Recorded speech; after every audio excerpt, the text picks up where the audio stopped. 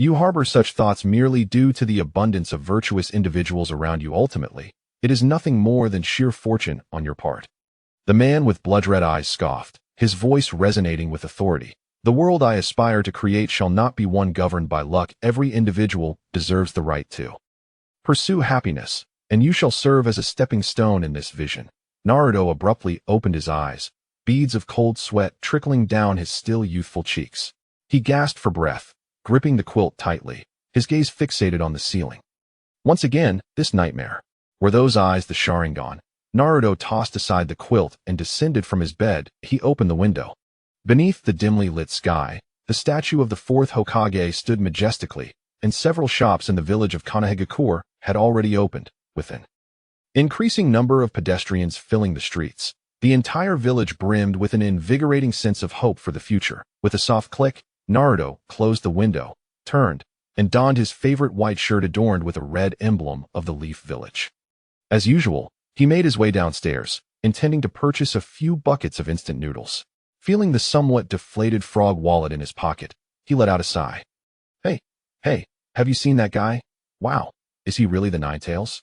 He even has whisker marks on his face. His gloomy demeanor is truly frightening. Don't go near him. Be careful, he doesn't eat you. A pair of girls playfully bantered as they walked past Naruto, their glances frequently landing on him, teasingly mocking. Naruto's head dipped lower, and his eyes dulled further. Once, the village of Konoha had suffered an assault from the formidable Ninetales. The devastation was immense, and to protect the village, the fourth Hokage and several brave shinobi sacrificed their lives. Among them, the entire family of a high-ranking ninja, the Hyuga family, perished in the Ninetales' onslaught, including the young child, Iruka. The villagers harbored a deep-seated hatred for the Ninetales, and consequently, for Naruto, the host of the beast. Naruto-kun, would you like to play a game? Suddenly, a hand clapped on Naruto's shoulder. He turned to see several children of similar age gazing at him. The boy with short brown hair, evidently the leader of the group, smiled at him. Naruto paused for a moment before nodding. That's great. I've been wanting to play with Naruto-kun. The brown-haired boy gathered his friends around Naruto. He extended his hand and introduced himself. Mirai, pleased to meet you. I am Uzumaki Naruto. A smile spread across Naruto's face. It had been a long while since he had interacted with peers, and he felt a surge of joy. He reached out to shake Mirai's hand, but the latter suddenly withdrew his hand. Oh dear, my apologies, I'm a bit of a neat freak. Mirai chuckled, shaking his hand playfully. Mirai, that's so mean. Are you implying that Naruto-kun is dirty? Exactly, Mirai is too mean. The other children, in a frenzy, cast amused glances at the embarrassed Naruto. My apologies. Let's play the game first. Allow me to introduce it, said Mirai, scratching his face. This game is called the ninja game. One person plays the monster while the others take on the role of ninjas. If the monster touches a ninja, that ninja is out. If the monster manages to eliminate all the ninjas, it wins. Conversely, the ninjas triumph. Quite simple, isn't it? Naruto nodded and asked, so, who will play the monster? Shall we decide by rock, paper, scissors? Rock, paper, scissors? Mirai replied, puzzled. Isn't there already a monster? Naruto paused for a moment, then grasped Mirai's meaning, furrowing his brow in discontent. It's just the monster in the game. Naruto-kun is our friend, we wouldn't treat him that way. Rest assured, Mirai reassured, clapping his hands. Upon hearing the word friend, Naruto bit his lip and said, then let me be a ninja in the next round. Of course. Let's begin. Mirai gestured to the other children. All right. Naruto assumed a beast-like pounce, initially expecting the children playing ninjas to flee, as touching would mean being out. Normal people wouldn't take such risks. However, under Mirai's leadership, the children drew wooden shurikens and toy kunai from their pockets, hurling them at Naruto with reckless abandon. Though they were merely toys and made of wood, the impact against Naruto's head was undeniably painful, making him feel as though they were genuinely exerting force. For the protection of the Hidden Leaf Village, charge! Mirai shouted, rallying the children as they swarmed Naruto with their toy weapons. Gritting his teeth against the pain, Naruto seized the opportunity when one child attacked, dodging Mirai's punch and reaching out to grab the arm of another child. I touched him, Naruto exclaimed joyfully. Smack! A fist struck Naruto squarely in the face, causing him to instinctively release his grip. The child he had caught, now furious and embarrassed, retaliated with a kick that sent Naruto sprawling to the ground. Let's press the advantage. Victory is within our grasp. For the leaf, Mirai cried, as the inspired children surrounded Naruto, raining down punches and kicks upon him. Faced with this relentless barrage, Naruto could do little to defend himself, repeatedly shouting, "I touched him. He should be out." Yet, his cries fell on deaf ears as they continued to pummel him. It was at that moment Naruto realized their intentions were not to play a game, rather, they simply wished to beat him. What did it matter if one was out of the game? It was not the game that motivated their aggression. "I am done. I surrender." Naruto's spirit plummeted, and he shouted, tears streaming from his reddened eyes. But still, no one paid him any heed. A heavy blow struck his eye, and had he not closed his eyes in time, it could have resulted in a serious injury. Before long, Naruto's face became bruised and battered. His entire body ached, his consciousness hazy, and his tears had run dry. Suddenly, raindrops began to fall from the sky, the icy droplets striking his skin and jarring his nerves. As Naruto opened his eyes, he beheld Mirai perched atop him, his fists clenched and poised to strike. The powerful righteous ninja has finally struck. Mirai laughed heartily as he swung his fist toward Naruto's face. However, just as the fist was a mere centimeter away, Naruto's scara abruptly transformed into a deep crimson hue, his pupils narrowing like those of a fox. Red chakra surged from his body, his canines elongated into sharp fangs, and the whisker-like markings on his face darkened, rendering him a terrifying sight. Crack! Naruto seized Mirai by the neck and effortlessly lifted him off himself. "Out!" Naruto roared, hurling Mirai away. Mirai spun through the air before crashing heavily to the ground. As he attempted to rise, blood spewed from his mouth. "Monster! Monster! You can no longer hide." A child, trembling with fear, pointed at Naruto and shouted, "You're the one who destroyed the village. You killed everyone.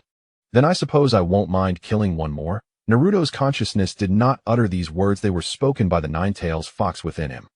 With that, Naruto thrust his foot down, chakra exploding from his soul as he lunged like an arrow, seizing the child by the neck and pinning him to the ground. "He's killing. Someone help. Naruto is killing. Monster. Such a terrifying monster. Quick, save him. Kill Naruto." The children scattered in every direction, while onlookers halted, paralyzed with fear, unable to approach Naruto, who was engulfed in the Nine-Tails chakra. They sought ways to summon reinforcements, and Mirai, witnessing Naruto shift his target, hurriedly rose and fled into the crowd. "And oh, they are the ones attacking me." Naruto, overhearing the murmurs of the crowd, turned with indignation and shouted, "I am not a monster. If you are not a monster, then who is? Just look at yourself. Repulsive, hideous monster. Get out of Konoha."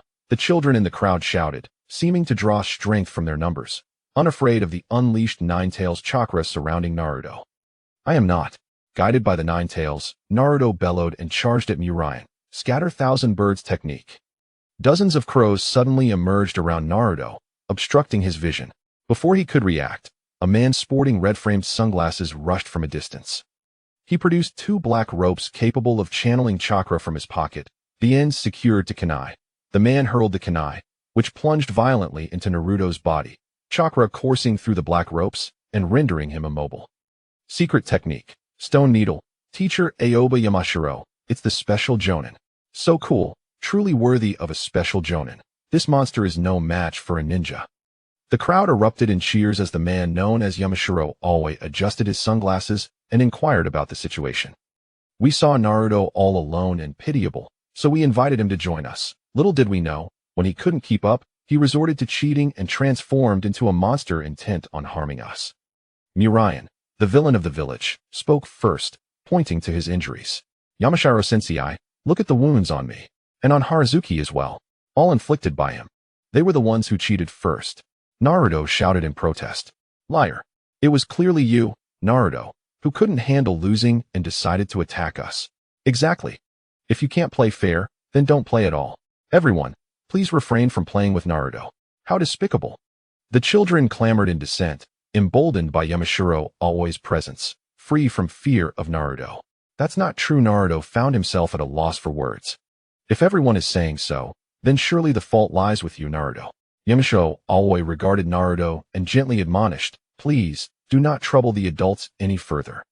It is perfectly normal to lose in a game. Do not let your desire to win consume you.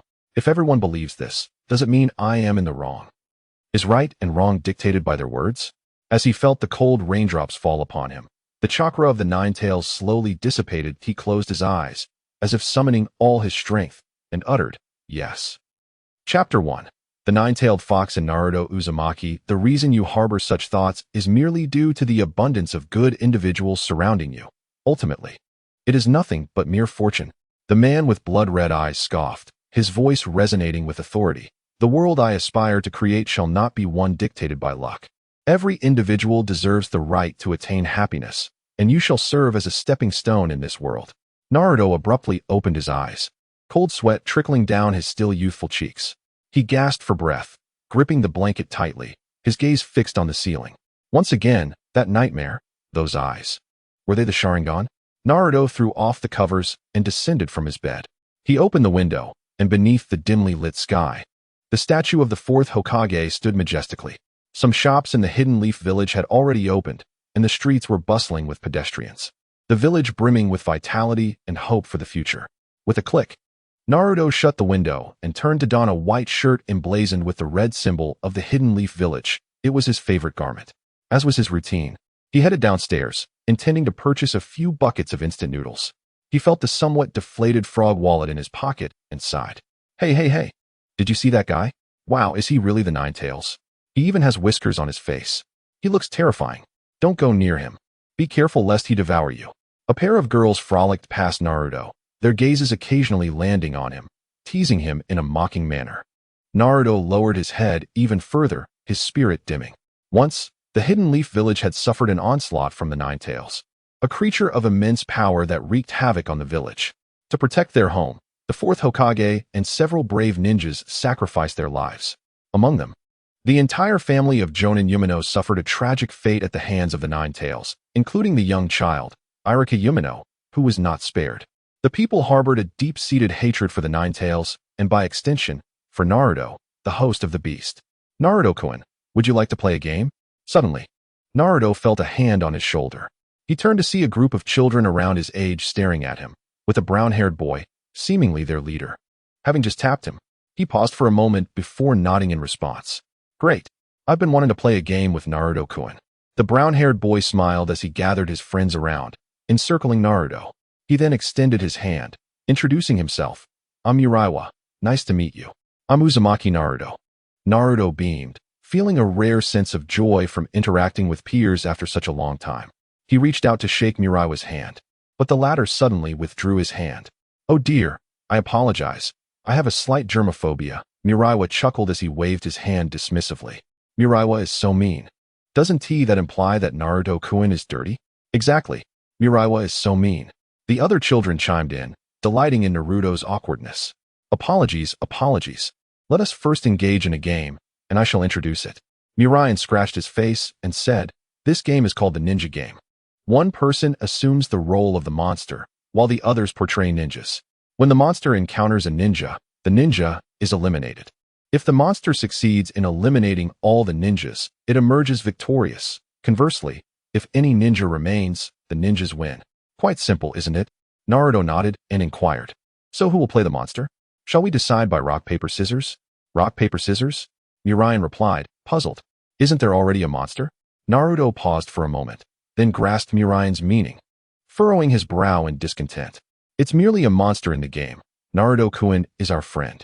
We would never treat Naruto-kun in such a manner, rest assured, Murayan reassured him, clapping his hands. Upon hearing the word friend, Naruto bit his lip and stated, then let me be the ninja in the next round. Of course. Shall we begin?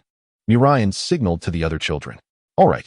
Naruto assumed a beastly stance, initially believing the children portraying ninjas would flee, given that a mere touch would eliminate them. Normal individuals would not take such risks.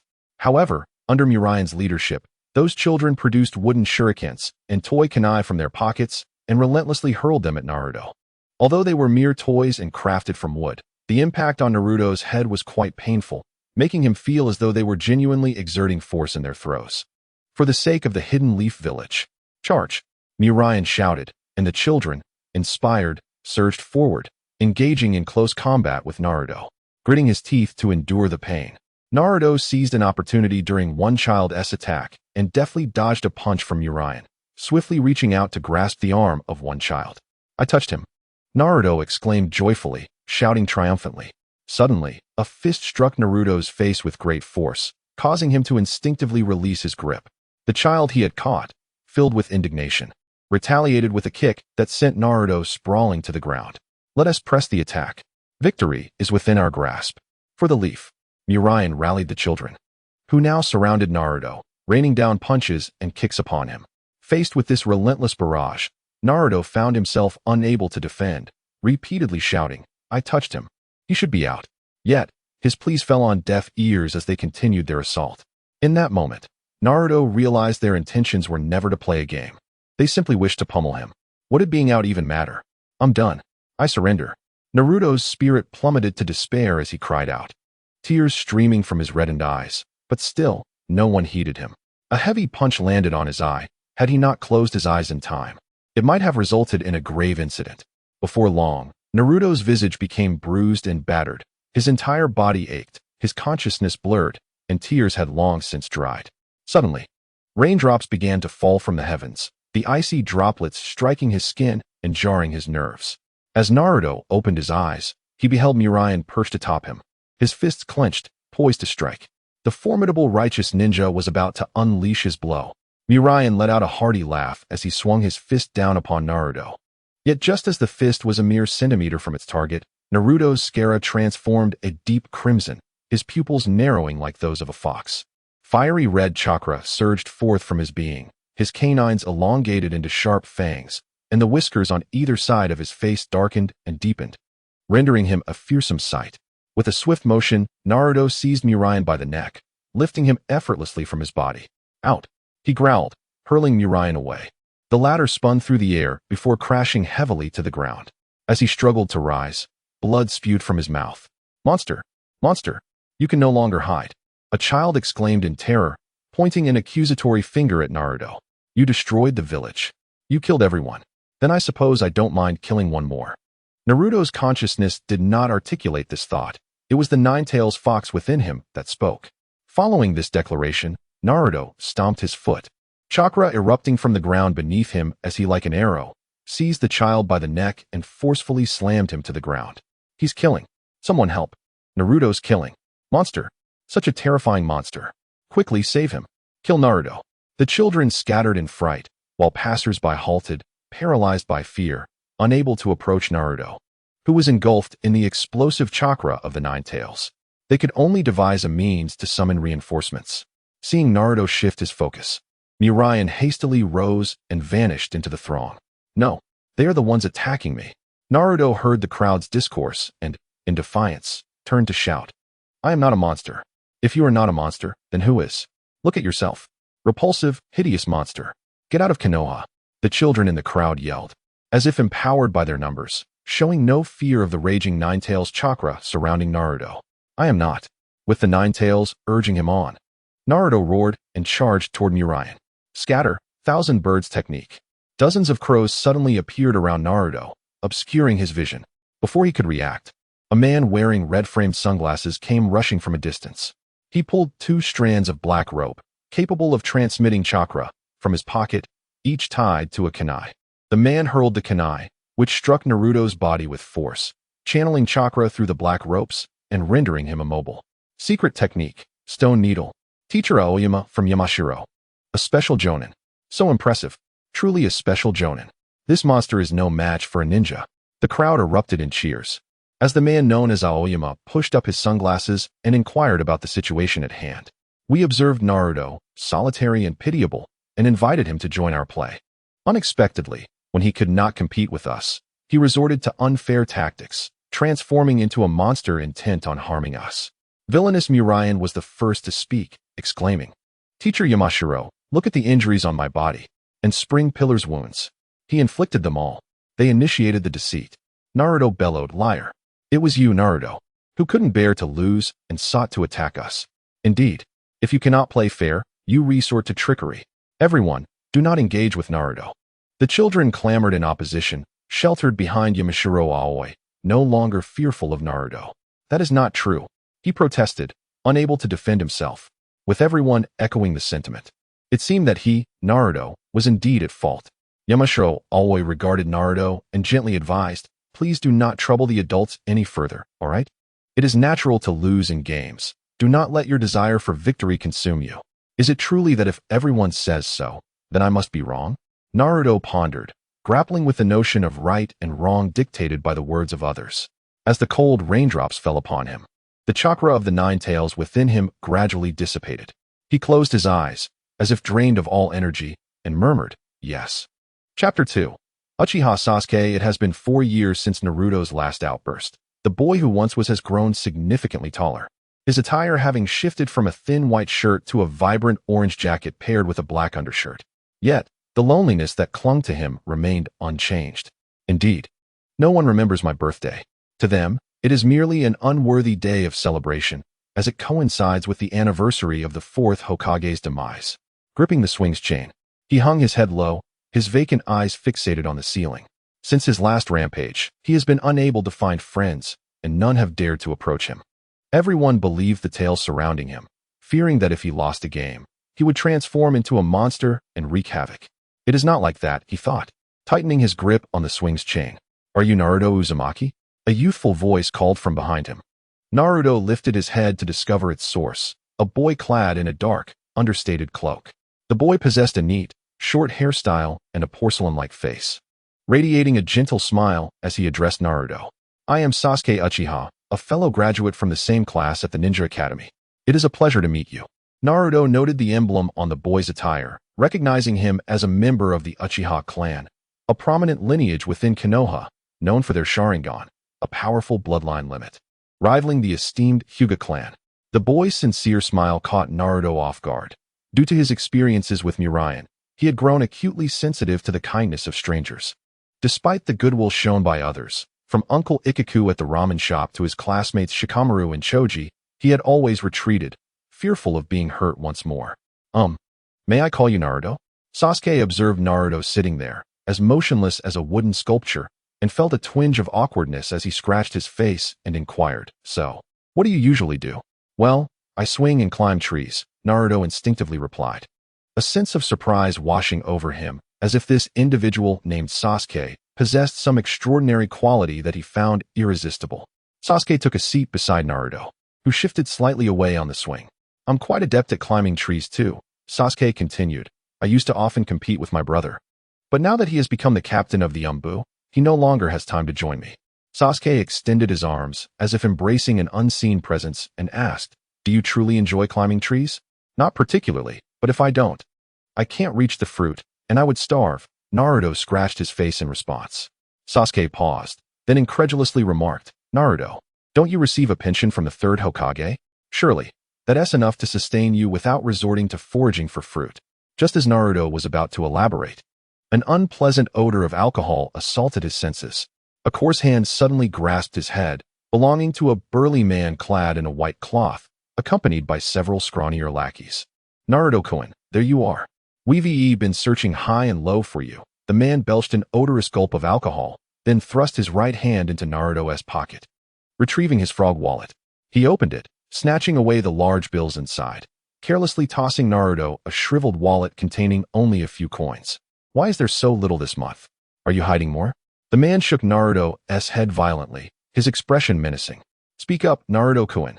Have you become mute after just a few days? Passers-by gathered around, their gazes filled with morbid curiosity directed at Naruto. I say, Uncle, return Naruto's money, Sasuke interjected. Furrowing his brow, he leaped off the swing, facing the trio of drunken men with a look of disdain. Who are you, kid? One of the drunks sneered, pushing Naruto to the ground. Naruto, you scoundrel, you're not worthy of knowing my name. Sasuke's anger flared, and with a swift movement, he leapt from the swing, delivering a kick aimed at the drunkard's head. Don't underestimate adults, you little brat. The drunk caught Sasuke's foot, smirking, you can still beg for mercy. Indeed, it's not too late to plead, Sasuke retorted, swiftly kicking towards the drunk's head. The man, feeling the pain, reflexively released his grip. With his legs freed, Sasuke spun in midair, forming several hand seals as he landed, then thrust his hand to his mouth, unleashing a medium-sized fireball. Fire style, great fireball technique. The drunk, terrified, collapsed to the ground as the fireball narrowly missed him, detonating behind him and creating a sizable black crater in the earth. Sasuke intentionally missed his strike. Had the flame struck the drunken man directly, it would have resulted in severe burns, if not death. Why are you standing there in a daze? Strike him. The drunken man, humiliated by the crowd surrounding him, erupted in fury, bellowing commands to his lackeys. Though reluctant to confront Sasuke, the underlings knew they had no choice but to obey their leader's orders if they wished to continue their wayward lifestyle. Sasuke stood still, his deep, gem-like eyes suddenly shifting in hue to a striking red, the black forming into a tomo, with a circular pupil at its center. The Sharingan. Just as the lackeys contemplated rushing forward, they were halted by the piercing gaze of Sasuke's Sharingan. What? Boss, this kid is from the Uchiha clan. One of the lackeys, trembling in terror, stepped back a few paces. The Uchiha clan. Damn it. How could someone from that clan associate with such lowly creatures? The drunken leader sensed the precariousness of the situation and hastily discarded the pile of money he had snatched from Naruto, calling out to his followers as they fled in disarray. It's Uchiha Sasuke. I know him. He is so handsome. When I grow up, I will definitely marry him. You must be joking. You'll be lucky to marry that bearded monster. Your words are becoming increasingly venomous. I'd rather die than marry someone like that. Various voices echoed through the crowd, largely comparing Sasuke to Naruto, deeming Sasuke the epitome of perfection, a stark contrast to Naruto. He is not a monster. Sasuke shot a glare at the girls gossiping, then picked up the scattered bills, smiling as he turned to Naruto, saying, I'll cover your money. The autumn breeze rustled the swings, creaking eerily, while Naruto's figure vanished, as if he had never graced the park at all. At that moment, Sasuke realized that the profound sorrow within Naruto was beyond his comprehension. As dusk settled, the lights of Konoha began to dim. Naruto took his last sip of milk. And unsurprisingly, the shopkeeper had once again provided him with spoiled milk. Clutching his stomach, he dashed to the restroom, and upon emerging, the fatigue overwhelmed him, compelling him to collapse onto his bed, too exhausted to move. Why must I endure such misfortune? Why am I the Nine-Tails Jinchuriki? Naruto's thoughts began to drift into emptiness as he closed his eyes. The biting wind from outside chilled his mind into clarity. If I possess great power, everyone will surely acknowledge me, right? Clenching his fists, a spark of determination flickered in his eyes. Moreover, with power, I too could defeat enemies as stylishly as Sasuke does. Perhaps then, there would be girls cheering for me. With that thought, a smile instinctively crept onto Naruto's lips. Realizing sleep eluded him, he donned a black outfit, concealing his face with a garbage bag, and stealthily slipped out of his home in the dead of night. His objective was the forbidden jutsu scrolls in the Third Hokage's office. Acquiring just one would significantly elevate his strength. Before the door of the Hokage's office stood two Chunin on duty, while Naruto concealed himself within the underbrush, observing the drowsy guards. He picked up a stone and hurled it towards them. Who goes there? The two Chunin instantly became alert, brandishing their kunai as they advanced in Naruto's direction. Suddenly, a shadow leaped from the bushes, and upon closer inspection, they realized it was a black cat, which mewed at them. Encountering a black cat at this hour is truly unlucky. Let us depart. The guards waved dismissively at the creature, which scurried around to the side of the Hokage's office, cleverly evading their line of sight and nimbly leaping through a window. Once inside the corridor, the black cat transformed back into Naruto, clad in dark attire. He grinned mischievously as he stealthily approached the office door. Just as he was about to turn the handle, a familiar voice reached his ears. This is profoundly unfair to the fourth. It was the voice of the third Hokage, Hiruzen Sarutobi. Naruto could not mishear it. He is deceased, yet his son, Uzumaki Naruto, though his actions are commendable, lacks the capacity to control the Nine-Tails power.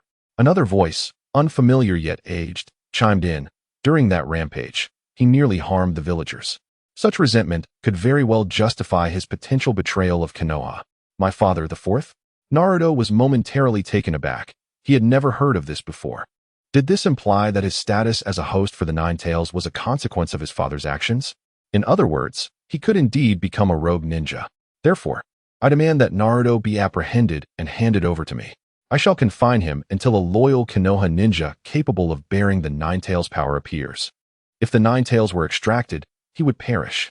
Sitting in this position, you should comprehend the folly of misplaced compassion. Naruto stood there, absorbing every word, his heart sinking into despair. Chapter 3. The Book of Dimensions and the Soul-Seizing Technique. The Fourth Hokage is my father. he sacrificed himself to seal the Nine Tails, leaving his child to navigate this world alone. What merit does a hero possess if they cannot even protect their own family? Is it justifiable to allow one's child to be regarded as a monster for the sake of a heroic title?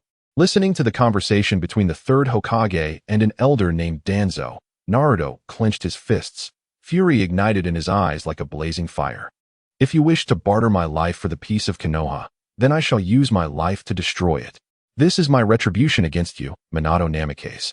A sinister grin emerged on the red, colossal fox within the seal. This is as it should be. Only hatred can be inherited. Let us speak of this after the Chunin exams, suggested Naruto, considering that he might gain control over the Nine Tails power by then. The third Hokage shook his head, still burdened by compassion. If you insist on proceeding this way, I find myself powerless to intervene. I can only remind you that the position of Hokage symbolizes not merely immense strength and acclaim, but also the darkest aspects of the ninja system. Danzo, leaning on his cane, sighed and remarked, "You are a tree bathed in sunlight, whereas I am a root deeply embedded in the earth. Be cautious, Naruto." Just as the third Hokage was about to respond, Danzo abruptly withdrew a shuriken from his robes and hurled it towards the office door. "What is the matter?" the third Hokage inquired, somewhat astonished. "It appears someone is outside," Danzo replied, employing the body flicker technique to materialize at the entrance and swiftly opening the door. "Meow?"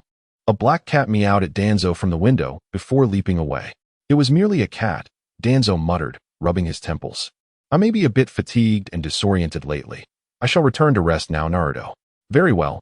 Please inform me if anything unusual arises," the third Hokage nodded, removing his Hokage hat and taking up his pipe. "Good night. Good night." Meanwhile, Naruto transformed back from his feline form, walking alone on the frigid streets. The dim streetlights flickered erratically due to electrical issues, while a few insects danced around the bulbs. Naruto's demeanor shifted. His gaze was no longer vacant but resembled a blade concealed, gleaming with a cold light. When not in use, it lay hidden, but when summoned, it could strike down an adversary in a single blow. "Naruto-kun, long time no see," a somewhat flippant voice captured Naruto's attention. A blue-haired man clad in a Chunin jacket lounged atop an eave, smiling down at him. "Shimizu-sensei, it has indeed been a while. I haven't seen you since our last graduation from the Ninja Academy," Naruto replied, lifting his gaze, concealing the sharpness in his eyes and feigning an expression of naive simplicity. "I heard you were accosted by a drunken man today, which made me somewhat concerned. It's a relief to see you unharmed. By the way, that boy named Sasuke is quite impressive. He single-handedly drove the drunkard away." Shimizu's insinuating tone immediately registered with Naruto, who smirked inwardly. Seizing on Shimizu's line of conversation, he feigned anticipation and responded, "Shimizu-sensei, I too wish to be as strong as Sasuke, then no one would dare bully me. That is not achievable in the short term, but it is not entirely impossible. I happen to know a method," Shimizu said, instinctively smiling as the conversation flowed smoothly. "If one could procure a certain all-knowing tome from the Hokage's office, one could learn many forbidden techniques in a brief period. At that point, not even a Chunin would be your match. An all-knowing tome? Is that true? But isn't there a guard at the Hokage's office? It's virtually inaccessible. Isn't it?" Naruto pondered aloud, feigning ignorance about the nature of this all-knowing tome. "Fear not, for tomorrow is your lucky day. It happens to be my turn with another instructor. I will divert their attention, allowing you to slip in unnoticed," Shimizu kindly offered. "Really? That is fantastic. Then shall we proceed with our plan tomorrow?" "Certainly. However, I have a request. Once you acquire the omniscient tome, please visit the forest in the back mountain so that I may instruct you in its usage. Otherwise, you might inadvertently conjure trouble by tampering with it alone." "Agreed." The forest in the back mountain, then. After Mizuki departed, Naruto did not immediately return home. Instead, he ventured alone into the back mountain forest, emerging only when dawn's light began to break. Upon returning home, he fell into a deep slumber until noon. After consuming a bowl of instant noodles, he spent his entire savings at the ninja tool shop to purchase an explosive tag. Having acquired it, he returned home and slept once more, this time for the entire afternoon. At 11 o'clock that evening, Naruto opened his eyes, donned a black cloak, and hurried to the Hokage's office in Konoha. Just as Mizuki had indicated, he found another Chunin on night watch. Naruto let out a whistle, and Mizuki quickly spotted him. Naruto signaled to Mizuki, who nodded in understanding. What was that sound? The slightly dazed Chunin perked up, scanning the surroundings. It seems to have come from over there. Let us investigate. Mizuki pointed in the opposite direction from Naruto and led the Chunin away. Once they had departed, Naruto transformed into a black cat using the transformation technique and stealthily entered the office. According to Mizuki's intel, the third Hokage would not be on duty that night, unlike the previous occasion when he was present, chatting away in the office. With utmost caution, Naruto pushed the office door open. Following Mizuki's description, he rummaged through the cabinet that housed forbidden jutsu, ultimately discovering a scroll nestled in the highest storage compartment. The scroll, bound by a sealing technique, bore the 4 characters, Book of Dimensions. The immense scroll, sealed by the technique, appeared to be the object of interest. Taking a deep breath, Naruto's eyes transformed into a vivid red, his pupils narrowing into slits. You shall be borrowed for a time, intriguing little one, the Nine-Tails sneered from within the sealing gate. Naruto, harnessing the Nine-Tails' formidable chakra, tore off the sealing symbol with ease. He retrieved the Book of Dimensions and opened it, only to find its surface blank. Gradually, several lines of text materialized. Blood grants recognition. Furrowing his brow, Naruto bit his thumb, pressing it against the scroll. In an instant, his blood seemed to be drawn into the surface, forming a complex sigil. What is happening? Naruto gritted his teeth. After a flash of brilliant light, new lines of text appeared on the Book of Dimensions. Master recognition successful. From this moment forth, you are my master, Uzumaki Naruto. Remarkable, it even knows my name. Truly a tome of omniscience. Excitement coursed through Naruto as he inquired of the Book of Dimensions. I wish to grow stronger, strong enough to annihilate Konoha. Reveal to me the means. The words on the Book of Dimensions appeared after a brief moment. I possess knowledge of nearly all ninjutsu in this world, save for the forbidden technique known as the soul extraction technique. If my memory serves me right, this particular ninjutsu has the power to seize another's bloodline limit. And it can even transform individuals into chakra fruits to be consumed, thereby elevating your potential strength. This ninjutsu is currently behind you. Behind me? Naruto paused, lifting his gaze to the highest shelf of the storage cabinet, where a square book was sealed away. Unlike a scroll, it appeared considerably smaller, with a sealing paper affixed to its spine. That one. You must have seen it. Take it with you, and I shall plan the remaining ninjutsu training for you. I will create the most suitable ninjutsu set for your needs. The Book of Dimensions replied once more in written form. All right. Naruto, brimming with excitement, tore away the seal on the soul extraction technique using the chakra of the Nine-Tails, and then departed from the Hokage's office with both the technique and the Book of Dimensions in hand. Although he could not transform into a cat while carrying these items, with the cover of Mizuki, he managed to escape without incident. Naruto hurried to the forest on the back mountain, the designated meeting place he had arranged with Mizuki. Not long after, Mizuki arrived in the woods, and upon joining Naruto, his first question was about the Book of Dimensions. This is it. Naruto handed over the Book of Dimensions obediently. Mizuki, unable to contain his excitement, snatched it eagerly and rubbed his cheek against the book fervently. Excellent, Naruto. You have done very well. You may leave now. Mizuki smiled as he removed the large shuriken strapped to his back, mockingly whispering, however, as a good teacher, I have decided to accompany you on your journey. Farewell, you Nine-Tails monster. Mizuki hurled the shuriken, cleaving Naruto's body in two. Bang! To Mizuki's surprise, Naruto's form dissipated into a cloud of white smoke. What a pity. A cold chuckle emanated from behind Mizuki. He turned abruptly to see Naruto standing there, delivering a swift kick to his waist. Mizuki stumbled forward, only for the ground beneath him to give way, plunging him into a pit, leaving only his head exposed. Earth release, heart-cutting technique. Naruto released his hand seals with a smile, remarking, it is more fitting to call out the technique's name after the opponent has fallen for it. You. Mizuki struggled desperately, his eyes filled with terror as he stared at Naruto, who picked up the fallen Book of Dimensions and dusted it off. What you struck was merely a shadow clone, Mizuki-sensei. As Naruto approached, he retrieved an explosive tag from his pocket. Have you grasped the reason for your demise? The cause is your underestimation of me. Wait. Naruto.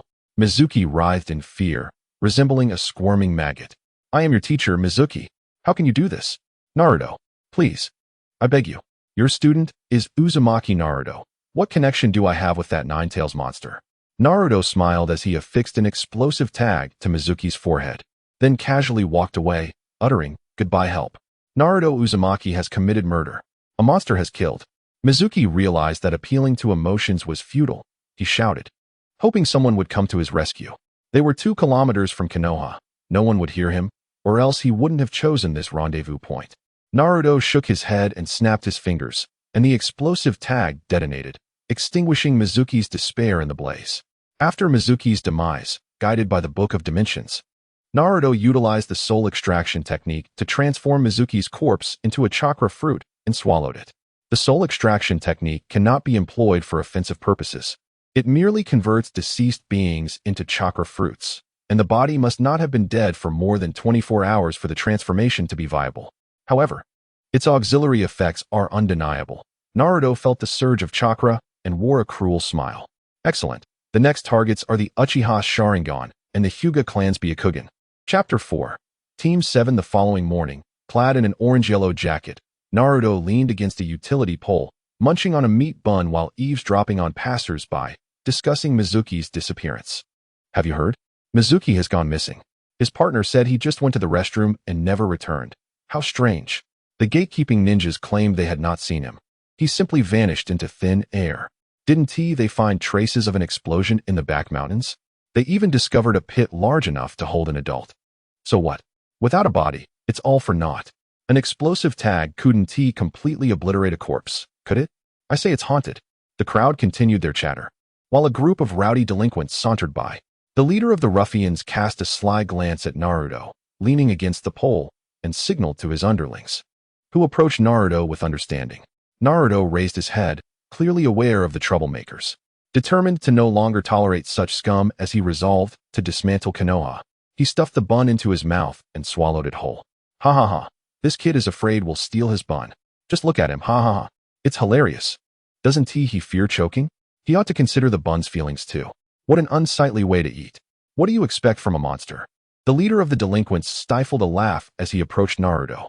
"Hey, little Naruto, don't worry, we won snatch your buns. It's just that we're a bit short on cash lately. If you could pull out that little frog and treat us to a drink, that would be splendid." "Are you out of your mind?" Naruto raised an eyebrow and replied, "I have no money." "Haha, remarkable.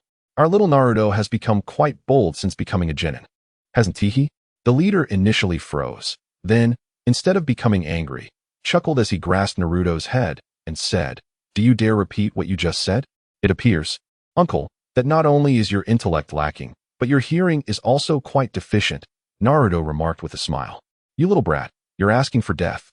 The ruffian shouted as he raised his fist to strike Naruto's head, just as Naruto formed a cross-hand seal, intending to summon his shadow clone. A familiar voice echoed from behind him. "Stop." Sasuke, utilizing the body flicker technique, appeared above the ruffian in an instant, then delivered a swift kick downward with precision, striking the ruffian squarely on the head. A complex emotion flickered in Naruto's eyes before he relaxed his hands. "Damn it, why is it always you?" The ruffian leader retreated a few steps, glaring at Sasuke with resentment. "Do you enjoy meddling so much?" "Sasuke, Naruto is my friend." Sasuke gritted his teeth and shouted, "If you dare to trouble him again, I will confront you every single time I see you. TCH, that Uchiha guy must be a bit off in the head." The ruffian spat disdainfully before retreating with his lackeys.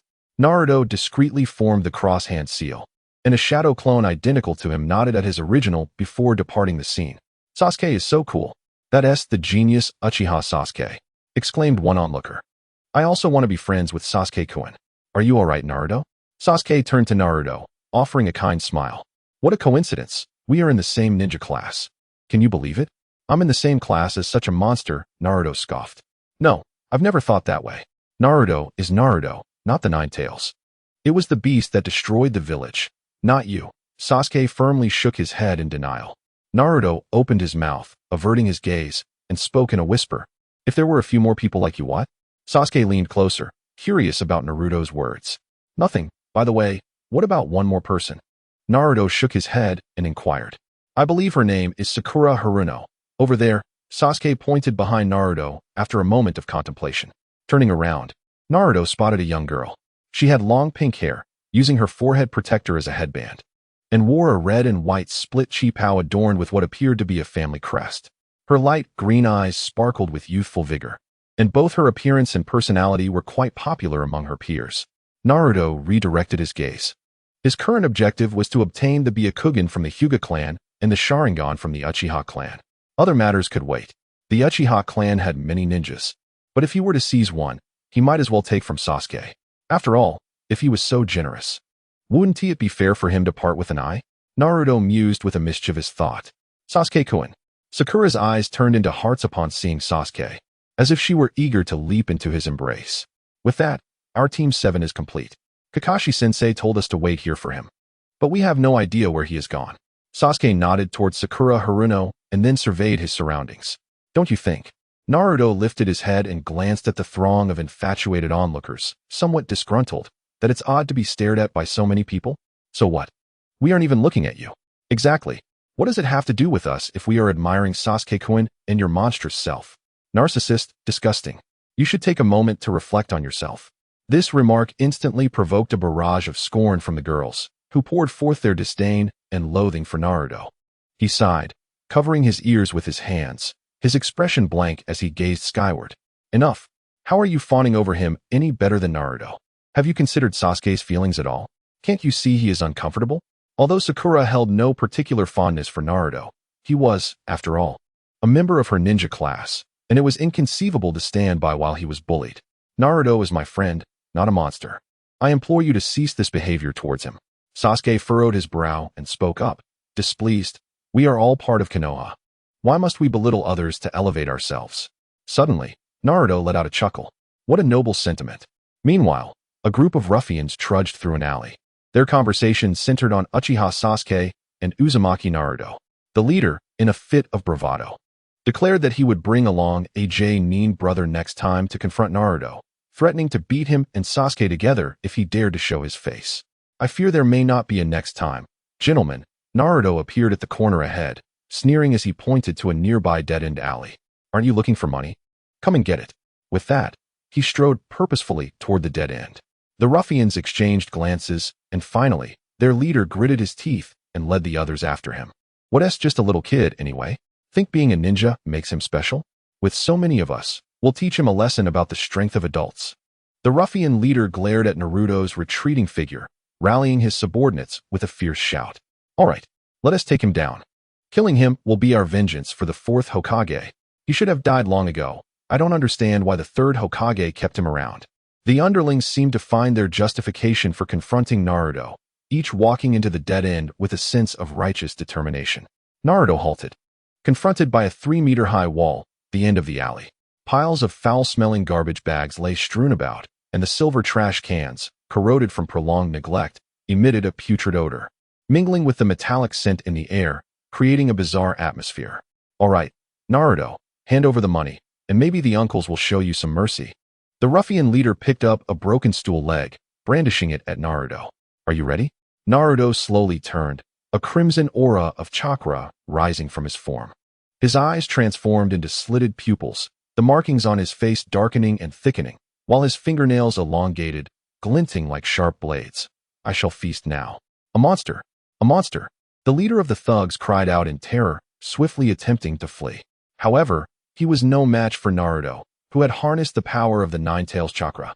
Even if this Naruto was merely a shadow clone, with astonishing speed, Naruto charged towards the thug leader. Before the latter could take even a step, he collapsed to the ground, pain radiating from his thigh as he cried out in agony, struggling to crawl away from his dead end. Witnessing their leader's leg being severed in an instant, the other henchmen recognized the imminent danger and abandoned him, each fleeing for their own survival. Don't leave me. Help me. Help me. The thug leader wailed, but one by one, those who had once called him brother escaped, and even when he grasped one by the ankle, he was met only with disdain and a harsh kick. Now you understand, don't you? The feeling of being forsaken by all. Stepping on the thug leader's head, Naruto sneered. But rest assured, no one will escape. Yes, yes. Kill them all. Kill them all. In the depths of despair, the thug leader's mind was consumed by madness. I cannot be the only one to die. Just as it should be. This is the humanity I recognize, Naruto taunted, bringing his foot down with ferocity, unleashing a torrent of chakra that crushed the thug leader's skull. With the force of that stomp, Naruto's figure soared like an arrow released from its bow towards the remaining henchmen. His hands morphed into claws, slashing violently, leaving 5 thin red lines in the air. The lines tore through flesh, screams mingling with the scent of blood permeating the air, which was now heavy with the stench of iron and the coppery tang of blood. Thank you for the hospitality. Naruto gazed at the pool of lifeless bodies sprawled across the ground, a cruel smile gracing his lips. Chapter 5. The battle for the bell. Is this all the chakra you possess? Not even a tenth of what Mizuki had. It seems that even a mere middle-ranked ninja possesses a more robust chakra fruit than an ordinary person. As Naruto felt the flow of chakra entering his body, he listened to the conversation between Sasuke and Sakura, pondering to himself. The shadow clone that had dealt with the thugs dissipated after its assault. The chakra it consumed now integrated into Naruto's own essence. The Book of Dimensions had informed him that all experiences and enhancements gained by shadow clones would ultimately contribute to the original body. Thus, Naruto was able to cultivate ninjutsu through his shadow clones. One clone equated to double the training progress, and with his vast reservoir of chakra, he could create as many as 2,000 shadow clones. This meant he could train in ninjutsu at a speed 2,000 times that of an ordinary person. An astonishing rate of progress that could allow him to surpass any ninja deemed a genius. It has been quite some time. Why has Kakashi-sensei not yet arrived? Haruno Sakura said impatiently, hands on her hips. Let us wait a bit longer. Perhaps the teacher was delayed by some unforeseen circumstances, suggested Sasuke, gently patting Sakura's shoulder. A faint blush crept across Sakura's cheeks as she nodded in agreement. After a few words exchanged by the onlookers, they dispersed, leaving only the 3 of them at the intersection, alongside the passing pedestrians. Naruto stood with his arms crossed, silently gazing up at the Ichiraku ramen shop, lost in thought.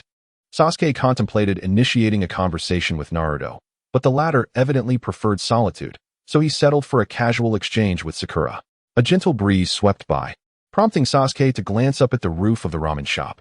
There, he spotted a man with short white hair, wearing a black mask and a green Jonin vest, holding a novel titled Intimate Paradise in his right hand. The man looked down at the trio from Team 7, scratching the back of his head as he spoke. Hey, you all arrived quite early, didn't you? The agreed-upon time has long passed. Sakura responded with evident dissatisfaction. Well, it's already past the time we agreed upon. Oh, but a true ninja is one who can endure. I am merely testing your patience, the man replied, clearing his throat as he descended from the roof. You're just late because you're lazy, Sakura retorted sharply. And that kind of aggressiveness isn't very charming, is it, Sasuke? The man teased. Sakura turned to Sasuke, only to find him staring blankly at Naruto, who had been gazing in the direction where Kakashi-sensei was likely to appear. Could it be that he already knew Kakashi-sensei would come from that way? Or was it merely a coincidence? Sasuke pondered in surprise. What's up? Naruto asked, retracting his gaze and looking at Sasuke. Nothing at all, Sasuke replied, shaking his head with a smile. This was certainly not a coincidence. Naruto's Book of Fate could foresee events of the following day, including Kakashi's tardiness. Now that everyone is here, let us commence Team 7's first training session, Kakashi said, casting a glance at Naruto, a hint of complexity in his expression. All right, the 3 responded in unison. Kakashi led the group to an open field, surrounded by dense greenery. At the center of the grassy expanse stood 3 wooden stumps, each about the height of a person, clearly designated for training purposes. Stretching lazily, Kakashi instructed the trio to line up horizontally before him, then produced a bell from his pocket. This training is called the bell stealing exercise. You must work together to seize this bell to pass, Kakashi announced, shaking the silver bell adorned with a red string. If you fail to obtain it, you will forfeit your status as ninjas and must return to the academy for further study. What? Back to the ninja school? Sasuke and Sakura exclaimed in unison. Only Naruto remained in place, silently fixated on the bell in Kakashi's hand. If you wish to avoid studying alongside those toddlers who have barely learned to walk, then make every effort to seize that bell. Kakashi was quite pleased with the reactions of Sasuke and Sakura. He then opened Ika Paradise and began to read, declaring, Now, the training commences. Sasuke swallowed hard, gritted his teeth, and charged at Kakashi. With his head bowed, he assumed he was out of my line of sight. Upon reaching Kakashi, who remained focused on his book, Sasuke leapt high and delivered a swift side kick aimed at Kakashi's head. The latter raised the hand clutching the bell, effortlessly grasping Sasuke's calf and tossing him aside. In midair, Sasuke adjusted his posture. Bracing himself with his arm against the ground, and performing a backflip to land on his feet. Though the force of Kakashi's throw made him stumble back several steps before he regained his balance. Remarkable. Sakura sensed a hint of peril. What's wrong? Aren't you going to attack? Kakashi turned his gaze toward Naruto and Sakura, inquiring, though the outcome may remain unchanged, are you truly unwilling to even attempt? Don't underestimate me. Sakura exclaimed, sprinting toward Kakashi with her right fist clenched, delivering a powerful punch aimed at his face. Unlike his approach with Sasuke, Kakashi recognized Sakura's unique physicality and the unusual strength behind her strike. Catching her fist while safeguarding the bell posed a considerable risk. He sidestepped her punch and retaliated with a side kick aimed at her knee. Caught off guard, Sakura lost her balance and fell to the ground. In that moment, Sasuke utilized the body flicker technique to appear behind Kakashi. Understanding that Kakashi's taijutsu surpassed his own, he decided to unleash his signature move. As Kakashi turned, Sasuke had already completed the final hand sign for the Great Fireball technique. He raised 2 fingers to his mouth and expelled a sizable orange fireball. At such close range, even Kakashi could not evade the attack. Boom! The fireball erupted, and Sasuke promptly shielded Sakura, ensuring they evaded the blast's aftermath. That was close. As the smoke cleared, Kakashi stowed Ika Paradise into his pocket and remarked to Sasuke, "You nearly bested me. So, you turned your back to prevent me from witnessing your hand seals." Sasuke, somewhat begrudgingly, clenched his teeth. "I knew you would anticipate my use of the Great Fireball technique, so you countered it with your own. Your reflexes are impressive. Rather than seizing the opportunity to counterattack after my fireball, your first thought was to protect your companion from the jutsu's residual effects. A wise decision," Kakashi replied with a smile. "It seems I must take this more seriously. I'm sorry, Sasuke. I feel as though I've held you back," Sakura said, her voice tinged with guilt. "If it weren't for you, I wouldn't have had the chance to ambush him. Don't worry, I still have a few tricks up my sleeve." Sasuke gently reassured her, raising his gaze toward Kakashi, his eyes, resembling black gemstones, transformed with determination. "Sharingan," I said. "Naruto, aren't you planning to join in?" Even Sakura, a girl, has charged in. Kakashi turned to Naruto and inquired, "Join in what? To strike a shadow clone?" Naruto raised an eyebrow. Kakashi and the others were momentarily stunned. Kakashi was astonished that Naruto could discern he was a shadow clone, while Sasuke and Sakura were shocked to realize that their arduous efforts had only been against a mere shadow clone. "Sasuke, Sakura, I have a strategy," Naruto said as he approached Kakashi, his eyes bright as torches. "Listen to my command. There's only one way to seize the bells: cooperation." Indeed, cooperation was the sole condition set forth by the Book of Dimensions. To gain Kakashi Hitaki's acknowledgement, they had to work together to obtain the bells. Even if he unleashed the Nine-Tails chakra and created over 2,000 clones to battle Kakashi, if Kakashi did not recognize him, the subsequent plan would be futile. "All right, I'll follow your lead," Sasuke nodded without hesitation. "Me too," Sakura replied, standing back on the ground.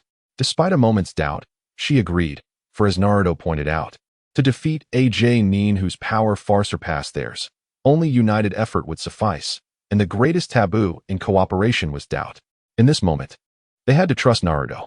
Kakashi gazed at Naruto with keen interest, pondering that the teacher's child likely inherited a similar combat intellect. Multiple shadow clone technique. Naruto inhaled deeply, forming a cross seal with his hands, summoning 5 Narutos before Kakashi, who charged at him with fervor. Do they think numbers will suffice? But he already knows I'm a shadow clone. What purpose does this attack serve? Though perplexed, Kakashi had no time for contemplation as the clones rushed at him from 4 directions. With swift reflexes, he evaded the strikes and executed a brilliant counterattack, swiftly dispelling all of Naruto's shadow clones. Unlike Sasuke's clean and efficient fighting style, Naruto's attacks were cumbersome, akin to a desperate charge, posing little threat beyond their sheer numbers. Wait for? Kakashi suddenly realized the issue. He quickly lowered his head, spotting a circle of fine silver threads lying on the ground. With himself positioned at the very center of the circle, recalling the positions of the 4 shadow clones, it dawned on him that their purpose was not to attack, but to ensnare him with the silver threads. Swoosh! A sound of friction arose from the silver threads as Naruto, holding the other and not far away, yanked on them forcefully. The threads around Kakashi tightened, immobilizing his feet and causing him to tumble to the ground. Sakura dashed towards Kakashi from the side, raising her fist to strike him. Being unable to move on the ground, Kakashi was hit squarely by Sakura's punch, transforming into a cloud of white smoke. Indeed, it was a shadow clone. The bell he held was merely a transformation. Sakura Haruno observed as the bell fell to the ground, transforming into a branch, and spoke up. However, that little yellow book is indeed authentic. Naruto raised an eyebrow and remarked. Chapter 6. The first level mission. Naruto picked up Makeout Paradise, and with a mischievous grin, he said, Kakashi-sensei, if you don't show yourself soon, we shall be compelled to take action. A profound silence enveloped the surroundings, with only the sound of the wind rustling through the verdant grass, as if this training ground contained only the three of them. Oh, I understand Kakashi-sensei's response now, Naruto proclaimed as he tossed Makeout Paradise high into the air, then formed a precise cross-hand seal. Sasuke, make your move. Sasuke swiftly formed his hand seals and, blocking his mouth with 2 fingers, unleashed a medium-sized fireball of orange hue towards Makeout Paradise. The fireball surged toward the book, accompanied by the sound of flames. And just as it was about to make contact, a figure burst forth from the dense foliage. The figure deftly seized Makeout Paradise, evading Sasuke's great fireball as it fell. At last, we have revealed your true form, Sasuke exclaimed with excitement. What a cunning trick to devise. In a sense, it suits a ninja perfectly. Kakashi gritted his teeth, stuffing Makeout Paradise into his vest, and murmured, this is a commemorative edition that has only recently been published. If it were to be burned, it would take me half a year to recover my spirits. Naruto gestured to Sakura and Kakashi, and the two understood instantly, adjusting their positions according to Naruto's location. Kakashi noticed 2 of Naruto's shadow clones appearing on the ground below him, seemingly intending to seize the moment of his landing when he would be defenseless. Though this tactic was somewhat excessive, it served as a test of their capabilities. Kakashi acknowledged their teamwork. Such coordination was commendable for a novice squad. If he refrained from employing excessive jutsu, they could indeed seize the bell. Kakashi removed the forehead protector obscuring his right eye, revealing a 3-tomo Sharingan. A cacophony of sounds emanated from Kakashi's right hand as he shaped it into a blade, channeling chakra into his palm, transforming it into a blue lightning bolt. The sound of the lightning resembled the chorus of 1,000 birds, even slicing through the air with its formidable power. Raikiri, Kakashi swung his right hand as he landed, cleaving through Naruto's 2 clones, which dissipated into puffs of white smoke. Now, they should be sufficiently intimidated by my technique. I shall take this opportunity to declare their qualification. As Kakashi released the Raikiri, he turned, only to find Naruto's figure appearing before him. Red chakra bubbles erupted from Naruto's body, and under the influence of the Nine-Tails chakra, he appeared quite fearsome. The Nine-Tails chakra, has he managed to control even a fragment of its power? Kakashi was somewhat taken aback, yet he did not falter in his movements. Naruto unleashed a flurry of punches aimed at his face, all of which Kakashi deftly evaded or blocked. With each step Kakashi retreated, Sakura and Sasuke advanced closer, enhanced by the chakra of the Nine-Tails. Naruto's agility and speed rendered him the only member of Team 7 capable of keeping pace with Kakashi, at least in terms of taijutsu. Bang, bang, bang, thud. After exchanging several blows, Naruto parried Kakashi's fist and seized his right arm with both hands, forcefully pulling him down to engage in a ground battle. With his right arm locked, Kakashi found himself unable to form hand seals. The two were momentarily locked in a stalemate when Kakashi felt an intense heat emanating from his side. Several small fireballs, arranged in an irregular formation, hurtled toward Kakashi. Sasuke's fire style, Phoenix fire technique. A sly smirk graced Naruto's face. He twisted his body abruptly, his right leg bursting forth with astonishing chakra as he kicked at Kakashi's abdomen. Simultaneously, he released his grip on Kakashi's right arm and executed a backflip propelled by the force of the kick. Taken by surprise, Kakashi was struck and sent flying, directly into the path of Sasuke's Phoenix fire technique. Had he anticipated this? Kakashi slid along the ground, propping himself up with his arm before swiftly turning to stand. He formed hand seals with remarkable speed, and just as the fireballs reached him, he slammed his hands onto the ground. Earth-style, earth flow wall. A massive rock wall erupted before Kakashi, intercepting most of the fireballs. A few, however, landed beside him, creating small craters from the explosions that sent plumes of black smoke into the air, obscuring Kakashi's vision. Suddenly, a pink figure burst forth from the smoke, seizing the bell Kakashi held in his right hand. Naruto! Sakura shouted. Here he comes. Naruto, accompanied by dozens of shadow clones, charged towards Kakashi from behind. Caught in a precarious position, Kakashi found himself unable to evade Naruto's onslaught and could only attempt to free himself from Sakura's grasp. Yet she clung to the bell with unwavering determination, and Kakashi hesitated to use his feet against Sakura, a girl. In that moment of indecision, Naruto and his clones had already restrained his limbs. "Sasuke!" Naruto called out. Sasuke, channeling chakra into his feet, scaled the earth flow wall, then leapt down, raising his right leg to deliver a downward kick aimed at Kakashi's head. "Stop! You all pass!" Kakashi exclaimed, reluctant to employ any overly powerful ninjutsu that might harm Naruto and Sakura, who had ensnared him with their bodies. Sasuke quickly adjusted his attack, allowing his leg to graze Kakashi's face as it descended from the side. "Really?" Sakura, who had braced herself for an impending strike, initially resolved to hold on regardless of Kakashi's actions. Now, it appeared that this enigmatic teacher, shrouded in a mask, was far gentler than she had anticipated. "Indeed, you have all proven your worth." As Naruto aptly stated, the essence of a ninja team lies in collaboration, and you have exemplified this principle, thus qualifying you. Kakashi exhaled with relief and remarked, "Starting tomorrow, I shall take you on ninja missions. Make sure to prepare well. Do not forget to bring your essential tools, such as shuriken and kunai." "Tomorrow? What shall we do today?" Naruto insisted, still clinging to Kakashi's neck. "Today? Today, I will treat you to Ichiraku ramen. Now let go." "Naruto, I can hardly breathe." Behind the white curtain emblazoned with Ichiraku ramen, Kakashi's team engaged in light-hearted banter while awaiting their ramen. The enticing aroma of ingredients wafting through the air, accompanied by the rhythmic clattering of utensils. Naruto was almost lulled into a state of drowsiness. "Kakashi-sensei, how did you acquire your Sharingan?" Sasuke inquired, recalling the moment Kakashi unleashed Raikiri. Logically, only members of the Uchiha clan can awaken the exclusive bloodline limit of the Sharingan. Yet your surname is Hatake, isn't it? This question piqued even Naruto's interest. Though the Book of Dimensions could predict the events of tomorrow, it could not foresee all. It merely selected fragments for Naruto to peruse, leaving the true origin of Kakashi's Sharingan shrouded in mystery. "Here comes your ramen. Enjoy." Uncle Ichiraku and his daughter served 4 bowls of ramen, each tailored to the distinct preferences of the 4 diners. "Let's eat the noodles first," Kakashi said with a hint of melancholy in his eyes, smiling faintly. Ultimately, he could not divulge the truth behind his Sharingan. He took Team 7 on a shopping expedition for ninja tools, confirming each member's preferred type of equipment, and instructed them to gather early at the training ground the following day, as he would be attending a Hokage assembly to receive missions. "As long as Kakashi-sensei is not late, it will be fine." Sakura puffed her cheeks in discontent. "Rest assured, I will definitely not be late this time," Kakashi replied, scratching his head with an awkward smile. In the ensuing days, Team 7 undertook various tasks assigned by the Hokage's office, yet the trio was sorely dissatisfied.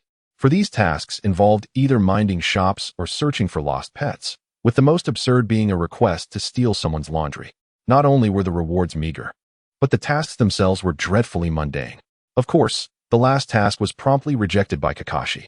One early morning, the trio arrived at the training ground as usual. As they had anticipated, Kakashi was already seated on a training post, awaiting their arrival. "Kakashi-sensei, what is today's mission?" Sakura asked, somewhat disheartened. "Please tell me it isn't another pet retrieval task. I am weary of D-rank missions." Sasuke and Naruto nodded in agreement, echoing Sakura's sentiments. "This time, the 3rd Hokage has entrusted us with a B-rank mission. Rest assured, it is not a task involving chasing cats or dogs," Kakashi chuckled. "The rewards are quite generous as well." "What is the mission?" Sasuke perked up his ears, unaware that Naruto beside him displayed an expression of long-awaited anticipation. Escorting the bridge master from the land of waves could entail perilous battles. Therefore, it was imperative that they prepare their ninja tools. Kakashi spoke, assuring them, "Rest assured, I will keep you safe." It certainly seemed more reliable than chasing cats. At last, they were assigned a mission that resembled a true ninja task. Sakura and Sasuke were both exhilarated, and though Naruto felt the same, he concealed it, for his aspiration was to become a ninja who wielded the ice-release bloodline limit. Known as Haku. Chapter 7. The mission to the Land of Waves. Are we really protecting this drunken old man? At the entrance of Konoha village, Team 7 met a middle-aged man with a square canvas backpack. According to the 3rd Hokage, Hiruzen Sarutobi. This man was indeed the bridge master they were to escort. The bridge master, clutching a bottle of sake, indignantly replied to Naruto's inquiry. I'm only 40 years old. Stop calling me old. And I'm not drunk. Sakura pinched her nose in exasperation, shaking her head. As long as we can successfully escort him to the land of waves, let us endure it for now, Naruto. What kind of attitude is that? I'm the employer here. The bridge master scoffed. And my name is Tazuna, not some drunken old man. All right, from this moment, the mission officially begins. Naruto, Sasuke, Sakura, you will surround Tazuna to prevent any surprise attacks, Kakashi instructed, observing the synchronized expressions of Naruto and Sakura, shaking his head. Stop with that disdainful demeanor and follow my directions. Thus, Team 7 embarked on their first C-rank mission. According to the map, they were to traverse a mountain path before reaching the southern docks of the village, where they would take a boat to the border between the land of fire and the land of waves, then proceed on foot to the hidden mist village in the land of waves. Only then would the mission be deemed complete. The journey was not short, suggesting that this task might span several days. Through the dimensional book, Naruto glimpsed a segment of the future. After confronting Zabuza Momochi, they would encounter a masked ninja, ostensibly an assassin, but actually there to rescue Zabuza. This was Haku. After Haku absconded with Zabuza, he would awaken Naruto, who lay asleep in the forest. This period would represent the optimal moment for Naruto to eliminate Haku and seize the ice release bloodline limit. However, what would transpire before meeting Zabuza remained a mystery to Naruto. Sasuke, what a lovely day it is today, Sakura suddenly remarked. As a girl devoid of romantic experience, she sought to spark a conversation in this rare opportunity for close proximity to her heartthrob, albeit in a rather cliché manner. Oh yes, Sasuke. True to his stoic demeanor, dismissed Sakura's romantic musings with a curt response, effectively killing the conversation. The five of them walked along a path flanked by trees and bushes, enveloped in silence once more. Do they often behave like this? Tazuna raised an eyebrow and leaned closer to Naruto, whispering, How would I know? Naruto replied, Oh, I see. You're the quintessential third wheel. An 800-watt one at that. Do you not feel the slightest intrigue towards such an adorable girl? Are you not apprehensive about falling into a dreadful love triangle? What a predicament. I fancy Sakura, who in turn harbors affections for Sasuke, while Sasuke's heart lies with me. Oh, how terrifying and unfortunate that would be. Dasna took a swig of his drink, releasing a resounding belch. There was indeed noise. Naruto abruptly halted, retrieving a kunai from the pouch at his waist. Naturally, there is noise. It would be peculiar if my burp went unnoticed, wouldn't it? Why do you wear such a proud expression when discussing such matters? Suddenly, several heavy iron chains erupted from the underbrush flanking the path, ensnaring the unsuspecting Kakashi. Kakashi-sensei. Sakura froze for a moment before shouting a warning. Be careful. No sooner had she spoken than two mist ninjas, clad in iron armor, leapt forth, wielding weapons akin to meteor hammers, aiming viciously at Kakashi. His body was ruthlessly torn apart by the iron tools, reduced to mere fragments. Sakura stood paralyzed, too stunned to move. Could it truly be that even someone as formidable as Kakashi-sensei could fall? The mist ninjas, having dispatched Kakashi, turned their attention to Dasna. One of the ninjas charged at Dasna, intending to strike his head with the iron weapon. Am I invisible? Naruto exclaimed, swiftly pulling Dasna behind him to shield him from the blow. The mist ninja remained silent, rapidly raising his iron weapon to attack again, this time targeting Naruto, who stood in defense of Dasna. With a swift motion, the iron weapon struck Naruto's head, and with a loud pop, his form dissipated into a cloud of white smoke. With a swift motion, a kunai embedded itself into the mist ninja's head, causing blood to spurt forth as he turned in disbelief. There stood Naruto behind him, a mocking grin upon his face. Seemingly convinced the ninja had not perished, Naruto forcefully twisted the kunai, obliterating the ninja's cerebral matter, blood and brain matter erupting forth. As he delivered a kick that sent the foe crashing to the ground, he had been acutely aware of the unfolding events. Having summoned shadow clones when he brandished the kunai, using the clone as a decoy while he stealthily maneuvered behind the mist ninja, executing a swift and efficient takedown. What composure! He appears to possess a level of calm that belies his age. Dasna observed the clean execution with a sense of trepidation.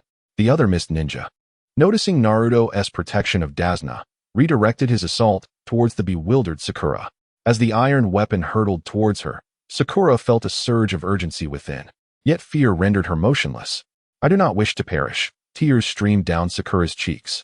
Suddenly, Sasuke leapt from behind Sakura, delivering a decisive kick to the iron weapon, sending it crashing to the ground, sparing Sakura from harm.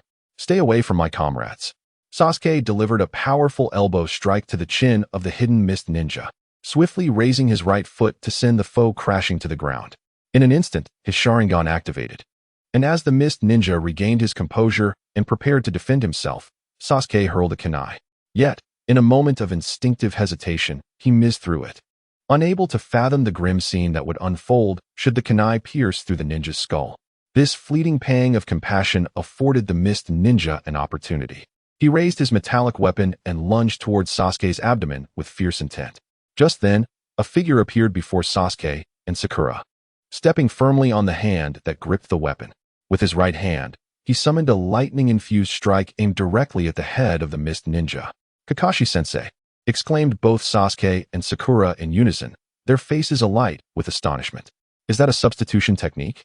Naruto inquired, glancing towards the spot where Kakashi had previously engaged the enemy.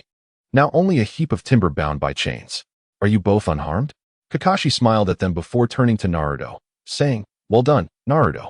Yes, Naruto replied, tearing away several strips of blue fabric from the mist ninja's attire to wipe the bloodstains off the kunai, nodding in affirmation. I'm sorry, Kakashi-sensei. I failed to protect Sakura. Sasuke lowered his head, recalling his moment of weakness, his voice barely above a whisper. I was utterly useless, lacking even the courage to act, and I ended up crying. Sakura, filled with self-reproach, questioned, Am I really cut out to be a ninja? Indeed, you're not suited for this. Please leave quickly, Naruto silently critiqued within himself. Everyone must undergo a process of growth. Remember today's events, and when the next battle arises, give it your all, Kakashi encouraged, ruffling their hair with a smile. Yes, Kakashi raised his hand and approached Naruto, but as he reached out, Naruto swiftly slapped his hand away. No need for that, he declared, crossing his arms. Let's keep moving. We don't want to get ensnared by chains again. True enough, Kakashi responded, momentarily taken aback before smiling wryly and adding, However, I fear we cannot proceed any further. Why not? These two ninjas are clearly assassins, their rank likely no less than Chunin. While they alone may not pose a significant threat, we must be wary of potential adversaries of Jonin caliber lurking ahead, and they will not come alone. Kakashi spoke softly. This escort mission has escalated to an A rank or even higher, a challenge unsuitable for a team of novice genin on their first mission outside the village. The most prudent course of action is to retrace our steps and request assistance from a more experienced ninja squad. Absolutely not. If we turn back now simply because the path is perilous, we may as well resign ourselves to inaction for the rest of our lives, Naruto protested, frowning. Though this mission is daunting, it also presents an opportunity for growth. If we cannot overcome this challenge, our paths as ninjas will only grow narrower. As Sakura Haruno felt a retreat in her heart after hearing Naruto's inspiring words, she clenched her teeth and ultimately agreed to continue with the mission. Sasuke, too, felt a sense of duty. As a member of the Uchiha clan, abandoning the task halfway would be utterly disgraceful. I didn't expect you to utter such encouraging words, Kakashi remarked with a smile, glancing at Naruto. Very well, the mission shall proceed, but from this moment forth, each of us must maintain 100% vigilance. We cannot predict when those assassins might strike again. Do I have to as well? Dasna pointed to himself. Of course. Yes. The three responded in unison. The enthusiasm of youth is indeed easily ignited, Kakashi mused internally, while Naruto eagerly anticipated an encounter with the infamous ninja, Zabuza Momochi. Chapter 8. Zabuza Momochi. In the ensuing journey, Team 7 and Dasna encountered no further attempts on their lives.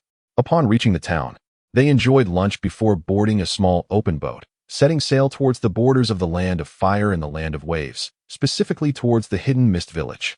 By the way, why would such a high-ranking ninja come to assassinate you? Kakashi inquired, feeling rather bored as he gazed into the thick fog. With the boatmen, there were 6 of them aboard. Dasna leaned against the wooden rear of the boat and softly responded, Are you familiar with the Kato Company? I know it. It's a shipping company, right?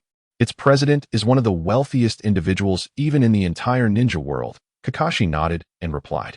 On the surface, he runs a shipping business, but in reality, He employs the mafia and ninjas to smuggle contraband and illicit substances, seeking to control the nation and violent organizations through his wealth and means, Dasna explained, taking a sip of his drink, his words slurring slightly.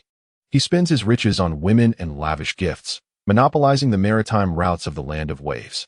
In an island nation like the Land of Waves, controlling the sea routes equates to controlling everything: wealth, politics, and the people, including women. Haha. And you happen to be a bridge builder, specifically constructing bridges in the Land of Waves. If your bridge connects the Land of Waves with other nations, it would disrupt his profits and prevent him from monopolizing the finances, correct? Kakashi nodded, grasping Dasna's implications. How can this be? Isn't this a form of dictatorial control? Does the feudal lord of the Land of Waves not intend to intervene? Sasuke clenched his fists, murmuring. Intervene?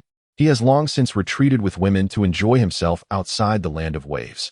You must understand, this country has already been sold as a commodity to Kado. Dasna shook his head. My journey this time is essentially a death sentence. If I do not return, my family will be in peril. What? Sakura stood frozen, anxiously tightening her fists as she listened to Dasna's words. What about the reward? You will receive it upon disembarking. There's no need for you to accompany me to the end, Dasna chuckled. I apologize. I am uncertain if this would be deemed a completed mission for you ninjas. Let us escort you to your family, Naruto interjected, at least to see them one last time. Thank you. Dasna paused momentarily, then smiled. I initially assumed you were the type of ninja who would take the payment and abandon all concern. Do not misconstrue my intentions. My encounter with Zabuza hinges on your safe return. Your reunion with your family is of no consequence to me, Naruto thought disdainfully. Is there truly no way to save the Land of Waves? Sasuke asked, caught in turmoil. There is. Eliminate that Kado, Naruto replied with a grin. He will undoubtedly be surrounded by numerous ninjas for protection. How can we possibly slay Kado with just the few of us? Sakura murmured. Moreover, if Kado is killed, we would be pursued by his enemies, wouldn't we? The group fell silent. Before long, the boat came to a halt, and the somewhat hard-of-hearing ferryman rested the oars against the side of the vessel, announcing, Gentlemen, we have arrived. Ah, excellent.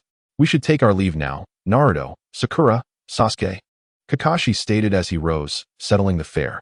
The five of them stepped back onto land, standing upon this mist-laden terrain, and the four members of Team 7 felt an uncanny sensation, as if they had entered a realm of enchantment where everything exuded a hazy beauty, reminiscent of a seductive dancer partially veiled in the Middle East.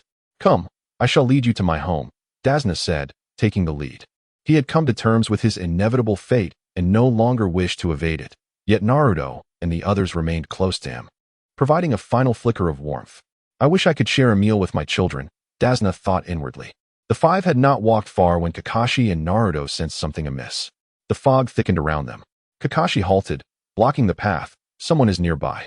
Sasuke and Sakura tensed, while Naruto displayed an eager grin, retrieving a black kunai from his pouch. Truly deserving of the title copy ninja, Kakashi-sensei, a voice echoed from a distance. The group turned towards the source to find a man with short black hair, nearly Kakashi's height, standing against a tree. His forehead protector was askew, contrasting Kakashi's, and his lower face and neck were tightly bound in white bandages. Are you Zabuza Momochi, the rogue ninja of the Mist Village and one of the 7 ninja swordsmen? Kakashi exclaimed in shock upon recognizing him. It seems they truly care for Dasna if they sent you. Given your tone, I presume Dasna has divulged everything to you. Therefore, if you and your 3 little friends turn around and leave, I will let you go unharmed. Otherwise, Kakashi, you might survive, but those 3 brats certainly will not. Zabuza declared, gripping his towering beheading sword. Enough, you may leave now. Dasna was clearly aware of the infamous reputation of Zabuza Momochi. He shook his head and softly remarked, You have done enough, I thank you. Do not speak such words. Naruto stepped forward, gazing at Zabuza, and addressed Dasna. Have you not yet reunited with your family? It is rather cruel to perish without even having a meal. Young one, being a hero comes at a cost, Zabuza replied. A hero? No. I did not come here to play the hero. A crimson chakra aura surged from Naruto's body, his voice resonating with an intimidating tone. I am here to defeat you. Zabuza narrowed his eyes, swiftly forming several hand seals, and the fog in the vicinity thickened significantly. Kakashi lifted his forehead protector, activating his Sharingan, while Sasuke also engaged his Sharingan, allowing their vision to pierce through the haze more clearly than Naruto and Sakura. Yet, the fog remained impenetrably dense. Shadow Clone Jutsu. Naruto formed a cross seal, unleashing an astonishing amount of chakra, enhanced by the Nine Tails, summoning dozens of shadow clones without reservation. Is there a way to disperse this fog? Sasuke asked, standing back-to-back with Sakura. He likely won't grant us the time to dispel it. Just as Sasuke finished speaking, Zabuza emerged from the mist, wielding his executioner's blade, and aimed a lethal strike at Sasuke. Reacting swiftly, Sasuke and Sakura separated. Sasuke evaded the slash by sidestepping, then surged forward, thrusting his kunai towards Zabuza's abdomen. Zabuza, quick to respond, caught Sasuke's right hand with his left, raising his blade again to strike Sasuke.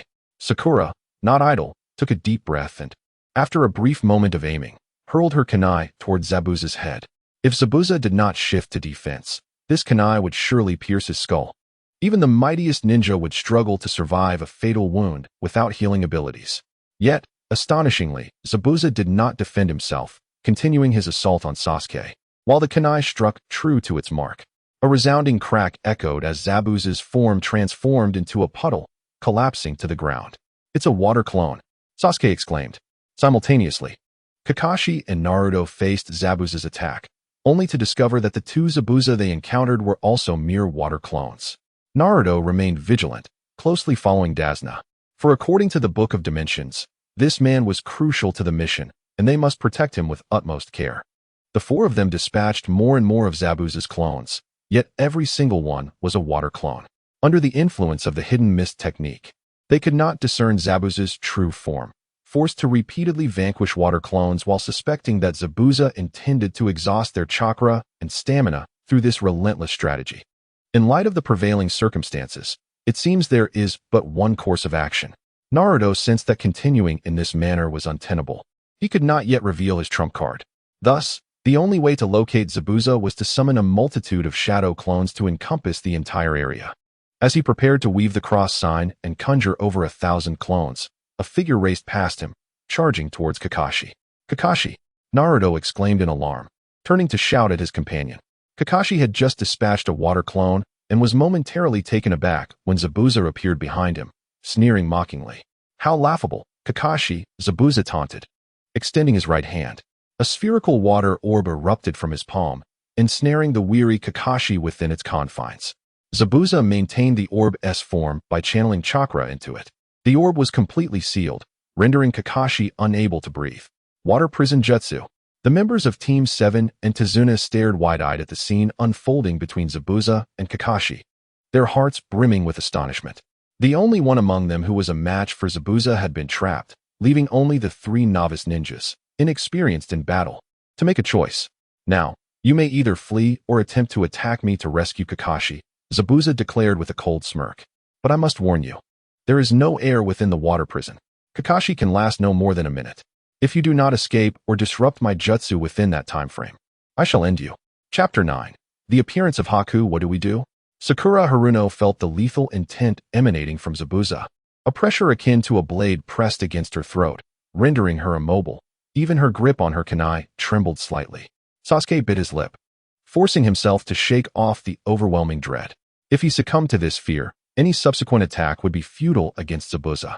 To concede internally would mean certain defeat. I have a plan, Naruto declared, shaking the water from his hands and looking at Zabuza. Just like during training, follow my lead. His eyes held no trace of fear. One could call it bravery, or perhaps foolishness. Zabuza let out a mocking chuckle. 55 seconds remain. I understand, Sasuke and Sakura replied in unison, realizing that they had unconsciously started to rely on Naruto. The belief in him had become deeply rooted within them. Naruto gestured for Sasuke to attack, a signal that had been taught in the Ninja Academy. Despite Naruto's lackluster academic performance, this vital knowledge had been firmly etched in his mind. Sasuke nodded and sprinted towards Zabuza with all his speed. Sakura, support him, Naruto instructed. Yes, Sakura replied, suppressing her inner terror, no matter how frightened she felt. She could not allow Sasuke to confront such a formidable enemy alone. It appears that the ability to command is not exclusive to Kakashi. The young boy also possesses a certain level of strategic planning and inspiring capability. Zabuza, with a single hand sign, summoned two water clones once more beside him.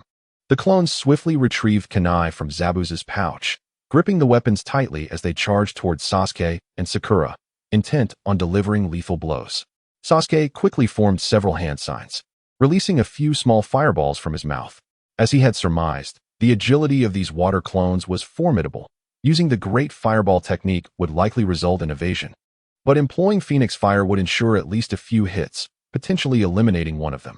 At that moment, only one water clone remained, darting towards Sasuke. Kunai aimed at his head. Utilizing the observational prowess of his Sharingan, Sasuke evaded the clone's attack, delivering an elbow strike to its abdomen. The clone disintegrated into a puddle of transparent water upon impact. However, to Sasuke's astonishment, another water clone emerged from behind the first. Zabuza had unleashed a total of 3 water clones. Time was of the essence. Sasuke watched as the third clone picked up the kunai from the first and thrust it viciously toward his abdomen. He felt as though the Grim Reaper had poised its scythe above his head, rendering him powerless.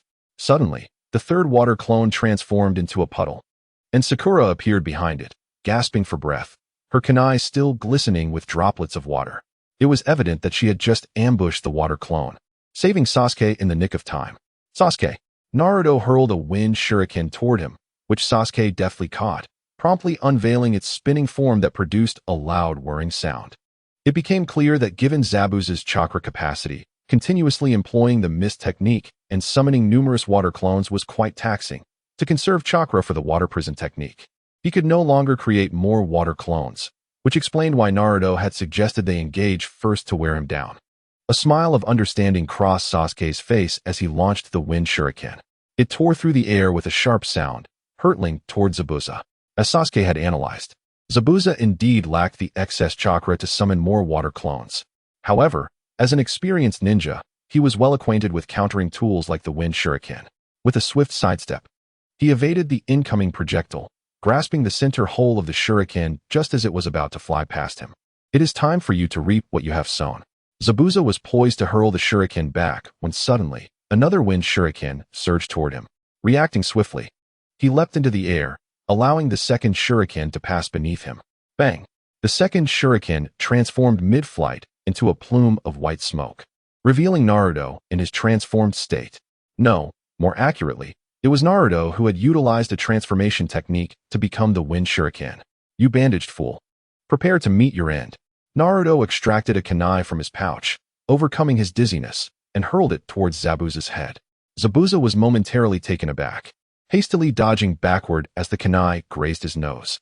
Simultaneously, his right hand emerged from the water prison technique, indicating that the jutsu could no longer be maintained. And the water sphere shattered in that instant. You little brat. Zabuza raised his windmill shuriken, intent on eliminating Naruto, who was still sprawled on the ground, unable to rise in time. Once he stood, he would be defenseless against the incoming shuriken. Truly reminiscent of my teacher. Zabuza mused as the windmill shuriken ceased its rotation and he glanced at Kakashi, who had managed to halt its spinning blade with his arm. I will not allow you to harm my student any further, Momochi Zabuza. With that, Kakashi delivered a punch to Zabuza's face, causing him to discard the windmill shuriken and leap several steps back. He swiftly formed hand signs, completing 3 seals in mere breaths. Kakashi, predicting Zabuza's next move, realized he could not reach him in time to disrupt his hand signs. Instead, utilizing his Sharingan, he directly mimicked Zabuza's seals, even surpassing him in speed. Just as Zabuza finished his 5th seal, Kakashi completed all of his water-style, water dragon jutsu. A colossal water dragon erupted from Kakashi's position, charging directly at Zabuza, interrupting his hand signs and crashing him against a tree. Before Zabuza could regain his senses, several kunai shot forth, pinning him to the tree, rendering him immobile. This marks the end, Momochi Zabuza. Kakashi's right hand radiated a sharp brilliance as blue lightning coalesced within his palm, accompanied by a cacophony of bird calls erupting from his grasp. Raikiri. Suddenly, several ice-blue projectiles surged towards Zabuza's neck, due to their incredible speed and the element of surprise. Even Kakashi's Sharingan could not discern the nature of the projectiles. Zabuza's eyes widened in shock as he collapsed helplessly. Had it not been for the kunai pinning him, his body would have undoubtedly fallen to the ground below. A masked figure clad in blue and white appeared beside Zabuza, addressing Kakashi, who regarded him with a measure of confusion. A Konoha ninja. I have come to hunt down the rogue Mist Ninja. If possible, please refrain from interfering in our internal matters. White. Naruto's eyes gleamed with fervor. Did you wait for us to subdue him before making your entrance? Kakashi replied coldly. I just arrived. Believe it or not, I have no desire to engage in battle with you. The masked figure shook his head, his voice ethereal. Very well. Let it be thus. Kakashi cast a glance at Naruto and the others. Although Naruto appeared to be in decent condition, Sakura and Sasuke were nearly depleted in both chakra and stamina due to Zabuza's water clones. If a conflict were to arise here, the outcome was uncertain, and his students would undoubtedly suffer significant injuries. Thank you for your understanding. With a nod, Haku turned and departed, taking Zabuza's lifeless body with him. After Haku left, Kakashi's body swayed slightly. He stumbled and nearly fell to the ground. Kakashi-sensei. Sakura and Sasuke exclaimed simultaneously, rushing to support him. Sakura, with concern etched on her face, inquired, Did you sustain injuries during the battle? It's not just that my chakra is depleted. Although my hand was grazed by a sharp blade, it's nothing serious for now. A bit of rest will. Before Kakashi could finish his sentence, his eyes gradually closed, and he fainted from exhaustion. When Kakashi next opened his eyes, he was greeted by an unfamiliar ceiling. Turning his head, he noticed the room exuded a warm, homely atmosphere. At that moment, the door swung open, and a small boy wearing a white hat appeared at the threshold. He glanced at Kakashi a few times before lowering the brim of his hat to obscure his face and darting away. Shortly after, Tazuna entered with the 3 members of Team 7. He asked, How is your condition? I'm much better now, thank you, Kakashi replied with a nod and a smile. It's getting late. Why not stay for dinner? Tazuna suggested. Kakashi smiled in return, noting, the 3 kids must be hungry too. Indeed, then I'll trouble you for that. He added, just as Sasuke's stomach let out a loud growl. Inari, come help out, Tazuna called, nodding as he led the young boy who had worn the white hat out of the room. Inari cast an annoyed glance at Kakashi and the others before following Tazuna outside. This boy, known as Inari, was Tazuna's grandson, whose adoptive father, Kaiza, had been executed for opposing the tyrant Gato. Once the two had departed, Naruto crossed his arms and spoke. Now the entire household consists only of Inari and Tazuna. If Gato were to kill Tazuna, wouldn't Inari be left to fend for himself? He is so young. Sakura lamented. Moreover, Gato will surely not spare Tazuna's grandson. Sasuke nodded in agreement with Sakura's sentiment. Therefore, I propose we remain until the bridge in the Land of Waves is completed. Once the first bridge is built and the people experience its benefits, Gato's attempts to dismantle it will incite public resistance, severely undermining his control over the Land of Waves. Naruto continued, At that point, it won't be so easy for him to assassinate Tazuna. The people will protect him, for his bridge-building skills are invaluable to them. In essence, your true intention is to safeguard the both of them, isn't it? Kakashi scratched his head and murmured, There's no helping it. I shall acquiesce to your requests. However, rest assured that assassins akin to Zabuza will undoubtedly emerge once more. To bolster our strength, we shall undergo rigorous training in the coming days, so do not even think about slacking off. Yes, the trio replied in unison. Chapter 10, Naruto White, Part 1. After dinner, everyone was preparing to retire for the night, yet Naruto quietly opened the door and ventured outside. The brilliant stars adorned the sky, and the lights of countless homes extinguished one by one, enveloping the world in a silence as profound as a coffin. Aside from the chill of the wind, one could only feel a sense of melancholy and solitude, accompanied by a bitterness akin to having one's mouth filled with dark chocolate. Why are you sitting out here instead of going to bed? Naruto inquired, glancing at Inari, who was seated on the steps, smiling. It's none of your business, Inari retorted, momentarily taken aback before awkwardly turning away and speaking in a low voice. I've heard about your adoptive father.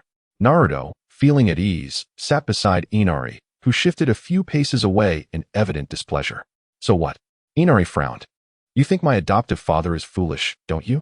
He saved the dam and was hailed as a hero, only to be targeted by Kato and ultimately lose his life. Naruto chuckled. It is indeed a logical turn of events, yet it sounds utterly irrational. He saved the village, sealed the Nine Tails, and because of that heroic title, his son was destroyed and he lost his life. I despise heroes. They sacrifice their lives for fleeting glory, leaving my grandfather and me in this world. Whenever his name is mentioned, people laud him as a hero, a warrior, a role model. Yet when he was led to the gallows, Those same people stood by in silence.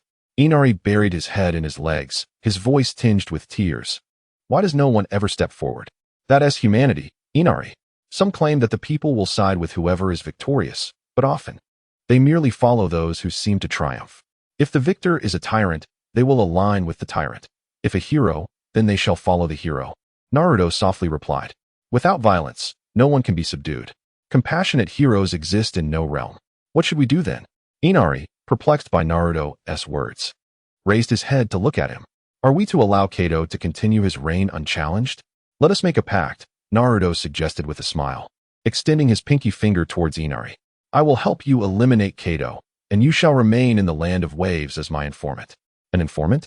Inari inquired. You mean gathering intelligence about the land of waves? That sounds simple enough. If you study diligently and grow up to be a reporter, I will come to find you. Naruto grinned. Brother Naruto aspires to be a great hero someday. Why be a hero? No one wishes to be the hero of the villains. That would be too pitiful. Wouldn't it? Promise me, Brother Naruto, that this remains a secret. I only need to hear you say that you will kill Kato and avenge my adoptive father. Inari replied. I will agree to your terms. Very well, we shall seal our pact. Deal. Beneath the night sky, Inari extended his pinky finger to intertwine with Naruto's, thus causing the trajectory of this world to veer from its destined path. The following morning, Kakashi led the 3 members of Team 7 into the woods, instructing them on the precise control of chakra. Unlike Sasuke and others who had previously battled Zabuza and the Mist Assassins, their inability to master chakra control resulted in a waste of energy, leaving only Naruto to sustain his combat capability through the immense chakra of the Nine Tails. The training method involved concentrating chakra at the soles of their feet, enabling them to defy the laws of physics and move by adhering to objects. This technique, which Sasuke had used to scale Kakashi's earthen wall, was relatively easier for him. For Naruto and Sakura, it posed no significant challenge either. Thus, the trio trained throughout the morning.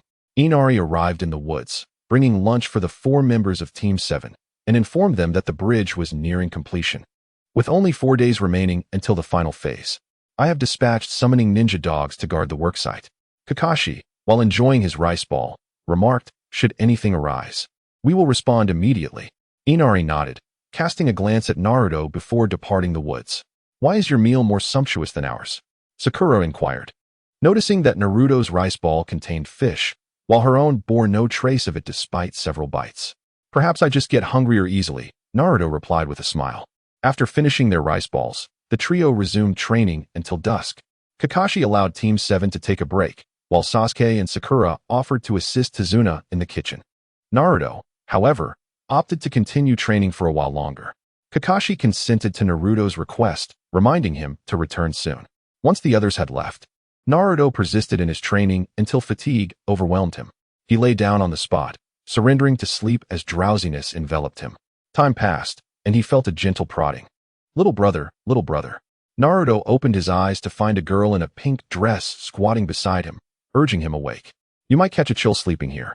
The girl possessed delicate features and fair skin, her voice ethereal, with long, flowing black hair cascading down to her waist. She exuded an essence distinct from Sakura's lively demeanor. She resembled a pure, gentle older sister from next door. Are you Haku?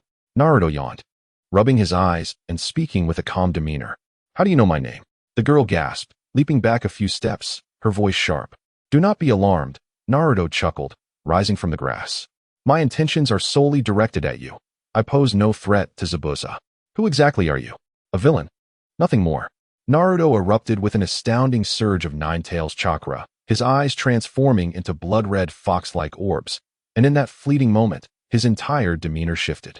It seems that your entanglement with this place is inescapable. I took a deep breath, retrieving the symbolic white mask from his attire, donning it with a cold voice. I initially believed you to be a harmless child. Yet, having chosen the path of a ninja, who could still harbor such naivety? Naruto retorted with a sneer. You seek to protect the most cherished person in your heart, do you not?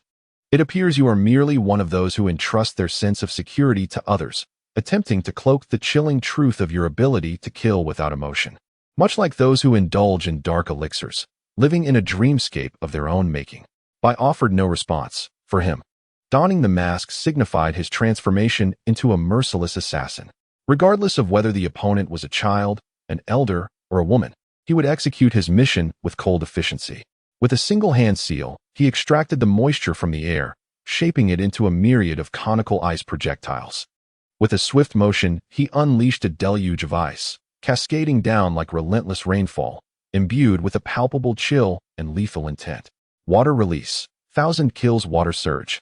Naruto swiftly formed hand seals, then raised his right hand to his mouth, releasing a medium-sized orange fireball that incinerated the oncoming ice projectiles. Fire release. Great fireball technique.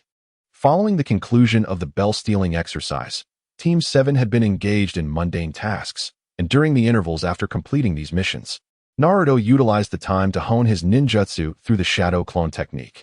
The teachings were facilitated by the Book of Dimensions, a tool renowned for its omniscience, capable of imparting every jutsu save for the soul-stealing technique. Through the coordinated efforts of over 2,000 shadow clones, Naruto could master the Great Fireball technique in merely 3 seconds. Having consumed various chakra fruits, his body now contained an amalgamation of all elemental chakra, in addition to the unique attributes of certain bloodline limits. Such rapid hand seal execution, by employing the body flicker technique, swiftly evaded the range of the Great Fireball's assault. Amidst a swirl of black smoke, he beheld a crimson figure rushing forth. The cacophony of Naruto's voice erupting from his right hand as brilliant blue lightning coalesced within his palm. Lightning blade. The sheer velocity of the lightning blade amplified its striking force. Unlike the Great Fireball, its destructive capacity was minimal, with its true strength lying in its piercing ability, specifically crafted for assassination rather than widespread devastation. By sense the imminent peril, hastily forming hand seals and leveraging a leap onto a branch.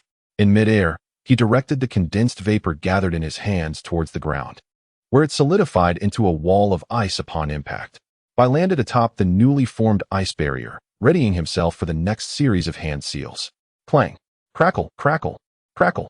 The icy barrier momentarily thwarted Naruto's Rasen Shuriken, yet it proved to be a mere temporary hindrance. With an intensified infusion of chakra, the sound of his attack grew louder. He advanced a step forward, forcefully driving the Rasen Shuriken through the ice, which shattered in response. As Naruto propelled the Rasen Shuriken, he retrieved a unique kunai from his pouch and hurled it towards a tree several meters behind him. Ice release. Hail of mirrors, Bai declared nonchalantly, his form suddenly vanishing from sight, causing Naruto's Rasen Shuriken to miss its mark. Multiple square ice mirrors materialized around Naruto, multiplying until he was ensconced within a colossal fortress of ice. A chill permeated the air inside this icy bastion as a barrage of ice sunbon swiftly shot out from the mirrors, grazing Naruto's arm. Clutching his right arm, Naruto smirked coldly. At last, I've awaited this technique. Chapter 11. Naruto vs. Bai, Part 2. The Ice Release. Hail of Mirrors technique creates numerous square mirrors surrounding the foe, concealing the user's figure within. Utilizing the mirrors, the user can launch rapid refracted attacks with ice sunbon, approaching the speed of light, far beyond Naruto's current capacity to react. Fortunately, Naruto had long studied the secret technique through the dimensional tome and had prepared his trump card to counter it. He gazed at the ice mirrors nearby. Not only did his own reflection appear, but also the masked figure of Bai, silently standing within.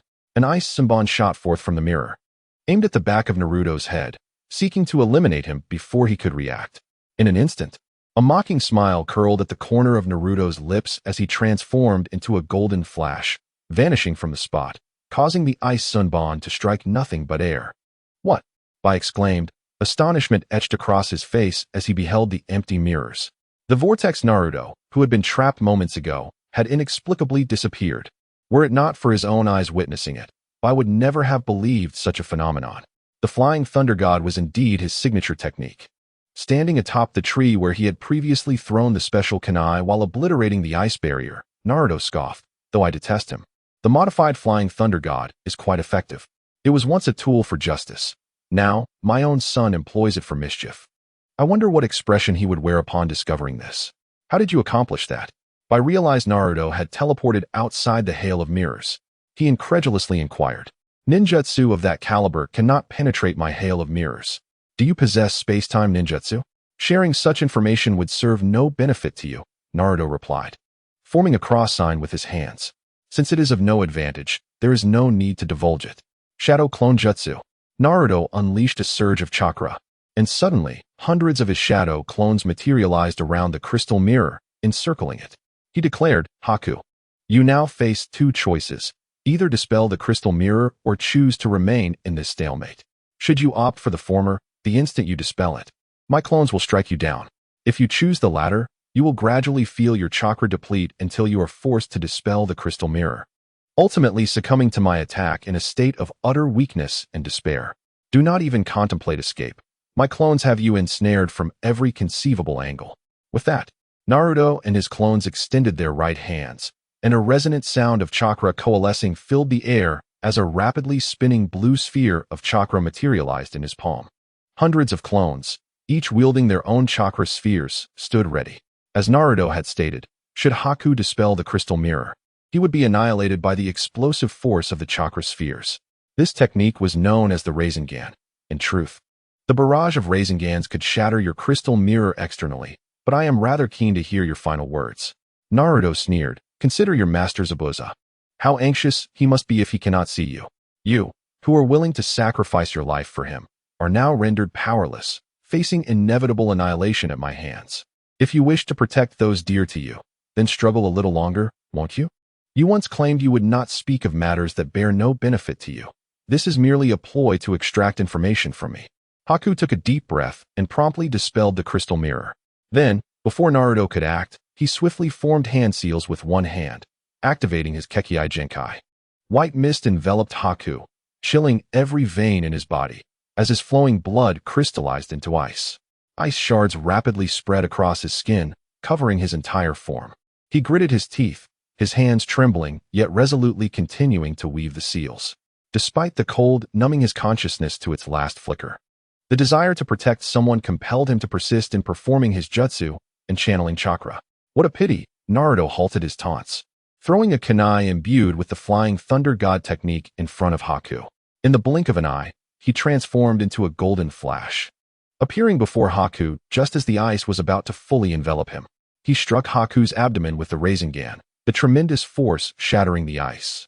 With a grating crunch, Haku was sent flying, the hand seals interrupted. Crash! Haku collided with a tree, blood spilling from his mouth as his vision blurred.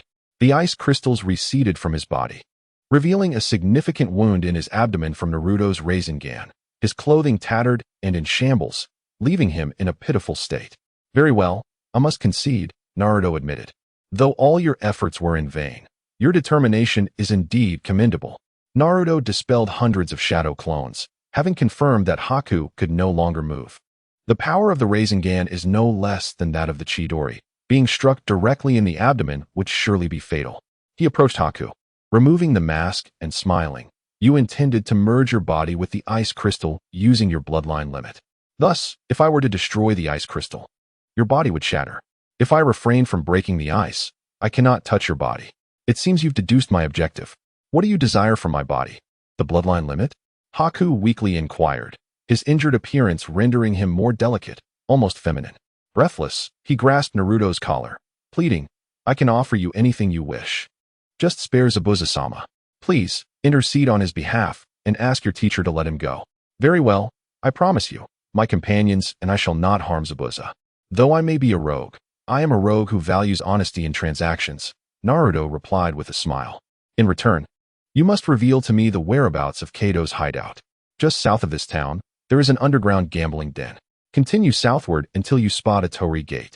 2 shrine maidens will be waiting at the entrance. Inform them you seek fortune, and they will guide you to the den, Haku disclosed, relieved by Naruto's agreement. With his last ounce of strength, he uttered, I beg of you. Upon finishing his plea, Haku released his grip on Naruto's collar, slumping against the tree, his eyes slowly closing. A gentle breeze caressed Haku's hair, while Naruto remained silent, placing his hand upon Haku's forehead. Azure chakra enveloped Haku's entire being, subsequently transmuting him into a palm-sized chakra fruit, which Naruto consumed. In this forest, the only remnants of Haku's existence were the chaotic traces of their battle. Naruto incinerated the ice crystals with a fireball and concealed the signs of conflict beneath a pile of fallen leaves before turning towards Tezuna's home. Meanwhile, Perched upon a branch and leaning against the trunk, Zabuza abruptly opened his eyes, sensing an inexplicable sensation welling up within him, placing a hand over his chest and furrowing his brow. Following that day, Haku never returned. After dinner, Team 7 and Tezuna's grandchildren retired early, as they needed to continue practicing chakra control the following day, ensuring a good night's sleep. However, Naruto awoke in the middle of the night, retrieving Haku's mask from his ninja tool pouch and slipping it into his pocket. He quietly left Tezuna's home, unnoticed, even by Inari, who had long since succumbed to sweet slumber. Following Haku's final instructions, Naruto ventured southward, where most homes had already closed for the night, save for a few convenience stores still aglow. An elderly man with thinning hair reclined in a rocking chair, his murky eyes fixated on the ceiling, lost in thought. As he traversed one convenience store after another, Naruto began to question whether Bai had ensnared him in a ruse, pondering how such an extensive journey lay ahead. Yet, ultimately, he beheld the torii that Bai had described, its vibrant red and white hues accentuated by two marble beast sculptures flanking the entrance. One was named A, the other Mo, symbolizing exhalation and inhalation respectively. Before these statues stood two young women clad in long red and white Miko robes, their heads bowed in a deferential posture, seemingly poised to bow at any moment. Approaching the Miko, Naruto declared, "I have come to seek fortune." The two Miko exchanged glances, and one of them, with a hint of awkwardness, smiled and gently ruffled Naruto's hair, saying, "This is not a place for children." "I am here to seek fortune," Naruto reiterated, furrowing his brow. "Regardless of one's appearance, a guest is still a guest, is it not? Surely, your employer would not be pleased with such dismissive treatment of patrons." The Miko hesitated before shaking her head and responding, "If you are insistent, then please follow us. You, naive little imp, should know that this place is not for merriment." The other Miko nodded in silent disdain. The two Miko led Naruto through the torii, revealing a hidden switch that opened a concealed passageway. As they entered, the flickering torchlight illuminated the dim corridor, ultimately bringing them to a stone door where they halted. "This is the underground gambling den. May fortune favor you tonight, esteemed guest." The Miko bowed respectfully. "Is Lord Kato inside?" Naruto inquired. "Lord Kato has been frequenting the gambling den of late," they replied. "Very well." Naruto swiftly formed hand seals, conjuring ice sunbon that he launched with precision, piercing the throats of both Miko before they could utter a sound, pinning them to the wall. "Now, no one shall know my visage," he said, donning Bai's mask and transforming into the battle attire Bai had first appeared in, a cold smirk adorning his lips. Chapter 12. The ruckus at the casino. With a creak, Naruto pushed open the stone door, revealing a vast expanse far more spacious than he had anticipated, teeming with lively crowds. A peculiar fragrance wafted through the air, reminiscent of some intoxicating herb being burned. Enormous round tables dotted the floor, where individuals in a variety of garb manipulated gambling paraphernalia, vociferously shouting terms he could not comprehend. Scantily clad women pressed their skin against those of the open-chested rakes, employing every tactic to coax them into consuming more drink, seemingly indifferent even if they were groped in the process. The entire casino was steeped in an atmosphere of hedonistic revelry, evoking memories of the infernos described in novels he had once read. "Hey, are you blind? Can't you see I'm here?" A drunken rake collided with Naruto from behind. Slowly, he turned, remaining silent. "What's the matter? Keck out your tongue? Looking for a fight?" The rake suddenly unsheathed his katana, pointing it menacingly at Naruto's head, barking, "Don't think I'll be intimidated just because you're wearing a mask like some ninja. Dare to provoke me, and you shall not leave here unscathed unless you part with a few coins today." Naruto remained silent, for speaking would reveal his identity. The disparity between his voice and that of Haku's was glaringly apparent. With a swift motion, Naruto employed the ice release technique he had seized from Haku, unleashing the ice secret technique, Thousand Killing Water Shuriken. A torrent of icy shurikens surged from his hands, piercing through the body of the unsheathing Ronin like a sieve. The Ronin stared wide-eyed, disbelief washing over him as he collapsed. "Murder. Someone's causing trouble. Quickly, summon Lord Kato." The casino erupted into chaos. Patrons and women fleeing in all directions like ants on the brink of drowning, urgency palpable in the heated breaths that filled the air. Beneath his mask, Naruto revealed a cold smirk. He leapt onto the gambling table, then soared high, casting several more thousand killing water shuriken, which rained down, nailing the fleeing patrons and women to the ground. leaving only a few hidden behind stone pillars, untouched by the icy barrage. "Stop!" a booming voice commanded. Naruto lifted his gaze to see a portly man wearing round sunglasses, flanked by several mist ninjas, hastily descending from the second floor. The enraged man pointed at Naruto, exclaiming, "What are you doing? I instructed you and Zabuza to eliminate Tazuna, and here you are ruining my business."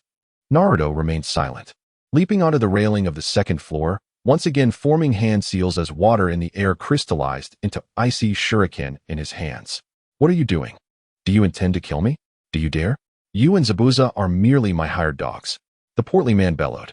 It appeared this man was Kato, brimming with arrogance.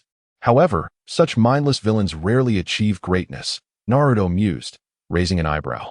Without hesitation, he hurled the icy shuriken at Kato's head, the projectiles slicing through the air with a sharp whoosh. Kato yelped, retreating behind the mist ninjas for cover. Water release, water barrier.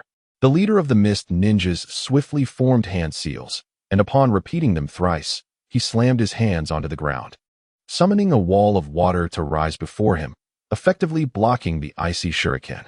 White-eyed wolf. White-eyed wolf. Kill him. Do not let him escape unscathed, Kato shouted in fury. The other 8 mist ninjas nodded in agreement, synchronizing their hand seals at their leader's command. Naruto sprang from the railing, plummeting towards the mist ninjas. The leader ninja threw a kunai at him, but just as it was about to strike, Naruto vanished. Numerous square ice mirrors manifested around the 8 mist ninjas, and Naruto's figure appeared within each one, leaving the astonished ninjas momentarily at a loss for how to counter this technique. Attacking and evading at velocities approaching the speed of light is an endeavor fraught with peril, unless someone possesses the capability to assault the demonic mirror ice crystal with destructive ninjutsu from an external vantage point. The conjurer, Uzumaki Naruto, remains an untouchable entity within its confines. Naturally, there exists a rather crude method, unleashing a force of ninjutsu several times greater than that of the caster to shatter the demonic mirror ice crystal directly. In the face of such overwhelming power, all else becomes futile. If the 8 mist ninja unite their efforts in employing ninjutsu, they could indeed breach the demonic mirror ice crystal. Naruto is acutely aware of this reality. If his adversaries were unable to dismantle the crystal, he would not have engaged in such actions or devised this plan. Each step must be undertaken with certainty and caution. One crucial stipulation is that White must perish here, while Cardo remains alive. Naruto unleashed the 1,000-kill water surge to assault the Mist Ninja. Under their captain's guidance, the Mist Ninja encircled Cardo, erecting water barriers in the cardinal directions to thwart the 1,000-kill water surge, thereby buying time for their subsequent offensive ninjutsu. Assuming White's identity, Naruto was constrained to the ice and water ninjutsu previously wielded by White, and he felt somewhat unfamiliar with the combat techniques of the ice ninjutsu practitioners. Faced with the 4 water barriers, he could only persistently launch the 1,000-kill water surge. Although swift, the power of his attacks against the defensive ninjutsu was rather disheartening. After all, the demonic mirror ice crystal is designed for nearly insurmountable one-on-one confrontations, unless one possesses space-time ninjutsu akin to the Flying Thunder God technique. Escape from its grasp is utterly impossible. With 364 degrees of rapid, unrelenting assault, even with defensive ninjutsu, one cannot achieve the comprehensive protection afforded by the 4 water barriers. Water release, great waterfall technique. The Mist Ninja chorused in unison, their hands striking the ground as they channeled chakra to unleash torrents of water reminiscent of a colossal waterfall. The combined might of 8 great waterfall techniques was staggering, as the deluge surged towards the demonic mirror ice crystal, crashing violently against it. After 2 seconds of stalemate, a cracking sound emanated from the crystal, culminating in its shattering. "Well done. Eliminate that scoundrel," Cardo exclaimed with exuberance, leaping into the air and shouting, "Whoever claims his head shall receive a bounty, a tremendous sum, enough to pursue women for a lifetime." Naruto emerged from the ice mirror, stepping onto the gaming table, as water inundated the entire casino. In such an environment, it proved highly disadvantageous for Naruto, who was still acclimating to ice ninjutsu, especially since each Mist Ninja was at least a J-nin level, becoming even more formidable in this advantageous terrain. Taking a deep breath, Naruto condensed vapor in his hands, then flung it before him. With the assistance of the deluge, the ice wall constructed from the vapor grew even larger and more resilient. given its substantial width and height. Circumventing this ice barrier to launch an attack on Naruto from behind seemed implausible. Thus, the only recourse was to employ a ninjutsu of formidable destructive power to breach the ice wall. Buzzing filled the air.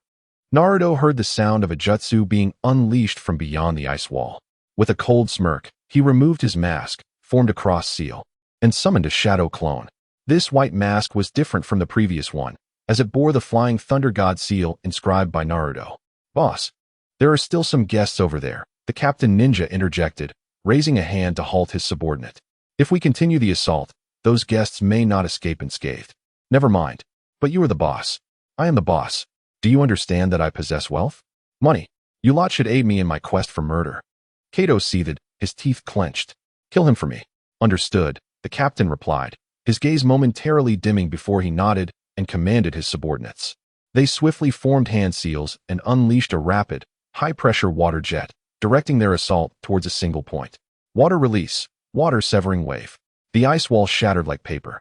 Before the fragments scattered, Naruto discarded the white mask, his form transforming into a golden flash that vanished.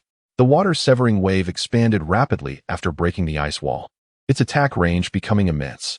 7 torrents of water struck mercilessly at all behind the wall, blood mingling with water as screams echoed in a relentless crescendo. The dismembered limbs of gamblers and women fell from the sky like discarded vegetables, plummeting into the water with a splashing sound. Only 2/3 of the white mask remained afloat, stained with blood. "Did we eliminate him?" Kato inquired. "It appears so," the captain replied, eyeing the bloodied mask adrift on the water, nodding in affirmation. "Well done. Come to my office for your share later. For now, tidy this place up." Kato nodded with satisfaction, then picked up the white mask, hurling it against the stone door until it was reduced to the size of his palm. "Damn that white-eyed wolf." Concealed behind a pillar, Naruto's clone revealed a triumphant smile upon witnessing this. Meanwhile, in the woods near the Dasna residence, Naruto retrieved the Flying Thunder God mark he had previously placed on the ground. "That was close. I nearly got hit by that technique," he murmured, patting his back. Suddenly, he sensed the disappearance of the clone he had stationed at the casino. This was their signal. He had placed a clone at the casino to retrieve the white mask. If the mask remained untouched, the clone would discreetly collect it and return it. If Kato took the mask, the clone would follow him until the mask was set aside, at which point it would notify Naruto. The notification method was simple. The clone would eliminate itself through an attack, allowing Naruto to perceive the signal and use the Flying Thunder God mark on the mask to return to the casino and retrieve it. Of course, this third scenario was more convenient for Naruto, as Kato had directly thrown the mask out of his line of sight. Naruto cast the Flying Thunder God kunai to the ground, then once again utilized the Flying Thunder God mark to return to the entrance of the casino. Seizing the moment when no one was paying attention, he used the mark on the kunai to teleport back to the woods. In doing so, Bai was effectively killed by Kato, and the mask he acquired could serve as evidence to convince Zabuza. Naruto broke off the part of the mask inscribed with the Flying Thunder God mark, a cold smirk forming in his heart. Chapter 13. The Demon of the Hidden Mist. 3 days passed. Naruto closed the Tome of Dimensions, donned his ninja attire, and put on his Leaf Village forehead protector as he departed from Tezuna's home. It was early morning, the sky still dimly lit, and thick fog enveloped the Hidden Mist village. Crimson lanterns hung at the entrance of every household, illuminating the streets and adding a touch of warmth to the mist. Naruto arrived at the Grand Bridge of the Hidden Mist village, where construction was nearing completion. Only the final section at the bridge's end remained. Once this portion was finished, even a tyrant like Kato would be unable to hinder the flow of trade between the Land of Waves and the outside world. Workers, bare-chested, diligently wielded their shovels and moved stones, following the foreman's commands, each laboring towards a brighter future. Despite the toil, Naruto could see the happiness etched on their faces, a blissful satisfaction that resembled that of fools. Naruto furrowed his brow in confusion, feeling a twinge of irritation. "Oh, that spiky-haired brat." A somewhat surprised voice came from behind him. Turning around, he found Zabuza, whose injuries had nearly healed, standing behind him, the blade of his executioner's sword glinting with a sharp, cold light. "Ah, Mr. Zabuza, here to stop the bridge construction?" Naruto inquired, glancing at his ninja dog, Pakin, who showed no reaction even as he looked in Zabuza's direction, as if he were oblivious to his presence. Was Zabuza obscuring his vision with the hidden mist technique? Naruto pondered. Just you alone? Zabuza's tone resembled that of an old friend greeting another on the street. He scrutinized Naruto before asking, "Where is your teacher?" "Shouldn't I be the one asking that? Just you alone?" Naruto chuckled, pulling a shattered mask from his pocket and presenting it to Zabuza, softly inquiring, "Do you recognize this mask?" Zabuza's pupils dilated sharply. Then he clenched his teeth and regained his composure, replying, "Did you do this? Do you think I could?" Naruto shook his head. It was Kato who killed him. His name was Bai, right? A truly loyal ninja. Just because Kato insulted him as a lackey. He acted out in rage at the casino, only to ultimately perish at Kato's hands. How do you know this? He had fled a short distance from the casino and then ran into me. After narrating the events to me, he asked me to deliver a message to you. As Naruto gazed into Zabuza's eyes, he emulated Haku's tone and spoke. "I apologize, Mr. Zabuza, but from this moment onward, we can no longer fight side by side. It has truly been an honor to be your partner, and I hope you find someone far more exceptional than I to stand with you. Live well." He added also, "Mr. Zabuza, your shark-like teeth are rather menacing. Perhaps you should consider having them fixed, as they may not be appealing to the ladies." With a stoic expression, Zabuza listened to Naruto's words. He reached for the shattered mask, murmuring, "How can I trust that you are not deceiving me? If Haku was indeed killed by you, you may inquire with Kato." Naruto replied, "Ask him what precisely he has done." Zabuza lifted his head, stuffing the mask into his clothing, and turned to leave. "Mr. Zabuza, what does Haku mean to you?" Naruto asked, concealing a smile. "I do not know." Zabuza clenched his fists, quickening his pace. "Because I have lost him. I am now uncertain of what he truly meant to me. He was merely a tool. Why does my heart harbor such fury? I can simply forge another kunai, can't I? He is gone, and I could find another." Zabuza felt a chill. He was suddenly unable to think further, for he understood that Haku was dead and could not be found again. A person's essence is irreplaceable. Individuals are unique. He had once again become solitary, just as he had when he escaped from the village hidden in the mist. Due to Naruto's disturbances, the underground casino had ceased operations for several days. Kato's subordinates were still tidying up the casino. The memory of the mist ninjas unleashing their water-based attacks indiscriminately upon the patrons sent chills down their spines, as if they were sweeping up the remnants of those unfortunate guests. Kato sat in his chair, counting money, a daily ritual. He reveled in the sensation of thick stacks of cash slipping through his fingers, relishing the attention of the alluring woman nestled in his lap. As he contemplated the laborers toiling away on construction sites, working tirelessly for mere scraps of currency, his pleasure peaked. Such is life, Kato mused, before instructing Yangtian, "Gather your subordinates and eliminate those bridge workers. Zabuza and Haku have outlived their usefulness, and you are all that remains to serve my purposes." "Boss, Zabuza might return seeking vengeance," cautioned Yangtian, the captain of the Mist Ninjas, as he leaned closer to Kato, whispering a warning. "Indeed, you raise a valid point. I shall accompany you. I want to see how well those workers are progressing. Remember to bring explosives. I want to blow up the bridge right before their eyes." Kato chuckled heartily, shoving aside the woman in his embrace as he departed the office with Yangtian and his cadre of ninjas. However, upon opening the door, he was met with a sight that sent fear coursing through him. A black-haired man wielding a decapitating blade, glaring intently at him. His left hand gripped the throat of a janitor.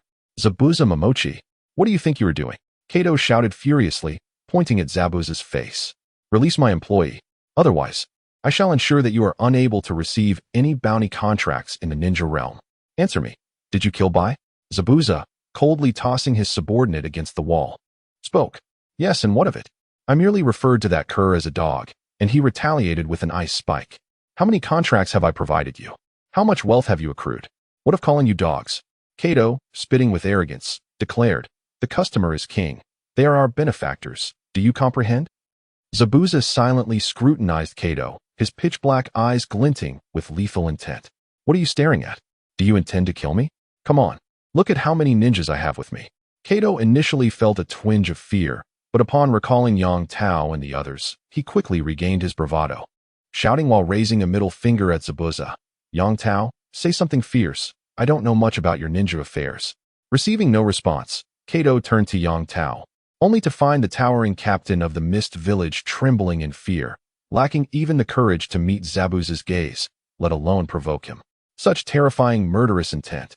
Is this the infamous assassin of the mist, Zabuza, who has claimed over 100 lives?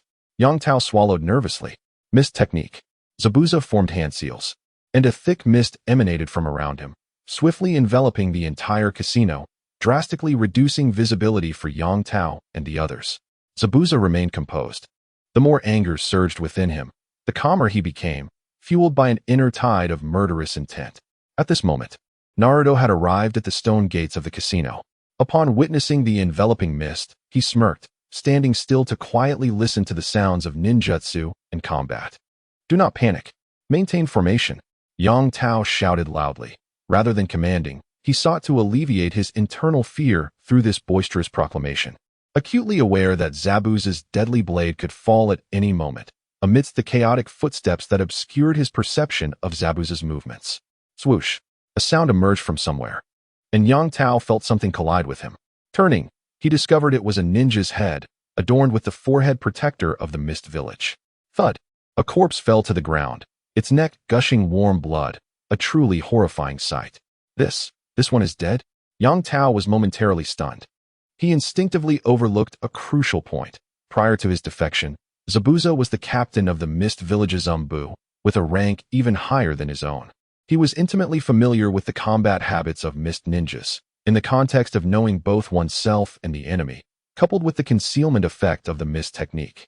It was entirely reasonable for the formidable Zabuza to dispatch them swiftly. No, don't come any closer. Captain Yang Tao. Ah! The anguished cries of the ninjas and the severed heads soaring through the air plunged Yang Tao into a deep spiral of guilt and fear. The once white mist gradually staining crimson with blood. It was only then that he comprehended why Zabuza was dubbed the demon of the mist. This was not a battle at all, but a massacre. Power, combat experience, and intelligence in battle are vastly unequal. Damn it, how can this little brat be so formidable? Kato, in a state of sheer panic, hid behind Yang Tao and implored, "You must protect me. After all, I have paid." Yang Tao, gripped by fear, remained silent as an unusual odor wafted from his groin. At his age, how could he still wet himself? The stench was an unmistakable reminder of his predicament. Suddenly, Zabuza emerged from the mist, his voice laced with both mockery and rage, accompanied by the ominous descent of his decapitating blade aimed at Yang Tao's head. Gritting his teeth, Yang Tao swiftly formed his hand seals, intent on unleashing a jutsu. However, in an unexpected turn, Kato kicked him from behind. Completely unprepared, Yang Tao stumbled directly into Zabuza's path. This reckless maneuver astonished not only Yang Tao, but also Zabuza, who questioned the logic of such an act. Was he not sealing Yang Tao's fate? If Yang Tao perished, who would shield Kato? At that moment, as the blade was about to sever Yang Tao's head, a brilliant flash of fire erupted from behind him, illuminating the fog.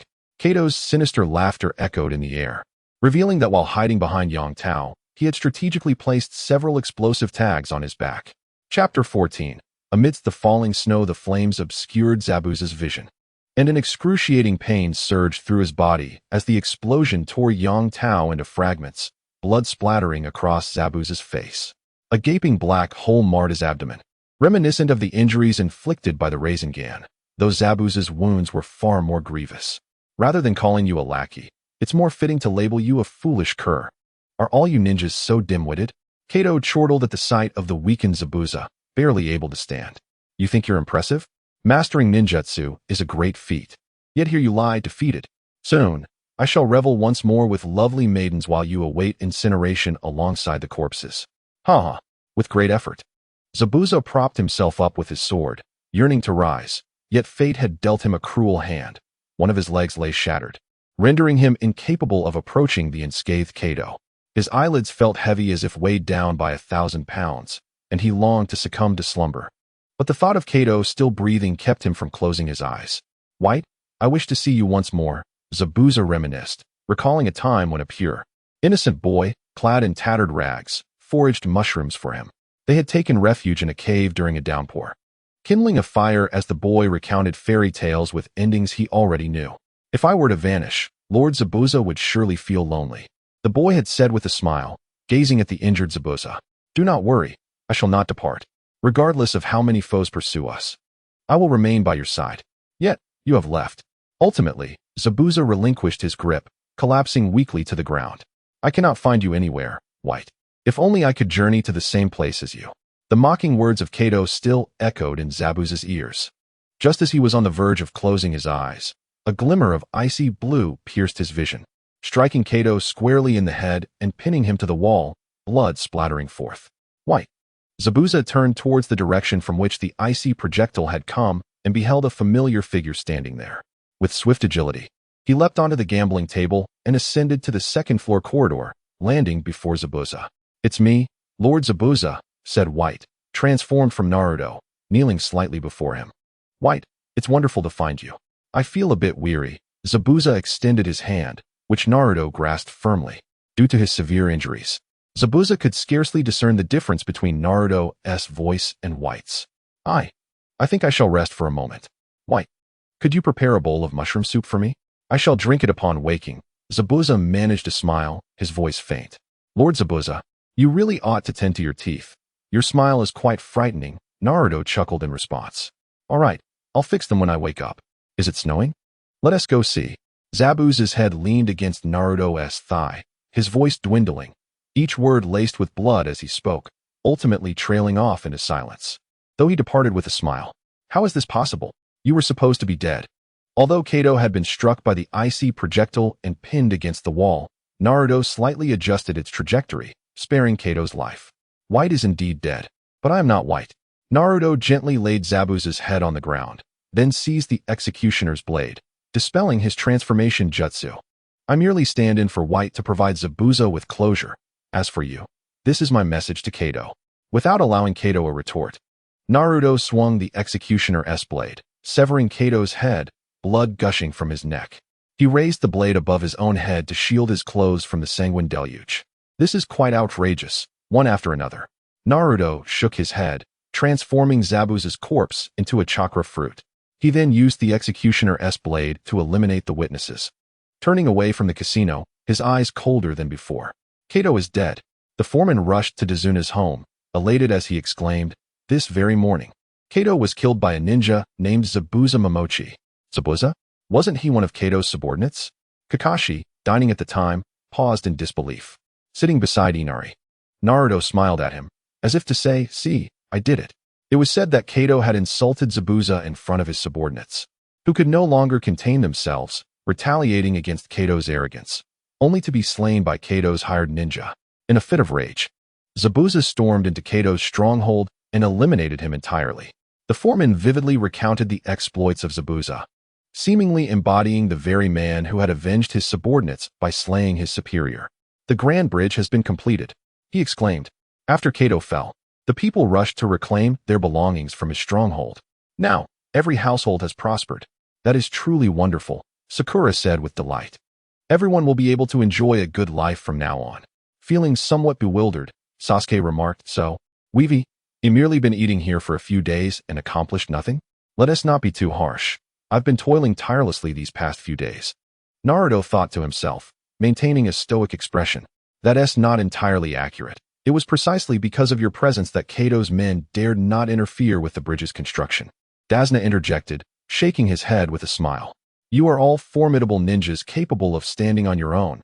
Have faith in yourselves." "I'm done," Inari declared, setting down his bowl and chopsticks before glancing at Naruto as he made his way outside. "I'm full too." Naruto quickly grasped Inari's intent and followed suit, exiting the house. Regardless, this mission could be deemed a resounding success. Kakashi stretched lazily and remarked, "Now we can enjoy a few days of rest." Everyone performed admirably on this mission, revealing a side of you that is not often seen.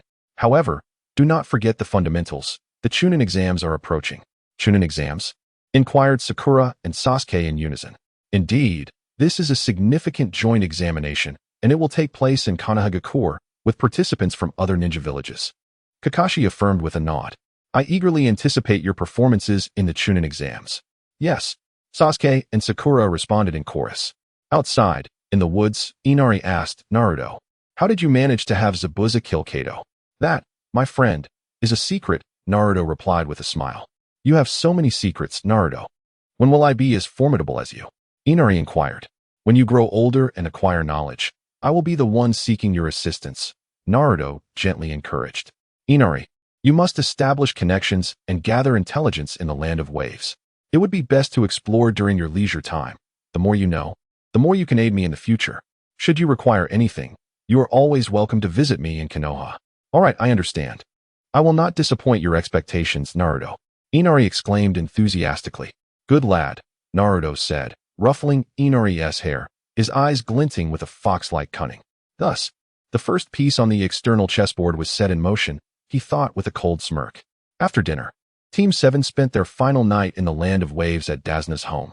At the break of dawn, Kakashi awoke the team, bid farewell to the elder Dazna, and departed the land of waves, boarding an open boat to return to the land of fire along the same route.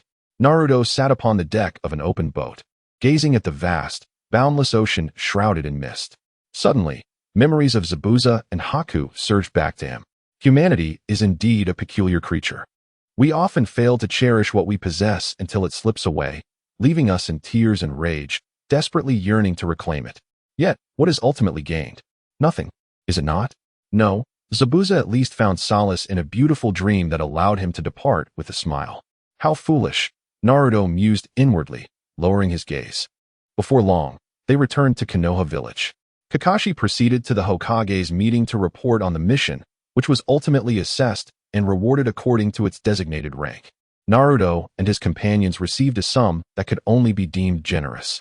That very day, Sasuke suggested treating Naruto, Sakura, Kakashi, and the others to a barbecue. But they were met with various refusals from the group. Shall we bid farewell here? Naruto, I truly did not misjudge you. You are genuinely remarkable, Sasuke cheerfully remarked as the trio from Team 7 arrived at the intersection where they had previously regrouped. If everyone knew of your exploits in the land of waves, their perceptions of you would surely change. Indeed, without Naruto's guidance, our survival upon our return would have been uncertain. Sakura nodded earnestly, akin to a chick pecking at grains. This is the strength of collaboration. It is not merely my achievement. Naruto smiled, suggesting, let us part ways here. If time permits tomorrow, we shall reconvene to practice ninjutsu. Agreed, Sakura and Sasuke replied in unison, nodding their heads. Sasuke, a voice, gentle yet resonant, called from a distance. Naruto turned towards the source, his eyes glimmering with intrigue. It was Itachi Uchiha, the captain of the Konoha Anbu. Chapter 15. Nin Exams, Sasuke and Kankuro Brother. Upon seeing Itachi, Sasuke's face lit up with a joyous smile, and he leapt into Itachi's embrace, resembling a little girl in her sibling's arms. Sakura, witnessing this unfamiliar side of Sasuke, found herself inexplicably charmed by the sight of him playfully seeking affection from his brother. Itachi Uchiha, one of the Uchiha clan's formidable warriors, possessing the Mangekyou Sharingan, stood before them.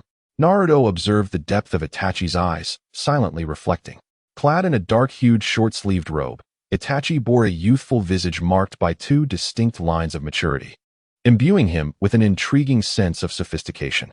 He gently ruffled Sasuke's hair and turned his gaze towards Sakura and Naruto, stating, Kakashi has already informed me. You must be Naruto Uzumaki and Sakura Haruno. Sasuke has greatly benefited from your care. Oh no, it is I who have received care from Sasuke, Sakura quickly interjected, waving her hands dismissively. We are all comrades. There is no need for such formality. Naruto concealed the peculiar emotions in his eyes, feeling as though nothing could remain hidden within the gaze of those Sharingan. I almost forgot to introduce myself. I am Itachi Uchiha, Sasuke's elder brother and the captain of Konoha's Anbu. In the days to come, I look forward to your support. Itachi extended his hand towards Naruto, who hesitated momentarily before accepting the gesture. With a smile, Itachi remarked, just as Sasuke said, you are indeed a good child. The leader of Konoha's Anbu, Kakashi-sensei, was once part of the Anbu, wasn't he? Sakura Haruno recalled something and inquired. Indeed, by seniority, he is my senior. Kakashi-sensei is an excellent teacher under his guidance. You will learn a great deal, Itachi nodded in response. The Anbu organization, Root, Danzo. A flicker of murderous intent suddenly flashed in Naruto's eyes. He would never forget that night when the power-hungry Danzo proposed the plan to imprison the Nine-Tails Jinchuriki. It's getting late. I will take Sasuke back now. You can train together tomorrow when you have time. Itachi smiled as he glanced at the sky. All right, goodbye, Itachi and I. Goodbye, Sasuke. The two bid farewell, and Naruto and Sakura nodded in reply. Upon returning home, Naruto ignored the verbose landlord, promptly locking the door behind him, feigning absence. He sat cross-legged on his bed, gathering ice-release chakra in his palm. He then activated the Nine-Tails chakra to perform the Rasengan, the blue and red energies swirling together, intertwining. Naruto felt a peculiar warmth in his palm, yet there was also a chill, akin to ants crawling, creating an oddly ticklish sensation. Your blood is still unaccustomed to the ice release bloodline. During the Chunin exams, try to minimize the use of ice release in the first 2 rounds. Suddenly, the Book of Dimensions fell from the shelf, landing before Naruto, its pages flapping open, revealing a line of text accompanied by a somewhat aged voice. Have you brought the items? Ever since the seal was broken, the Book of Dimensions has insisted that Naruto share his surplus chakra fruits. For a ninja like Naruto, possessing Uzumaki lineage and Nine-Tails chakra, those mundane chakra fruits no longer held any amplification effect. However, for the peculiar tool that is the Book of Dimensions, it could enhance its abilities by consuming chakra fruits. The higher its ability level, the more futures it could foresee, thus providing greater assistance to Naruto. I have brought them. Naruto opened his backpack, revealing an array of blue chakra fruits, exuding a strong, distinctive aroma. He lifted the bag and inverted it, pouring all the chakra fruits into the Book of Dimensions. The fruits vanished upon contact, as if they had fallen into water. Quite a good harvest, the Book of Dimensions remarked with satisfaction. Continuing, the next step is to acquire the Sharingan and Byakugan in the first round of the Chunin exams. I will inform you of the rules and procedures. But how to proceed is for you to decide. Alright, I have actually wanted to ask a question for quite some time. Uzumaki Naruto looked up at the Book of Dimensions and softly said, What exactly are you? A being? Or a soul? Do you believe in gods in this world? Not the immensely powerful ninjas who have trained to attain supremacy, but beings that are fundamentally different from human constructs. The Book of Dimensions fell silent for a moment before asking, I do not know. Naruto shook his head and provided his answer. Even if such a thing truly existed, it likely would not be anything enjoyable. And do you consider me enjoyable? Of course, if you are merely a book. Naruto raised an eyebrow and spoke. The Chunin exams are a highly significant event among the ninja villages, with each village preparing specific questions based on the exam venue. For instance, this year's venue is Konoha, and based on past experiences, the Chunin exams will be divided into 3 main parts, the first being a written test. In truth, while the Chunin exams are purportedly designed to select suitable ninjas from the ranks of Genin to become Chunin, they primarily serve as a platform for each ninja village to showcase their new generation of martial prowess, thereby intimidating other villages, a politically charged endeavor. Although the Third Ninja World War has long since passed, the antagonistic relationships between the ninja villages remain unresolved. In such an environment, had it not been for the existence of Jinchuriki, an utterly devastating weapon that deters recklessness, war would have undoubtedly erupted once more. However, those very Jinchuriki, who indirectly serve to protect the ninja world, are scorned and ridiculed by their own villagers. Without anyone to awaken them, they will continue to feign slumber. What Naruto seeks to do is deliver a resounding wake-up call to these individuals. Time flew by, and the 7th Squad, having enjoyed an extended break after completing a mission in the Land of Waves, was finally set to reconvene for battle. Today marks the day of the Chunin exams. Here in Konoha, it appears vibrant and lively. Is this the ninja tool street or the food alley? There's even a barbecue restaurant. A boy clad in a black cat-eared cloak, wearing a hood, and carrying a bandage-wrapped object on his back walked disdainfully down the street, mocking in such an environment. Ninjas born in this greenhouse must be delicate flowers, easily blown away. His name is Kankuro, a genin from Sunagakure participating in the Chunin exams. Beside him walked 2 others, a cold-faced boy with red hair named Gaara, and a bold, mature-looking girl with yellow hair named Temari, both also genin from Sunagakure. Do not insult Konoha. Our ninjas are formidable. A child's voice rang out in front of Kankuro. He looked around in confusion, unable to locate the source of the voice. Black Tofu, I'm right here. The child, hopping with frustration, finally caught Kankuro's attention. Kankuro lowered his head, revealing a look of exasperation. What a little brat. You don't even have a ninja headband. Run along, or Big Brother will give you a beating. Black Tofu cat-faced. The child shouted loudly, forming a cross-hand sign. Today, I, Sarutobi Konohamaru, will show you the might of Konoha ninjas. Shadow Clone Jutsu. Kankuro silently observed Konohamaru, who, after shouting the name of the technique, remained frozen in position, producing neither shadow clones nor any semblance of an attack. Puffed, puffed, ha ha ha. Is this the level of the Leaf Village ninjas? How truly impressive, ha ha ha. Kankuro laughed heartily, pointing at Konohamaru's nose. Get away, almighty Konohamaru of the Leaf, or else Big Brother might just make you cry with a single punch. Wait a moment. The shadow clone technique will be ready soon. Konohamaru's face flushed with embarrassment as he anxiously attempted to channel his chakra, but nothing happened. He couldn't even manage a simple clone. In the battlefield, enemies do not wait. O Leaf Ninja. Kankuro mocked. Seizing Konohamaru by the collar, he bellowed. I've warned you twice already. Don't blame me for what happens next. With that, he lifted Konohamaru and swung a punch towards his face. Whoosh. Just as the moment arrived, a blue figure suddenly dashed forward, embracing Konohamaru and delivering a swift kick to Kankuro's abdomen, sending him stumbling back several steps. That's enough, Sasuke said, reassuring Konohamaru before turning his gaze to Kankuro. Here to play the hero? Judging by your forehead protector, you must be a candidate as well. Kankuro sneered. Is that all Leaf Ninjas do, ambush? If you're willing, I can engage you in a one-on-one duel right now. Sasuke furrowed his brows and murmured, how about it? Very well. I'm eager to see just how capable the Leaf Ninjas truly are. A fierce glint flashed in Kankuro's eyes. Brother Sasuke, Konohamaru voiced his concern. Fear not. I will ensure this guy remembers the strength of the Leaf Ninjas, Sasuke declared, stepping in front of Konohamaru. Kankuro, along with Gaara and Temari, exchanged glances and silently retreated a few steps, providing ample space for the impending confrontation. Let us begin, Sasuke stepped forward, softly stating. All right, let us start. Kankuro unwrapped the bandages from his back, revealing a humanoid wooden puppet resembling a spider. Blue chakra threads connected to its back. The puppet boasted 3 eyes and 4 arms, draped in tattered gray rags, exuding a terrifying presence. Chapter 16. Gaara and Naruto, a puppeteer? Sasuke was taken aback. As he rarely fought against puppet masters and was unfamiliar with their combat style, yet this did not diminish his confidence in victory. Don't soil your pants and run back to mommy.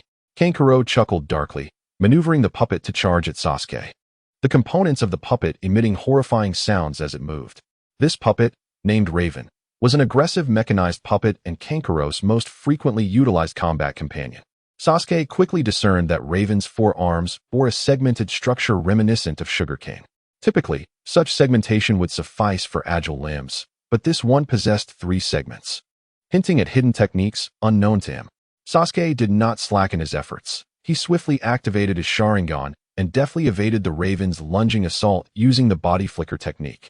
He observed a dagger spring forth from the Raven's wrist, glimmering with a sinister green sheen, undoubtedly coated in poison. Fortunately, he had anticipated this and evaded in time.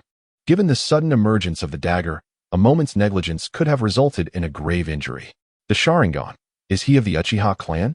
Kankuro mused, furrowing his brow. His hands deftly manipulated the chakra threads, guiding the Raven into its next offensive move. Suddenly, the Raven opened its beak, unleashing a barrage of black kunai, grouped in 3s, that shot towards Sasuke's face at an alarming rate. The secret technique of kunai from the mouth. As Sasuke formed hand seals, he simultaneously kicked the incoming kunai aside with his leg. In that fleeting moment when the Raven puppet's joints were exposed, he unleashed a mid-sized fireball jutsu, hurtling it towards the Raven. Behind the Raven stood Kankuro. It was a precarious choice. Either the Raven would evade the attack, allowing the fireball to strike Kankuro, or it would remain still to protect Kankuro, but in doing so, it would sustain severe damage from the fireball. Today was meant for the Chunin exams, and the destruction of such a crucial offensive puppet would surely place them at a disadvantage during the tests. Has he deduced that something is concealed within the Raven's joints? Kankuro realized that there was no time left to release the poisonous smoke bomb hidden within the Raven's joints. Sasuke had evidently accounted for every possibility. Kankuro had intended to obscure Sasuke's vision with the kunai to mask the Raven's subtle movements, yet Sasuke's Sharingan, with its formidable observational prowess, had effortlessly unraveled Kankuro's scheme. Damn it! Kankuro gritted his teeth, closing his eyes and maneuvering the Raven away from his path. He resolved to absorb the fireball with his own body. The time spent shifting the Raven left him no opportunity to evade the incoming attack. Whoosh! Bang! A peculiar sound resonated before him. Kankuro opened his eyes to find a sand wall, towering a person high and 2 people wide, standing resolutely before him. The fireball had been halted by this sandy barrier.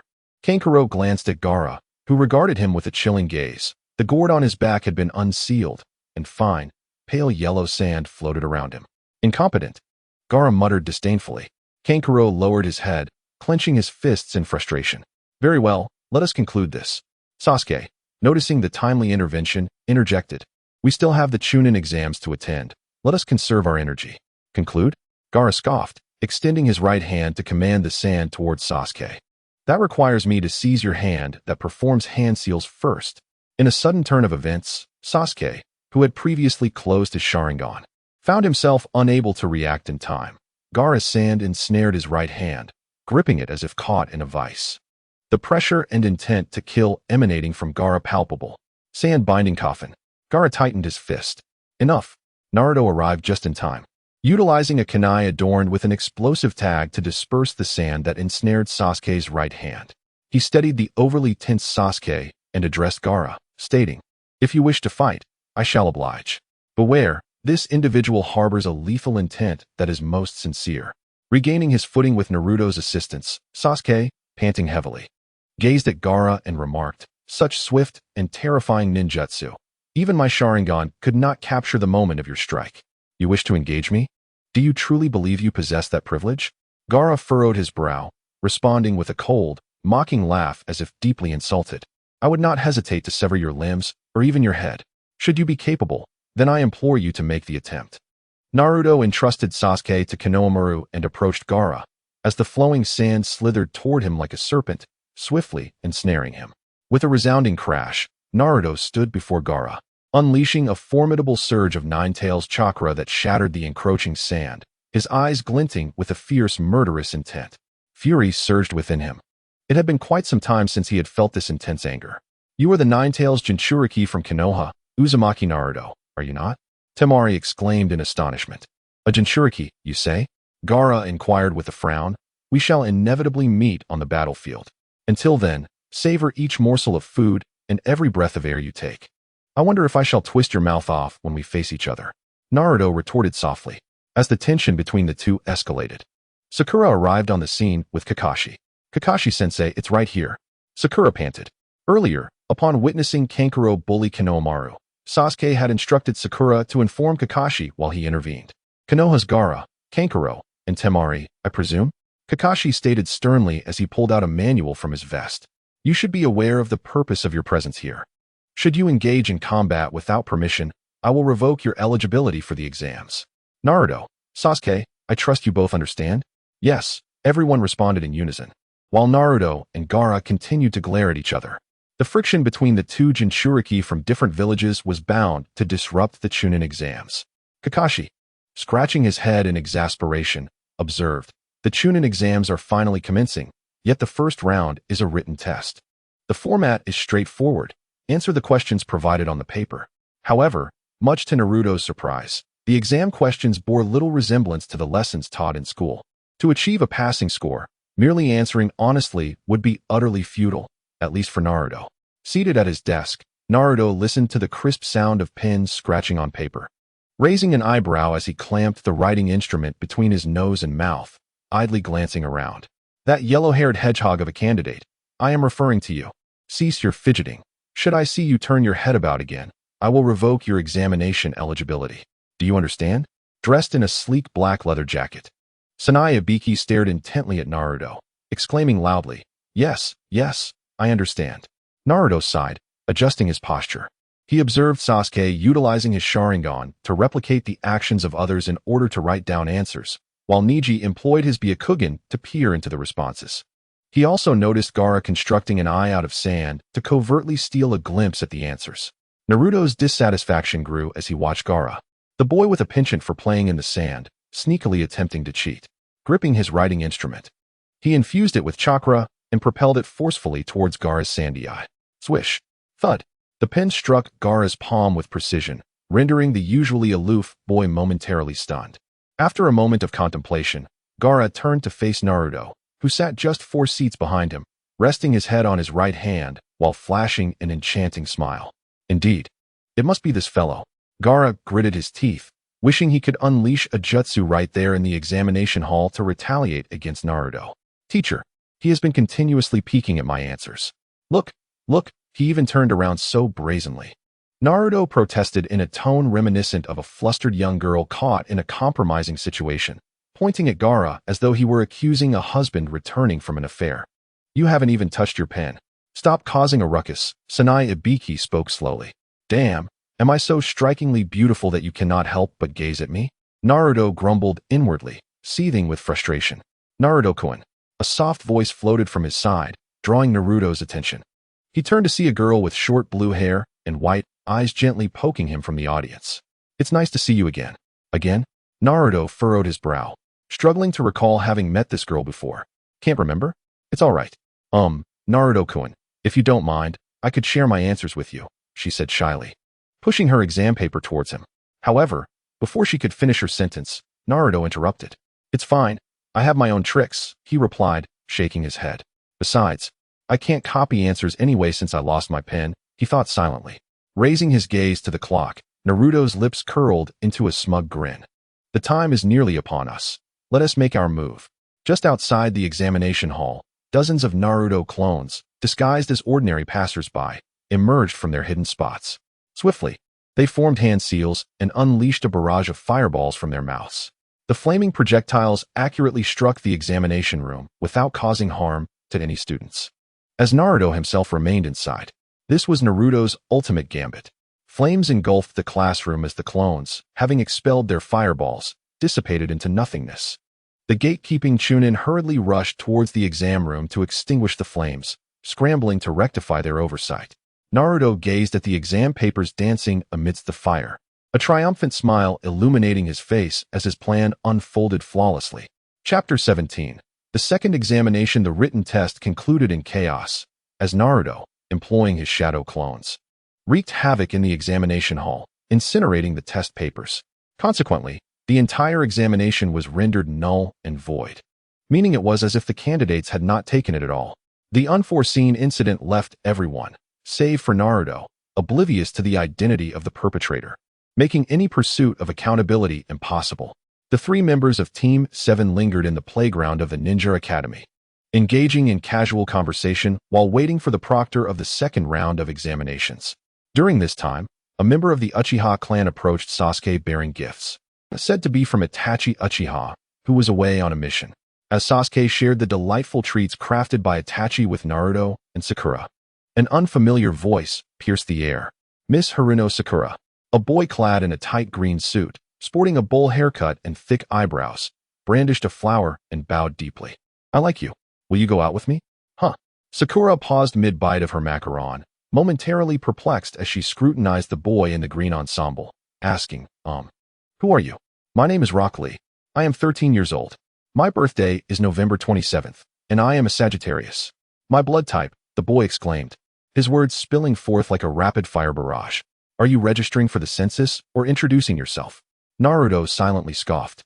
Please, Mr. Yellow Hedgehog, do not interrupt others while they are speaking. It is quite rude. Rock Lee admonished, his expression earnest. Sasuke, don't hold me back. I will teach this bowl-cut boy a lesson in manners. At the mention of Hedgehog, Naruto's ire flared, yearning to retaliate against Lee. Thankfully, Sasuke restrained him by pinning his arms. You all seem quite spirited, a woman's voice resonated from nearby. Naruto and his companions halted their antics, turning in unison towards the source of the voice. Approaching them was a striking woman clad in a fishnet top and a brown leather jacket, her grayish-purple ponytail cascading down her back, adorned with an inscrutable smile. Is she the proctor? One candidate mused, captivated by her long, alluring legs. I would love to touch them, another whispered lewdly.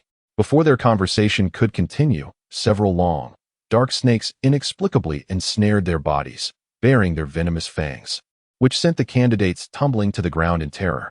One must be careful with their words. The proctor smiled menacingly at the candidates. Should I hear such talk again, I shall render your mouths incapable of speech.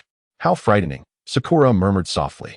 Fear not, I shall protect you, Sakura, Rock Lee declared promptly. Why are you calling me by my nickname? Sakura replied, shaking her head in exasperation. I'm sorry, but you are not my type. If it were me, I would never fall for someone with a bowl haircut, Naruto jeered, relishing the moment. Go get a more appealing hairstyle, and then come back. Ha ha ha. I believe my hairstyle is far more appealing than a durian. Lee retorted. Do not hold me back. Naruto was eager to unleash the Nine-Tails chakra and confront the situation head-on. After a brief introduction, the candidates learned that the woman addressing them was Mitarashi Anko, the proctor for the second round of the Chunin exam. This particular stage would take place in a location ominously referred to as the Forest of Death. The rules of the examination were straightforward. Each team would receive a scroll, divided into two types, heaven and earth. Only by collecting both scrolls and ensuring that all members remained capable of action upon reaching the center tower of the forest would they be deemed successful in the examination. This stipulation ensured that the test would not merely be a race, but rather a brutal contest where every participant sought to seize precious treasures. At that moment, the candidates stood attentively in the training ground of Konoha, listening intently to Anko as she elucidated the rules. A towering iron fence separated the training ground from the foreboding forest of death. I trust everyone has comprehended the rules clearly. If not, consider it your misfortune, as I shan't repeat myself, Anko declared. Moreover, I must inform you that you must not open your scrolls before reaching the destination. Otherwise, you shall bear the consequences. With that, she briskly opened the iron gate, allowing several cloaked Rain Village ninjas to dash into the forest of death, followed closely by Team 7. Who were equally determined to enter. Naruto inadvertently noticed Gaara giving him an upside-down thumbs up, his gaze radiating a chilling intent to kill. Let us establish a code signal. If either of us suspects the other of using a transformation technique to disguise themselves, we shall verify our identities with the code, Sasuke suggested. Having spotted a few Rain ninjas advancing towards them, evidently intent on confrontation. The distribution of the Heaven and Earth scrolls was random, and they had likely memorized the scrolls they received, knowing they were opposites to the ones held by their adversaries. Understood, Naruto and Sakura nodded in agreement. In mere moments, they had entered the Forest of Death, where the ambience was predominantly dark, with sporadic beams of light filtering through the leaves to create dappled patterns on the forest floor. Team 7 maintained a close formation, their senses heightened and alert to their surroundings. Naruto, did you drop something? Sakura inquired, noticing a glowing object fall from him. No, I think you're mistaken, Naruto replied, shaking his head dismissively. Be cautious, those ninjas are approaching, Sasuke warned, his brow furrowed as he observed the Rain ninjas drawing nearer. Their intent to snatch our scrolls indicates that theirs must be the opposite of ours. Naruto chuckled, perfect. I was hoping to take theirs anyway. At last, the Rain ninjas were merely a few paces away from Naruto and his companions. Two of the ninjas hurled dark kunai towards Naruto, who signaled to Sasuke and Sakura, prompting them to take cover behind a tree trunk just as the kunai embedded themselves into the wood. I'll draw them in, Sasuke whispered. Wait for the right moment to strike. Hold on, Naruto frowned, sensing something akin to a disturbance approaching. I hear something, as if something is flowing towards us.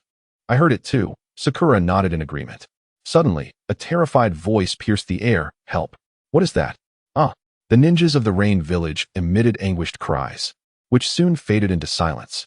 Naruto heard the sound of bones being crushed and the muffled whimpers of those ninjas, as if something had obstructed their voices. Blood splattered, and the members of Team 7, concealed behind a tree trunk, witnessed blood suddenly spraying at their feet. Such an incomprehensible situation was profoundly terrifying. Who are you? The killer spoke. Naruto paused momentarily, instantly recognizing Gaara's voice. Judging by the tone, it was evident that among the Rain Village ninjas, there was a formidable adversary who had evaded his attack, igniting a sense of confusion and astonishment within him. I, Gaara of the Sand Village, do not wish to battle you. My only objective is Uchiha Sasuke. A strange voice interrupted, leaving Sasuke momentarily taken aback. My sole aim is Uzumaki Naruto. As long as you do not intend to claim my target, you may do as you please with the others, Gaara replied coldly. You little brat. Are you angry just because I retaliated during the exam? Naruto gritted his teeth. Through the art of prophecy, he foresaw a singular future, that he would have the perfect opportunity to seize Sasuke's Sharingan during this second exam, with Sasuke succumbing to unconsciousness from his injuries, and Haruno Sakura also fainting due to the battle, leaving only himself awake. Very well, let us not interfere with one another and complete our tasks, the Rain Ninja chuckled. Sasuke, you handle Gaara, while I deal with that Rain Ninja, Naruto declared, pulling out a kunai and instructing, Sakura, take the chance to support us. Regardless of the potentially formidable Rain Ninja or the Jinchuriki Gaara, they were no match for Sakura's current level of ninja prowess. All she could rely on was her innate extraordinary strength. Understood. Sakura grasped Naruto's intent. Though reluctant, she had no choice. Naruto and Sasuke simultaneously charged out from behind the tree trunk, Sasuke heading towards Gaara, while Naruto lunged at the oddly featured long-haired Rain Ninja. Summoning technique. The Rain Ninja understood their intentions immediately, slicing his finger and swiftly forming hand seals before pressing his hands to the ground. A mysterious black seal materialized, and with a loud bang and a plume of distinctive white smoke, a colossal brown serpent appeared before Team 7. Naruto formed a cross seal and unleashed the shadow clone technique, dozens of clones shielding his real self as they surged towards the Rain Ninja. The brown serpent emitted a piercing hiss and lunged at Naruto and his clones, ferociously colliding with them, causing them to dissipate into white smoke. It then spun around and lunged at Naruto's real form. Enough of this annoyance. Naruto hurled one of his clones into the serpent's mouth. Once inside, the clone rapidly condensed a Rasengan in its palm and forcefully thrust it into the serpent's belly. Boom! The terrifying destructive force struck the serpent's interior, creating a gaping hole in its abdomen. A formidable offensive technique, judging by the traces of destruction, seems to resemble the Rasengan. Could it be that Jiraiya has already taken him as a disciple? The Rain Ninja gazed in astonishment at Naruto charging toward him, his hands forming seals once more. Chapter 18. No need to conceal. Sasuke activated his chakra to stimulate his cells, employing the body flicker technique repeatedly to evade Gaara's sand attacks. The speed of his movement was so rapid that Gaara perceived two illusory figures of Sasuke. Although the body flicker technique is fundamentally a basic and low-level ninjutsu that nearly all ninjas can perform, such extraordinary speed is a rarity, achievable by few. Sasuke's ability to execute it stems from the intensive training provided by his cousin, Uchiha Shursui, following the conclusion of their mission in the Land of Waves, where Shursui had dismantled the Root Organization's assignment. In the annals of the Third Great Ninja War, the name Shursui of the body flicker was renowned, standing shoulder to shoulder with the Fourth Hokage, Minato Namikaze. Sasuke unleashed the Great Fireball technique towards Gaara, who swiftly conjured a solid sand shield to block it, nullifying the attack entirely. How swift! Just moments ago, he was controlling the sand to assault me. How can he possibly divert his focus to also defend? As Sasuke landed, he leaped again to evade Gaara's strike. This is untenable. Remaining stationary while merely dodging places me at a significant disadvantage. Clenching his teeth, Sasuke retrieved a kunai and shuriken bound with thread from his pouch, then hurled them towards Gaara. The latter frowned, summoning the sand shield to intercept the kunai and shuriken. However, he failed to anticipate that another shuriken was concealed behind the kunai, evading the shield and soaring toward his rear. With only two hands, it was impossible for Gaara to catch the shuriken in time. Just as this thought crossed his mind, Sasuke suddenly jerked his head back, pulling the shuriken with the thread, propelling it swiftly towards Gaara's nape. He still held a strand of thread in his mouth. Sharingan, Windmill 3, Great Blades. Clang. The sand shield solidified instantaneously behind Gaara, effectively blocking the shuriken. The expression on Gaara's face was one of surprise and bewilderment. He appeared utterly unprepared for the summoned sand shield. How could he conjure a defensive measure so swiftly? The sand operated entirely as an automatic defense. Sasuke spat out the thread, discerning the nature of his opponent's ninjutsu. Unless he could breach Gaara's sand shield, there was no way to circumvent this automatically defensive technique. Crucially, the Uchiha clan's mastery of fire techniques was countered by sand. Before the sand shield, the already feeble destructive power of the Great Fireball was rendered ineffective. Sasuke gritted his teeth, clenching his fists. Enough is enough. My target is not you. Gaara's gaze suddenly shifted to Naruto, a cold smirk forming on his lips as he commanded the sand to surge toward Naruto. An avalanche of yellow sand, exuding the might to crush rock, hurtled toward Naruto. Witnessing this, Sasuke realized that regardless of the ninjutsu he employed against Gaara, none would yield any effect. The sand shield, capable of automatic defense, proved utterly unbreakable, an impenetrable barrier. At this moment, Naruto was half kneeling on the ground, clutching his abdomen and gasping for breath, completely unprepared for the sand behind him. Moments earlier, the Rain Ninja's right hand suddenly ignited with 5 streaks of purplish-black flames. He swiftly evaded Naruto's shuriken attack, then seized Naruto's arm with his left hand, while his right hand, shaped into a palm, struck fiercely at Naruto's abdomen. Several unique seals appeared on the nine-tailed seal located on Naruto's abdomen, and he felt utterly disconnected from the nine-tails chakra. The sealing technique was the five-element seal. Cough.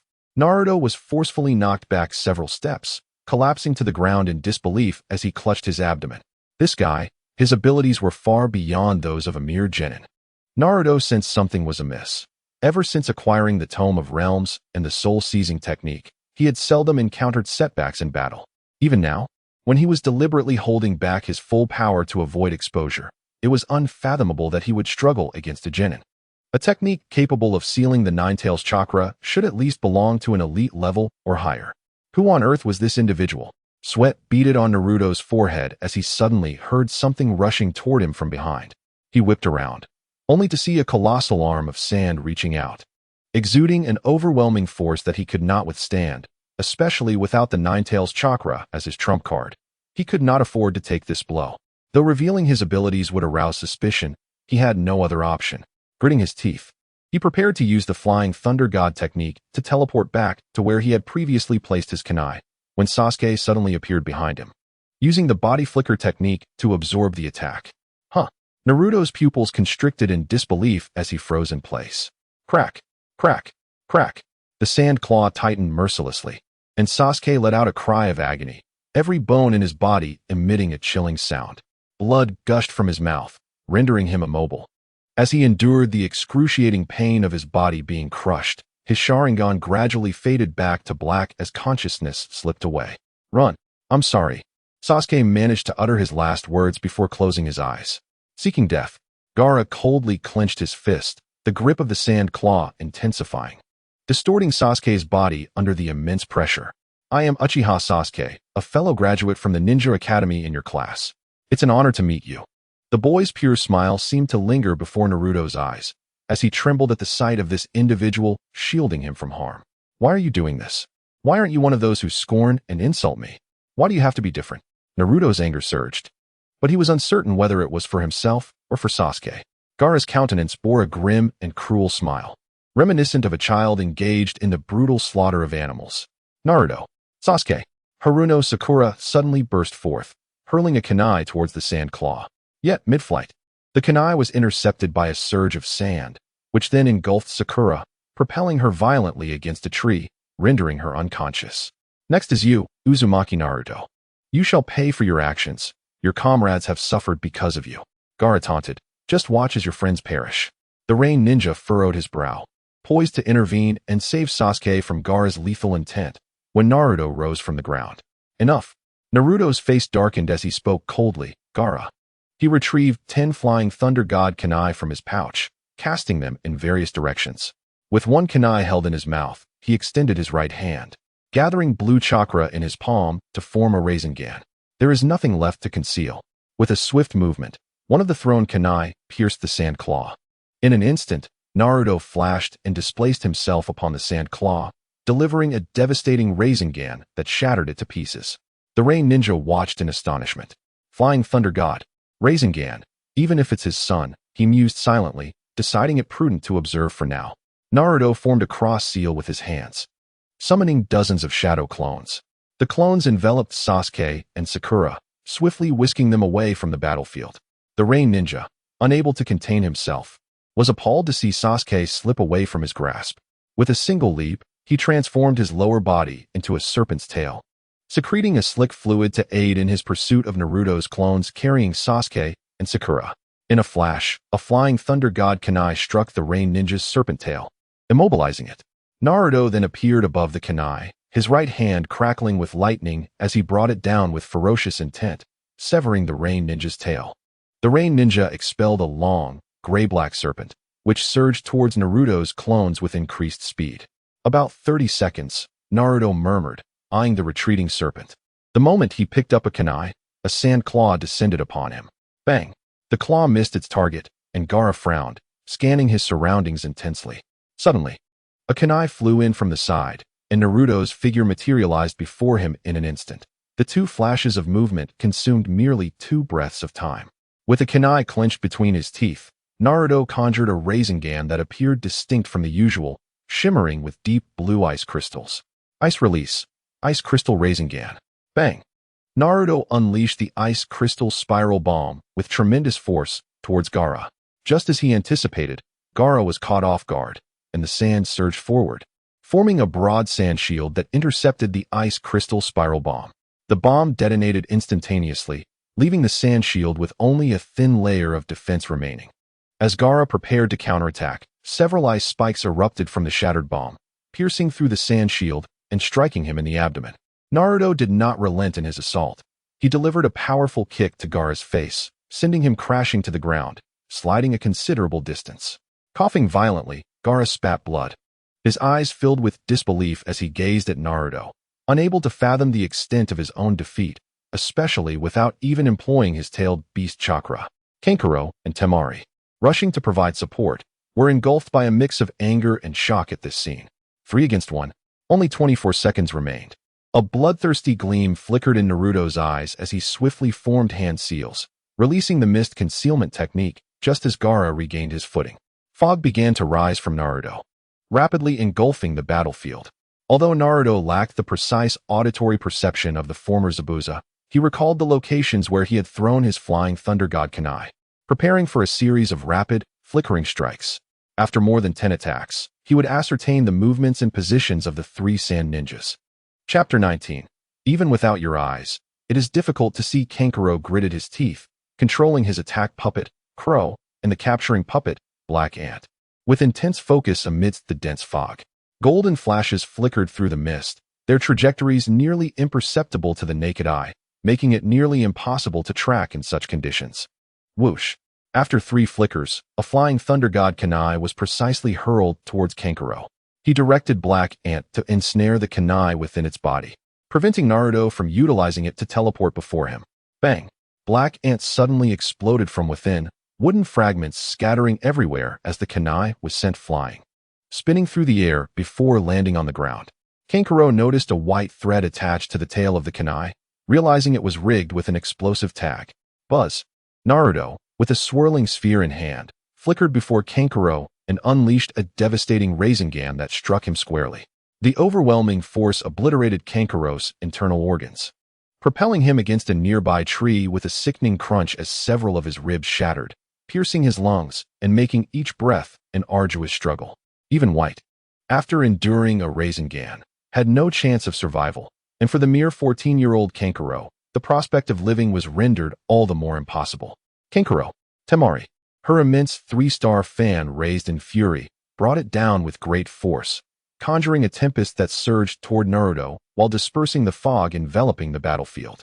Despite her abilities countering the mist technique, Naruto's utilization of the flying thunder god technique was astoundingly swift, leaving Kankuro unable to await Temari's assistance before being struck directly by the Rasengan. Naruto expelled the flying thunder god kunai from his mouth and swiftly evaded the storm, launching the kunai mid-flight toward Gaara, while his right hand grasped a second kunai, teleporting in front of Gaara. In a fit of rage, Gaara summoned 3 enormous sand claws from the ground, intent on capturing Naruto. Yet, Naruto deftly threw the kunai behind him, narrowly avoiding the grasp of the sand claws. A sand shield emerged instinctively, and rather than retaliating, Naruto stepped onto the shield and leaped into the air. Gaara, bringing his hands together, commanded the 2 sand claws to reach out toward Naruto, who smirked coldly. Temari watched the swirling Naruto in midair, ready to utilize her wind release technique to redirect the kunai should he attempt to teleport. The kunai appeared, but to her astonishment, it was positioned before her. She turned in disbelief to find that the kunai had been thrown by a shadow clone of Naruto, deliberately drawing her attention away by exposing a weakness in his high leap. A golden flash illuminated before her, and Temari raised her fan defensively. This time, Naruto did not employ the Rasengan, but instead unleashed a precise lightning cutter. With a thunderous crack, he sliced through the fan, and fortunately, Temari managed to discard the fan and retreat a few steps. Otherwise, the lightning cutter would have struck her squarely in the head. "You scoundrel! I will surely carve you up today." Gaara's fury was not ignited by the injuries to Temari and Kankuro, but rather by the humiliation of being toyed with, unable to tolerate the idea of being outmatched. Suddenly, a torrent of sand burst forth from the gourd on Gaara's back. enveloping half of his body while coalescing into the form of a tailed beast. The once tender arm transformed into a gigantic, terrifying raccoon paw, and his eyes, imbued with the beast's power, became a menacing black and yellow, striking fear into all who beheld him. Has the tailed beast become unhinged? Naruto raised an eyebrow, calculating the remaining time. There are 11 seconds left, and I can't be bothered to fight you any longer. You are not worthy, Gaara. Your comrades are incapacitated, meaning you have already failed the exam. Temari, filled with concern, rushed to Kankuro's side. She checked for signs of life, discovering that his breath was nearly non-existent, the rhythm akin to that of a suspended existence. This is dire. With such injuries, he cannot survive. Without a medical ninja, he has no chance of leaving this forest alive. Temari embraced Kankuro, her voice breaking into sobs. Exams and requirements mean nothing to me. All that matters is ensuring your demise. Gaara felt the surging power of the tailed beast within him and exuberantly shouted, "Come on, continue fighting me. I am strong now." 8 seconds. Naruto shook his head and replied, "Even I cannot defeat you in that time without the assistance of the Nine Tails chakra. However, I have no need to defeat you. Until next time." With that, Naruto transformed into a flash of light and vanished from the spot. Gaara surveyed his surroundings. None of the locations where he had placed the flying thunder god kunai were where Naruto had landed. He was now left in uncertainty regarding Naruto's whereabouts. Meanwhile, the long snake finally caught up with Naruto's shadow clone. From its mouth emerged a figure, the rain ninja who had previously had his tail severed by the Raikiri. Great Snake Substitution Jutsu. A cruel smile crept onto the rain ninja's lips as his neck elongated, his head stretching forth like rubber towards Sasuke, who was being held aloft by Naruto's clone. Just as the clones prepared to counterattack, a golden light suddenly appeared above the rain ninja. Naruto materialized above him and unleashed a Rasengan, smashing it into the rain ninja's back, driving him forcefully into the ground. Even his extended head succumbed to the impact. Flying Thunder God Technique. How could there be a Flying Thunder God kunai nearby? The rain ninja spat out another long snake, but this time, Naruto stood resolutely in front of it. With a single hand seal, he summoned a massive ice wall behind him. Ice Release, Ice Rock Dome. The long snake transformed back into the rain ninja, who gritted his teeth and addressed Naruto. "What on earth have you experienced? The Rasengan is one thing, but the Flying Thunder God has been lost since your father's demise. Surely he cannot have risen from his grave to teach you ninjutsu? It seemed you indeed possessed some knowledge." Naruto formed hand seals and unleashed dozens of shadow clones, declaring, "Then I will capture you and pry open your mouth for some answers." What a laughable jest. From the rain ninja's sleeves surged dozens of brown long snakes, darting towards Naruto with remarkable speed. Naruto, alongside his shadow clones, charged towards the rain ninja. Most of the kunai remained with Gaara and were yet to be reclaimed, leaving Naruto with only the one he held. Nevertheless, this was of little consequence, as Naruto had already marked the rain ninja with the Flying Thunder God kunai. As he severed the rain ninja's tail with the Raikiri, the mark had been placed. The long snakes bit through numerous shadow clones, yet Naruto's true form remained unscathed. He formed hand seals and exhaled a colossal fire dragon towards the rain ninja. This fire release technique surpassed even the great fireball in both power and grandeur, incinerating the long snakes released by the rain ninja. Fire release, great fire dragon technique. The rain ninja swiftly evaded the mighty fire dragon. But before he could execute a second technique, Naruto flashed before him, his right hand gathering fierce blue lightning, piercing precisely towards the rain ninja's head. With a sickening sound, the rain ninja's head was penetrated by the Raikiri, blood and brain matter splattering forth. Indeed, there was no way to spare a life. Even the slightest opportunity granted to this individual posed a peril. Thus, it was necessary to eliminate him. Naruto withdrew his hand, shaking off the blood that stained it, silently contemplating in his mind. Just as he turned to leave, a small white snake emerged from the sleeve of the rain ninja, slithering away from the scene in a rather disheveled manner. Naruto's shadow clone led Sakura and Sasuke into a hollow within a tree, while the original Naruto soon arrived at the same refuge. He dispelled the shadow clone, finally grasping the circumstances under which the prophecy within the Book of Dimensions would unfold. Both individuals lay in a state of unconsciousness, leaving only himself awake. Naruto retrieved a kunai from his pouch and approached Sasuke, his brow furrowing as he beheld the other's unconscious visage, his right hand trembling slightly. If he could not muster even this resolve, How could he hope to destroy Konoha? Naruto shook his head vehemently, gritting his teeth, and plunged the kunai downwards. Thud! The kunai struck the tree wall beside Sasuke. As Naruto leaned closer to him, who remained in a deep slumber. Why won't you awaken? If only you would stir. You would witness the friend for whom you risked your life plotting to kill you while you lie unconscious. Then you would feel rage, resentment towards me, curse me, and despise me. Thus, I would have every justification to end your life. Naruto gripped the kunai tightly, feeling as though he might shatter his own teeth. He had to admit that he could not bring himself to harm this individual. Releasing his right hand, the kunai clattered to the ground. As if responding to Naruto's silent plea, Sasuke slowly opened his eyes, his voice weak as he inquired, "Are you all right? What about Sakura?" "She is fine. We escaped." Naruto replied, his expression darkening. "I ask you, why did you shield me from Gaara's attack? Did you not realize this could lead to your death?" "Of course I knew," Sasuke responded, "but watching you die is far more unbearable than my own demise." With a faint smile, he continued, "I noticed you long ago. A solitary figure often seen swinging in the park. A person as quiet as you could never destroy a village. One day, my brother urged me to greet you. That was when you first became acquainted with me. Even if the entire village deems you a monster, I will consider you my friend." Sasuke chuckled. "Perhaps I am being overly sentimental, but I feel I am your only friend, irreplaceable in a way. I cannot explain why, but from the moment we first met, it felt as if we had known each other for ages. Why do you apologize? It is my failure to restrain Gaara that placed you in such peril. I am truly sorry." Sasuke's expression reflected his regret. Naruto remained silent, his expression a tangle of complexity as he gazed at Sasuke, before rising to his feet and heading towards the entrance of the hollow. "Naruto, where are you going?"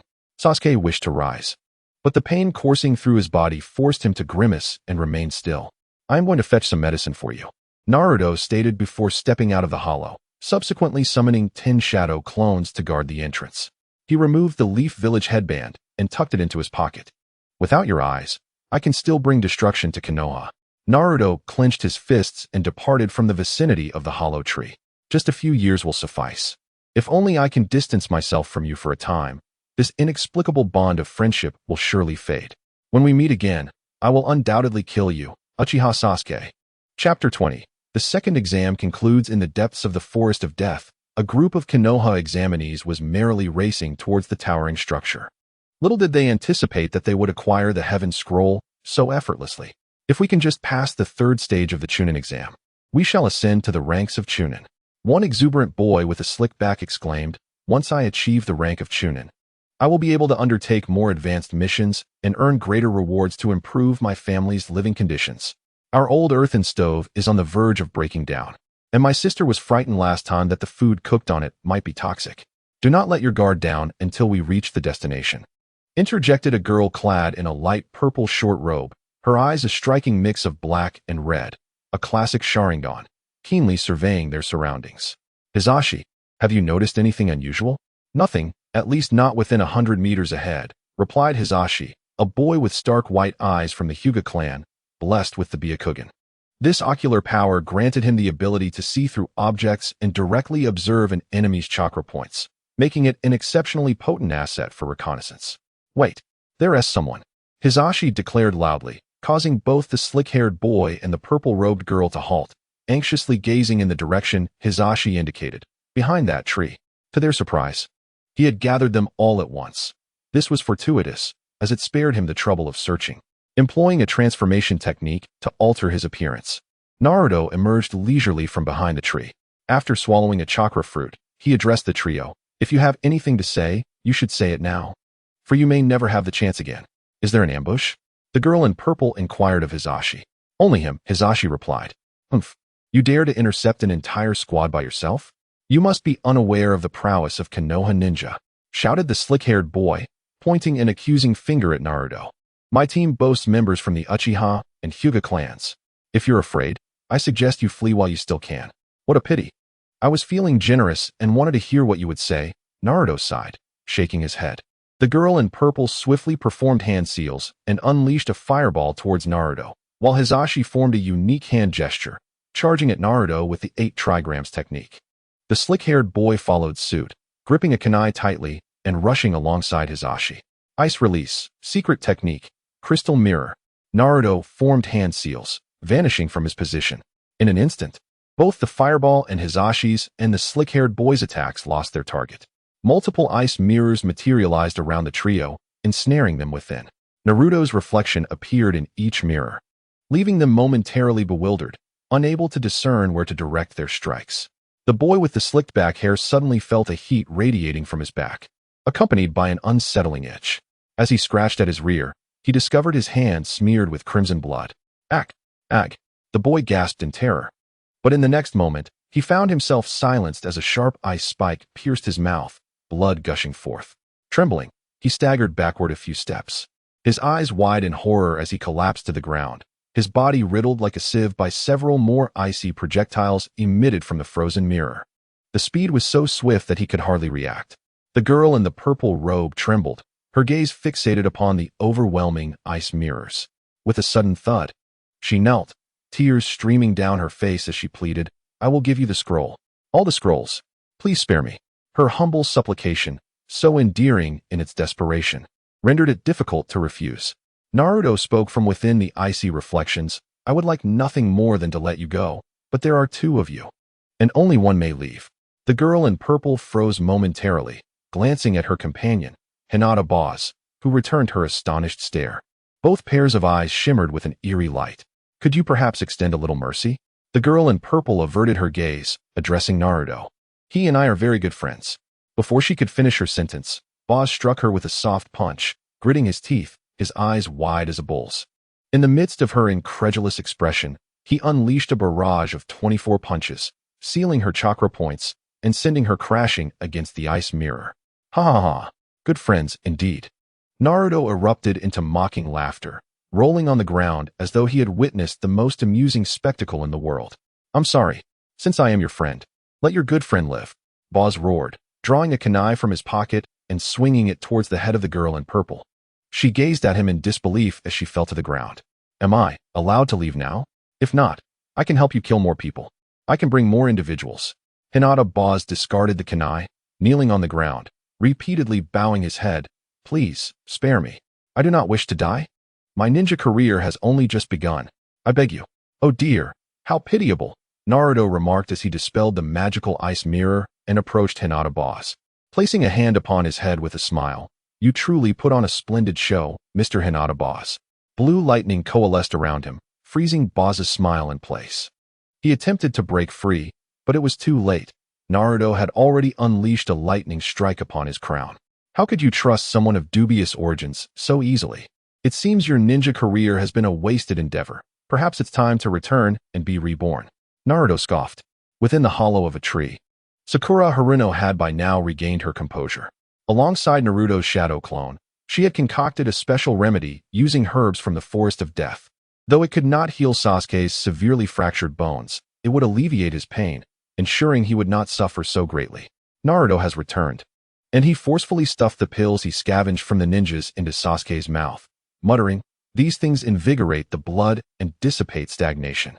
While they cannot mend your bones, they can sustain your life until we reach the hospital in Konoha." "Sakura, have you noticed Naruto's left eye is tightly shut?" she inquired with a hint of concern. "It's just a minor injury from a skirmish with a few ninjas," Naruto replied, shaking his head. "More importantly, I have obtained the Heaven and Earth Scrolls. As long as we can reach the tower, our mission will be complete." "But Sasuke can no longer walk," Sakura protested. "No worries, I can still move," Sasuke insisted, shaking his head resolutely. "Take me with you to the tower." "All right, we can't afford to linger here," Naruto nodded, summoning a shadow clone to carry Sasuke.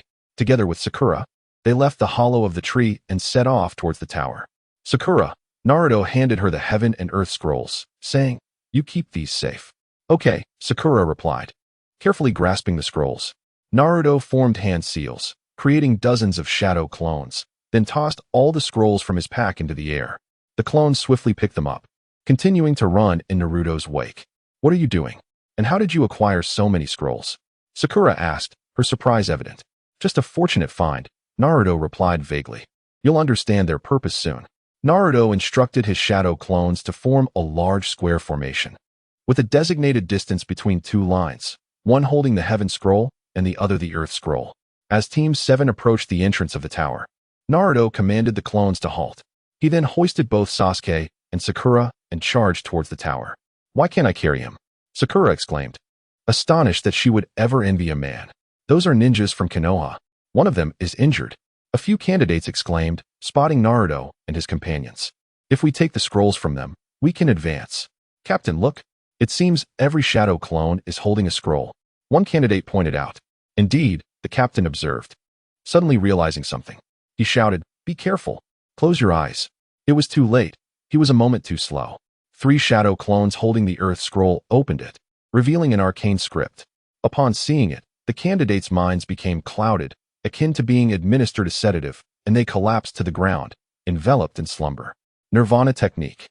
This was an illusion technique that forced those affected into a deep sleep, rendering them unconscious until the conclusion of the exam, thus disqualifying them. This was precisely why Mitarashi Anko emphasized that the scrolls should not be opened without securing both the Heaven and Earth scrolls. Naruto adeptly exploited this situation by creating shadow clones at the foot of the tower, each carrying a scroll. Any individual who approached the tower would trigger the scroll, rendering them into a deep slumber. While this strategy would disqualify many from the examination, it effectively ensured Naruto's safe passage to the tower without the threat of ambush. In a short span, the candidates ensnared by Naruto's clones began to accumulate, their plight appearing rather pitiable. Ultimately, Team 7 reached the tower, where several groups had already arrived.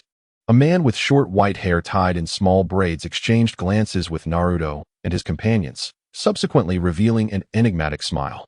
Naruto instructed Sakura to unfurl the Heaven and Earth scrolls. She nodded and opened both scrolls simultaneously, witnessing the ninja script merge into a summoning jutsu, conjuring a somewhat unfamiliar Nin instructor. "Congratulations on passing the second stage of the Nin exam. Now, please follow me to meet the proctor." The Nin teacher smiled at them. He led the trio to a spacious arena, where the third Hokage, Proctor Akamichi, along with Kakashi Hitaki, Might Guy, and Asuma Sarutobi awaited their arrival. "You have successfully passed the evaluation," Kakashi remarked, offering an encouraging smile. "I am proud of you." "The examination time has come to an end," Akamichi announced, glancing at the clock. The third Hokage nodded and addressed the lined-up candidates. "I hereby declare that all present candidates have passed." "Wait," interrupted a bandaged candidate named Tatsu, pointing at Sasuke, who was being supported by Naruto. "He clearly cannot move. How can he be considered as having passed? By rights, their entire team should be disqualified. Or is it that the Konoha proctors wish to shield their own ninjas?" Chapter 21, Rebellion. The rogue ninja Naruto, a glimmer of murderous intent flashed in Naruto's eyes. Indeed, he is utterly incapacitated. They should be expelled. Was Konoha's examiner truly willing to protect their own ninjas? Tatsu ignited the fuse, and the atmosphere grew charged with excitement, as onlookers eagerly anticipated the unfolding drama involving Team 7. Sakura, unaccustomed to such an aggressive confrontation, instinctively took a step back in fear, while Sasuke gritted his teeth, cold sweat trickling down his brow, engulfed by a wave of guilt. Naruto had grown accustomed to such verbal assaults and silently observed the crowd without uttering a word. Proctor Akamichi appeared conflicted but eventually sighed in resignation, stating, according to the examination rules, only teams with all members capable of action and possessing both the Heaven and Earth scrolls are deemed successful. However, Uchiha Sasuke of Konoha's Team 7, I can move, Sasuke declared emphatically, breaking free from Naruto's support. He planted his foot firmly on the ground, and the audible crack of bones echoed throughout the arena. The spectators stared in disbelief at the defiant youth, whose body was on the brink of collapse, sustained solely by sheer willpower. I cannot be a burden to them. With such thoughts in mind, Sasuke advanced step by step before Tatsu, his voice frail as he uttered, "Are you satisfied now? Fine. You are indeed formidable." Tatsu nodded, swallowing hard, and replied. Naruto stepped forward, allowing his shadow clone to support Sasuke, then landed a punch squarely on Tatsu's face, eliciting astonishment from the onlookers. "What are you doing? Do you wish to fight?" Tatsu exclaimed, momentarily taken aback, before shouting at Naruto. "If a fight is what you desire, then let us see if I can break your bones inch by inch today." Naruto grasped Tatsu by the collar, whispering contemptuously, "You look like a mummy. Do you not feel ashamed to face anyone?" Just as the two were on the verge of clashing, Sarutobi Hiruzen interjected, with such vigor, "You might as well save it for the third exam. I will now announce the list of those who have passed." Naruto scoffed, releasing Tatsu's collar, and turned to join Haruno, Sakura, and the others. Announce? What is there to announce?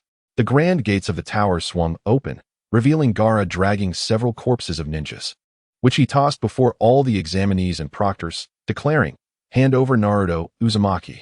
The hidden Orochimaru observed Gaara's actions with a frown, displeased. He had intended to execute his plan to annihilate Konoha during the third exam, but it appeared he would need to expedite his scheme. He gestured to the white-haired braided man, who nodded in understanding. "Gaara of the Sand Village, the time for the second exam has elapsed.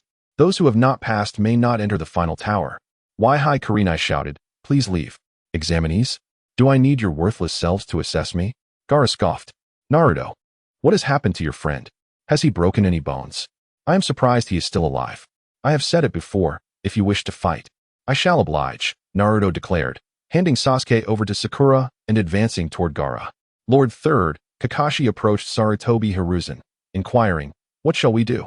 "Let us observe the situation," Sarutobi replied, narrowing his eyes. "I will not only kill you, but also destroy your village."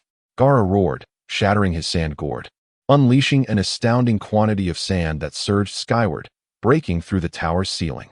The sand spiraled around the maniacally laughing Gaara, ultimately coalescing into a colossal body resembling a tanuki, the sheer size of which tore the tower apart as onlookers gazed in awe at this monstrous entity.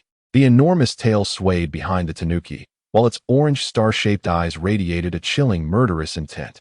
Fully manifested form, one-tail Shikaku. You wish to destroy the village?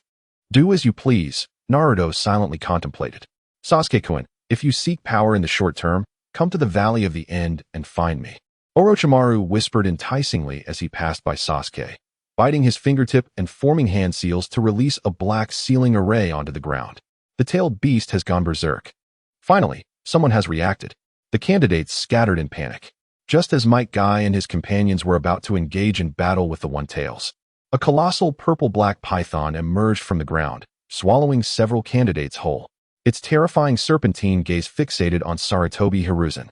Atop the serpent stood a long-haired man with snake-like eyes and a purple talisman tied around his waist, exuding an ominous and chilling aura.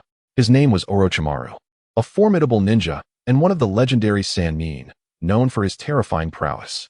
He had once joined the Akatsuki and was a notorious rogue ninja in the ninja world.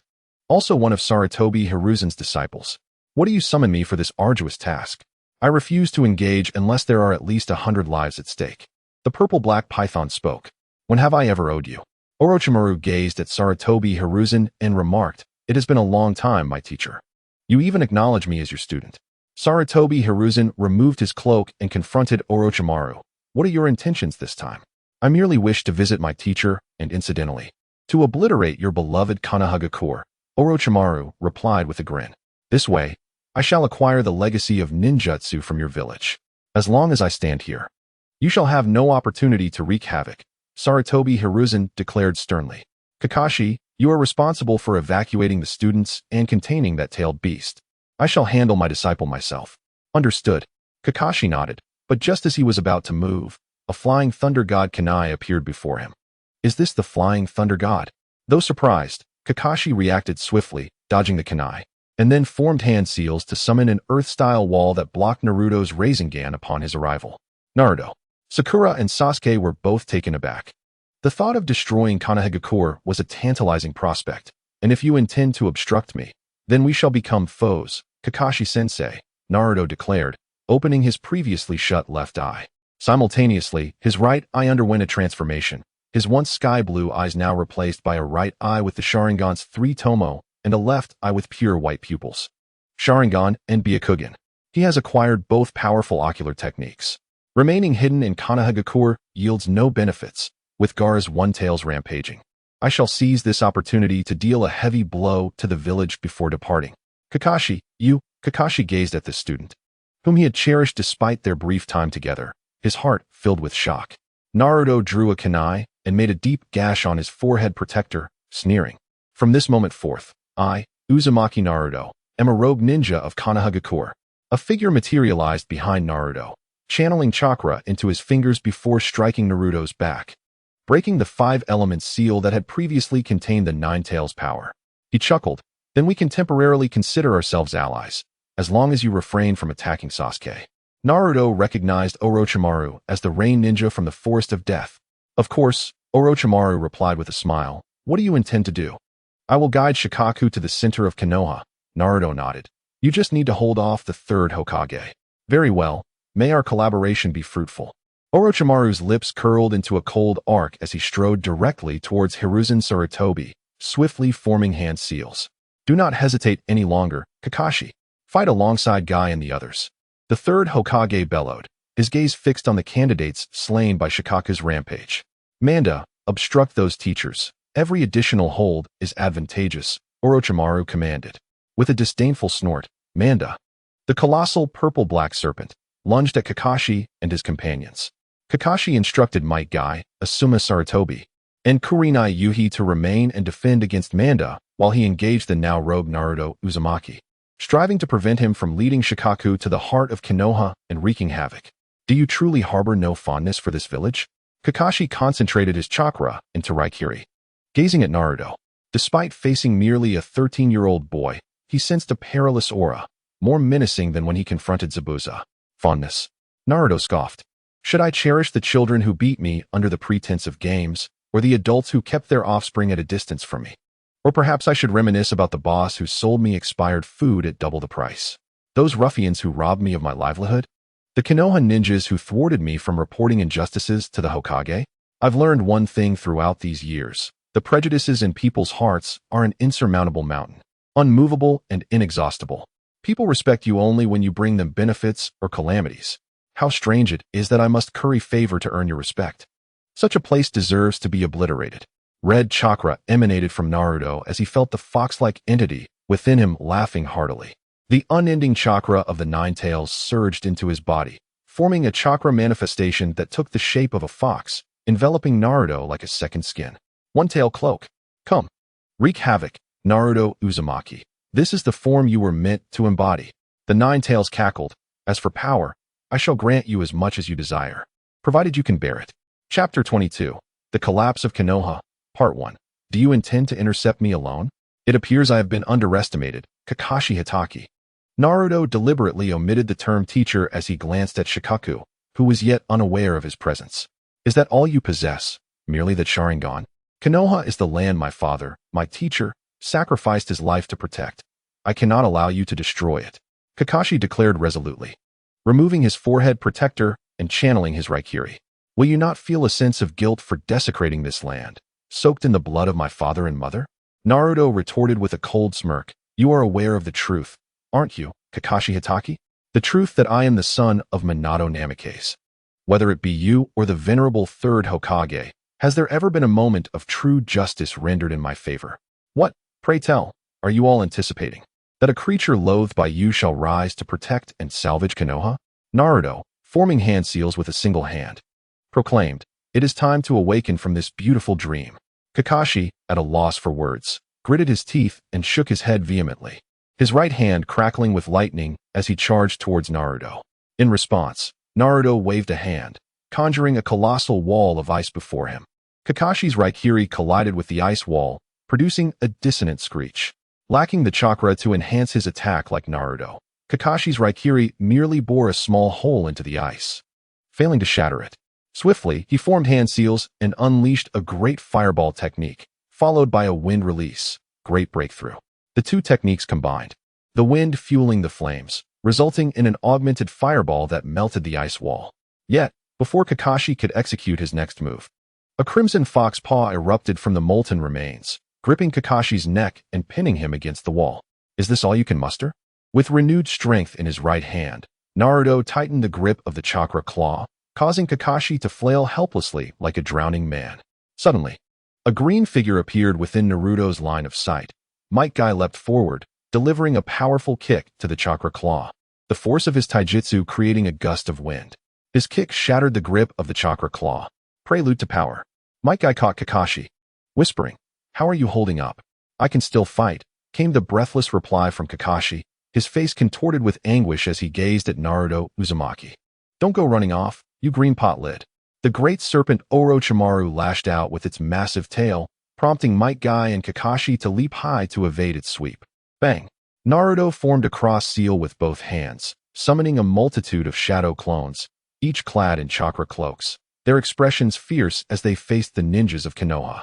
Have fun playing with them, Naruto declared, as he sprinted towards Shikaku. It seems Konoha is not as sunlit as I had imagined. A note of derision tinged Orochimaru's voice as he formed hand seals, inscribing black runes upon the ground. Summoning technique, impure world reincarnation. Meanwhile, Sakura Haruno struggled to lead Sasuke away, overwhelmed by the throng of fleeing examinees. The surging crowd left her fatigued, casting doubt upon her reality. Feeling as though she were ensnared in an exceedingly dreadful nightmare, one from which awakening would dissolve all calamities, and Naruto would not become a rogue ninja. Clear the way. An examinee forcefully shoved Sakura to the ground, causing both her and Sasuke to tumble. The examinee trampled over her, and witnessing this, several others were quick to follow suit, intent on escaping at any cost. Must you be so eager to trample over my body to survive? Naruto initially pierced the abdomen of the candidate who had knocked down Sakura with his chakra claws. He then extended his chakra tail like a blade, spinning in place, unleashing a crimson arc of light that severed all nearby candidates in half. Sakura, struggling to her feet, gazed at the familiar yet unfamiliar figure who had scarred her forehead protector and spoke, "You truly took Sasuke away, but please do not return him to Konoha for now." Naruto frowned and replied softly, "I will ensure he has a proper hospital." With a growl, Shikaka charged towards Naruto, who turned to face him, a cold smirk gracing his lips. Utilizing the body flicker technique, he directed Shikaku towards the heart of Konoha. Kakashi and the others attempted to intervene, but were ensnared by thousands of shadow clones, each capable of wielding the chakra of the Nine Tails, and even employing the powers of the Sharingan and Byakugan. The strength of a single shadow clone equated to that of a Chunin. Has he truly transformed into this? Sasuke murmured, disbelief etched across his face as he watched Naruto's figure recede into the distance. He yearned to stop him, to impede his progress, yet felt powerless. Naruto had bested Kakashi without breaking a sweat. What could he possibly do now? If you seek power, come to the Valley of the End, he recalled Orochimaru's words. Swallowing hard. I never anticipated you would resort to such actions, Sarutobi Hiruzen declared, shedding his Hokage cloak to reveal a battle-ready dark armor. With hands forming seals, he summoned the unique creature of the Sarutobi clan, Inma. Let this all end here, Orochimaru. You are the sin I have nurtured, and it is I who shall eradicate you. Hiruzen shouted, his resolute gaze fixed upon the two coffins rising from the ground. Shikaku's massive form crushed the trees of the Forest of Death as it charged after Naruto, like a bull drawn to a red cloth, barreling towards the Hokage's office. Maintaining a safe distance, Naruto utilized the body flicker technique and Flying Thunder God to evade Shikaku. Upon entering the village streets of Konoha, Shikaku unleashed a barrage of ninjutsu, striking its abdomen and expelling powerful wind bullets that targeted Naruto, obstructing his movement. Calculating swiftly, Naruto realized that the wind bullets would disrupt his trajectory. He extended his chakra claws to grasp the corner of a distant building, pulling himself away just in time to narrowly evade the incoming wind bullets. The projectiles detonated upon impact with the ground, obliterating structures in Konoha.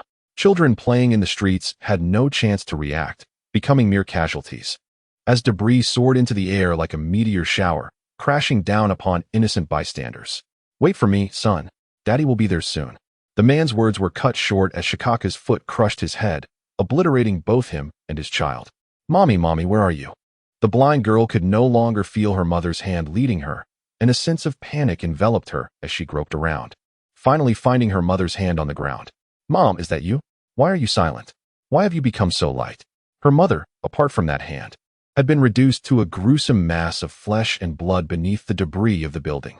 A wind blast had detonated a gas canister in the kitchen, engulfing the entire neighborhood in flames and explosions. Those who had stood together just moments before, joyfully taking a family photo, were instantaneously consumed by the ferocious blaze, and that photograph became their last memento of life. Gaara, under Naruto's guidance, wreaked havoc upon the Hidden Leaf village. The ninjas remaining in the village were utterly at a loss on how to stop such a terrifying creature as Shikaku. People could only kneel on the ground, crying out the names of the deceased, before ending their own lives amid the hellish scene. This was precisely what Naruto had desired. He prompted Gaara to unleash wind blasts that obliterated the Hokage's office, subsequently pinning the corpses of the guarding Jonin to the face of the Hokage's rock monument with kunai. He stood atop the stone of the fourth Hokage, Minato Namikaze, and hurled a flying Raijin kunai at the visage of the third Hokage, Hiruzen Sarutobi. Gaara fired a wind blast toward Naruto's position, but Naruto, utilizing the flying thunder god technique, evaded it, landing on Sarutobi's stone. The powerful wind blast utterly destroyed Minato's face, emitting a cacophony of shrieks, and then Gaara, enraged, unleashed another wind blast at Naruto. Naruto hurled the flying thunder god kunai toward the second Hokage's monument. Thus, he orchestrated the destruction of the fourth Hokage's face, leaving only 4 grotesquely bloodied corpses of Jonin hanging from the Hokage Rock. Enough. A figure rushed toward Gaara, swiftly swinging a hand to hurl several kunai, infused with fire release, toward Gaara's eyes. The latter was caught off guard, unable to react quickly enough due to the opponent's astonishing speed. The fire-infused kunai struck true, exploding into a cloud of crimson smoke. Fire release, Crimson Phoenix Blossom Technique. Gaara let out a heart-wrenching roar, covering his eyes, while the spirit of Gaara's inner self, Shikaku, began to stir violently. Naruto observed closely and saw that the newcomer bore the rare dumpling-like nose characteristic of the Uchiha clan. Clad in a dark, high-necked, short-sleeved top with triangular armor and armored leg bindings, he carried a small tant on his back. He was none other than the most formidable Uchiha ninja, Shisui Uchiha. Shisui furrowed his brow and looked at Naruto with a questioning gaze. "Did you bring it here?" "Indeed, it's quite a spectacle, I assent it. Just like the Nine-Tails invasion. This village has once again descended into a hellish nightmare," Naruto exclaimed, spreading his arms wide as if embracing something. "Are you here to halt this revelry? I shall protect the peace of this era." A luminous green chakra enveloped Shisui, transforming him into a colossal armored figure, complete with angelic wings and wielding a spiraling sword that emitted a resonating hum, exuding an aura of immense power. Uchiha Shisui did not attack Naruto, but instead turned his gaze towards the one-tail, Shikaku. The Susanoo, a manifestation of the Uchiha clan's most formidable ninjutsu, loomed large and powerful, even intimidating Naruto, who could not help but smile in excitement. He was eager to discover the potential of his Sharingan after its evolution into the Manjiki and the form of Susanoo he could wield. Chapter 23. The Collapse of Konoha, Part 2. Sakura Haruno arrived with Sasuke at the devastated Death Forest, where she gently placed him against a still-standing tree. Her concern evident as she looked at him and said, "Sasuke, stay here and don't move. I'll gather some herbs to help you." "No need for that. Take me to the Valley of the End," Sasuke insisted, shaking his head with great effort as he lifted himself slightly. "No one besides me can stop Naruto. I must bring him back." "That is not possible." Sakura firmly rejected him. "In your current state, you cannot match Naruto. Besides, even if you were uninjured, you would stand no chance against him. You would die?" Seeing his determination, which seemed more painful than death to her, Sasuke gritted his teeth and grasped the bark of the tree, slowly managing to rise. No. Sakura bit her lip, retrieving some thin threads from Sasuke's pocket and binding him to the tree. "You must stay right here. You can't go anywhere. Naruto has become a rogue ninja. Just give up." Sasuke struggled briefly, realizing the strength of the threads made it impossible to break free. "I'll go gather herbs now." "Wait for me," Sakura said softly, observing that Sasuke had momentarily settled down before turning to leave. Once Sakura was out of sight, Sasuke began to squirm again. He bit through the threads, collapsing onto the ground, and crawled forward, moving slowly yet resolutely like a caterpillar towards the Valley of the End. "I must pull him from the depths of darkness," he thought fervently. Before long, Sakura returned with the herbs. "Sasuke, I'm back," she began, only to find the tree empty and the thread severed. Stunned for a moment, her expression turned complex as she sank to her knees, the herbs spilling from her arms. Covering her face, she wept softly. "Why is it like this? Both you and Naruto, why are you so stubborn? Is there no one who cares about my feelings? This is truly alarming. If a fight breaks out, it will be terrifying indeed." Naruto, witnessing the battle between Shisui's Susanoo and Shikaku, expressed his amazement before scanning the area to ensure no one was watching. Utilizing the flying thunder god technique, he swiftly departed from the scene, having successfully lured Shikaku with the intent to wreak havoc in Konoha.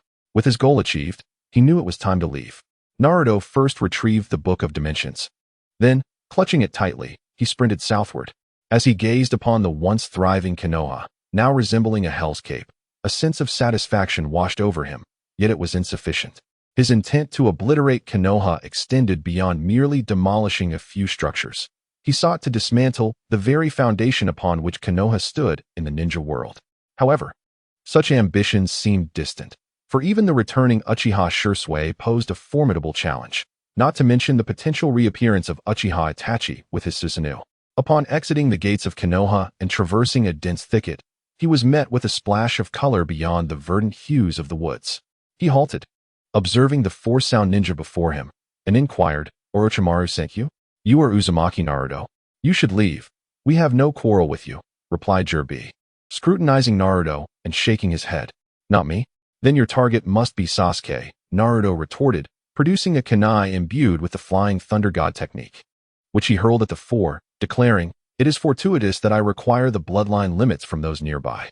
As my first opponent after defecting from my village, you should feel honored." Time passed in a blur.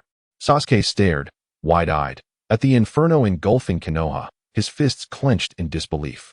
Susanoo, sword of flames. Shursui's Susanoo retreated a step as the spiraling sword erupted in a blaze of light. Shursui infused the sword with fire release, while the sword itself unleashed wind release, intensifying the flames that surged toward Shikaku. With a mighty roar, Shikaku summoned Gaara, who unleashed a formidable jutsu. Countless grains of sand coalesced into a massive, cloak-like raccoon, its rotund shape serving as a shield against Shursui's fiery assault. Shikaku's shield. Thanks to the sand's ability to counter flames, the strike inflicted minimal damage. Once more, the spiraling sword radiated brilliance as thousands of chakra-infused kunai erupted from it, reducing Shikaku's shield to mere particles. For Susanoo, breaching defenses not aligned with its elemental weaknesses posed little challenge. Sasuke watched as Shursui effortlessly overwhelmed Shikaku, compelling Gaara to revert from his tailed beast transformation. Shursui then gently caught the unconscious Gaara with Susanoo's hand, laying him down on the ground. As the form of Susanoo dissipated, Shursui noticed Sasuke, utilizing the body flicker technique. He appeared before him and asked, "Sasuke, where do you intend to go? Given your injuries, it would be prudent to refrain from recklessness." "I must retrieve Naruto," Sasuke replied through gritted teeth, resolute. "No matter the cost, I shall accept it." Shursui remained silent, gazing into Sasuke's eyes, and sighed. "You remind me of your brother." Seemingly calm, yet stubborn to a fault. "Hurry, for once Itachi returns, escaping will be impossible. This is your life. You alone shall decide what to do." The Valley of the End. "Ah!" Naruto emitted a piercing cry, collapsing to the ground in agonizing convulsions as a rudimentary head sprouted from his back. The head then expanded outward, developing a torso and limbs, ultimately detaching itself from Naruto. Overwhelmed by pain, he lost consciousness, akin to a woman in labor. "Naruto-kun, Naruto-kun? Are you asleep?" Naruto heard a girl's call and slowly opened his eyes.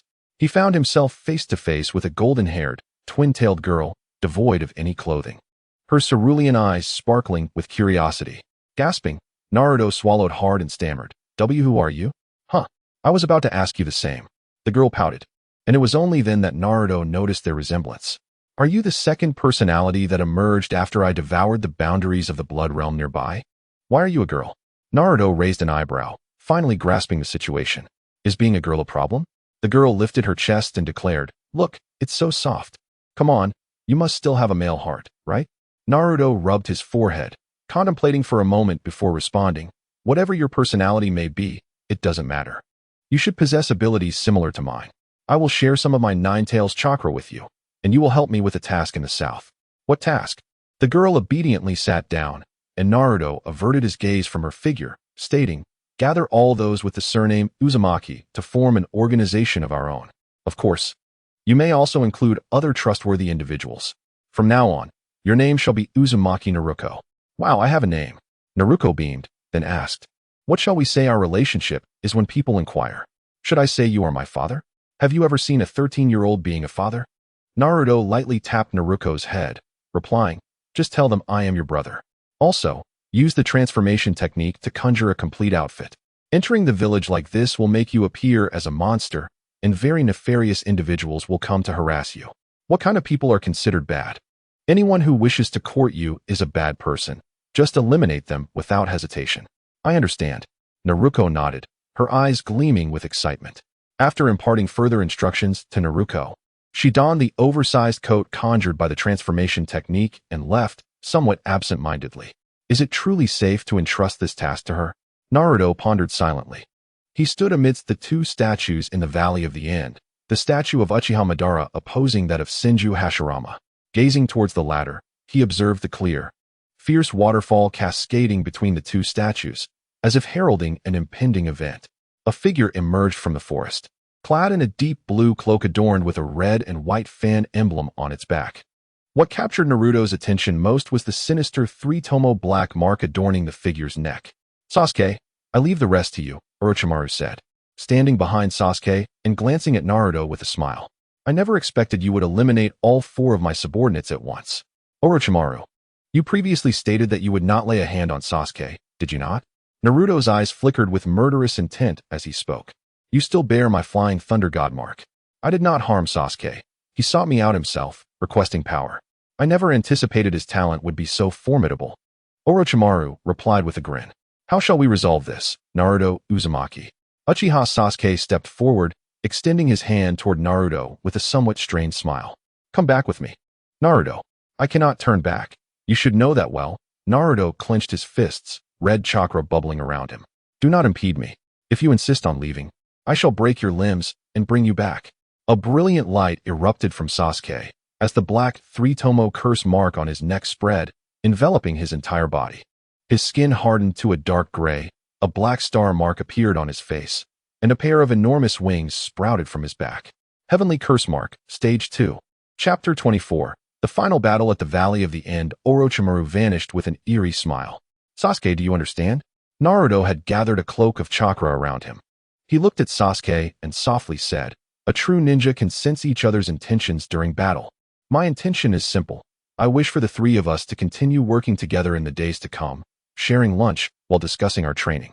Sasuke closed his eyes, and when he reopened them, they glimmered with the three-tomo Sharingan. Impossible. This is merely a facade I prepared to obtain the Sharingan and Byakugan. Naruto stepped forward, growling, come. Sasuke, let us settle this here. A cacophony erupted from Sasuke's right hand as he formed a black Chidori, the sound echoing throughout the Valley of the End. He leapt into the air with the aid of his wings, charging toward Naruto. Roaring Chidori. Naruto swiftly sidestepped, evading the attack, then landed on the water's surface. Using chakra to stabilize his stance, he extended a chakra claw toward Sasuke. Sasuke glided upward, twisting in the air to unleash the great fireball technique, while Naruto formed hand seals to conjure a water wall, successfully blocking the fireball. As the flames dissipated, Sasuke lunged at him, delivering a punch. Naruto leaned back to evade the blow, then used his chakra tails to grasp the wall, pulling himself forward. With his hands forming seals, Sasuke unleashed the Phoenix Fire technique. Naruto, displaying remarkable reflexes, clung to the wall as though traversing solid ground, deftly evading the flames that were hurled behind him. Sasuke retrieved 3 shuriken from his pouch and infused them with fire release chakra, launching them towards Naruto. Fire release, Phoenix Flower Jutsu. The velocity of the shuriken surpassed that of the Phoenix Fire, leaving Naruto no choice but to conjure an ice wall using ice release to shield himself from the impending assault.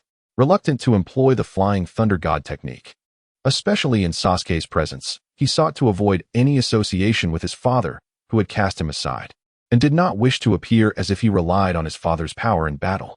Naruto swiftly descended onto the water's surface, forming a cross seal to create over 100 shadow clones that surged towards Sasuke. As the multitude of clones surrounded him, Sasuke took a deep breath and conjured Chidori in his hand, directing it into the water to allow the lightning to spread widely, obliterating all the shadow clones in its wake. Naruto realized that after unlocking the 3 tomo, Sasuke had significantly elevated his strength and prowess, becoming a formidable ninja capable of contending with him in his one-tail state. Naruto speculated that it was plausible for Sasuke, given his character, to have sought Kakashi's guidance in secret and diligently practiced. Sasuke, I am aware of your hatred for the village. I also recognize the injustice you faced. At the very least, I will stand by your side. Sasuke shouted, come back with me. No one will dare to look at you with scorn again. Stand by your side? I have but a single question, Naruto retorted with a cold smirk. If you had to choose between the village and me, who would it be? Sasuke clenched his teeth, unable to respond. The village held his dearest family, his gentle and reliable brother, a powerful cousin who was caring, and kind parents, all gathered together, sharing dreams of the future in a warm and beautiful atmosphere. His thoughts drifted to Naruto, who, while he and his brother played at climbing trees, struggled to find fruit, risking encounters with poisonous mushrooms for sustenance. While he joyfully discussed ninjutsu training with his parents, Naruto sat alone in a dark, empty room, staring at the ceiling in silence. As he engaged in heartfelt conversations with his clan about aspirations, Naruto consumed instant noodles and expired milk, enduring the scorn and disdain of villagers, dreaming of the day they would acknowledge their wrongs and apologize to him. If one word could encapsulate Naruto's childhood, it would be loneliness. Was Naruto's life tragic? Indeed. Yet he never flaunted his suffering. Instead, he internalized his pain, transforming it into the resolve of the Avengers standing before him now. I wish to bear this pain for you. Sasuke shook his head and replied, You need not shoulder this burden alone. Sasuke, you spoke a truth. You are indeed my only friend. Naruto gathered a spiraling sphere in the palm of his hand and softly murmured, You are the only bond one have in the Hidden Leaf Village. If I can sever this connection, my path to vengeance will face no further obstacles. Must you seek revenge? What will you gain from it? Sasuke, wielding a Chidori, expressed his inner turmoil. Come back. It is not too late. My quest for revenge is not about gaining anything. It is about destruction. How strange it is that we, two opposites, could become friends. Naruto whispered. But that is all there is. You, who have not lived my life, cannot truly comprehend my pain. Let us conclude our fates here. Suddenly, the spiraling sphere in Naruto's hand transformed into a crimson hue, infused with the chakra of the Nine Tails, amplifying its destructive power. The energy radiated around him as he stomped on the water's surface, creating ripples. Crimson spiraling sphere. Sasuke's Chidori morphed into a brilliant black as he crouched low and surged towards Naruto, breaking the water's surface. Naruto. Sasuke. The clash of the spiraling sphere and Chidori erupted, unleashing a terrifying torrent of chakra that sent waves crashing around them, resembling walls of water encircling their battle. Silence enveloped the Valley of the End, save for the sound of their techniques colliding. Where do you intend to go? Sasuke gritted his teeth, channeling more chakra into his Chidori. To where I must go, and you shall vanish from here. Naruto retaliated, clenching his teeth and pouring more chakra into his spiraling sphere. In a battle of chakra, Sasuke could never match Naruto's strength. Ultimately, Naruto's crimson spiraling sphere pierced through the wailing Chidori, dispersing the black chakra like clouds being torn asunder. As Naruto's attack surged forward, just before it could strike Sasuke's head, he clicked his tongue and dispelled the spiraling sphere. In a swift motion, he turned and delivered a powerful kick to Sasuke, slamming him against the wall, creating a large crater. Coughing up blood, Sasuke looked weakly at Naruto. Do not continue this path as a ninja.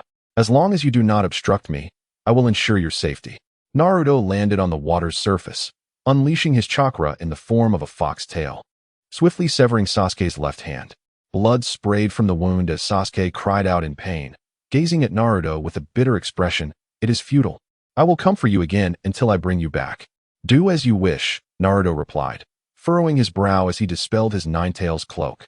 In that moment, rain began to fall from the sky, silver droplets cascading onto the water's surface, producing a gentle patter. Naruto took one step after another, leaving the Valley of the End behind, while Sasuke remained embedded in the wall, watching Naruto's retreating figure, exhaustedly closing his eyes. The battle had come to an end. In the Hidden Leaf Village, Uchiha Shursui successfully harnessed the power of Susanoo to subdue the rampaging one-tailed Jinchuriki, Gaara. Meanwhile, the third Hokage valiantly sacrificed himself to protect the candidates, facing off against Orochimaru, ultimately perishing at the hands of the first and second Hokages. Regrettably, he failed to prevent Orochimaru from pursuing Sasuke. Asuma, Kakashi, Yuhi Kurenai, and Might Guy managed to repel the multitude of snakes and Naruto's shadow clones. The following day, news of Naruto's defection as a rogue ninja spread throughout the Hidden Leaf and the broader ninja world, plunging the entire realm into a state of alarm as villagers feared the potential return of the Nine-Tails Jinchuriki to wreak havoc once more. Uchiha Itachi located Sasuke in the Valley of the End, bringing him home for treatment. After conferring with the acting Hokage, Danzo, they resolved to reconstruct Sasuke's arm using the genetic material of the first Hokage, Senju Hashirama. Naruto vanished, leaving the hidden leaf village devoid of his presence. With the Nine-Tails beast escaped, the villagers were engulfed in trepidation, uncertain of when Naruto might return to obliterate their village entirely. The absence of a Hokage rendered the village precariously vulnerable, akin to a barren tree in the depths of winter. In search of a suitable candidate for the Hokage position, Haruno Sakura volunteered to accompany Jiraiya, one of the legendary Sannin, to seek out the other legendary Sannin, Tsunade Senju. This war, rather than concluding, marked the beginning of a new chapter. The saga of Naruto and Sasuke was far from over, and our protagonists quietly traversed the path of their fated destinies. The first volume, The Collapse of the Leaf, has concluded. Years later, a young man donned in a straw hat entered the Rain Village, a place perpetually shrouded in rain and cast in somber hues. Yet, the vibrancy of life within the village rivaled that of other ninja settlements. Although the skies were not clear, the villagers maintained a cheerful demeanor, bustling through the streets, hawking their wares amidst the lively atmosphere. It's been a long time since I last returned here, yet it remains unchanged, the young man remarked as he lifted his straw hat, revealing a Leaf Village forehead protector marked by a scar. Chapter 25, The Akatsuki Meeting. This young man seems quite fond of this book, exclaimed the shopkeeper, eagerly approaching the newcomer. This is the work of the renowned novelist, Jiraiya. He not only excels in storytelling, but is also a formidable ninja, one of the legendary Sannin from the Third Great Ninja War, you know.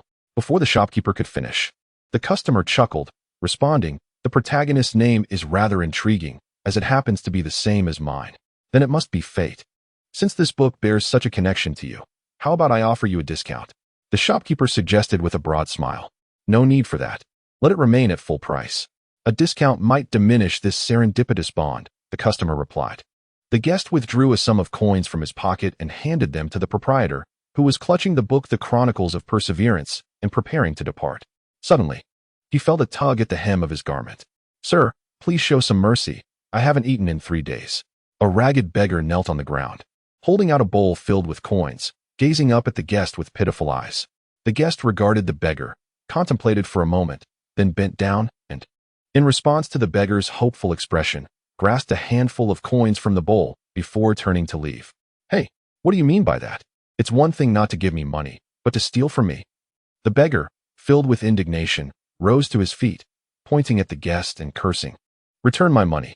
The guest turned back, raised an eyebrow, and tossed a bill from his hand, stating, "Here, pick it up yourself.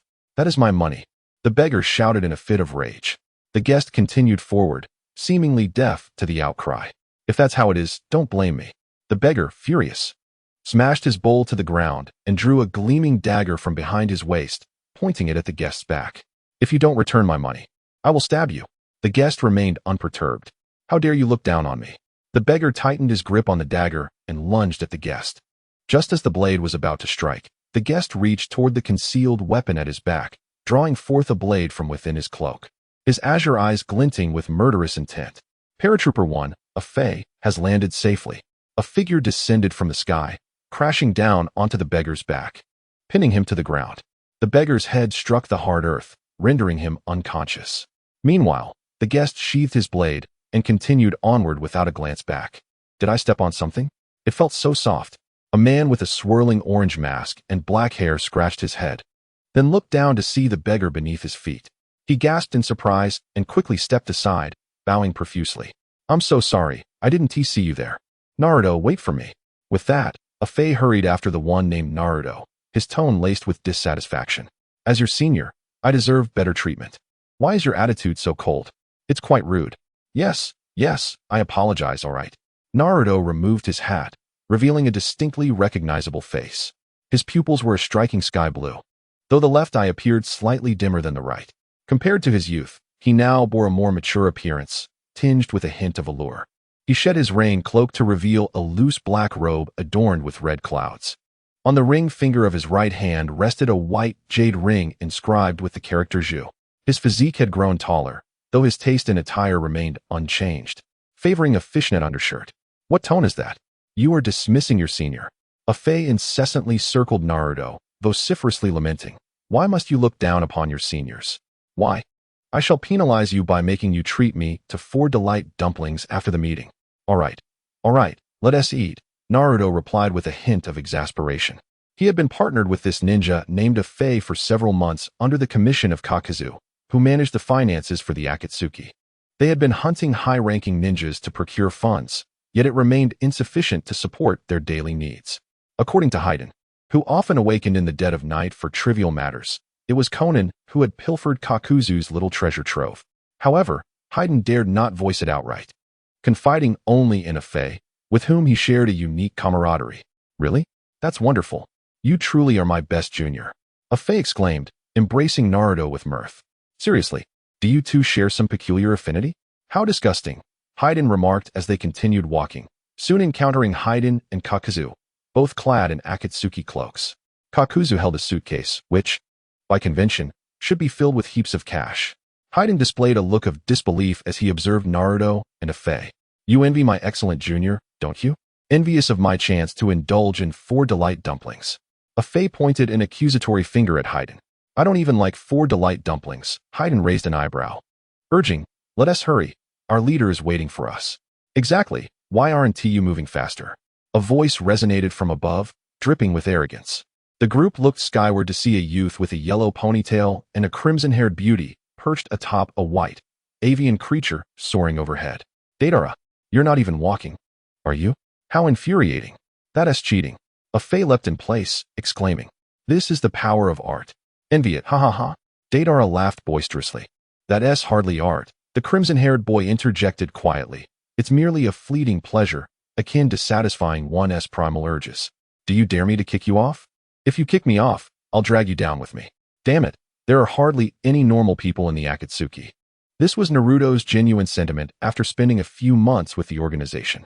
Apart from their leader Pain and the relatively composed and reliable menacing figure known as Kisame, most exhibited peculiar quirks, particularly a Fei, whose antics would prevent anyone from getting a good night's sleep unless he were subdued. As for the sole female, Konan appeared to embody the icy demeanor of a beautiful enigma. However, one day, Naruto inadvertently witnessed her revealing an infatuated smile while engrossed in a romance novel.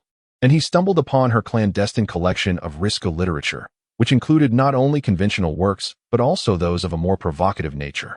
Amongst her belongings lay an explosive tag. Had he carelessly opened it, he might have lost a limb. Fortunately, Naruto was swift, for had Konan caught him, he might have met a grim fate. Hey, Kakuzu, have we gathered enough funds this time? Will we be able to feast on 4 delight dumplings next time? Upon observing that Naruto and Haiden were engrossed in their own pursuits, a Fei, feeling a sense of ennui, approached Kakuzu and inquired, what troubles you? Curse that thief. My treasury has been pilfered, Kakuzu grimaced, his teeth clenched in frustration. I see. If I divulge the details, will you treat me to a sumptuous feast of 4 delights? A Fei began, but before he could finish, Naruto swiftly interjected, covering a Fei's mouth and offering an apologetic smile to Kakuzu. Forgive him, he's just a child with no understanding. Ha ha ha. With Kakuzu's dubious gaze upon them, Naruto pulled a Fei away. The group traversed through a labyrinth of towering steel pipes that resembled a forest. Arriving at a tool shop for shinobi, Konan, who had been seated outside engrossed in a romantic novel, hastily set it aside upon spotting Naruto and the others. She cleared her throat, adopting a frigid demeanor while absently fiddling with a shuriken, her long, elegant legs subtly pushing a stack of books out of sight beneath the counter. Sister Nan, we are back, a Fei exclaimed as he bounded into the shop like an exuberant rabbit. Where's the boss? In the dark room, Konan replied, lifting her head and standing with an indifferent tone.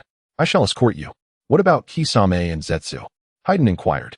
Kisame has long since arrived. As for Zetsu, he is likely still en route, Konan explained as she opened a concealed passage within the shop's wall. Deidara and Sasori have also arrived. They're cheating, a Fei retorted, fuming. What do you mean? Konan asked, puzzled. Sister Nan, don't mind him. He will go on indefinitely, Naruto said, placing a hand firmly on a Fei's shoulder. His tone laced with a hint of menace. Are we still having those 4 delights for dinner? A Fei understood the implication. He paused momentarily before nodding obediently. Indeed. It seemed only Naruto could keep him in check, Kakuzu mused silently. They proceeded through the hidden passage into the basement, where the dim atmosphere was illuminated by flickering blue flames from several torches affixed to the walls. A grotesque bronze sculpture resembling a bull-nosed demon loomed against the northern wall. its fearsome visage exuding an unsettling aura, as if its eyes were about to ignite with fury. A man with short orange hair and iron rods piercing his ears and nose turned to face the newcomers, his onion ring-like eyes betraying no emotion, resembling a mere automaton devoid of self-awareness. Yet, an overwhelming sense of dread emanated from his presence, imposing an invisible pressure upon all who stood nearby. He was Pain, the leader of the Akatsuki organization. It appears everyone is present, Kisame announced as he leaped down from a massive iron pillar, surveying the assembly. Wait, Zetsu hasn't arrived yet. Has he? Deidara scratched his chin. Zetsu is not required for this meeting. He remains outside gathering intelligence, Pain stated, shaking his head as he addressed the gathered individuals. This meeting is convened to discuss the tailed beast capture plan. We have nearly completed the preparations for the first 2 phases. It is now time to proceed to the 3rd phase. Chapter 26. The eve of departure. The Akatsuki's 3-step plan is as follows. 1. Gather funds, extracting every possible resource to prepare for future endeavors. 2. Establish a mercenary organization to incite various wars, thus monopolizing war resources. 3. Capture the 9-tailed beasts to create formidable tailed beast weapons. As for the 9 tails Jinchuriki, Pain has promised to extract the 9 tails from Naruto's body only after capturing the first 8 beasts, ensuring Naruto's survival by employing Chiyo, a puppeteer from the Sand Village, to resurrect him using the reanimation jutsu. Whether Chiyo is willing to revive Naruto is inconsequential to the Akatsuki, for they possess methods to compel her compliance. If we have enough funds, does that mean we can indulge in a grand feast of 4 happiness meatballs? Exclaimed Haiden, his exuberance disrupting the atmosphere. You may indulge in a banquet of 2, Kakuzu replied quietly. Where? Haiden retorted. Do you not possess 2 meatballs on your person? Laughter erupted among the group, and Pain cleared his throat to restore order before addressing them. This operation will be divided into 4 teams. Kakuzu and Haiden. You will go to the Cloud Village to capture the 2 tails Jinchuriki. Meanwhile, Deidara and Sasori, you will proceed to Konoha to capture Shino Aburame. Shouldn't Naruto be the one going to Konoha? He is most familiar with that place. Deidara raised an eyebrow and commented. Moreover, he has been longing to cause some havoc there, he added. Naruto cannot go. There are matters he must heed, Pain countered, shaking his head. Are you suggesting that I will show leniency towards Konoha? Naruto frowned.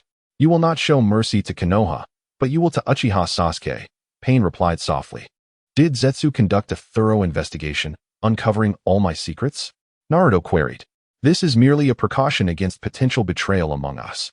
According to Zetsu's intelligence, your reasons for rebellion are quite compelling, Pain explained, shaking his head. If there are no objections, let us proceed to the next team. Zetsu and Kisame. You will head to the Sand Village to capture the One Tail and Chiyo. Why must I be paired with Zetsu? Kisame's face contorted with disdain. Why must I embark on a mission with this pale-skinned, shark-like individual? Oh, he is indeed a shark, and we have 2 targets. How exhausting. What if he grows hungry at night and decides to devour me? Just like munching on meatballs, crunch crunch. Haiden, visibly distressed, protested vehemently. The One-Tail's Jinchuriki, Gaara, has long been imprisoned in a dungeon. Given the duration of his confinement, he has likely lost his combat capabilities. They are currently seeking a replacement for Gaara, so attacking now will minimize their resistance. Thus, I have assigned you 2 to capture them. Your task is, in fact, the easiest, Pain explained. However, executing a mission with this individual will hardly be a walk in the park. Kisame and Haiden pointed accusingly at each other, both expressing their dissatisfaction. So it shall be. You may use this opportunity to improve your relationship, Pain concluded. Pain's lips curled slightly, a hint of resignation in his voice. The remaining team consists of you and Konan. You shall journey to the Hidden Mist Village to capture the Jinchuriki of the 6 tails, Yutaka. Pain nodded and added, though this is your first collaboration, each of you possesses considerable strength, much like Kakuzu and Haiden. Ensure you establish a good synergy. Understood, Konan replied dutifully, nodding in agreement. Naruto scratched his face, murmuring softly. After discussing various customary matters, Haiden went off to organize supplies. Konan continued to oversee the shop, while Haiden wandered off for some leisure. Kakuzu handled the finances, and Deidara and Sasori engaged in their usual artistic quarrels. As for Naruto and Haiden, the moment the meeting concluded, Haiden forcibly dragged Naruto to the specialty shop for 4 happiness meatballs. Whose is this? Konan noticed a book titled The Perseverance Ninja Chronicles on the ground, seemingly dropped there without her noticing. Frowning, she picked it up and flipped through a few pages, discovering that the protagonist was named Naruto. It must belong to that guy, she concluded. Summoning a paper clone to help manage the store, she departed from the ninja tool shop. Inside the Four Happiness meatball shop, Naruto and Hayden sat at a wide table, eagerly awaiting their order.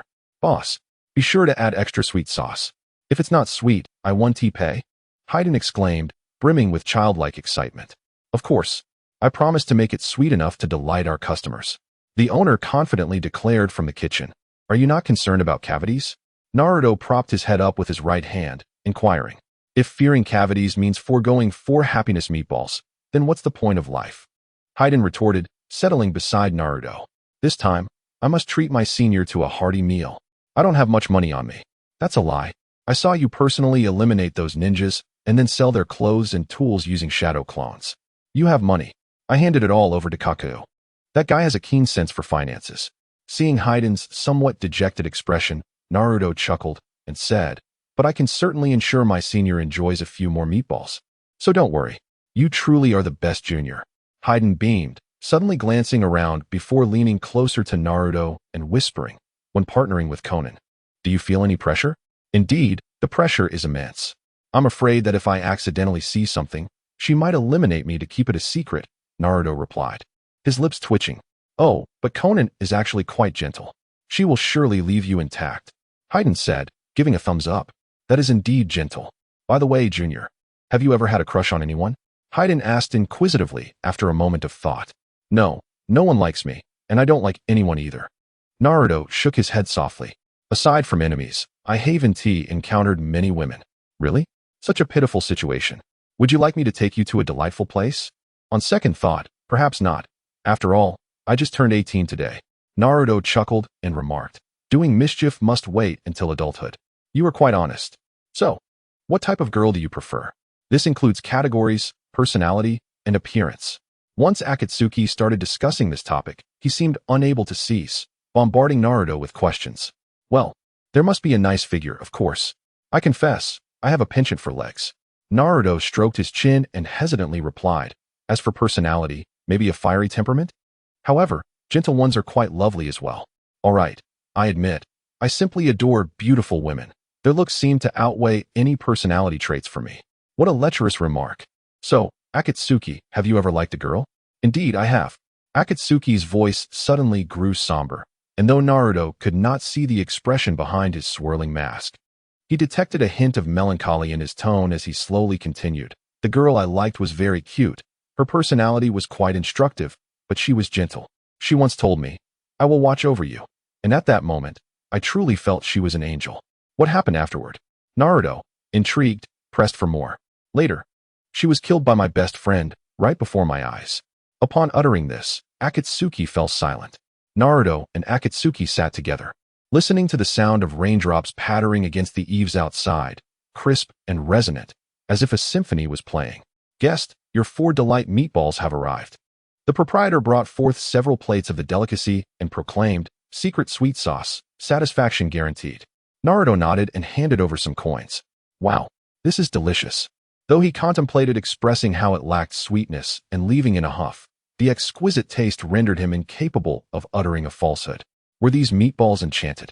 Akatsuki eagerly seized a skewer of 4 delight meatballs, joyfully placing it into the right eye hole of his mask, and then, with a twist of time and space, the meatballs vanished into his belly.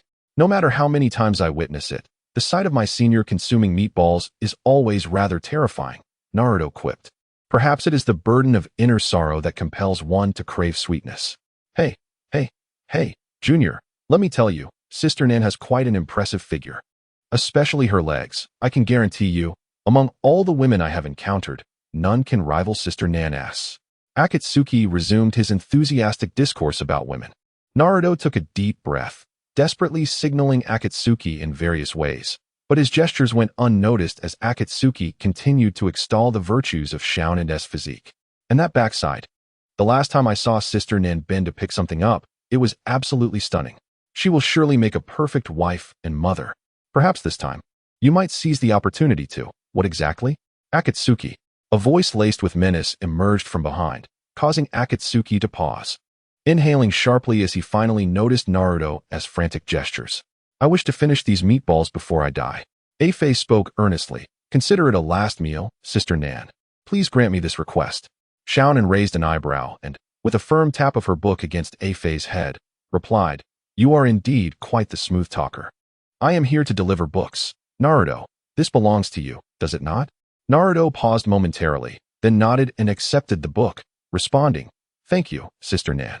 Please do not carelessly discard books in the future. Such actions are a grave insult to a writer. Chunin nodded in agreement, adding, Moreover, it is a waste of paper, so remember that well. Chapter 27. The Cathead Pirates. The following day, the members of the Akatsuki organization set out. Naruto, accompanied by Chunin, embarked on their journey to the hidden mist village. They traveled by boat, with Chunin gazing dreamily at the sky from the bow while Naruto immersed himself in the book The Chronicles of Perseverance. Naruto, do you enjoy reading? Chunin inquired softly, breaking the silence after a considerable time had passed. Even she, typically unfazed, felt a tinge of boredom, neither particularly fond nor averse to it. I seldom have time for reading, Naruto replied, lifting his gaze. If that talking fellow counts as a book, then I would say I rather enjoy reading, he mused silently. Is that so? Chunin nodded thoughtfully in response. The fog thickened, and Naruto heard a commotion not far off, followed by the sudden cessation of the boatman's paddling. What is the matter? Naruto questioned, puzzled. There are pirates. The boatman gulped, pointing toward an approaching cannon-laden ship adorned with a massive cathead flag that fluttered ominously in the mist, resembling a monstrous beast prowling the seas. Pirates? When did this area become infested with them? Naruto exclaimed incredulously. Wasn't it said that the bridge was completed and that the people were living in peace? Why are there still pirates if everyone is crossing the bridge? Have you been here before? Chunin asked. I have an acquaintance in this region, Naruto replied. The bridge was long since destroyed. These pirates are responsible. They pose as merchants, but when the fog is densest in the hidden mist village, they transform into pirate lords, transporting all sorts of goods. The boatman gritted his teeth and murmured, We boatmen are coerced by them. If we do not bring passengers to the hidden mist, they will destroy our boats. Now, we cannot turn back. I can only row you forward. That's fine. I am curious to see how many more there are, Naruto said with a sardonic smile. Chunin nodded in agreement. As the boat drew nearer, the two cannon ships halted alongside theirs. Several sailors peered down at Naruto and Chunin, then turned to the captain, shouting, Captain, we've got a pair aboard. A man and a woman. A burly man with a bushy beard stepped to the edge of the ship and looked down at Naruto and the others, saying, Bring them up. Hey, are you trying to rob me of my business, big guy? On another ironclad vessel, a man with a sharp face rushed to the edge of the ship, pointing at the bearded captain and exclaiming, Though we belong to the same crew, my profits have dwindled in recent days. Did you not previously seize a shipment of oil? You've reaped a fortune, and yet you dare to compete with me. I'll let you have the next one, I swear. The bearded captain chuckled, instructing his sailors to throw down a rope, then turned to Naruto and Konan with a benevolent expression, saying, Come aboard, esteemed guests, especially you, my dear, dressed so warmly. Are you hoping for us to undress you a few times? Ha ha. The sailors erupted into laughter. Dear patrons, I am at a loss, the boatman trembled. Bowing to the two, there is truly nothing more I can do. If you can pay, please do so swiftly. A larger vessel would serve us better. Naruto handed the boatman the fare, then removed his rain cloak, revealing his Akatsuki cloak. Konan also stood, shedding her protective rain gear, her gaze cold as she fixed it upon the bearded captain. The laughter abruptly ceased. W8, the fire cloud cloak. One sailor finally reacted, pointing at Naruto and Konan, his voice shaking with fear. The boatman was taken aback, not realizing he had two notorious rogue ninjas aboard his ship. I'm not blind. Pull up the ropes. Now. The bearded captain bellowed, and his crew, quick to respond, scrambled to retract the ropes, yet no matter their efforts, they could not manage it. Naruto's right hand firmly gripped the rope. What are you waiting for? Cut it. The bearded captain was no fool. He understood the caliber of rogue ninjas from Akatsuki. Not only was his crew no match, but even 5 ships combined would stand no chance against a single rogue ninja from Akatsuki. It seemed they had truly underestimated the situation. A vibrant red chakra enveloped Naruto, a sardonic smile curling at the corners of his mouth. As 3 crimson chakra tails erupted from behind him, his eyes transforming into slit-like fox orbs. This is what power means. With a sudden, forceful tug on the rope, immense strength surged forth as he single-handedly overturned the ironclad vessel, which was as large as 2 houses. From a distance, it appeared as though a whale had turned, the vessel capsizing into the depths of the sea, creating waves that crashed like walls. Chunin conjured a paper wall, seemingly fragile, yet possessing a defensive strength beyond that of steel, effortlessly repelling the massive waves as if they were non-existent. Naruto discarded the severed rope, listening to the anguished cries and pleas for help emanating from beneath the sea. Soon, several skilled swimmers emerged from the water, desperately attempting to swim away from the ship. Their earlier bravado utterly vanished. Truly pitiful, Naruto remarked, forming hand seals and placing his palms upon the water's surface. Allow me to assist you in departing this world more comfortably. A chill emanated from the palm of my hand, swiftly freezing the surface of the water and expanding in all directions, solidifying the sea into a sheet of ice. Even the sharp-faced captain's vessel was ensnared, unable to escape. Those who had been floundering in the water were transformed into blocks of ice, losing their body heat and consciousness in the extreme sub-zero temperatures. Ice escape, great ice field technique. Not a single one shall be spared, murmured Chunin. I have stated from the moment I joined Akatsuki that I am a villain, a pure villain. Naruto chuckled softly, turning his gaze toward the sailors and the captain aboard the ship, continuing, I was not born to save anything, but to bring about destruction. Committing evil holds no justification for me. You may say I am inherently drawn to malevolence. Furthermore, you above, do not entertain thoughts of breaking the ice. Naruto smiled, adding, you will perish, you know. Aboard the cat-eared pirate's ship number 5, I finally grasped the situation. Naruto clapped his hands, discarding the apple core, and seated himself in a high-backed chair, stating, what you mean is, you bribed the people of the land of waves, usurped their control, then blew up bridges, robbed the populace, and trafficked in illicit substances. After the merchants profited sufficiently, they would use their influence to whitewash you as defenders of the nation when you chose to retire? One could interpret it that way, Naruto-sama. We were mistaken. We shall refrain from such actions in the future, the sharp-nosed captain insisted, kneeling and repeatedly bowing his head. Your becoming a good person is of no concern to me. Do you think I will forgive you simply for your desire to reform? Naruto kicked the captain in the face, asserting, all I desire is money, understand? Understood. I shall deliver all the funds from these past few months to you. The captain replied with a sycophantic smile. A few months? I mean several years. Everything from these years. I'll give it all to you. I demand every last cent, Naruto replied. The captain hesitated, lowering his head. But I have so many brothers aboard who need to eat. Ship? You wish to keep the ship? Naruto scoffed, rising from his seat. I am not entirely wicked. I have no desire for petty theft. Occasionally, I might engage in something grander. But when faced with an opponent, the question remains, what is more valuable, life or money? Without money, life is worthless. Without life, money is utterly meaningless. The captain trembled, clutching Naruto's leg and pleading. I implore you, grant us a chance for survival. Though we are villains, we are not entirely devoid of humanity. A villain without the essence of villainy. And a good person who wavers, your existence holds no significance. Naruto kicked the captain away, who tumbled across the deck and collided violently with the cabin, spitting blood.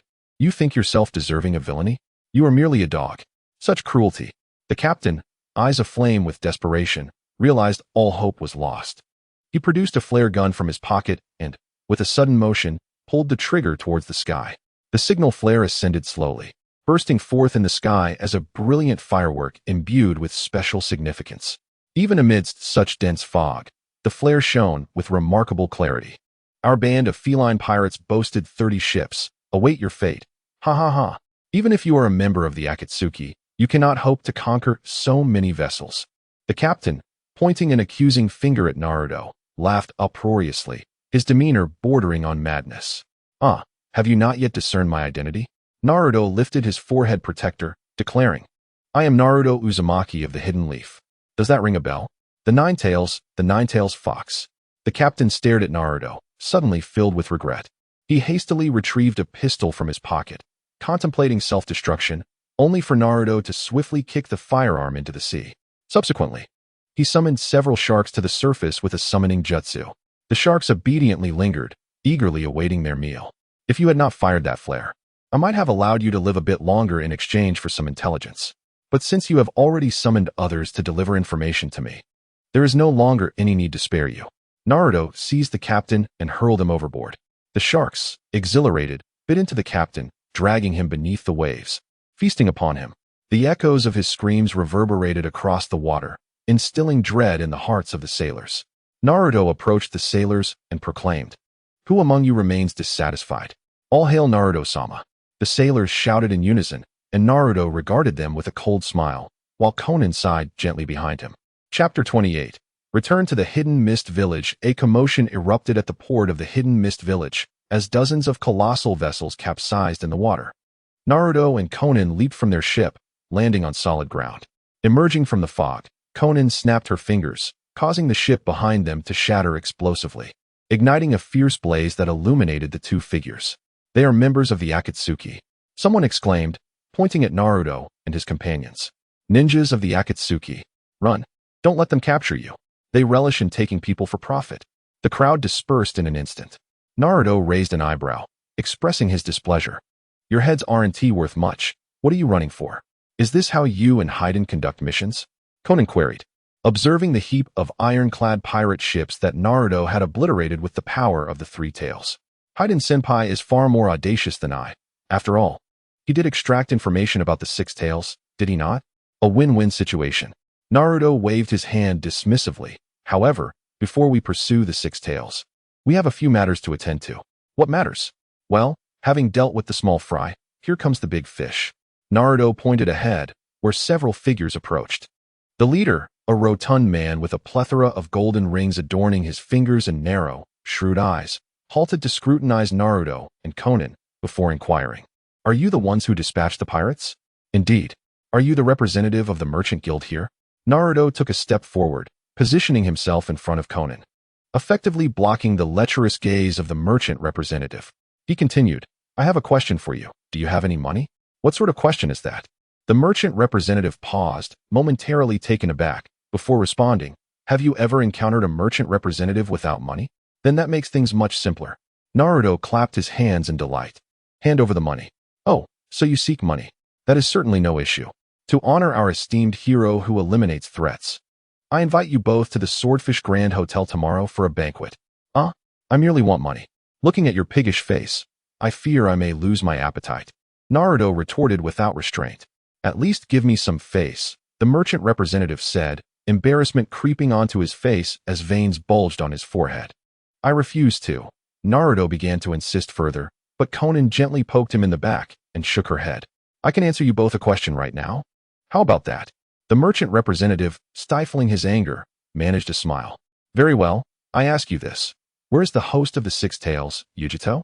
He had long since become a rogue ninja from the Land of Water, and I can only confirm he is currently somewhere in the Land of Waves, perhaps blowing bubbles. As for his exact whereabouts, I'm afraid I cannot say. "Oh, I see. Do you have any money on you? Just give me a little." Naruto extended his hand, feigning innocence.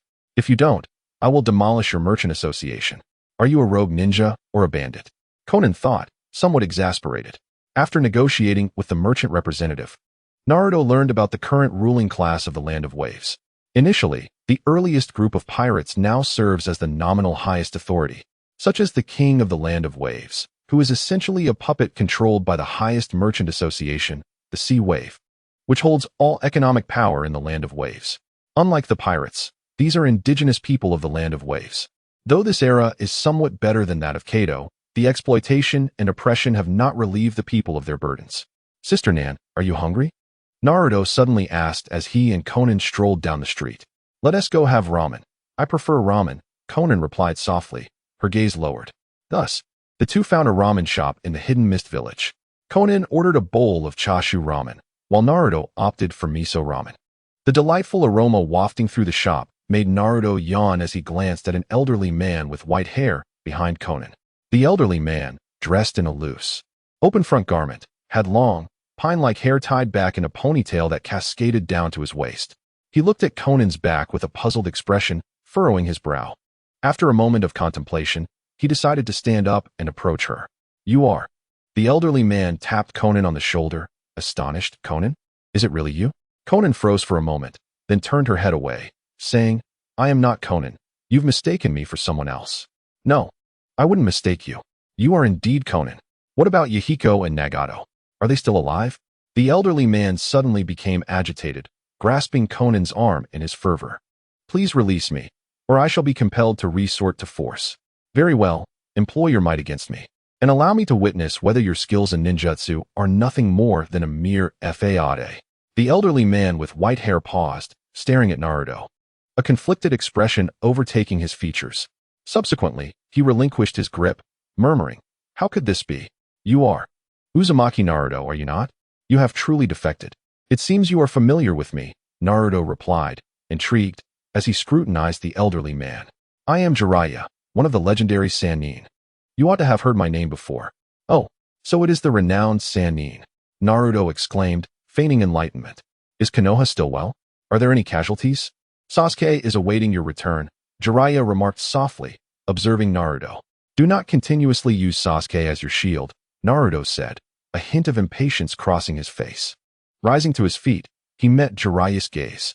If you wish to bring me back, let us engage in a battle. I desire to ascertain the true prowess of the legendary Sannin.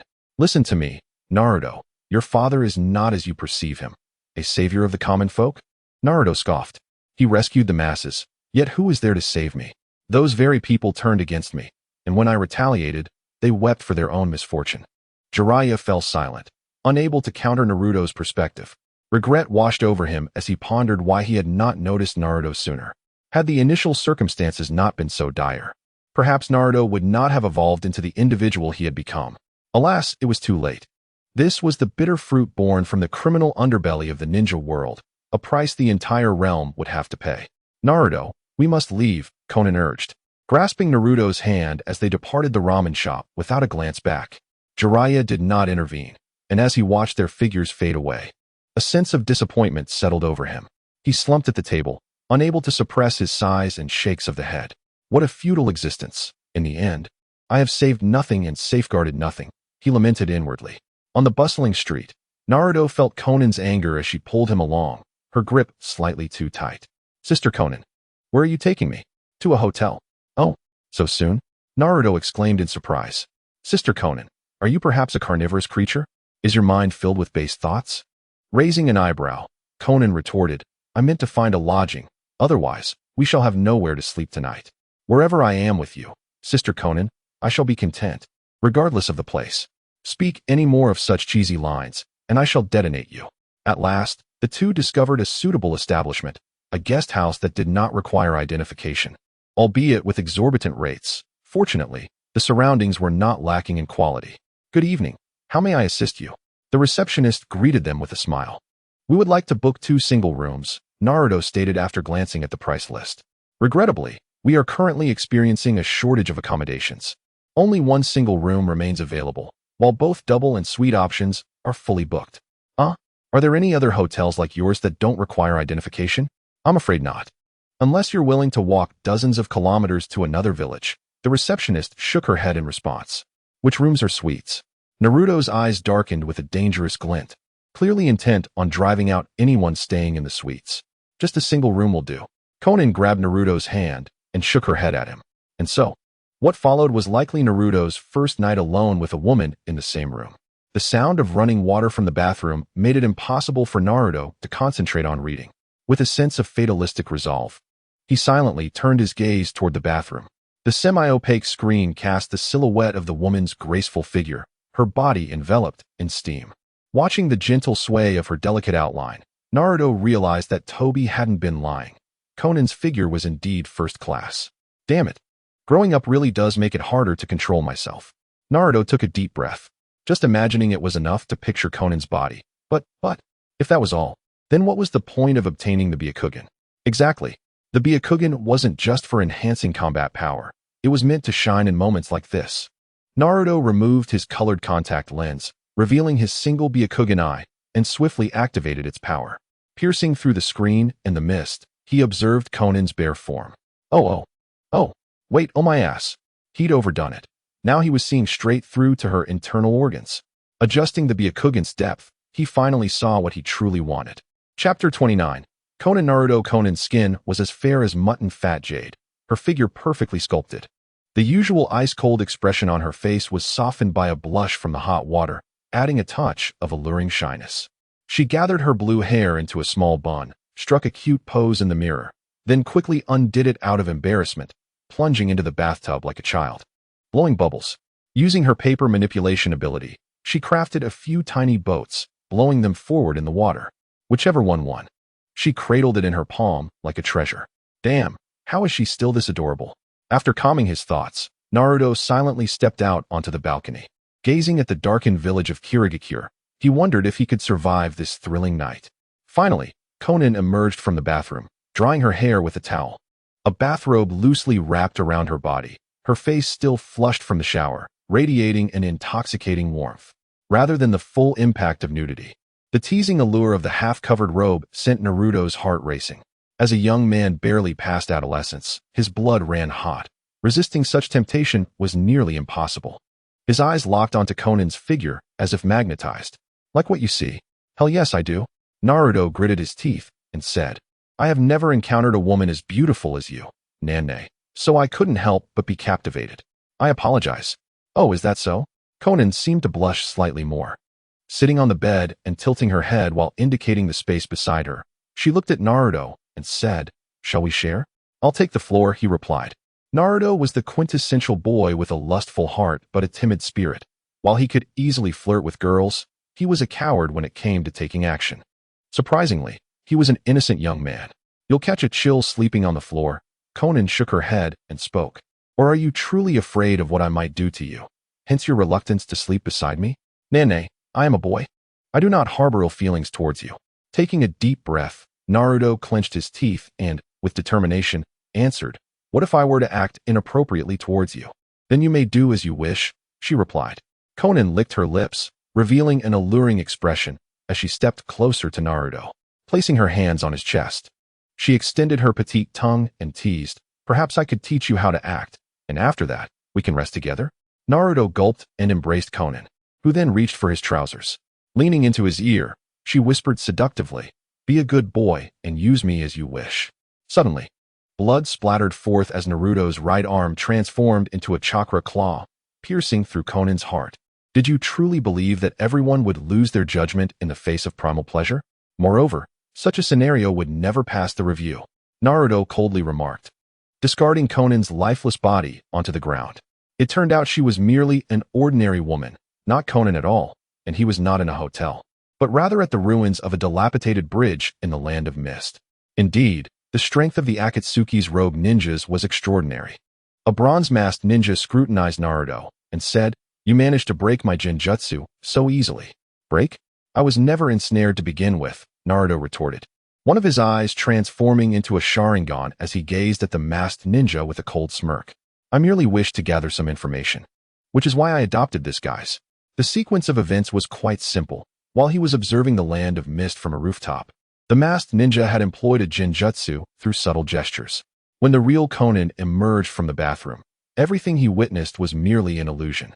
The genuine Konan had not yet finished her bath, and he had already exited the house under the influence of the Jutsu, arriving at the bridge ruins.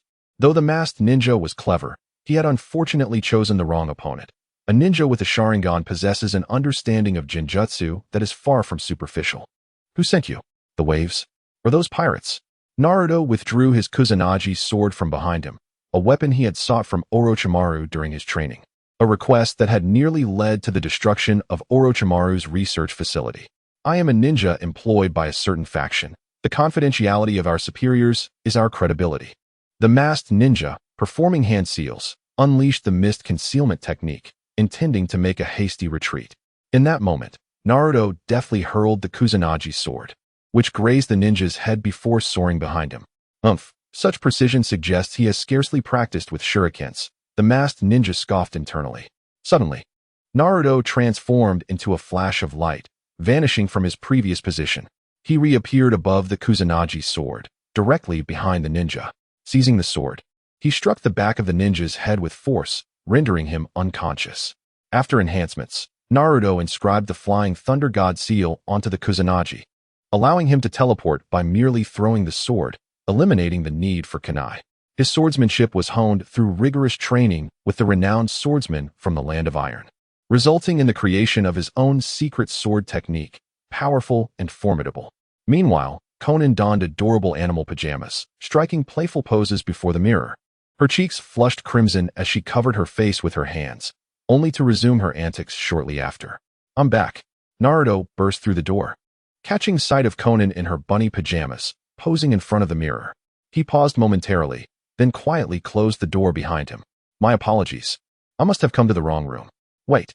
Konan, with a dark expression, swiftly approached and blocked his path, pulling him into the room and locking the door behind them. "Sister Konan, you look so cute." Naruto, sensing a menacing aura, forced a sheepish smile. "But, what is that you're holding?" Konan, her cheeks slightly flushed, cleared her throat and pointed at the masked ninja Naruto had brought. "This person, I don't know where he came from, but he used an illusion to lure me out." "An illusion? What did you see?" Naruto paused, speaking softly. "What you saw is inconsequential. What matters now is extracting information from him. He is already dead." Konan shook her head, speaking earnestly. "You might not be aware, but this type of ninja, wearing a bronze mask, is known as a Deadpool ninja. They operate under strict time constraints for each mission, holding poison in their mouths that gradually dissolves. The duration of the poison's dissolution marks the time limit for their task.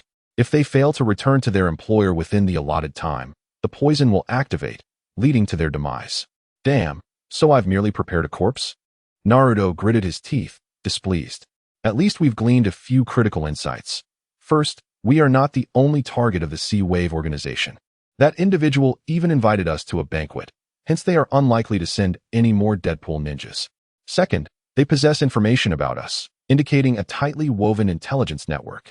I am uncertain of their ultimate goal. If it is merely vengeance for the ironclad ship, that's one matter, but if it involves the tailed beasts..." A fierce glint flashed in Konan's eyes.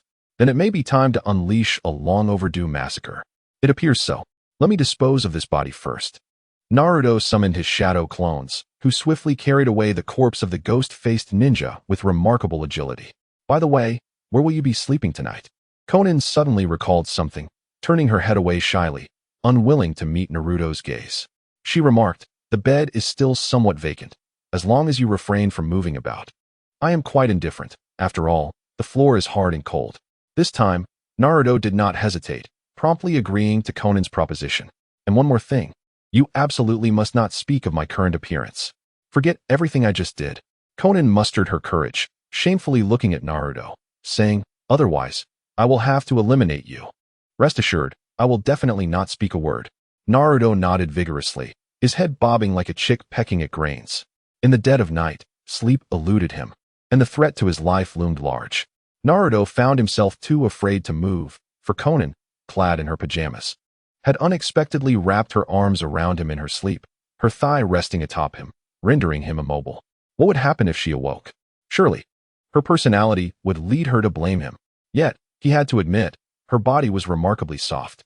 As he struggled to suppress certain urges, he felt the gentle warmth emanating from Konan. She had her arms draped around his neck, her breath warm against him. Turning his gaze towards her, he noticed Konan's brows furrow slightly, as if she were stirring awake. Suddenly, she nestled closer, burying her face in his embrace like a clingy little kitten. He thought, "I can't take this anymore." Ultimately, Naruto succumbed to temptation, turning to wrap his arms around Konan. She let out a muffled sound, but did not awaken, and the two drifted off to sleep in each other's embrace. For Naruto, it was indeed a beautiful night, though perhaps not a promising morning. As he opened his eyes, he discovered himself bound by various threads to the bed, each thread adorned with dozens of explosive tags. A slight trigger could set off a chain reaction. "Awake? Do you have any final words?" Konan said, illuminating a lighter, her gaze fixed on Naruto. "Didn't Akatsuki promise to leave me with a whole corpse?" Naruto shouted, now too frightened to struggle for fear of triggering the explosive system. He finally understood the phrase, "A hero faces trials in the presence of beauty. Men are inherently lecherous." "Is that your final remark?" Konan inquired, bringing the lighter closer to the explosive tags, her expression fearsome. "So brief and meaningless. Must I resort to that technique?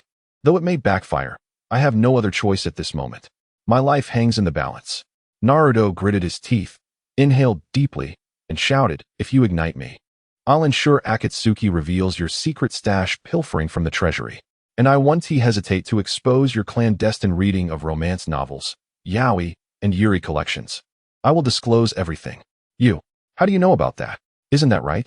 If I were to perish, how would you inform Akatsuki? Xiao Nan, initially flustered, soon regained her composure, her determination deepening in her eyes. I had given Akatsuki a secret tool, within which I have inscribed all my secrets. Should I meet my demise, the seal will be lifted, and Akatsuki, with his temperament, will undoubtedly be unable to resist. Naruto interjected urgently. As long as you, Sister Nan, grant me a reprieve, I shall return and hand over the tool. In truth, there was no such item. This was merely Naruto's desperate ploy to save himself. Xiao Nan scrutinized him. Her expression conflicted, before giving a small huff and snapping her fingers, causing the threads to sever completely. Thank you for sparing my life, Sister Nan, Naruto exhaled in relief, patting his still intact body. All right, let's set out on our mission. We must capture the Six Tails and return swiftly. The thought of Akatsuki holding her secrets sent shivers down Xiao Nan's spine.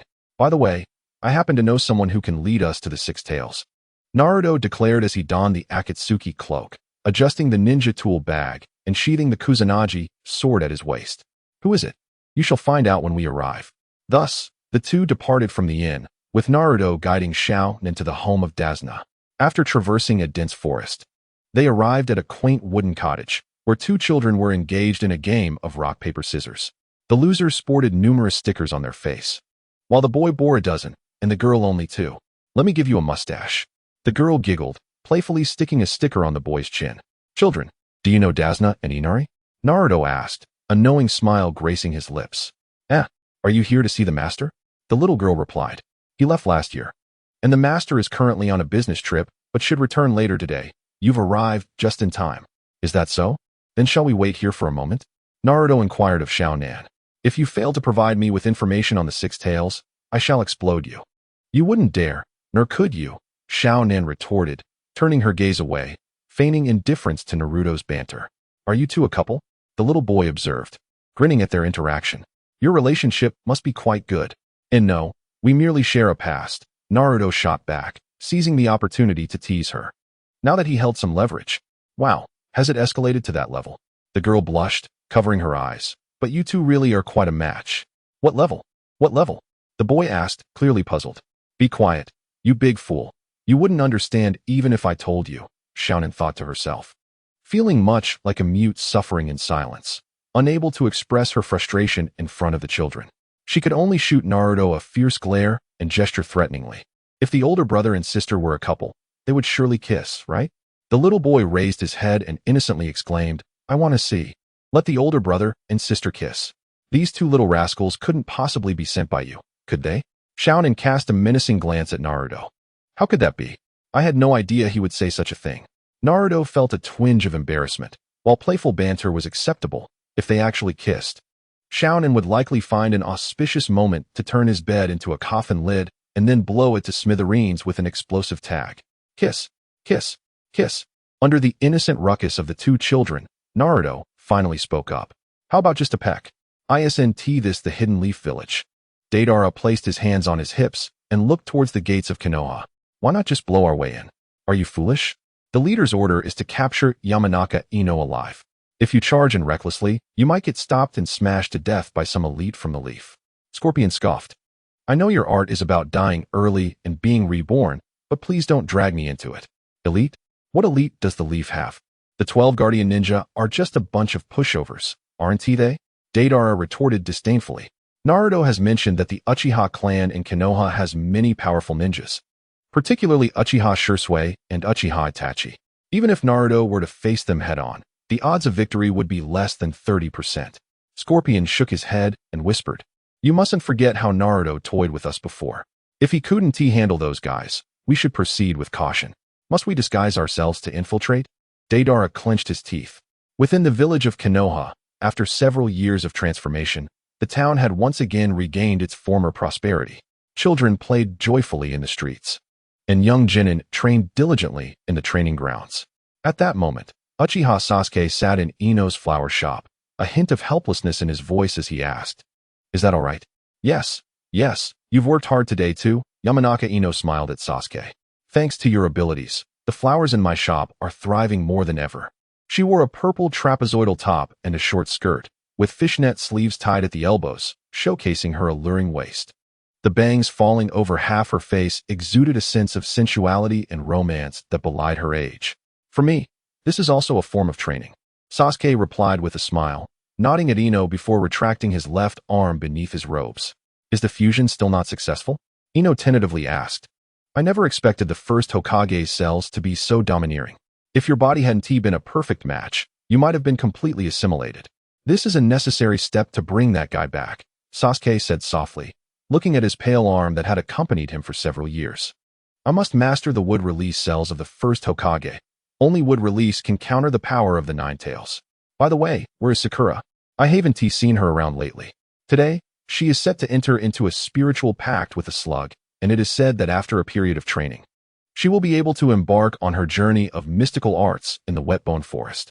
Ino displayed a hint of yearning, expressing, I truly envy you. How I wish I could have such an opportunity. Each individual possesses their own strengths and weaknesses, and Ino too has unique qualities that set her apart. Sasuke offered a gentle smile, then rose to his feet, saying, I will fetch you a water bucket. Ah, yes, Ino replied. Her cheeks flushed as she lowered her head shyly. Thank you. Shortly after Sasuke departed, two Chunin clad in Konoha green vests entered Ino's flower shop. One with yellow hair addressed her. Excuse me, young lady, are you the proprietor here? Well, you could say that. I am the future owner. Ino replied with a sweet smile, perhaps influenced by her time among the flowers, her smile reminiscent of a blooming blossom, exuding a comforting sense of tranquility. What type of flower do you require?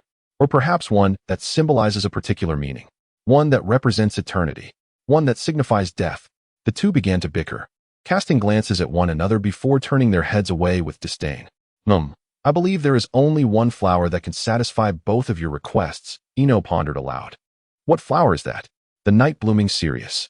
In its fleeting moment of bloom, it embodies eternity, yet it also fades in that brief instant, remaining unspoiled within that moment. Ino spoke with a certain profundity. As long as one can cherish the memory of its bloom, that moment becomes eternal and withered for others. Thus, the night-blooming cereus carries the essence of eternal moments. Oh, is that so? Please get us some. Before Deidara could finish, he suddenly appeared choked, unable to articulate further. What is it? Sasori raised an eyebrow, inquiring. I forgot my wallet, Deidara admitted, feeling somewhat embarrassed. How could you forget that? Sasori scolded in a motherly tone. I will give you both a bag of night-blooming cereus seeds. With careful nurturing at home, you will witness the moment it blossoms. Ino said with a smile, retrieving a transparent bag of seeds from the drawer and handing it to Deidara and Sasori. What a kind and lovely girl. If only your name were not Yamanaka Ino, Deidara remarked as he accepted the seeds, dispelling his transformation jutsu, revealing his handsome features alongside Sasori, whose face bore the chilling demeanor of a puppet. Chapter 31. Sasuke, Sasori, and Deidara. Suddenly, a massive white avian creature burst through the ceiling of Ino's flower shop. As she, bound tightly, emitted muffled cries for help, her eyes, usually filled with kindness, now brimming with terror and fear. Do not worry, as long as you comply with our requests. We shall not harm you, Deidara reassured her, patting Ino's shoulder with a smile. A beautiful girl who appreciates art, even if those ruffians seek to bully you. I will lend my assistance. She appreciates my art, not your penchant for explosions, Sasori scoffed dismissively. Little girl, are you interested in puppets? Who on earth would be interested in such terrifying nonsense? You are stifling the budding of art. Look, her hairstyle is quite similar to mine. She must understand my artistic vision. Deidara gritted his teeth and reprimanded. Why on earth are these two squabbling over me? Ino Yamanaka's mouth was taped shut, rendering her unable to speak, and her face displayed a look of confusion. Quickly release our village's ninja, or we shall unleash an assault. A Nin shouted through a megaphone, while the ninjas behind him swiftly formed hand seals, preparing to execute their jutsu. A bunch of raucous individuals who only know how to shout. Deidara frowned, retrieving a clump of clay from his Akatsuki cloak, which he then fed to the mouth that had sprouted in his palm. The mouth consumed the clay and subsequently spat out several small, grasshopper-shaped explosive clay figures. The clay grasshoppers swiftly descended to the ground, leaping into the air and detonating at the very moment the Chunin were about to unleash their great fireball technique. Huh. Art is an explosion, Deidara exclaimed, watching the dismembered limbs and blood mist erupting around him, exhilarated as he stood atop his clay bird. Fly faster. It would be troublesome if those Uchiha noticed us, Scorpion cautioned. What is there to fear? Could we possibly encounter an impressive Uchiha nearby?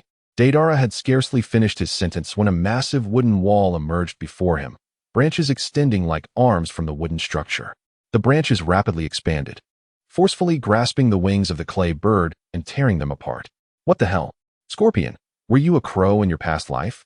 Deidara exclaimed, quickly crafting a parachute from his clay to ensure a safe landing for the three of them.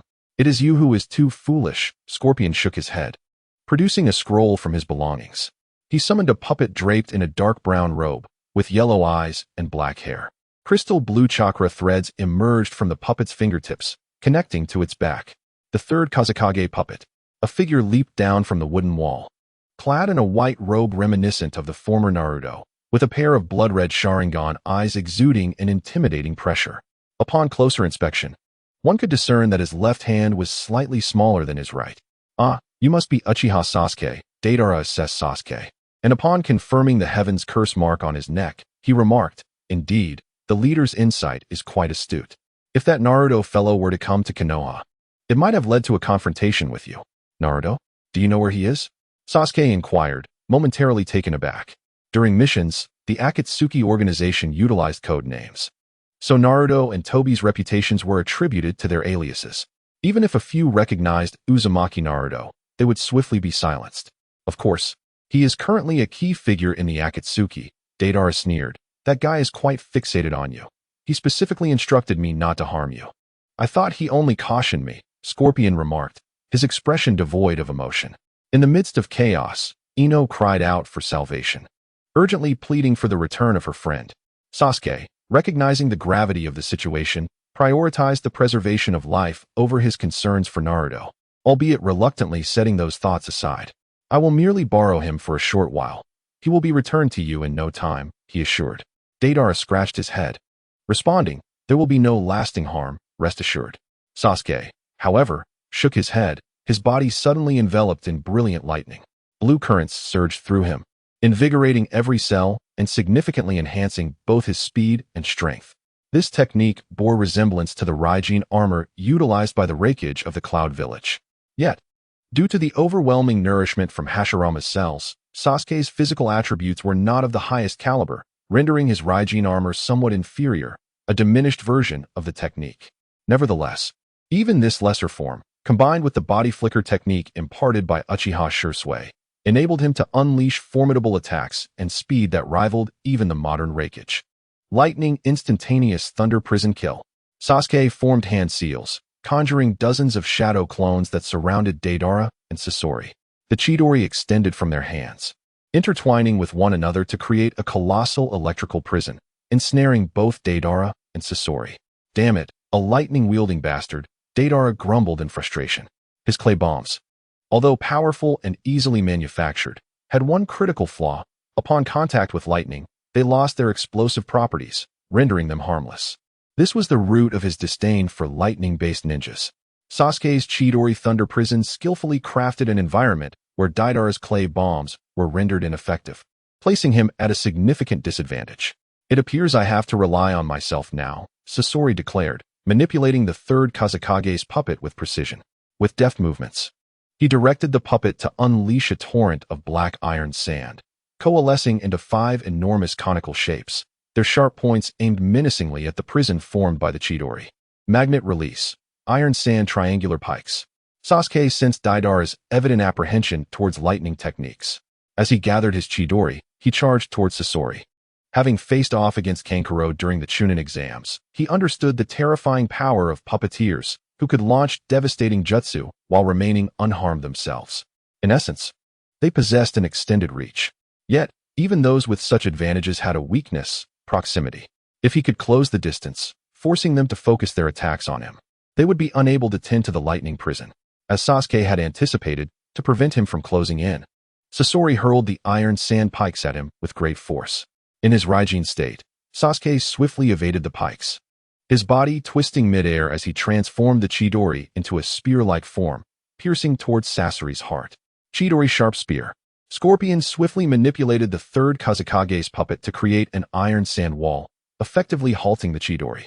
Sasuke formed hand seals, stepping back a pace, and thrusting his left arm forward. It transformed into rectangular wooden strips that circumvented the iron sand barrier, directly ensnaring Scorpion behind it.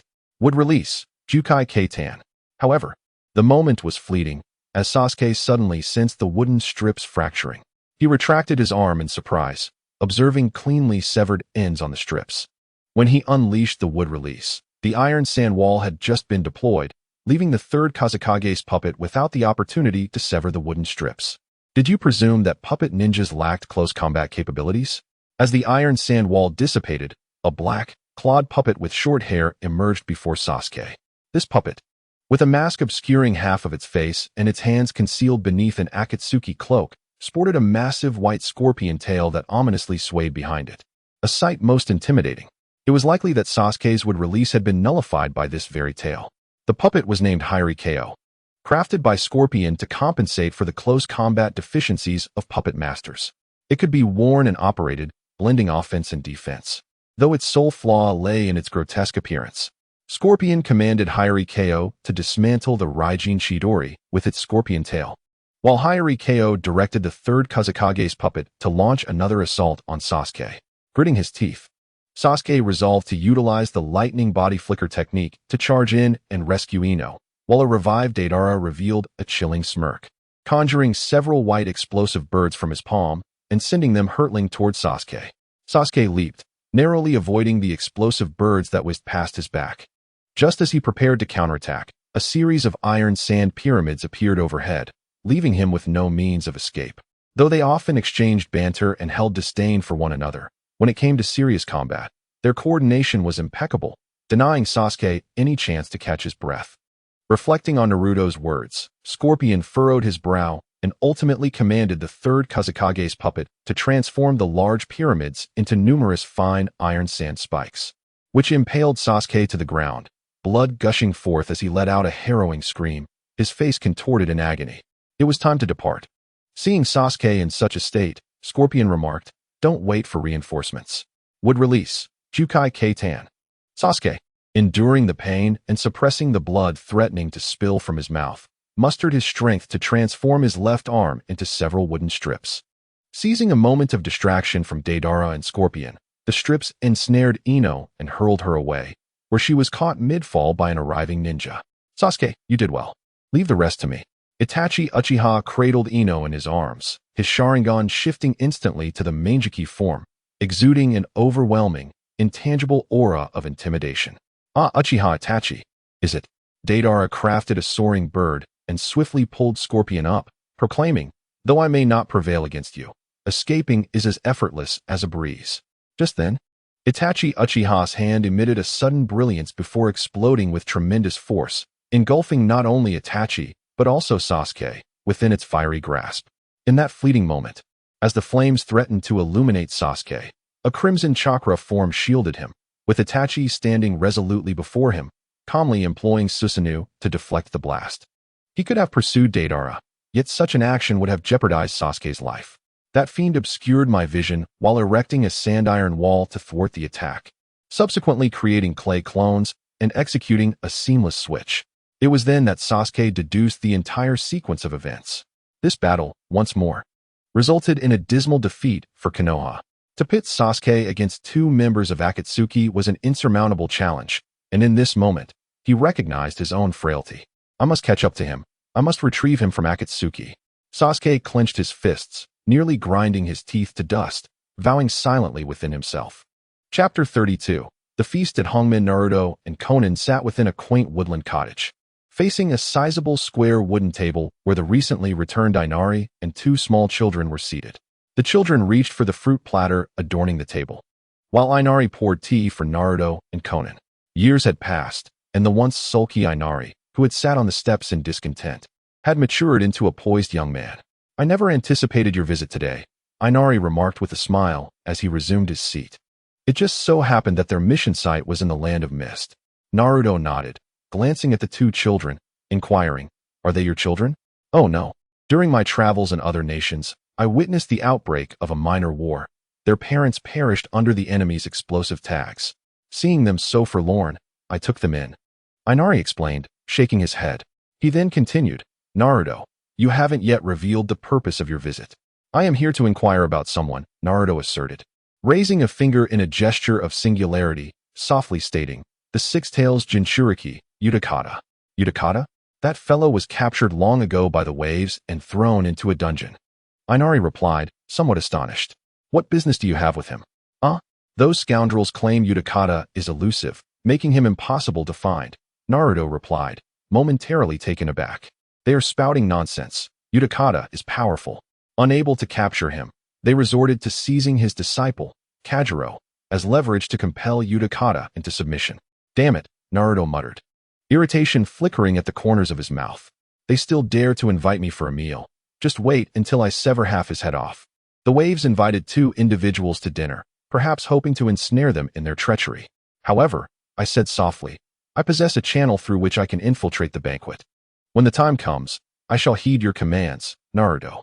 Should you wish to take action, I shall seize the head of the waves." "Very well. I am eager to witness what extraordinary capabilities this merchant association possesses." A glint of murderous intent flickered in Naruto's eyes. I introduced Naruto to the current state of the Land of Waves. The intelligence I had gathered was extensive, even more detailed than that of the Cathead pirate crew. Presently, the Land of Waves is overshadowed by the waves, which, in collaboration with their pirates, have crafted a facade of patriotism, soliciting donations from the populace, only to exploit their contributions for personal gain. They have not only amassed wealth, but also garnered notoriety. In a bid to dismantle this situation, I tirelessly sought evidence, often risking my life in the process, and ultimately gathered the proof I desired. If this evidence could be made public, the Wave Merchant Association would crumble, facing the wrath of the people. "I have a plan," Naruto remarked thoughtfully after reviewing the evidence, a smile playing on his lips. That night, as Konan and Naruto prepared their belongings at the hotel, a representative from the Waves knocked on their door, reminding them to proceed to the Swordfish Grand Hotel for the banquet. "Sister Konan, this outfit," Naruto picked up the animal pajamas Konan had worn the previous day, remarking, "is quite adorable." "You are insufferable," Konan retorted, gritting her teeth as she turned and exited the room. The two followed the representative to the Swordfish Hotel, which was lavishly decorated. A massive, deep blue swordfish emblem loomed above, resembling a gleaming sword. Uniformed staff, lined up at the entrance, greeted them with cheerful smiles, bowing as they said, "Welcome to the Swordfish Grand Hotel." "Trouble approaches," Naruto muttered, narrowing his eyes. "We are the ones who have arrived," Konan added. Upon entering the hotel, had it not been for the external welcome, Naruto might have thought he had ventured into the wrong place. Enormous aquariums adorned the surroundings, teeming with fish gracefully swimming in various ecological environments. As he walked toward a table occupied by members of the Merchant Association, it felt akin to wandering through an aquarium. "Ah, welcome. Allow me to introduce you all. This is Naruto Uzumaki, a rogue ninja from the Akatsuki organization, possessing formidable strength. He wishes to partake in our endeavors," the leader of the association announced to the others. "I believe Naruto possesses such capability, hence my invitation." Certainly. No objections here. Please, have a seat." The remaining members of the association promptly replied, nodding in agreement. "And this is my girlfriend, Konan," Naruto couldn't resist teasing once more. Konan shot a glare at him, her eyes brimming with lethal intent, yet the others remained oblivious, for they understood that meeting her gaze would surely intimidate them, diminishing their courage to jest with her. "Oh, truly a match made in heaven." The president of the Chamber of Commerce chuckled. "So, Naruto, how do you wish to divide the spoils?" "Before discussing the division, I was curious about your plans for generating profit." "It's simple. Gather a few individuals, form a raiding party, claim to be hunting pirates, then stage a mock battle with them. The raiding party will capture the pirates, declare their intention to execute them, and seek public acclaim, encouraging donations from the people for further endeavors. A few days later, we release the pirates and repeat the process." The president laughed. "We are well versed in this trade. Rest assured, it will work. Now, let us address the matter of division. We propose a 90-10 split." "Very well. I appreciate your lack of greed." Naruto smirked, crossing his legs. "So, you take 90, and we take 10? Is that your proposal?" The president paused, awkwardly chuckling. That seems unreasonable. We have to eat too. You can still profit. I'm merely taking my share, Naruto replied, a threatening smile gracing his face. And about the matter of the six tails. I demand to know where you have hidden that individual. Six tails? Haven't I told you that we couldn't locate him? Do not feign ignorance with me, Naruto snapped, slamming his hand onto the table. Unless you disclose his whereabouts today, no one leaves the Tuna Hotel standing. Such audacity, Mr. Naruto, the president responded, resting his head on one hand, a cunning smile appearing on his face. He snapped his fingers, and dozens of armored warriors brandishing katanas aimed at Naruto and Konan. Konan suddenly realized she could no longer channel chakra. Something was suppressing her abilities, rendering her unable to use ninjutsu. Naruto, too, found himself devoid of his powers. Old dog, have you set up a barrier here? Naruto frowned and inquired. Only in this manner can I ensure your compliance. Do you think you can defeat so many warriors without chakra? The president snapped his fingers, and a chamber member lunged forward, wrapping an arm around Konan's neck, dragging her into a corner while pressing a kunai against her head. Come now, Uzumaki Naruto, let me witness your prowess. It seems I have truly been underestimated. Naruto replied darkly, drawing the Kusanagi sword from his waist.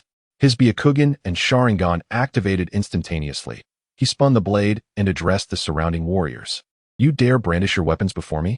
I, unseen, stealthily approached the chamber president from behind, retrieving a kunai from my pocket. Eighth gate of pain, fifth gate. The door of turmoil. Naruto tightened his grip on the Kusanagi sword. A powerful force erupted from within him, his muscles swelling with explosive strength, akin to a surging mountain. Open. In a flash, one warrior found his head severed, blood gushing from his neck as he collapsed, bewildered, unable to comprehend why he could see his own body fall. Until he heard a loud crash, he finally realized what had happened. It turned out that his own head had fallen to the ground. Naruto shook the blood off the blade of his sword, and the samurai beside him reacted swiftly, launching an attack towards Naruto. He blocked the strike with the hilt of his sword, and then stepped forward, charging into the samurai's attack range, swinging the sword to sever his opponent in half. Blood gushed forth, staining the earth crimson. Attack! The guild president bellowed. One of the members tightened his grip on a kunai and thrust it viciously towards Konan's head. Reacting swiftly, Naruto hurled the sword at the member's head, ultimately pinning him against the aquarium's box. Get in there.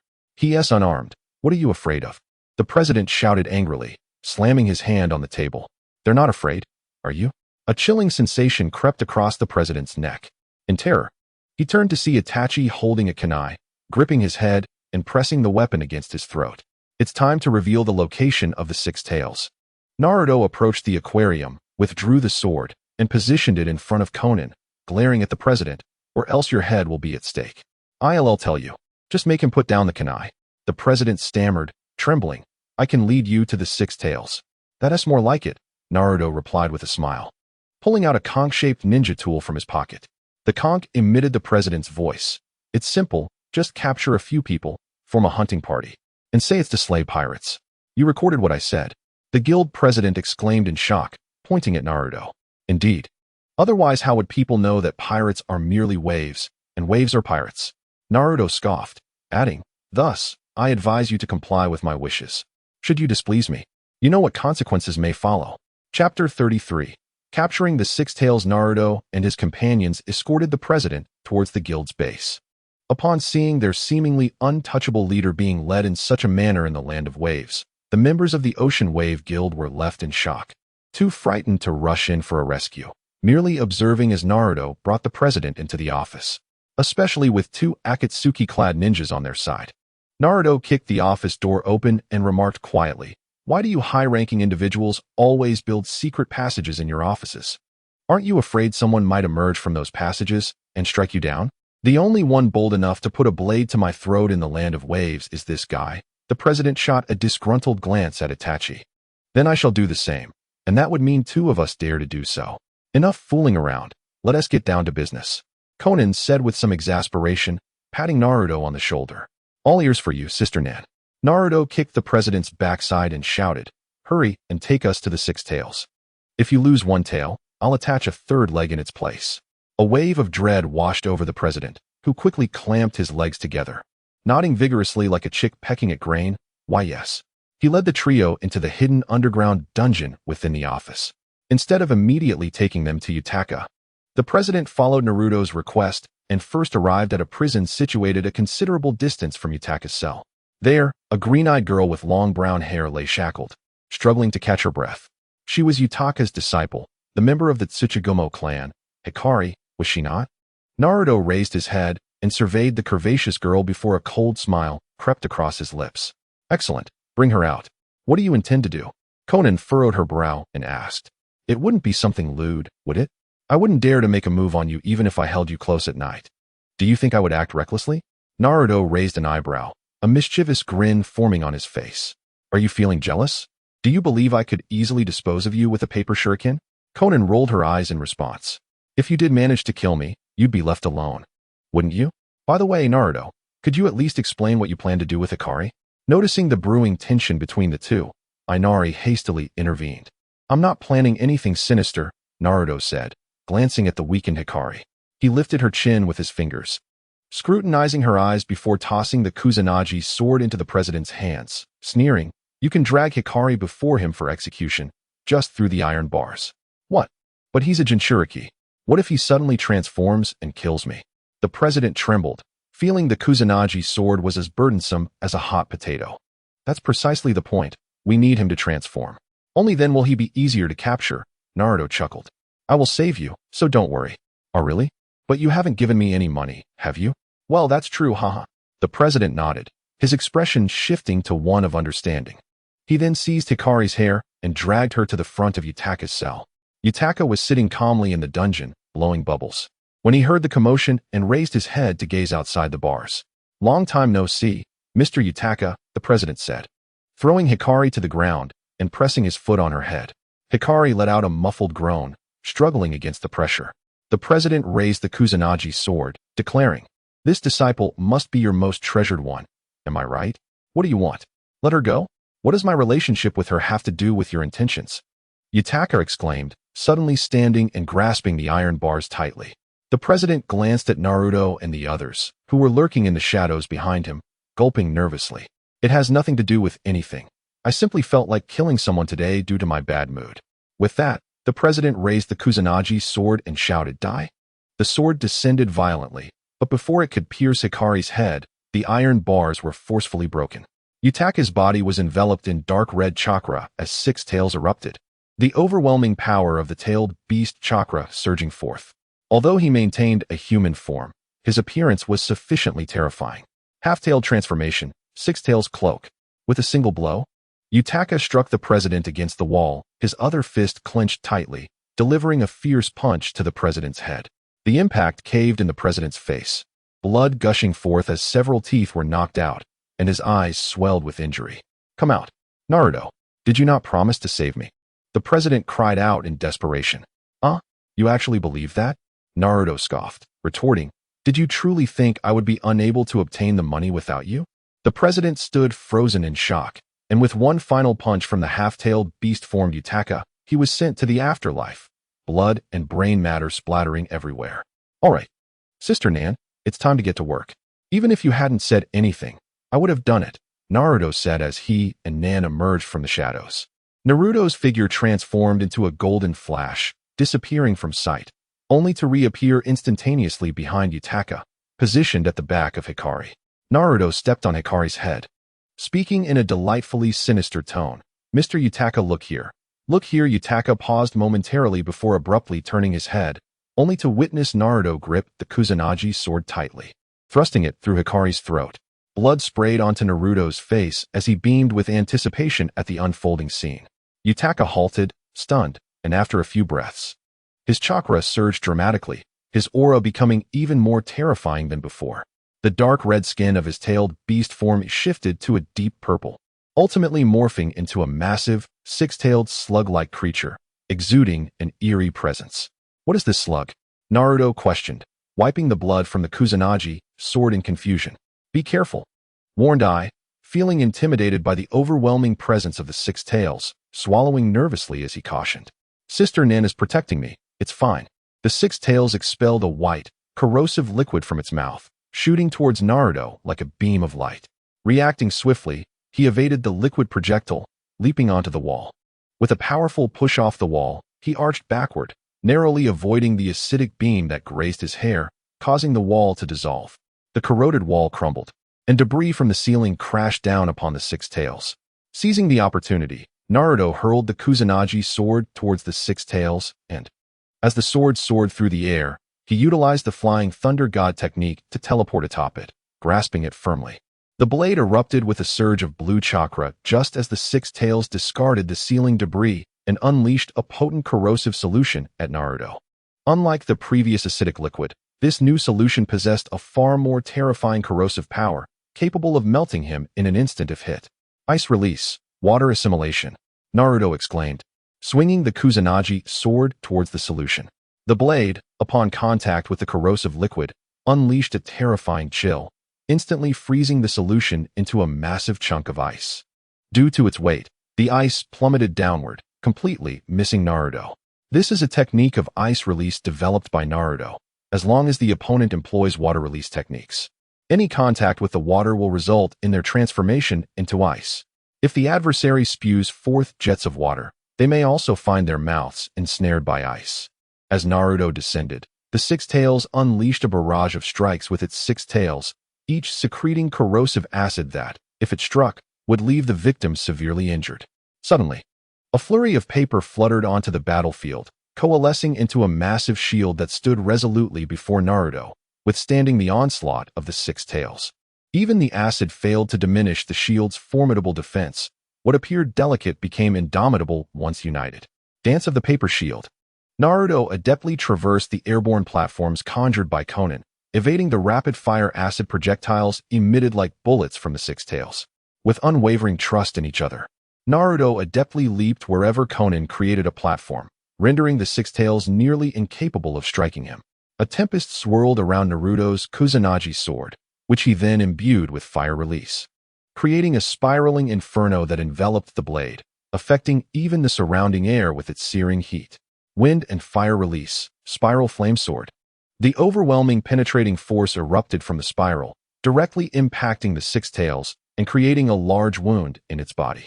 As Naruto positioned himself behind the beast, the flames dissipated, scattering embers in all directions. He sheathed the Kusanagi sword and formed a hand seal with one hand. At that moment, a multitude of paper sheets enveloped the Six Tails, forming a semicircular dome akin to a pot lid, encasing it within.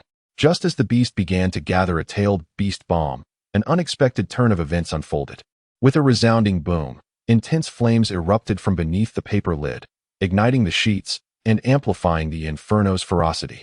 The Six Tails emitted a piercing scream, thrashing violently against the walls and ground in agony. After enduring a minute of excruciating heat, it finally extinguished the flames, but the host, Yugao, succumbed to the relentless assault, collapsing as a charred corpse upon the ground. The Six Tails, overwhelmed by pain, lost consciousness. We need not draw any further, Naruto remarked with a smile, turning away. The previous explosion was a secondary effect of the spiral flame sword. Upon attacking, it left behind a flame mark capable of detonating when Naruto activated it with his seal. As demonstrated, the power of the flames was significantly enhanced through Chunin's paper, enabling the obliteration of the Six Tails' protective skin in one swift motion. Though your words may be somewhat disagreeable, your prowess is undeniably impressive, Chunin stated, arms crossed. Quite dependable. Oh, this marks the first step towards love. You might as well perish, Naruto retorted. Chapter 34. Mission accomplished after capturing the Six Tails. Naruto presented a conch shell that recorded the president's voice to Inari.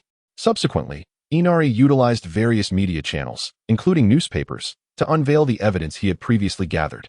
The public, incensed by the revelations, congregated and stormed the Ocean Wave Guild, absconding with all its wealth, leaving not even a chair behind. Could a person of clear moral standing achieve such a feat? Observing the jubilant crowd, Naruto scoffed, remarking, "This is the realm of scoundrels. Only those unbound by ethics can act upon their desires. The virtuous are often hampered, likely achieving but a fraction of this in half a year.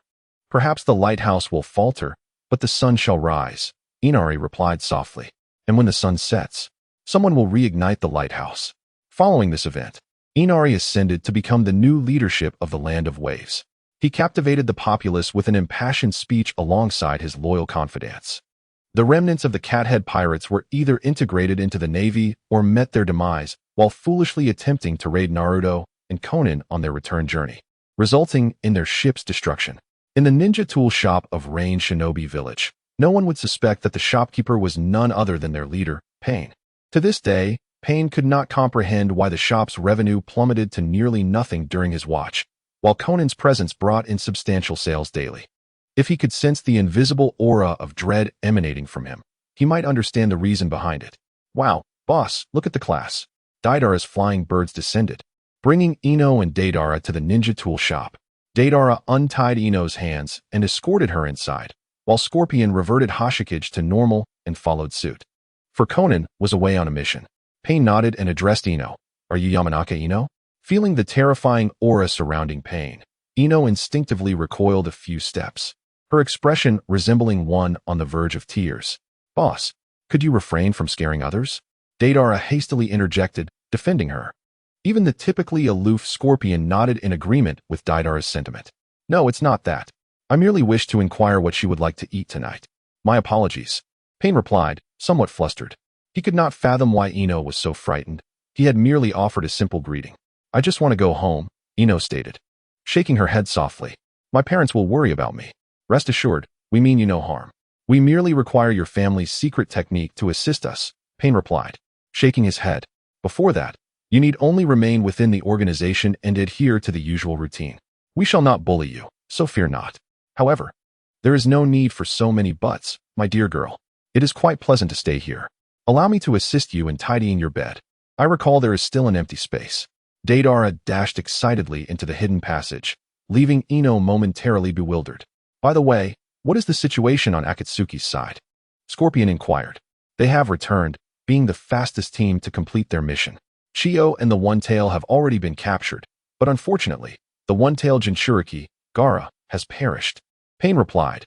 Akatsuki's members, Itachi and Kisame, engaged in minimal combat. They merely released the Jinchuriki from his seal. The Jinchuriki, fully transformed into the tailed beast, devastated more than half of the Sand Village, which now teeters on the brink of annihilation. It seems that the Jinchuriki harbors deep resentment towards the village. A flicker of unusual emotion crossed Scorpion's gaze. After all, that place was once his home, and it is impossible for him to feel no attachment. The very entity meant to protect the village was reviled and scorned, even facing assassination by his own father. Lacking the resolve and ruthlessness akin to Naruto, he ultimately found himself imprisoned by the higher-ups of the Sand Village, who planned to transfer the One-Tail and terminate him. Nothing could chill his heart more than that. Thus, when Akatsuki released him, he must have exhausted his entire strength. Pain murmured, no matter how bright the sun shines, there are places it cannot illuminate. As Ino listened to their conversation, her fists clenched tighter. What of Kisame and Haiden? After capturing the two tails, they claimed they were merely collecting a bounty along the way and proceeded to wreak havoc in the Land of Fire. I hear that Asuma Sarutobi of Konoha is seeking to confront them. Do not lay a hand on teacher Asuma, Ino exclaimed worriedly. She had witnessed the prowess of Akatsuki's members. Whether it was Deidara or Scorpion, they had yet to unleash their full potential. Even while under the constraints of Sasuke's lightning techniques, which countered Deidara's clay, the consequences would be dire if Asuma were to face those two Akatsuki members head-on. Very well, but you must agree to one condition. Pain narrowed his eyes, articulating each word with precision. Once we extract the nine tails from Naruto Uzumaki, you will employ your family's secret jutsu to control the puppet master Chiyo, compelling her to use the reanimation jutsu to revive herself, trading the life of a stranger for that of your teacher. Is that not worth it? Life cannot be measured, yet emotions can. Pain sat upright, his voice authoritative. Choose wisely. After a prolonged silence, Ino gritted her teeth and closed her eyes, as if squeezing words from between her clenched jaws. She finally spoke. Spare teacher Asuma, and I accept your terms. Excellent. Meanwhile, on the other side, Sister Konan, are you not going to eat? Naruto, munching on his dumplings, offered a skewer to Konan. The sight of those dumplings reminds me of that guy, Akatsuki. Konan recalled something and urged him. In truth, I do not possess that ninja tool. I merely fabricated that lie to escape from his clutches. You deceived me? The situation is urgent. Naruto pleaded. Next time, I will buy you a few novels you enjoy, Sister Konan, so please forgive me. Humph. Chunin hesitated for a moment, then gently tapped Naruto on the head, saying, if you deceive me again this time, I shall bind you within a coffin and detonate it. Yes, yes, Naruto sighed in relief. By the way, Sister Nan, what is your relationship with Jiraiya? As they walked, Naruto cautiously broached the subject. You truly know nothing, do you? Chunin halted, gazing at Naruto. If I had known, I wouldn't have asked you. Your name was derived from the protagonist in Jiraiya's novel, The Tale of Perseverance, which you have read. Chunin hesitated, but ultimately revealed. During the Third Shinobi World War, I was taken in and taught ninjutsu by Jiraiya alongside Nagato and Yahiko. Thus, Jiraiya is also my teacher, as well as your father's mentor. What a remarkable coincidence. Who were Yahiko and Nagato? Naruto inquired with curiosity. Both perished during the Shinobi War. My apologies for bringing it up. It's fine. Chunin shook her head, responding, let us head back. The rain is becoming quite heavy. Naruto discarded the wooden skewer of 4 happiness dumplings into the trash bin and nodded. Currently, 4 of the 9-tailed beasts had been captured, including Naruto. And the capture of the remaining beasts posed little difficulty, save for one known as the perfect Jinchuriki, the 8-tails Jinchuriki from Kumogakure, Killer Bee. It is said that Killer Bee is a formidable lightning-release ninja who wields the 8-sword style. Unlike other Jinchuriki, he has achieved perfect synchronization with the 8 tails, allowing him to maintain his composure and control over the tailed beast chakra even while fully transformed. Apart from Pain, who cannot leave the Rain Village, only Chunin and Naruto remain capable of combating such an opponent. This implies that for the next tailed beast capture mission, Sister Nan, I look forward to your continued support next time. Naruto smiled at Chunin after learning of Pain's forthcoming arrangements. If you engage in any more outrageous antics, I shall keep a close watch on you. Actually, that night you leaned in closer. Silence. Their exchange drew skeptical glances from other Akatsuki members. Wow, quickly tell me. To what extent have you and Sister Nan progressed? Haiden scampered over, seizing Naruto's arm with gleaming eyes. Observing Chunin's fierce gaze that threatened to entomb him, Naruto cleared his throat and replied, nothing at all. You are merely imagining things. Just a little detail. No, absolutely not. Ino observed Naruto and the others, her tense expression easing slightly. He appeared far happier than when he was in Konoha. That night, Haiden and Kakuzu returned, clutching their rewards. Following Pain's orders, they circumvented Asuma's pursuing team and hurried back to the Akatsuki base in the Rain Village. I want a grand feast of 4 happiness dumplings. Upon hearing Pain's proposal for a celebratory banquet, Haiden leaped up, his voice booming. Eat your head. Naruto pressed him down, saying, do you think this banquet is being held for you? Huh. Then who is it for? The eyes of the crowd converged upon the young girl watering flowers in the corner. Me? Yamashiro Ino blinked in surprise, turning to the others and exclaiming, are you mistaken? You are hosting a banquet for someone who has been captured? I merely intended to ascertain your culinary preferences. It would be unfortunate to purchase ingredients that you dislike in the future. Pain nodded earnestly and replied, you are not a prisoner. We have brought you here solely to request your assistance with a task. We will, of course, take care of your needs. Are you truly a villainous organization? Ino was momentarily at a loss for where to begin her retort. Chapter 35. After the banquet, I feel so dizzy and nauseous. Ino clutched her head, swaying unsteadily as she approached a door, which she then flung open before collapsing onto the bed within. She had not intended to drink, but to her astonishment, these seemingly nefarious individuals had persuaded her to indulge, and before she knew it, she had overindulged. Come to think of it, this room must have been tidied by that fellow Deidara, right? There surely aren't any clay bombs lying about on the bed.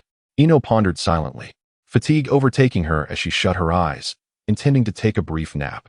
The events of the day had been overwhelmingly bizarre. One moment she was selling flowers at the shop, and the next, she found herself at an Akatsuki banquet. If this were a novel, the author's imagination must surely be eccentric. Oh, I am so full. Deidara burst into the room, rubbing his stomach in satisfaction. It has been ages since I last savored such delicious grilled meat. The leader's culinary skills are truly exceptional. Deidara paused, stepping back momentarily, scrutinizing the door number. Indeed, it was the correct room. Why is this girl lying on my bed? He scratched his head in confusion. Could it be that she was deliberately drawn in by my artistic aura and wishes to offer herself in gratitude? Surely not. No decent girl would be so brazen. Perhaps I should consult Kakuzu. Being older, he might possess some wisdom in such matters. Deidara's mind was a whirlwind of thoughts. His inexperience left him with few strategies in this situation. Should I awaken her and send her away? No, that would surely cause her embarrassment and perhaps lead to misunderstandings. After some consideration, Deidara ultimately decided to exit the room, closing the door behind him, and made his way towards Ino's quarters. After all, he had arranged the room himself, and since she had never stayed there, it should be fine for her to spend the night. Deidara reassured himself. Haiden silently observed as Deidara entered Ino's room, his expression shifting between various emotions. Damn, no wonder this guy is so protective of her. He even helped her avoid a few drinks. So that's how it is. Meanwhile, Naruto supported the intoxicated Konan as they entered her room. Konan's cheeks were flushed, her previously tied-up blue hair now cascading down, with a few strands tickling Naruto's face. Burp. I can still drink, Konan exclaimed, raising a bottle of alcohol triumphantly. Not drunk. Perhaps it would be wise for you to remain composed. Yet I truly did not anticipate your inability to match Jinya. With a hint of exasperation, Naruto gently placed Konan onto the bed. Suddenly, she grasped the hem of his clothing, her cheeks flushed and her gaze imbued with a seductive allure, her cherry-red lips parting slightly. Though she presented as a mature woman, Naruto perceived her charm as leaning more towards the endearing rather than the alluring. Naruto, Konan murmured, her eyes narrowing slightly as she spoke softly. Could it be that this is not merely an illusion? Has my romantic fortune truly arrived? Naruto swallowed hard, poised to respond, but Konan abruptly lowered her head and retched. Keep your distance. Do you realize that speaking in half-sentences might lead to a tongue-tied predicament? Meanwhile, Pain, accompanied by Sasori, entered the chamber where Chiyo was imprisoned. There, they beheld an elderly woman with hair as white as snow, bound tightly by 4 thick iron chains. A dark, arcane seal glimmered ominously upon the wall, pulsating silently to indicate its active state. Her resistance was fervent. Should they not take measures, she might very well escape. Pain declared, when the time comes for the 9 tails, we shall release her once more. Sasori remained unchanged, his expression as stoic as ever. Chiyo lifted her gaze to him, a mocking smile gracing her lips as she inquired, how does it feel to hear that Sunagakure has been ravaged? Deservedly so, Sasori replied, shaking his head gently. As for Gaara, the Jinchuriki of Shikaku, I have heard tales of his plight. Treated as a monster since childhood, subjected to his father's assassination attempts, scorned and reviled by villagers, and plagued by sleepless nights due to the sealing. I truly question how you, as elders, have guided them. Or perhaps, none of you dared to approach Gaara, treating him as a monster in your hearts, just like those villagers? Sasori raised his head, continuing, Grandmother, do you deny this truth?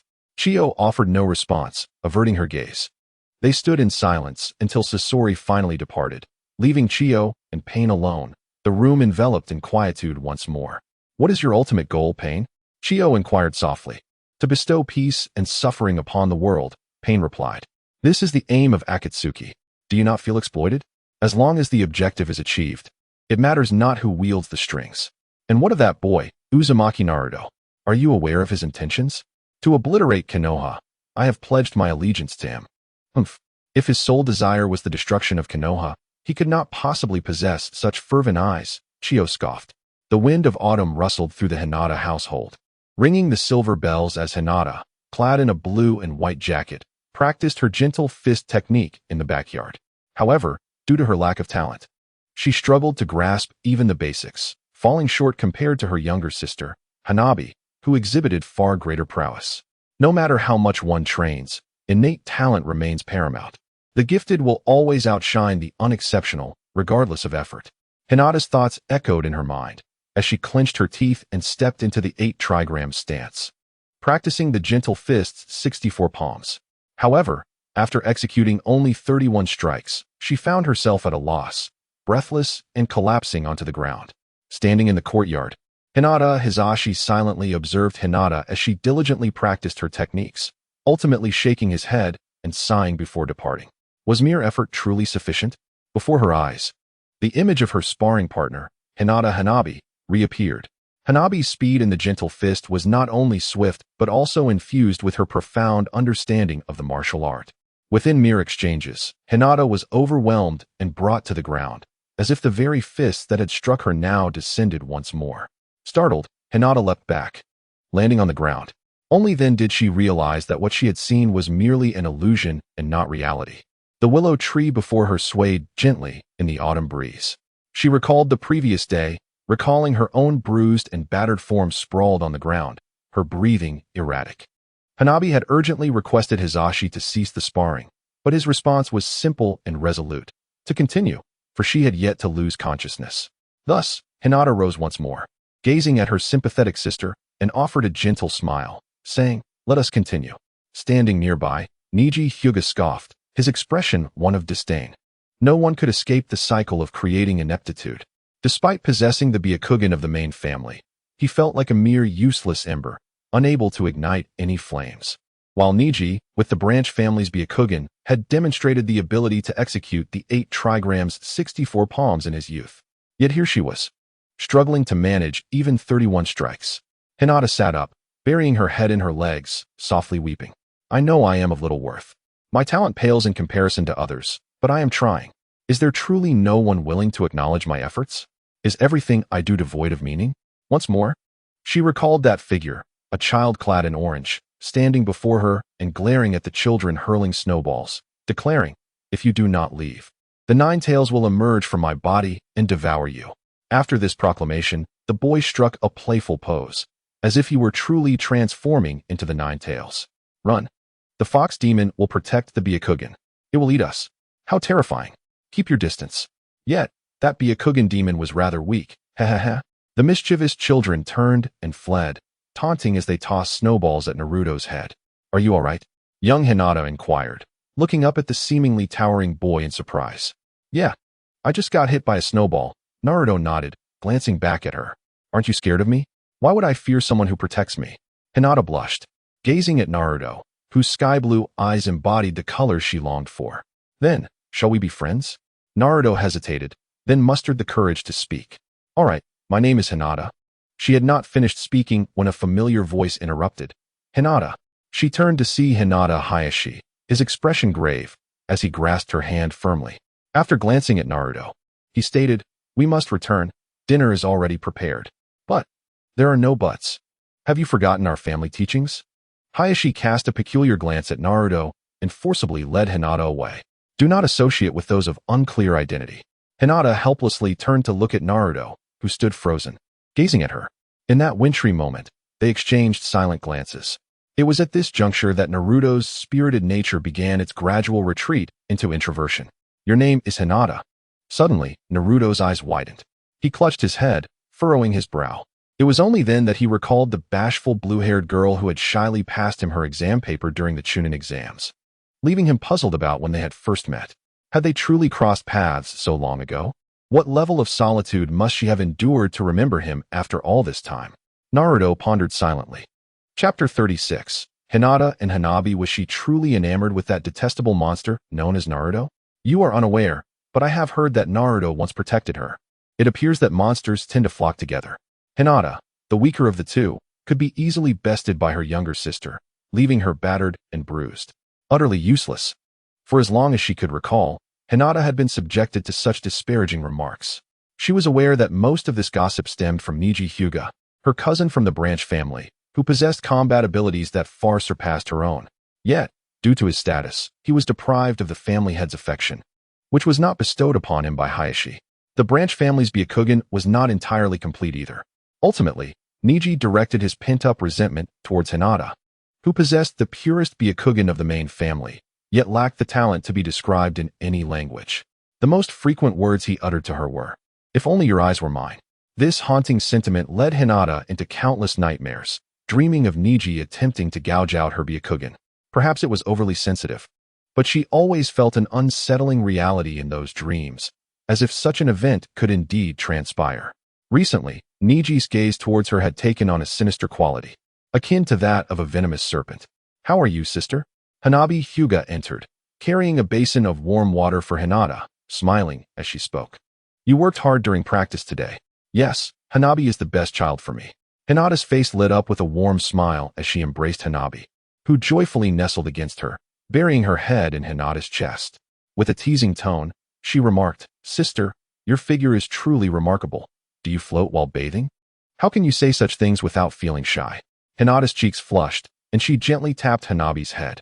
The younger girl stuck out her tongue, playfully responding, I genuinely envy you, sister. I wonder who will marry my sister in the future. If I were a boy, I would never let her go, heh. In fact, my sister has someone she likes. Is it Naruto? I believe the person my sister admires cannot be a particularly wicked individual. He must be connected to her, to everyone in Konoha, and to me as well. Hanabi softly remarked, Sister, if Naruto returns, would you leave with him? I don't know. Hinata gently shook her head and replied. The next day, Hanabi was practicing gentle fist in the backyard, aware of her sister's limited talent. She exerted herself doubly hard during each practice session, striving to surpass Neji in a short time, especially since she was set to face him in the clan's minor competition today. Only by growing stronger could she protect her sister. With a powerful punch, she struck the tree, inhaling deeply as she retracted her fist. Not bad. I'm not far from Neji, she mused. Suddenly, a strange male voice interrupted her thoughts. Turning to the source of the voice, she beheld a man with black hair, snake-like eyes, and a purple cord tied around his waist, clad in a white robe. He stared at Hanabi with a sinister smile and spoke, Orochimaru, what are you doing here? Hanabi froze for a moment, assuming a defensive stance in gentle fist, and shouted, Leave me alone. Don't be hasty. I have no intention of causing trouble today, for I have already completed my task. Orochimaru waved his hand dismissively. Humans are truly easily manipulated beings. Perhaps it is due to possessing only two eyes, regardless of whether they are white, black, or any other color. They can only glimpse the near future.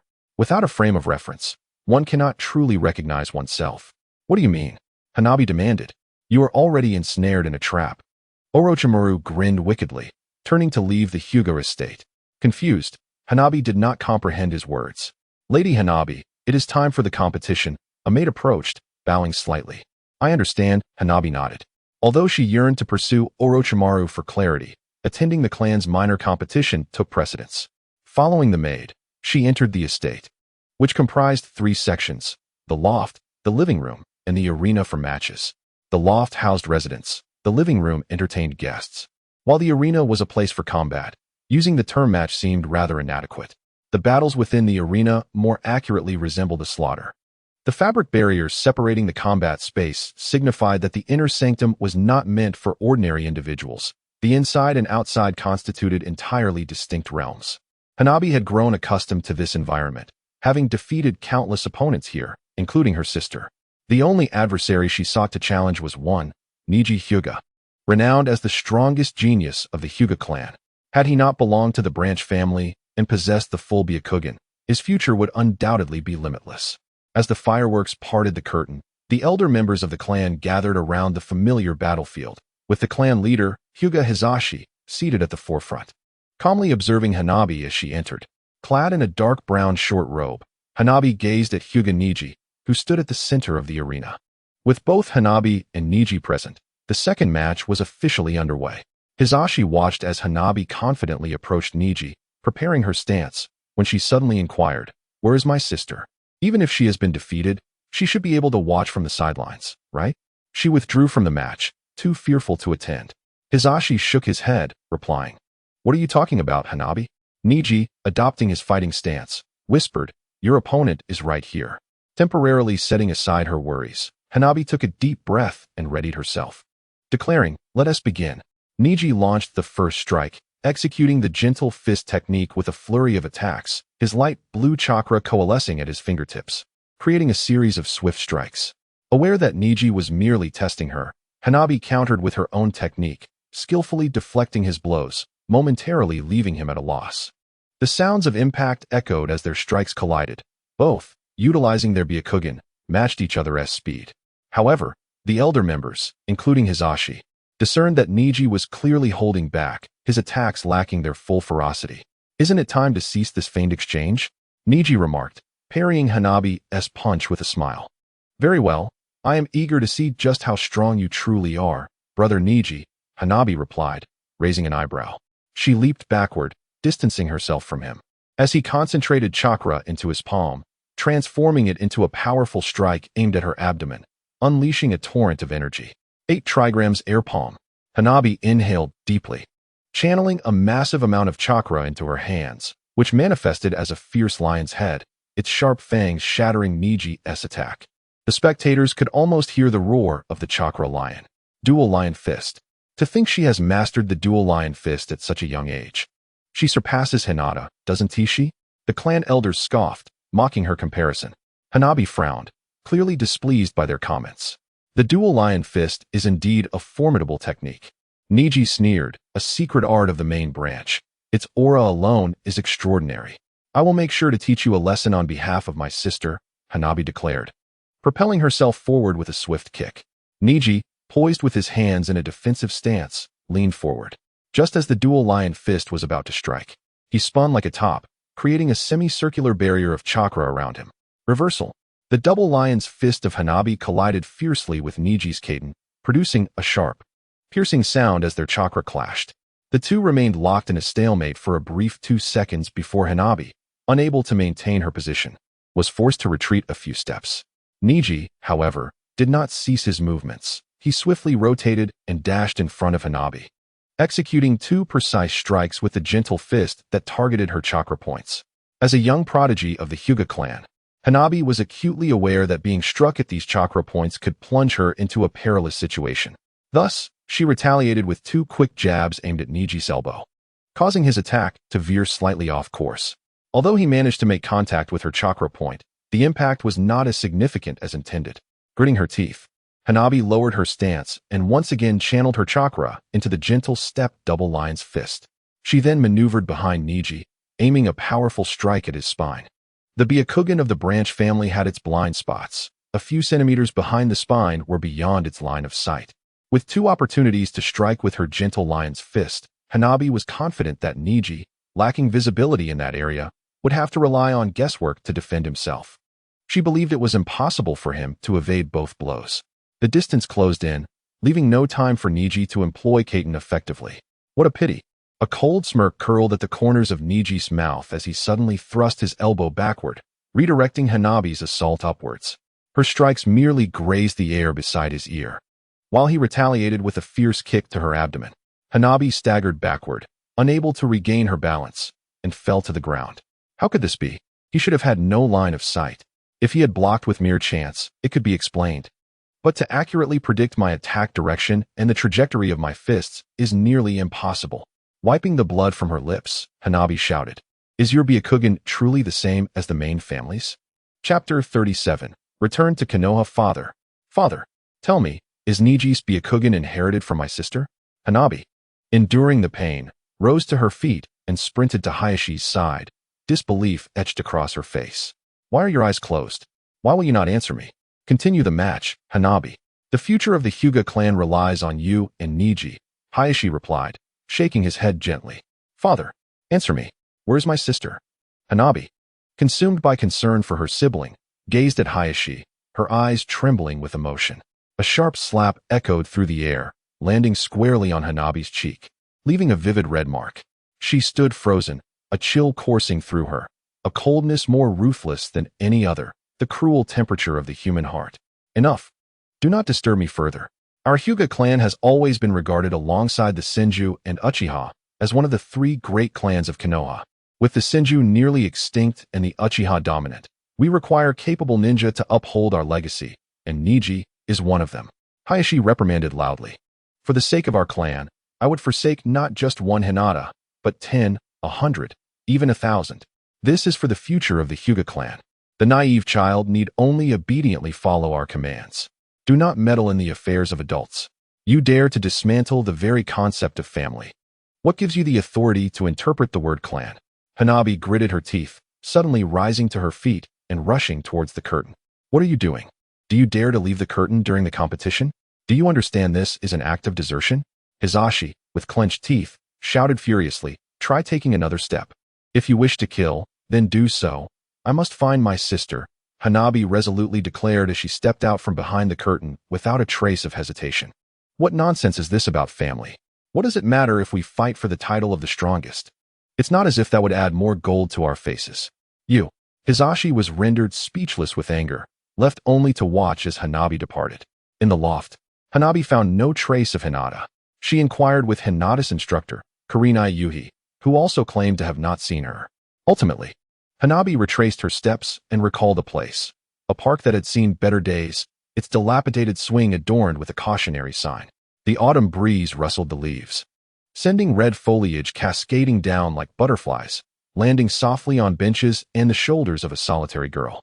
Dressed in her blue and white coat, Hinata sat quietly on a bench, her eyes closed, exuding an air of stillness and solitude.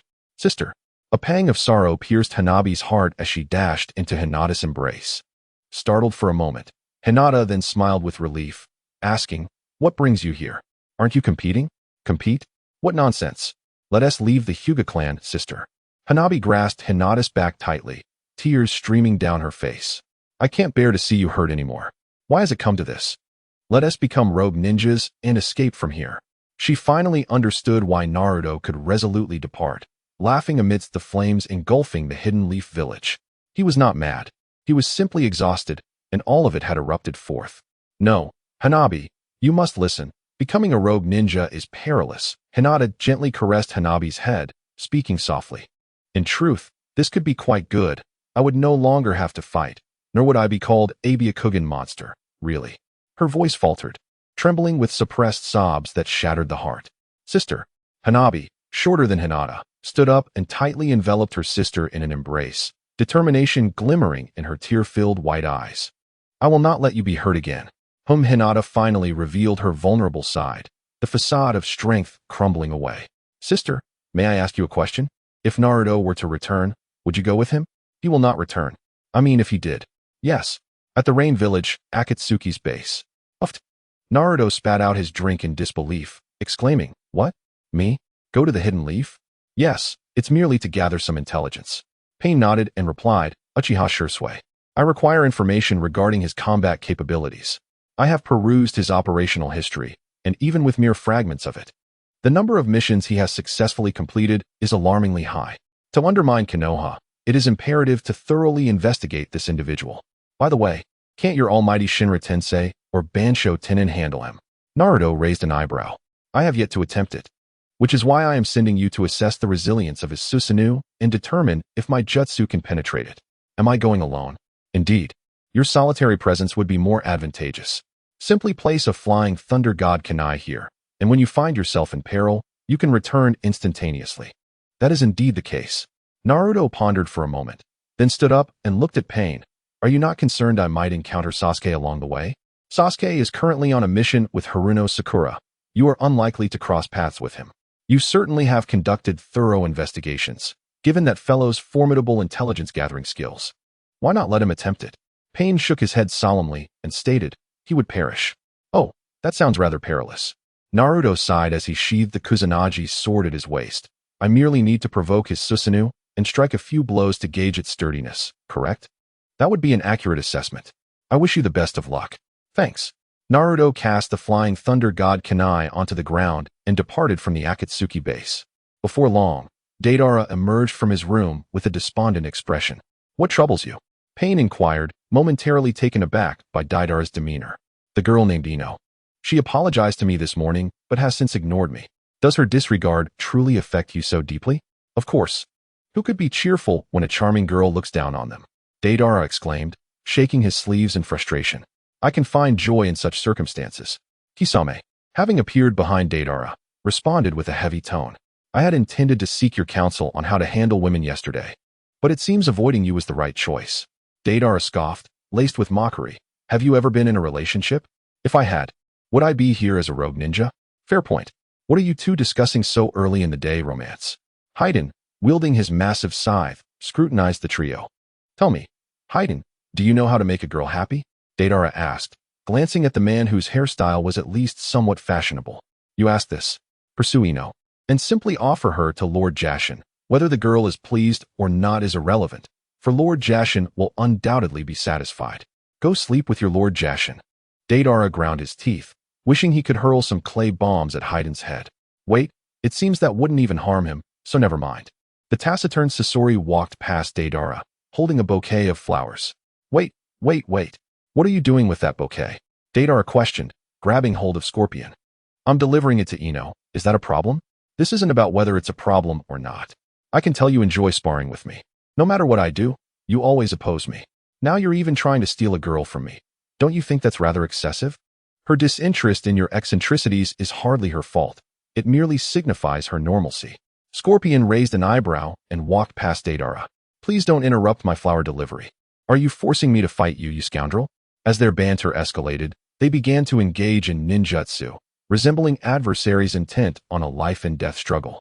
Why isn't Nin being fought over like this? Ah Fei, with his hands behind his head, observed the spectacle of Deidara and Scorpion clashing, remarking, Nin has both looks and figure. Who would dare approach her with that temperament? Such a shame to waste a pretty face on such a personality. Oh, my head has fallen off. Ah Fei, could you help me retrieve it? Haiden's severed head, resting on the ground, chimed in. Ah Fei, are you going to pick it up? Xiaonan smiled at Ah Fei, inquiring. I'm off to eat some 4 happiness meatballs. Farewell, Haiden-senpai. Ah Fei turned and fled, disregarding Haiden entirely, leaving only the disembodied head shaking ominously. Kakuzu and Kisame silently observed the tension, aware that conflict could erupt at any moment, while Pain, their leader, sat passively watching the chaos unfold, letting out a sigh. The Akatsuki was embroiled in absurd internal strife today as well.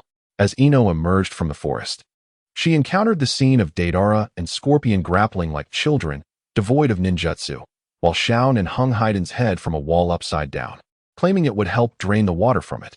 I must have joined the largest rogue ninja organization, Akatsuki, not the biggest asylum in the ninja world. Where are all the normal people? Ino lamented once more. Chapter 38. Naruto and Hinata. The defenses of Konoha were exceedingly stringent, especially following the Chunin exams a few years prior, which had resulted in a doubling of the security forces. It was quite challenging to infiltrate unnoticed.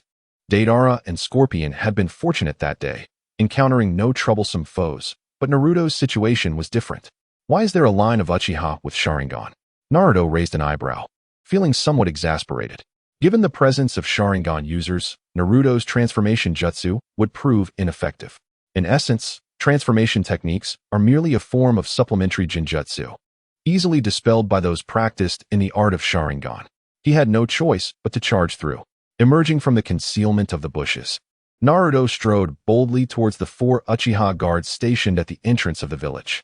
Stop right there, barked the lead captain, furrowing his brow as he scrutinized Naruto. It was only then that he recognized the intruder. Naruto Uzumaki. It's Naruto Uzumaki. The creature has returned.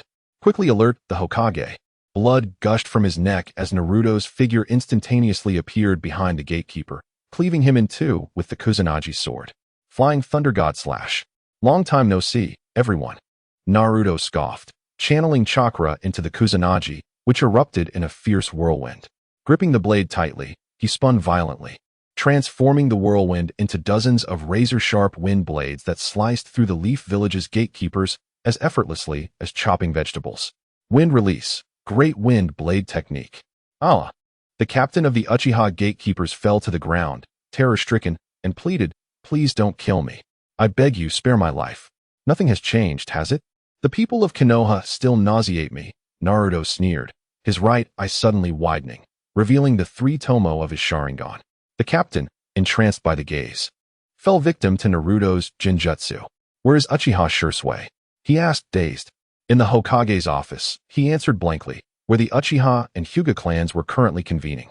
"Thank you," Naruto said, stepping behind the captain. In a flash, the blade gleamed, and before any ordinary person could perceive the action, the captain's head fell, his eyes wide open as if still lost in the illusion. Is she Hinata Hyuga?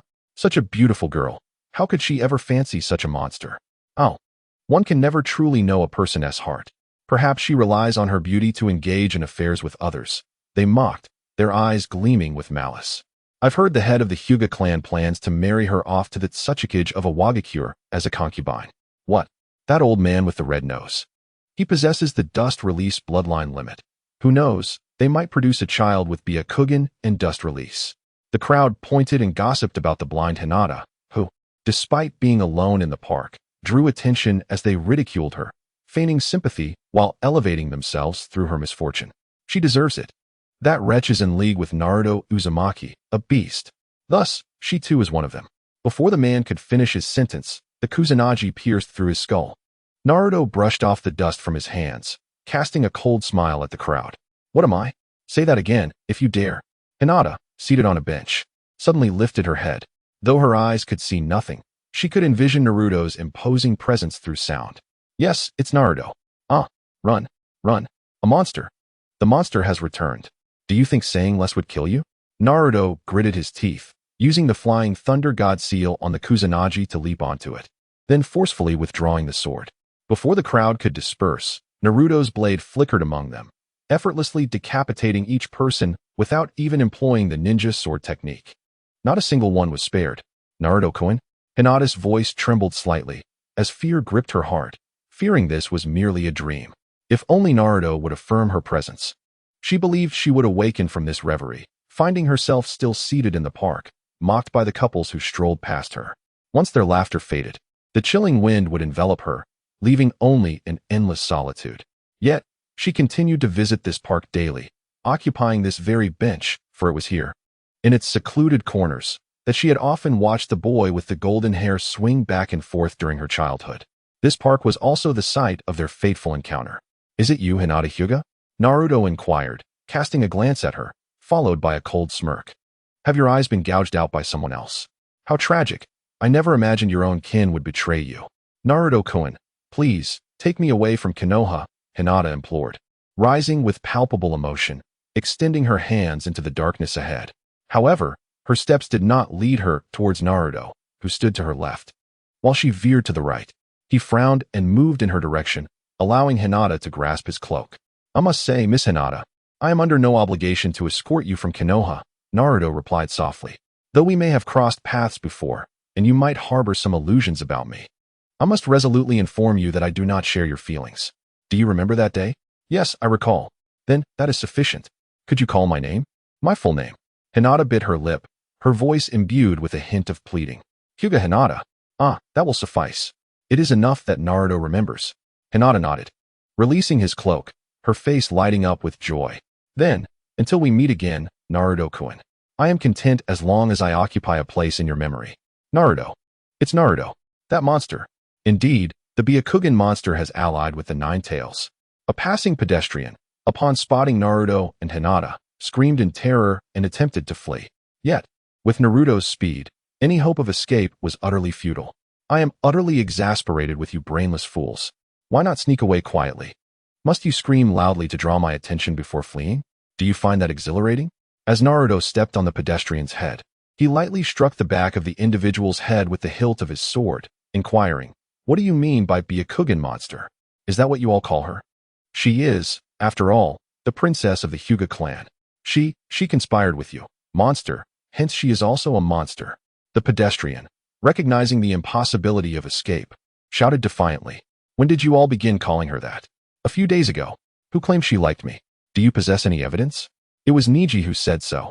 He is her brother, so it must be true. Naruto nodded and plunged his sword into the back of the pedestrian's neck. Hey, what was her name again? Hyuga Hinata? Naruto turned to Hinata, who seemed poised to leave, and asked, Did your brother gouge out his own eyes?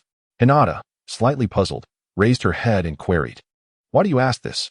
Though I do not harbor feelings for you, witnessing someone face such fate due to their affection for me is still hard to bear. Naruto firmly grasped Hinata's hand, his voice cold as ice.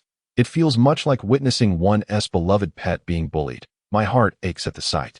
I shall accompany you to reclaim your eyes, and ensure those who have wronged you face their due retribution. I just want you to take me away. Hinata murmured. Very well, I shall take you away, Naruto replied casually, yet with an undertone of gravity in his voice. I will help you retrieve your eyes and resolve your issues. As for whether you can leave or not, you will follow me.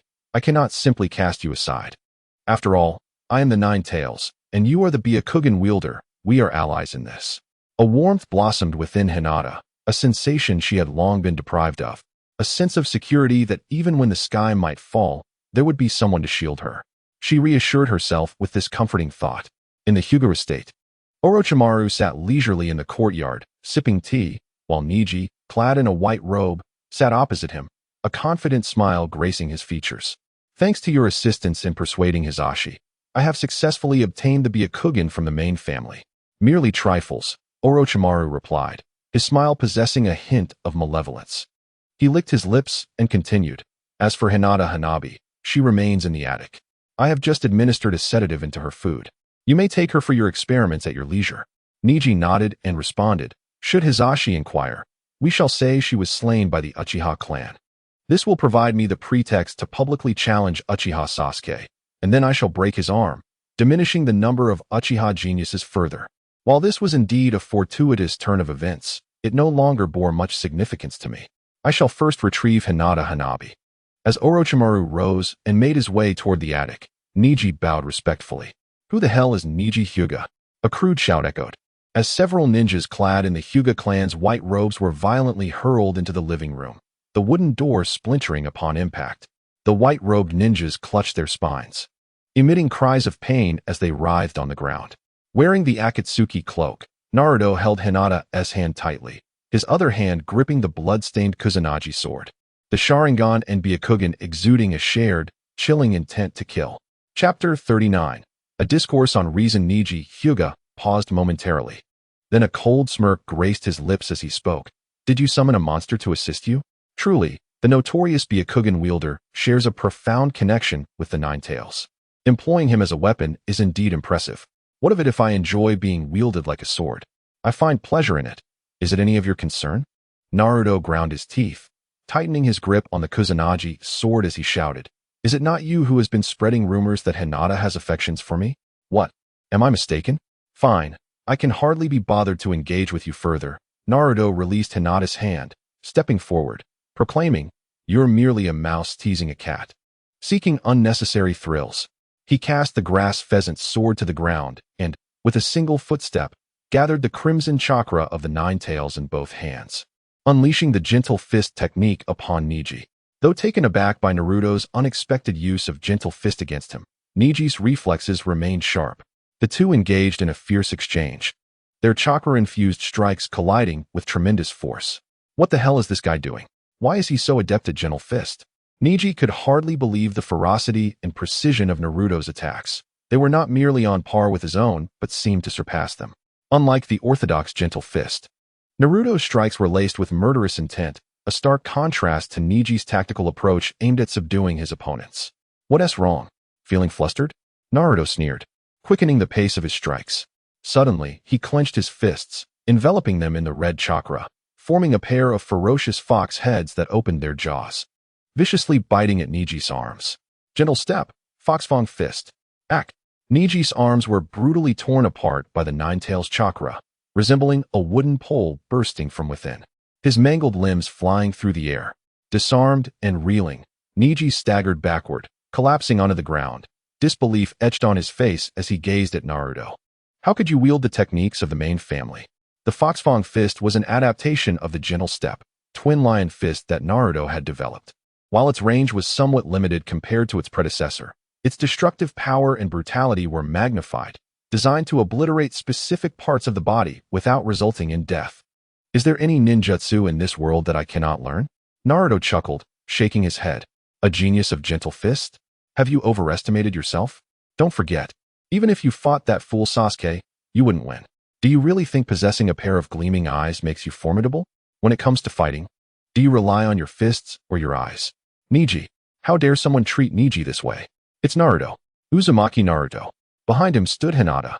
So it was this guy who brought the monster here. The disgrace of the Hyuga clan. Hearing the commotion, the clan elders and young prodigies rushed out from the attic. They supported Niji and turned their scornful gazes toward the fearless youth standing before them, eyes glinting with derision. "Uzumaki Naruto, why have you dealt such a heavy blow to Niji? Do you truly wish for the demise of our Hyuga clan? Are you attempting to reason with me?" Naruto scoffed, retrieving the grass pheasant sword. "Allow me to enlighten you. The Hyuga clan, with its inherent weakness and lack of innovation, clings to ancestral techniques while merely mimicking the past. What is the point of distinguishing between the main and branch families? Establishing a decaying hierarchy that turns the branch family into the main family's slaves? Disobedience is met with cursed seals and death, squandering both talent and resources. The absurdity of the system has rendered your family's genius woefully scarce. After much effort, a prodigy has emerged, only to be severed from the main family. With ruthless cunning, they gouged out the eyes of the main family's eldest daughter for the branch family, all while cloaking their actions in a facade of righteousness, claiming it was for the sake of the clan. In truth, they are merely stubborn fools, unable to acknowledge their own shortcomings. If all clans in the world were filled with such imbeciles, the Uchiha clan would surely find their eyes plundered daily, each taking turns. How dare you insult the Hyuga clan?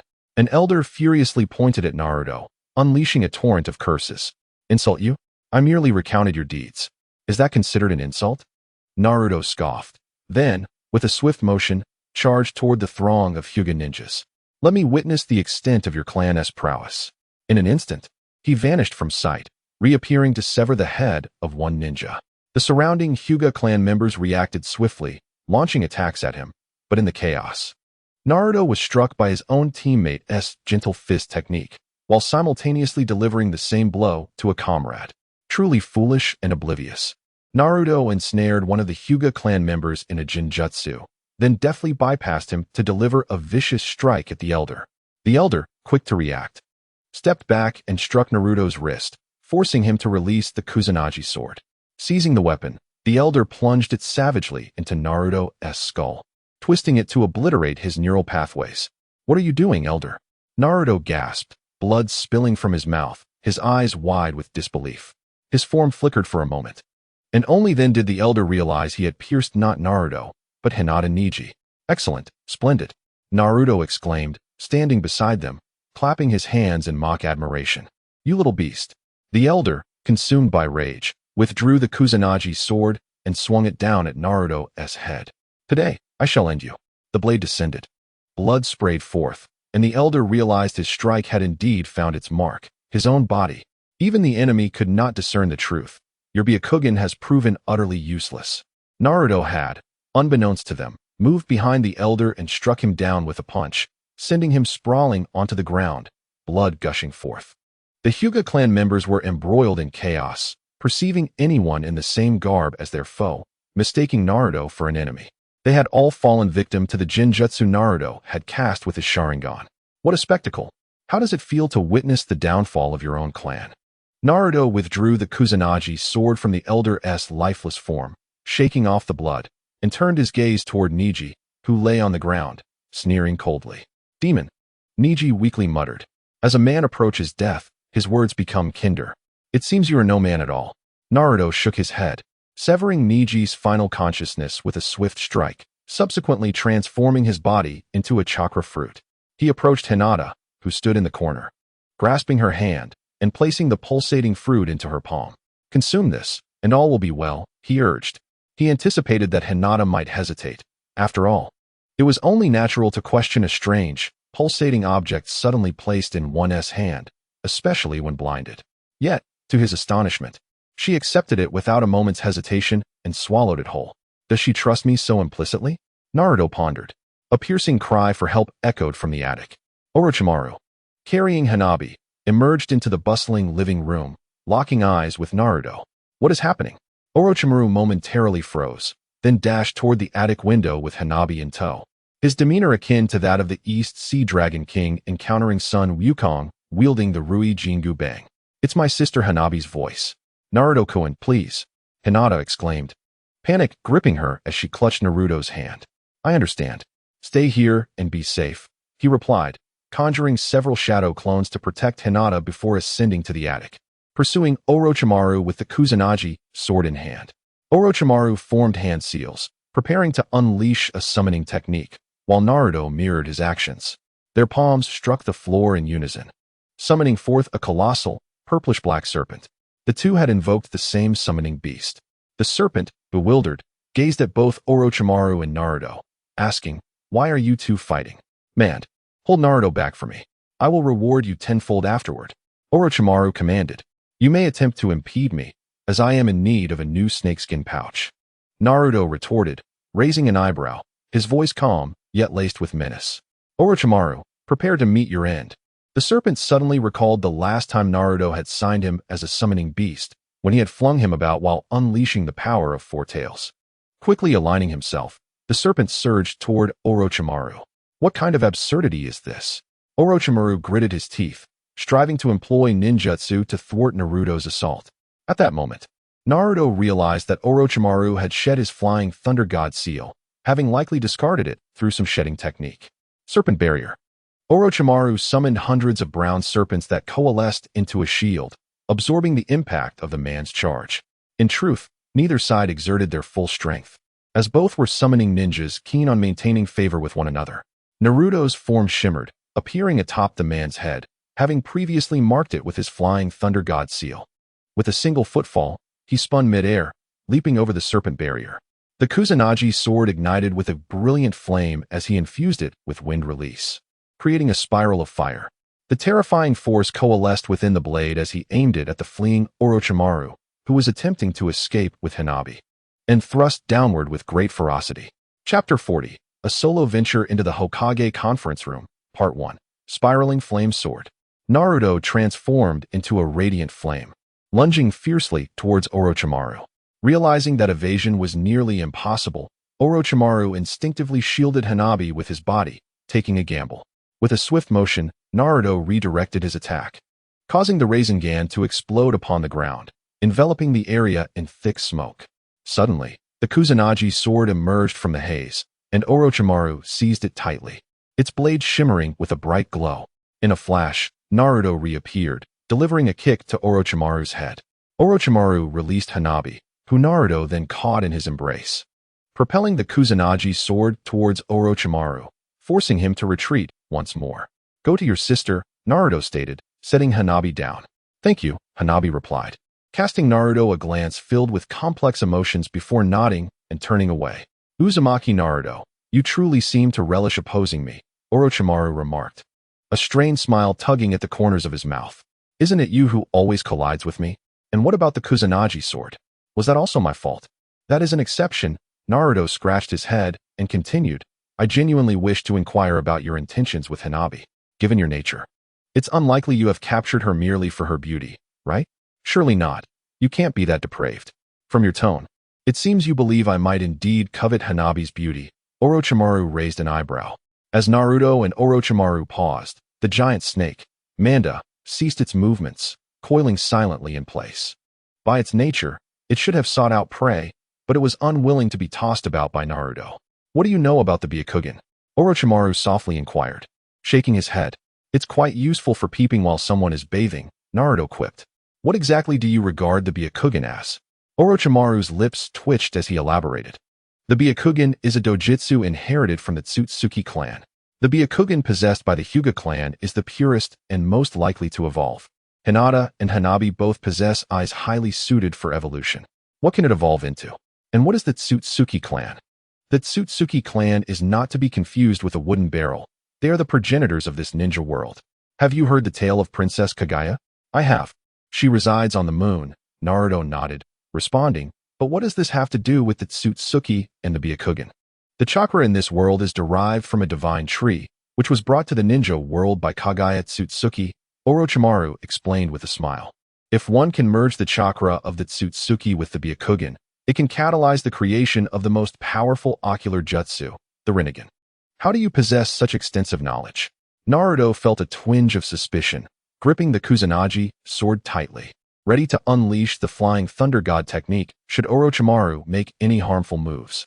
"Have you ever pondered why such exaggerated abilities and tools as the Book of Dimensions and the Soul Retrieval technique were stolen without a trace of response from the third Hokage, who did not initiate any search?"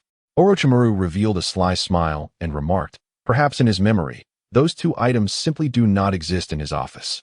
"Are you suggesting that someone deliberately placed those two items in the Hokage's office and informed Mizuki to facilitate my acquisition of them?" Naruto immediately grasped the implication, staring at Orochimaru in shock and inquiring. "The Book of Dimensions and the Soul Retrieval technique should not exist in this world at all. How do you know this? You are also a resident of this world, are you not? Not everyone remains detached. Yet, at least one individual is ensnared within it." Orochimaru retorted with a cold laugh. "I merely wish to utilize this world to experiment with the creation of the Rinnegan." "Naruto, even a cornered beast will struggle. Clarify your words," Naruto urged, feeling a sense of urgency as he sensed that Orochimaru possessed knowledge of something profoundly significant. If he did not seek clarity now, the next opportunity might never arise. "I can only divulge a few things," Orochimaru said, extending a finger. "First, I am unaware of the true nature of the Book of Dimensions. Second, I have only heard of it from someone else. If I were to share any more, I fear for my life. Lastly, Naruto, there exist deities in this world. With that, Orochimaru utilized Earth Release to depart from the scene. Naruto understood that even if he pursued him, the truth would remain elusive. He stood silently, contemplating Orochimaru's words, recalling a question posed by the Book of Dimensions. Do you believe in the existence of deities in this world? Naruto, may I leave now? The serpent, Wan Shi, inquired obediently. Yes, and be sure to handle those corpses, Naruto replied, shaking himself from his reverie. He resolved to set these thoughts aside and prioritize the current task at hand, intending to confront the Book of Dimensions upon his return. Understood. Wan Shi complied, darting into the Hyuga compound to consume the bodies of the Hyuga clan members.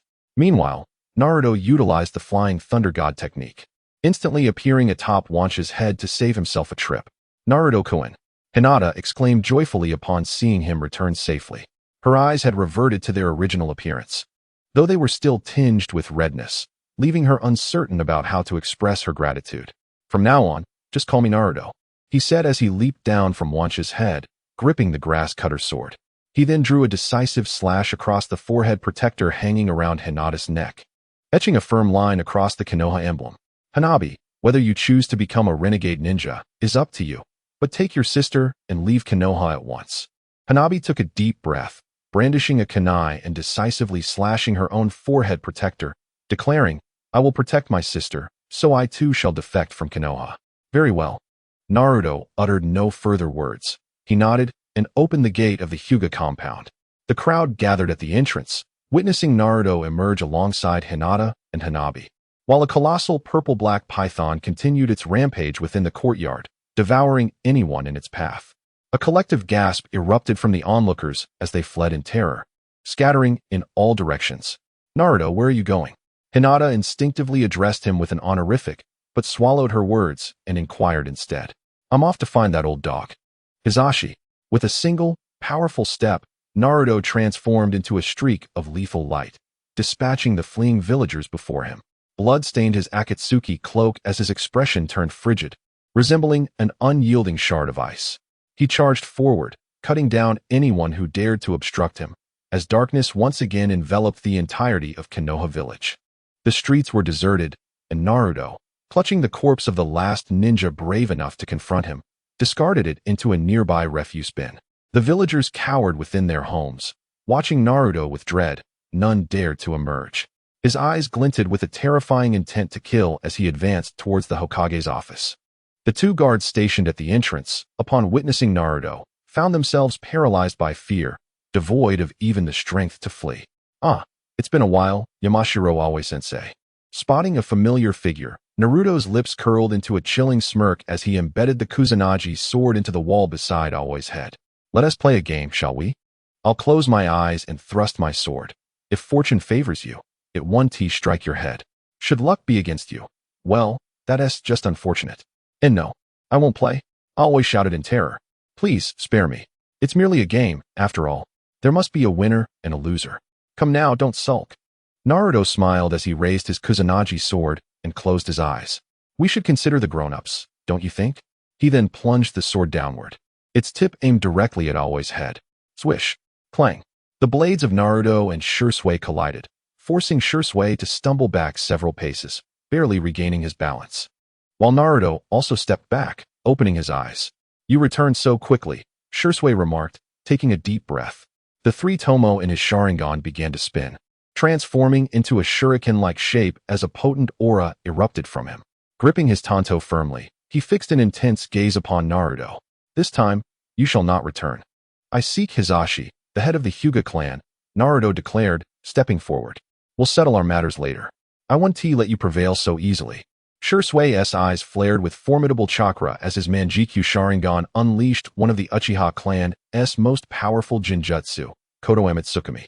The effect of this illusion is to subtly alter the thoughts of those it targets, often without their awareness. In other words, one cannot discern when Shursui activates his Kodoeme Tsukumi. By the time you realize it has been employed, the influence may already be deeply embedded in your mind. Due to its terrifying potency, each use of Kodoeme Tsukumi necessitates a cooling-off period lasting several years.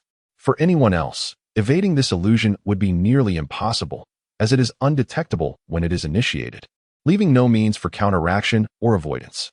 However, Naruto is different.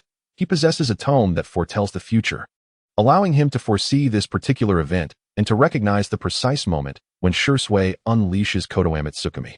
Chapter 41. Infiltrating the Hokage Conference Room. Part 2. Naruto hurled the Kusanagi sword towards the Hokage's office window, then transformed into a flash of golden light, vanishing from sight. Shursui looked up, expecting Naruto to teleport to the sword, but the blade pierced the window and became lodged in the ceiling of the conference room, with Naruto still absent.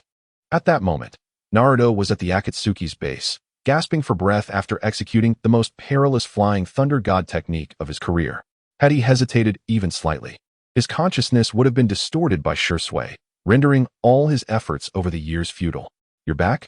How did the investigation go?" Pain inquired, glancing at the panting Naruto. "What was the strength of that guy's Susanoo? I nearly fell victim to his Konoha Tsukumi and became a spy." Naruto shook his head, reaffirming his desire to destroy Konoha before responding. "Konoha Tsukumi? It's an illusion capable of altering consciousness. If I were ensnared, I would likely become a spy for the Akatsuki. What kind of look is that? I managed to evade it, all right. So he didn't even activate his Susanoo?" Pain remarked, his tone laced with disdain. "What else with that tone? Konoha Tsukumi is far more terrifying than Susanoo. I've already dodged it once. That technique has a cooldown of over a decade. He cannot use it against me again." Naruto mentally calculated the time before vanishing once more in a flash of gold. What just flew by? Ino, carrying a flower pot, emerged just as Naruto teleported away. "Someone's gone on a mission," Pain acknowledged, eyeing Ino. "You seem to have put on a bit of weight.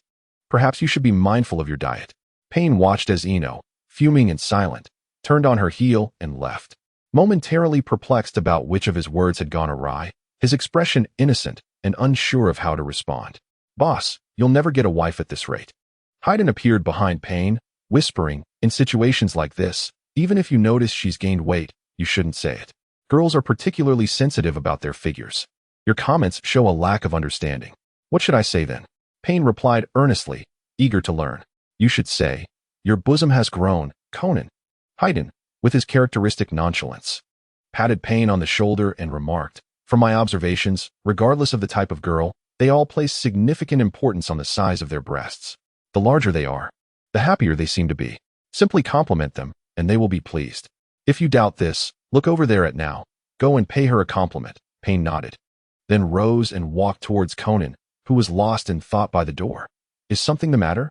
Conan inquired, her curiosity piqued as she turned to face Pain, oblivious to the prior conversation. Conan." Pain inhaled deeply, his tone earnest. "It has been a few days, and your bosom has indeed grown." Conan paused momentarily before her expression darkened. In the Leaf Village, within the Hokage's office, the leaders of various clans were in a meeting when a sword, the Kusanagi, suddenly burst through the ceiling, eliciting shock and confusion from all present. Itachi, attending the meeting in place of his father, furrowed his brow, recognizing the weapon from somewhere. It bore a resemblance to Orochimaru's Kusanagi. Hinata Hayashi approached the Kusanagi, recalling his previous dealings with Orochimaru, where the latter had transplanted Hinata's eyes into Niji. He intended to retrieve the sword and present it to Orochimaru for his inspection. "Do not approach that sword," Shursui shouted as he yanked open the meeting room door. However, it was too late. Hayashi's hand had already made contact with the hilt of the Kusanagi. In a flash, Naruto appeared beside the sword, delivering a swift kick to Hayashi's hand, causing him to recoil in pain and release the weapon. Seizing the moment, Naruto drew the Kusanagi and charged at Hayashi, who retaliated by summoning the gentle step twin line fist, aiming to thwart Naruto's assault. Clang! The Kusanagi met the gentle step twin line fist, the ensuing clash unleashing a powerful wave of chakra that cracked the ground beneath them. The ferocity of the battle unfolded so rapidly that even the seasoned Itachi was caught off guard. "What are you doing here?" Hayashi strained to maintain his stance with the twin line fist. "I'm here to take your life."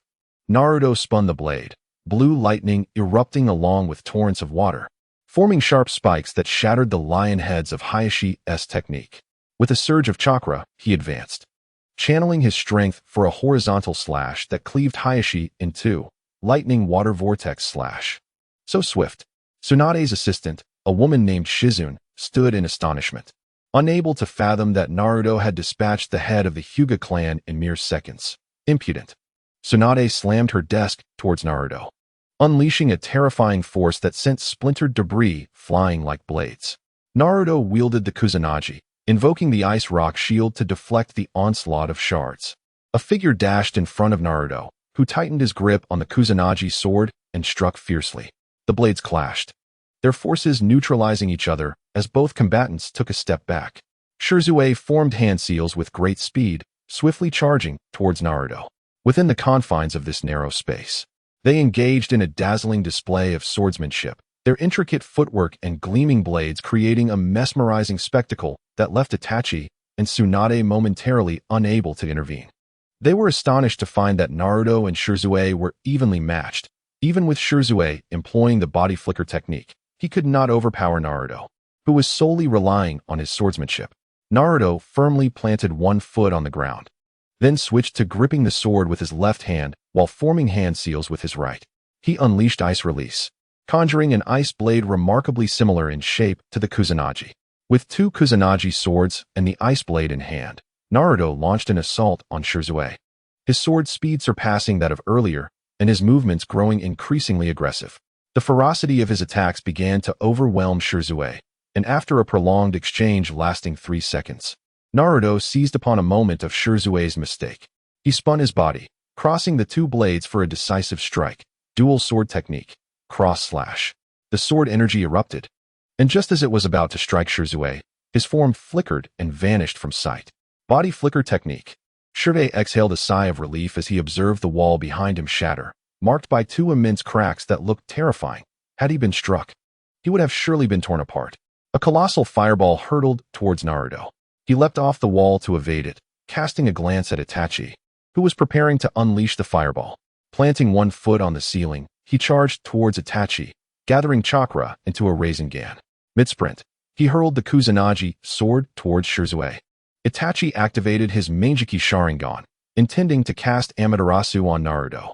However, Naruto transformed into a flash of golden light, disappearing from his original position and reappearing before the still unaware Shirzue. He caught the Kusanagi with his right hand and delivered a powerful Rasengan with his left. Tsunade, unable to intervene in time, shouted desperately, urging Shirzue to react. Yet the Rasengan struck true. Boom. The Rasengan blasted a massive hole in the wall, and it was only then that Naruto realized he had aimed at the wall beside Shirzue. Was that an illusion cast when that fellow activated his Mizuki? Shirzue shrieked, quickly dodging Naruto's attack, clutching his pet pig, Tun-Tun, in fright as he cowered in the corner. Now, let me see, Naruto said, raising an eyebrow as he regarded Tsunade and the Uchiha brothers. 1, 2, 3, 4. Oh, one is down. So it seems you are left with a 3-on-1 match. You've come right to my doorstep, he continued. Tsunade prepared to unravel her seal, forming hand seals, her ageless visage radiating the authority of the Hokage. I came here to truly gauge just how formidable Mr. Shirzue is. Naruto gazed at the three individuals, retracting the Kusanagi sword, and spoke slowly. Later, I encountered a young girl named Hinata Hyuga. Her father ordered her eyes to be gouged out in an attempt to elevate their clan, striving to no longer be overshadowed by the Uchiha. Surprising, isn't it? Despite my inaction, tragedy still unfolded. Such is the nature of humanity, Hokage-sama. With a cold smirk, Naruto continued, you only focus on nurturing the great tree of Konoha, yet you forget that for a tree to stand firm, its roots must be deeply entrenched in the darkness, more solid than anything else. You have overlooked this, and thus, this tree will inevitably fall. I shall return to devastate Konoha once more. Until then, brace yourselves, people of Konoha. Naruto shattered the window and leaped from the Hokage's office, transforming into a golden flash just before hitting the ground. Thus, you still couldn't compel his Susanoo to manifest, could you? Pain inquired quietly, observing Naruto, who lay exhausted on the ground. Do not jest. A Hokage, along with two capable of summoning Susanoo, should I inadvertently fall victim to Itachi Uchiha's Tsukuyami, I would be doomed. That fellow could invoke the Totsuka blade and seal my nine tails completely, and I would truly be lost, Naruto replied, his lips twitching in dissatisfaction. That is acceptable. At least we've learned that Shirzue cannot surpass you in a duel unless he activates his Susanoo. Without it, he should not be your match. Pain nodded, rising to his feet. I have prepared some soup. Drink a few sips to regain your strength. You're rather kind. Yet why do you have a few paper shurikens stuck to your head? Naruto quipped. You might want to inquire about that with the fellow whose head is dangling from the ceiling. Pain grimaced at the thought. Chapter 42. A typical day for Akatsuki after finishing the soup. Naruto employed the Flying Thunder God technique to teleport beside Hinata. At that moment, Hinata realized that Naruto had inscribed the Flying Thunder God seal on her palm. So this was the purpose of him holding my hand. Hinata's gaze dimmed momentarily before she shook her head, casting aside such thoughts. This is enough. Being by Naruto's side is sufficient. I mustn't aspire for more. Clenching her fist, she silently resolved. I will now take you to the Akatsuki base. Your strengths are insufficient for entry into Akatsuki, but you may serve as my assistants. Hinata, our leader is quite eager for your inclusion, Naruto remarked, his hands clasped behind his head, a blade of grass in his mouth. Why is that?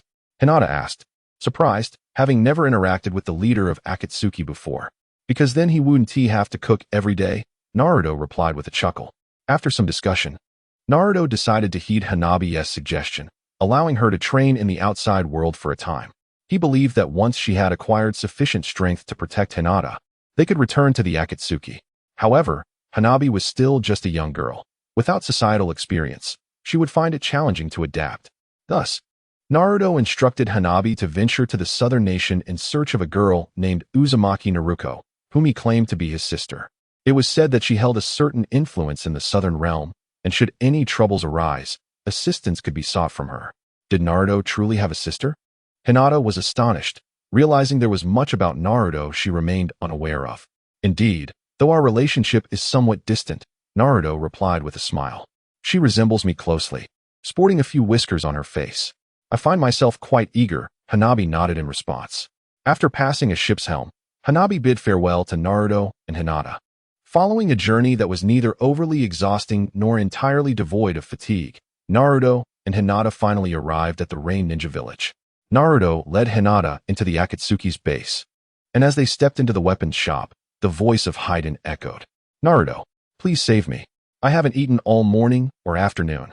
At this rate, I shall perish from hunger. Truly, Haiden's head dangled from the beam, swaying vigorously like a salted fish left to dry in the wind. Who told you to provoke the leader? Naruto felt something gripping his arm and looked down to find Hinata, startled by Haiden's antics, her face expressing shock. It's all right. That's Haiden. His head hanging there is quite the routine, Naruto reassured Hinata. He then threw a kunai, severing the rope that held Haiden's head aloft. Thud. Haiden's head tumbled to the ground. Hurry, press my head back on, he exclaimed with enthusiasm. Huh. Naruto grimaced, responding, no way. Can't you just roll over to your body? How can I do that? The door won't even open. Haiden gestured toward the dark chamber, shouting, what does that have to do with me? We're all part of the same organization. Is such behavior necessary? The door to the dark chamber swung open, revealing a grim-faced man who retrieved Haiden's head and brought it inside. Kisame, isn't anyone minding the shop? Naruto surveyed the surroundings, noting the absence of Konan, who usually occupied the space reading. With his head hanging here, who would dare to shop? Kisame shook his head, replying, the leader asked me to reattach his head to complete a mission, otherwise, I wouldn't bother with this fool's head. It's quite light, likely containing very little. Hey, don't casually slander me. I possess quite a bit of knowledge. Haiden protested. What do you know? How to compliment a girl? It seems you find your own head rather too hard, Kisame remarked as he took Haiden's head inside, shaking his head with a sigh. Naruto and Hinata were somewhat unnerved by the scene. Do not be afraid. Fear is of no use here. There are plenty of unusual individuals about. Naruto raised an eyebrow, stating, the pair we just encountered are the low emotional intelligence duo, quite inept at conversation. After speaking, Naruto led Hinata into the dark room. Pain, seated in the living room of the underground base, opened his eyes and gazed at the two of them, saying, is this Hinata? Hanabi mentioned she wanted to grow stronger through experience, so she set off on a journey. I have a relative who will take care of her. Naruto nodded and whispered to Hinata, this is our leader, Pain. He appears quite imposing, but in certain situations, he can be rather oblivious. Certain situations? Hinata pondered. He seems to struggle with emotional intelligence. What are you two whispering about? Naruto, are you speaking ill of me? Pain suddenly became alert and interjected. Of course not. Naruto waved his hand dismissively, guiding Hinata to stand before Pain. From now on, she will be the second in command in the kitchen, helping our leader with some of the workload. Please, take good care of me, Hinata said, bowing slightly, somewhat intimidated by Pain's intangible aura of authority.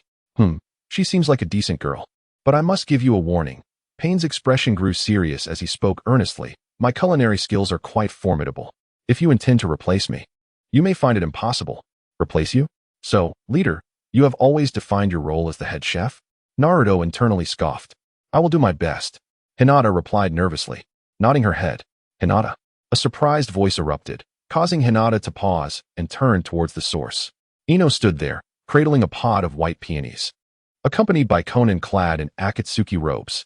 Upon seeing Hinata, Ino promptly set the pot down and rushed towards her. Ino, I almost forgot you were brought here, Hinata exclaimed, embracing Ino with delight. Were you kidnapped as well? Ino inquired, lifting her head. I became a rogue ninja. Hinata's gaze dimmed slightly as she spoke softly. A rogue ninja?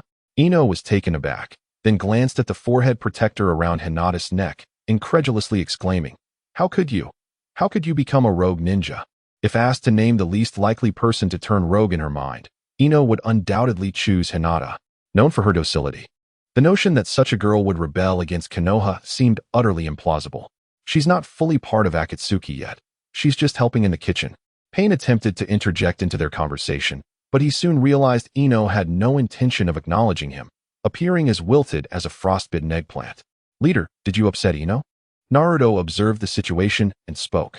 I merely remarked that she had gained a bit of weight and suggested she maintain a balanced diet. Oh well, that serves her right, commented Konan, as she picked up the flower pot and headed towards Ino's room.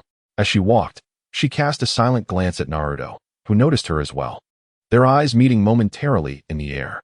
Humph. Konan turned her head away, seemingly sulking as she entered Ino's room, slamming the door behind her with a resounding thud. Alas, alas, alas, it seems I have been misunderstood. Naruto felt a chilling sensation creeping up his back. Let us converse in my room. Tonight we shall share a bed. By the way, aside from these peculiar individuals in the Akatsuki, there exists a particularly intriguing senior. Ino suggested after Hinata had provided some context. An intriguing senior? You mean Konan, right? She is indeed quite fascinating. The two young ladies proceeded to discuss as they made their way to the room. Girls are undoubtedly crafted from spices, sugar, and some delightful essence. Naruto mused as he observed their retreating figures. I shall never concede defeat in culinary prowess. This is my dignity. Why is your dignity confined to the kitchen? Just as Naruto intended to return to his room for a brief respite, Deidara and Tobi, who had been eavesdropping, suddenly emerged. Deidara seized Naruto by the collar, his expression one of utter despair as he exclaimed, Are you not satisfied with having Konan? You've brought along another vibrant young lady. Just how charming must you be to have these girls willingly abandon Konoha for you? This must be elopement. It absolutely must be. How infuriating. Why do I not even have a girlfriend? Deidara lamented, shaking Naruto as if in a near cry. No, listen to me, Naruto attempted to clarify. The junior is straddling two boats. Oh, how excessive. Tobi, twisting like a large maggot while covering his spiral mask, chimed in. Not only is he pursuing Konan, but also this young girl. Truly, he is indulging in both worlds. Is there even enough space on the bed tonight? I still possess the flair of my youth. Enough of this. Please, cease your antics. Naruto firmly grasped Deidara's arm, cleared his throat, and continued. You are choking me. Hinata's defection from Konoha is as much about her family as it is about me. If you wish to listen, I shall recount the tale. Certainly. Understanding each member's past is vital. Pain nodded in agreement and spoke. Naruto, please proceed. Chapter 43. Uzumaki Naruto, Part 1. Why are you crying? After Naruto finished his account, tears streamed from Tobi's mask through its sole opening, splattering onto Naruto's face like a cascade of sorrow. Did you install a water gun in your eyes? Poor Hinata. How tragic. Tobi, head bowed, obscured his mask with his hands. No wonder you managed to escape from such a place, Deidara remarked, nodding in understanding. By the way, what compelled you to become a rogue ninja? Naruto inquired, eyeing Deidara's rogue forehead protector. Of course, it was in pursuit of art. The elder of my village was quite displeased with my artistic endeavors and sought to capture me. So I joined the Akatsuki, Deidara replied nonchalantly, hands clasped behind his head. Why do I get the impression that each of you harbors a heavy past? Am I the only one who simply felt uncomfortable in the village and chose to flee? After a moment of contemplation, a Fae and his companions nodded in unison and replied, "We are not so childish." Upon disembarking the boat in the village of Flying Fish, nestled in the Land of Fire, they found it to be a rare riverside settlement known for its seafood production, albeit with relatively underdeveloped industrial facilities.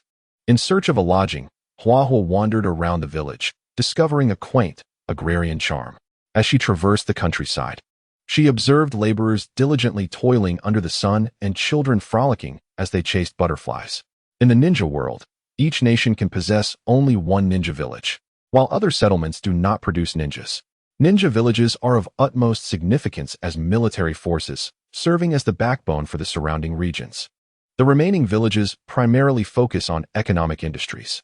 As Huahua strolled through the commercial street, she noted the sparse foot traffic, a stark contrast to the bustling crowds of Konoha, which brought her a sense of comfort and ease.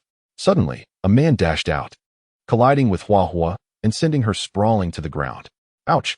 Who do you think you are?" she exclaimed, looking up at the man who wore a cap, his expression dark and uninviting. He glanced at her momentarily before running past without uttering a word. Huahua felt an urge to seize his arm and impart a lesson in etiquette, yet with dusk approaching, finding a place to stay took precedence. Moreover, as a rogue ninja from Konoha, causing a scene in the Land of Fire would be ill-advised. Rising to her feet, Huahua inquired about directions from several passers-by until she finally located a modest inn. Though not large, the establishment appeared quite pleasant, and she deemed the cleanliness satisfactory. Approaching the front desk, she greeted the receptionist. "Excuse me, how much for a night's stay?" "A standard single room is 100 coins, while a double room costs 250. If you wish to reserve a superior room, please refer to the price list here," the receptionist replied with a polite smile. "I'll take a standard single room," Huahua said as she rummaged through her clothing. Suddenly, she froze in disbelief. Her wallet, which had been securely stowed, was nowhere to be found. "What's wrong?" the receptionist asked, puzzled. "My wallet has been stolen," Huahua realized, recalling the man who had knocked her down, likely a professional pickpocket, preying on vulnerable young women like herself. "Well, there's no helping it then. If you have any relatives or friends, perhaps you could borrow some money," the receptionist suggested gently, shaking her head. "Could you possibly make an exception?" "I'll pay you back tomorrow," Huahua pleaded, her anxiety mounting as this was her first encounter with such a predicament. "Get out if you are told to," interrupted a group of burly men who surrounded her, their fierce gazes fixed on her. "If you don't leave soon, we will take action." Were they thugs hired by the innkeeper? If only Big Brother Naruto were here, he would surely have some money to lend me. Hanabi gazed at the thugs surrounding her, swallowing hard. Little did she know that if Naruto were present, he would likely unsheath his sword and summon the front desk attendant to bring the boss out, compelling him to provide a lavish suite. Yet, Hanabi stubbornly remained rooted in place. Finally, one bald thug made his move, seizing her arm in an attempt to drag her away. To his astonishment, Hanabi effortlessly broke free from his grasp, instinctively following up with 3 swift strikes to his jaw, sending him crashing to the ground. Hanabi recalled Naruto's words, "You are now a rogue ninja. A villain bears the visage of a villain. If you feel stifled, do not hesitate to act. How dare this brat strike back? Clearly, you are unaware of our might. We shall teach you a lesson today." The thugs growled, raising their fists to rain down blows upon her. With a graceful spin, Hanabi evaded their attacks, delivering a sharp kick to the joint of one thug's arm. The sickening sound of bones snapping resonating in the air, followed by his chilling scream. Hanabi's hands formed into a gentle fist, chakra swirling around her fingers. She deftly blocked another punch from a thug, then elbowed his arm aside. Channeling her energy, she pivoted sharply and unleashed a powerful right hook to the thug's abdomen, sending him sprawling away. "Chakra? She seems to be a ninja. What should we do? We cannot win." The thugs faltered, the formidable power emanating from Hanabi rendering them momentarily paralyzed. Though it was said that ninjas could take on multiple foes, only in genuine combat would one realize that even 10 street fighters would be no match for a true ninja. What is that commotion? A woman with long red hair descended from the hotel's spiral staircase, adorned in a purple crop top, black shorts, and knee-high socks, exuding a blend of elegance and allure. Adjusting her brown glasses, her red eyes reflected curiosity. Lady Karen Uzumaki. Upon seeing her, the thugs quickly lowered their heads and spoke. "There's a little girl here who wants to stay at the hotel without paying. She is a ninja. Karen turned her gaze to Hanabi, who, with her Byakugan activated, stood poised in a gentle fist stance, her lower lip clenched. You are from the Hyuga clan, are you not? Your name is Hanabi Hyuga? Do you know my name? Hanabi stammered, momentarily taken aback, realizing that the woman before her might not be an adversary. She relaxed her stance and asked softly, what a coincidence. I didn't expect to run into you. Let me take you to Lord Naruto. Karen smiled, taking Hanabi's hand. Obediently, Hanabi followed Karen toward the spiral staircase, leaving the thugs bewildered, unsure of what to say. What exactly does Sister Naruto do? Hana was struck by the reverence with which the thugs regarded Karen, a subordinate of Naruto. She inquired, what about Lady Naruto? She is the leader of the new Uzumaki clan, although it currently functions merely as an organization. Nevertheless, its influence is quite substantial, permeating every corner of the ninja world, both the righteous and the underworld. Almost all factions possess some connection to Lady Naruto's power, including several industries in the hidden flying fish village, which are also investments of hers. Karen nodded and elaborated. For instance, this inn is one of Lady Naruto's assets. Wait, did I just strike one of our own? Hana froze for a moment, scratching her face in confusion. You could say that. But you are a trusted confidant designated by Lady Naruto, so it's nothing to worry about. Those individuals will likely seek to curry favor with you in the future. Karen paused at the opulent suite marked with a number 1. Hana heard several embarrassing sounds emanating from within, feminine gasps and shy refusals that rendered her flustered and uncertain. What mischief is going on? Karen cleared her throat a few times and knocked on the door, calling out, Naruto, Hana has arrived. Is it unnecessary to use formalities? Hana pondered curiously about the nature of their relationship.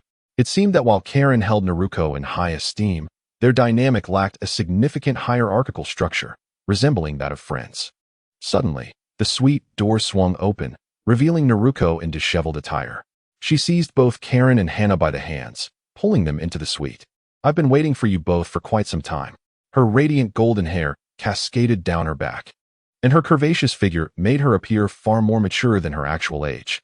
Her azure eyes sparkled with clarity, reminiscent of the sky.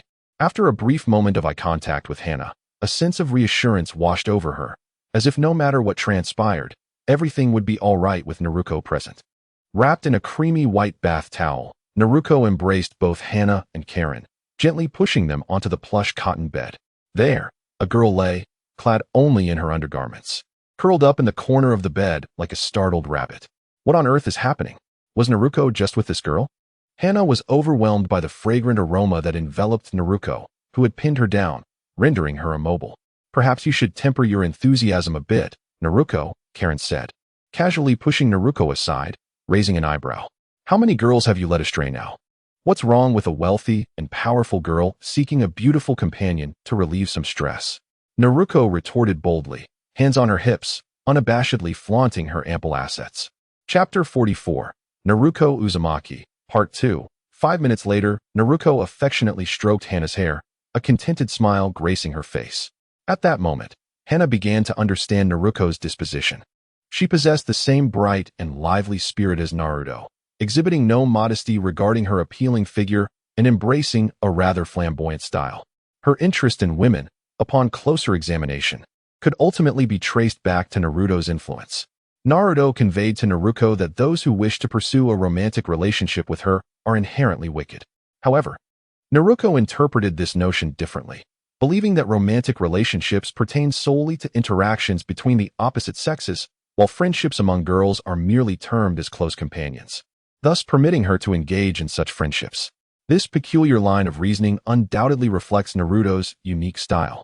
Consequently, Naruto evolved into a figure deeply enamored with various beautiful girls, harboring two distinct ambitions, one being the re-establishment of the land of the whirlpools, providing a stable residence for the Uzumaki clan, and the other to create an expansive harem comprising 1,000 enchanting maidens from whom she could choose.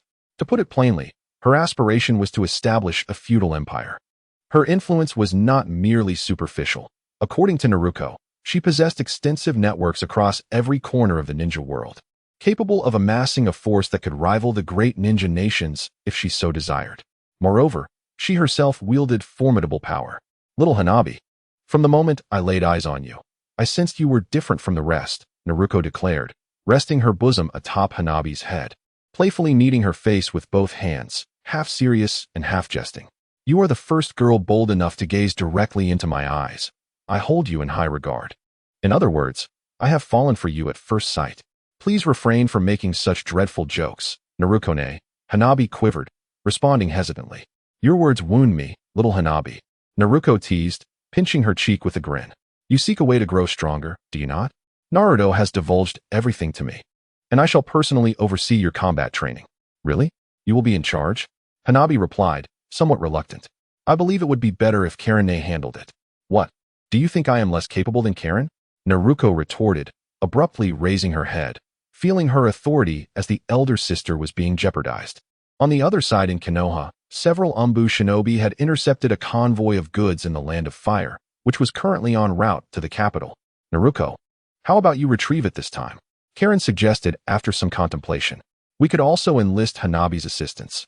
Her abilities seem promising, though she might be a bit unaccustomed to the realities of battle. Very well. Naruko nodded, springing to her feet, causing her towel to slip from her body due to the sudden movement. Narine, Hanabi exclaimed, flustered. This is a shortcut to the capital of the Land of Fire. Captain Itachi Uchiha leads the team of Umbu who have commandeered the underworld goods towards the capital. They comprise 4 members, having set out ahead of the Shursui team, which was originally tasked with pursuing the fleeing criminals. With Captain Itachi around, every mission feels effortless, an Umbu member known as Crane remarked with a chuckle. Typically, opponents flee at the mere sight of Captain Itachi. Indeed, Captain Itachi is strong and handsome. I wonder if he has a girlfriend, a brown-haired woman known as Fox interjected, her words laden with implication. Do not dwell on it. Captain Itachi is already engaged to his fiancée, Uzumaki Izumi, who not only possesses beauty but also surpasses you in both character and strength. Ouch. Your impulsive nature of resorting to violence will not endear you to anyone, understand? The imposing figure, known as Yam, shouted and forcefully freed himself from the grasp of the fox. His designation signifies that he stands as a steadfast bulwark, much like a mountain, protecting his comrades. Ahead, enemies lurked. Itachi abruptly raised his hand, halting the advance of the ninjas behind him, and commanded, maintain formation and safeguard the Black Dagger vehicle. Is it members of the Uchiha clan? Emerging from the underbrush was Naruko, draped in a crimson cloak, while Hanabi concealed herself, awaiting orders. Who are you? Itachi sensed an eerie and enigmatic aura emanating from her, suggesting she was not to be trifled with. I have come to reclaim what is rightfully mine. Naruko lowered her hood, obscuring her expression and features from Itachi's view, leaving him to deduce from her physique that she was a girl of similar age to his younger brother, Sasuke Uchiha. Does this imply you are affiliated with the underworld? You could say that, Uchiha-san, Naruko replied with a cold smirk, pulling back her hood to reveal her resplendent golden hair. For a fleeting moment, Itachi mistook her for Naruto. Her azure eyes transformed, the pupils narrowing and shifting to a golden hue, accompanied by a delicate lavender shadow around her eyes, rendering her appearance most bewitching. A powerful wave of chakra surged from her being, lifting her red cloak as if caught in a tempest. Besides the transformation of her pupils, small white scales appeared around her heart, forming a shield-like structure. Sage mode. During Naruto's arduous journey to forge a pact with the Great Serpent, he had to endure great trials to locate the Dragon Cave. However, due to the extensive time required for training in sage arts, and the Akatsuki's pressing need for funds through missions, he entrusted Naruko with the task of mastering sage techniques while he continued his assignments within the organization. Naruko's innate talent was remarkable. Her sage transformation was deemed by the White Snake Sage to be the most flawless, not only resulting in serpentine pupils, but also evolving into a rare draconic form. The shield-like scales were unique heart-protecting scales of the Dragon Clan, akin to a second life, capable of absorbing a fatal blow. Once the state of the heart-protecting scales was dispelled, Naruko would revert to her white dragon form. Thus, what was before them was not the entirety of her sage form. Such formidable chakra. The fox gazed in astonishment at Naruko. As a seasoned warrior who had traversed the battlegrounds for years, she had never witnessed such an overwhelming reservoir of chakra. Let us begin, everyone. It is time for a fierce battle. With a smile, Naruko advanced towards the four, her foot striking the ground with vigor as she launched herself at the fox. The fox, quick to react, leaped to the left, narrowly avoiding Naruko's punch. Just when she believed she could retaliate, a long white serpent, seemingly appearing from nowhere, ensnared her. The long serpent slithered into the fox's mouth, causing her body to convulse momentarily.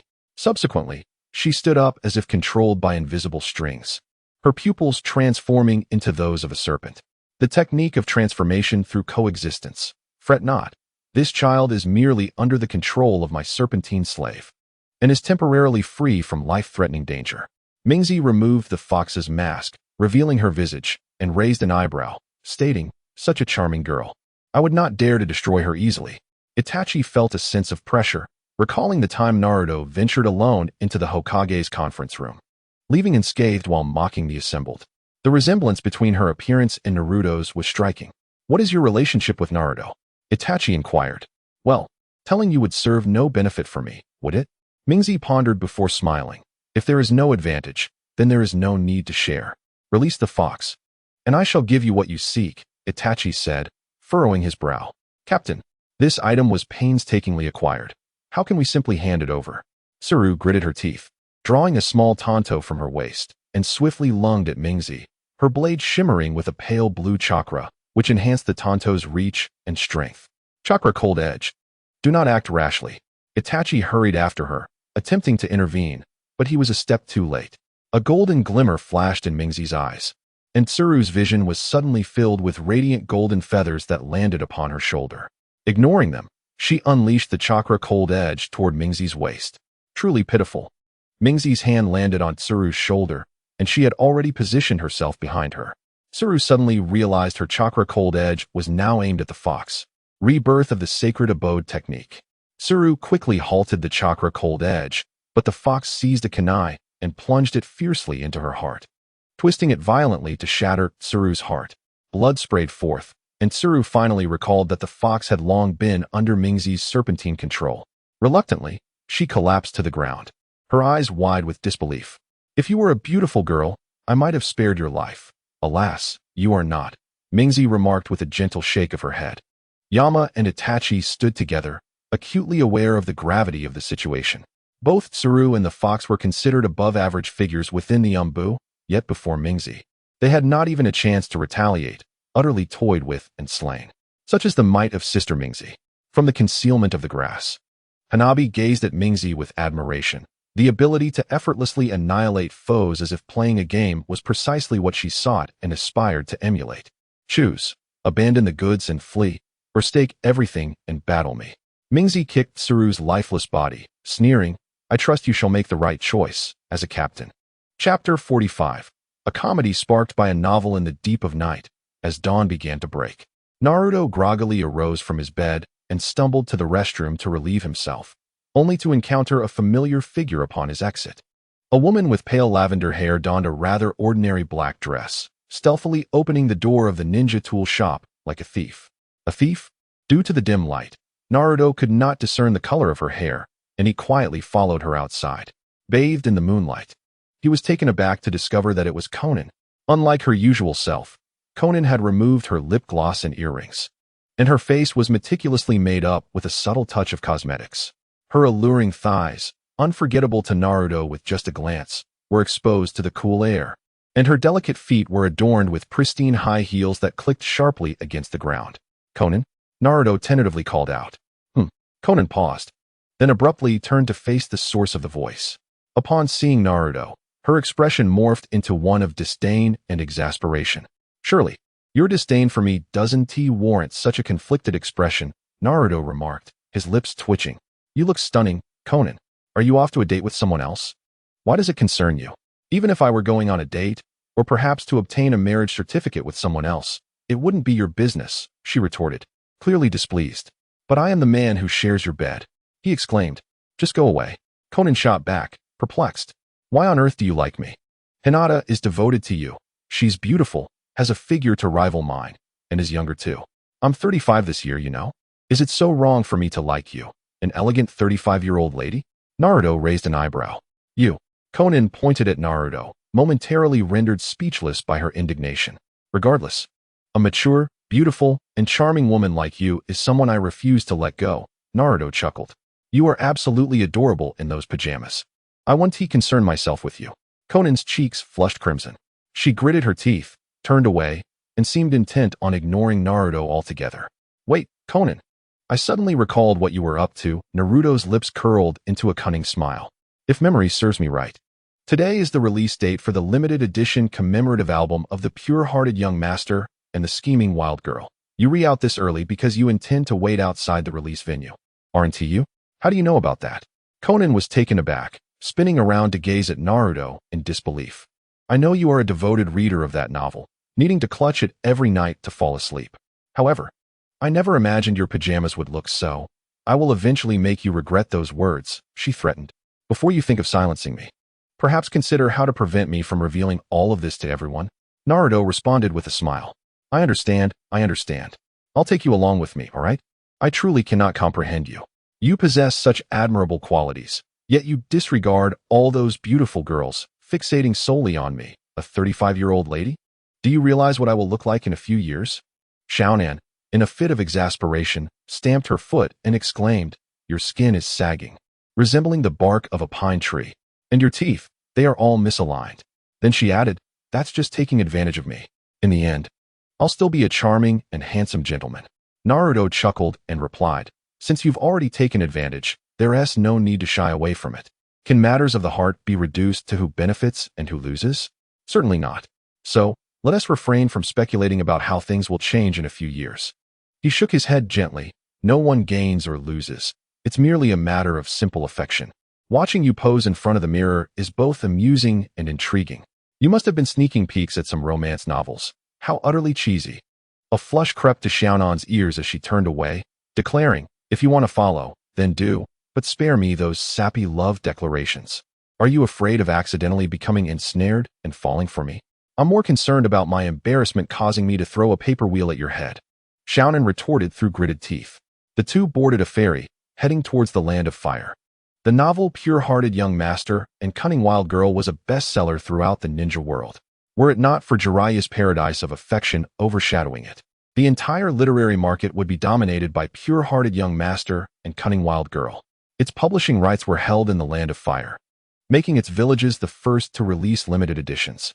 What is that? Xiaonan, seated at the stern, suddenly noticed a black and white flower cat perched on Naruto's lap. Its emerald green eyes glimmered with a hint of mischievousness. My summoning beast, Naruto said, placing a finger near the cat's mouth. The cat playfully nibbled on his finger, but did not bite down hard. Does it have a name? It once mentioned it was called Yabai, but after that, it fell silent, Naruto replied. What abilities does it possess? It doesn't seem like a fighter. Xiaonan scrutinized Yabai, who turned to her with an oddly glinting gaze, sending shivers down her spine. It does have abilities, though they aren't particularly significant. It's not a combat-oriented summoning beast, Naruto said, cradling Yabai in his arms, attempting to gloss over the matter. Before Xiaonan could inquire further, the ferrymen announced their arrival at their destination. Upon reaching Baimu village, Naruto finally grasped the profound influence a best-selling work could have on society. A throng of young girls, much like Xiaonan, had journeyed from distant ninja villages, all for the sake of acquiring a limited edition of the novel. Despite the dimness of the day, they seemed unperturbed by the threats to their safety. Stay close. It's more intense here than on the battlefield. Xiaonan grasped Naruto's hand tightly, urging him to sprint towards the bookstore that was releasing a limited edition novel. Her demeanor was one of palpable urgency, as if she feared arriving too late would mean missing out on the coveted book. For Naruto, it was the first time Xiaonan had taken the initiative to hold his hand, filling him with a sense of inexplicable joy. However, upon reaching the bookstore, they were met with a long queue. Xiaonan, somewhat displeased, joined the line, only to have a few people jostle in behind her. Among them were two strikingly dressed young girls attempting to cut in. Yet, they were swiftly deterred by the imposing presence of Yabai, perched on Naruto's shoulder. At that moment, Xiaonan seemed to forget she was still holding Naruto's hand. Her beautiful eyes were anxiously scanning the front. Her toes lightly lifted as she resembled a little girl in her eagerness. I need to use the restroom, Naruto said, releasing Xiaonan's hand and offering her an apologetic smile. He then turned and dashed towards a corner, swiftly removing Yabai from his shoulder.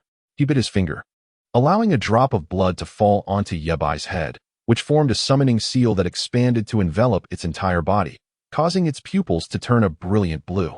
Simultaneously, in a luxurious suite, Naruto was abruptly awakened by a cat, strikingly similar to Yabai, pouncing onto her face. What is it? A communication. Is something happening with Naruto? She wondered, lifting the cat off her face and gazing into its now sky-blue eyes. Naruto, are you there? Huh. Can I say I'm not here? I'm exhausted after playing with 3 girls yesterday. You have people in the land of fire, right? Yes, why? Please seal off all the bookstores selling novels near Baimu village. Naruto glanced at Xiao Nan in the distance and continued, specifically, the one selling the pure-hearted young master and the scheming girl. Seal them all off for a day? Why? Do you have a grudge against this book? Naruto yawned, scratching her head in confusion. It's useful for chasing girls, if they buy that book and leave. This rare opportunity will be lost. Naruto gritted his teeth. Oh, you should have said so earlier. What kind of relationship do we have, after all? You actually like a girl? Naruto chuckled. What type is she? The mature type, but with a childlike side in certain situations. Appearing inexperienced in love and particularly fond of romance novels. Ah, so she has an icy exterior but a youthful heart. This is manageable. A smirk crept across Naruto's lips. I promise to help you both achieve your desires today. Huh, what do you mean by that? Don't hang up, hey? Naruto. As Naruto watched the radiance in the cat's eyes gradually fade, Yabai lay down, weary. Although a sense of foreboding swirled within him, he felt he could do nothing but trust Naruto in this moment. He summoned Yabai back, and then turned to the long queue of people waiting for books. However, after only a few steps, the owner received a phone call, and with a look of terror, he immediately pulled down the iron gate, shouting to the crowd, "We are closing today. You don't need to wait any longer. Please go buy from another store." A wave of discontent erupted among the crowd, and even the usually composed Xiao Nan couldn't help but mutter her dissatisfaction. Is that fellow's reaction speed truly so swift? Naruto thought to himself. Chapter 46, a comedy triggered by a novel, Part 2. Why can't we find any open bookstore? It was already noon, and Naruto and Xiao Nan had yet to locate a single bookstore that was open, whether in Baimu village or the surrounding areas. All the bookstores had already shut their doors. Xiao Nan angrily plopped down on a bench, too fatigued to move. Naruto sat down beside her, observing the bustling passers-by.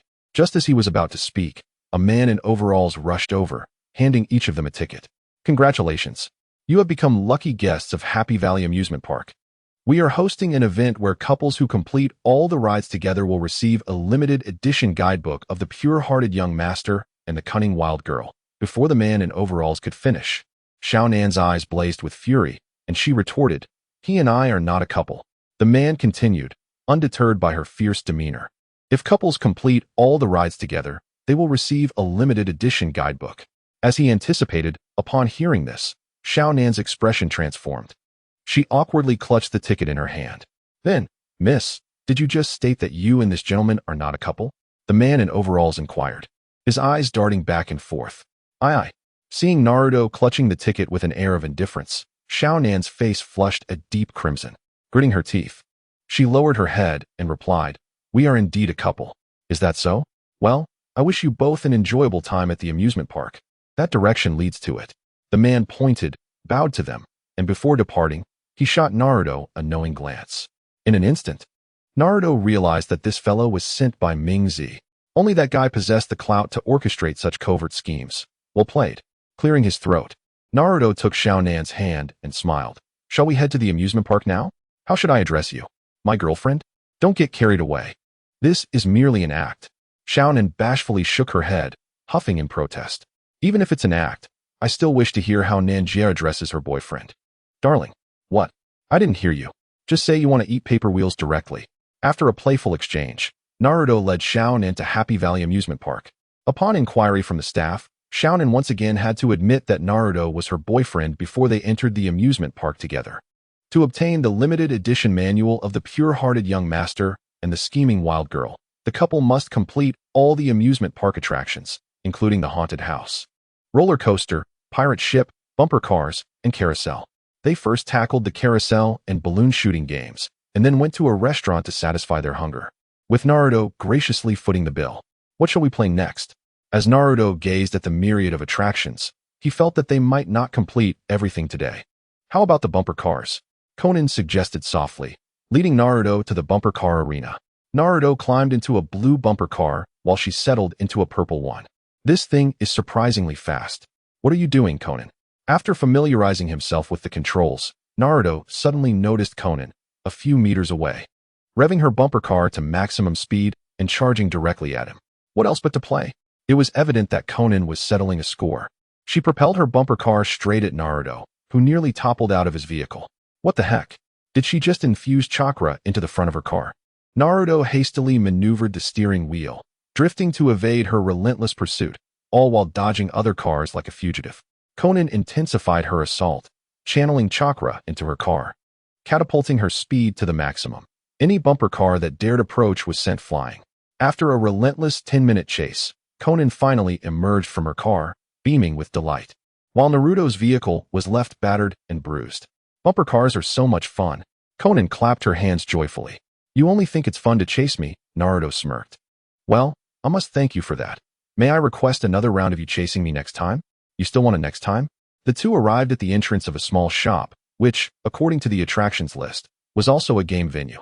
You two are here to play games, I presume? A man with a mustache and sunglasses emerged from behind the counter, producing a container filled with several wooden sticks. He looked at Naruto and Conan and explained, "This game is called You Must Do This. You will choose one person to draw a stick, which will contain a task, and you must execute the task as written. Otherwise, the game will not be considered complete." This guy seems shady. If he draws, it's bound to be something unpleasant, Conan thought, before saying, "I'll draw." With a hesitant hand, as if touching something dangerous, she finally plucked a stick and glanced at its contents. Play the chocolate stick game with your lover. Snap. Conan broke the stick in half. Even if it's broken, you must complete the task. The mustached man laughed heartily. What happened? What did you draw? Naruto inquired, puzzled. Come here, Conan said, accepting the chocolate stick from the proprietor. Biting one end, she pointed the other end toward Naruto. Her cheeks flushed like an apple, and mumbled, "Bite the other end." Wait, is this really the chocolate stick game? Naruto was somewhat taken aback as he observed the proprietor with a distinctive mustache bestowing upon him a knowing smile. Upon activating his Byakugan, he discerned that the wooden sticks were all part of a playful chocolate stick game with his romantic partner. How utterly sinister, he mused. Clearing his throat, he bit down on one end of the chocolate stick, and the two began to nibble away at it, their gazes locked onto one another. Conan's eyes evoked an unfamiliar and peculiar sensation within Naruto. As the chocolate stick diminished in length, their lips inched closer. And just as they were on the brink of a kiss, with Conan closing her eyes in acceptance of the moment, Naruto abruptly severed the chocolate stick, turning his head and softly stating, "Well, this should suffice, right?" Conan was momentarily stunned, chewing the remaining piece of chocolate before breaking into a teasing smile. "What's wrong? Are you feeling shy?" "Not at all," Naruto retorted, his cheeks now redder than Conan's. He hastily rose to his feet, a bit flustered, and said, "Let us hurry and play the next game. You are definitely shy? I never expected you to be this way," Conan teased as she chased after Naruto, circling him like a giddy schoolgirl, chattering excitedly, surprisingly adorable. "I almost forgot you're still a novice." "And what about you?" Naruto suddenly interjected. "Do you wish to know?" Conan replied, a smirk playing at the corners of her mouth, her tone sharp. Perhaps not for now." Naruto shyly averted his gaze. "Goodness. You truly are the type who spouts flirtatious banter yet falters when it comes to serious matters." Conan laughed heartily. "How could you be like this? This is too much." Amidst Conan's playful jests, they traversed various attractions, including a haunted house and a roller coaster. The haunted house remained etched in Naruto's memory, particularly the moment Conan had clung to him, almost toppling him over. "This must be the final attraction," Conan remarked, surveying the lavishly decorated room. "A place designed for heartfelt confessions? Let us hope it's not some ninjutsu-enhanced contraption," Naruto said. "Regardless, we must enter. It's the last round. And to abstain would be a waste of our efforts," Conan insisted, raising an eyebrow as she took Naruto's hand. "Hurry, I want to get that limited edition novel soon." As they stepped inside, the door shut behind them. Naruto inhaled the air, which was perfumed with a peculiar floral scent, one he found oddly familiar. "It doesn't seem strange at all. It resembles a hotel suite," Conan observed. "The resemblance to a hotel suite is precisely what makes it peculiar," Naruto exclaimed as he glanced towards the bed, discovering a security measure lying quietly in place. "It's rather warm." "How odd. It was quite cool earlier," Conan frowned, rubbing her clothing against her skin. A hint of allure shimmered in her clear eyes, causing Naruto to swallow hard. As Shounen took a step forward, She grasped Naruto's hand and, with her crimson lips, whispered, "It's so hot." Naruto inhaled deeply, finally understanding the source of the floral fragrance that enveloped them. Goodness, this was an aphrodisiac. So this was what that rascal meant. Gazing at the woman before him, whose affections were influenced by the potion, Naruto had to concede that, despite its despicable nature, such circumstances were indeed hard to resist. Chunin rose onto her tiptoes and gently brushed her lips against Naruto's, subsequently revealing a mischievous yet endearing smile. "Hee, I got a kiss." Naruto firmly grasped Chunin's shoulders, perhaps too forcefully, causing her to emit a cry of pain. Indeed, this was not the right way to pursue such matters. Achieving it through such means would never bring true happiness. Shaking his head, he delivered a swift chop, rendering Chunin unconscious. As she lay in his arms, her serene demeanor made her appear exceptionally docile. He carried her out of the room and, after acquiring a limited edition novel from the staff, boarded a boat, departing the village and heading back to the Rain Ninja village. Although nothing significant transpired in the end, it could be deemed a rather favorable outcome. Chunin rested her head on Naruto's shoulder while he leaned against the wall of the boat's cabin, and together they drifted into slumber. Chapter 47. Sasuke and the Raikage. Time flowed like a river, and in the blink of an eye, several months had passed. The Akatsuki organization remained as lively as ever. After a period of adjustment, Hinata had become well acquainted with the members and had effortlessly seized the title of head chef from Pain, leaving him heartbroken for an extended time. Naruto and Chunin's relationship had evolved beyond its previous stiffness, with playful banter becoming a frequent occurrence. This left Deidara both envious and secretly determined to win over Ino. As for Ino, Naruto had only just discovered that their base was filled with flowers. One morning, upon rising, he observed Ino tending to the blossoms that adorned the base, a vibrant array of colors emanating a refreshing fragrance. "The atmosphere here has been rather gloomy. Perhaps these flowers will brighten our spirits each day," she remarked with a smile. "Yet this hardly resembles a villainous organization," Deidara interjected, appearing behind Naruto, looking as though he had just awakened, scratching his belly. "You all hardly seem like a serious band of villains," Ino quipped, raising an eyebrow as she stood to face them. "By the way, where are Kisame and Kakuzu?" Naruto recalled not having seen them since their return the previous day and inquired. "They've gone to capture a tailed beast, the five-tails Jinchuriki named Han," Deidara replied, resting his hands behind his head. "That was quick. When will it be our turn, me and Nane, to capture a tailed beast?" "Probably not far off. The target you are to capture is quite powerful, so be cautious," Deidara warned. Before he could finish, the base's main door was abruptly pushed open, and everyone turned to witness a startling scene unfold before them. The Akatsuki cloak of Kakuzu had vanished, his body marred by numerous gaping wounds, each a testament to the brutality of the blade. The masks in his backpack lay shattered, blood seeping from their hearts. His eyes were wide open, betraying no hint of closure. The gravely injured Kisame clutched his bleeding abdomen and dragged Kakuzu's lifeless form closer. "What has transpired?" Ino exclaimed in astonishment. "Kakuzu. He is dead." Kisame shook his head, his voice weak as he replied, "While we were capturing the Jinchuriki of the Five Tails, we were ambushed by the Eight Tails Jinchuriki, along with the Tsuchikage of Awagakure, the Mizukage of Kirigakure, and Team 7 from Konohagakure. Kakuzu covered my retreat. And this is the result. Ambushed. How could that happen? Did they know you were after Han?" Naruto questioned, disbelief evident in his tone. "I'm not certain. But those adversaries were indeed lurking near Han and eliminated us with precision." Kisame's voice weakened further. Deidara hurried to summon their leader, Pain, while Hinata employed healing techniques to mend Kisame's injuries. Naruto turned Kakuzu's body over, examining it meticulously. There were traces of dissolution release, and the wounds bore the hallmark of the eight-sword style, indicating that the assailants were indeed the Mizukage and Killer Bee. As Naruto peeled back the flesh, he discovered wood shavings within, suggesting an attack employing wood-release techniques. The only shinobi capable of such abilities in the 7th Squad, given Deidara and Scorpion's intel, was none other than Uchiha Sasuke. To think he died so easily? Haiden approached Kakuzu in disbelief, kicking his lifeless form. His pupils dilated sharply, and he gritted his teeth, retrieving his scythe as he stormed out of the base, seething, "Damn it, I'm coming with you." Deidara clenched his fists, following closely behind Haiden, his eyes ablaze with fury, looking as if he wished to devour their enemies whole. "Calm yourselves," They are not foes to be trifled with. The Eight Tails Jinchuriki and other shadow-level opponents are not to be taken lightly, Scorpion interjected coolly. We won't have anyone to help us earn money anymore, Scorpion, Deidara retorted, his teeth nearly grinding to dust. Just days ago, we were eating and chatting together, and now he is gone forever. I understand your anger, but we must remain composed. What we need now is a strategy, he continued. Boss, I request a preemptive plan. Allow me to capture the Eight Tails Jinchuriki, Killer Bee. Naruto stood, declaring, Deidara, Haiden. Heed Scorpion's words for now. I shall bring back Killer Bee's head.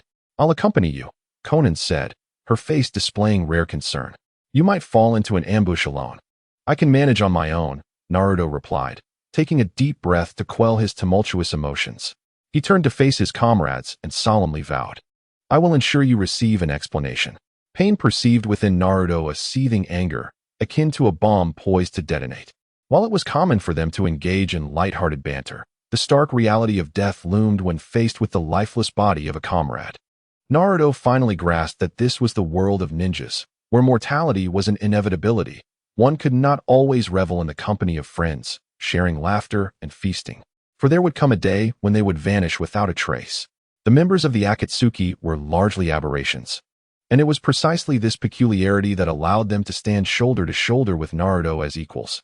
His singular thought now was to eradicate those fiends and avenge Kakazu. Very well, you may proceed, Pain replied with a nod. Wait, it's too perilous for him to go alone, boss. Deidara interjected, his concern palpable. He dreaded the notion of lying in his home only to have Naruto's lifeless form carried in, a truly horrifying thought. Perhaps I should accompany the junior, Zetsu suggested. I have an old acquaintance in Konoha who is part of Team 7. His words dripped with a cold mockery that momentarily led Naruto to question whether the fool behind the mask was indeed Zetsu. Achoo! Kakashi sneezed, wiping his nose and sipping hot soup to warm himself. Is Kakashi-sensei unwell? Sakura inquired, her worry evident. The environment in Kumogakure is indeed quite frigid. I'm fine. Whereas Sasuke? Kakashi queried, glancing around but failing to spot his pupil. He is outside discussing matters with Raikage-sama, Sakura replied. Outside, Sasuke stood with the Raikage at the edge of a cliff, garbed in a long black cloak emblazoned with the Uchiha clan symbol. He appeared more mature than before, his gaze resolute. That individual will undoubtedly seek trouble with my brother, Killer Bee. Should he dare to show himself, I shall render him immobile, leaving him to writhe upon the ground like a mere insect. The imposing Raikage, arms crossed and chest puffed out in pride, retorted. He is a rogue ninja from your village. Do you intend to shield him? Hand him over to me. Sasuke bowed his head respectfully. I implore you. Humph. What if I refuse? Do not hold me accountable for the consequences. In an instant, Sasuke unleashed a punch towards the Raikage, who deftly sidestepped the attack. The Raikage then channeled chakra into his right hand, forming a blade of lightning that descended towards Sasuke's head, poised to sever it in a single strike. Lightning release, false darkness. Sasuke leaned back as the attack narrowly missed him, retaliating with a fierce kick to the Raikage's abdomen that sent him stumbling back. He then formed hand seals, activating the cellular vitality within himself through lightning release. Why do you assault me on behalf of a rogue ninja? After exchanging blows with the Raikage, Sasuke expressed his bewilderment, stating, that individual has betrayed your ninja village. He has forsaken the people of Konoha. Others may be oblivious, but I am acutely aware of the truth. With a swift formation of hand seals, Sasuke summoned a colossal, thunderous tiger before him and unleashed it with a fierce roar, declaring, it is not he who has betrayed Konoha, but rather Konoha that has betrayed him from the very beginning. Raijin's Bite. Chapter 48. Dancing with lightning, the Raikage transformed into a streak of blue lightning, vanishing from sight. In his lightning armor state, his body flickered with such rapidity that it became nearly imperceptible, reminiscent of the formidable figure he once was during the Third Great Ninja War. His speed rivaling that of the Fourth Hokage, Minato Namikaze. The Raijin's bite whizzed past, narrowly missing the Raikage's hair, before detonating against a rocky wall, creating a significant crater. In truth, the Raikage had no need to evade the attack, with his lightning armor's capabilities. He could effortlessly convert the Raijin's bite into his own energy, enhancing his combat prowess. His intent was merely to illustrate the disparity in their strengths, to make Sasuke comprehend his own vulnerabilities. In an instant, the Raikage materialized beside Sasuke, unleashing a blade of lightning from his right hand. The technique, lightning annihilation, was executed with precision, slicing towards Sasuke's form. The attack cleaved through Sasuke, yet no blood was shed. The Raikage observed as Sasuke's figure flickered momentarily before vanishing. So, it is like this, Sasuke's voice emerged from behind the Raikage, who turned in surprise to see the vast surge of lightning power emanating from Sasuke, which bore a striking resemblance to his own. It was evident that the lightning armor he had previously utilized was of an inferior grade. "Have you replicated my lightning armor?" the Raikage inquired. "It would be inaccurate to claim replication. Rather, I have merely observed theoretical aspects with my Sharingan and modified them based on my prior experiences." Sasuke replied with a slight shake of his head and a knowing smile. "Equipped with this lightning armor and the instantaneous technique of the Uchiha, I now possess the means to engage you in close combat. What do you hope to gain from this battle?" "Surely, you cannot expect to achieve anything," the Raikage remarked, crossing his arms in confusion. "Do you intend to eliminate me here, to spare your friend Naruto from peril? I have heard that Lord Raikage believes the essence of a ninja lies in action and strength. If I do not demonstrate my own capabilities, it is unlikely that Lord Raikage will heed my counsel," Sasuke stated, shedding his black cloak, which was whisked away by the biting wind. The two stood resolutely at the precipice, their gazes locked, the atmosphere charged with tension that left no room for retreat. A confrontation was inevitable. "It appears you have come prepared," the Raikage proclaimed, discarding his white coat, his muscles rippling with power. His hair erupted with energy, his eyes crackling with fierce currents. As he clenched his fists, his voice resonating like thunder. This marked the full manifestation of the Raikage's lightning armor, a testament to his resolve to unleash his full strength and homage to his opponent. Let the battle commence. Unlike the form of the Raikage, the lightning enveloping Sasuke emanated a faint radiance, softly illuminating his figure. His hair did not stand on end. Instead, it appeared to float gracefully, resembling a serene presence beneath the water's surface. With a single, forceful step, the Raikage unleashed a terrifying power that cracked the ground beneath him. He clenched his fist and swung it mercilessly towards Sasuke's face. Sasuke narrowly evaded the strike and swiftly aimed a kick at the Raikage's side, attempting to destabilize him. However, his calculations were flawed. Even with the Raikage adorned in lightning armor, his defenses were not easily breached, especially considering his ability to manipulate lightning. "That barely tickles," the Raikage chuckled, as his right hand transformed into a blur, seizing Sasuke's head. With a furrowed brow, he exerted his strength, squeezing tightly. Sasuke's form flickered momentarily before vanishing, replaced by several shadow clones that surrounded the Raikage. They formed hand seals and unleashed torrents of dragon-shaped flames. Fire style, Great Dragon Fire Technique. With a powerful leap, the Raikage soared upwards as the flames collided, resulting in a blinding explosion that shattered the clones. Reacting swiftly, he scanned the surroundings, intent on locating Sasuke's true body. The sure sway flow body flicker technique consists of two methods of instantaneous movement. The first involves creating shadow clones to confound the opponent, concealing the lethal strike within, and then executing the enemy when distracted. The second allows for rapid movement within a fixed area, requiring no markers, enabling the user to land wherever they desire. Sasuke had long transcended the simplicity of relying on a singular approach in combat. As a seasoned ninja, his fighting style often adapted to counter the tactics of his adversaries, leaving a lasting impression on all who had faced him. Just as the Raikage speculated where Sasuke might emerge, he began his descent, mere seconds from touching the ground. Observing the vast cloud of smoke generated by the great dragon fire below, the Raikage suddenly perceived the truth. He lifted his right foot and, with an axe-like motion, brought it down, deep blue chakra and lightning coalescing upon his foot, descending into the smoke like a massive bolt of lightning striking the earth. Yoroi Raiden's wrath. Sasuke burst forth from the smoke, narrowly avoiding the axe-like strike. The Raikage's attack crashed into the ground, sending shockwaves that dispersed the smoke and left extensive fissures in the earth. Had this blow connected with a person, it would likely have reduced them to mere pulp. "You're quite swift, kid." Raikage raised an eyebrow, scrutinizing Sasuke. Though the latter appeared somewhat fatigued, he bore no visible wounds. This indicated that even someone as swift as lightning, like himself, would find it challenging to incapacitate Sasuke. The fact that such a prodigious lightning ninjutsu user hailed from Konoha sparked within Raikage the notion of poaching. While Konoha was indeed a formidable shinobi village with a rich heritage, The Hyuga clan had suffered significant losses, and the Senju clan was now reduced to Tsunade alone. If he could entice a genius from the Uchiha clan to join Kimogakure, it might pave the way for future talents from that esteemed lineage. Shall we continue fighting? Sasuke pondered, aware that he still possessed an ace up his sleeve. The arm composed of Hashirama's cells held the power of wood release, capable of countering lightning release. After years of training and experience, he could execute the signature ninjutsu once wielded by Hashirama, wood release, advent of the trees. However, the destructive potential of this technique was immense, and Sasuke lacked confidence in his ability to fully control it. There was a real risk of accidentally severing Raikage's limbs. I shall refrain from continuing. I acknowledge your strength, Raikage declared, his eyes darting around before he spoke again. You mentioned wanting me to hand Naruto over to you, correct? Indeed, Sasuke affirmed. I would appreciate your agreement to this condition, but on one condition. Raikage raised a finger, stating, when our next generation of A arrives in Kimogakure.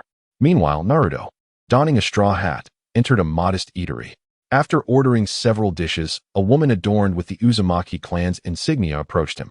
Are you Lord Uzumaki Naruto? She inquired from behind him. Yes, you must be the Karen that Naruto spoke of. Naruto turned, assessing her appearance, and nodded. You certainly dress quite flamboyantly. This is the information Lord Naruto asked me to deliver to you. Ignoring the latter half of Naruto's statement, Karen handed him a folded square of paper. As Naruto opened it and read, his expression grew increasingly grave. After perusing the contents, he ignited a small flame at his fingertips, reducing the paper to ash. Inform her that I will handle it. I will address Raikage side myself, and regarding Akatsuki. Naruto glanced at the server approaching with his dishes and softly added, I will endeavor to resolve it. We shall proceed according to the original plan. Understood. Karen bowed to Naruto before vanishing in a blur, utilizing the body flicker technique. With a hint of fury, Naruto cleaved the steak presented by the server with his Kusanagi sword, as if it were not merely a meal, but the very perpetrator responsible for the demise of Kakuzu, the true mastermind lurking in the shadows. The intelligence relayed by Karen indicated that Akatsuki harbored an infiltrator, while she was unaware of the individual's identity. She provided several clues. The person was one of the most frequently dispatched ninjas within Akatsuki and had significant ties to a leader from one of the 5 great villages.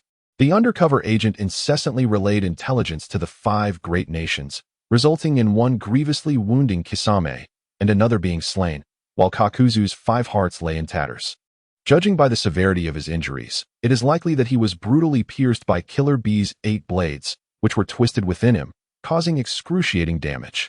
Before comprehending the identity of this infiltrator, Naruto had but one desire. With a decisive thud, he drove the Kusanagi sword into the table, reducing the steak before him to translucent shreds. He envisioned slicing that scoundrel, Killer Bee, into ribbons, making him endure the torment that Kakuzu had once faced. Chapter 49. The wind that swept away the sand village lay in ruins, having been ravaged ever since the last rampage of Shikaku destroyed its very foundations.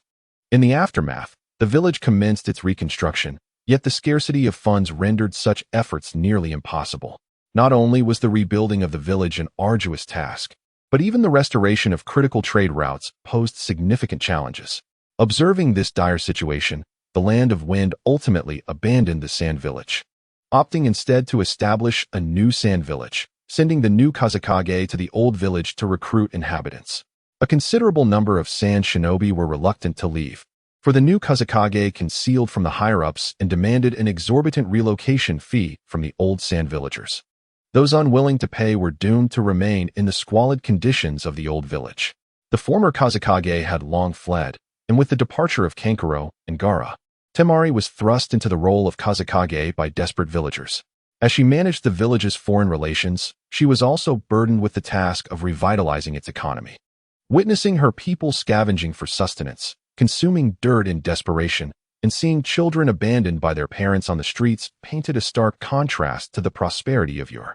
Temari had contemplated suicide numerous times, yet each time she grasped the sleeping pills, the pleading gazes of her villagers flashed before her eyes, compelling her to shoulder the mantle of responsibility.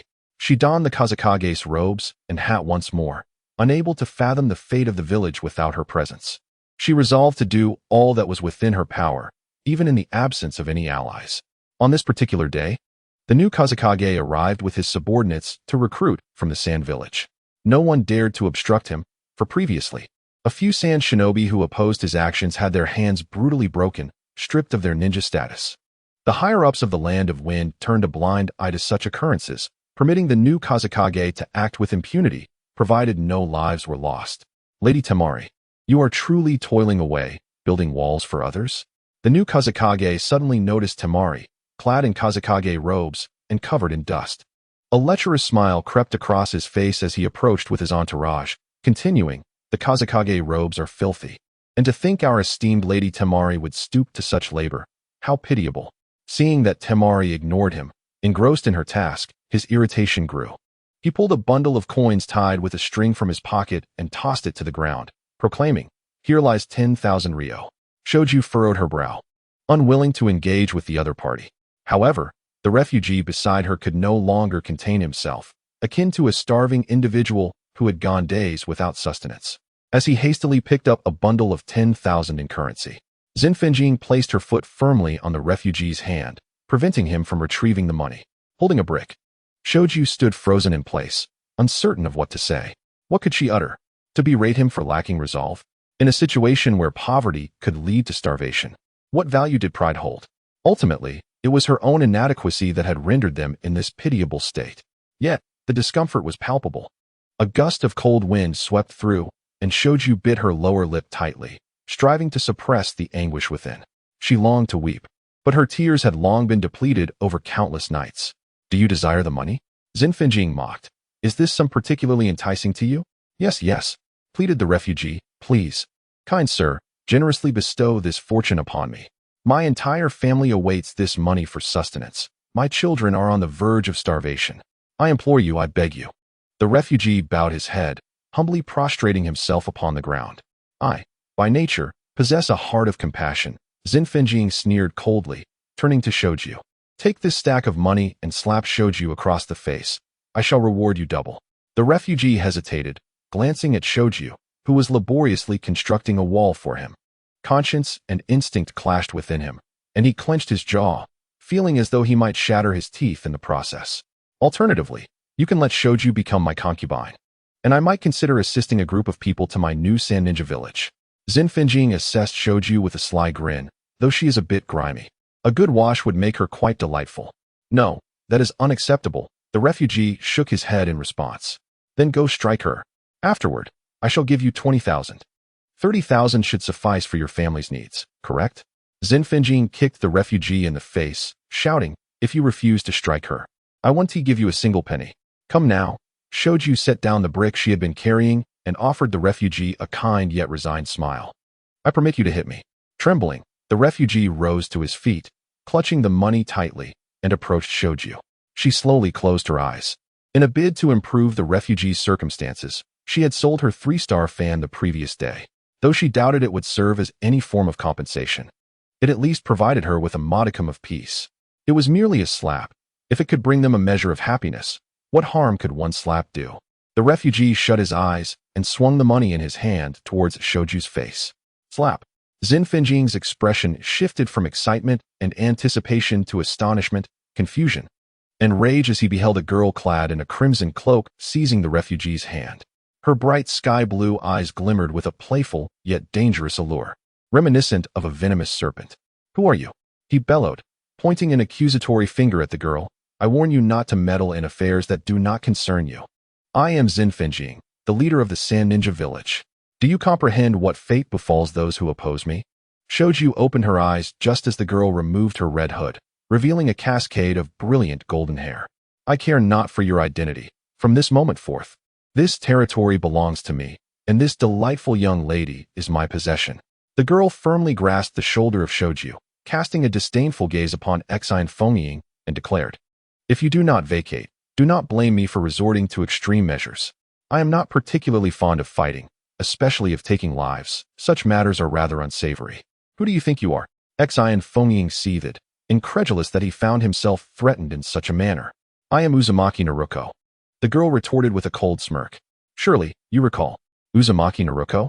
Never heard of it, he scoffed. Perhaps a remnant of the Uzumaki clan? Reduced to a stray dog, yet still attempting to stand up for others.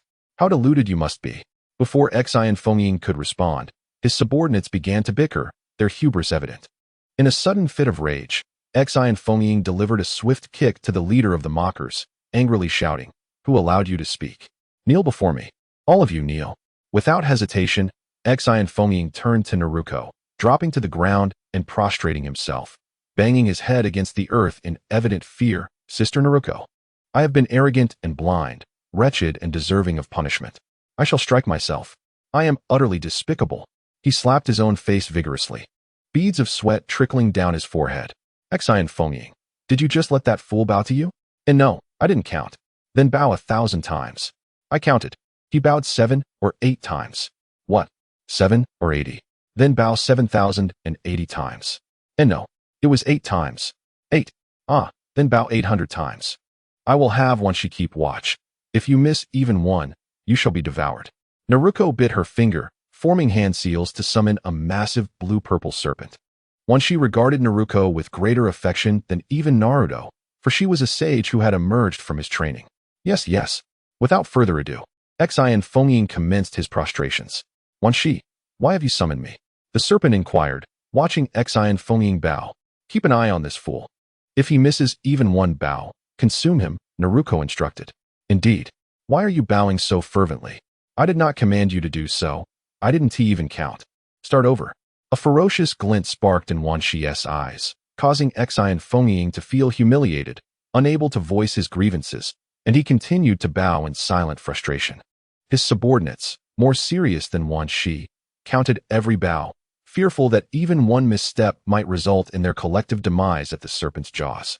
"Excuse me," Shoju interjected, perplexed by the unfolding situation. She simply felt a sense of security leaning against Naruto, who, despite being of similar age, exuded an air of undeniable authority. "Allow me to introduce myself in a more detailed manner. My name is Naruto Uzumaki, and I am the leader of the newly established country of Vortex. I have come to seek your collaboration, as I require a shinobi village to nurture my forthcoming army of ninjas. Rest assured, you shall not be neglected in this venture." Naruto turned to Temari, leaning her head against Temari's, and with a mischievous expression remarked, "Of course. It would be even better if you were willing to ignite a spark of romance with me. But if you are not inclined, it matters not. I shall provide ample economic support for the reconstruction of the Sand Village, offering you the manpower, resources, and finances you may require." "Why have you chosen me?" Temari asked, somewhat taken aback. She could hardly believe that such a fortuitous event could occur, akin to winning the lottery, like a pie falling from the sky. Naruto continued, "Firstly, as one of the 5 great shinobi villages, you undoubtedly possess experience in military training for ninjas. Though your village has been largely devastated, the area it covers remains vast. And we are in need of land, even if it appears not to be bountiful. Secondly, I have heard that the Kazekage of the Sand Village is a strong and delightful young woman, which is why I sought to meet you. It is akin to the arrival of a Prince Charming. What do you think? Have I captured your heart?" "Just kidding." Thus, the Sand Village was assimilated under Naruto's leadership, an event that transpired a month after the capture of the One Tail by Haiden and Kakuzu. Chapter 50. A solo mission to the Cloud-Hidden Base. The assault in which Sasuke participated was orchestrated with the intent to eradicate the Akatsuki organization. Based on intelligence provided by an undercover agent within the Akatsuki, their hideout was located beneath a weapon shop in the Rain Village. In order to address this deeply entrenched threat within the ninja world, the 5 great nations mobilized their shinobi villages, establishing 5 bases around the Rain Village. Once the plan was finalized, they would launch a surprise attack on the Akatsuki. However, unbeknownst to them, the Kazekage of the Sand Village had already forged an agreement with Naruto, enabling them to acquire intelligence on the Akatsuki. While Naruto could obtain information from the 5 great villages through Temari, subsequently relaying it to Naruto, Sasuke's reason for infiltrating the base was ultimately tied to Naruto. After enduring prolonged trials and battles, he felt he had finally earned the right to confront Naruto in a decisive battle. He remained true to the promise made in his youth, wishing to bring Naruto back to the Hidden Leaf Village. Upon returning to the base after his confrontation with the Raikage, Sasuke parted the tent flaps, only to find that Sakura and Kakashi were nowhere to be seen. Instead, seated within the tent was a voluptuous woman with short golden hair and striking green eyes. A short blade was strapped to her back. and she wore a mesh top that accentuated her ample figure, prompting Sasuke to discreetly avert his gaze. "You must be Miss Samui from the Cloud Village." Sasuke entered the tent and spoke. "Indeed, Mr. Uchiha Sasuke," she replied. Samui rose to her feet and raised the tent, then, lost in her own thoughts, she loosened her collar, allowing the black mesh garment to slip away, revealing the barely concealed binding beneath. She embraced her chest with one arm, turned to face Sasuke, and declared, "I will serve as your secretary, specifically as the Fifth Hokage AI's aide." Wait. I never said I wanted to be the Hokage. I outright rejected AI at that moment. Sasuke was momentarily taken aback, stepping back a few paces. He had to admit that her figure was indeed alluring, nearly provoking a response from him. "Once you accept me, you must take on the role of Hokage," Samui replied, her cheeks flushed. "I have sacrificed so much." "So, the Hokage is such a character?" Sasuke silently scoffed. It seemed even Mr. Sasuke could not resist such temptation. Samui flashed a confident smile, and then pushed Sasuke down to the ground, extending her pale hand toward his collar, saying, "There's no need to hide." Sasuke gritted his teeth, about to push Samui away when suddenly, hurried footsteps echoed from outside the tent. Samui quickly disentangled herself from Sasuke, donned the mesh garment, and sat at the table, feigning nonchalance. With a rustle, the tent's flap was pulled open, and a ninja adorned with the headband of the hidden Cloud Village burst in, panting heavily, shouting, "There's trouble! There's trouble! A rogue ninja from the Akatsuki is slaughtering our ninjas at the outpost. His strength is overwhelming. We cannot stop him. Lord Hokage has already gone to confront him. You must hurry and lend your support." "A rogue from Konoha?" Sasuke paused, then sprang to his feet, questioning. "His headband is indeed from Konoha. All right, I understand. Thank you." Without regard for Samui, who had just been poised for intimacy, Sasuke dashed out of the tent, racing toward the outpost's entrance. Samui's expression dimmed momentarily. She sighed and, armed with a short blade, exited the tent, leaving only the messenger from the hidden Cloud Ninja behind. The hidden Cloud Ninja smirked coldly, then withdrew a flying thunder god kunai from his garments and plunged it into the ground. Upon doing so, his form dissipated into white smoke. At the entrance of the Cloud Outpost, Naruto wielded the Kusanagi sword, his figure transforming into a streak of light as he weaved through the crowd. The light coalesced into a massive character, and any ninja struck by it was inevitably cleaved in two, limbs and blood scattering, staining the ground a deep crimson. Naruto was enveloped in the chakra bubbles of the Nine Tails, resembling a sharp blade piercing through the ranks of the Cloud Ninjas. His countenance was icy, his strides swift and powerful. "Form a ninjutsu formation. Seal him," a captain bellowed, just as the Kusanagi sword sliced through the throng, hurtling directly toward him. The captain swiftly sidestepped to evade the Kusanagi sword, which gleamed with a brilliant flash. Naruto's figure materialized out of thin air. He seized the Kusanagi sword and placed a foot upon the captain's head, subsequently driving the blade ruthlessly into his skull. A horizontal slash cleaved through his cranium as effortlessly as slicing a watermelon. Unlike previous encounters where he taunted while battling, Naruto now wielded the Kusanagi sword with a detached ferocity, devoid of any sentiment, merely engaging in a mindless slaughter. He rose and surveyed the surrounding ninjas, who glared at him with fury yet dared not advance. "Akatsuki's rogue ninja Naruto, do you know where you are? This is the domain of Lord Hokage. Do you dare to intrude here, seeking death?" A captain bravely shouted at Naruto. "Bring out the Eight Tails Jinchuriki, Killer Bee." Naruto, expressionless, pointed the Kusanagi sword at them, his eyes radiating murderous intent. "I seek not the likes of you pitiful fools. You dare call us fools?" The captain stepped forward in anger, then hesitated and retreated, realizing that no one was willing to follow him into the fray. This indicated that Naruto's strength had instilled fear, sapping their morale. Indeed, it was terrifying. Naruto had single-handedly stormed the Chunin stronghold, decimating 1/5 of their ninja forces. The corpses he piled at the entrance resembled a small mountain, a sight both gruesome and horrifying. Naruto spoke no further. He leaned slightly forward and in a flash vanished from sight. When he reappeared, the Kusanagi sword was poised at the captain's neck. The sheer speed left the captain unable to react. His pupils widened in disbelief. Just as he resigned himself to his fate, a bolt of blue lightning appeared before him. Grasping the Kusanagi sword with a hand, the Fourth Hokage, held the descending Kusanagi sword, blood seeping from his palm onto the ground, his eyes wide as saucers. fixed intently on Naruto. Naruto raised an eyebrow and stepped onto the Raikage's knee, using the force of the step to push himself back several meters. The Kusanagi sword slipped from the Raikage's grasp, blood splattering onto its blade before crystallizing into icy shards that fell to the ground. The Raikage opened his enormous palm, revealing a horrific wound covered in ice crystals. A chilling sensation coursed through his body, significantly hampering his movements. Ice release, ice assimilation. Since blood is a liquid, Naruto's ice assimilation directly affected the Raikage's body. If the Raikage did not dispel the cold within 3 minutes, the ice would completely freeze his blood vessels, rendering him immobile, ultimately leading to his demise. This was the most tyrannical aspect of Naruto's swordsmanship, one of the reasons he dared to challenge this place. Boy, do you comprehend the gravity of your actions? The Raikage glared at the mountain of corpses at the entrance, his voice frigid. I will sever your head from your body. Bring out Killer Bee. I am here to kill him. Naruto harbored no intention of retreat. He strode toward the Raikage and declared, word by word, of course. I do not recommend that you be slain before I take my turn. Arrogant. The Raikage instantly activated his lightning armor, his fists clenched in fury, electricity coursing through his entire being.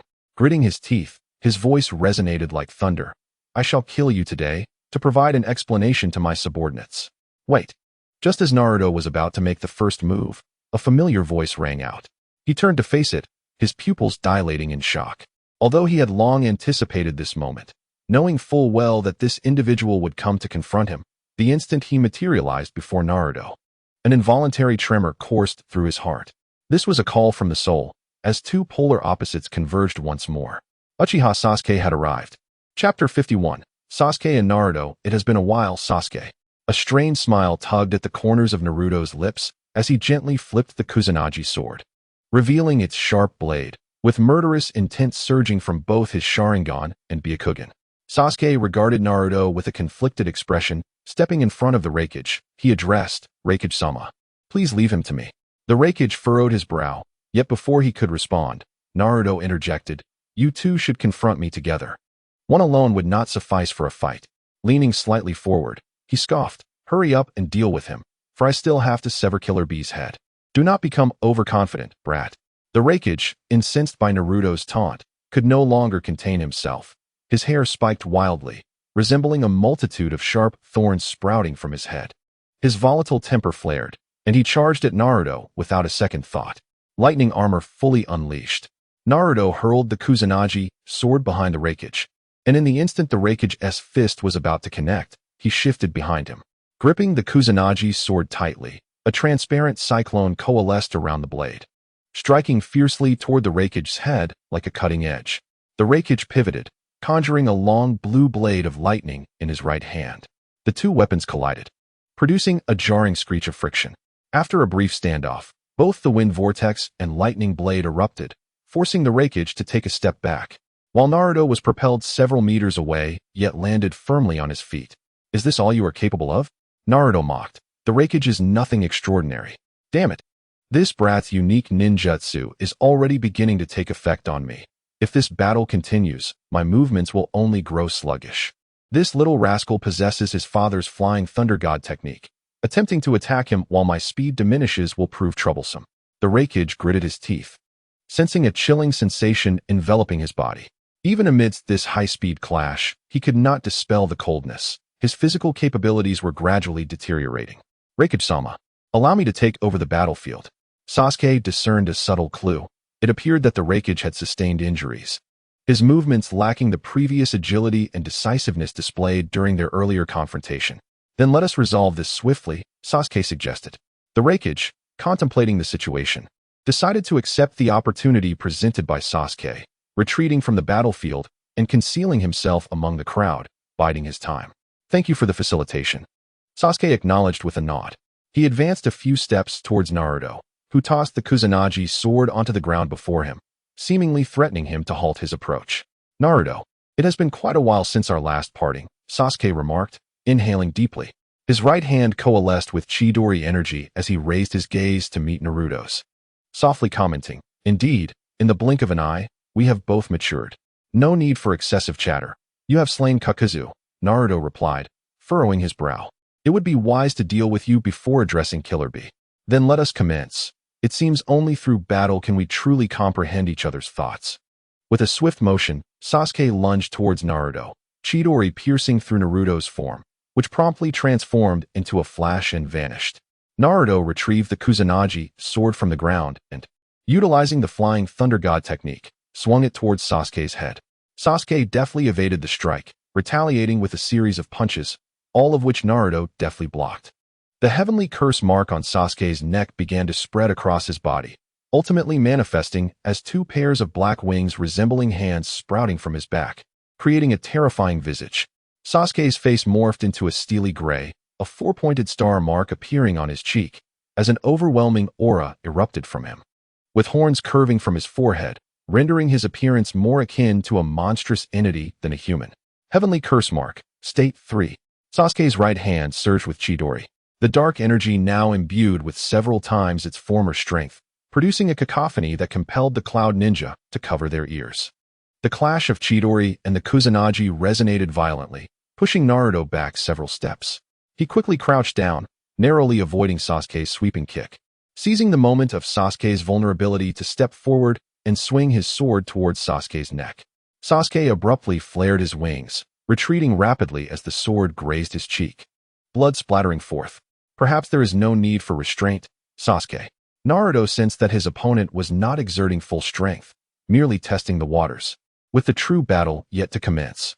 Red chakra surged around him, an immense energy erupting from within, enveloping his body in a cloak of tailed beast chakra.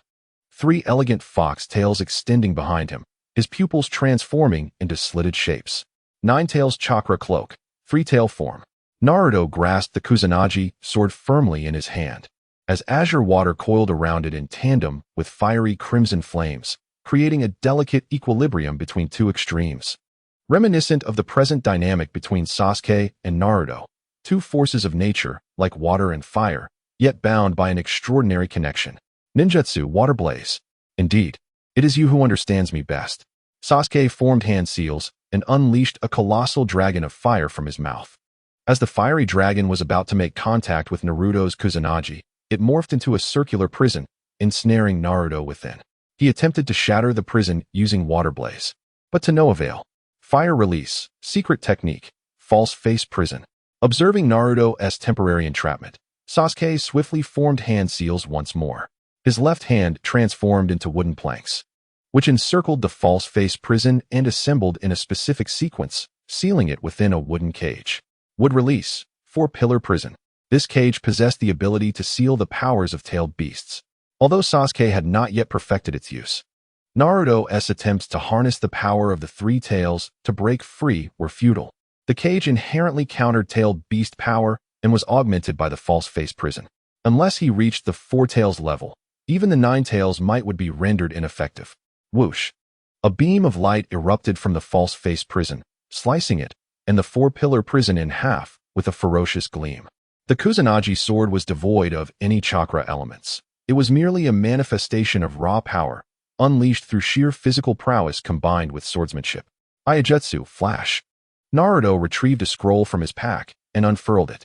The black ninja script on the scroll erupted in a cloud of white smoke, revealing 2 white blades crackling with lightning, embedded into the ground, each adorned with menacing crescent-shaped iron hooks. One of the 7 ninja swords, Raiden's Fong. Naruto grasped the hilt of Raiden's Fong and took a step forward, plunging the Kusanagi into the earth. He twirled Raiden's Fong in his hands, lightning coalescing upon it, illuminating the surroundings with a brilliant blue arc, exuding a destructive power that seemed capable of cleaving through anything. Your Wood Release is specifically designed to counter my 9 tails power, isn't it?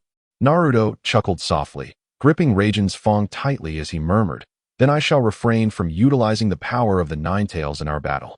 He shed the tailed beast cloak of the 3 tails, and in an instant, an overwhelming force erupted from within him. His skin transformed to a bronzed hue. Veins bulged upon his forehead, and a deep green radiance enveloped him, his hair standing on end from the sheer intensity of this power. The 5th gate of the 8 gates is open. Sasuke inhaled deeply as black lightning surged around him. This was his first attempt at activating the lightning armor under the curse mark. He felt his senses liberated to an extraordinary degree. Even the range of his Sharingan expanded significantly. This was undoubtedly his peak state at present, and he knew he must conclude this battle swiftly. For such a state consumed chakra at an alarming rate. Sasuke initiated the attack with swiftness, utilizing the lightning body technique to appear before Naruto. With his right hand, he concentrated Chidori and struck down towards Naruto. Reacting with remarkable speed, Naruto crossed his hands tightly around the lightning blade, deflecting the Chidori with his right-hand sword, and then thrust his left-hand sword towards Sasuke's abdomen. Sasuke abruptly flapped his wings, propelling himself upward, and seized Naruto's arm, leveraging the force from his back and arms. He utilized the gliding power of his wings to slam Naruto into the ground, charging towards the wall. However, before he could advance far, Naruto fiercely thrust the iron hook of the lightning blade into Sasuke's arm, subsequently channeling ice release into the wound. Sasuke was taken aback, realizing that his arm was swiftly freezing.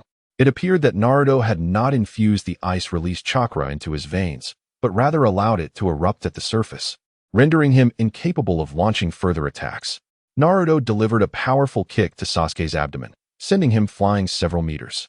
Sasuke executed a graceful roll to regain his footing, then lowered his stance as searing flames erupted from the blade, turning to swing it at Sasuke, unleashing an arc of fiery lightning with tremendous force. Sasuke raised his wings to shield himself, enduring the arc of flames. A smirk crept onto his lips as he shattered the ice crystals on his arm, then formed hand seals. Suddenly, a vibrant green sprout emerged from Naruto's arm, rapidly growing and subsequently ensnaring Naruto with a speed he could hardly comprehend. Wood release, binding of the seed. Sasuke had implanted this ninjutsu upon making contact with Naruto. Out of the throng, a figure surged forth, condensing lightning in his arm, forming a blade of electricity aimed fiercely at Naruto, who was ensnared by the binding of the seed. Raikage! Sasuke gasped in shock, dashing towards him. But time and distance were against him. The Raikage moved with the swiftness of blue lightning, although momentarily slowed by the ice release. He was still far too swift for Sasuke to catch. At that moment, Naruto, trapped within the binding of the seed, had no means to evade the impending strike. Moreover, the binding suppressed the power of the nine tails, leaving Naruto without the opportunity to utilize tailed beast chakra for self-healing. Die! The Raikage's lightning-infused strike reached the binding of the seed. Chapter 52. Infiltration. An extraordinary occurrence transpired upon contact with the binding of the seed. It transformed into a golden flash and vanished, taking Naruto with it. Sasuke hastily halted his sprint, astonished as he glanced at the Kusanagi sword embedded in the ground. Realizing that Naruto did not teleport there, he had seemingly vanished into thin air. The Raikage looked around in surprise, unable to locate Naruto's presence. Such a colossal figure had simply disappeared. Raikage, I warned you not to interfere in this matter, did I not? Sasuke furrowed his brow, expressing his discontent. Even a promise made by a great figure can be broken? His threat looms over the entire shinobi world. If not dealt with, the entire realm faces imminent peril. The Raikage turned to Sasuke and spoke. Can you envision the magnitude of his power if he is allowed to continue his growth? Will you truly have the capability to thwart him then? I will, Sasuke replied, shaking his head resolutely. Regardless of the circumstances, I shall prevent him, just as I did today. Please trust in my determination. I can place my faith in you. But what of those ninjas who perished at Naruto's hands? Do you think they believe in you? As long as this man draws breath, incidents like today will only proliferate and escalate. Or perhaps the next victim he claims will be my brother. The Raikage placed a hand on Sasuke's shoulder, speaking softly. Can you safeguard those who ought not to perish? Sasuke's gaze dimmed, his jaw clenched tightly, at a loss for words. Suddenly, a golden flash appeared within the tent of Team 7. Akatsuki, seated at the table, turned towards the source of the light, as Zizong Phileo materialized from the brilliance, landing steadily on the ground. What is that wooden egg? Akatsuki tilted his head in confusion. Egg my foot. It's me, Naruto. Naruto gritted his teeth, exclaiming, quickly, burn this thing for me. It sealed away my nine tails chakra, and I can't break free. What a misfortune to encounter a wood-release ninja, the very bane of my existence. Akatsuki formed hand seals and unleashed a great fireball technique upon Zizong Phileo, igniting it until it was reduced to a charred pile of brittle wood. Naruto freed himself with a few vigorous struggles, retrieving the flying thunder god kunai from the ground and tucking it into his pocket. Are you ready? He inquired. Of course. I can hardly wait to reunite with my old friend, Akatsuki replied, his voice tinged with a chilling edge, a murderous intent flickering within his Sharingan. Is that old friend the one who killed the girl you cherished? Naruto raised an eyebrow, forming hand seals as he asked. You could say that, Akatsuki nodded. His voice low. My relationship with him mirrors yours with Sasuke. That sounds utterly dreadful.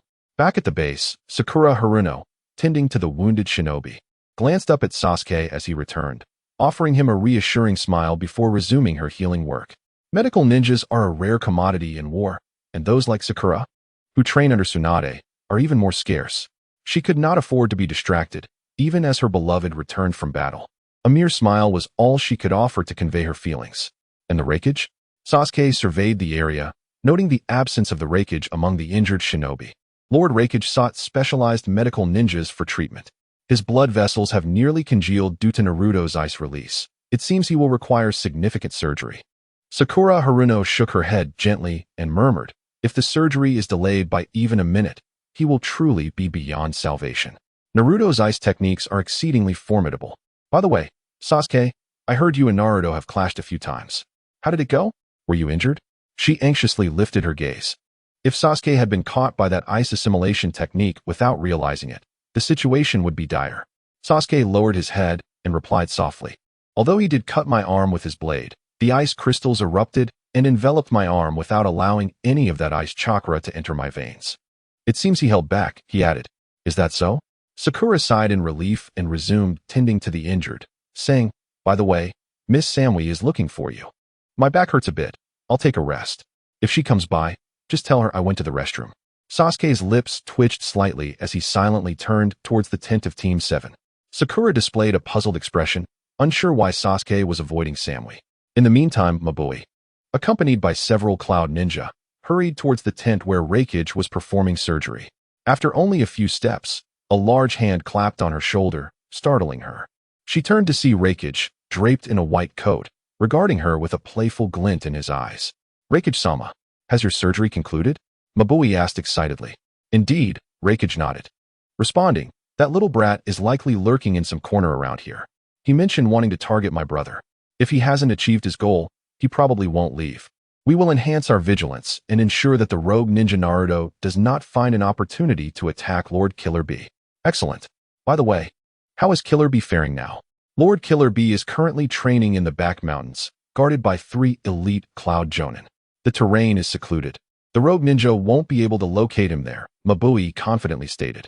Very well, maintain your guard and ensure that Brat does not find an opening. I will go check on that kid to prevent any disturbances in the back mountains.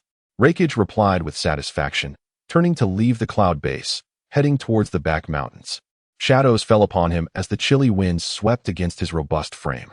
He formed hand seals, erupting into a cloud of white smoke before transforming back into his original form. The cold wind rustled the Akatsuki cloak, producing a sharp sound. Naruto gripped the Raijin blade firmly, activating his Byakugan. Through the accumulated stones of the back mountains, he pinpointed Killer Bee, who was seated cross-legged atop the mountain, alongside 3 elite Cloud Ninjas hidden behind him. The distance was not great, but eliminating those 3 before reaching Killer Bee would prove challenging.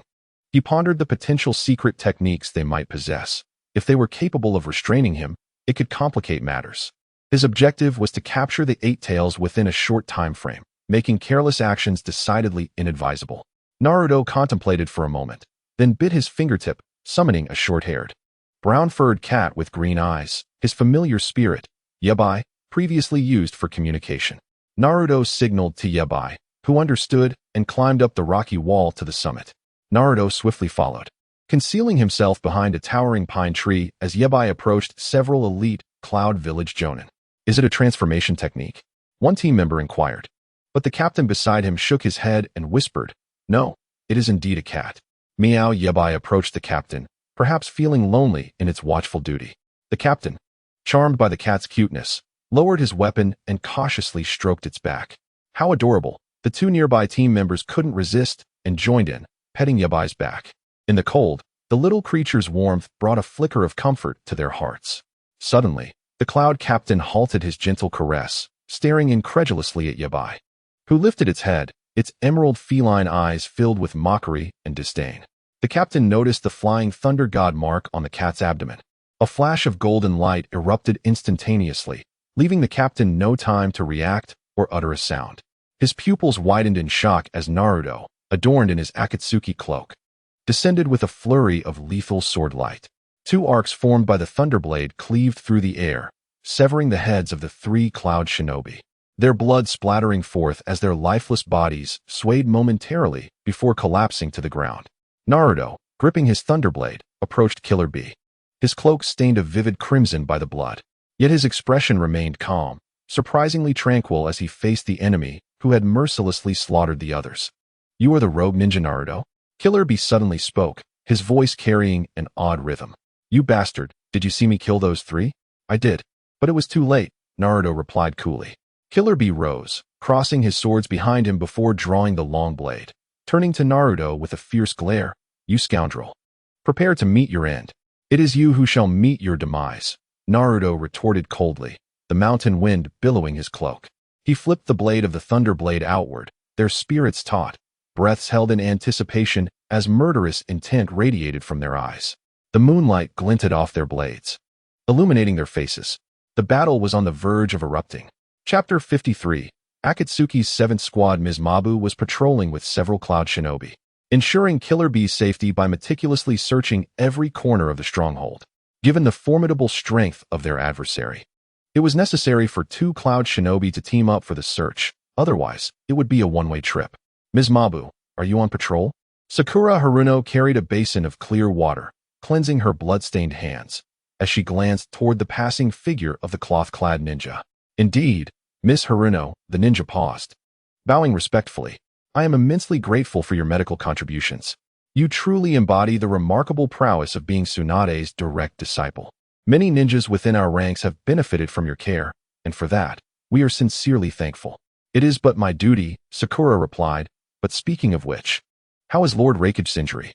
"Lord Raikage's wounds have healed just minutes ago. He should be conversing with Lord Killer Bee in the back mountains now. Just minutes ago, which is when I was treating the mid-range combat team." Sakura paused, her brow furrowing as she inquired. "Indeed. But at that moment, Raikage had only just undergone surgery?" Sakura voiced her confusion. "I personally issued the order for the procedure. How could he have possibly healed so quickly?"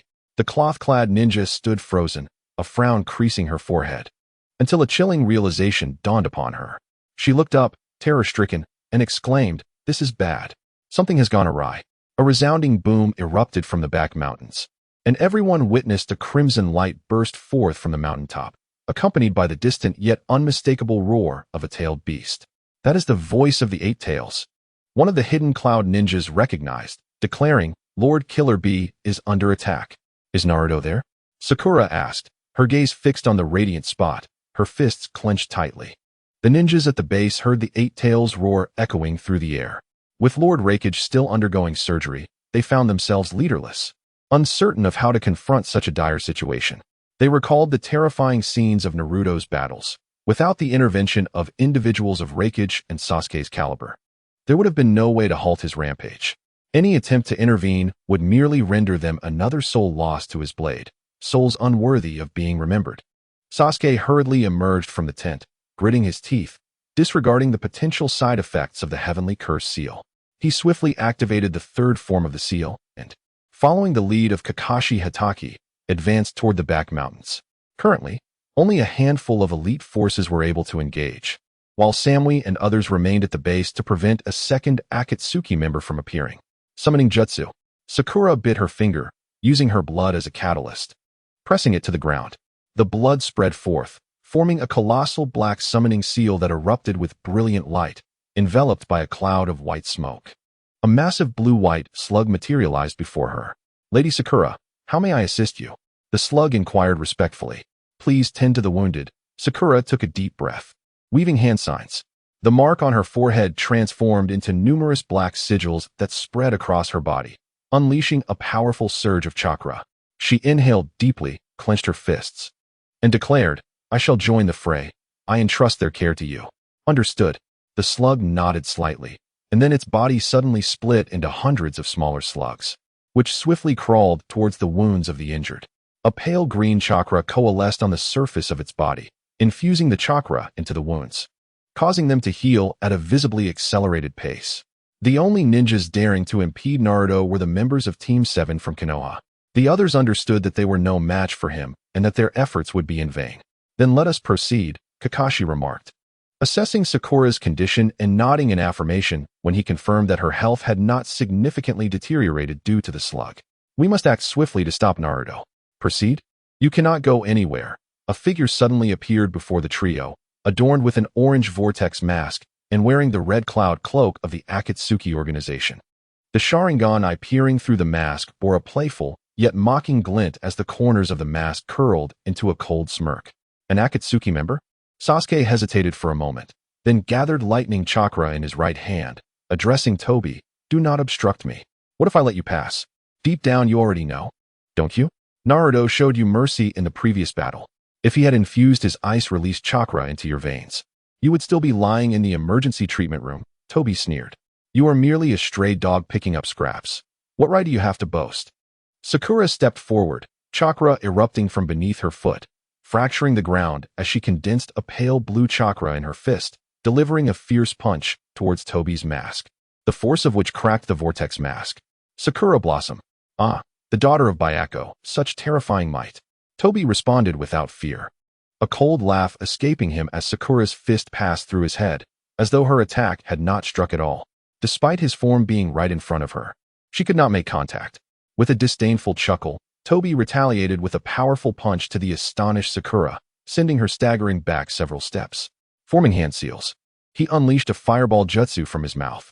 Gritting her teeth, Sakura utilized the immense shockwave generated by her Sakura Blossom to shatter the fireball, then leapt high into the air, bringing her right leg down like an axe, blue chakra erupting from her leg. Painful heavenly leg. Bang! The painful heavenly leg cracked the ground, yet Toby's figure was nowhere to be seen. Although aimed directly at him, Sakura felt no sensation of striking an opponent. Only the rigid impact of her leg against the ground. Could his ability allow part of his body to vanish? Sakura observed a hole in the ground where she had struck, clearly not a mark created by her painful heavenly leg.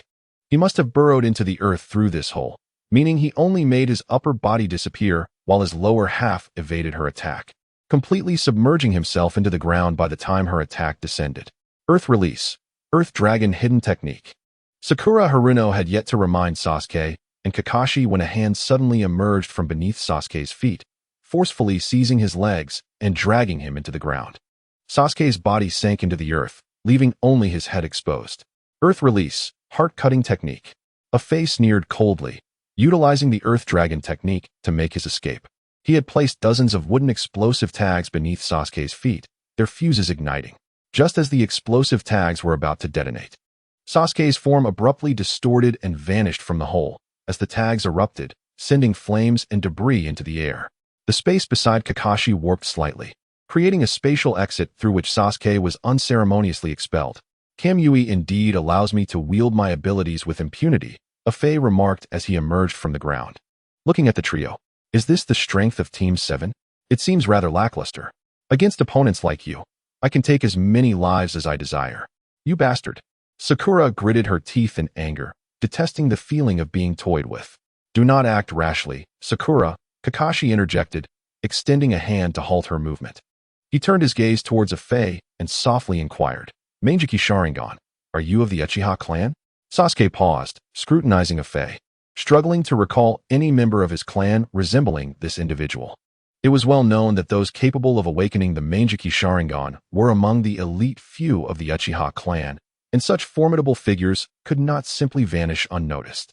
Have you truly forgotten everything? Afei scoffed, shaking his head. No matter, my mission does not involve executing you here. His task was straightforward, to stall Team 7 long enough for Naruto to confront and defeat Killer Bee. Subsequently, he would use Kamui to teleport to Naruto's side and abduct the Eight Tails Jinchuriki. The success of this plan hinged entirely on Naruto's ability to overcome the formidable Killer Bee, a perfect Jinchuriki whose raw power and combat experience were indisputable, leaving Afei with a lingering sense of unease even against Naruto. Meanwhile, Naruto observed Killer Bee, who had entered his partial tailed beast transformation, a mocking smile gracing his lips. His Raijin blade was stained with blood, yet he bore minimal injuries, save for a shallow cut on his arm. Killer Bee, compelled to utilize his partial transformation to prevent further harm, had not anticipated the extent of Naruto's strength. Secret technique of ninja swords, Naruto declared coldly. Retrieving 5 scrolls from his bag, he hurled the scrolls skyward, whereupon they unfurled, releasing a blinding light and a cloud of smoke. Thousands of blades descended, hurtling towards Killer Bee. Lightning Blade Transformation. Chapter 54. The Battle with the 8 Tails. The myriad blades descended swiftly, piercing the ground like nails that secured the limbs in place. Crimson chakra surged from the sword edges, and Killer Bee recognized that each blade bore the Flying Thunder God seal, indicating that Naruto could teleport to any of these blades at will. "Let us begin," Naruto declared, approaching one of the swords and drawing it forth. "The 8-sword style? Allow me to demonstrate what true swordsmanship entails. Those who boast often meet a grim fate." Suddenly, white bone emerged from the elbow of Killer Bee's tailed beast cloak, shattering the sword embedded in his elbow. With a single powerful step, he lunged forward, his elbow aimed squarely at Naruto's head. His massive form belied his remarkable speed, resembling a fierce gust of red wind. Lightning release, heat blade. In a flash, Naruto vanished from sight, while a blade soared towards the 8 Tails. In an instant, he reappeared, gripping the sword tightly as he aimed a devastating strike at the horns of the beast cloak. Killer Bee swiftly countered, using the white bone of his elbow to deflect the attack, only for his tail to lash out like a blade towards Naruto. Naruto refrained from using the Flying Thunder God technique. Instead, with a fierce tug of his left hand, dozens of blades descended from above, pinning the 8 Tails in place and rendering Killer Bee unable to mount agile attacks or defenses. At that moment, Killer Bee realized that every finger of Naruto was entwined with 2 to 3 strands of chakra, reminiscent of a puppeteer's strings. He had connected the chakra threads to the sword hilts, allowing him to manipulate the blades effortlessly through hand gestures. This also explained why the blades summoned by the lightning blade technique emanated a deep red chakra. Secret sword technique, 1,000 blades reversal. Naruto stepped on a Killer Bee's face, using the leverage to leap into the air, executing a backflip as he plunged a sword into Killer Bee's back. The blade erupted in a spiral of flames, breaching the beast cloak and causing blood to spray forth. Killer Bee let out a low growl, his chakra surging once more, unleashing a terrifying aura. The sword in Naruto's hand shattered before he could switch to an ice-based technique, and even those blades that pinned the tails were not spared. Killer Bee violently threw Naruto off his back, then began to gather energy into a spherical orb within his mouth. The power contained within this sphere was palpable, a force capable of causing cataclysmic destruction. If struck by such an attack, the consequences would be dire. Tailed Beast Bomb. This energy cannon was formed by compressing 28 units of yin-yang chakra, yielding immense power. Naruto narrowly evaded using the Flying Thunder God technique, as the tailed beast bomb detonated against the rocky wall behind him, creating a massive crater. Debris fell, crashing to the ground and kicking up a cloud of dust that obscured Killer Bee's vision, leaving him unaware of Naruto's next move. With a swift motion, Naruto drew a long sword, raising his gaze to Killer Bee as he declared, "Right here." Killer Bee swiftly pivoted, using his tailed beast claws to viciously swipe at Naruto. Unfazed, Naruto took a step back, the claws grazing his cheek and sending blood splattering into the air. A mocking smirk curled at the corner of his mouth as he formed a hand seal with one hand. Suddenly, a fierce blaze erupted from the wound previously inflicted by the spiral flame sword, flames exploding at the injury. Killer Bee let out a howl of agony before collapsing to the ground. Spiral flame sword. Second stage, spiral flame seal. It's truly unfortunate. Had I integrated Ice Principle back then, you would be immobilized now, Naruto remarked softly. This level of explosive damage from the spiral flame seal, while it has breached your 8-tail shell and struck your spine, as the perfect Jinchuriki, you cannot possibly perish so easily. What a bothersome little brat you are. Killer Bee's voice morphed, sounding less human and more otherworldly. His form, once retaining a semblance of humanity, began to undergo a profound transformation. His muscles swelled as if inflated, the color of his tailed beast cloak shifting to a pale red. The 8 tails grew immensely, and soon he towered like a mountain, his octopus-like tentacles moving erratically, resembling seaweed. He had fully transformed into a grotesque creature, merging features of an octopus, a gorilla, and a water buffalo, with terrifyingly pale, pupil-less eyes. What an unsightly appearance. Naruto raised an eyebrow and commented, "Yet, thanks to our battle, I have gleaned a modicum of understanding regarding the proper usage of the tailed beast cloak. A colossal surge of chakra erupted from Naruto, and 4 chakra fox tails manifested behind him. Unlike Killer Bee, whose entire body was enveloped in chakra, Naruto's 4-tailed cloak merely resembled a 3-tailed cloak with an additional tail. However, this was not the case. Naruto had refrained from fully wrapping himself in chakra to wield his sword. Dangerous Paradise Box. The one who opens it meets their demise. The 8 tails of the 8 tails enveloped him, spinning at high speed, generating a powerful storm centered around him. The terrifying pull launched Naruto into the vortex, creating a massive crater in the ground and altering the terrain itself. Naruto realized that all his weapons had been swept away and shattered, rendering him incapable of using the Flying Thunder God technique. 8 Tails Power Technique. Tailed Beast 8 Roll. You are now weaponless. The 8 Tails Killer Bee grinned with confidence as he observed Naruto caught in his assault, his sword shattered. Ninja Sword Secret Technique. Taking a deep breath, Naruto formed hand seals, and the 4 tails behind him stood erect like blades.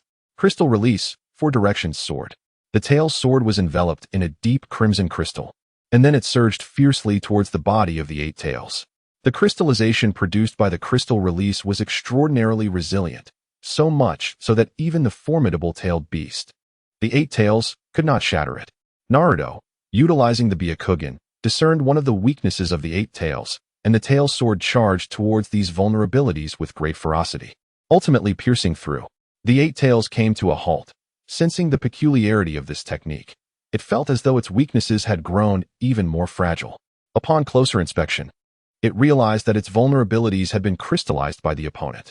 Fortunately, being in the tailed beast form, its defensive capabilities were vastly enhanced, allowing it to halt the spread of crystallization by utilizing chakra.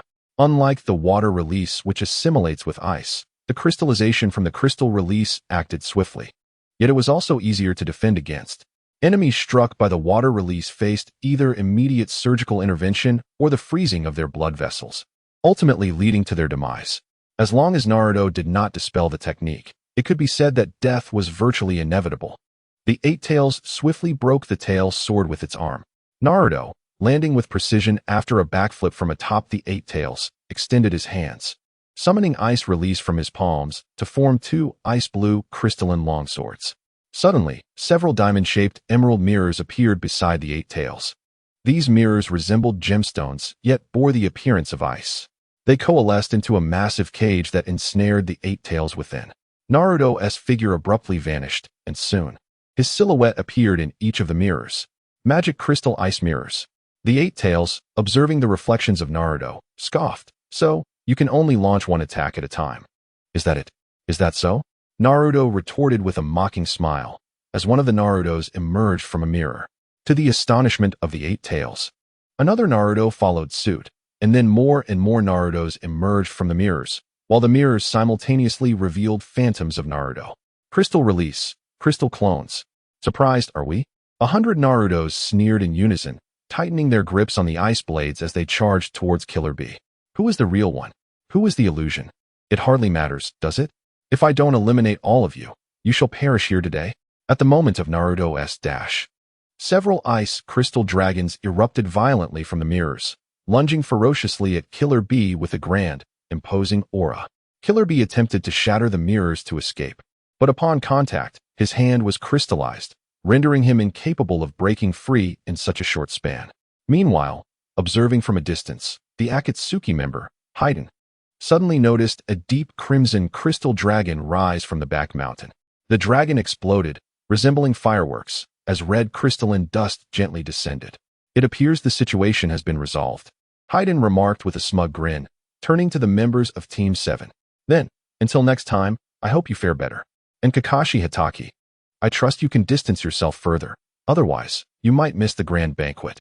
After a face spoke, his figure distorted, and Sakura Haruno and Sasuke propelled themselves forward with a single foot's force. The Cherry Blossom and Chidori surged forth, striking fiercely at Afei. However, his form seemed to exist beyond their reach, leaving them unable to make contact. They could only watch as Afei's figure vanished from sight, oblivious to his destination. Kakashi stood frozen, pondering the implications of the words exchanged. Chapter 55. escaped from the cloud-hidden base. Naruto stood at the summit of a ravaged mountain, where Killer Bee had reverted from the eight-tail state, his entire being pinned to the ground by Naruto's blade. Ice release erupted from the sword, rendering Killer Bee immobile, while scattered shards of crystal exuded a chilling aura. The fractured cliff appeared as though a giant had forcibly broken it apart, with several severed tails of the eight tails embedded in the cliffside. Naruto's Akatsuki cloak lay tattered from the battle, adorned with several deep wounds. Fortunately, the nine tails' healing prowess was formidable, or those injuries might have claimed his life. Killer Bee was drenched in blood, his exhaustion compounded by the ice seeping into his body, leaving him unable to articulate words, merely emitting strange sounds as his throat convulsed. "What a perilous foe! You nearly ended my life," Naruto remarked, placing a foot upon Killer Bee's head and scoffing. "What a pitiful sight! Such a disastrous defeat for an eight-tails Jinchuriki. Your spirit must be crushed." Killer Bee's fingers twitched, and he lifted his head, casting a derisive smile towards Naruto, his voice strained and wheezy. "Bastard, you can still speak?" Naruto inserted a blade into his throat, compelling him to bow his head. "Who permitted you to look up?" Suddenly, the space beside Naruto warped, and he turned to see a Fae, clad in a whirlpool mask, emerging from the distorted realm. He patted Naruto's shoulder and inquired, "Junior, has everything concluded?" "Yes, this fellow should be incapable of further action," Naruto replied, kicking at the stubbornly raised head of Killer Bee, sneering, "What a wretched creature. I'll take him back then. You left a flying thunder god mark at the entrance, didn't you?" A Fae nodded, responding, "Let us rendezvous there. My Kimui can only manage to transport myself and Killer Bee. I cannot take you along." "Ah, understood." Naruto nodded, retracting the blades back into the scroll of Thunderblade. "Meanwhile, Lord Raikage, your injuries have not yet fully healed. Do not act recklessly." Samui urgently grasped the furious Raikage, cautioning, "The wounds from ice release may very well resurface during battle." "Wounds? My brother now bears the threat of death. Do I have the luxury to concern myself with injuries?" Raikage gritted his teeth, shaking off Samui's grip. "Today, I shall surely sever that man's head. No one can stop me. Lord Raikage." Suddenly, Sasuke materialized behind the Raikage, his gaze lowered slightly as he murmured, "You have taken a wrong turn." If it were Naruto, he would have likely anticipated our journey to the back mountain and prepared a countermeasure long ago. He may have already set up the Flying Thunder God technique at the entrance of the base. Then why didn't he place the Flying Thunder God within his own base? Capturing the eight tails would allow him to return immediately, the Raikage inquired, furrowing his brow. "There are two of them, and it seems one possesses limited mobility, unable to perform long-distance teleportation," Sasuke replied, shaking his head gently. "What perplexes me is why Naruto didn't use the Flying Thunder God to teleport with the eight tails. If I recall correctly, the technique allows for the transportation of individuals. I am uncertain as well. Nevertheless, since you have known that individual for so long, you must be correct," the Raikage acknowledged, nodding before turning to proceed toward the base entrance. "I shall wait at the entrance for any potential prey." Sasuke clenched his fist and followed the Raikage to the entrance. Upon their arrival, they saw the likes of Mabui and others waiting at the door. Upon seeing the Raikage, Mabui immediately knelt down, pleading, "Please, Lord Raikage, punish me. It was my negligence that led to Lord Killer Bee's capture. I am deeply sorry. Please rise. Punishing you now serves no purpose." "Has Naruto arrived?" the Raikage asked, his expression complex as he furrowed his brow. "Not yet," Mabui replied, when suddenly the space beside her began to distort, causing her to jump back in terror. The Raikage instantly activated his lightning armor, his body crackling with electricity, emanating a powerful force as he charged toward the warped space. At that moment, Akatsuki's Haiden leapt from the distortion, and the Raikage's fist reached him in an instant.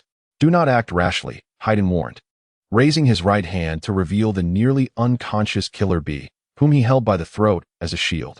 Should the Raikage strike, Killer Bee would undoubtedly perish. Wah! The Raikage halted, both enraged and astonished, incensed that the Akatsuki dared to reduce Killer Bee to such a pitiful state, and astonished by their capacity to inflict such harm.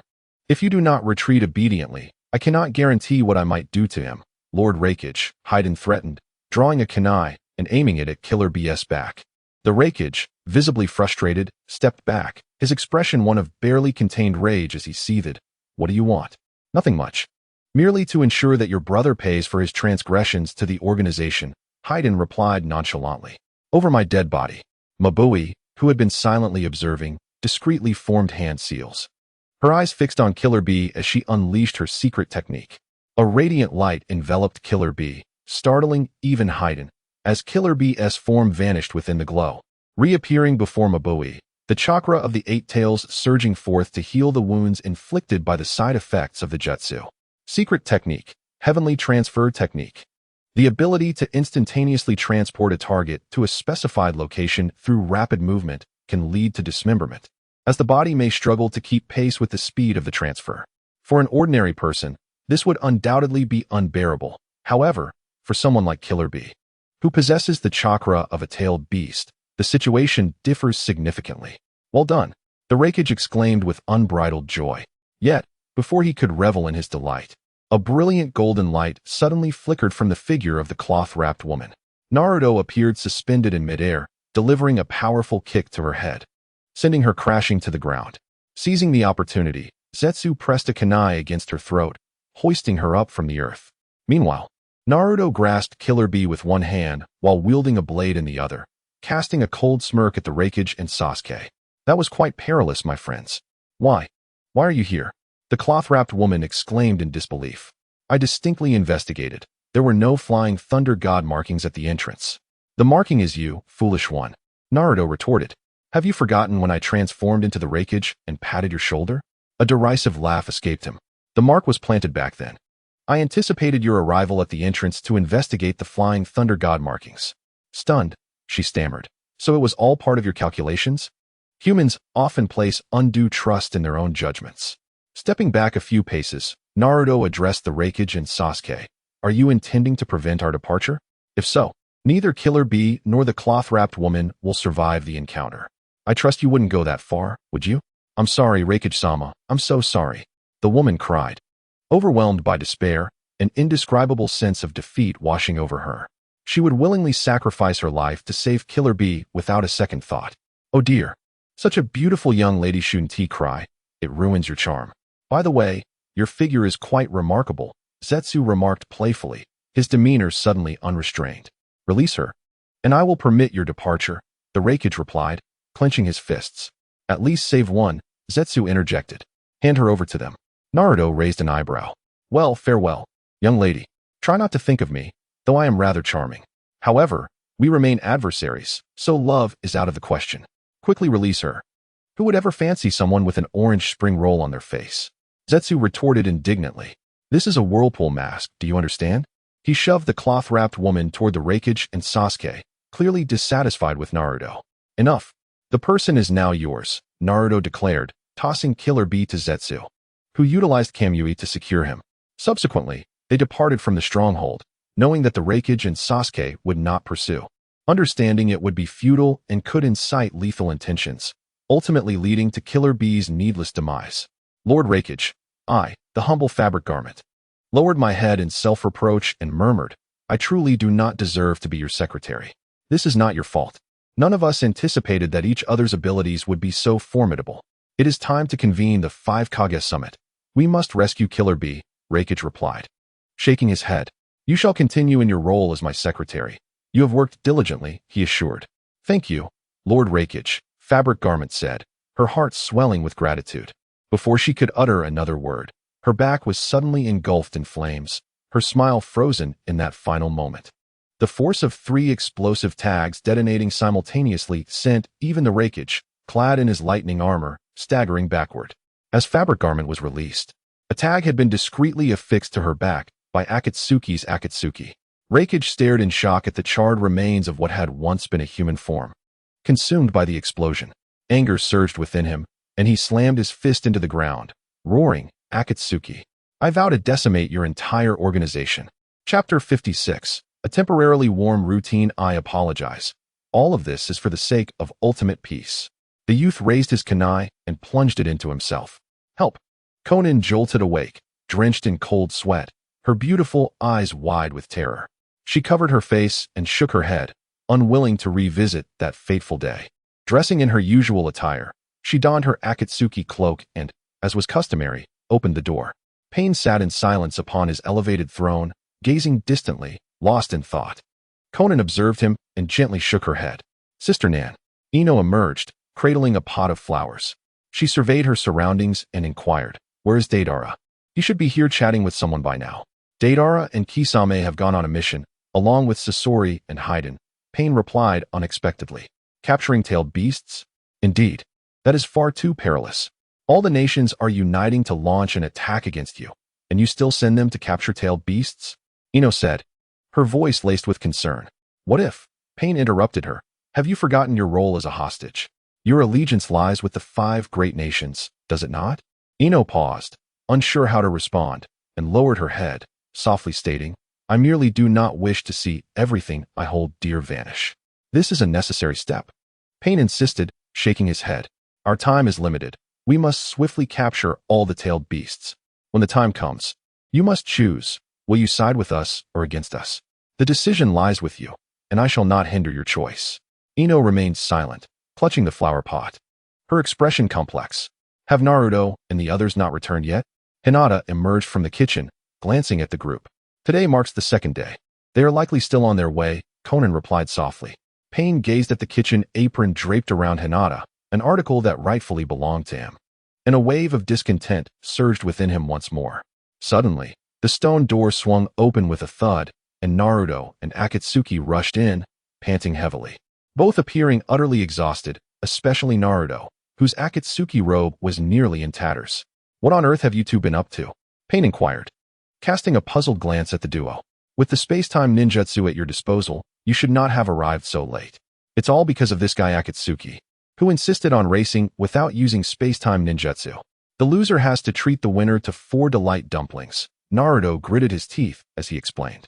"You lost, Junior. I am currently as lively as a dragon and not tired in the slightest." "You must be joking. We entered simultaneously," Naruto retorted, nudging Akatsuki with a finger, causing him to collapse onto the ground. "Is this what you call not being tired? How old are you two?" Conan sighed in exasperation.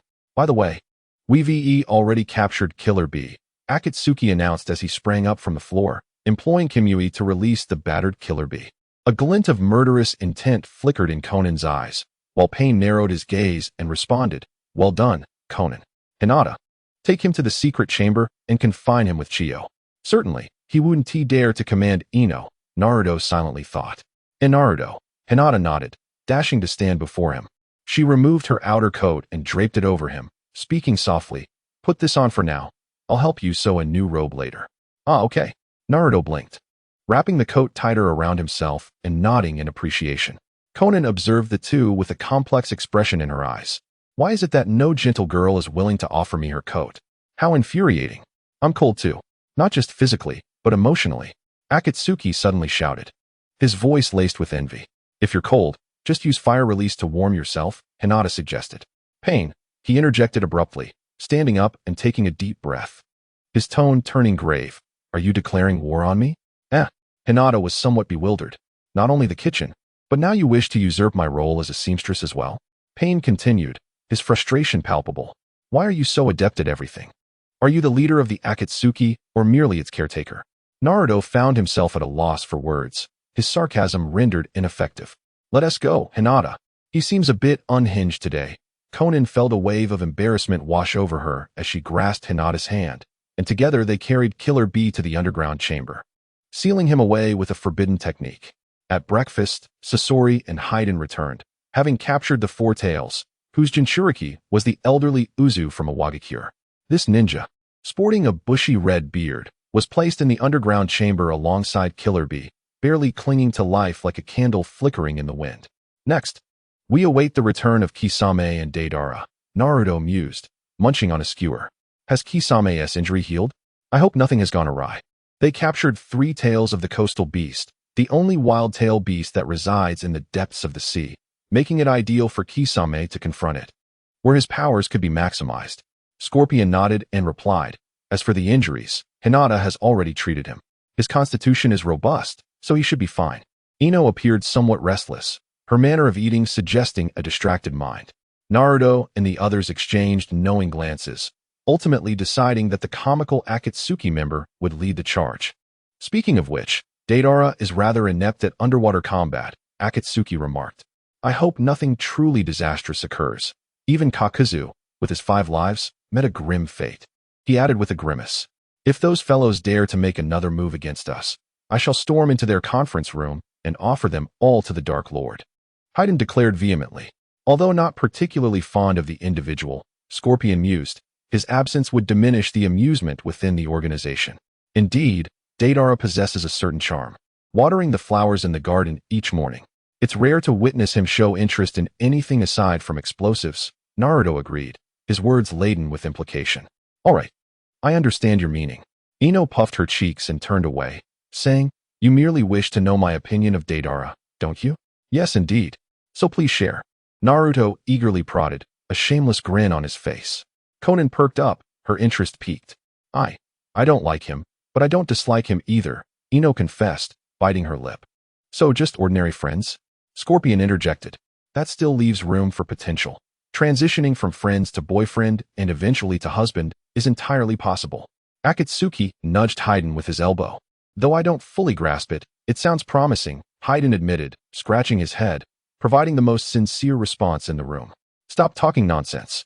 Ino slammed her palm on the table, then turned and stormed off to her room in a huff. "Is she upset?" Haydn sighed, reflecting. "I truly cannot comprehend the thoughts of girls. She is indeed upset, but the target of her ire remains uncertain," Konan noted, wiping her mouth with a napkin before standing up and softly saying, "She might be angry at herself for not outright denying any feelings for Deidara. It seems Sister Konan is quite experienced," Akatsuki remarked with an enlightened expression. "Though I have never seen a pig run, I have indeed witnessed thousands of them," Naruto quipped. "Silence will not render you mute, Naruto," Konan smiled, veins popping on her forehead. Time to eat, Naruto mumbled, lowering his head to resume his meal. "This child will undoubtedly become a henpecked husband when he grows up," Haydn thought to himself, observing Naruto's demeanor. As night fell, the figures of Kisame and Deidara had yet to make an appearance, causing even the typically optimistic Naruto and his companions to begin to feel anxious. Naruto suggested that he and Tobi set out to locate Deidara and Kisame. Although he longed to join forces with Konan, it was undeniable that the combination of Tobi's Kimui and his own Flying Thunder God technique would prove formidable. Yet, if the enemy had laid a trap, the risk of death loomed over them both. Pain firmly rejected the notion, asserting that, in such a moment, they could only choose to place their trust in them. In silence, Ino sat before the flower bed, tending to the blooms with a look of confusion in her eyes. Suddenly, the door was knocked open with a loud thud, causing everyone to turn in unison. A peculiar figure clad in an Akatsuki robe entered, his head adorned with 2 massive serrated plants, his face split between white and black. "What are you all waiting for? Why the eager expressions?" Zetsu greeted the group, his voice tinged with curiosity. Ino's anticipation instantly faded into disappointment. She turned away, resuming her task of watering the flowers. Konan observed the scene, a knowing smile gracing her lips. Naruto, seated beside her, leaned in to whisper, "Why do you smile so enchantingly?" "Be quiet," Konan retorted, playfully shoving a sweet cake into Naruto's mouth. Chapter 57. Full-scale action as darkness enveloped the world. The stars sparsely dotted the night sky. The door to the ninja tool shop remained ajar, as Deidara and Kisame had yet to return. With the exception of Pain, who required no rest, the members of the Akatsuki had retreated to their quarters. Ino stood quietly at the entrance, her brow furrowed with worry. Pain observed her for a moment before shaking his head and diverting his gaze. After standing for what felt like an eternity, she sat down on the threshold, leaning against the doorframe with her eyes closed. Her thoughts sank deep like stones into the ocean, and the chill in the air did little to deter her drowsiness. A cold breeze tousled her hair, and the girl drifted into a peaceful slumber. Pain glanced at her a few times, until a girl with orange hair, resembling Pain, rushed out. She shed her cloak and draped it over Ino. The girl gestured for silence to Pain before tiptoeing away. Time passed, though how much was uncertain. How did she end up sleeping at the door? "Kisame, go report the situation. I will carry her to her room." In her dreams, Ino sensed a familiar voice, instinctively grasping the fabric of the person's clothing, her breathing quickening. Like a child, the voice remarked, laced with a hint of exasperation. When Ino opened her eyes, she was met with the familiar ceiling of her room. Slowly, she sat up, the Akatsuki robe slipping from her shoulders. Puzzled, she removed the robe and folded it in her hands, her mind still clouded with drowsiness. If memory served her correctly, she should have been asleep at the threshold. How had she suddenly found herself back in her room? Ino got out of bed, slipped on her shoes, and opened the door to her room, peeking outside. Before the flower bed, a young man with light yellow hair dressed in a robe was leisurely watering the flowers while whistling, resembling an elderly gentleman practicing Tai Chi in the park. Deidara, Ino exclaimed with a surprised smile. You're awake? Deidara turned to face her and said, "Why did you sleep at the door? Don't you know it's easy to catch a cold?" "I was just waiting." Ino's words trailed off abruptly. Her cheeks flushed as she turned away, conflicted. "It's nothing. Could it be that you were waiting for us to return?" Deidara suddenly realized, teasingly moving closer to Ino with a joyful tone. "You care about us. No, you care about me, right? You're actually quite concerned about me, aren't you? Are you interested in me? I merely thought that if you disappeared, tending to these flowers alone would be exhausting." Ino bit her lip, puffed out her cheeks, and turned her head, avoiding Deidara's gaze. "It sounds just like a mother complaining about a father in front of her child. Ha ha ha. Hey, don't hit me, don't hit me." Ino and Deidara began to chase and play around within the Akatsuki base. Naruto pushed open the door to the room, and upon seeing the two, felt an inexplicable annoyance and promptly closed the door again. Pain stood like a statue, his piercing Rinnegan eyes seemingly penetrating the walls, gazing toward distant adversaries. Time was running short. To realize the plan for a perfect world, swift action was imperative. They had already captured the Eight Tails Jinchuriki, and it was likely that the Five Kage alliance, led by the Raikage, would soon mobilize. Meanwhile, the stronghold of the rock village was established in the formidable mountains, surrounded by four peaks representing wind, forest, fire, and mountain, forming a natural shield. A bridge, secured with iron chains, connected the stronghold at the mountain's waist, creating a precarious site. Tents for the vanguard defense team were set up nearby. Should any unidentified enemies attempt to invade the rock stronghold, they would have to pass through this area, allowing the troops to detect their position for defense and counterattack. The team was composed of 3 closely knit ninjas who formed a sensing formation, capable of detecting suspicious individuals within a 1,000-mile radius. However, this time, their sensing abilities failed to detect the enemy's presence. A girl clad in a red cloak strolled through the forest, a chilling smile gracing her lips. Hues of gold flickered in her sky-blue eyes, reminiscent of golden paint diffusing in water, transforming her pupils into fearsome serpentine slits. What a delightful enemy, approaching without any reaction, she mused, glancing at the sensing team on the mountainside. Obscured by the forest, the sensing team failed to notice her presence in time. With hands forming a seal, Ino summoned a massive scaled serpent from beneath a black inked summoning circle inscribed on the ground. Summoning technique: White Armored Serpent. The white armored celestial python possesses a colossal form, reaching a towering height of 23 meters, its stature nearly brushing the mountainside. Its eyes are adorned with a hue of purple, and its head exhibits traits reminiscent of a dragon. With further cultivation, it shall shed its serpentine skin and ascend to the state of a semi-draconic serpent. Standing atop the head of the white-armored celestial python, Mingzi crosses her arms, a sardonic smile gracing her lips as she gazes at the rock-hidden ninjas stationed on the mountainside. An ethereal flow of chakra emanates from her, radiating a chilling and ominous aura that instills a profound sense of danger. "Who are you?" The captain of the sensory unit points accusingly at Mingzi, exclaiming, "This is the defensive stronghold of the rock-hidden village. I advise you to leave forthwith, lest you provoke our wrath." "I seek the five-tailed Jinchuriki, Han," Mingzi replies, raising an eyebrow, her voice cold. "Hand him over, and I shall depart. Otherwise, I cannot guarantee the survival of many of you." "Are you a member of Akatsuki?" A robust figure emerges from the tent, scrutinizing Mingzi atop the head of the white-armored celestial python. The rock-hidden ninjas behind him align defensively, their expressions tense and wary. "Are you the captain?" Mingzi retorts, her question laced with sarcasm. "You resemble a gourd.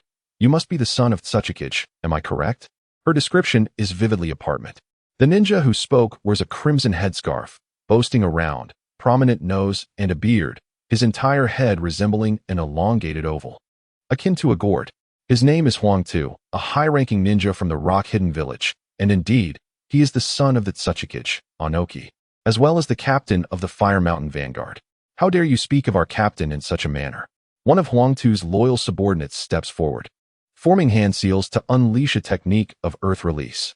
A spear-like stone projectile erupts from the rocky wall, aiming fiercely at the white-armored celestial python, the tip scraping against its scales and sparking a brilliant shower of flames. It appears your subordinate lacks manners, Mingzi remarks, frowning. Shall I teach him the meaning of etiquette? Retreat. This individual is not one to be trifled with. Huang Tu realizes the futility of his subordinate's attack. He steps forward, transforming his right arm into a hardened stone fist, significantly increasing its density and weight. With a powerful leap, he propels himself toward Mingzi like a bolt from a crossbow. Why engage in a futile battle? Mingzi shakes her head, letting out a sigh. Very well. Capturing you may serve as leverage against that old man to procure the 5 tails. The stone fist collides with the white-armored celestial python, producing a deafening clash as scales and knuckles collide. Mingzi forms hand seals, and the python releases a white liquid from its maw, showering the mountainside like raindrops, enveloping the area entirely. Spirit technique, inorganic rebirth. As Naruto's seal concluded, the white liquid transformed into serpentine forms, striking swiftly at the Rock Village ninjas. The sheer volume of the liquid birthed numerous white snakes, their sinuous bodies coiling and glistening with malevolent light. Those unfortunate enough to be ensnared by this radiance fell prey to illusions. The liquid on the body of the earth ninja also morphed into white serpents, which began to gnaw at his skin. A sharp pain surged through him, causing him to plummet from the back of the white-scaled serpent. Desperately, he attempted to form hand seals to execute a jutsu to fend off the encroaching snakes. Yet the serpents, born from the liquid, ensnared his hands, rendering him incapable of completing the seals. The snake-binding technique took effect. The venom from the white snakes disrupted his chakra, sapping his vitality. He felt his consciousness wane, unable to continue the fight, let alone remain awake. As he descended, bereft of chakra protection, a fatal fall from the mountainside seemed inevitable.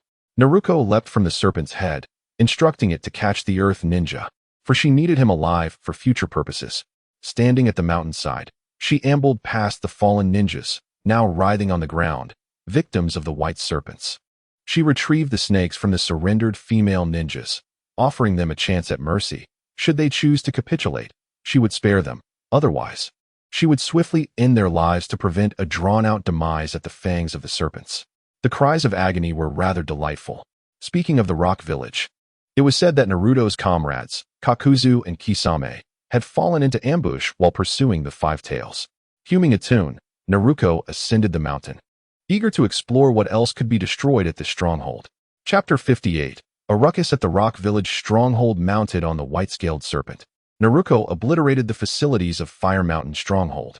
The earth ninja was bound tightly by the white snakes, resembling a festive rice dumpling, while the surrendered female ninjas were whisked away by the summoned serpents. She had no intention of being subtle. Naruto had tasked her with causing chaos to instill fear of the Akatsuki, thereby delaying their offensive and granting the organization time to capture the tailed beasts. Though not particularly fond of combat, she reluctantly accepted the request, recognizing it as a call from her other self. On another note, that fellow's daughter seemed rather charming. Perhaps this was an opportune moment to abduct her as well. After assessing the earth ninja and confirming his incapacitated state, she silently pondered. Utilizing the technique of inorganic reincarnation, she unleashed thousands of white snakes to wreak havoc across the 4 mountains of wind, forest, fire, and volcano. Any enemy bitten by the serpents succumbed to a peculiar venom, causing their chakra to leak incessantly through their skin's pores. In as little as half a minute, a ninja's chakra could be completely drained, leaving them in a state of weakness. Charge forth. Naruto beckoned the white-scaled serpent to plunge down towards the hidden stronghold established at the mountain's base. The serpent descended swiftly, resembling a white spear piercing through the terrain. Her voice echoed within the mountain, causing the ninjas within the stronghold to panic upon witnessing Naruto's arrival. The fact that she managed to breach their defenses indicated that the 4 strongholds of wind, forest, fire, and mountain had all failed to halt her advance. To what extent must her power be to overwhelm 4 strongholds? Do not panic. Form a formation. A commander emerged, rallying the rock-hidden ninjas to assemble into a battle array. In groups of 10, a total of 50 ninjas performed hand signs, invoking the ninja formation technique. Countless cryptic symbols materialized beneath their feet as the ninja script formation erupted with a burst of violet light. Suddenly, the 4 great mountains of wind, forest, fire, and mountain began to shift at their midsections. From the mountainside, several enormous stone arms surged forth, aiming to seize Naruto and the white-scaled serpent beneath her. How bothersome, Naruto remarked, raising an eyebrow. She formed hand seals and exhaled a stream of white mist, which coalesced in the air into the form of a colossal dragon. The dragon unleashed a thunderous roar and charged at the encroaching stone arms, demolishing them one by one with its formidable body. What sorcery is this? The dragon art of the celestial technique? The rock-hidden ninjas exclaimed in disbelief. This is utterly terrifying. She isn't even wearing the Akatsuki cloak. Quickly, inform Lord Sasuke. Frustration mounted as they pondered the lack of defensive ninjutsu to withstand her onslaught. As the white-scaled serpent barreled towards them, the rock-hidden ninjas felt a wave of dread and despair. No matter how many stone arms they conjured or how many assaults they launched, the dragon's overwhelming force obliterated them effortlessly. The disparity in their powers was insurmountable.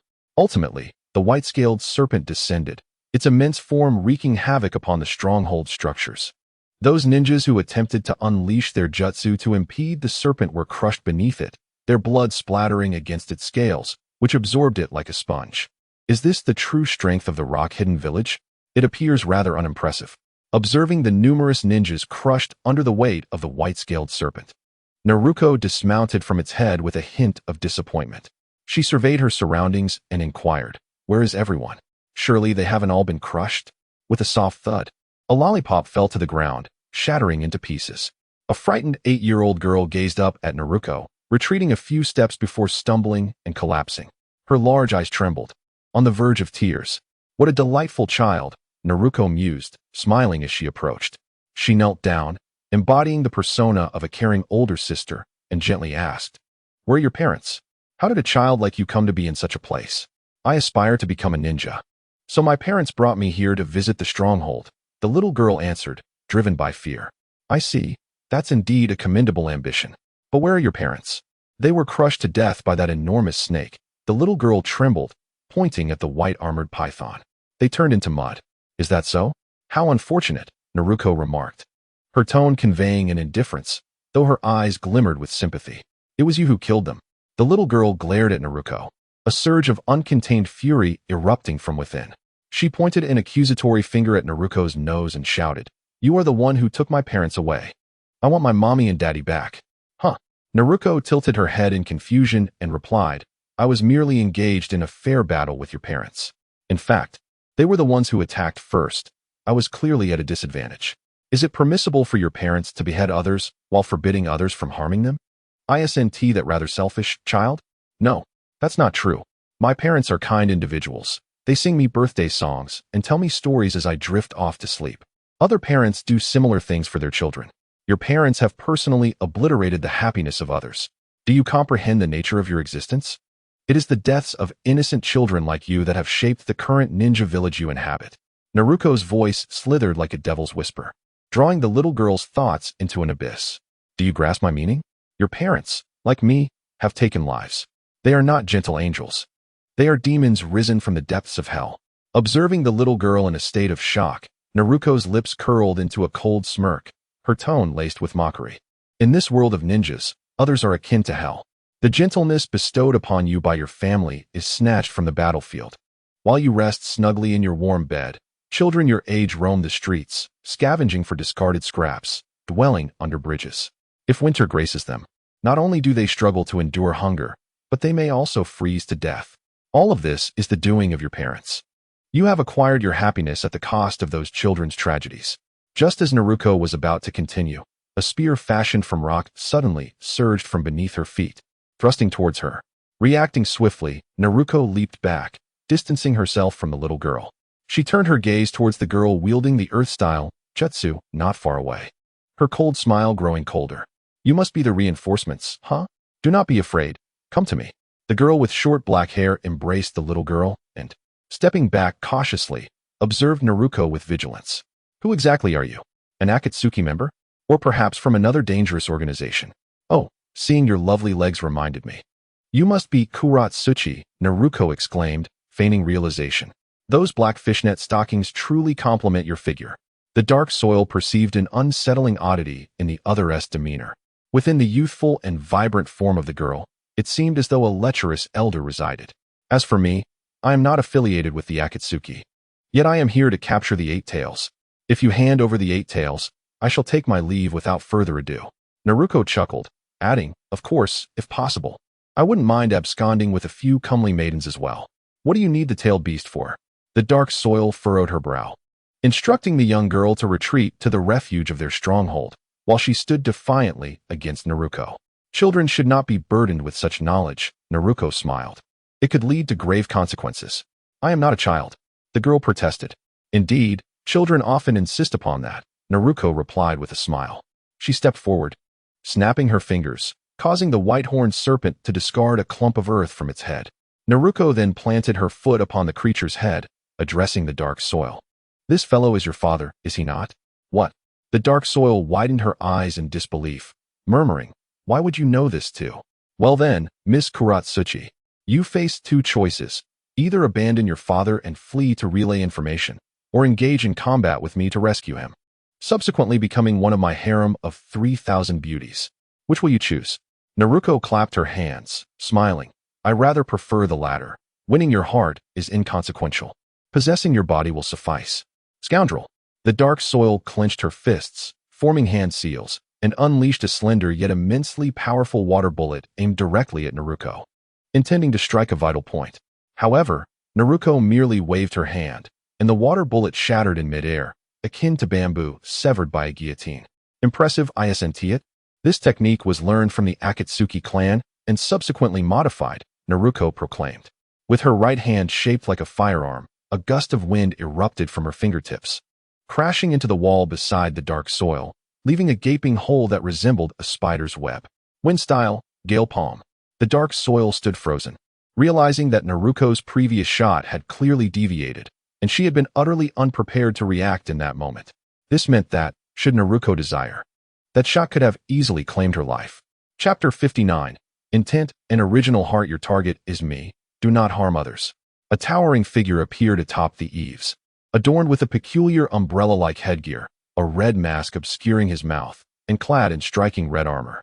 The armor was uniquely designed, with several thrusters on his back emitting odd, whirring sounds, and white steam billowing forth. The Jinchuri of the Eight Tails, Naruto exclaimed. Oh, I have suddenly changed my mind. I shall take you both down, one by one. A glimmer of murderous intent flashed in Naruto's eyes as she declared, let us make this swift. Do not underestimate me.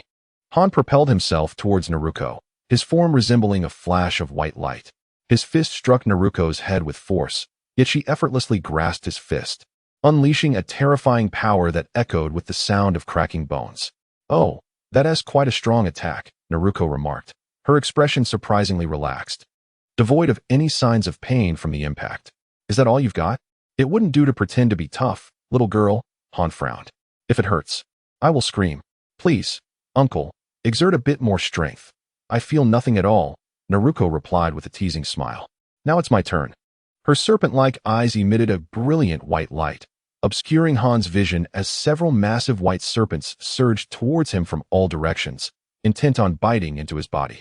With a low growl, Han unleashed a burst of steam, leaping into the air before stomping down forcefully, shattering the white serpents with the overwhelming power of steam. To his astonishment, the battlefield transformed.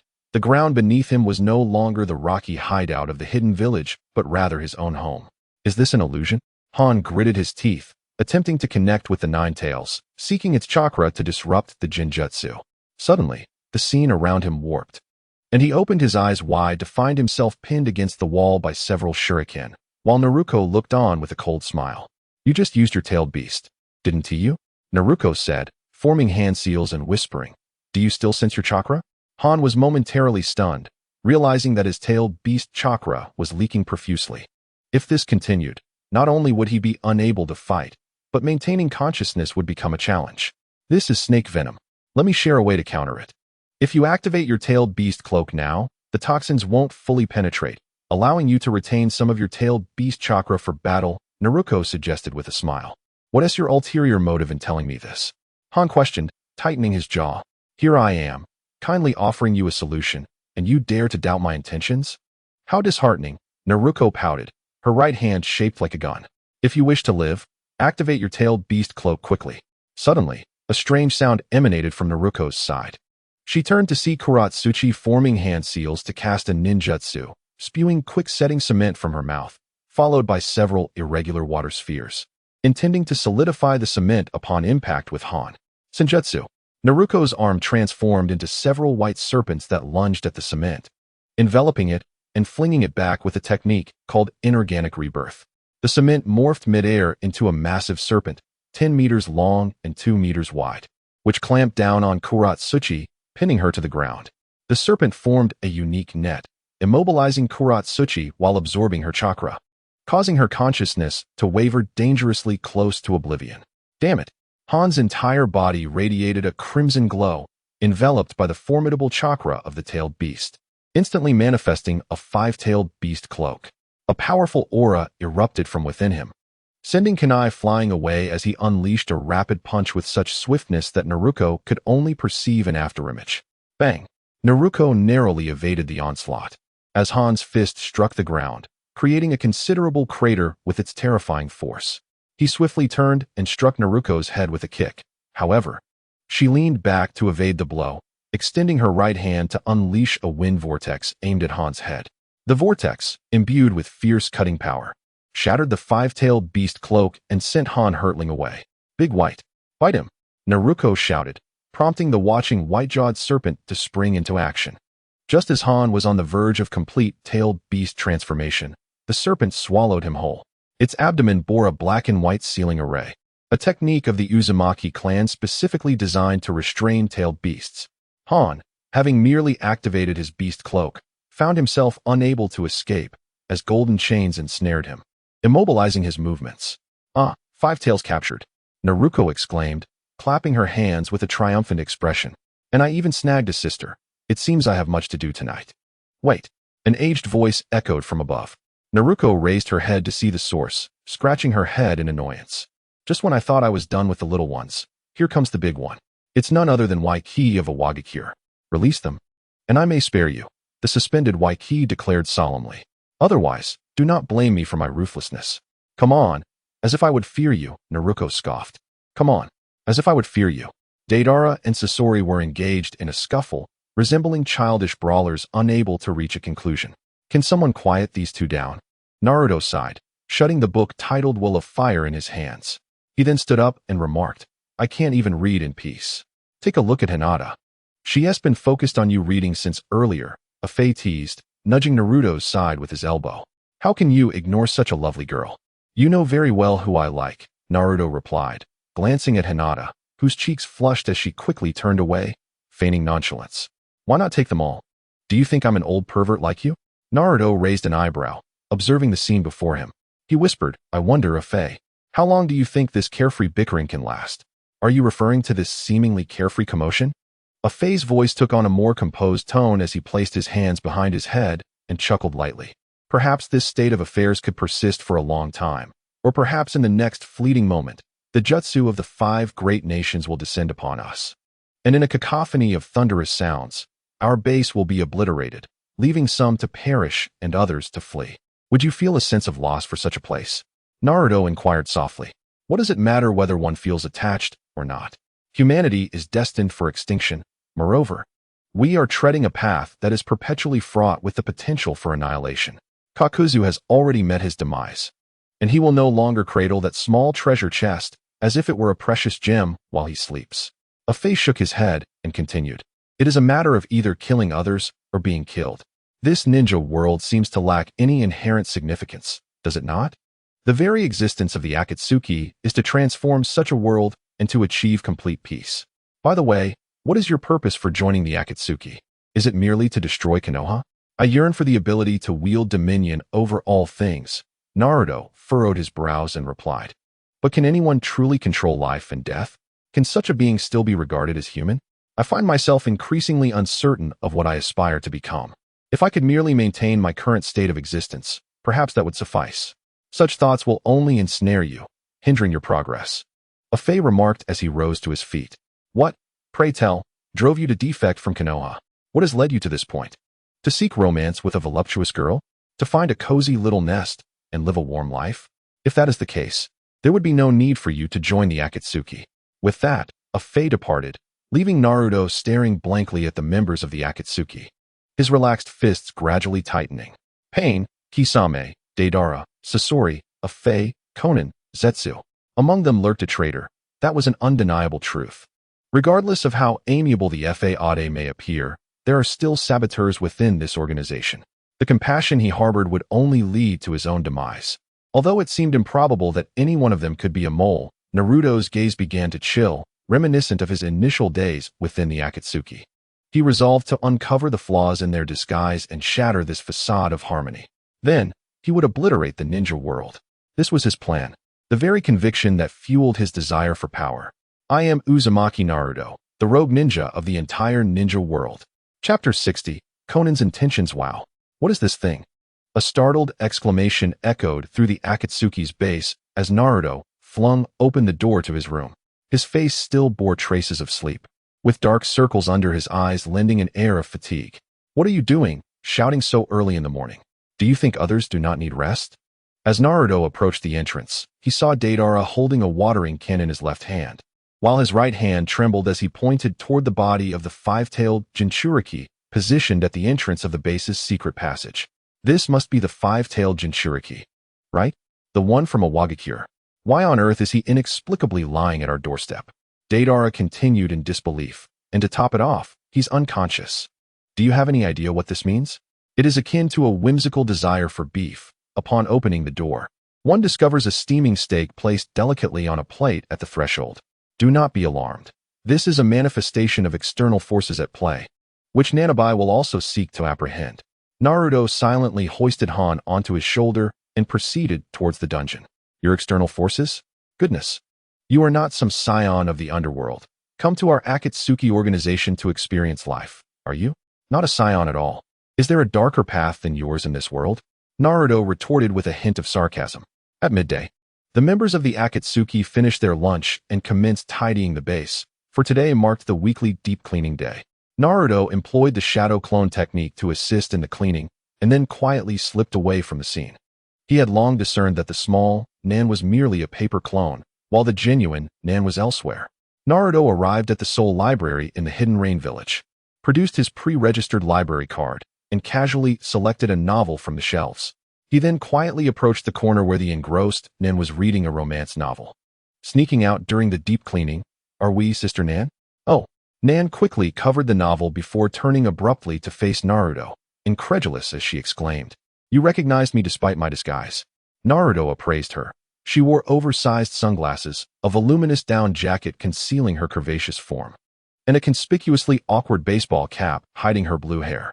Unlike her usual self, she donned an exceedingly unfashionable pair of long trousers, resembling a village girl unfamiliar with style. No matter how one looks at it, dressing like this to visit the library is inherently suspicious. Naruto raised an eyebrow. Then pondered for a moment. Realizing the validity of his statement, it was no wonder that passers-by had stared at her when she slipped out. She scratched her head in mild distress and asked, What is it that you seek from me? I wish to understand, Sister Nan. How do you perceive the Akatsuki? Naruto inquired softly. What does it signify to you? Merely a place to rest and accept missions, or does it hold a deeper significance? What troubles you? Answer me, Sister Nan. A smile graced Naruto's face, one that Nan had never witnessed before, a bittersweet expression tinged with helplessness. The Akatsuki allows me to comprehend my current purpose. Nan's gaze softened as she replied gently. This organization was initially established for survival. In that battle, I lost a friend. A pillar of emotional support, perhaps? Naruto responded softly, indicating that Sister Nan, too, was uncertain of her path, simply placing her trust in the Akatsuki, thus following its directives. If one were to phrase it thus, it would indeed make sense. Nan nodded in agreement. Then, Sister Nan, what are your thoughts of me? Am I a source of annoyance? Or do you find this arrangement somewhat agreeable? Naruto's tone suddenly shifted, and the conversation took a sharp turn, leaving Konan momentarily speechless, unable to comprehend his words. Wait, what does this guy mean? Is this a roundabout confession? Doesn't he realize that directly inquiring about a girl's opinion on him can be quite embarrassing? Nevertheless, what do I truly think of him? Konan's gaze met Naruto's for 2 fleeting seconds, and she felt her cheeks flush. Lowering her head, she attempted to regain her composure. fully aware that she needed to express her stance clearly, seizing this opportunity to sever ties with him completely. Otherwise, a plethora of troubles would undoubtedly arise in the future. Suddenly raising her head, she looked at Naruto again. He smiled and spoke, "Just share your true feelings. If you truly dislike me, I won't bother you any longer." Perhaps it was merely a misunderstanding. Anyone could feel this way. It wasn't necessarily about one specific person. Had it been Hinata accompanying him on missions instead of Konan, he might have found himself drawn to Hinata rather than Konan. Naruto pondered silently, a chill creeping into his gaze. If Sai were present, he would undoubtedly notice that Naruto's demeanor was increasingly reminiscent of his earlier days with the Akatsuki, the time when he had forsaken his emotions. Now seemed the right moment to cut all ties decisively. Konan suddenly grasped Ino's feelings, understanding why Ino had stormed into her room in anger. When such perplexing emotions arise within, and one lacks the courage to sever them, it becomes unbearably painful, almost as if one wishes to berate oneself. Love or hate? Two simple words spoken by everyone. Yet at this moment, Konan found herself unable to articulate them. Her response reduced to a mere 3 words. "I don't know." Her face flushed, teeth clenched, hands fidgeting nervously. Her voice trembled as if she might burst into tears. "I don't know. Even after living for so long, there are many things I remain uncertain about. I neither particularly like nor dislike you." This echoed Ino's earlier sentiments perfectly. "I understand now, Konan." Naruto replied with a light chuckle. He turned and walked toward the bookshelf, returning the book he had taken earlier. Glancing back at Konan, he added, "Let us allow everything to end here. Thank you for indulging me in my antics for so long." Konan remained silent, watching Naruto exit the library. A peculiar sensation welled up in her, and her nose tingled with emotion. She turned to the window where light rain fell, droplets sliding down the glass, reflecting her visage. Were those traces of rain or tears? Staring at her reflection, Konan's heart quivered. "Why do I feel regret?" She recalled the moment Naruto had abruptly broken the chocolate stick during their playful game, shyly turning away. "Yes, I have long since realized that he genuinely likes me." Clenching her fists, she quietly wept. In his room, Naruto was fiddling with the scroll of the Thunderlight sword when the Book of Dimensions beside him spoke up. "What troubles you? You don't seem to be in high spirits. How can you tell that I'm feeling down?" Naruto raised an eyebrow and glanced at it. "Aren't you supposed to be an all-knowing divine ninja tool? Don't you know what I just did?" "Even if I did know, I would still like to hear the feelings of the person involved. The first-person perspective is different from the third person." The voice of the Book of Dimensions sounded considerably younger than before, even adopting a playful tone. Such a mischievous delight. "Do the other divine artifacts share your traits?" "The other divine artifacts? You mean the banana fan and the amber purifying bottle?" "Huh. They are hardly worthy of being compared to me," the Book of Dimensions replied indignantly. "Then what exactly are you?" "The secrets of heaven cannot be revealed." "Then can you help me find the traitor?" "The traitor within the Akatsuki organization." Naruto tossed the scroll onto the table and flopped onto his bed, posing the question. "That's not possible. I've been given orders, and I cannot divulge anything about the future for this month," the Book of Dimensions denied. "My previous abilities are not what they used to be. I could once predict an entire day's events, even prepay chakra, foreseeing a year's future instantly." "Quite impressive, wouldn't you say? The fact that you've been given orders implies that someone used you before I unsealed you." Naruto paused, his brow furrowing in confusion. "That person even had the audacity to place a seal on you, forcing you to consume chakra fruits to break it. As if they feared I wouldn't be able to undo the seal. They even prepared the soul retrieval technique for me. Indeed, that person predicted the future for a full decade. Quite remarkable, wouldn't you agree?" The Book of Dimensions chuckled. "But don't think I'll reveal their identity. I am a completely neutral entity. No matter how this world transforms, it is of no concern to me. Completely detached from the world? So, the destruction of this realm would not affect you?" "Correct, it does not affect me." "Are you a deity?" "Too lofty of a title. I am slightly beneath a deity." The Book of Dimensions replied, its voice laced with intriguing hints. "Of course, only slightly." Naruto gazed at the Book of Dimensions, his brow furrowed.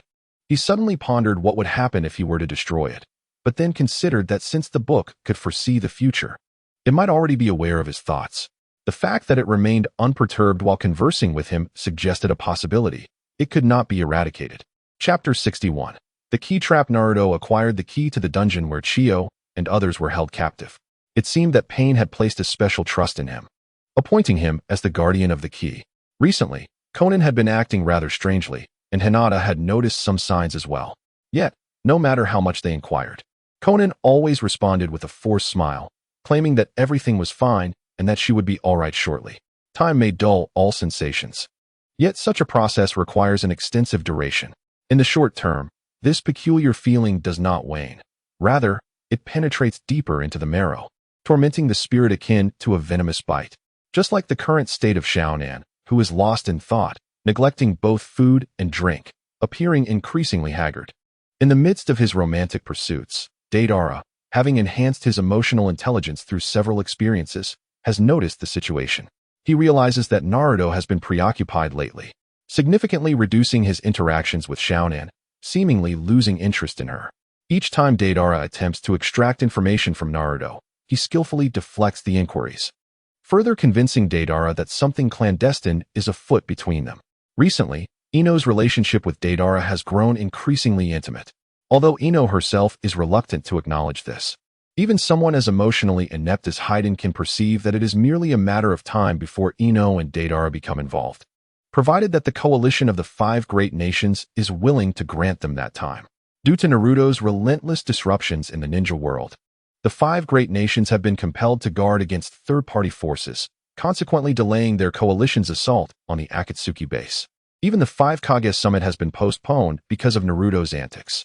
Curiously, the weakest among them, Tsunagakure, has evaded significant damage from Naruto, while all other outposts have faced varying degrees of loss due to his actions. Raikage even suffered the loss of 3 fingers, severely diminishing his combat capabilities. The only Jinchuriki of the 7 tails still outside, Shomei, is under the close protection of the 5 great nations. Even the notorious Naruto cannot currently act against him, relying instead on intelligence provided by Gaara's assistant, Temari, while waiting for an opportune moment to strike. The Akatsuki has its own infiltrators, just as the 5 great nations harbor Naruto's spies. In the stillness of night, Naruto's snores resonate through the room, perhaps due to exhaustion. He remains oblivious to the fact that a kunai is being thrust towards his neck. Meow? The summoned cat, named Yabai, leaps down from the wardrobe, landing squarely on Naruto's face, abruptly waking him. What the Yabai? Naruto exclaims, eyes widening in shock. Before he can voice his complaint, the kunai is mere centimeters from his throat, prompting him to swiftly evade, causing the weapon to embed itself into the bed frame. What is happening? Naruto lands on the floor, gazing at the assailant, a figure clad entirely in a black stealth suit, whose gender is indiscernible. Their head is obscured by a distinctive mask, rendering even his Byakugan ineffective in revealing the assailant's identity. It appears that this individual is well acquainted with Naruto, possibly even a member of the Akatsuki. The cloaked figure remains silent, abruptly shaking their sleeve, from which several shurikens crafted from white paper shoot forth, hurtling towards Naruto's head. Summoning Yabai back, Naruto swiftly moves to the right, evading several paper shurikens, before seizing the lightning blade scroll from the table. Paper shurikens? This individual is adept at the dance of the paper. As Naruto unfurled the scroll, he summoned 10 swords, gripping the Raijin Fong. With a powerful leap, he charged at the cloaked figure, unleashing a surge of lightning from the blade. Just as he swung to strike, the figure transformed into fragments of paper, allowing the sword to slice through the void. Conan! Naruto exclaimed, astonished not only by the identity of his opponent, but also by his instinctive lack of honorifics. The cloaked individual ignored him, dispersing into scattered papers that fluttered towards the door. Naruto dashed forward, nearly allowing the figure to escape, when several pure black sand spheres coalesced, forcefully pinning the paper fragments to the ground, rendering them immobile. Sasori! Naruto exclaimed with delight. I wondered why it was so noisy outside. I thought it was that troublemaker Deidara, but I never expected to encounter you. Sasori's hands were connected by chakra threads to the back of the 3rd Kazekage puppet. Let me unveil this individual's true identity, Naruto declared, stepping forward with apprehension as he reached towards the figure's mask. He felt a twinge of fear at the thought of Conan being behind the mask. If it were indeed her, why would she attack him? Was it for the key? Or because of his words in the library? No, that couldn't be right. It was unlikely she would perceive him as a burden to rid herself of. Resolutely, Naruto grasped the mask, but the moment his fingers made contact, the figure dissipated into a wisp of white smoke. I sensed no chakra here. He vanished into thin air, noted Sasori, momentarily taken aback, furrowing his brow. Who is he, Naruto? Until we unveil his mask, we cannot ascertain his identity. Naruto paused, whispering, at the very least. We can confirm that there is a traitor within our ranks, and that individual likely attacked me to obtain the key to the dungeon. Although he employed the dance of the Shikigami technique, he surely cannot be Konan. Why would a traitor use such a distinct personal style to confront an opponent? It is improbable. Thus, he must be attempting to frame Konan, shifting our suspicion onto her. As for the rationale behind targeting her, a cold smile crept across Naruto's lips as he spoke. Perhaps he believes my feelings for Konan could be exploited. That makes sense. Thus, we can eliminate Konan from our list of suspects, Sasori acknowledged. Continuing, the remaining candidates are our leader Pain, Haiden, Kakazu, Deidara, and yourself, Sasori. Naruto flashed a cryptic smile, replying, do you truly think the enemy would assist you in such a manner? He fled, did he not? Although you aided me midway, the outcome remained unchanged, which casts a shadow of suspicion upon you. Naruto softly remarked, to exonerate oneself through such means raises suspicions. By this reasoning, I could also cast doubt upon you as an undercover agent, couldn't I? Who's to say this isn't merely a ruse orchestrated by you to clear your own name? I have no need for such theatrics. Pain has bestowed upon me the keys to the dungeon. If I so wish, I could unlock the dungeon at any moment and liberate the Jinchuriki and Chio, thereby thwarting your plans entirely, unless, of course, someone was aware of the existence of an infiltrator prior to today's events. A cunning smirk curled upon Naruto's lips, and that person, who had foreknowledge of the infiltrator, would indeed be the undercover agent. Naturally, Naruto's premise excluded himself, as he had obtained the information about the infiltrator from Naruto. What do you intend to do next?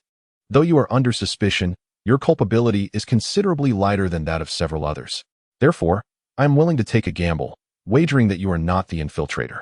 Naruto softly proposed, if you assist me in uncovering the infiltrator, you could prove your innocence. What do you say? That sounds agreeable, Scorpion replied after a moment of contemplation, nodding in agreement. Thus, Scorpion became Naruto's temporary ally, and they conspired throughout the night, ultimately devising a plan. Naruto crafted an elaborate trap, utilizing the keys as bait, identifying 3 suspects. Kisame, who was the only one present when Kakazu met his demise. All information came solely from his account. If he were indeed the infiltrator, it would not be beyond the realm of possibility for him to have intentionally delivered Kakazu to the allied forces, only to return and feign distress. Obito, whose identity remains shrouded in mystery. The primary suspicion surrounding him stems from his Kemui space, which could potentially store items. Should he have concealed Konan's paper shurikens and then utilized Kemui to launch them, he could easily masquerade as Konan during an assault. Furthermore, Naruto's attacks could be nullified, as Kemui could create the illusion of paper, effectively deceiving others into believing that the figure in black was Konan. Haiden, with his simplistic nature, is not the type to be cunning, yet his naivety renders him susceptible to becoming an unwitting infiltrator. The specifics of how he might disguise himself as Konan for an attack remain to be investigated. As for Pain, Deidara, and Konan, Pain, as the leader of the Akatsuki, is highly unlikely to be the infiltrator. Deidara's mindset resembles that of a child. Unlike Haiden, who might betray his comrades for a malevolent deity, Deidara values friendship greatly, making his betrayal improbable. As for Konan, the reasons for her exclusion have already been articulated. Naruto scrutinized the list before him, his brow slightly raised. Chapter 62. Surfacing Naruto stood in a shadowy corner, the patter of raindrops falling upon his Akatsuki cloak creating a rhythmic sound. He extended his right hand, and a white dove alighted upon it, a small wooden cylinder tethered to its leg. Naruto untied the cylinder and subsequently released the dove into the sky. The information should be akin to the previous transmission. I ought to remind her to capture the 7 tails soon. Naruto opened the cylindrical container, briefly scanning the contents of the note within, and murmured to himself. A figure materialized at the entrance of the alley, possessing a face reminiscent of a shark, his towering stature obscuring Naruto's view of the outside world. On his back, he bore a peculiar broadsword, bound with bandages and adorned with iron-gray barbs, emanating an ominous aura. What have you summoned me here for, Naruto? Kisame inquired as he approached Naruto. There is an infiltrator within the Akatsuki, Naruto replied, clenching the note in his palm. I was attacked yesterday. My assailant utilized Konan's jutsu against me. I suspect their objective is to seize the key to the dungeon. I am unaware of their subsequent plans for assault, but I have devised a strategy to draw them out. You seem to be divulging quite a bit. Allow me to pose a question first. Are you not afraid I might be the infiltrator? Kisame raised an eyebrow, revealing his characteristic grin. Surely, our bond is not deep enough for you to place such trust in me. Or perhaps you harbor doubts, leading you to inform others about the infiltrator, conspiring together to extract information from me. If you are not the infiltrator, you need not fear being ensnared in conversation, Naruto replied with a smile. I have indeed harbored suspicions regarding you, but the other suspects loom larger. Which individuals do you suspect? Scorpion, Naruto stated, extending a finger. His 100-puppet manipulation utilizes 4 scrolls, yet I have never witnessed him employ the 3rd scroll during our missions. I am unaware of the capabilities of the puppet contained within, but if it possesses the ability to replicate and store ninja techniques, then Conan's disguise could indeed be plausible. Why is it that Scorpion was the first to react? Why did the cloaked figure vanish in an instant? Rather than attributing it to Toby masquerading as Conan and subsequently using Kimui to escape, I am more inclined to believe that Scorpion summoned his puppet back the moment I unveiled my mask. Kisame pondered for a moment before speaking. Are you proposing that we join forces to uncover Scorpion's weaknesses? That is indeed the essence of my proposal. Should you consent, I shall elucidate my plan. If this collaboration can dispel any suspicion that I am the infiltrator, then I am amenable. Excellent, Naruto beamed. I have prepared 3 keys. One of them is genuine. I informed Toby that my key was beneath the table in the living room, and I told Hayden that I placed my key under basin number 3 in the 2nd floor shower. As for Scorpion, I told him the actual key was in the kitchen cupboard, while in truth, I have secured the genuine key in the cash register of the tool shop. If any keys disappear from these 3 locations, it will indicate that someone has taken action. Isn't that an overt trap? If a key goes missing from a specified location, it is evident that the individual informed of that location has pilfered it, Kisame remarked. Ordinary individuals would not dare to delve into such matters, would they? They would. As time is of the essence for the infiltrator, before the 8 tails is extracted, they must swiftly liberate the Jinchuriki. Naruto shook his head and spoke softly. I will guard the living room and use shadow clones to secure the bathroom. Please keep watch over the kitchen cabinet. If Scorpion enters, take immediate action. And what about the tool shop?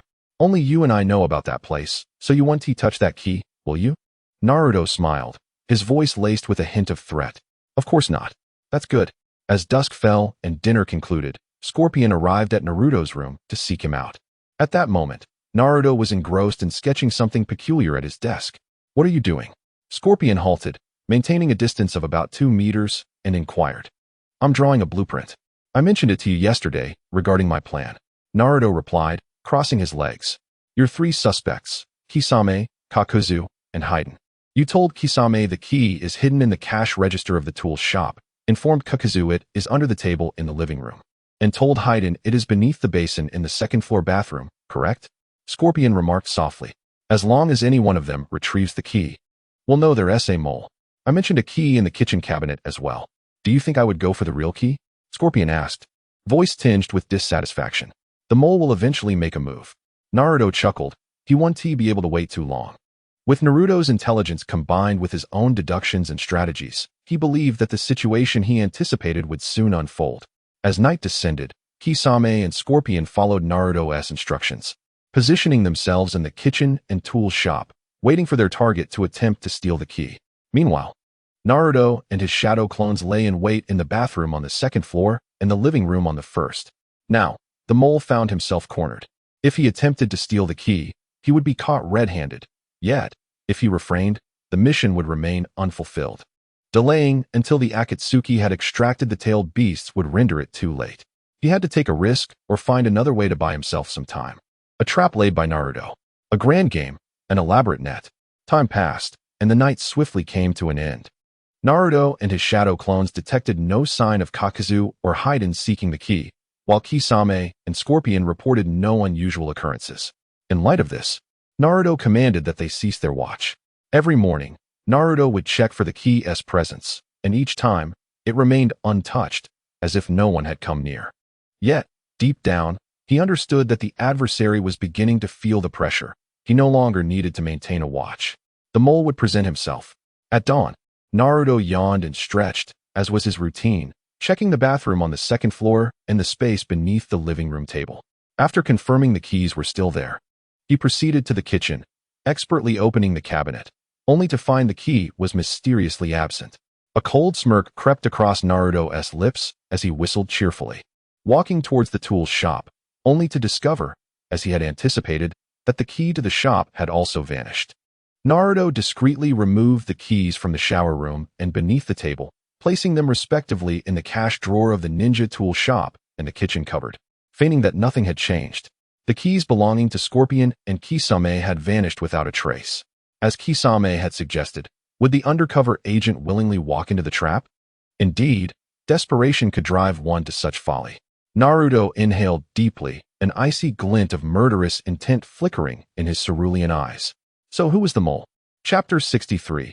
The trap. Naruto arrived at a quaint eatery in the Hidden Rain village, surveying the interior until he spotted Kisame, clad in the Akatsuki cloak. Seated at a table, he approached and took a seat across from him, casually ordering a few small dishes. The undercover agent had emerged. Leaning back, Naruto crossed his legs and spoke softly. It's Scorpion. The key I placed in the kitchen cupboard has gone missing. What are your next steps? Will you wait at the dungeon's entrance for him to free the Jinchuriki? No, my plans are already in motion. Meet me at the back mountain at 8 o'clock tonight. Upon entering, proceed straight ahead. After hearing 3 catcalls, turn back. Understand? Naruto whispered. Since he has taken the key, he may have installed listening devices within the Akatsuki, making discussions of plans within the base perilous. The back mountain of the Hidden Rain village? The coastal mountain, if I recall. Naruto raised an eyebrow, a faint smile gracing his lips. The seaside is your domain, after all. That mountain, I see. 8 o'clock it is. Do not be late, Naruto replied. The waitress set 2 plates of food before them, bowing slightly as she said, enjoy your meal. Naruto nodded, then retrieved a pair of chopsticks from a wooden container, splitting them apart. Meals must be savored bite by bite, just as one must play chess step by step. After dinner, Kisame assisted Konan in managing the shop. Seizing a moment of solitude, he quietly opened the drawer of the ninja tool shop. To his relief, the dungeon key lay undisturbed within. Forming a water clone to oversee the shop, he slipped away, making his way toward the back mountain. The back mountain was a considerable distance from the Akatsuki base. If he were to walk, Kisame calculated that he would arrive precisely at 8 o'clock. The sky darkened ominously, akin to ink spilling across the heavens, while the cold wind rustled his Akatsuki cloak. Upon reaching the entrance of the back mountain, he took a deep breath and strode forward. Konan, where has Scorpion gone? Deidara inquired, scanning the Akatsuki base with confusion. Scorpion was nowhere to be found. Even his room was empty. Logically, Scorpion should be in the living room, tinkering with his puppets, yet today was unusually quiet. I don't know, Konan replied, her demeanor increasingly frail. Dark circles under her eyes betrayed her exhaustion, and her once striking presence had diminished significantly. What happened between you and Naruto? No matter how I ask, he refuses to tell me, Deidara pressed. Deidara gazed at Konan's current state, deeply struck by the intensity of youthful emotions, marveling at the transformative power of feelings that could alter a person so profoundly. I have a question for you, little D, she began. Initially intending to dismiss it with a casual it's nothing, Konan found herself ensnared in uncertainty. Seizing the opportunity to inquire about someone, she thought it better to seek answers than to remain lost in her own confusion. Is there any basis for liking someone? Or perhaps any signs of it?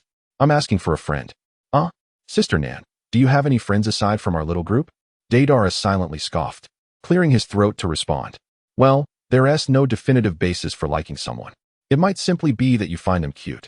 As for signs, I suppose being concerned about their actions and opinions of you would indicate some level of affection. But tell me, Sister Nan, do you wish to know if others like you, or if you like someone else? This is about my friend. Right now, just pretend you are that friend. Deidara adeptly redirected the conversation. It must be said that romance has a way of evolving one's intellect. Deidara's emotional intelligence had reached a level far beyond his previous self. Well, if, and I stress if, I were that friend, I would probably want to discern whether I liked the other person. Konan's cheeks flushed, and she shyly replied, It's definitely about that guy, Naruto. Deidara raised an eyebrow, quickly grasping the situation. He pondered how to subtly guide Konan to recognize her feelings for Naruto, while also creating an opportunity for them to reconcile. After all, if Konan continued in her current state, her health could be at risk. Speaking of which, isn't Sister Nan over 30? She is already considered a late-blooming single. Determining whether one likes another is rather straightforward. Deidara confidently stated, I have a method that can help you ascertain your feelings for Naruto. What method? Just follow my instructions, and you will find out. A playful smirk graced Deidara's lips. Meanwhile, in the back mountain, Kisame had been walking for nearly 5 minutes when he grew increasingly impatient. Suddenly, a cat's meow echoed, prompting him to halt. After a second meow sounded, followed by a third, Kisame turned to look behind him. And there stood Scorpion in his Akatsuki cloak. Staring in disbelief, they both exclaimed, What are you doing here? In front of Kisame stood Scorpion, who, astonished, pointed at him. They fell into a brief silence before quickly regaining their composure.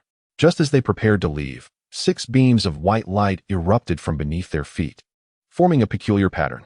A purplish-red barrier materialized, binding their feet with crystalline restraints. The crystalline substance began to spread from their heels, seemingly devoid of any intention to allow them a moment to utilize their ninjutsu. In a swift motion, it enveloped their bodies, leaving only their heads exposed, while the crystals eroded their chakra, causing their spirits to waver. What a spectacular identification, indeed, Naruto remarked as he emerged from behind a tree, clapping his hands.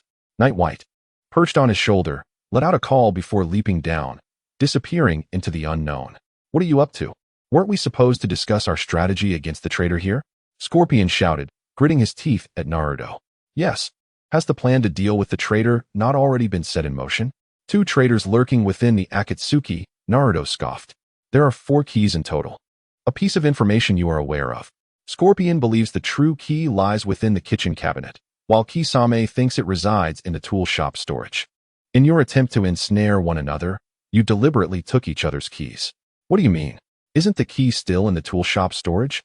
Kisame asked, momentarily taken aback. That is the key numbered 3. There are a total of 4 false keys. The kitchen holds key number 1. The tool shop has number 2. The shower room contains number 3, and the living room has number 4. Naruto extended 4 fingers, speaking softly.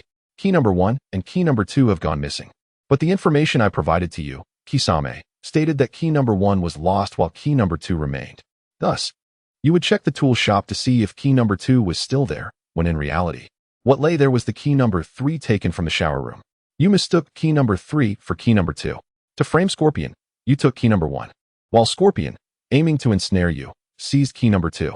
To create the illusion that the keys still existed, I placed keys 3 and 4 in the cabinet and the tool shop storage. Therefore, Kisame, the information you received suggested that the true key was still present. And you took Scorpion's key, implicating him as the insider, leading me to believe in your deceitful actions.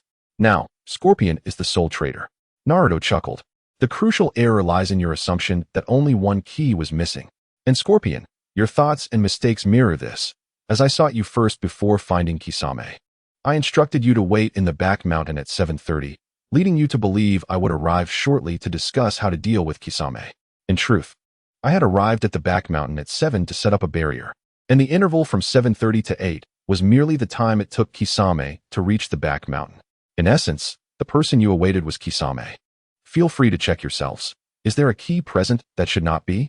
With a snap of his fingers, Naruto shattered the crystalline bonds enveloping them. Kisame and Scorpion hurriedly felt their bodies, and indeed, a false key had mysteriously found its way onto them. The sand-hidden betrayer is an undercover agent, and among the undercover agents, there lies enmity. This revelation comes from external forces. Based on the second piece of information, I orchestrated this trap, granting you the opportunity to ensnare one another. In your quest to make the other the sole undercover agent, you placed the keys you had taken on one another, concealing the intelligence you had acquired from each other, ultimately leading to this predicament. Naruto scoffed, remarking, the key on Kisame should be the second key, while the one on Sasori is the first key. After all the twists and turns, these 2 keys have returned to you, until the truth is unveiled. You believe the other held the key you had placed, while you thought you possessed none, did you not? You sought to turn this key into evidence to entrap the other in an inextricable dilemma, unaware that these keys were, in fact, the very traps I had set for you. Naruto spread his hands, the icy glint in his azure eyes betraying his intent, and continued, Kisame, you must have left a water clone at the ninja tool shop, right? Sasori, you too must have positioned a puppet in the kitchen, for to you, the true key lies there. You intended for the clone or puppet to retrieve the real key and unlock the dungeon to liberate the Jinchuriki while I presented the plan. However, I had already dispatched dozens of shadow clones to guard that location. Your clones and puppets should now be captured. This means I can readily use them as evidence to expose both of you. Chapter 64. Hidden Agendas. Kisame swiftly formed hand seals, attempting to use ninjutsu to break through the crystal release barrier and escape. Yet, Naruto was clearly unwilling to allow him that success. With a snap of his fingers, Kisame found himself immobilized, sensing crystalline shards forming within his body. Should he continue with the hand seals, he risked the shards piercing through, resulting in his immediate demise. I suggest you refrain from acting rashly, Naruto advised. The efficacy of crystal release techniques is swift. It could easily shatter you into pieces in an instant. Naruto chuckled. However, you are not one to be easily intimidated by death. Of that I am well aware. My goal in apprehending the undercover agents is not merely to eliminate threats to the Akatsuki. To be frank, I hold no strong allegiance to the organization.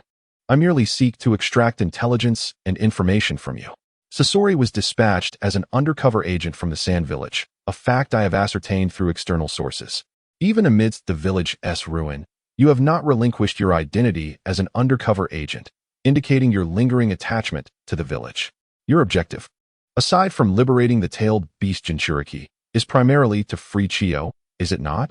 Naruto gazed at Sasori, a soft laugh escaping him. That day, when pain took you to the dungeon, you conveyed some vital information to Chiyo. Otherwise, given Chiyo's capabilities, I believe she would have found a way to end her own life. You may be surprised that I possess this knowledge, but in truth, there is nothing astonishing about it. In a certain sense, I now wield authority over the Sand Village. Have you meticulously discerned my background from the outset? Sasori let out a self-deprecating laugh, saying, You are aware of my identity, yet you remain oblivious to the identity of the other undercover agent, which is why you are utilizing me to uncover Kisame. Indeed, although both Kisame and I are infiltrators, we hail from different ninja villages, and the strained relations between these villages have fostered a sense of animosity between us. The village that tasked you with your undercover mission must be Konoha, given the tense relations with the Sand Shinobi. Naruto pondered deeply, then approached Kisame, smiling as he spoke. Since Gaara's rampage in Konoha, the relationship between the Sand and Konoha has been severely strained. Even when the new Kazekage oppressed the Sand Village, Konoha provided support from behind the scenes, expressing a willingness to ally with the new Sand Village. You seem to possess quite a wealth of knowledge. Kisame's lips curled into a bitter smile as he replied, I have the right to remain silent, do I not? Of course you do. Naruto flashed a peculiar smile and continued. After the Mist Captain, Suigetsu, defected to Konoha, the Umbu ninja known as Kisame killed his teammates who might divulge information, then leaped off a cliff to escape, ultimately slaying Suigetsu. He was subsequently captured by the Fourth Hokage. Following that battle, the Fourth Hokage vanished, and many speculate he met his end at the hands of Kisame, leading to Kisame being wanted as a rogue ninja. What intrigues me is that you had not fully mastered the abilities of the Samahata at that time. How did you manage to defeat the Fourth Hokage, who could perfectly control tailed beasts? Naruto inquired softly. Who aided you? Konoha? If memory serves, the one leading the operation was Marino Ibiki, given his strength. Even with his assistance, it seems insufficient to contend with the Fourth Hokage. Someone exceptionally powerful must have aided you. Yet I find it hard to believe that a mere passerby, a righteous ally, would lend you a hand. What sort of bargain did you strike with this individual? You agreed to their perspective, becoming their infiltrator to fulfill their desires. As I interpret it, this desire likely pertains to. Naruto chuckled, creating a world devoid of falsehoods. You have grown weary of the deceptions and facades within the ninja realm, yet ultimately, you became an infiltrator, employing disguise to deceive others. How ironic. Moreover, the individuals you deceived include not only the Akatsuki, but also the true puppet master behind the organization. You are, in essence, still aligned with Konoha, are you not? Kisame fixed his gaze upon Naruto, unable to fathom how much information the latter had deduced. Just how formidable is this external force? Who sent you as an infiltrator? For now, I shall refrain from asking, as you would not divulge the answer. I merely wish to know, who is the puppet master behind the Akatsuki? To you, this puppet master is likely someone you have deceived as well, correct? If you reveal this individual's identity, I might just let you go. Naruto raised an eyebrow. You surely do not wish to meet your demise just yet, do you? At the very least, you should wish to live long enough to witness the construction of such a world. Kisame remained silent for a moment, inhaling deeply before looking up at Naruto and speaking each word with precision. Akatsuki's true identity is Uchiha Madara. Since the undercover incident, the other members of the Akatsuki may not have felt the change, but for Kisame and Sasori, it was a dramatic upheaval. Naruto did not expose them. Instead, he continued to play along. For Naruto, the transformation of the Akatsuki was of no consequence. His sole purpose was to annihilate the ninja world. He intended to have Sasori and Kisame release the Jinchuriki from the prison, after which the allied shinobi forces could do as they pleased with the Akatsuki. This was of no concern to him. Of course, if the allied forces foolishly chose to attack him, Naruto would not hesitate to join forces with the Akatsuki to eliminate a few shadow-level figures. Sasori was at a loss regarding Naruto's intentions. Logically, Naruto belonged to the Akatsuki and should be considered an enemy. Yet, in reality, his influence had infiltrated the allied forces, positioning him in direct opposition to them, akin to a third-party force intervening in the battlefield and, in a sense, acting as an undercover agent. Meanwhile, Sasori, as an undercover agent for the Sand Shinobi, was essentially a subordinate to Naruto, complicating his perception of the situation. Sasori was bewildered by the oddity of the circumstances, but continued socializing with others as usual. He planned to reveal his undercover identity on the day of extracting the Eight Tails, freeing the Jinchuriki and his grandmother. Fortunately, Naruto was aligned with him. Given his prowess and intellect, having him as an enemy would have been quite problematic. Currently, Naruto often secluded himself in his room, engrossed in some research. His view of Sasori mirrored Sasori's view of him, tentatively considering him an ally, at least for now, as their enemies were the same, the Akatsuki and the coalition of other nations. It was evident that once the Akatsuki, a common enemy of the five Kages, was eliminated, the five great nations would undoubtedly succumb to their own restlessness and reignite war. Moreover, the campaign against the Akatsuki would serve as a significant indicator of their future power dynamics. Most of the tailed beasts were contained within the Akatsuki, and should one nation acquire a majority through this conflict, it would pose a catastrophic threat to the others. The five great nations were not a monolith. Naruto recognized this reality and intended to exploit it. With emotions set aside, he could only resort to coldness and cruelty. But could he truly forsake those emotions? Hinata, on this day, was particularly lovely. Shyly, she approached Naruto, who was helping in the kitchen, and softly asked, are you free tomorrow? Naruto paused, initially inclined to respond with a negative. However, upon reflection, he realized how much she had silently done for him. The Akatsuki cloak he wore was sewn by her. Though he felt these gestures were unnecessary, he decided to reciprocate in some way. Yes, I have some free time in the afternoon. Great. Then let's go out together tomorrow afternoon. I have 2 tickets to the amusement park in the hidden village of 100 Eyes. Hinata exclaimed with joy. Naruto, you're the best. She beamed. The sound of shattering plates echoed through the air, momentarily startling Naruto, who turned to glance at Pain beside him. The latter's expression was dark, an invisible pressure emanating from him once more. How could I endure this? They have invaded my kitchen and are flaunting their affection right in front of me. Just as Pain contemplated using this childish notion to assert his dominance, Hinata suddenly smiled and spoke up. By the way, Naruto and I might be dining out tonight. So I'll leave tomorrow's dinner in your capable hands, boss. What? A whole meal to command the kitchen at my disposal? Pain was taken aback, then emotionally responded, great. You two can enjoy your time at the amusement park without worry. Even if you don't return tonight and stay at a hotel, I'll manage breakfast for the organization. Why does this feel like a superior giving orders to a subordinate, with the latter moved to tears? Naruto silently scoffed. Chapter 65. Love is war. Is this the method you proposed? Konan observed Hinata, who was so elated she could barely contain her excitement. How do you feel, Sister Nan? Deidara nodded, confidently responding, looking at Hinata and Naruto's relationship. Do you feel anything peculiar within? A little, but that doesn't signify much, does it? Konan frowned, stubbornly retorting. Then let us wait for tomorrow. When we go to the amusement park, you should quietly follow them and observe how Naruto and Hinata spend the entire afternoon together. If your heart stirs not a single ripple, it means you truly have no interest in Naruto. Deidara raised an eyebrow, adding, however, if you experience any special emotions due to their interactions, Sister Nan, you must acknowledge your feelings for Naruto. Konan clenched her fists, nodding in agreement. Upon returning to his room, Naruto flopped onto his bed. The dimensional book, which consumed chakra fruits, suddenly spoke up. Why the long face? Haven't you already identified the spy? What else troubles you? Tell me, you know everything, right? Naruto lifted his head to address the book. Of course, I am the omniscient entity. Then let me ask you. If a boy is resolutely determined to sever ties with a girl, yet every time the subject of romantic relationships arises, he finds himself reminiscing about her, how would you encapsulate this situation in a single word? Masochism. Naruto clenched his fists, then relaxed them, self-deprecatingly murmuring, yes, it truly is masochism. There is a method to determine whether you still harbor feelings for that girl. The dimensional book grinned mischievously. Aren't you supposed to go on a date with Hinata tomorrow? If she makes your heart flutter, it signifies you are indeed just being masochistic. If she fails to stir any emotions, either she is not your type, or what?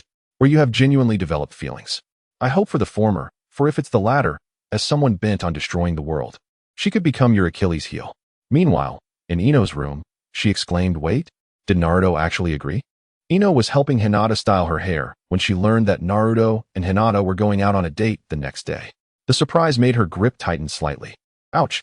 Naruto agreed to go to the amusement park with me, Hinata remarked. By the way, why did Deidara give me these 2 tickets to the amusement park?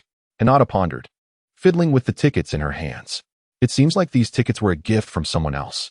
I remember a girl with blonde hair, resembling Naruto, specifically telling Deidara to give them to you, Ino recalled. Is she a relative of Naruto? Hinata softly mused. A girl who looks a bit like Naruto. Could it be Naruto? Why would she give me tickets to the amusement park? Is it that girl Hanabi? What's wrong? Ino asked, noticing Hinata's peculiar expression. Nothing really. Could you help me pick an outfit suitable for the date? I'm unsure of what Naruto likes, Hinata replied, shaking her head and revealing a smile once more. If I had to guess, I would say perhaps Conan's style. Naruto has always shown interest in her, but lately, their relationship seems to have grown distant. This could be my chance, Hinata affirmed, her gaze resolute. I initially thought it would suffice just to watch Naruto from the sidelines.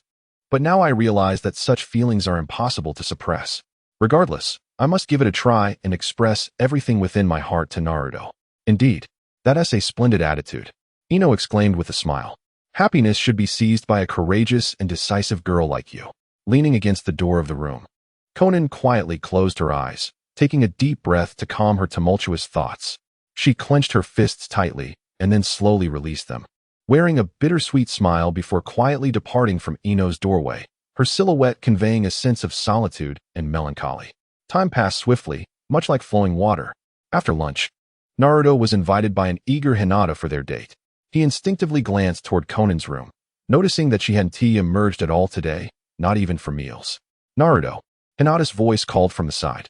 He turned to see her, now dressed for the occasion, momentarily taken aback by an unexpected affection. Hinata donned an elegant pale dress, complemented by platinum high heels that, paired with her bare feet, created a vision of purity and grace. Her delicate white hands were adorned with translucent gloves embellished with golden paper, while a paper flower decorated her long, deep blue hair. The white flower made Naruto realize the significance of Hinata's attire. It was tantamount to declaring war on Konan. Do I look good? Hinata shyly twirled a strand of her hair, her voice light and airy. Her figure undoubtedly lends itself beautifully to dresses. The bud, usually confined by martial arts attire, is now free to bloom. Those captivating thighs wisely forego any stockings as embellishment. To truly highlight Hinata's allure, excessive adornment must be avoided. In terms of sensuality, Hinata cannot rival Konan. Thus, Ino's design for this outfit aims to fully express Hinata's innocent charm, reminiscent of a first love. Ino possesses a keen sense of style. Naruto, uncertain of the emotions stirring within him, perhaps infatuation or merely an instinctive pursuit of beauty, took a deep breath and extended his hand, exclaiming, "You look stunning. This dress is perfect for you, Hinata." Hinata beamed a sweet smile that could captivate any man, then grasped Naruto's hand, her voice laced with youthful earnestness and playful mischief. "Promise me one thing, will you? Just for today, only look at me." All right. Naruto had to concede. He truly felt Hinata's charm. When she gazed at him with her doe-like eyes and pleaded with a hint of endearment, he found it impossible to refuse. "Oh no, this is not good. Deidara." Having just picked up a dumpling, sensed a crisis for Konan as he observed Naruto and Hinata's interaction. He was certain no man could resist Hinata's bold invitation and sweet words, especially that phrase. Today, only look at me. Who could possibly deny such a girl? Are you siding with Konan? Ino asked, chewing on her dumpling as she looked at Deidara. Can one really take sides in matters of the heart? Deidara propped his head on his hand. Naruto is my brother. We've faced missions together, fought side by side. I wouldn't want him to miss out on someone he truly loves due to a momentary lapse. Can something that can be missed truly be called true love? Does true love even exist? Deidara sighed. As long as one possesses eyes, a nose, and ears, their judgment can be swayed by numerous factors. If there truly exists a love that endures through such distractions, can that even be termed true love? That would be a chosen one, wouldn't it? And how do you perceive your feelings for me? Chosen one or true love? Ino's voice was barely above a whisper, as faint as a mosquito's buzz. Her cheeks flushed, and she bit down on her chopsticks, as if uttering those words required most of her courage. Huh? What did you say? Speak louder. Deidara, sensing the gravity of her words from her expression, pressed for clarification. I'm full. Ino abruptly set her chopsticks down on the table and turned away, heading back to her room. What have I done to upset her? Deidara pondered, feeling somewhat dejected. Shouldn't we wake Konan? Even someone like me would starve if I didn't eat. She can't possibly be in a good mood on an empty stomach. Fadewan gnawed on a meatball and leaned closer to Deidara. She is eating due to her foul mood. If she refuses to emerge for dinner again, I shall blast the door open, Deidara remarked, raising an eyebrow. Isn't that a bit of an overreach into someone else's private life? Akatsuki tilted his head in inquiry. You don't understand. Naruto and Nan's sister are undoubtedly mutually fond of each other. One has confessed while the other hesitates. And the one who confessed is now wavering due to the other's uncertainty, Deidara articulated sagely. In such instances, a passionate third party is required to help them realize their true feelings. If Nan's sister continues to hide away, her heart will remain forever in a fog. Even if she bears a grudge against me for life, I will bring her out. Wow, I didn't know you understood so much. Akatsuki clapped his hands, exclaiming. Indeed, spending time with Ino has softened your thinking to that of a girl. Goodness, will you be nagging like an old woman on our missions from now on? Fadewan gasped in shock. Fear not.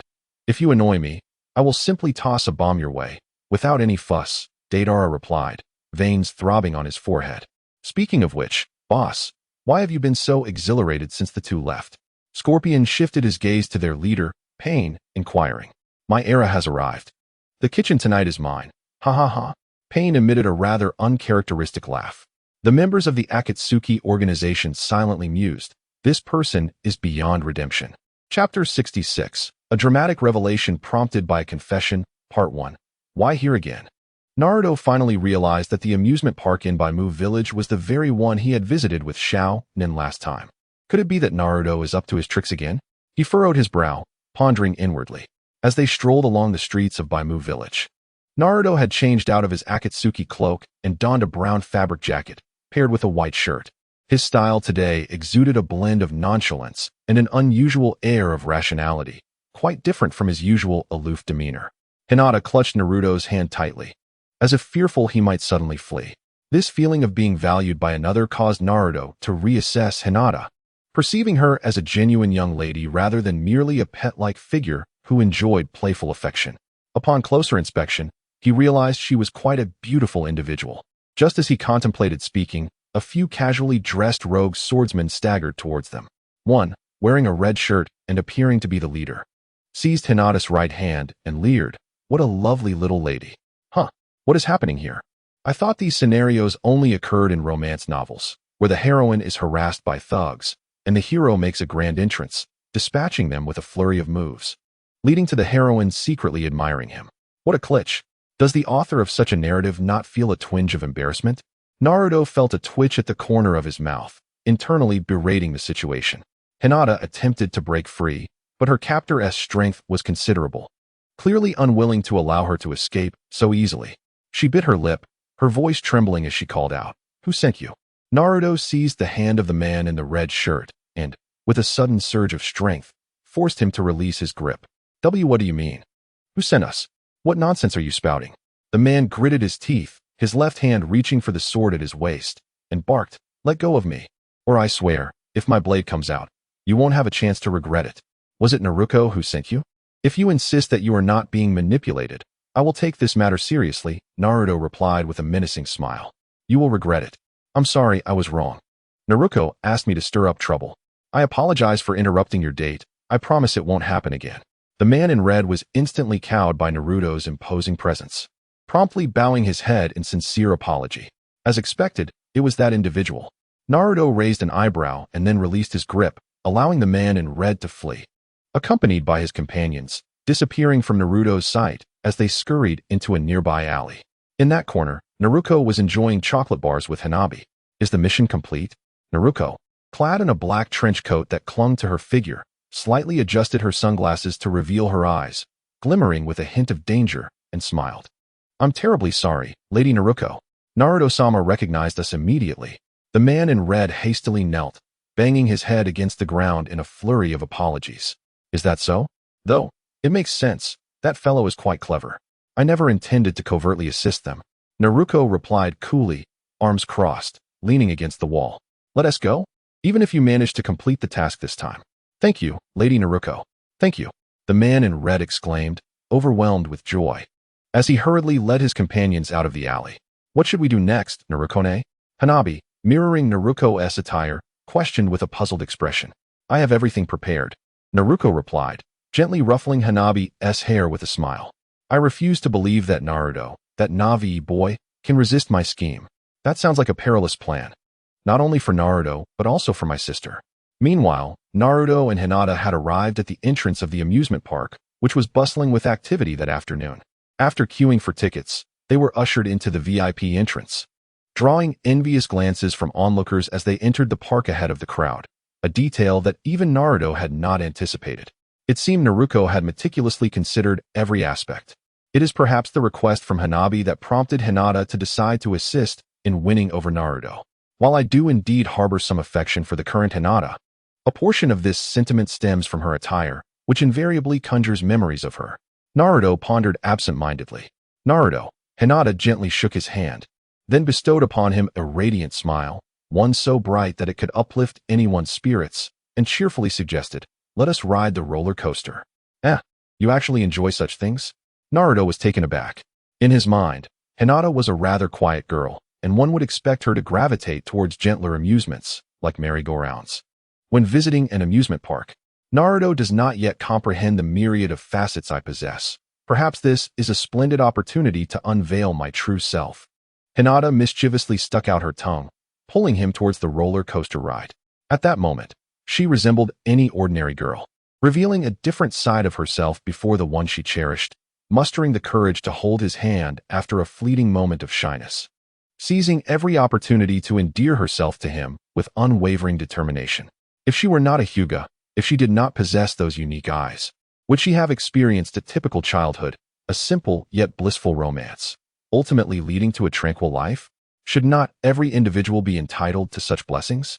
As Naruto gazed at Hinata's fluttering hair and her somewhat naive smile, a realization dawned upon him.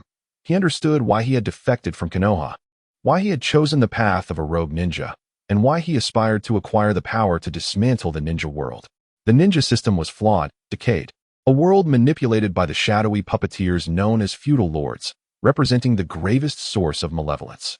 This maleficence seeped beneath the roots of beauty, giving rise to a village like Konoha, rendering the 5 hidden villages incapable of eradicating true evil, as their foundations had long since rotted. Only those steeped in wickedness could bring an end to the era of ninjas and reshape this world. In such a future, girls like Hinata would be able to smile joyously in the sunlight, free from the threat of others brazenly seizing their organs under the guise of familial duty, proclaiming that all of their actions were for the sake of their clan. Change demands sacrifice, yet whether it be the Hokage or the 5 Kage, those lords of the land merely exploit the populace as a facade to insincerely usurp the rights and lives that should not be taken from humble families. A mocking laughter echoed from Naruto's room, as the Book of Dimensions murmured, at last, we can commence the observation of this world. Naruto, have you fastened your seatbelt? Hinata's excited voice broke through his reverie. Naruto, initially startled, then realized he had already boarded the roller coaster. Taking a deep breath, he silently secured his seatbelt. Just as the ride emitted a sound, and began its descent. I must ask, Hinata, are you truly not afraid at all? Naruto found himself inexplicably anxious. Even when infiltrating the Cloud Village, he had never felt this way. His lips twitched as he inquired, "With you by my side, I fear nothing at all." Hinata smiled and said, "Naruto will protect me, yes. I am the one who should be worried. So, I will protect Naruto." She softly continued, "It was Naruto who rescued me from that place. I will dedicate my life to safeguarding him." However, before Hinata could finish her sentence, the roller coaster suddenly roared to life, drowning her words in the shrieks of the guests. A warm smile graced her face as she gently closed her eyes. Although the noise around her was deafening, Naruto distinctly heard the pounding of his own heart. Was it the thrill of the roller coaster that quickened his pulse? Or was it Hinata's earlier demeanor that stirred such intensity within him? Chapter 67, A Dramatic Revelation, Part 2. With a thud, Naruto stepped off the roller coaster, only to nearly stumble to the ground. Hinata quickly caught him, softly asking, "Naruto, are you all right?" "I'm fine, just experiencing a bit of aftershock," Naruto replied, his expression quite peculiar. He had never anticipated that he would find himself in such a disarray due to an amusement ride. "My apologies. Let me take you to that bench over there for a moment," Hinata said as she guided Naruto to a bench opposite the ride. Taking a deep breath, he tried to calm his earlier emotions, and his complexion gradually improved.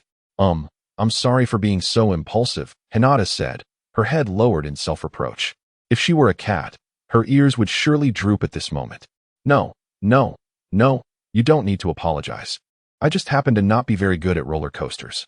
If you're looking for something more thrilling, let us head to the haunted house next," Naruto replied, shaking his head. "All right, I've never been to a haunted house. It sounds really interesting." Hinata clapped her hands, laughing joyfully. "Indeed, being with Naruto makes everything enjoyable. You are constantly teasing me with your words," Naruto thought as he felt his heart racing once more. He swallowed hard and turned to Hinata, who was looking at him with eyes full of joy and a gentle smile that never wavered. Could anyone truly resist the gaze of a girl whose eyes were solely focused on them? In the dimly lit room, eerie footsteps echoed, and the flickering light from the unstable bulb barely illuminated the surroundings. A flashlight beam danced upon the wall, revealing streaks of deep crimson on the decaying surface and peculiar heads dangling from the ceiling. Hinata clutched Naruto's arm tightly, her delicate form trembling slightly, genuinely frightened by the atmosphere of the haunted house. The relentless ticking of a clock resonated from an unknown source, instilling a sense of urgency. She swallowed nervously and whispered, "Naruto, are you not scared?" "Huh, it's not too bad," Naruto said, glancing at the heads on the ceiling with an impassive expression. "After all, we have a fellow in our organization who is always hanging around with his head on display, right?" As they walked down the corridor, Naruto felt the softness of Hinata's arm and the fragrance of her hair, causing his thoughts to wander momentarily. Fortunately, they were in a haunted house. Had they been in a room, he might have found it difficult to restrain himself. At the end of the corridor, Naruto and Hanabi were donning their frightening costumes, with Hanabi portraying the infamous figure from urban legend, the slit-mouthed woman. According to the tale, if one encountered a strange woman on the street who asked, "Am I beautiful?" it was best to refrain from answering and to leave swiftly. Should one respond negatively, the slit-mouthed woman would wield her scissors to commit murder. If one answered positively, she would unveil her bandaged face, revealing her mouth before taking their life. "Doesn't it seem that Big Brother Naruto isn't afraid of ghosts?" Hanabi inquired with concern. "Will he truly be frightened?" "Have no fear. I know him well. I am acutely aware of what terrifies him," Naruto replied with a confident smirk, having donned her custom-made outfit designed to frighten Naruto. "Prepare yourself." At that moment, Naruto and Hinata reached the end of the corridor. As they turned the corner, a massive black spider descended from the ceiling, its numerous eyes glimmering with an eerie green light. Its 8 limbs, adorned with barbed hooks, moved swiftly as it lifted its head and brandished its limbs toward Naruto. Typically composed, Naruto froze for a moment before letting out a startled scream, instinctively clutching Hinata, his complexion paling. Hinata, momentarily taken aback, felt her cheeks flush crimson. This was the first time Naruto had embraced her. Prior to this, they had merely held hands. The sudden physical contact sent her heart racing, leaving her momentarily at a loss for words as her lips trembled. "Shall we run?" Naruto exclaimed, quickly regaining his composure. He released Hinata and grasped her hand, hastily retreating from the haunted house, retracing their steps. Indeed, Naruto harbored a deep-seated fear of spiders. Following the Chunin exams, he was the only one to survive among the Sound Four, as he had been too terrified to consume the chakra fruit transformed by the creature, allowing it to escape. Finally, Naruto and Hinata emerged from the haunted house, breathless.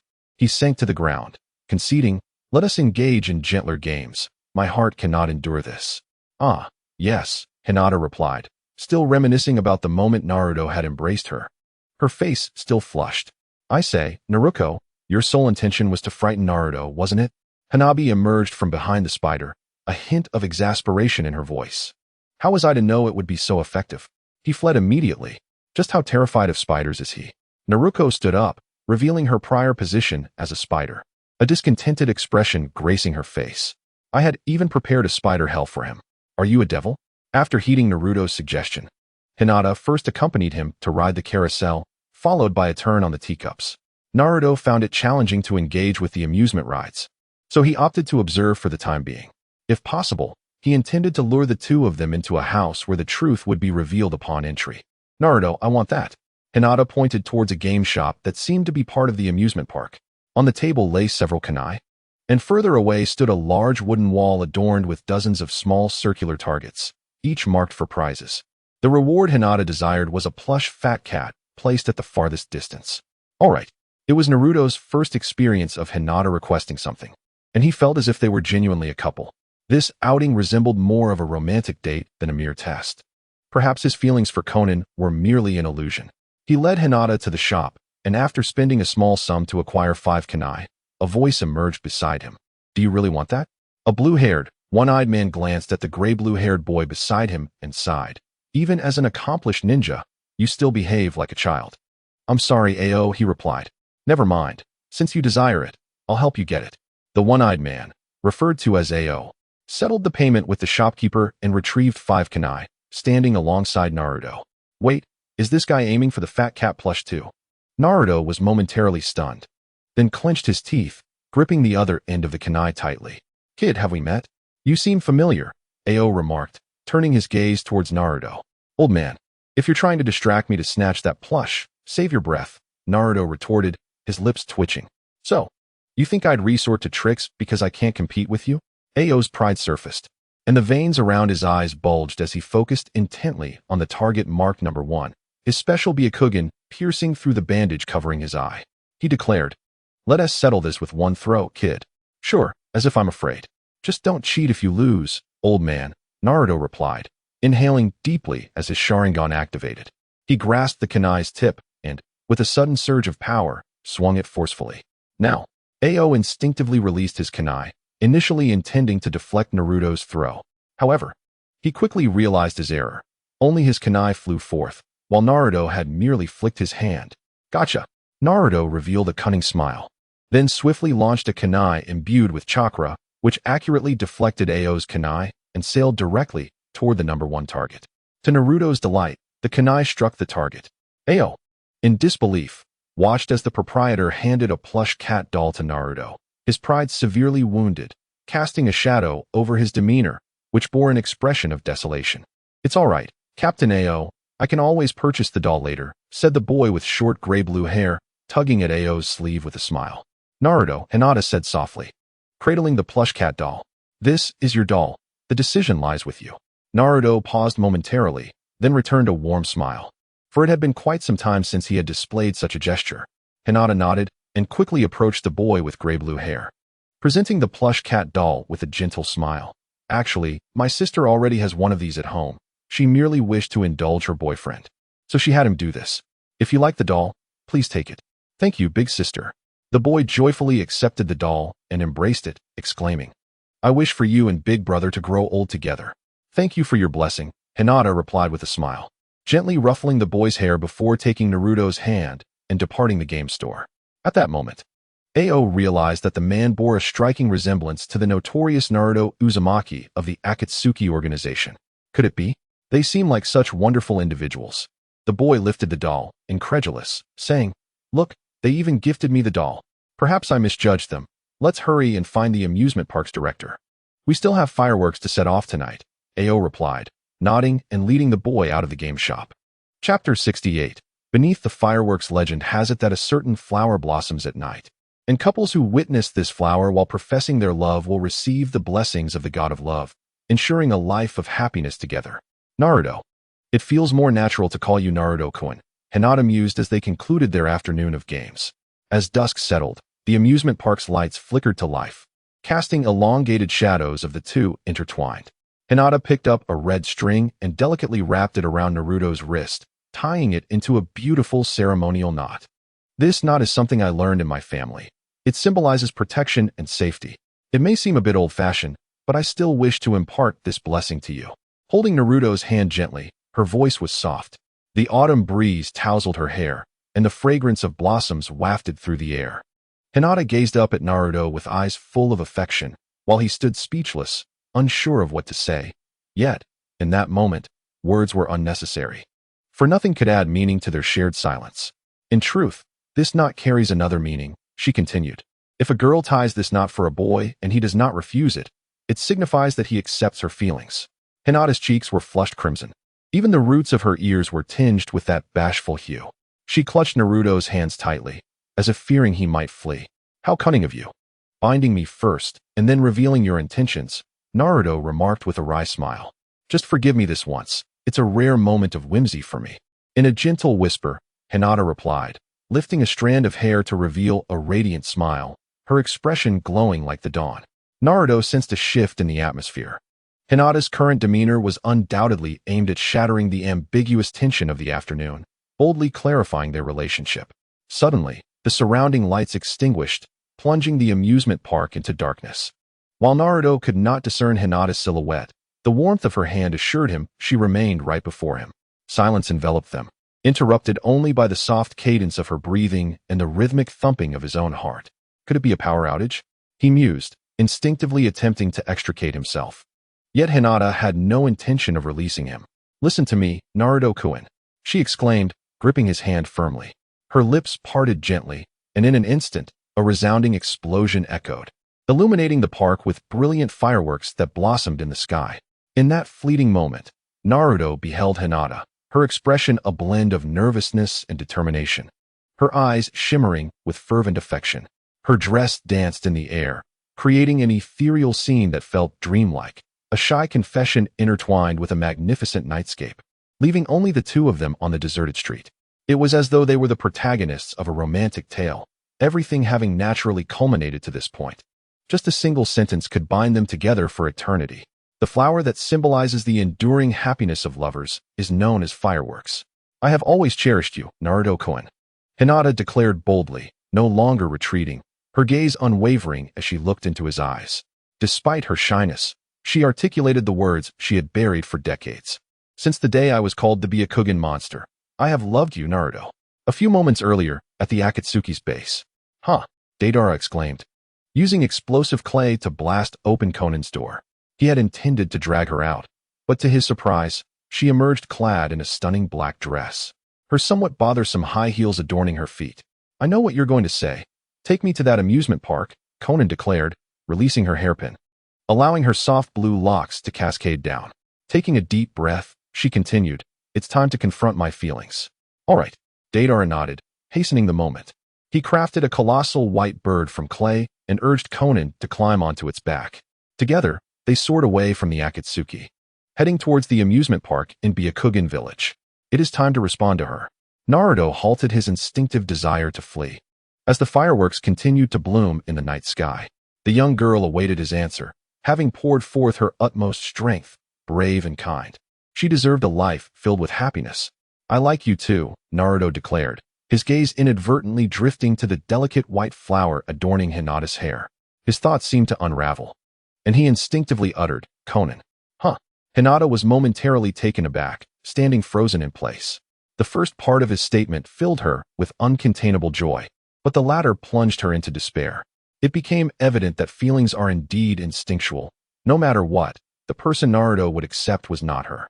Naruto was equally stunned, unable to fathom that he had spoken Conan's name. It should have been him acknowledging Hinata's feelings, yet at such a moment, he called out to another. I see now. Naruto-kun, Hinata's eyes dimmed, and she forced a smile as she softly uttered, I give up. I truly cannot compete. You really do like Conan-san. The fireworks transformed into embers, gently cascading down, signaling the curtain call of the evening. The sky returned to its nocturnal state, and Naruto failed to perceive Hinata's expression as darkness enveloped them.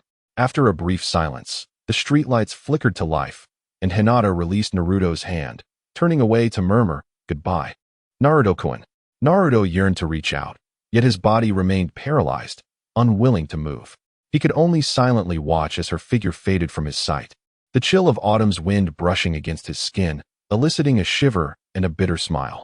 I truly liked her. I was in love. In the end, I grasped nothing, held on to nothing, left with nothing but a mere sense of longing. Naruto shook his head in self-mockery, turning to depart the amusement park when a familiar voice suddenly rang out. Uzumaki Naruto. He paused, pivoting towards the source of the voice, where Conan, clad in a black evening gown, regarded him with a complex expression. Her beautiful eyes sparkled with emotions akin to those Naruto once glimpsed in Hinata's gaze. Her bare legs trembled slightly against the night's breeze, the alluring blush on her cheeks introducing a third hue beyond black and white. Conan? Naruto began to question whether he was dreaming. Perhaps this was all an illusion, and upon awakening, he would still be the nine-tails fox scorned by the villagers of Konoha, without defection, devoid of the so-called Book of Dimensions, lacking the soul extraction technique. All this could merely be a figment of his imagination, followed by Danzo Shimura entering his home to imprison and study him. Enough is enough. Conan dashed forward a few steps, and then leapt into Naruto's embrace, the warmth confirming that he was not dreaming. She softly whispered, "It hurt to hear you say you like me too. I found myself wishing you would reject me. I realized I truly like you. Please, this time, do not leave me again, Naruto." In the distance, Chin and a young boy were toying with fireworks. The boy suddenly exclaimed, "There's still a box left. Wasn't the fuse ignited just now?" Chin paused for a moment, then leaned in to inspect and replied, "Indeed, it wasn't lit. We should set off this box as well. Leaving it here would be a waste." All right. Once again, the fireworks in the amusement park burst forth, splendid flames exploding in the air like blossoms.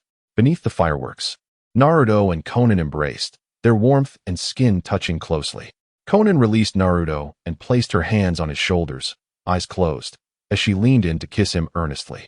Couples who shared their heartfelt confessions under the fireworks would receive the blessings of the deity of love, destined for happiness and a lifetime together. Oh, it seems these flowers are not meant to bloom for me. Hinata gazed at the fireworks that soared once more, a bittersweet smile gracing her lips. Unable to hold back any longer, she crouched in a hidden corner, softly weeping. As footsteps approached, Hinata lifted her head and saw Hanabi standing before her. A look of concern etched on her face.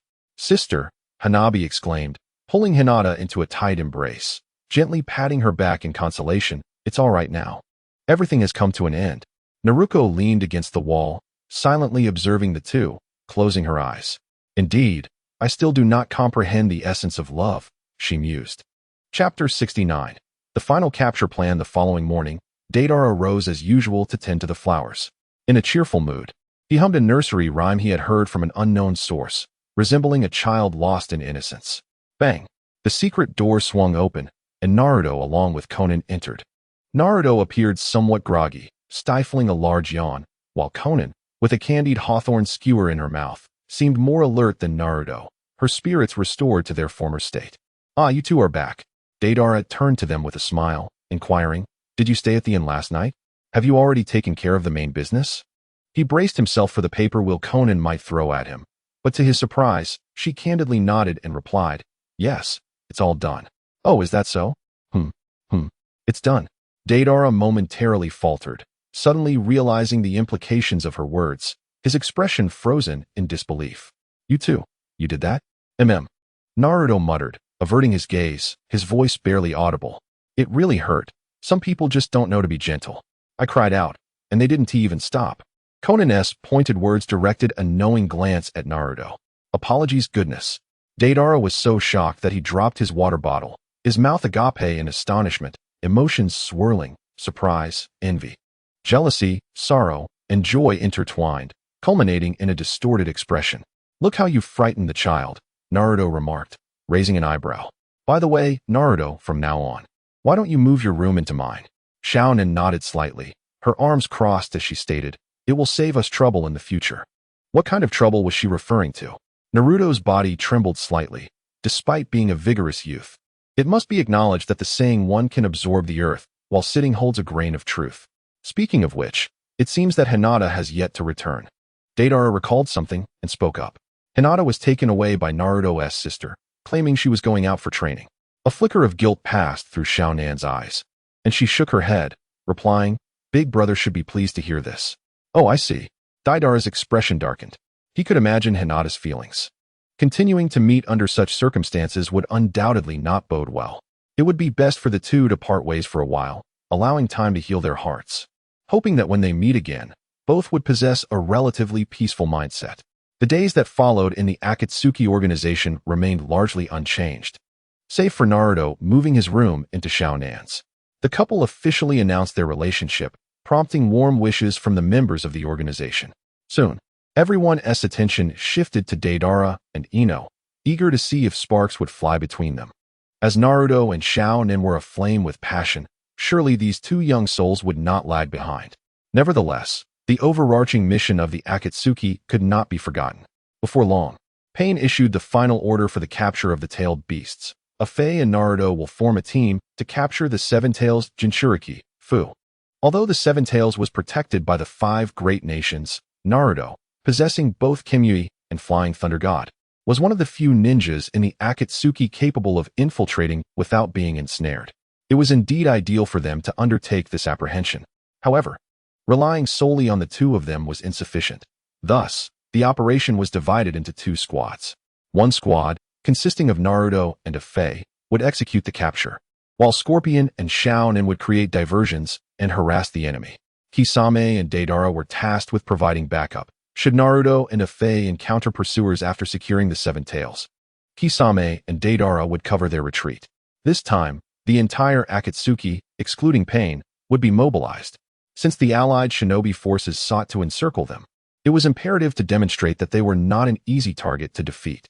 Kisame, Scorpion, and Naruto had already conferred in the evening, agreeing that capturing the Seven Tails was crucial to avoid raising Pain's suspicions. However, they remained unaware of Pain's true identity. The only lead rested with Naruto, who was romantically involved with Xiaonan, yet he had divulged no information to them. To ensure a prudent approach, their plan was to capture the Seven Tails and liberate the prison once the Eight Tails was extracted.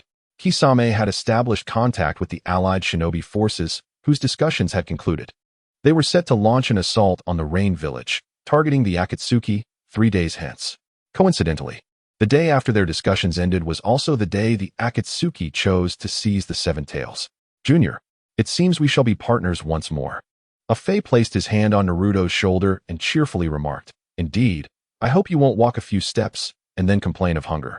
Refusing to eat the 4 happiness meatballs, Naruto raised an eyebrow, responding with a blend of jest and sincerity. Ever since he learned that Afei was the legendary ninja Uchiha Obito, Naruto's perception of him underwent an irrevocable transformation. This seemingly whimsical and endearing senior was, in fact, an ancient warrior, harboring peculiar plans hidden beneath his cheerful facade. It seemed that in this Akatsuki organization, everyone concealed ulterior motives. How could that be? Didn't I perform remarkably well at the Cloud Hidden base? I certainly aided you quite a bit, didn't I? Afei exclaimed animatedly, circling around Naruto. Naruto covered his ears, wearing an expression that conveyed, "Go on, I'm listening. By the way, what about Haiden?" Deidara suddenly pondered, questioning with curiosity. "Haiden?" The leader mentioned he had a special mission, but he didn't disclose what it was. Afei nodded, replying, "Regardless, we merely need to execute the leader's decisions, right?" "True enough, I also dislike using my brain for such matters. I'll go keep Ino company. You all carry on with your conversation," he said. "Speaking of which, Conan seemed to have asked me to return to my room early after dinner." I know. In any case, you all have girlfriends now and have forgotten about your brother, right? Off you go. Let me wallow in loneliness here." Afei exclaimed, flailing about in frustration. All right. Once the mission concludes, how about I treat you to a meatball feast?" Naruto shook his head, chuckling. "Really? You truly are the best, my dear junior. Hurry back to find Conan. Don't let her worry too much." Afei retorted, his mood lifting. "Your mood shifts faster than flipping a page," Naruto quipped.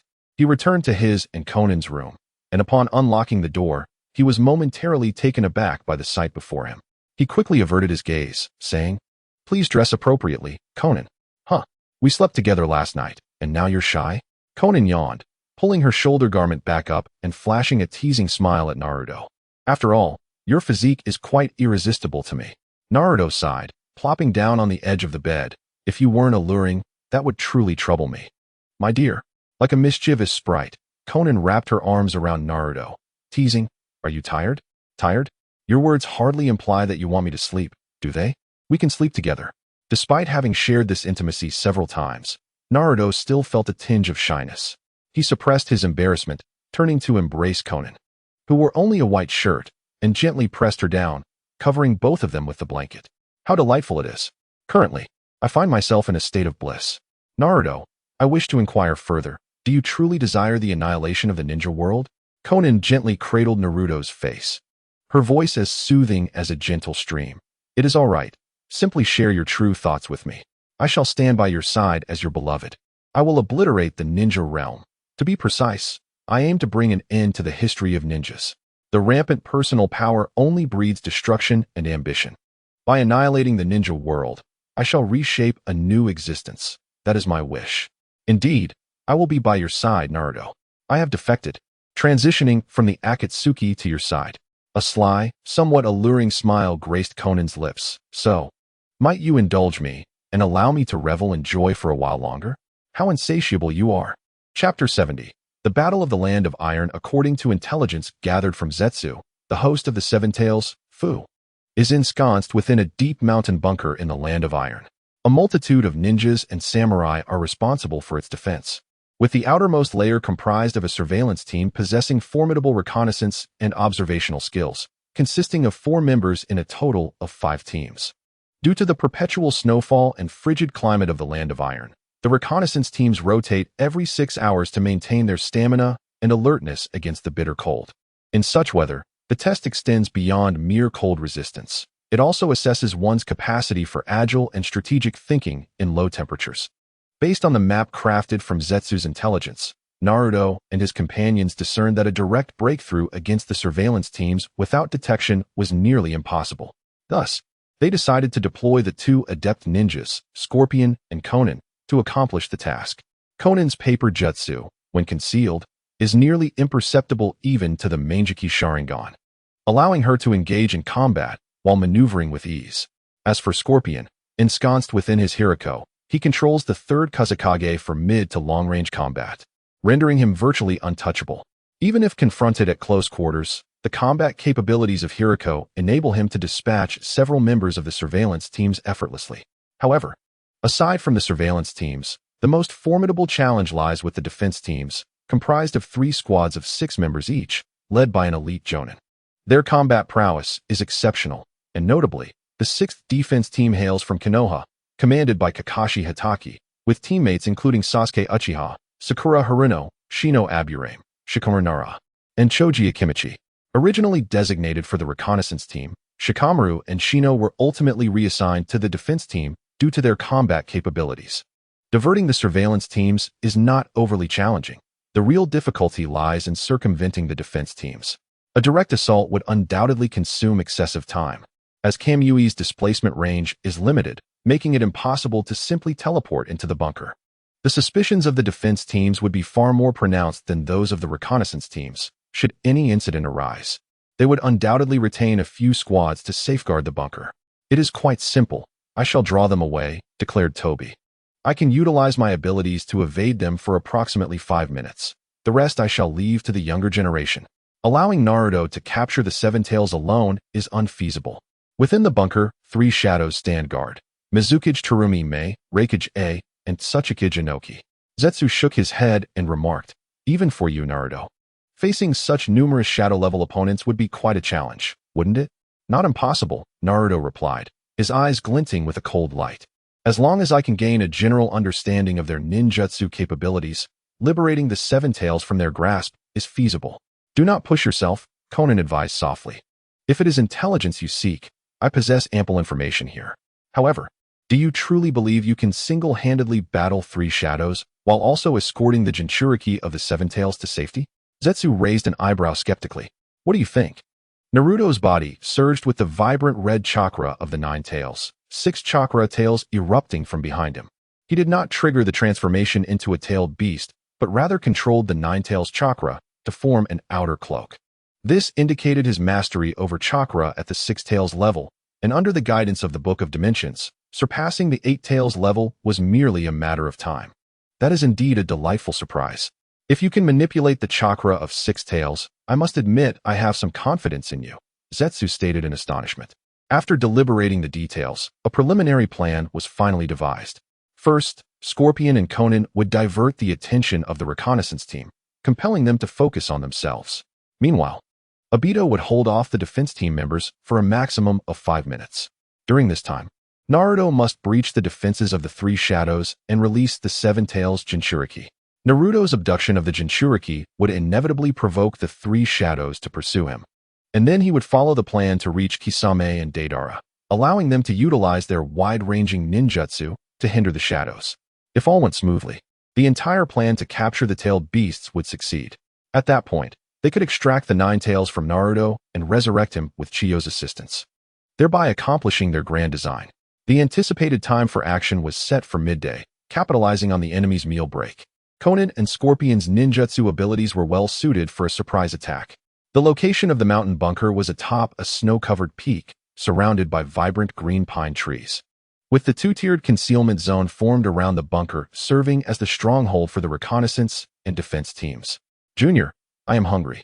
Obito grumbled from his hiding place in the grass, shifting restlessly as he watched the reconnaissance team in the isolation zone. There are no 4-flavor meatballs available here. You can eat the snow on the ground, Naruto replied helplessly, popping a soldier pill into his mouth. It's all these rascals enjoying their meal that made me hungry too. They even have beef stew with potatoes. Weren't you just eating saw steak a few moments ago? And keep your voice down. It wouldn't be good if you were overheard. Naruto pulled Obito down to the ground, handing him a soldier pill. If you're hungry, eat this to tide you over. Speaking of which, Junior. A phased discontented expression suddenly softened as he took the military grain pill with a playful grin, inquiring, "Do you use this when you sleep with Sister Nan?" He added, "If I were to strike you, I would surely take some of this, just to make sure you feel the pain." Naruto raised an eyebrow and replied, "Ugh, such a fierce demeanor. Indeed, once you all acquire girlfriends, you forget your brothers and your seniors. You do realize you are a senior, right? Could you at least act a little like one?" Within the quarantine zone, Huang Tu, responsible for the defense unit of Awagakure, was discussing defensive measures with his daughter, Kuratsuchi. Ever since the attack by Naruto Uzumaki, the village leader, Waiki, had risked everything to rescue him and Kuratsuchi from Naruto's grasp, even at the cost of the 5 tails Jinchuriki. This incident had incited a wave of discontent among the villagers. For them, Huang Tu's life held little value compared to the 5 tails, which was crucial for their survival. As the village leader, he should prioritize the safety of the village by safeguarding the Jinchuriki. To quell the villagers' grievances, Huang Tu resolved to achieve a significant victory in this mission, hoping to silence their complaints and spare Kuratsuchi from embarrassment within the village. It sounds like a commendable plan. Kuratsuchi nodded, a charming smile gracing her face after listening to her father's explanation. Huang Tu intended to elaborate further on the plan, but he felt a strange unfamiliarity at the sight of his daughter's smile. After a brief pause, he rose and said, "By the way, I should check on your uncle's preparations. The reconnaissance team is under their command. If anything goes awry there, we shall find no peace. Are you eager to go out and unleash some jutsu, father?" Kuratsuchi's smile grew increasingly enigmatic as she slowly stood up, her countenance beginning to shift. Huang Tu turned. Disbelief etched across his face. Kuratsuchi's features morphed into Naruto's visage, her cold serpent-like eyes glinting with malice, and a signature smirk crept across her lips. Though this might ruin a girl's appearance, it's a necessary sacrifice for the plan. Face dissolution technique. This jutsu was designed to melt away another's face. A cruel transformation technique once wielded by Orochimaru. The technique was so effective that even the Sharingan could not pierce its disguise. "You wretch, when did you take my daughter?" Huang Tu furiously struck at Naruto, encasing his arm in a layer of rock, forming a formidable stone fist. "Let us create a ruckus, Mr. Huang Tu," Naruto exclaimed, witnessing the fury etched on his opponent's face. With an even wider grin, he extended one hand, conjuring a Rasengan infused with the chakra of the 9 tails and sage energy. Naruto thrust the spiraling orb towards Huang Tu's stone fist, the chakra and sage energy coalescing into a mighty dragon's head that surged toward him. Sage Art, Dragon's Roar. Chapter 71, Naruto's Three Shadows, Part 1. What is happening over there? A Fei gazed as flames erupted from within the isolation zone. A look of confusion crossing his face as he inquired. Moreover, it originated from the defense team. Could it be an internal conflict? Regardless of whether it was indeed an internal strife or another cause, the present moment undoubtedly presented an opportune time to charge in. Chunin should also be preparing to act. Naruto sheathed the grass-mowing sword at his waist and softly advised, "A Fei, simply follow the plan. Although the defense team is embroiled in discord, it would be prudent for you to contain them just in case." "Understood, senior. Ensure you return alive." A Fei nodded, his body beginning to contort as an astonishing power surged forth from his Sharingan. Naruto crouched low, adopting a stance akin to a cheetah poised to pounce on its prey. Activating both his Sharingan and Byakugan, he utilized the Byakugan to peer through the isolation barriers and enemy formations, swiftly analyzing the terrain in his mind to devise the most suitable route for a surprise assault on the bunker. He then reached for the grass-mowing sword, slightly drawing it from its sheath. Chakra coalesced beneath Naruto's feet, and a flurry of paper shards cascaded from the sky, with Xiao Nan, clad in the Akatsuki cloak, suspended midair. The scattered papers formed a pair of colossal wings behind her, enveloping the reconnaissance team. Before they could react, the paper metamorphosed into razor-sharp blades, viciously lunging toward their bodies. Explosive tags. These papers are laced with explosive tags. A ninja realized too late, before he could utter another word. An explosive tag landed squarely on his shoulder, detonating violently. His body was engulfed in flames, limbs and blood erupting forth, staining the snow-covered plain of vivid crimson. "This is the command of the divine. Let destruction reign." Xiao Nan's voice resonated with an air of authority, akin to a beautiful yet fierce angel. Dozens of iron sand spikes materialized in midair, unleashing a terrifying aura of death as they plunged toward the ninjas, shattering their bodies into mere fragments. A sight both horrifying and ghastly. The third Kazekage's puppet coalesced a sand-iron blade in its right hand and charged into the reconnaissance team. Attack! With a single leap, Naruto transformed into a streak of crimson light, racing into the fray. His speed was remarkable. The reconnaissance team scarcely perceived his entrance, and even the few who attempted to intercept him fell easily beneath the blade of the grass-mowing sword. He sliced through the crowd like a knife through butter, striking fear into the hearts of all who dared oppose him. The sound of his footsteps echoed in the snowy expanse as he silently counted down the seconds in his mind, calculating the terrain and his distance. Given the current circumstances, he needed only to cover a few more meters to reach the second isolation zone, at which point A Fei and Naruto would need to safeguard him. Indeed, Naruto had been instructed by Naruto to infiltrate the defense team. His audacity to challenge the Three Shadows alone stemmed from Naruto's support. Should he be unable to circumvent the Three Shadows, Naruto's combat prowess would be essential to restrain two of them, a task well within her capabilities. Earth style? The remaining leg of Huang Tu crawled through the snow like a maggot, as several white serpents gnawed at his other leg. He endured the agony and, with bloodshot eyes, crawled towards Naruto. The latter paused momentarily, then exerted strength with one foot, causing the chakra of the nine tails within the Kusanagi sword to surge forth. Earth-style wall. Huang Tu shouted with all his might, pressing his palms together and striking the snow with force. A massive earthen wall erupted from the ground, attempting to block Naruto. Exhausted, he collapsed onto the ground, a weary smile gracing his lips. "This is all I can do. I'm sorry, my daughter. Your father was useless. I failed to protect you." The white snakes ascended Huang Tu's body and began to feast upon him. Just as he was about to close his eyes, a burst of crimson light erupted from the earthen wall, severing it and causing debris to rain down. Naruto stepped onto the fragments, swiftly swinging the Kusanagi sword towards Huang Tu's head. Shock painted Huang Tu's face as blood gushed from his neck. "At least, let your death be swift." Naruto landed in the snow, casting a glance at Huang Tu before sprinting towards the bunker. Dozens of white serpents clashed with the defense squad and ninjas. The golden-haired Naruto stood before Sasuke, who was rescuing a comrade, a curious smile dancing on her lips. "Hey, don't dwell on those corpses. Look at me instead." "Who are you really?" Sasuke, unable to save the ninjas already poisoned by the serpents, turned in anger towards the source of the voice. Yet, upon seeing Naruto, he froze in disbelief. Why you've grown? Quite a chest. How rude. It's Naruto, she teased, forming hand seals as several coffins suddenly rose before her, each adorned with strange sealing patterns, radiating an ominous aura. Reanimation Jutsu. With their assistance, we can fight one-on-one. And here's a little secret. Naruto is also on the scene. He aims to capture the Seven Tails. If you wish to meet him, try defeating me first. As Naruto's words faded, the lids of the coffins fell open, revealing the first Hokage clad in crimson armor and the second Hokage in azure, slowly awakening.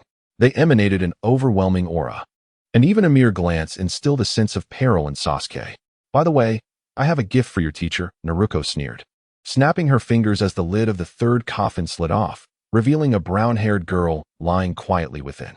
Her youthful face bore peculiar cracks, and like the first and second Hokages, she slowly opened her eyes. Who is she? Sasuke questioned, his gaze fixed curiously on the girl. The blade cleaved through the ninja's body as Naruto wielded the Kusanagi sword, systematically dispatching his foes one by one. The more formidable ninjas were occupied by Akatsuki and Naruto, leaving only those of mediocre strength to confront him.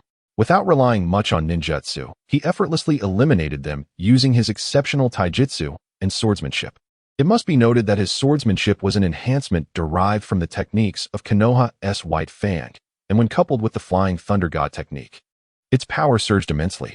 Along his path, few could impede his progress, and soon the ninjas realized that obstructing Naruto was tantamount to courting death, prompting them to assist their comrades instead. Within the bunker, the tumultuous sounds of battle from the outside caused Raikage to become increasingly restless. As he stood, the floating Inoki cautioned him, "Do not venture out. Our mission is to safeguard this location. As long as we can fend off the invaders, we shall consider it a victory." Raikage, filled with fury, expressed a desire to rush out and decapitate each member of the Akatsuki organization. His hair bristled with anger as he gritted his teeth. Despite having lost 3 fingers, diminishing his combat prowess, his spirit remained undiminished, radiating the same ferocity as ever. Have you forgotten the incident where you nearly lost your head? That individual possesses enough power to make you regret it, should a stronger opponent emerge. Next time it may not just be your fingers at stake. The elegant Mai Terumi perched on the dining table, her alluring legs crossed, her voice laced with sarcasm. Haven't you also suffered losses to that fellow who destroyed several of your grain stores?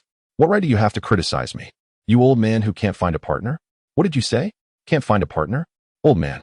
Mai Terumi paused for a moment, her expression shifting to one of veiled threat as she clenched her fists tightly. Do you believe I won't dissolve you, you scoundrel? Enough.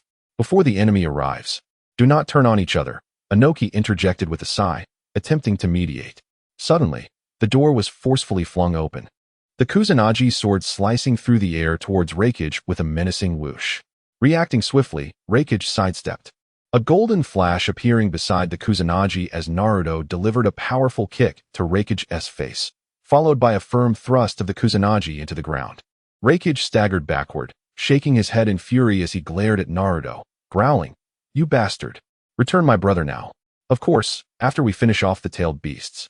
I'll send the remains right to your doorstep," Naruto retorted with a mocking grin, standing tall before the 3 Kages.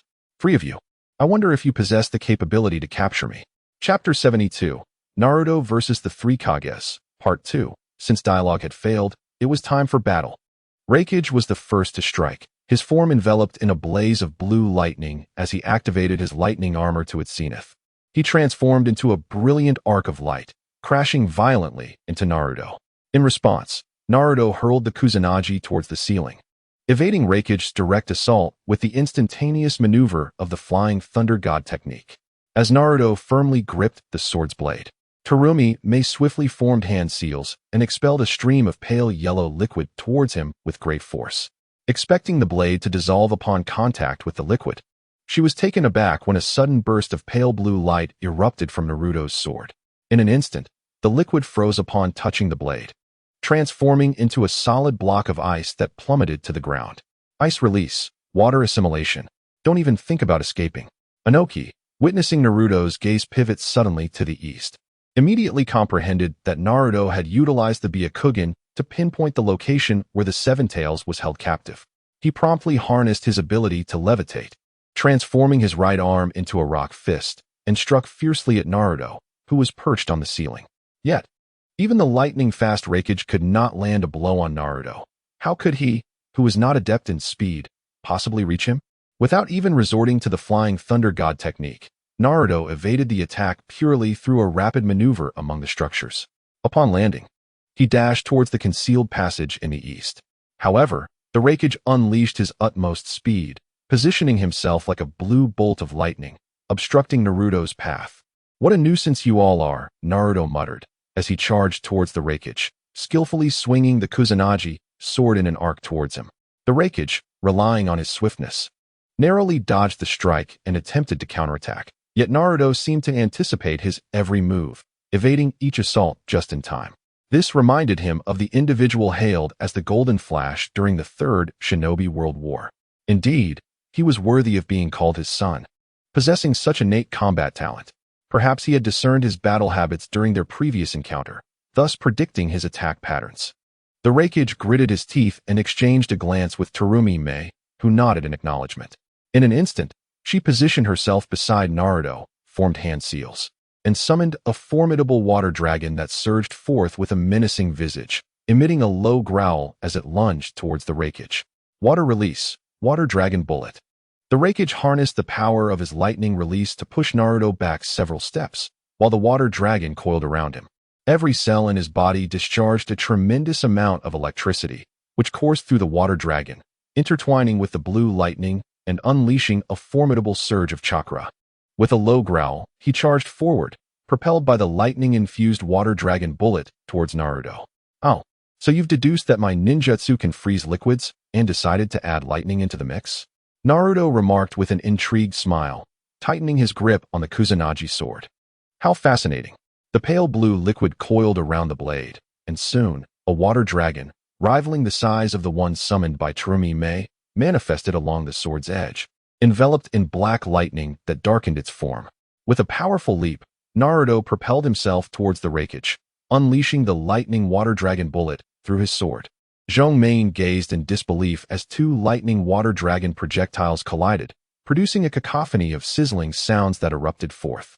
After a brief stalemate of 2 seconds, a spray of crimson blood burst forth as Raikage's arm was pierced by the Kusanagi sword, fracturing his lightning water dragon projectile, signaling its imminent shattering. "Your fists are no longer effective," Naruto remarked with a cruel smile, twisting the blade. The sharp edge of the sword obliterated Raikage's entire arm, flames bursting forth from the blade as his arm was violently blown away, blood staining Naruto's Akatsuki robe.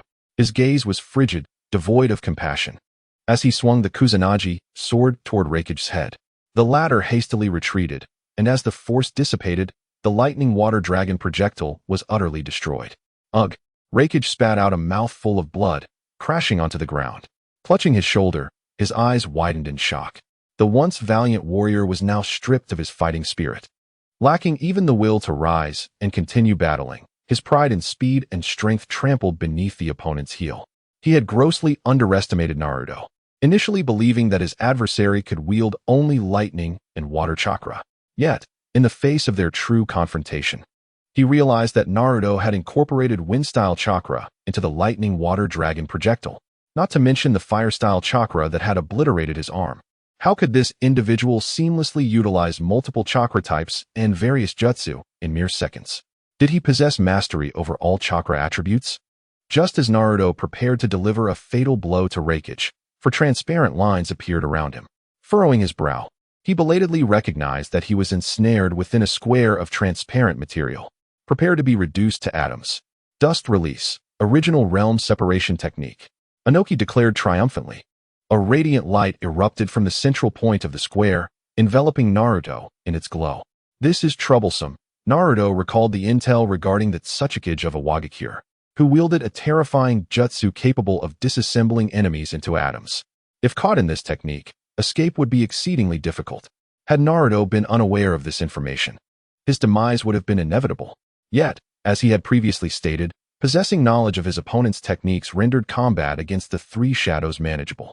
With swift hand seals, just as his body was on the verge of disintegration, Naruto transformed into a golden flash, vanishing from his position. Simultaneously, a burst of golden light erupted from Raikage, who lay on the ground. "What is happening? What is happening?" Raikage cried out in a panic, akin to a frightened child. After the flash faded, his form materialized within Inoki's original realm separation technique, precisely where Naruto had moments ago stood, while Naruto remained unscathed, now positioned before Raikage, a cold smirk gracing his face. Flying Thunder God Technique.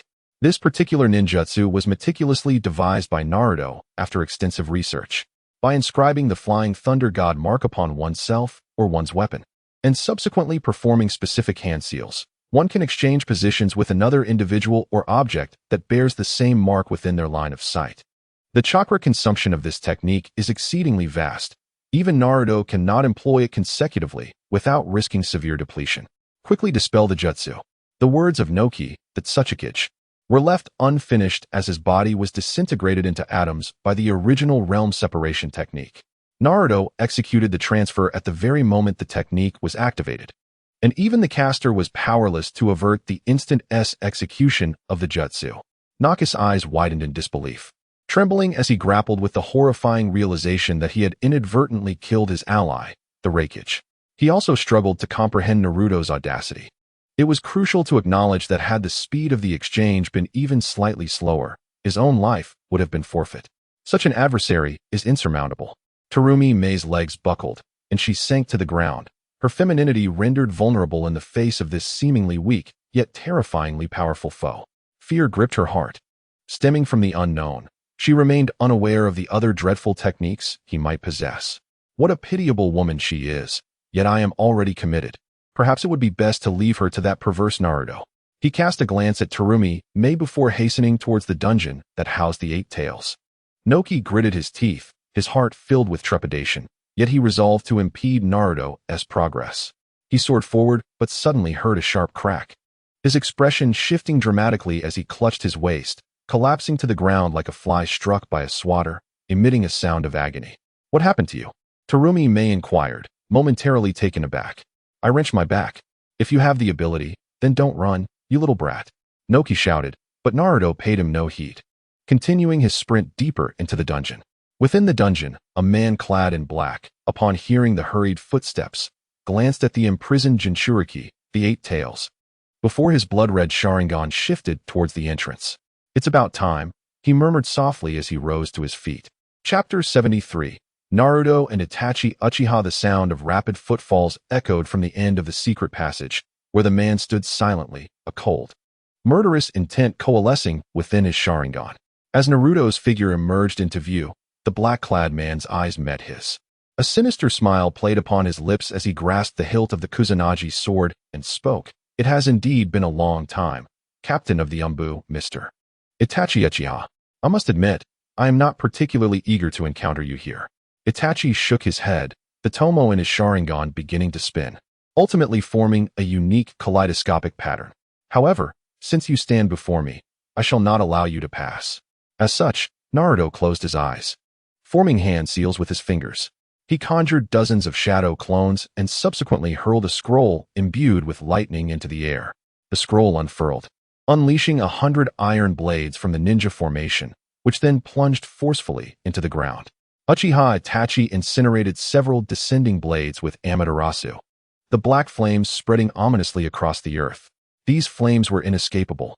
Itachi's gaze fixed upon Naruto, and suddenly, a shadow clone surged forward, flames from Amaterasu erupting from it, obliterating the clone and transforming it into a wisp of smoke. He has evaded my Genjutsu by closing his eyes while using the clone as a shield to obscure my vision and thwart Amaterasu. He is well acquainted with my capabilities. Itachi raised an eyebrow, surveying the encircling shadow clones. Simultaneously forming hand seals, he retrieved several shuriken from his person, exhaling a barrage of small fireballs that engulfed the shuriken, propelling them toward the clones. With the addition of the shuriken, their speed and power were significantly augmented, resulting in numerous shadow clones being struck and dissipating into smoke. Yet, for each clone that vanished, Naruto swiftly replenished them with the shadow clone technique. The clones seized the lightning-infused blades and charged toward Uchiha Itachi, who proved to be a formidable opponent. In an instant, Itachi transformed into a scattering of crows, fluttering through the air as Naruto and his clones attempted to strike them. However, even when hit, Itachi's true form remained elusive, as the sheer number and speed of the crows rendered the stalemate untenable.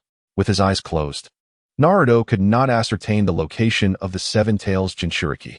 He had initially intended for the clones to signal him through tapping, but the cacophony of the crows was overwhelming, making it impossible to ignore their cries. It seems you wish to compel me to open my eyes. Naruto clicked his tongue as the Kusanagi sword in his hand erupted with azure liquid and electricity. He violently flung the liquid toward the ceiling, the electrified water piercing through the crows like sharp kunai. Due to their overwhelming numbers and the ferocity of the electrical assault, most crows were pinned against the ceiling. A scant few crows descended, coalescing into the form of Uchiha Itachi, who gasped for breath, his expression grave as he regarded Naruto Uzumaki. "I cannot underestimate you," he remarked. "Have you reverted to human form? Your crows are exceedingly noisy," Naruto retorted with a scoff. The shadow clones struck the iron bars of the dungeon, signaling to Naruto the direction. However, Naruto did not rush into the dungeon to liberate the Seven Tails. A cold smile crept across his lips as he remarked, "How outrageous. To imprison a Jinchuriki in a dungeon. Is she not one of your comrades? This is of no concern to me. My only task is to remain here and prevent anyone from attacking," Itachi replied. "Is that so? When it does not concern you, it is easy to remain aloof." Naruto shot back. Naruto opened his eyes, a sarcastic smile playing on his lips as he gazed at Uchiha Itachi. "You are the noble Uchiha clan, inherently destined to be superior to others, so what concern is the life and death of others to you? Your relentless defense of the ninja system stems from your possession of boundless power, does it not? The Jinchuriki are merely vessels for the tailed beasts. If the vessel disobeys, it can be easily replaced. This is your mindset, is it not? How arrogant. What do you truly believe yourselves to be?" With a powerful thrust of one leg, Naruto did not shy away from Itachi's Sharingan. Instead, he fixed his gaze directly upon him and spoke. "The will of fire? Do you truly possess such a thing? Your flames were born solely to annihilate the families of others. Why do you always hope for the oppressed to forgive their oppressors rather than prevent the oppressor's rise? Why? Because you are the unseen oppressors." In a flash, he surged towards Itachi, who clenched his teeth, his focus unwavering on Naruto. This time, there were no shadow clones to shield Naruto from Itachi's gaze. They were all too far away. Black flames ignited around Naruto, yet they did not scorch his skin. The crimson chakra of the tailed beast erupted forth, shielding him from the Amaterasu. He cast off a portion of the chakra cloak, and 6 tails erupted like blades, stabbing fiercely towards Itachi's heart. Itachi infused chakra into his feet and leapt away from the tail blades, but in that instant, Naruto hurled the Kusanagi sword at him.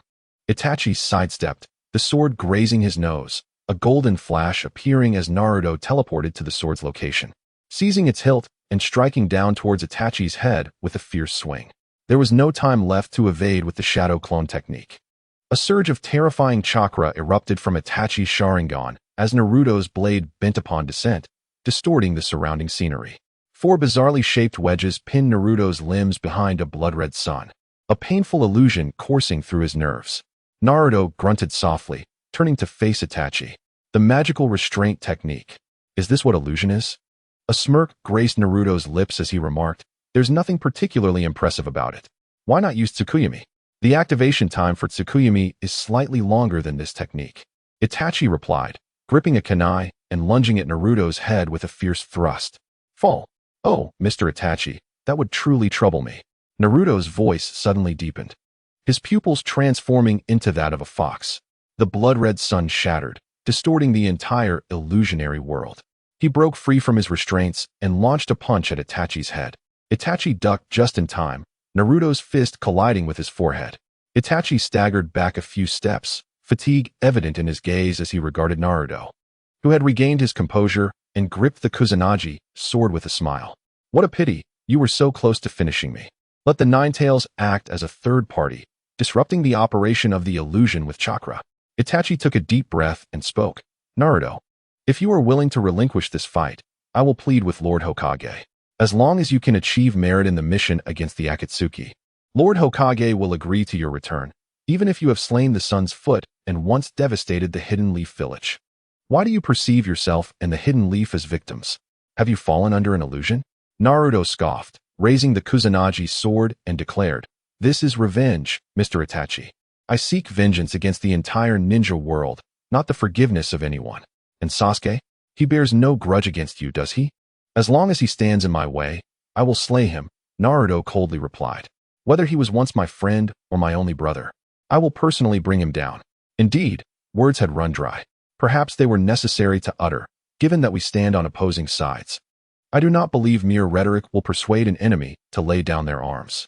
Indeed, Uchiha Itachi shed his black cloak, and a terrifying light erupted from his Mizuki Sharingan. A deep crimson chakra surged forth, coalescing into a distinct skeletal figure, emanating an immense aura. Itachi stood within this form, his Mizuki Sharingan seemingly harboring the spirit of a lion. "Come forth, Uzumaki Naruto. Is this your Susanoo?"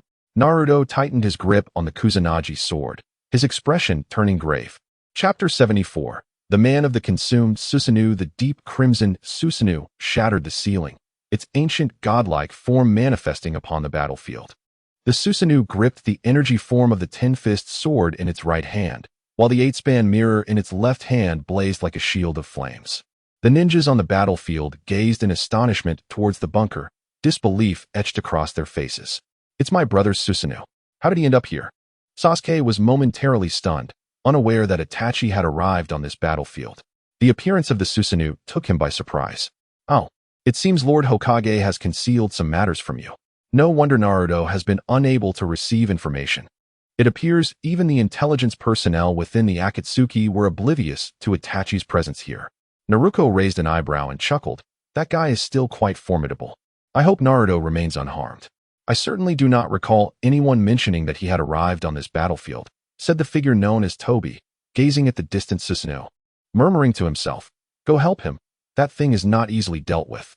Toby seized the neck of an approaching ninja and slammed him to the ground, distorting the Kamui space and absorbing the ninja within. He dusted off his garments, and a cacophony of bird calls erupted behind him. Instinctively, he sidestepped as Raikiri grazed past him. "Ah, here we go again," Toby remarked, turning to Kakashi Hatake, his expression beneath the mask laced with mockery. "Haven't you had enough from last time? Your Sharingan ability must be Kamui, capable of distorting space." Kakashi Hatake gritted his teeth and turned to Akatsuki, inquiring, "You are Uchiha Obito?" "I am Uchiha Madara," Akatsuki replied, shaking his head softly. "Obito has long since perished, crushed beneath that massive stone. Madara too has been dead for ages." Kakashi inhaled deeply, striving to compose his tumultuous emotions. He summoned a blue Raikiri in his right hand and declared, "Since you refuse to divulge the truth, I shall shatter your mask. Go ahead and try, if you can," Akatsuki scoffed in response. "Kakashi," a familiar voice interrupted, causing both Kakashi and Akatsuki to momentarily freeze. They turned in unison towards the source of the voice, a girl with short brown hair and deep brown eyes that seemed to speak volumes. She wore a light blue dress and dark red knee-high socks, and the two distinctive purple markings on her face immediately revealed her identity to Kakashi and Akatsuki. "Lin Yohara. How can this be?" Kakashi gazed in disbelief at the girl he believed he had struck down with his Raikiri, his voice trembling. "What kind of joke is this? Who resurrected you with Edo Tensei?" Akatsuki's emotions surged uncontrollably, his voice resembling a beast's roar, filled with a tumult of anger, joy, and guilt. "Who are you?" Lin Yohara asked, momentarily bewildered, her voice soft. "I." Akatsuki faltered, his words lodged in his throat. Realizing the profound sorrow of facing a lost loved one who could not recognize him, reduced to mere strangers. "I am Uchiha Obito?" Lin interrupted Akatsuki's self-introduction, her expression behind the swirling mask frozen. She smiled gently, saying, "I recognized you by your conflicted gaze. You've always been sensitive and kind, even as a child. I can't believe how tall you've all grown. I'm sorry I couldn't be there to grow up with you." The tenderness of lost affection resurfaced, causing Akatsuki, or rather Uchiha Obito, to waver within. "What is your true desire? Is it merely to wantonly destroy everything for your satisfaction?" Uchiha Itachi questioned Naruto from within his Susanoo. "Doesn't your behavior mirror the enemies of your childhood? More and more individuals like you, wounded by reality, will emerge. Is this what you truly seek? Allowing the existence of you hypocrites is the gravest error. I will reshape this world and eradicate the era of shinobi," Naruto replied coldly. "Let us begin anew from zero." I will prove my righteousness. Someone must rise to shatter this seemingly gentle yet frigid facade. Susanoo. Uchiha Itachi pressed his lips tightly together as the crimson Susanoo lifted the enormous Totsuka blade, bringing it down towards Naruto with tremendous force. Despite its massive form, its speed remained remarkably swift. Naruto narrowly evaded the strike of the Totsuka blade, and with a flick of his left hand, he summoned chakra threads to connect with the scattered weapons on the ground, hurling them fiercely towards Susanoo. The Susanoo raised the Yata mirror, deflecting all of Naruto's weapons back towards him. However, for Naruto, the mere presence of those weapons in the air sufficed. His form transformed into a golden flash, appearing beside one of the swords.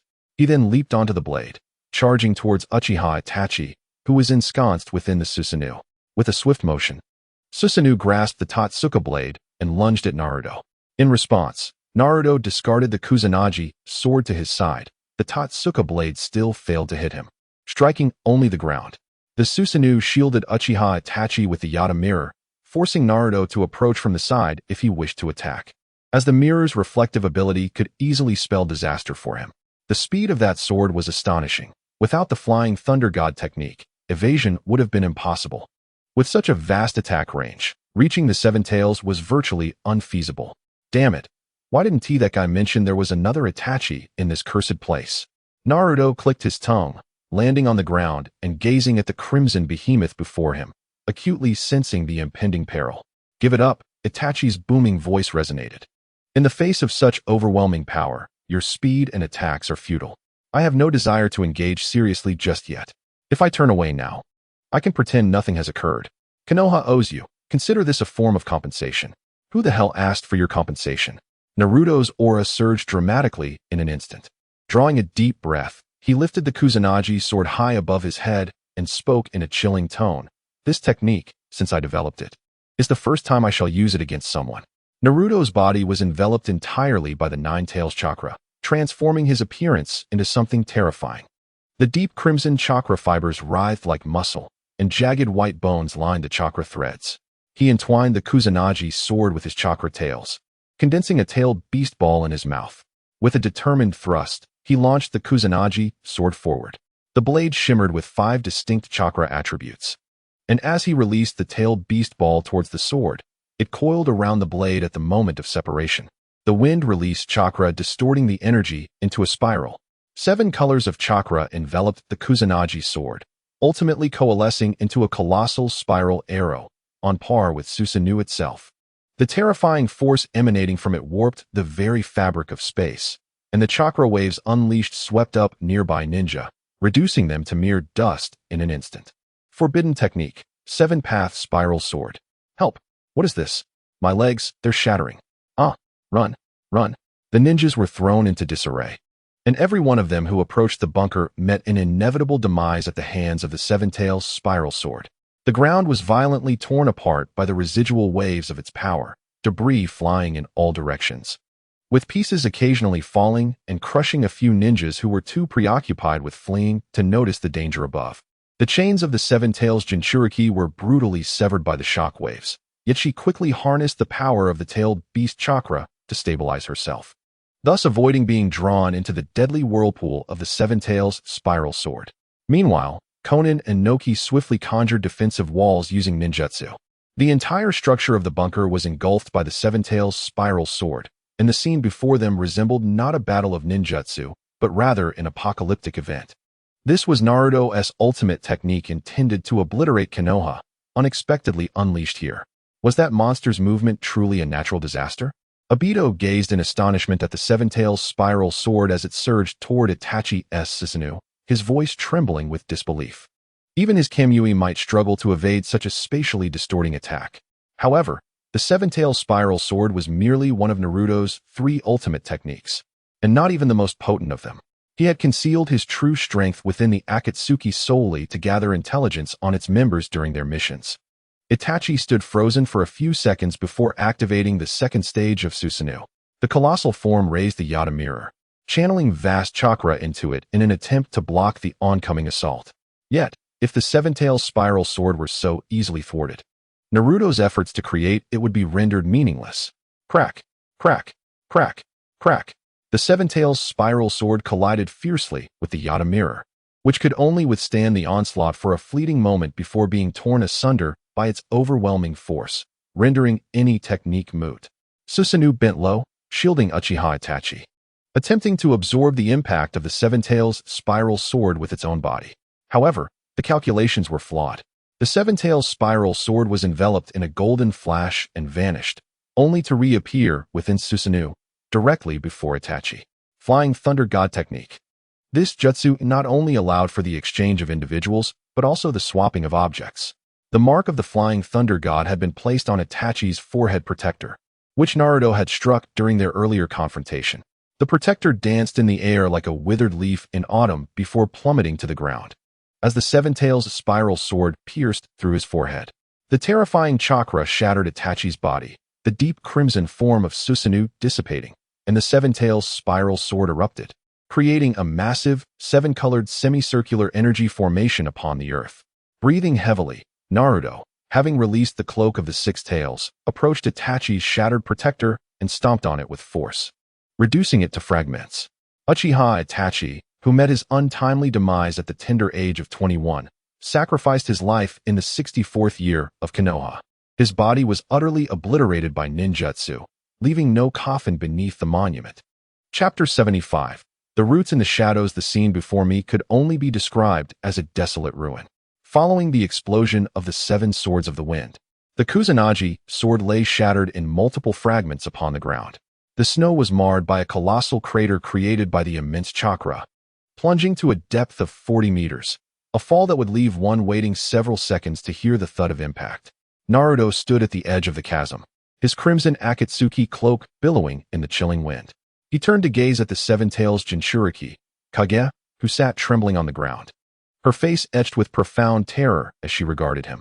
Even with the power of the Seven Tails coursing through her, she dared not resist Naruto, allowing him to take her hand and lead her away without protest. "Will you kill me?" she asked, her voice quivering. "Once you extract the tailed beast, I will die. Will it be painful?" "No," he replied softly. "Thank you," she murmured, a faint smile gracing her lips. Naruto furrowed his brow, whispering, "Why are you thanking me? I can finally die as a normal person, rather than merely as the Seven Tails Jinchuriki," she answered, a humble smile illuminating her features.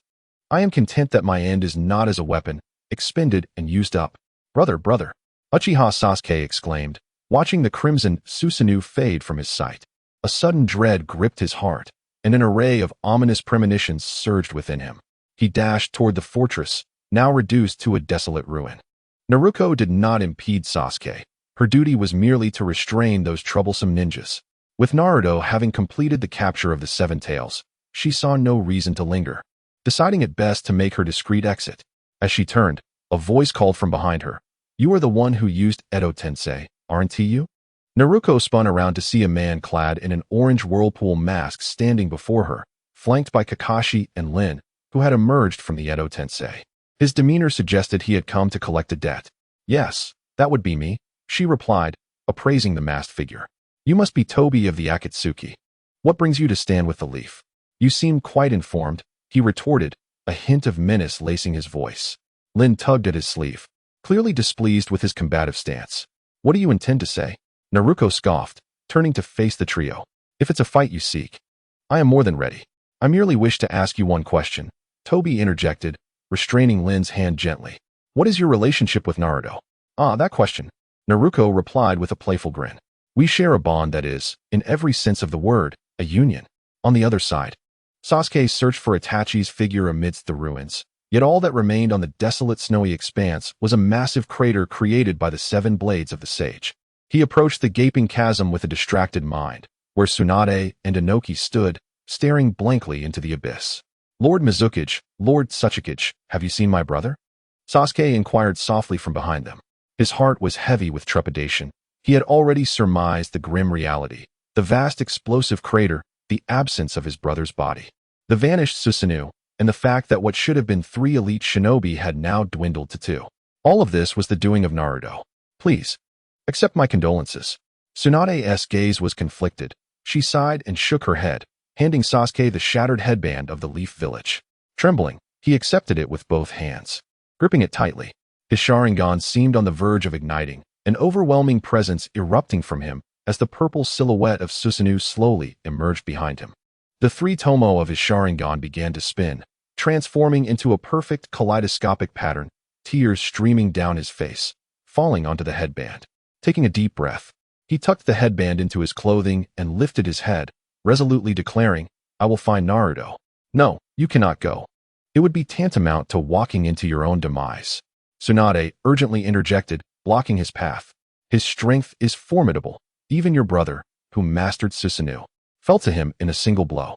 Only your family's prodigy, Uchiha Shursui, possesses the capability to defeat him.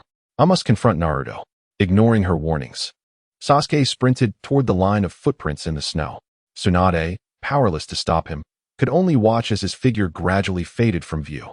"Is it truly possible to defeat them?" Inoki suddenly spoke up. "With only 4 Kage remaining and the Akatsuki still wielding significant power, Naruto alone is enough to trouble us. Not to mention the enigmatic leader of the Akatsuki, Pain, who is yet to reveal his hand. Even if we unite the 5 Kage, do we truly stand a chance against them? Rest assured, I have a plan." An older voice emerged, prompting everyone to turn towards its source. They beheld Danzo, clad in a loose robe, leaning on a cane, a scheming smile adorning his face. "The Akatsuki is merely a minor obstacle. I have devised a means to deal with them." "Danzo, have you been hiding in the bunker all this time?" someone exclaimed. "No, I was in the reconnaissance unit, disguised as one of their shinobi." Danzo shook his head, one eye revealing a cunning glint akin to that of a fox. "My friends, assist me. I have a strategy to ensnare the Akatsuki. The current situation in the Cloud Village is chaotic. We can seize their territory without resistance. Without the Cloud Village's Raijin, they will likely refrain from opposing us. Had you already anticipated that Naruto would slay the Raikage, leading you to conceal yourself all this time?" Inoki furrowed his brow. Years of political experience had informed him that Shimura Danzo was a perilous individual, his insidious ambitions evident upon his countenance. "This, after all, could be advantageous for us. Could it not?" Shimura Danzo shook his head with a cold smirk. "Between nations, there exists only self-interest, not camaraderie. As the leaders of your respective villages, you ought to understand this truth. The ninja world is on the cusp of a monumental transformation, and we shall be the architects at its pinnacle. What reason do we have to trust your capability to lead us against the Akatsuki?" Terumi may remain skeptical, harboring a deep disdain for individuals of such cunning and aged disposition. Given the choice, she would prefer not to engage further in discourse. "By virtue of this eye," Shimura Danzo proclaimed, removing the bandages from his face. His other eye slowly opened, revealing a pale blue iris, the pupil resembling a black circular abyss surrounded by a white rim, exuding a mysterious yet formidable aura of terror. "This is the Reincarnation Eye." The Reincarnation Eye, an ultimate ocular technique that can only be unlocked through the fusion of the Otsutsuki clan's chakra and the Hyuga clan's Byakugan, possesses the terrifying power to annihilate the world. Could it be that you orchestrated Naruto's slaughter of the Hyuga clan as well? Terumi may suddenly recalled the incident when Naruto had brazenly invaded the Hokage's office, eliminating Hyuga Hayashi. At that moment, she had sensed something amiss. Why had no members of the Root organization intervened as Naruto executed a ninja in plain sight? It was evident that Shimura Danzo had intentionally led this to fruition in pursuit of the Byakugan. "A most astute woman. I harbor no disdain for intelligent women," Shimura Danzo remarked with a sly smile, declaring, "The net I have cast is finally poised to ensnare a delectable catch. I have bided my time for far too long for this day. Now that you have beheld my secret, should you refuse my request, I would find myself in a most precarious position." Inoki and Terumi may exchanged glances and pondered for a moment before kneeling. Bowing their heads towards Shimura Danzo in unison, "We concur with your plan. Excellent. My era has finally arrived, and the entire ninja world shall be mine to command." Danzo beamed with satisfaction. Chapter 76. The kaleidoscope beyond rules the pine forests of the land of iron, present one of the most peculiar ecological environments in the entire ninja world. Despite being in the grip of winter, the growth thrives with increasing vigor each year. Shrouded beneath the towering pines, Deidara and Kisame remained inconspicuous, engaged in discourse regarding the devastation wrought by the seven nature transformation spiral sword, when Naruto and the Jinchuriki of the Seven Tails, Fu, suddenly appeared before them. "Naruto, you're still alive," Deidara exclaimed with delight. What was that explosive chakra earlier? I thought you had been engulfed by it. That was a technique I employed. I shall elaborate upon the details once we return to the organization. Konan and the others should be waiting for us at the designated location. Naruto nodded and spoke. Having used the Flying Thunder God technique twice to swap positions and the seven-tail spiral sword, my condition is far from optimal. No matter how vast my chakra may be, employing these two techniques has significantly drained my reserves. The combined expenditure of the two uses of the Flying Thunder God exceeds that of the seven-tail spiral sword by a notable margin. Suddenly, he sensed an unfamiliar presence. Kisame furrowed his brow, casting a glance behind Naruto. A young man clad in a white short-sleeved robe stood there, his dark hair contrasting sharply with his piercing, fury-filled Sharingan, which bore down upon them with an unsettling intensity. Naruto turned to face the newcomer, his expression revealing no surprise, as if he had anticipated this encounter. A smile graced his lips. He urged, "You should take her away first. What a stroke of fortune it is to encounter Uchiha Sasuke here." Deidara nodded and exchanged a knowing look with Kisame. Although Kisame initially hesitated to act, he soon followed Deidara, escorting the Seven Tails away toward their agreed rendezvous point where Konan and Tobi awaited them. What emotions were they harboring as they stood before each other? Deidara glanced back at Naruto and Sasuke, pondering, "The Mizuki Sharingan has indeed been activated, Sasuke." Naruto rolled up his sleeve, revealing a ninja seal transformed into a blade of lightning affixed to his arm. With a gentle touch of his finger, a plume of white smoke erupted, and the Raijin Fong embedded itself into the ground. Gripping the weapon tightly, he twisted it slightly, unleashing a brilliant surge of blue lightning. "I have relinquished any notions of persuading you, Naruto." Sasuke inhaled deeply, his body crackling with electricity as his lightning armor enveloped him, radiating an overwhelming aura. Clenching his teeth, he declared, "I shall shatter your limbs and bring you back." Such formidable resolve. With a swift motion, Naruto leaped, the cloak of the Six Tails encasing him entirely, transforming him into a streak of crimson light that charged fiercely toward Sasuke. The latter, empowered by his lightning armor, deftly evaded Naruto's onslaught, then formed hand seals, exhaling a barrage of blazing dragon fire from his mouth. Fire release, dragon flame song. The sharp blade of light danced swiftly, the Raijin Fong effortlessly cleaving through the dragon's flames. Naruto pressed forward relentlessly, aware that Sasuke aimed to leverage his fire techniques to force him back. In mid-range combat, he held no advantage. He needed to close the distance to prevent Sasuke from unleashing his potent jutsu. Suddenly, a purple Susanoo skeleton materialized. Its fist clenched tightly as it descended upon Naruto with tremendous force. Naruto braced himself, using his left-hand blade to intercept the bone fist while thrusting his right-hand blade toward Sasuke's heart. The latter conjured Chidori in his hand, resolutely blocking the Raijin Fong's assault. "Utilizing lightning techniques against me is hardly a prudent strategy, Sasuke." Lightning blade directed the electric currents of Chidori directly into its edge. Naruto stepped forward and then thrust the lightning blade upward with great force. Sasuke narrowly retreated a step as the blade grazed his chin. Naruto bent low, using his waist to generate immense power, and spun fiercely, both lightning blades slicing toward Sasuke's head. This was a jutsu from which there was no escape. A surge of powerful chakra erupted from Sasuke's Mizuki Sharingan, and the vibrant colors of the world faded into monochrome, as if withering away. Naruto's movements halted. His form transformed into shades of black and white, resembling a mere sketch. The only figure remaining in color was Sasuke, standing before Naruto. Everything became still. The falling white snow, the swaying pine trees stirred by the wind, and Naruto's Akatsuki cloak fluttering in motion, all ceased to move, stripped of color, save for Sasuke. This was Sasuke's Mizuki Sharingan ability, and, once activated, it could freeze time for approximately 3 seconds, consuming an immense amount of chakra. Even with all his chakra, Sasuke could only employ it twice. During this frozen interval, only Sasuke and those he had touched in any manner could act. In other words, those attacked by Sasuke could regain their mobility. Sasuke had but a single opportunity to strike. A skeletal form of the purple Susanoo erupted from Sasuke, who inhaled deeply. Within the skeletal hand, a blue net of lightning coalesced, which he commanded with his will to constrict toward Naruto. The shape of the lightning net resembled a sealing technique. If struck by it, Naruto would be unable to escape the grip of the Nine Tails. Suddenly, red chakra surged from Naruto, manifesting several fox tails that erupted from behind him, anchoring to the ground. Like the tail of a bouncing tiger, they propelled the frozen Naruto upward, narrowly avoiding the skeletal arm of Susanoo that crashed into a pine tree beneath him. Was the Nine Tails not frozen? Sasuke paused, contemplating a possibility. Perhaps because the Nine Tails was sealed within Naruto, his body served as a protective barrier, allowing the Nine Tails to activate its chakra cloak to shield Naruto. However, since chakra had been leaked, In would still trace the chakra back to its owner and activate its effect. In other words, the Nine Tails could only protect Naruto once, and it too was now constrained by the ocular technique of End. With about a second remaining in End, there was still time for a second capture. Sasuke swiftly formed hand seals, placing his left hand upon the ground.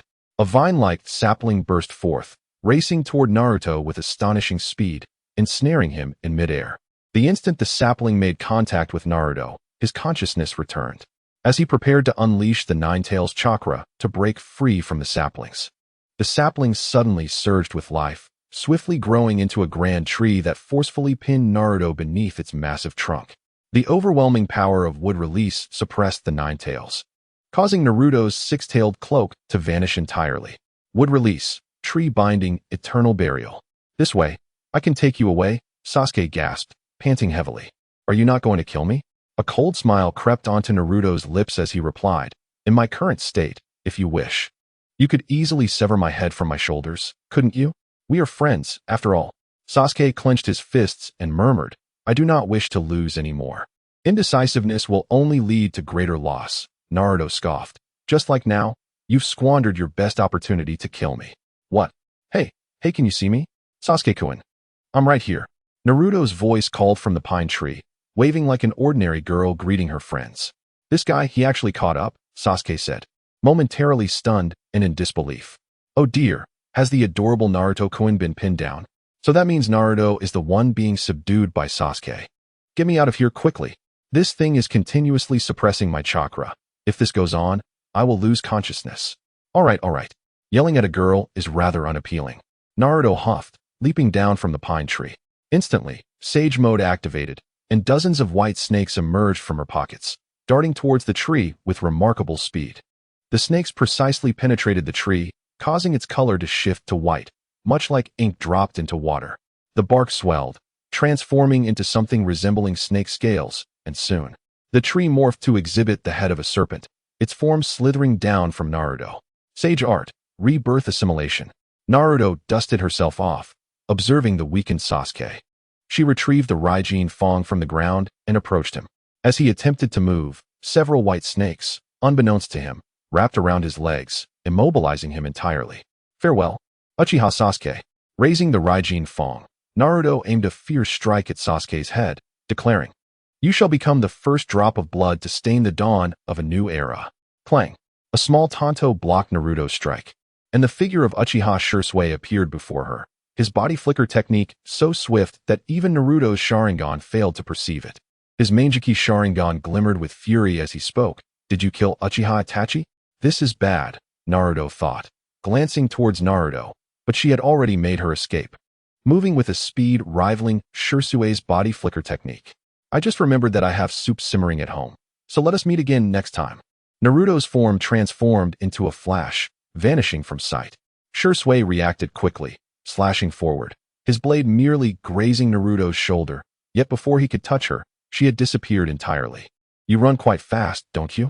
A golden shimmer appeared beside Naruto, who was promptly met with Naruto's palm striking her forehead. Dude, when did you install the Flying Thunder God on me? I did it when I was decomposed, you fool.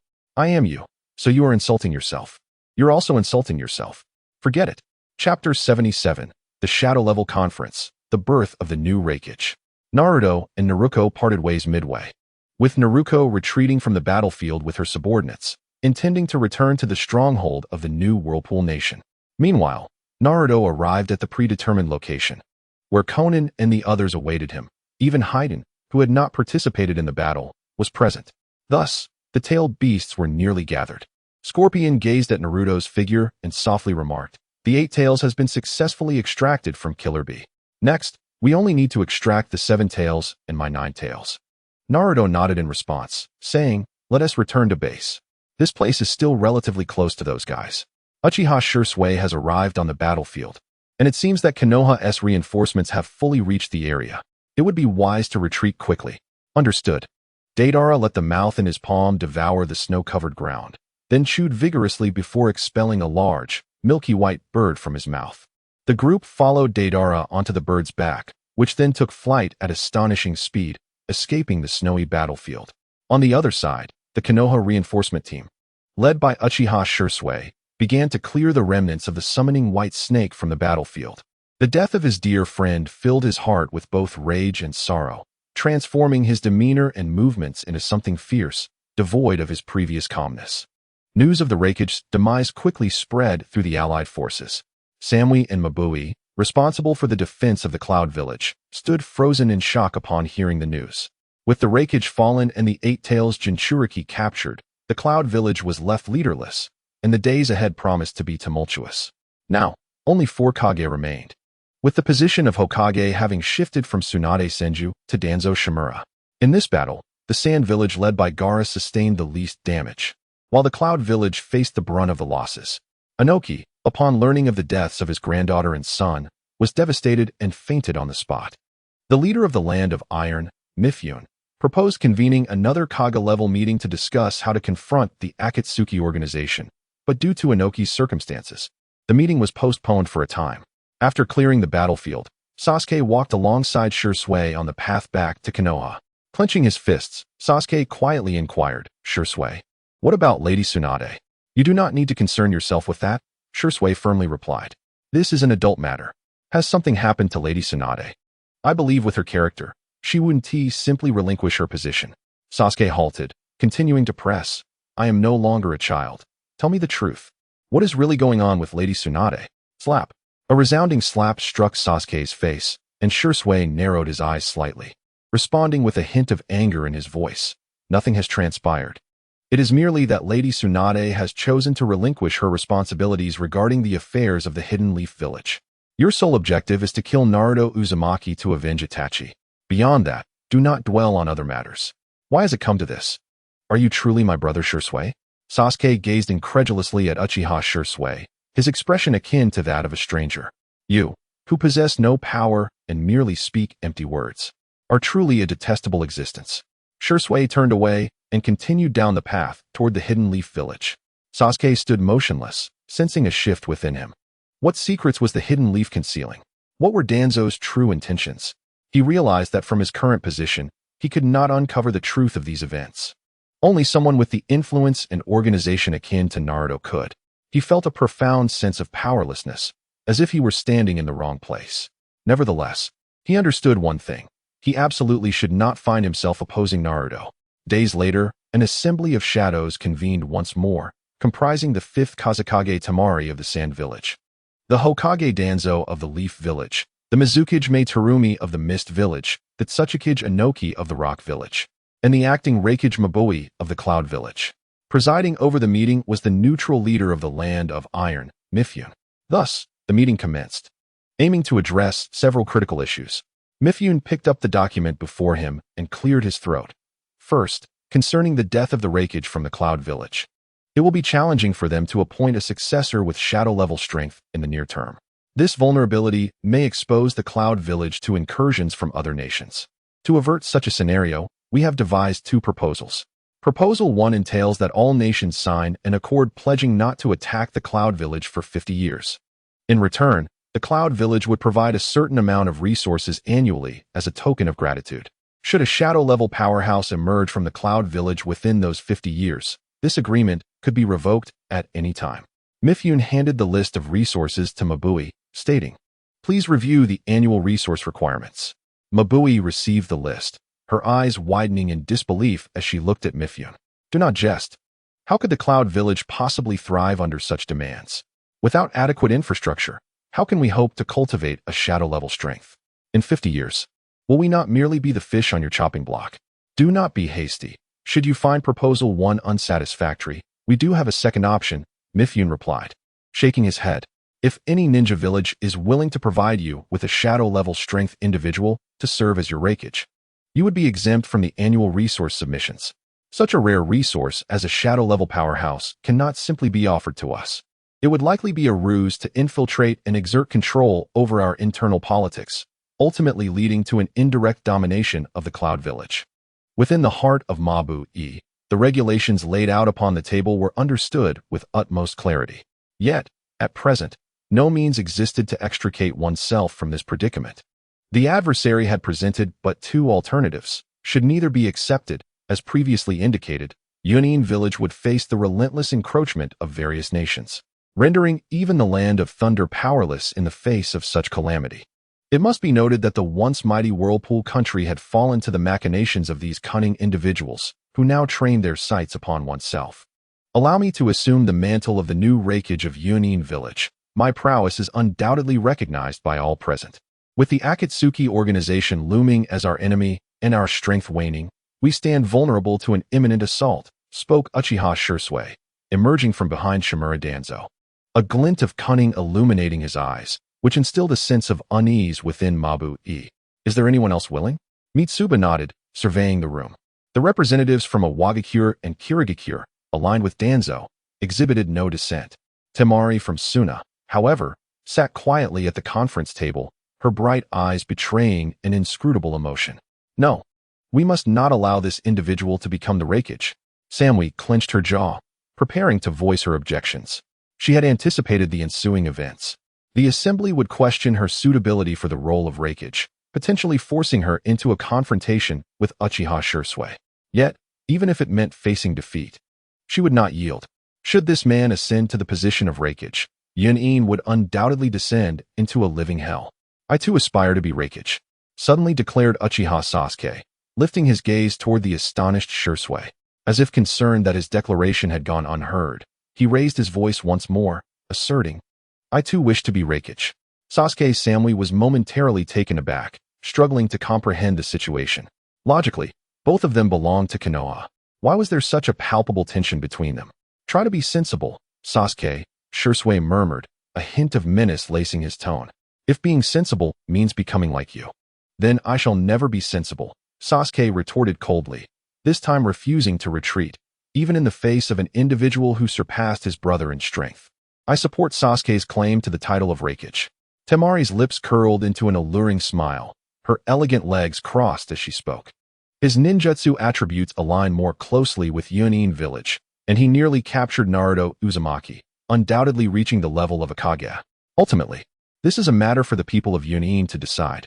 Temari's astute remarks deftly shifted the decision-making power regarding the Raikage to the residents of Chunin. Had it been Kahaku or Inoki who took the floor, the likely outcome would have been a battle between Sasuke and Shursui. Whoever emerged victorious would claim the title. A scenario that would surely favor Shursui. Hey, there's no need to regard me with such terrifying eyes, Mr. Danzo, Temari quipped, sensing the weight of Danzo's gaze upon her. I merely find you, young lady, to be quite intriguing, he replied. Tobirama reluctantly revealed a benevolent smile and spoke. Let us choose Uchiha Sasuke as the new Raikage. Upon sensing a shift in the proceedings, Mabui hastily interjected, fearful that the other party might suddenly retract their statement. Well, since it is your choice, we shall respect your rights. From this evening onward, Uchiha Sasuke will assume the position of the new Raikage of Kumogakure. Mifune replied after a moment's contemplation, nodding in agreement. Truly, they had been led astray. Shursui's gaze toward Sasuke grew increasingly sharp, while the latter turned his head away, exhibiting a demeanor of indifference. Kumogakure, it seems, harbors a potential threat. Shimura Danzo's attention shifted to the young Kazekage, who cheekily stuck out his tongue, his eyes glimmering with a fearless glint. Chapter 78, The Hidden Hand? Within the confines of Amigakure, Naruto found himself uncharacteristically free from Konin's summons. Alone, he sat amidst the intricate web of iron pipes, cold raindrops cascading upon him, sending shivers through his skin as the icy sensation coursed through his nervous system. He instinctively shuddered, gazing at the tumultuous clouds and the bustling pedestrians below, feeling an unusual vitality in the air. Be careful not to catch a cold, Junior, came the voice of Toby from beside him, holding a pitch-black umbrella that shielded both himself and Naruto from the rain, the droplets pattering against the fabric in a rhythmic melody. There's really no need for the junior-senior distinction, is there? Do you enjoy playing roles so much? Just don't forget who you are, Naruto replied with a smile, his voice soft. Seems that girl has told you everything. Toby remarked, removing his swirling mask to reveal a bittersweet smile. I had thought that upon seeing her resurrected by Edo Tensei, I would be furious. Yet, beautiful things are so easily cherished. For you, that girl embodies all the beauty in this world, doesn't she? I still remember how she smiled and promised to watch over you, much like your feelings for Conan. She must have done something memorable for you, hasn't she? Naruto's eyes narrowed slightly as he recalled the moment in the amusement park when Conan rushed towards him and embraced him, followed by the fireworks bursting in the sky. Yes, that moment exists, he replied softly. What exactly are you pursuing, Naruto? Is it merely a means to vent your anger in this world? Toby inquired. What I wish to pursue may be similar to your goals, or perhaps entirely different. Naruto stood up, looking at Toby. But at least our enemies are united at this moment, are they not? Uchiha Obito. Tomorrow, Pain will fulfill his promise to attack Konoha, just as he vowed, to utterly destroy it. I fear it won't be as simple as that. It's certainly preferable to waiting in the Akatsuki's base in Amigakure for them to invade. They likely wouldn't anticipate that the Akatsuki, known for retreating to extract tailed beasts, would dare to launch an offensive against the currently strongest village, Konoha. This is a surprise attack. Obito cast a glance at Naruto Uzumaki and proposed, let us collaborate. At least for now, our objectives align, to dismantle the ninja world and eradicate the Five Kage.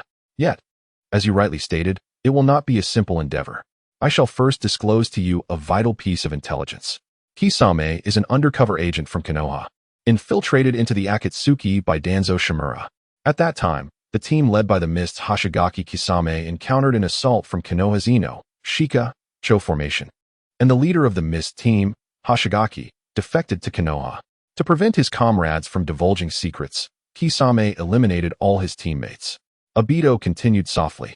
During the act of slaying Hoshigaki, he was witnessed by the fourth Mizuki. Ultimately, it was I, under the guise of Madara, who rescued him and facilitated his entrance into the Akatsuki. However, the true circumstances may not be as they appear, correct? Naruto pondered, a smile breaking upon his lips. Allow me to speculate. The one who sent him to infiltrate the Akatsuki was Danzo Shimura. Perhaps Kisame had already turned against Konoha even before Hoshigaki's defection. Hoshigaki was slain by the traitorous Kisame, who subsequently eliminated the rest of the team, only to be discovered by the fourth Mizuki. Then, you intervened to rescue him, leading him to join the Akatsuki. The intelligence I have gathered bears resemblance to your account, yet the question remains, what was Danzo's ulterior motive? How did he know I would seek out Kisame and recruit him into the Akatsuki? Is it mere coincidence? That would be rather too fortuitous, would it not? A look of perplexity crossed Obito's face as he spoke. Foreseeing the future, you say? In that regard, I am aware of a potentiality. Naruto's eyes glinted with a cold light, recalling the incidents surrounding the Book of Dimensions and its prior sealing. Orochimaru had once remarked to him, why did the third Hokage not scour the streets for such powerful artifacts as the Book of Dimensions and the soul reaping technique, which had gone missing? The truth is, the third Hokage was entirely oblivious to their existence. The Book of Dimensions and the soul reaping technique had been surreptitiously placed in the office on that fateful day, intended for me to acquire them, thereby gaining strength to become a rogue ninja and annihilate Konoha. But who was responsible for that placement? Naruto recalled the time he had eavesdropped outside the door, when Danzo had thrown a shuriken towards him. Did that man genuinely fail to see through my transformation technique? Or had he discerned it, and so placed the Book of Dimensions and the soul reaping technique in the Hokage's office, awaiting my arrival? He utilized the Book of Dimensions to foresee a decade into the future, likewise predicting that I would come to the Hokage's office seeking forbidden techniques for power. Danzo Shimura, could he be the previous owner of the Book of Dimensions? Even a cornered beast will fight back, Naruto murmured to himself, his fists gradually clenching, a frigid smile curling upon his lips. So it was that this man had used me as a mere pawn. Whether inciting the villagers to oppress me by exposing my 9 tails, or conspiring with Hiruzen Sarutobi to imprison me, every action was calculated to force my defection, providing me with a pretext to betray through the Book of Dimensions and the soul reaping technique. That old dog Danzo plays a devious game, he thought. By the way, when attacking Konoha, I shall need to seek out another individual. Obito turned to Naruto and said, I possess something that belongs to him. Is it Kakashi Hitaki's Manjiki Sharingan? Indeed, it is time to reclaim what is mine. Obito's tone was resolute, yet he hesitated for a moment before clearing his throat and inquiring, by the way, Does that girl, Naruto, have any free time? Goodness, brother, are you perhaps infatuated with her? Naruto felt a chill run down his spine and trembled as he spoke. Infatuated? Nonsense. I merely wish to ask if she has resolved the issue with the reanimation. We are set to engage in a significant battle in Konoha tomorrow. Just allow me to spend some time with Rin today. Very well, I shall summon her shortly. Naruto nodded, grasping the handle of the umbrella and tilting it slightly towards himself. Could you at least hold the umbrella properly? My shoulder is drenched. The following day, the sun shone brightly as the villagers of Konoha went about their daily tasks. Children frolicked and played in the streets. One child, wielding a wooden kunai, glanced back at his pursuing friend and laughed heartily. Come and catch me, you nine-tails monster. Watch as I devour you. His companion, equally caught up in the game, shouted back in mock horror. Suddenly, the child pretending to be a ninja collided with a man's leg, landing on the ground with a thud, cradling his head and murmuring, "That hurts. Are you all right, child?" asked Shimizu Danzo, leaning on his cane and displaying a gentle smile as he helped the boy to his feet. "I'm fine. The sixth Hokage is so kind," the child exclaimed, his face alight with admiration. "If you work hard, you too may have the opportunity to become Hokage one day." Danzo ruffled the child's hair before proceeding with his accompanying Umbu guards towards the nearby Konoha orphanage. Is the sixth Hokage going to take care of the orphans? How compassionate. Just like third Hokage, so approachable. Passers-by murmured amongst themselves, and Danzo reveled in their praise as he entered the beautifully adorned Konoha orphanage. Upon entering, the headmaster, seemingly awaiting his arrival, bowed and quietly stated, "The experiment is nearly complete." "Very well, lead me to the research facility," Danzo replied with a smile. Following the headmaster, clad in a white lab coat, they ventured into the orphanage's hidden passage. Though darkness enveloped them, both knew that straightforward navigation would suffice. Soon, light emerged in their line of sight. Danzo and the headmaster arrived at an eerie laboratory filled with petri dishes. Several scientists were diligently analyzing data. Each petri dish was connected to a thick rubber tube, all leading back to Tsunade Senju, who was bound by chains and sealed upon a cross. Tsunade's seemingly ageless visage bore signs of aging, as numerous sharp tubes extracted her blood, her chakra continuously flowing out. The chakra mixed with her blood filled the petri dishes, where the orphans lay in deep slumber, their eyes tightly shut. "Lady Tsunade, how do you feel?" Tawanzo scoffed as he approached Tsunade, lifting her chin so that her nearly unconscious eyes met his. He remarked, "Your physique is truly remarkable, in every conceivable sense. Once I unify the ninja world, should you choose to become my concubine, I might consider sparing you. I, an old man, wish for you to be swiftly dispatched by Naruto. He is merely my pawn. Do you truly expect a pawn to defy its master?" Tawanzo then struck Tsunade's face with a punch, muttering, "How dare you show such disrespect to the Hokage? It seems you still fail to comprehend your current status. I am the Hokage, do you understand?" Tsunade offered no response, having succumbed to unconsciousness. Tawanzo raised his hand, declaring, "Let her rest for a while. Wasting such excellent material would be a shame. After all, she is a beauty." The researchers ceased their actions, releasing the tubes that siphoned her chakra.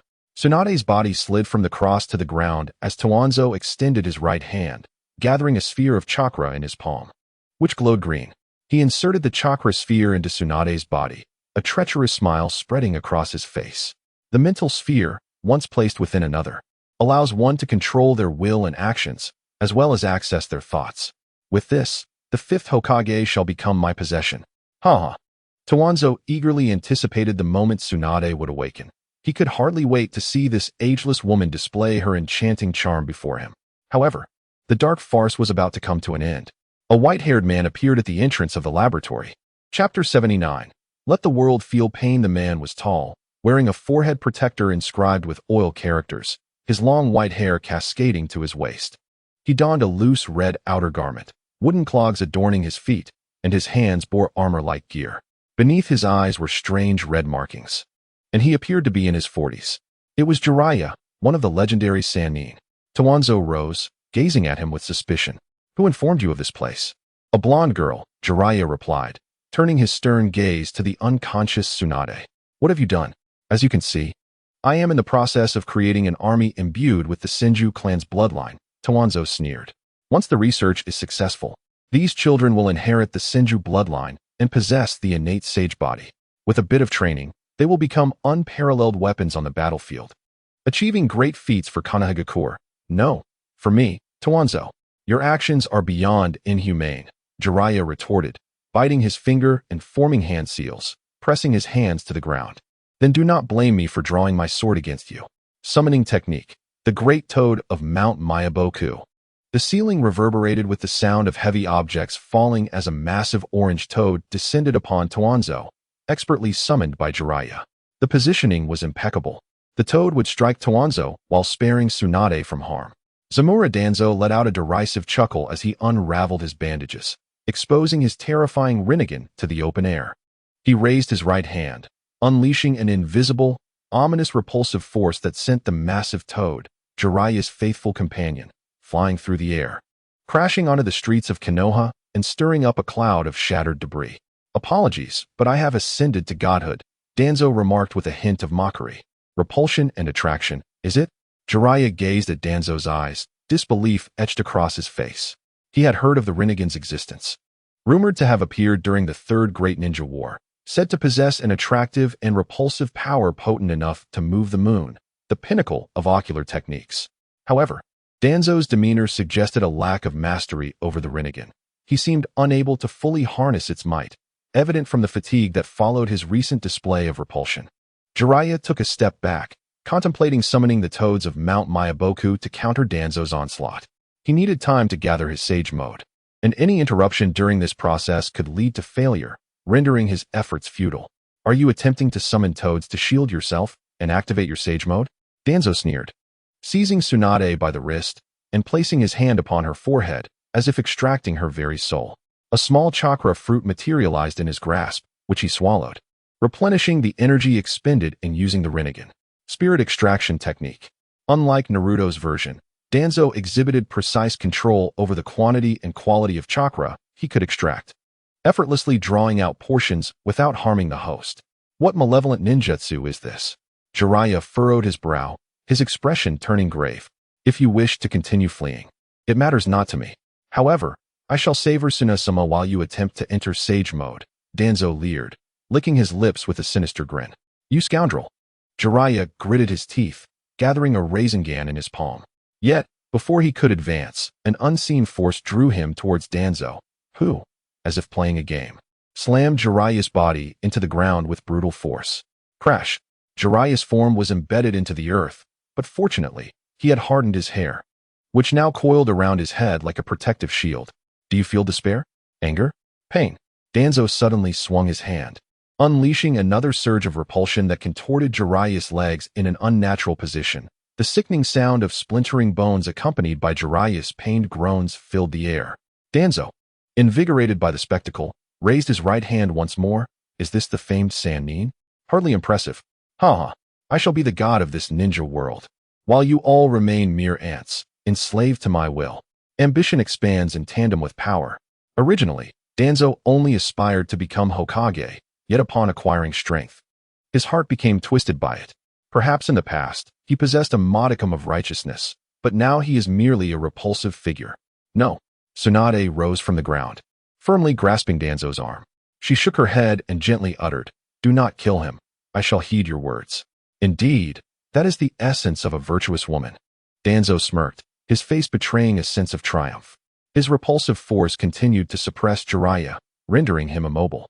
As Tsunade's words echoed in his mind, a tumult of emotions surged within Jiraiya. Extreme anguish flooded over him. Would he be unable to save his apprentice's son or protect the one he cherished? Must his life culminate in this unwillingness? Danzo lifted Tsunade's chin and leaned closer to her, yet she ultimately surrendered, slowly closing her eyes. What a jest! I must not give up. Spiraling spheres of chakra coalesced in Jiraiya's hands. Despite the repulsive force distorting his bones, he gradually extricated himself from the pit. Just as he prepared to unleash a powerful Rasengan upon Danzo's unsuspecting face, a figure descended from the heavens, landing a decisive kick on Danzo's head, sending him crashing against the wall. A righteous hero, a passing warrior. Naruto Uzumaki has arrived. Clad in a crimson cloak, Naruto struck a dramatic pose before Tsunade, a broad smile gracing his face as he declared, "Old man, prepare to meet your end." "It's you," Jiraiya exclaimed, astonished at the sight of Naruto. He had learned of Tsunade's captivity through Naruto during their visit to an establishment, as nearly all such establishments in the ninja world had benefited from Naruto's investments. "Hey, uncle, you're still alive." Naruto patted Jiraiya's shoulder, speaking as if comforting a child. "Impressive, very impressive. Do not jest. I am a god. How dare an insect like you lay a hand on me?" Danzo descended from the wall, his eyes wide with fury as he spoke each word deliberately. "I will take your life." "Wow, how frightening. Uncle, have you developed hyperthyroidism? Your eyes are bulging." Before Naruto could finish, a terrifying force erupted from within him, his body exploding in an instant as if rigged with explosives. Limbs and blood scattered, staining the laboratory crimson, an exceptionally gruesome scene. This was Danzo utilizing the effects of the rebirth eye on Naruto through repulsive force. "Such a trivial thing I can crush effortlessly. How audacious." Danzo laughed cruelly. Hey, I'm right here." Suddenly, Naruto reappeared from behind. Danzo froze momentarily. As he turned, Naruto struck him with a powerful punch infused with sage chakra, sending him soaring into the ceiling, embedding him within it. In the instant the repulsive force was unleashed, she deftly employed the serpent's replacement technique to burrow into the ground. Seizing the opportunity while Danzo reveled in his arrogance, she circled behind him. It was only recently that she had learned of Danzo's possession of the Rinnegan. Fortunately, her innate combat reflexes were sufficiently swift. Otherwise, that last attack could have very well claimed her life. "Very well, let me engage you with some seriousness." Danzo descended to the ground, appearing somewhat deranged as he extended his hands toward Naruto, Jiraiya, and Tsunade. "Wait," Naruto interjected suddenly. "What? Are you afraid? To speak frankly, I cannot defeat you. However, your true opponent is not me." Naruto raised an eyebrow and gestured toward the shattered ceiling. A figure, suspended in the cerulean sky, emerged, a man with short orange hair, clad in a flowing dark red cloud-patterned robe. His countenance, imbued with an air of authority, radiated a chilling aura. He stretched his arms toward the village below, his voice resonating like a divine judgment. "Mother." A Na'vi child clung to his mother, while the townsfolk halted their movements, gazing up at the man in fear and confusion. Even the woman cooking in her kitchen peered out of the window, intrigued by the spectacle. "Feel the pain. Experience the suffering, accept the agony, comprehend the torment. Those who do not know pain cannot truly understand peace." He spoke each word deliberately, his Rinnegan devoid of joy or sorrow. "From this moment forth, let the world feel anguish." Chapter 80, Destruction of Konoha, Part 1, Shinra Tensei. An invisible repulsion erupted from pain, creating a massive circular wave that radiated outward from him. Everything touched by this force shattered, and the once vibrant Konoha was crushed beneath the tremendous impact, a cacophonous boom echoing through the air. Clouds of dust engulfed the village, mingling with the cries of the wounded as blood spilled forth. Pain, his expression impassive, surveyed the ruins of Konoha and remarked, "This is the pain you once inflicted upon me." A few minutes of silence were shattered by a furious roar. "What are you doing, you bastard?" The voice, filled with rage, emerged from the haze. Haruno Sakura, arms crossed, donned a blue and white sage cloak, the black curse seal pattern sprawling across her body. A massive slug loomed behind her, radiating a soft green light. "Is that the sage of the wet-bone forest?" Pain descended to stand before Sakura, declaring, "If you wish to annihilate Konoha, you must eliminate several high-level combatants to make it count. Then give it a try." Sakura gestured, and the slug understood, splitting into hundreds of smaller slugs that surged toward the injured ninjas, eager to provide healing. As Pain raised his hand, intending to thwart the slug's efforts, Sakura's fist reached him first. With the activation of her cursed seal and sage mode, Sakura's cherry blossom clash was no ordinary jutsu. Even sheer brute force was sufficient to elevate it to a high-level technique. Shinra Tensei. A formidable repulsion erupted from Pain's body, sending Sakura Haruno hurtling through the air before crashing violently to the ground, blood gushing from her wounds. Swiftly rising to her feet, she found herself perplexed by Pain's earlier assault. How could she have been attacked without perceiving any tangible form? Sakura's injuries began to heal autonomously, and she clenched her fists, fixating her gaze intensely on Pain. Meanwhile, 3 members of the Akatsuki, their bodies impaled with iron rods, confronted the fleeing students of the Ninja Academy. The terrifying and grotesquely smiling Azura Path Pain extended his arm, launching several missiles from his sleeve, aimed directly at the trembling children. As the missiles were about to strike, They suddenly twisted and vanished as if absorbed by an unseen vortex. Kamui, a lightning-infused chakra leopard, lunged toward the three pains, who reacted with remarkable speed, evading the attack and turning to discern its source. Clad in the vest of an elite Jonin, Kakashi Hatake utilized the body flicker technique to reach the children, swiftly lifting one of them and leaping backwards several paces to distance himself from pain. Run towards the Hokage's office. Do not look back, Kakashi instructed as he set the children down, his right hand coalescing with Raikiri, his gaze resolute as he faced the three pains. I am your opponent, Kakashi. Suddenly, the direction in which the children fled warped, and Obito emerged from the distorted space, toppling the children to the ground with a kick and seizing one by the hair. Pain, you handle the others first. I despise being commanded by you. The orange-haired beast path grimaced slightly, turning away. Well then, I'll leave the troublesome one to you. After all, it's you who has the headache. Much appreciated, Obito replied, a relaxed smile gracing his face as he regarded Kakashi before unceremoniously tossing the child to the ground. Do not harm the children, Kakashi asserted. That is acceptable.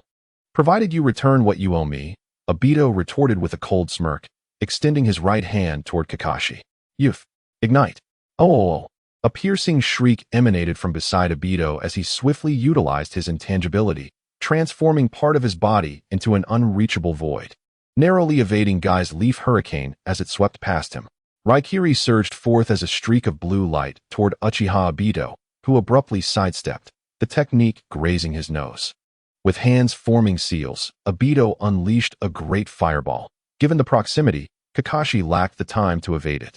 Once again, the distortion of space occurred, and the fireball was drawn into a different realm by Kakashi's Kamui, narrowly averting this attack. Prepare to receive another blow from my leaf great whirlwind. As Akai launched himself into the air with a powerful leap, his right leg unleashed a terrifying force, causing the very air to crackle with explosive sounds. Repetitive actions devoid of purpose yield no results, no matter how many times they are attempted. Obito shook his head, shifting his position to evade. Akai's kick swept past his head as if nothing were there, resulting in yet another missed strike. He leaped back a few steps, casting a glance at Might Guy and Kakashi, a cold smirk emerging on his lips as he remarked, "It truly amuses me to witness such ants huddling together for warmth. What on earth is this fellow? A ghost? Undoubtedly a specter, indeed." Might Guy raised his iconic bushy eyebrows in surprise, exclaiming, "I just aimed for his head. That ability is akin to the powers of the Sharingan, but mine leans more towards offense, employing a method of tearing through space, while his is more defensive in nature." Kakashi began to analyze the preceding battle, continuing, "If I am not mistaken, he forms that ethereal body by storing parts of himself in the Kamui dimension, thus defending against us. During our skirmish, both of us were evaded, yet he did not retaliate swiftly. I personally believe it is not due to a lack of reaction. The sole explanation is that he cannot attack while utilizing his intangibility for defense, or else the state would be compromised. Truly remarkable, Kakashi. Your perceptive abilities remain as sharp as ever." Obito applauded. "So, what are your plans for dealing with me next? The more grotesque the jutsu, the shorter its duration. If I can maintain continuous assault for a few minutes, your intangibility will surely reach its limit. No?" Kakashi's hand glowed with Raikiri, while Might Guy opened the fifth gate, his expression serious as he regarded Obito across from them. "There are two of us. You know, such formidable resolve shall not falter before anyone. 2 individuals? How fortuitous. For I too have 2. Obito scoffed, as a lifeless body was hurled from the heavens, crashing violently to the ground, a long sword embedded in its neck, golden sparks erupting from the blade. Naruto stamped his foot upon the head of the corpse, then drew the sword from it, glancing at Kakashi and Might Guy with a mocking smile as he greeted, "Ah, how fortunate to see you both again, my esteemed teachers." Chapter 81. Destruction of Konoha, Part 2. Suddenly, Deidara's large bird was struck by a brilliant blade of flame, forcing him to strain to control the descent. Just as its feet touched the ground, Shursui appeared before him, raising his tanto high before bringing it down with ferocity. Deidara swiftly dodged the blade, then thrust his hands forward, unleashing a flurry of white clay birds that surged towards Shursui. In response, Shursui formed hand seals, launching several flaming kunai at the clay explosives. The moment the clay birds met the fiery kunai, they erupted in a violent explosion. "You are indeed the prodigious Uchiha Shursui of the Uchiha clan." As the smoke was dispersed by the autumn breeze, Deidara lifted his gaze towards Uchiha Shursui, raising an eyebrow and remarking, "Quite impressive, indeed. You, the rogue ninja from Awagakure. Where have you placed the Konoha ninja, Yamanaka Ino, whom you previously captured?" Shursui inquired, tightening his grip on his tanto, its tip aimed squarely at Deidara's nose. "Right behind you," Deidara responded earnestly, gesturing towards Shursui's back. Turning to look, Shursui was met only with an expanse of emptiness. In that fleeting moment, a torrent of clay spiders descended upon him. He vanished in a flash, accompanied by a dazzling display of flaming sword light, cleaving the clay spiders asunder. "What a despicable trick," Shursui remarked as he landed on the ground, looking up at Deidara. "That's the art of deception. Ino has appeared behind you." Deidara taunted. "Do you think I would fall for that again?" Shursui retorted, his brow furrowing in displeasure. Before he could finish speaking, a brilliant violet chakra figure surged into his body with blinding speed.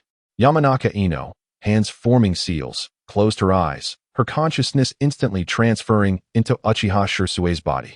"I did mention she was right behind you." Deidara waved his hand dismissively. "Indeed, his consciousness has been ensnared by a peculiar ninjutsu. I have located a luminous orb within his mind. Unraveling this may take some time." Ino's voice emerged from Shursui's lips. "Let me secure this fellow to a tree with a rope first. Then I will apply a sealing technique." Deidara nodded in agreement. "Pain." Shimura Danzo's lips curled into a frosty arc. "It seems Nagato has begun to make his move. Let us deal with you two first. Tsunade will remain, as she still holds significant value." "Oh dear, can't my brother Danzo consider someone as youthful and radiant as me? You've been fixated on the elderly Tsunade. Your tastes seem rather peculiar," Naruko jested as she seized Jiraiya and Tsunade, subsequently summoning the white serpent with a summoning technique. The serpent sprang into action, swiftly hoisting Jiraiya and Tsunade aloft. "Don't even think about escaping. Your opponent is me," Naruko exclaimed, a click of annoyance escaping her lips. She exhaled a white, dragon-shaped chakra, enveloping the white serpent to withstand Danzo's gravitational pull. "Stay out of my way, girl. If you dare to strike again, I will tear you apart," Danzo bellowed, his fury palpable. "Go ahead and try if you can," Naruko retorted, a mocking smile gracing her features. Swiftly, she formed hand seals. Truth be told, she harbored no confidence in defeating Danzo, who possessed the Rinnegan. At the very least, she aimed to rescue Tsunade and Jiraiya before Naruto arrived to lend support. Seeking death, Danzo roared, clenching his fist. A terrifying repulsive force erupted from Naruko's fist. The sound of cracking bones echoed from her hands as she cried out in pain. Her hand seals abruptly interrupted. "Damn it, this guy can unleash repulsion and attraction without any preparatory work. It activates instantaneously. How is one to approach him under such circumstances?" Naruko intended to employ the dragon speech technique once more, but soon realized that she could not even move her mouth. The terrifying pressure rendered her utterly immobile, causing the ground beneath her to sink deeply. In the form of the sage mode of the white snake, under the power of the rebirth eye, she stood no chance against her opponent. "Die," Danzo commanded, controlling dozens of sharp stones that fiercely pierced towards Naruko's heart. She had no time to circulate her chakra before the stones impaled her heart like nails, pinning her body against the wall. Upon entering her wound, the sharp stones exploded violently, their jagged fragments tearing through her skin and various organs. A harrowing scream escaped her lips as her form was left hanging against the wall like a sieve. "This is the fate that awaits those who oppose the divine," Danzo boasted arrogantly. "Is there a god as feeble as you?" A silvery light flickered at Naruko's heart, while faint yellow horns gradually sprouted from her forehead.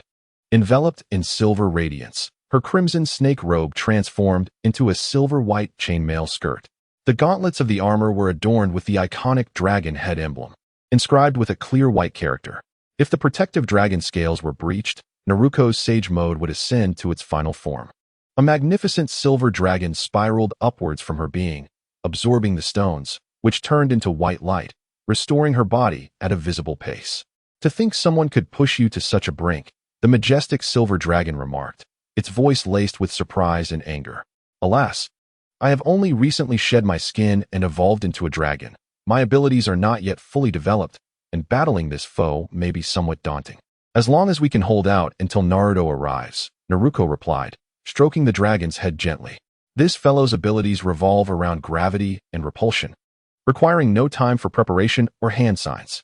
Based on my observations from earlier, he seems hesitant to unleash overwhelming repulsion and gravity attacks, likely due to their energy drain. I understand now. If we can force him to attack, ultimately exhausting all his energy, that should suffice. Indeed, let us commence. With her arms crossed, a terrifying aura erupted from her feet, causing peculiar transformations in the ground and walls. First, several snake scales sprouted, then the scales spread across her body, morphing into an enormous white serpent. The secret art is born of unity. The lifeless beings born of destiny will be imbued with life by Naruto, transforming into colossal scaled serpents. Their combat prowess rivals that of mid-tier summoning beasts, and as long as Naruto remains standing, their wounds will heal infinitely, rendering them immortal. Even the most resilient ant remains but an ant, Dan scoffed, raising his right hand with a cold huff. Meanwhile, Naruto's flying thunder god sword had reached Kakashi, his figure flickering with incredible speed before he swiftly grasped the sword and launched an attack against Kakashi. As Akai sidestepped the slashing attack, his right leg struck like a bolt of lightning toward Naruto's abdomen. The latter promptly activated his tailed beast cloak. Although the kick connected, it posed little threat to Naruto. Chapter 82, Destruction of Konoha, Part 2. As soon as Naruto landed, Akai launched a second assault with a single-footed stomp. He had already opened the sixth gate, the Gate of View, granting him astonishing speed and power. However, engaging Naruto with merely the sixth gate proved to be a formidable challenge. With the ability to utilize the Flying Thunder God technique, Naruto's speed was unrivaled in the ninja world. While Akai's speed was commendable, Naruto had already prepared the teleportation distance using the Lightning Blade technique, making it exceedingly difficult for Akai to make contact. His intention was merely to delay me, not to engage in combat. Akai noticed a stark difference in Naruto's fighting style. All his attacks seemed designed to create difficulty rather than to endanger Akai's life. Perhaps it was due to the orders of that black-haired hedgehog-headed individual. There seemed to be a deep-seated grudge between him and Kakashi, suggesting an obsession with the latter. Akai had no intention of forcibly intervening in the battle between Kakashi and Obito. If Naruto aimed to restrain him, he too could not assist his ally. For now, he would maintain the status quo and observe the situation, ready to act if Kakashi truly found himself overwhelmed by the hedgehog-headed foe. Akai calculated his next moves in silence. Obito, hands forming seals, expelled a colossal fireball technique. Unlike an ordinary fireball, this one boasted a formidable presence and power. Yet, most fire release techniques share a common flaw. Their flight speed is typically moderate, and their trajectory follows a standard straight line. As long as the opponent is not an inexperienced ninja, hitting them with a fireball to inflict damage proves challenging. Thus, fireballs are generally employed to test an opponent's capabilities. Serving as the opening gambit of a battle, Kakashi retreated a step to create distance, then formed seals to conjure a towering earth wall before him. The fireball detonated against the wall, and Obito leaped high, landing a foot on the face of the wall, which bore the likeness of Pakin the dog. Utilizing the dog's face for leverage, he propelled himself over the earth wall. In an instant, his Manjiki Sharingan activated, warping the space in front of him as a massive black spike descended, aimed directly at Kakashi. Kakashi assessed the distance and the spike's velocity, realizing evasion was impossible. He employed Kimui to distort the spike, absorbing it into the Kimui dimension. Just as Kakashi's Kimui concluded, Obito landed and delivered a standard jab to Kakashi's face. The latter sidestepped the punch, retaliating with an elbow strike aimed at Obito. With a swift flick of his wrist, Obito produced a kunai, spinning it before gripping it in reverse to thrust toward Kakashi's heart. Thud! Bang! Kakashi's elbow struck Obito, who simultaneously raised his right leg to block the kunai's thrust. Blood spurted forth, and a cold smirk spread across Obito's face. How nostalgic, Kakashi! Tobi and Kakashi found themselves locked in a stalemate. Tobi chuckled and remarked, "How many times have we practiced like this? Yet this time, without Minato and Rin by your side, no one will call for a halt. Rin would not wish for you to act this way." Kakashi clenched his teeth, beads of cold sweat forming on his forehead, and replied, "What has shaped me into this is not her death, but the chilling reality of this ninja world." Tobi's eyes narrowed as he continued, "Years ago, when the land of whirlpools was besieged and annihilated by the great nations, Konoha turned a blind eye, watching as allies were slaughtered and the members of the Uzumaki clan wandered in the chaos of war, selling their bodies, souls, and everything they had just to secure a meal. A man named Nagato from the Uzumaki clan, along with his family, sought refuge in Amigakure, where he should have enjoyed a peaceful childhood. Yet, he was murdered by the very ninjas from Konoha, once allies. After finally finding friends worth cherishing, he was exploited to his death by Danzo. Each of Tobi's words further unsettled Kakashi's resolve. With a cold laugh, Tobi continued, "Is this your will of fire? Tragedy unfolds perpetually, instigated by your weakness, as you willingly drown in the illusion of peace after obtaining power. You see only what you wish to see, and despite your strength, you refuse to raise your voice to change any of it." Suddenly, Tobi exerted force to push Kakashi away, murmuring, "Then why prevent the weak from gaining power to alter this reality? You claim to fight for those you wish to protect, yet what have you truly safeguarded? A horde of butchers wielding violence against the vulnerable." Kakashi formed hand seals, summoning shadow clones, and unleashed a great fireball from his mouth. The shadow clones executed wind release, wind pressure destruction. The great fireball merged with the wind pressure destruction, compensating for the fireball's singular attack path with the rapidly expanding nature of the wind technique, engulfing Tobi entirely in flames. "Have you given up even on thinking? Having nothing left to say? How fragile you are. The you of the past was not like this." Tobi shook his head, his Sharingan swirling with astonishing chakra, warping the flames into a distorted space. A blue streak surged towards Tobi as he had just utilized Kamui, leaving his Manjiki Sharingan momentarily vulnerable. Kakashi's Raikiri swiftly struck towards Tobi's face, aiming for his head. Was that great fire merely a distraction to unsettle my focus and provoke the use of Kamui? To devise a coherent battle strategy in such a tumultuous state, truly remarkable, Kakashi. However, Tobi raised his right hand, brandishing a gourd-shaped fan with a locking handle before him. The Raikiri collided with the fan, its force redirected into wind-release chakra, forcefully sending Kakashi flying away. The obscuration of vision is mutual. Obito cannot perceive Kakashi outside the inferno as he gathers Raikiri, and conversely, Kakashi remains unaware of Obito within the flames, where he harnesses Kamui to absorb the blaze while retrieving the fireball. Kakashi collides with the wall of the house, his form slipping downwards, and Obito instantaneously appears before him, pressing his foot upon Kakashi's head, declaring, "The disparity in strength is evident. It would be prudent to concede now. Is this hedgehog-headed individual truly so formidable?" Guy gritted his teeth and surged forward 2 paces before leaping to deliver a kick to Obito. Yet, in the instant he took flight, Naruto's flying Raijin sword struck his right leg, anchoring him to the ground. "Do you hold me in such contempt, Guy-sensei?" Naruto scoffed, yanking back the chakra thread connecting him to the sword, which he grasped firmly. "Now, you surely have no further aspirations, do you?" Obito nodded at Naruto and turned to Kakashi, saying, "Return my belongings. I shall not kill you." "That is something I cannot comply with," Kakashi replied, once more channeling Raikiri in his right hand, a bitter smile gracing his lips.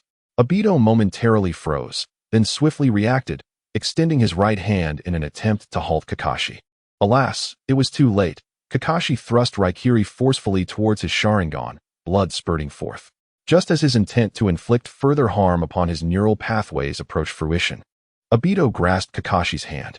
"Are you willing to go to such lengths to stop me?" Obito murmured. "What do your eyes truly perceive?" Kakashi revealed a pained smile and confessed, "I am a despicable and selfish individual. I am acutely aware that saving the world is beyond my capabilities, especially when it jeopardizes those I hold dear. There is no need to continue this battle, Guy." He spoke softly. "Even if you do not relinquish your eyes to me, I shall still obliterate Konoha. At least 1 or 2 lives might be spared." Stubborn fool, Obito released Kakashi's hand and stood, addressing Naruto. "We must take our leave, Naruto." "Indeed," Naruto nodded, while Guy swiftly supported the injured Kakashi, who struggled to rise. Kakashi gazed at Naruto, murmuring, "I am sorry." "Save that sentiment for the person I once was," Naruto replied, turning to sheath the flying Raijin sword behind his back, stating quietly, "As adversaries, there is no need for apologies between us." As they began to step away, a tremendous repulsive force erupted from the heart of Konoha, shaking the ground beneath them. Naruto and Obito paused, looking towards the center in bewilderment. "This does not feel like a force that our leader could wield. He just employed Shinra Tensei moments ago," Naruto remarked softly. "It appears something is amiss," Obito concurred. "Let us depart." Chapter 83, The Gathering of Many on the Battlefield. What on earth is this power? Sakura Haruno was hurled high into the air, only to crash violently against the wall. Beside Nagato stood the beastly Deva Path, with his orange hair, as she performed hand seals to summon the remaining paths of pain. As Sakura attempted to rise, a massive silver chainsaw emerged from behind the Azura path, ruthlessly slicing toward her, now in sage mode. How infuriating! Clenching her fists, a terrifying surge of chakra erupted from her, and she pivoted to deliver a powerful punch to the chainsaw. The force of her cherry blossom clash shattered the weapon, but several projectiles swiftly followed, striking Sakura with precision. She was blasted away, crashing to the ground, her body riddled with wounds resembling the pockmarked surface of the moon. A faint green light flickered from her injuries, visibly healing at an astonishing rate. With a sudden burst of energy, Sakura sprang up, wiping the blood from her lips. Her gaze weary as it fell upon the 6 paths of pain. Wait a moment, is this a mistake? 6 of them have appeared at once. Her fists clenched once more, her consciousness beginning to blur. No matter how fiercely she attacked, the Deva Path's abilities thwarted her efforts, and now, facing 5 additional foes, she could only hope her healing abilities would hold out a few seconds longer. However, her chakra was nearly depleted, and the duration of her sage mode was swiftly waning. Damn it! Gritting her teeth, chakra erupted from her feet as she transformed into a pink streak, charging toward pain. No matter how many times you come, it will be futile, the Deva Path stated coldly. Suddenly halting 10 meters in front of him, Sakura stepped forward, channeling her energy into a powerful punch aimed at the Deva Path. Boom! A terrifying shockwave erupted from her fist, catching the Deva Path off guard before he could utilize his Shinra Tensei, sending him careening away. Sage Art, Cherry Blossom Explosion. Sakura had anticipated that this move would harm the Deva Path, but his swift counter rendered her confidence shaky. He executed Shinra Tensei midair, adjusting his position before landing gracefully on the ground. The Cherry Blossom Explosion had only left a distinct imprint on his abdomen. Can this guy truly be defeated? Exhaustion weighed heavily upon Sakura as she gazed incredulously at the Deva Path, who casually dusted off his clothes, appearing utterly unfazed. Such pain is hardly worth mentioning. As the Deva Path raised his hand to unleash his universal pull upon her, an individual shot like a bullet toward him, sending the Deva Path flying. Ah, I hit an ally. Naruto, riding a massive silver dragon, landed on the ground, scratching his head sheepishly with a grin. His armor bore considerable damage from the battle, and the dragon was similarly scarred, indicating the earlier conflict had been far from easy. I think I recognize you. Tian Dao, somewhat disconcerted, rose to his feet and gazed at the fallen Shimura Danzo before him. In his eyes, which had long reflected indifference, an astonishing fury now manifested. Danzo, is it truly you? What a twist of fate. Danzo shook his head, striving to regain clarity. He looked at Tian Dao, a cold smirk playing upon his lips as he remarked, "Have you turned your dear friend's corpse into a mere tool? Is this your punishment for traitors? Yahiko never betrayed Akatsuki. It was you who shattered his aspirations." Fury flashed across Tian Dao's visage, a rare display of wrath. Previously, even in his most vexed moments, he had maintained the composure befitting a leader, never truly losing his temper. Yet this moment was different. His countenance seemed to inscribe the words, "I shall kill you." Determined to forego further dialogue with Danzo, Tian Dao abruptly extended his right hand, employing the power of universal pull to attract Danzo towards him. However, Danzo utilized the repulsive force of his Rinnegan to break free from the universal pull, landing beside Haruno Sakura. "Behold my eyes, fool. This is the Rinnegan, a superior existence compared to your own." With his left hand, Tian Dao unleashed a terrifying repulsion that erupted from Danzo's form. Danzo, countering this force with the repulsion of his Rinnegan, was caught off guard, finding himself in a state of suppression. "My pain surpasses yours." Pain thrust his hands down forcefully, embedding Danzo into the ground, resembling a nail driven into the earth by a hammer. Curse this man, his mastery of the Rinnegan is unparalleled. Indeed, the sheer quantity of Rinnegan is insufficient in strength. If only I had a bit more practice time, I could deal with this sort of opponent, Danzo thought. Gritting his teeth, his body radiated a cerulean chakra, enveloping him in an ethereal robe. A massive horn sprouted from his forehead, and deep green shadows emerged at the corners of his eyes. A little mischief wouldn't he hurt, would it? Danzo sneered, as if addressing someone unseen. Rinnegan Chakra Mode. A terrifying force erupted from the ground, lifting the earth into the air. In his awakened Rinnegan Chakra Mode, Danzo hovered above, his eerie eyes glinting with murderous intent. He looks like a bamboo tube rice, Naruto silently quipped. Such terrifying power, Sakura murmured, gazing at Danzo. This could prove difficult to handle. The beast path remarked with a click of his tongue. This is the power of a god. Danzo surveyed the others from his elevated position and proclaimed, I grant you 5 seconds to kneel and beg for mercy. Should you plead, I might consider granting you a swift death. Bang, bang, bang, bang. The great Jiraiya. At your service. A plume of white smoke enveloped the battlefield as Jiraiya, now in sage mode, stood atop the head of Fukusaku. The Shima couple perched upon Jiraiya's shoulders. Their gazes sharp. Tsunade, having activated the 100 Heroes seal, stood beside Naruto, looking up at Shimura Danzo, and softly stating, I never imagined that as a former 5th Hokage, you would stand against the village of Konoha. The young girl had valiantly secured a moment for your escape. Yet you chose to return to face certain death. What a waste of her goodwill. Shimura Danzo scoffed, directing his gaze toward Jiraiya and Tsunade, and remarked, with just the two of you. Before he could finish, a fierce cherry blossom punch struck the back of his head. Haruno Sakura gritted her teeth, and, with unwavering determination, unleashed a second powerful strike. The sheer force drove Danzo into the ground, and with a resounding thud, his azure form rose from the crater. He extended his right hand, exerting gravitational control to slam Sakura back to the earth. Bang! This blow was far more severe than Sakura's 2 previous punches, leaving her bloodied and sprawled on the ground, her limbs grotesquely twisted by the repulsive force, the headband of Konoha lying beside her, her pink hair splayed out. Why do you stand against me? Are you not a ninja of Konoha? Danzo questioned, his brow furrowed in confusion. I have unwavering faith in my master, Sakura declared, attempting once more to clench her fists, but she could no longer sense their existence. My master's enemies are my enemies, regardless of whether you are the 6th Hokage or anyone else. Sakura.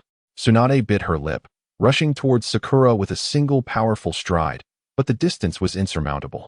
She could only watch helplessly as Danzo raised his right hand, summoning beams of azure light that surged menacingly towards Sakura. Is that so? Then perish. A well-behaved dog is much more endearing, Danzo coldly retorted. A multitude of white sheets rapidly coalesced before Sakura, forming a wall. The lasers struck the paper barrier, creating several holes through the chakra-infused surface, yet the beams were ultimately expended. Shikigami dance. Konan's wings dissipated as she scooped up Sakura and leapt desperately to evade Danzo's assault. What is that? Danzo extended his hand, poised to unleash a repulsive force upon Konan, when suddenly, a clay explosive resembling a puppet landed atop his head. Deidara soared past him on a colossal dragon, a confident smile adorning his face as he formed a hand seal. Let the divine witness my art, yes. Boom. Number 3. Isn't this a bit too dangerous? Ino clung tightly to Deidara's waist, her voice tinged with fear. With me around, you will be safe, Deidara assured her with a grin. The explosives detonated in midair, enveloping Danzo in a brilliant blaze, the thunderous roar of the explosion echoing as the shockwaves rippled outward. As the smoke from the explosion cleared, the black truth-seeking ball manifested in a spherical shape, encasing Shimura Danzo midair. The blast had inflicted no damage upon him. Utterly useless. Is this the extent of your art? Danzo mocked, as the spherical form of the truth-seeking ball reverted. He effortlessly raised his right hand, manipulating the orb to launch an attack against Ino and Deidara, who were perched upon the dragon. TCH, this guy seems quite formidable. Discontent. Deidara clicked his tongue and skillfully maneuvered 2 colossal dragons to evade the oncoming assault of the truth-seeking orbs. The black radiance surged towards them like a razor's edge. After a failed strike, it executed a second attack without pause. It appeared that he had no choice but to resort to this technique. Observing the fearful expression on Ino's face behind him, Deidara retrieved his clay from within his robe, his gaze fixed menacingly on Danzo. Perish. Danzo, with a single hand gesture, commanded the erratically darting truth-seeking orbs to align into a horizontal formation and launched them with pinpoint accuracy towards Deidara and Ino. Should they be struck by this assault, survival was not an option.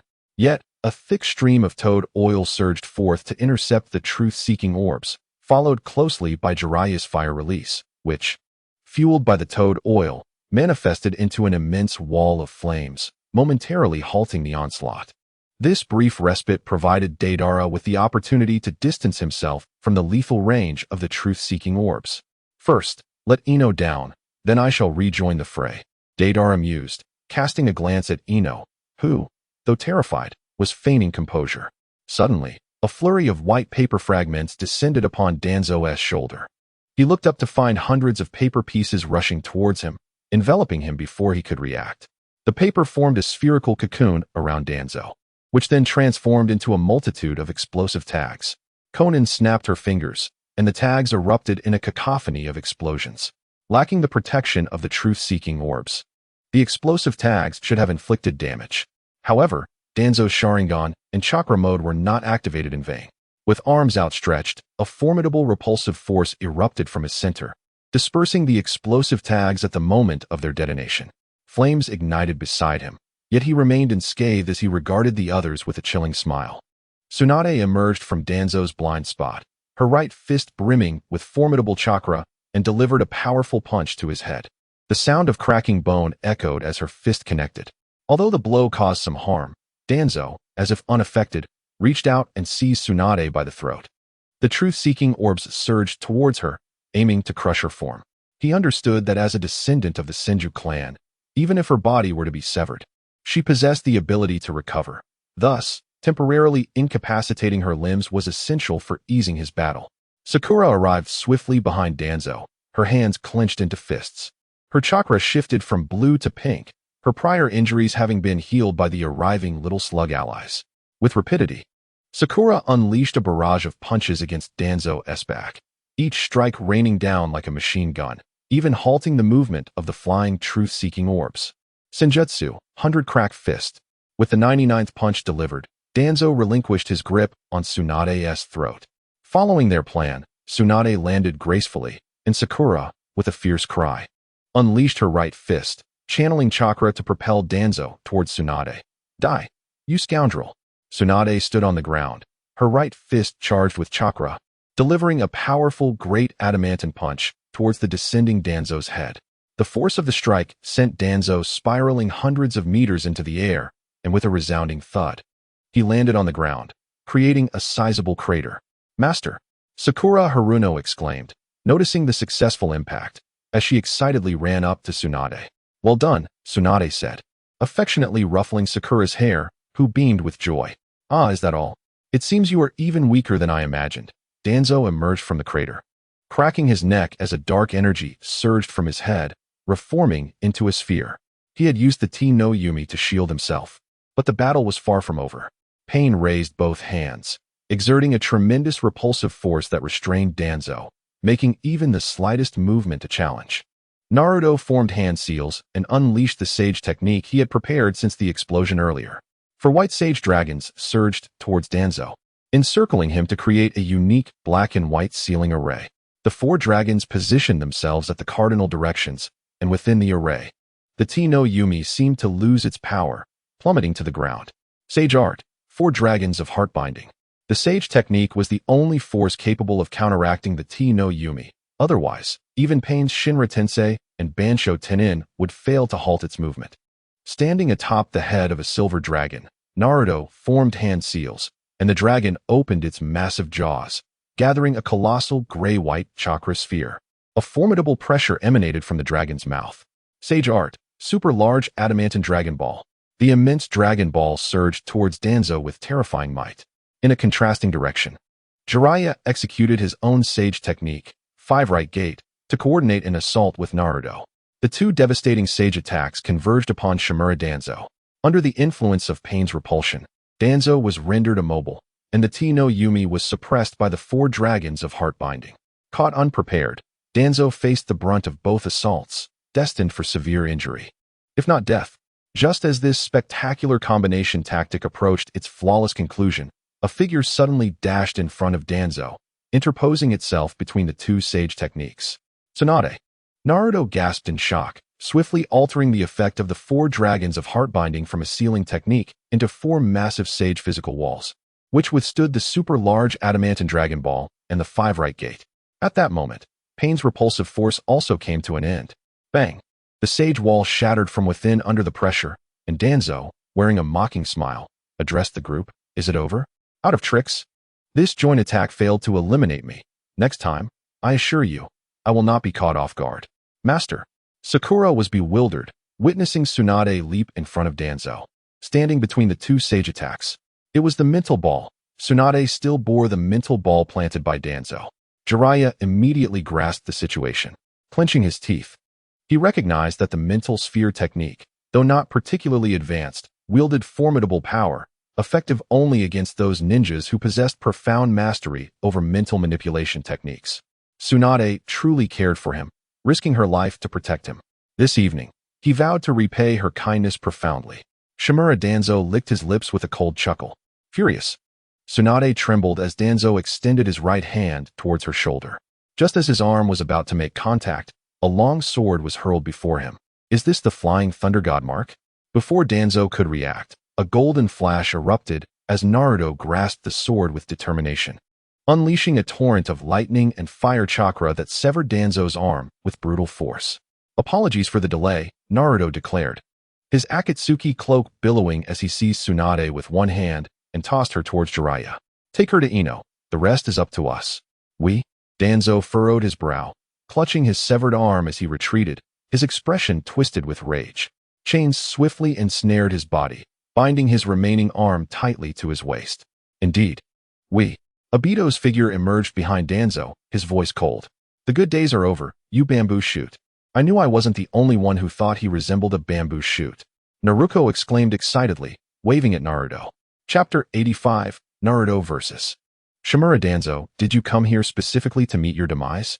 Danzo scoffed, as several truth-seeking orbs soared into the air, hurtling towards Obito at breakneck speed. Utilizing Kamui, Obito phasing out of existence evaded the orbs, stepping back to ensure his solid form dodged the attack. The chains shattered under the force of the orbs, as Danzo unleashed a powerful repulsive force, pinning Naruto to the ground. The truth-seeking orbs shifted their target, barreling towards Naruto. Just as they were about to make contact, Naruto transformed into a golden flash, vanishing from his original position. That was close, Naruto remarked, reappearing beside Naruto, as the orbs collided with the ground where he had stood, creating several craters. If we wish to eliminate him, we must employ that technique, Naruto whispered. Very well, let us begin, Naruto responded, extending his right hand. Naruto reached out with her left, their hands intertwining to form a unique hand seal, a faint golden light emanating from their bodies. The chakra of the Nine Tails surged forth from Naruto, a spectral white dragon appearing behind Naruto. The Nine Tails chakra melded with the illusion, enveloping both Naruto and Naruto in a blinding golden light. 9 fox tails unfurled like blooming flowers, as a figure stepped forth from the radiance. The crimson cloak transformed into a golden chakra form, adorned with intricate black patterns that followed a certain rhythm across the golden fabric. Naruto's short hair slightly flicked up at the front, as an overwhelming power erupted from within him, causing the ground to fracture merely from the residual chakra waves. Ninetales mode. It became evident that Naruto's arrival was for this very purpose. For the first time, a look of panic crossed Danzo's face as he beheld Naruto in Ninetales mode. Gritting his teeth, he then contemplated something, and his expression relaxed as he spoke. Tell me, do you truly believe you can kill me? Why not find out? Naruto extended his right hand, golden chakra coalescing into a blade of chakra in his palm. Several golden chakra blades materialized behind him, spinning in a circular formation. If you manage to kill me, your leader will perish as well. What? Naruto was momentarily taken aback. During the Third Shinobi War, I inflicted the dead demon consuming seal upon Nagato's body. If I die, then Nagato shall die with me. Danzo sneered. Even so, are you still willing to fight me? Then come, little brat. How absurd. Konan gazed at Danzo in disbelief, her silver teeth clenched tightly, her fists tightened, and concern etched across her face as she looked towards Pain. I was already meant to die long ago. This time, I will drag you down to hell. Pain extended his hands, a black sphere floating forth and suspending itself above Danzo's head. A powerful gravitational force emanated from the sphere, pulling surrounding buildings and the ground towards it, uprooting them as if they were mere weeds. The objects coalesced into an enormous rock sphere, imprisoning Danzo within. Planetary devastation. Witnessing that Pain was unafraid of death, Naruto felt no hesitation. With a powerful leap, he charged towards the rock sphere formed by planetary devastation. The sphere shattered, and several truth-seeking orbs forcefully struck it, hurtling towards Naruto. One orb adhered to Danzo's body, aiding in his recovery, even regenerating his severed arm. The golden chakra blades behind Naruto surged forward as he transformed into a flash, nimbly avoiding the orb's onslaught with precision. In mere moments, he closed in on Danzo. Swish! Naruto wielded the chakra blade, aiming a strike at Danzo, who sidestepped the blow. Golden fox tails erupted from behind Naruto, ensnaring Danzo's body. Just as Naruto prepared to cleave at Danzo's head, Danzo extended his right hand, using repulsion to violently slam Naruto into the ground, severing the chakra tails forcefully. Bang! Naruto crashed into the earth, blood seeping from the corner of his mouth. Is this all you've got? Pathetically weak, isn't it? Danzo laughed derisively. As Naruto reached out his right hand, the chakra blade once more shimmering in his grasp, a smirk curling at the corner of his lips. Do you know why fools are called fools? Because they are obliviously ensnared in traps, thinking themselves clever. Once again, Naruto activated the Flying Thunder God technique, teleporting directly in front of Danzo while the latter's repulsive force was still cooling down. It was at this moment that Danzo realized the fox tails entwined around him had also discreetly placed a Flying Thunder God mark upon his body. Summoning technique. Danzo hastily executed a ninjutsu. Just as Naruto's chakra blade was about to strike him, a half-broken stone statue emerged like a shield, absorbing the impact of Naruto's chakra-infused strike. The statue shattered, but within a second, it bizarrely began to heal itself. No matter how Naruto attacked, the statue would instantaneously mend. Upon closer inspection, Naruto discovered that the statue bore an uncanny resemblance to Danzo himself. Stop struggling. As long as I remain unharmed, this statue will not be destroyed. Danzo sneered, using his repulsive force to slam Naruto back into the ground, the truth-seeking orb descending upon him like a falling stone. Sage Art, 5 colors of light. Naruto formed hand seals, summoning 5 massive chakra light swords that surged toward the truth-seeking orb. The blades met, quivering for a moment before shattering violently. Naruto rolled out of the pit, inhaling deeply as he exchanged a knowing glance with Obito. Obito nodded in acknowledgement. While evading the pursuit of the truth-seeking orb, Naruto conjured chakra blades, infusing them with 7 elemental techniques that spiraled sharply. He hurled the spiral blades fiercely at Danzo. 7 spiral blades. The terrifying power of this jutsu made Danzo's expression shift, revealing fear for the first time. Without the protection of the truth-seeking orb, he was certain that a direct hit would spell his demise. Danzo quickly employed his repulsive force, intending to deflect the 7 spiral blades. Believing that no matter how immense the jutsu's power, it could not defy the laws of physics. However, just as the repulsive force was about to collide with the 7 spiral blades, they twisted and were drawn directly into the Kamui space. The repulsion fell short, leaving only a trail of destruction on the ground. Obito, enduring the agony inflicted by his Mangekyou Sharingan, activated Kamui once more. The 7 spiral blades erupted from the distorted space, charging again towards Danzo. With his repulsive force now in cooldown, Danzo could not deflect the blades. With the intent to deliver a fatal blow, the 7 spiral blades hurtled towards Danzo. Chapter 86. Who will prevail? Danzo maneuvered the stone statue to shield himself, believing that as long as his true form remained intact, even if the statue was destroyed, the blades would be obstructed, rendering all attacks futile. Naruto formed hand seals, causing Danzo's arm and the position of the 7 spiral blades to switch. The arm plummeted from midair, while the blades successfully bypassed the statue, striking Danzo with tremendous force. Boom! A torrent of immense chakra surged forth, tearing apart Danzo's form under the force of the 7 hidden techniques. His limbs were shattered by the 7 spiraling swords, and he spun in midair several times before plummeting to the ground, akin to a moth stripped of its wings. We did it! Sakura exclaimed joyfully. Not quite yet. Pain replied, narrowing his eyes. I am unaffected by the death's requiem. This fellow is clearly still alive. The seeking orb swiftly soared to Danzo's body, transforming into a liquid-like essence that adhered to him, aiding in his healing. In mere moments, Danzo stood once more, his body seemingly unscathed, appearing as though he had endured nothing at all. Is that all you've got? Is that truly all? Danzo laughed heartily, his chakra radiating boundlessly, bestowing upon him an air of divinity that conveyed an aura of invincibility. How can this be? This cannot be real. Can such a man truly emerge victorious? Sakura, Deidara, and Jiraiya gazed at Shimura Danzo in disbelief. Even a combined assault from Naruto and Obito could not threaten Danzo. What could possibly bring him down? Deidara clenched his teeth. fully aware that if Danzo remained alive, none present would escape. In that moment, he pondered a potential path to victory. He had just boasted before the girl. Being swiftly proven wrong would be quite uncomfortable. Deidara brought the clay to his mouth, preparing to unleash his most powerful jutsu, only to find himself suddenly immobilized. Ino had formed hand seals, controlling Deidara's body to lower the clay. Ino, that's enough. I've already lost the hidden leaf. Please don't make me lose more. The girl replied tearfully. Didn't I tell you once already? Naruto scoffed, his gaze icy as he addressed Danzo. The reason a fool is called a fool is that he revels in his own trap, appearing utterly foolish.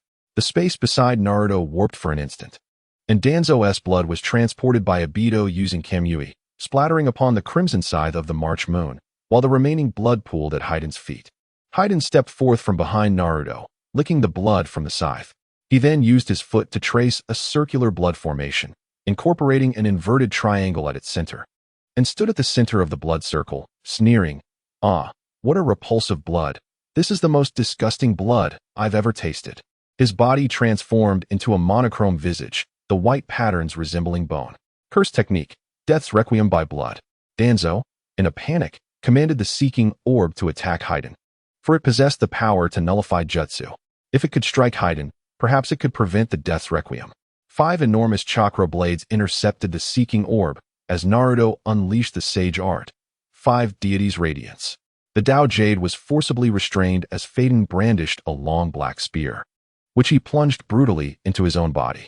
A morbid grin spread across his face as he bellowed, "This hurts immensely. Brace yourself." With that, the Tao Jade ceased its movement and plummeted downwards, for Danzo had exhausted his energy to maintain control over it. The power of Shirsue's blood was ravaging Danzo's vitality, causing him to writhe in agony upon the ground. "Shall I deliver the finishing blow?" Naruto extended his right hand, summoning several golden chakra blades that materialized around Faden. "This is the sensation of nearing death. Ha ha ha. Come, completely shatter me." With a swift thrust, the chakra blades descended upon Faden, while the damage was rebounded onto Danzo's body, eliciting a piercing scream from him. The excruciating pain forced him to relinquish his chakra mode, collapsing helplessly onto the ground. "All right, let us begin reclaiming the eyes," Naruto remarked as he observed the Tao Jade vanishing.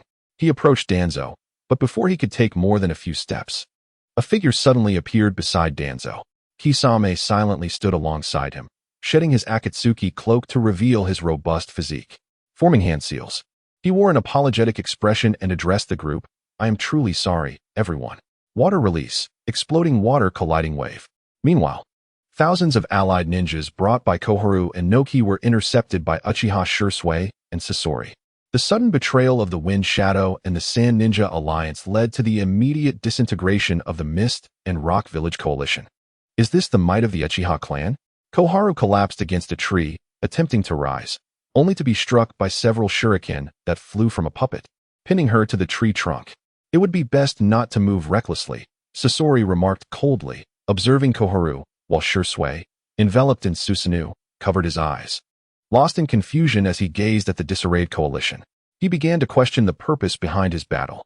In the end, Konoha was merely a tool for Danzo's personal gain. The peace he once believed in was nothing more than a game orchestrated by the adults. The ones he sought to protect were merciless butchers wielding the blade against the weak, and he himself was that terrifying weapon in their hands. What is the truth? What should he truly believe in? Shisui clenched his fist, pondering silently. Suddenly, a massive wave surged from the ground, erupting violently and scattering the crowd.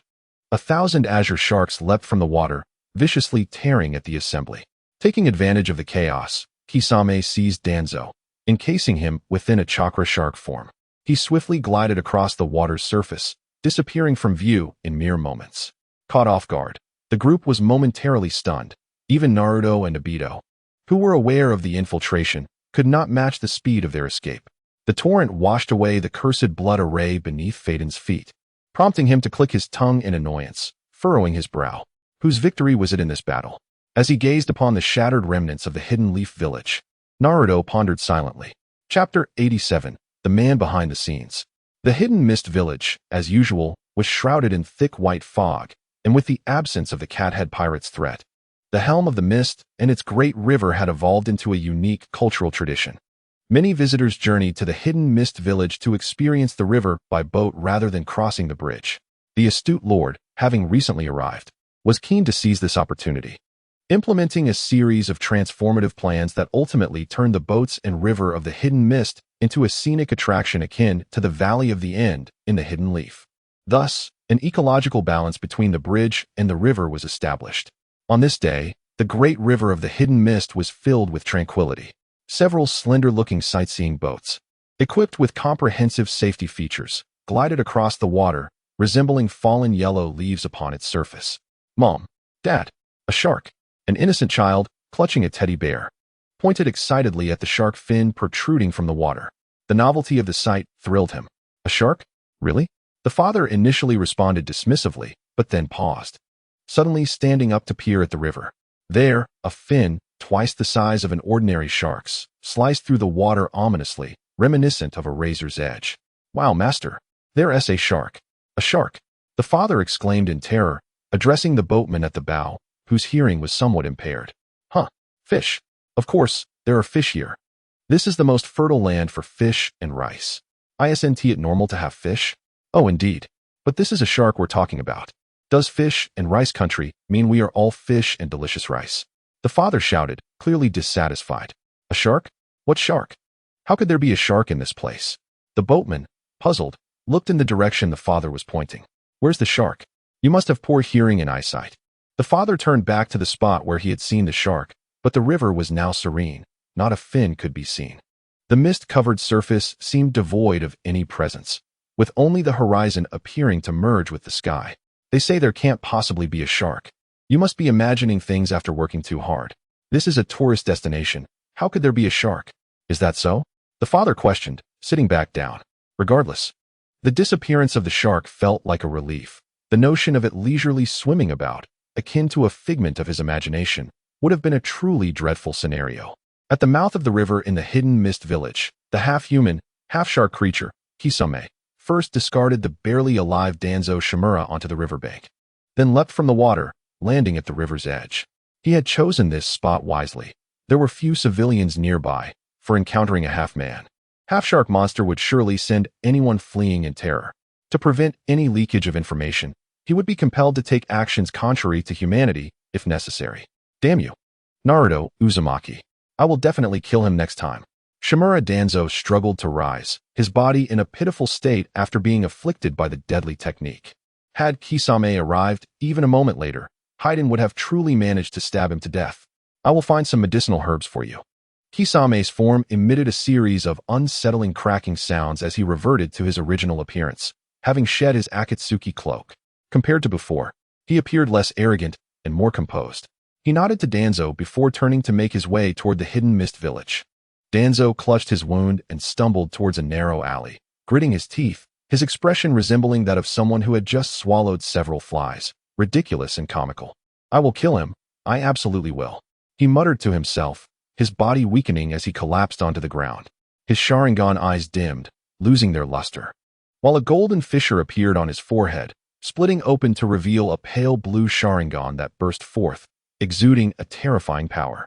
Are you still thinking about it next time? Danzo's mouth moved uncontrollably. No, my lord, please give me another chance. I merely underestimated him this time.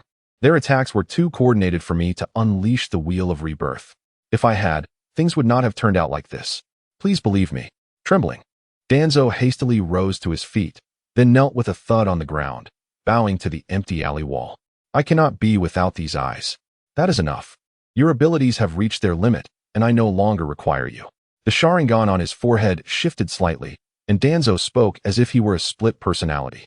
I can find another host. You were merely chosen due to your high status. Now, you are nothing but a drowned rat, and I see no reason to waste time on you. Without allowing Danzo a moment to react, the Sharingan erupted with powerful chakra. Danzo let out a piercing scream as his body disintegrated, much like a snake shedding its old skin. From his shattered form emerged a man clad in a white robe, with a peculiar long curved horn on his head. He opened his eyes, his terrifying Sharingan flickering with immense power. Return to the rightful owner. Who are you? Kisame's voice came from behind the man. The man turned, his Sharingan devoid of emotion, yet radiating an irresistible authority. He gazed at Kisame and softly declared, "I am the true master of the Sharingan. My name is Otsutsuki Ishiki, and Danzo was merely a vessel I chose to restore my body." "Restore your body?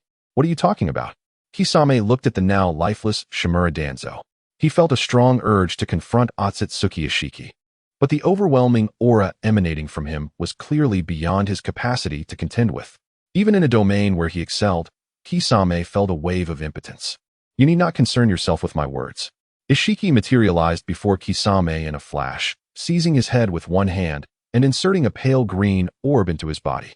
Kisame struggled to break free, but the opposing force was overwhelmingly powerful. Under the control of the mental orb, Kisame's gaze dulled, leaving him akin to a marionette standing motionless.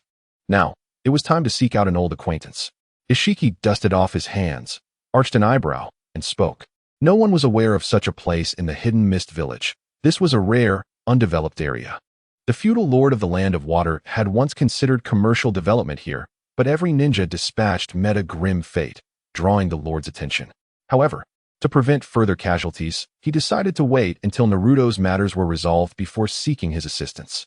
In the dense woods, Otsutsuki Ishiki led Kisame to a massive ancient castle situated at the heart of the forest. The castle's peculiar design, entirely purple, appeared somewhat out of place among the trees, and its bright hue rendered the mist incapable of concealing its presence. This suggested that the castle's master was unafraid of being discovered, indicative of a rather arrogant disposition. Ishiki and Kisame entered the castle, but the manner of entry was unconventional. Ishiki kicked the grand door open, sending it crashing towards the sofa in the living room, where a casually dressed black-haired man sat. With a resounding crash, the black-haired man shattered the door with a single punch. Amidst the debris, he turned to face Ishiki and Kisame at the threshold, his crimson Sharingan glinting with mockery, a smirk curling upon his lips. "What brings you here? Have you come in person? Has your vessel perished? You seem rather pleased." "Not at all. We are allies, are we not?" Ishiki replied with a light click of his tongue. "That fellow, Naruto Uzumaki, remains formidable even across alternate timelines. He is the protagonist, after all.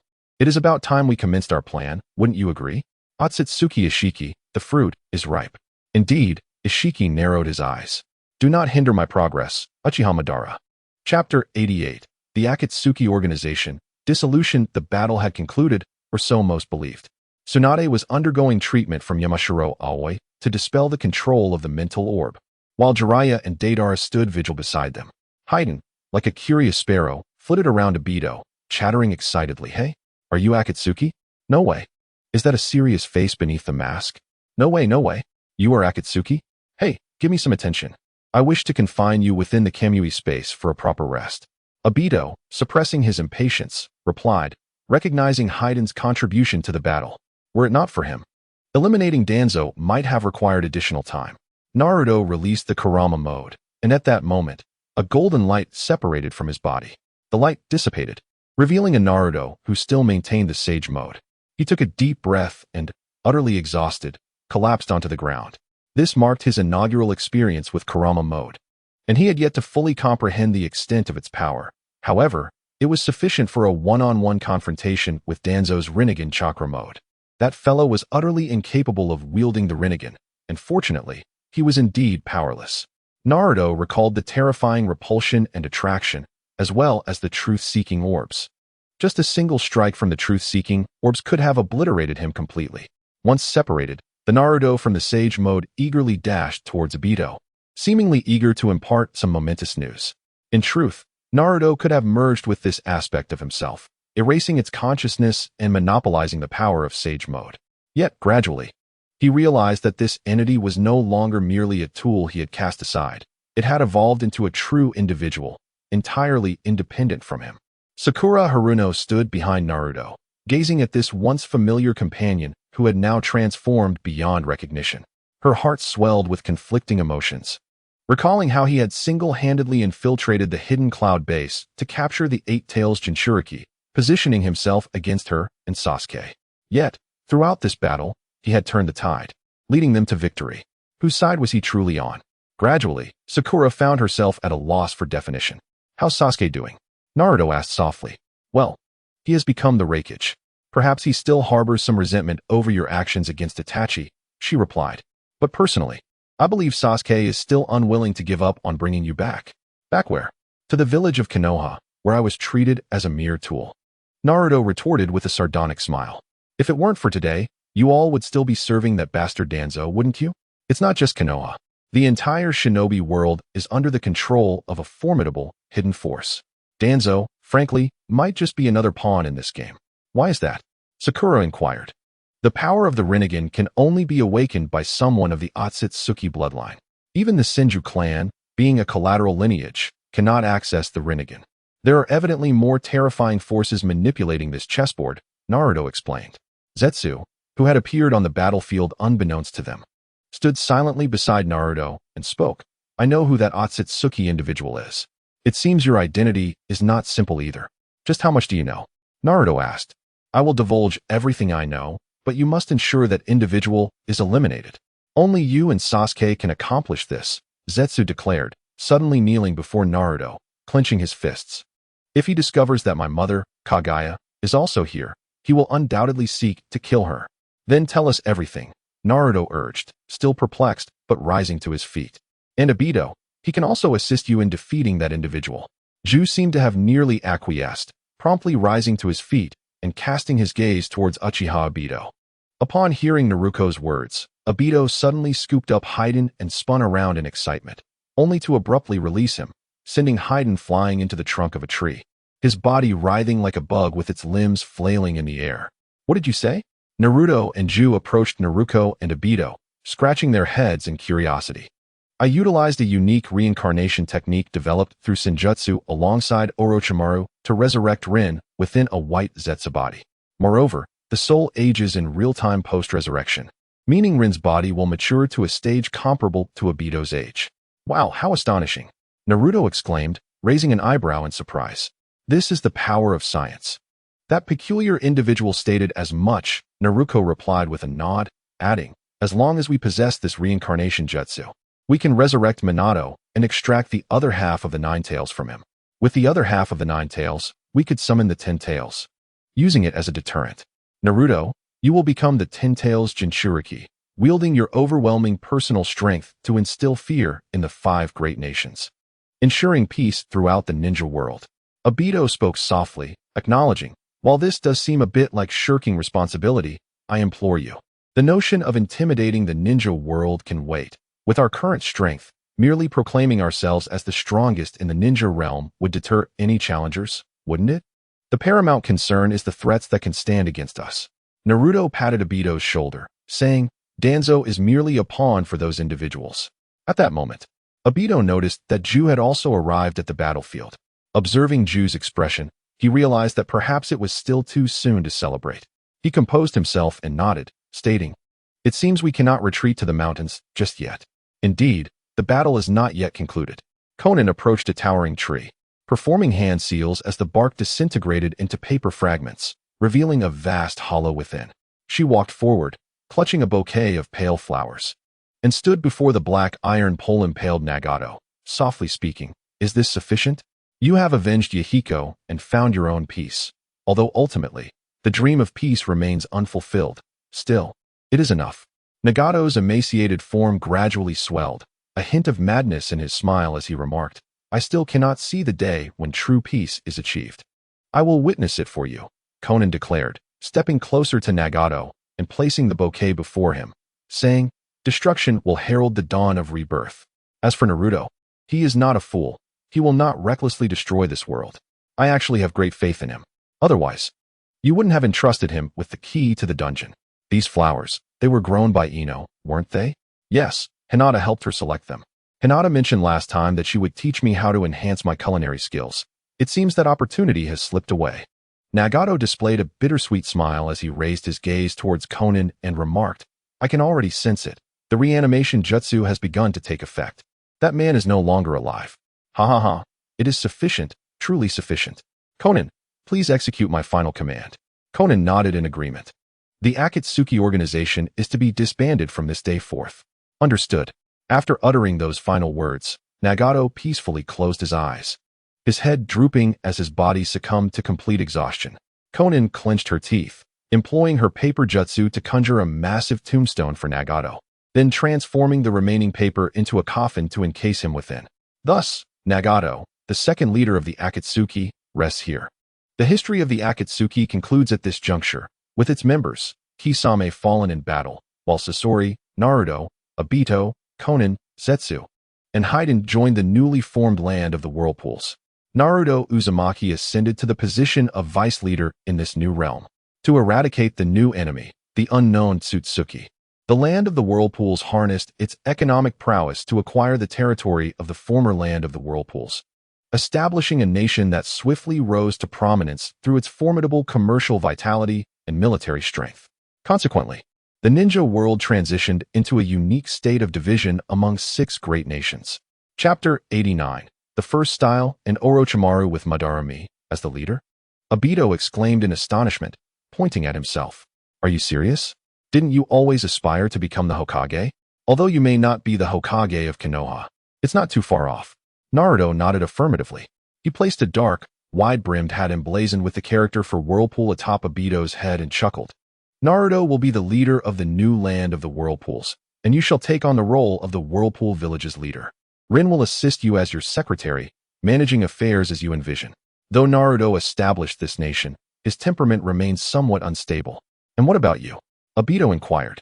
As for me, I am a rogue ninja, Naruto replied with a smile. As a rogue ninja, I have many responsibilities to attend to, leaving no time for the roles of village leader or head. If you encounter formidable opponents, do not overexert yourself, Obito cautioned softly. Enemies are not easily vanquished. Indeed, I understand. Naruto nodded, turning to grasp a black and red cloak resembling the Akatsuki attire from the table. He donned it before departing the leader's office, his Sharingan and Byakugan emanating a chilling aura as he clenched his fist slowly. Although the territory of the land of the Whirlpools is limited, its commercial trade flourishes. The relationship between Shikamaru, the Wind Shadow, and Naruto, the leader of the land of the Whirlpools, is one of intimate cooperation. The marketplace buzzes with rumors of a romantic connection between Shikamaru and Naruto, which Shikamaru vehemently denies, while Naruto's responses remain ambiguous and elusive. Yugakure has become a distant vassal territory of the land of Whirlpool. To dare to lay hands on Yugakure is tantamount to declaring war on the land of Whirlpool, a reckless act in the current ninja world that is nothing short of courting death. The Hokage of Konoha has once again changed hands. After deliberation, it was decided that Tsunade's disciple, Sakura Haruno, would assume the role of the 7th Hokage. Following the recent assault by the Akatsuki organization, Konohagakure's economic and military might has plummeted from the strongest to the weakest. Fortunately, the Reikage of Kumogakure, Sasuke Uchiha, has a substantial relationship with the 7th Hokage. Otherwise, smaller ninja villages from other nations might have been tempted to act. Jiraiya has temporarily settled in Konohagakure to prevent Tsunade from becoming a target once again. He resolved to protect the village for a while. During his time there, he sought out those who had been injected with the Senju clan's bloodline and chakra, but inevitably, his efforts were in vain. The subjects seemed to have vanished without a trace. He contemplated seeking out Orochimaru, one of the legendary Sannin, for inquiries. But Orochimaru's current mental state appeared quite deranged, far from that of a normal person, and he had become a wanderer, even having dismantled his laboratory, resembling a charlatan who daily sought to tell fortunes. Those who had frequent contact with Orochimaru had heard him utter a phrase, "A cornered beast still fights." Uchiha Obito, accompanied by Otsutsuki Ishiki, descended into the depths of an ancient castle. Upon emerging from a secret passage, an expansive sight unfolded before them. Hundreds of petri dishes were arranged in the chamber, within which young children absorbed chakra and nutrient solutions to survive. Some of these unfortunate children had succumbed to the overwhelming chakra and blood of the Senju clan, their bodies shattered and floating in the dishes, presenting a chilling spectacle. "Is this the army you created using the cells of the Senju clan?" Ishiki assessed the children with a low murmur. "They are merely infants. How can they possibly fight? It is precisely because they are infants that they are suitable for the battles you require." A voice, chilling in its resonance, replied. Ishiki turned to face the source of the voice, a man clad in white robes with long black hair, a purple binding cord tied around his waist, and a ghostly pale face adorned with a peculiar smile. "You are Orochimaru, are you not?" Ishiki scrutinized him for a moment before speaking. "It is said that these creations are your doing? In another world, You have caused me quite some trouble. That is indeed an honor, Mr. Ishiki. It seems that my counterpart in another world is quite displeased with your actions. Orochimaru chuckled softly.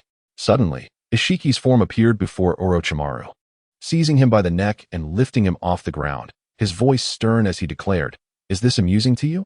Indeed.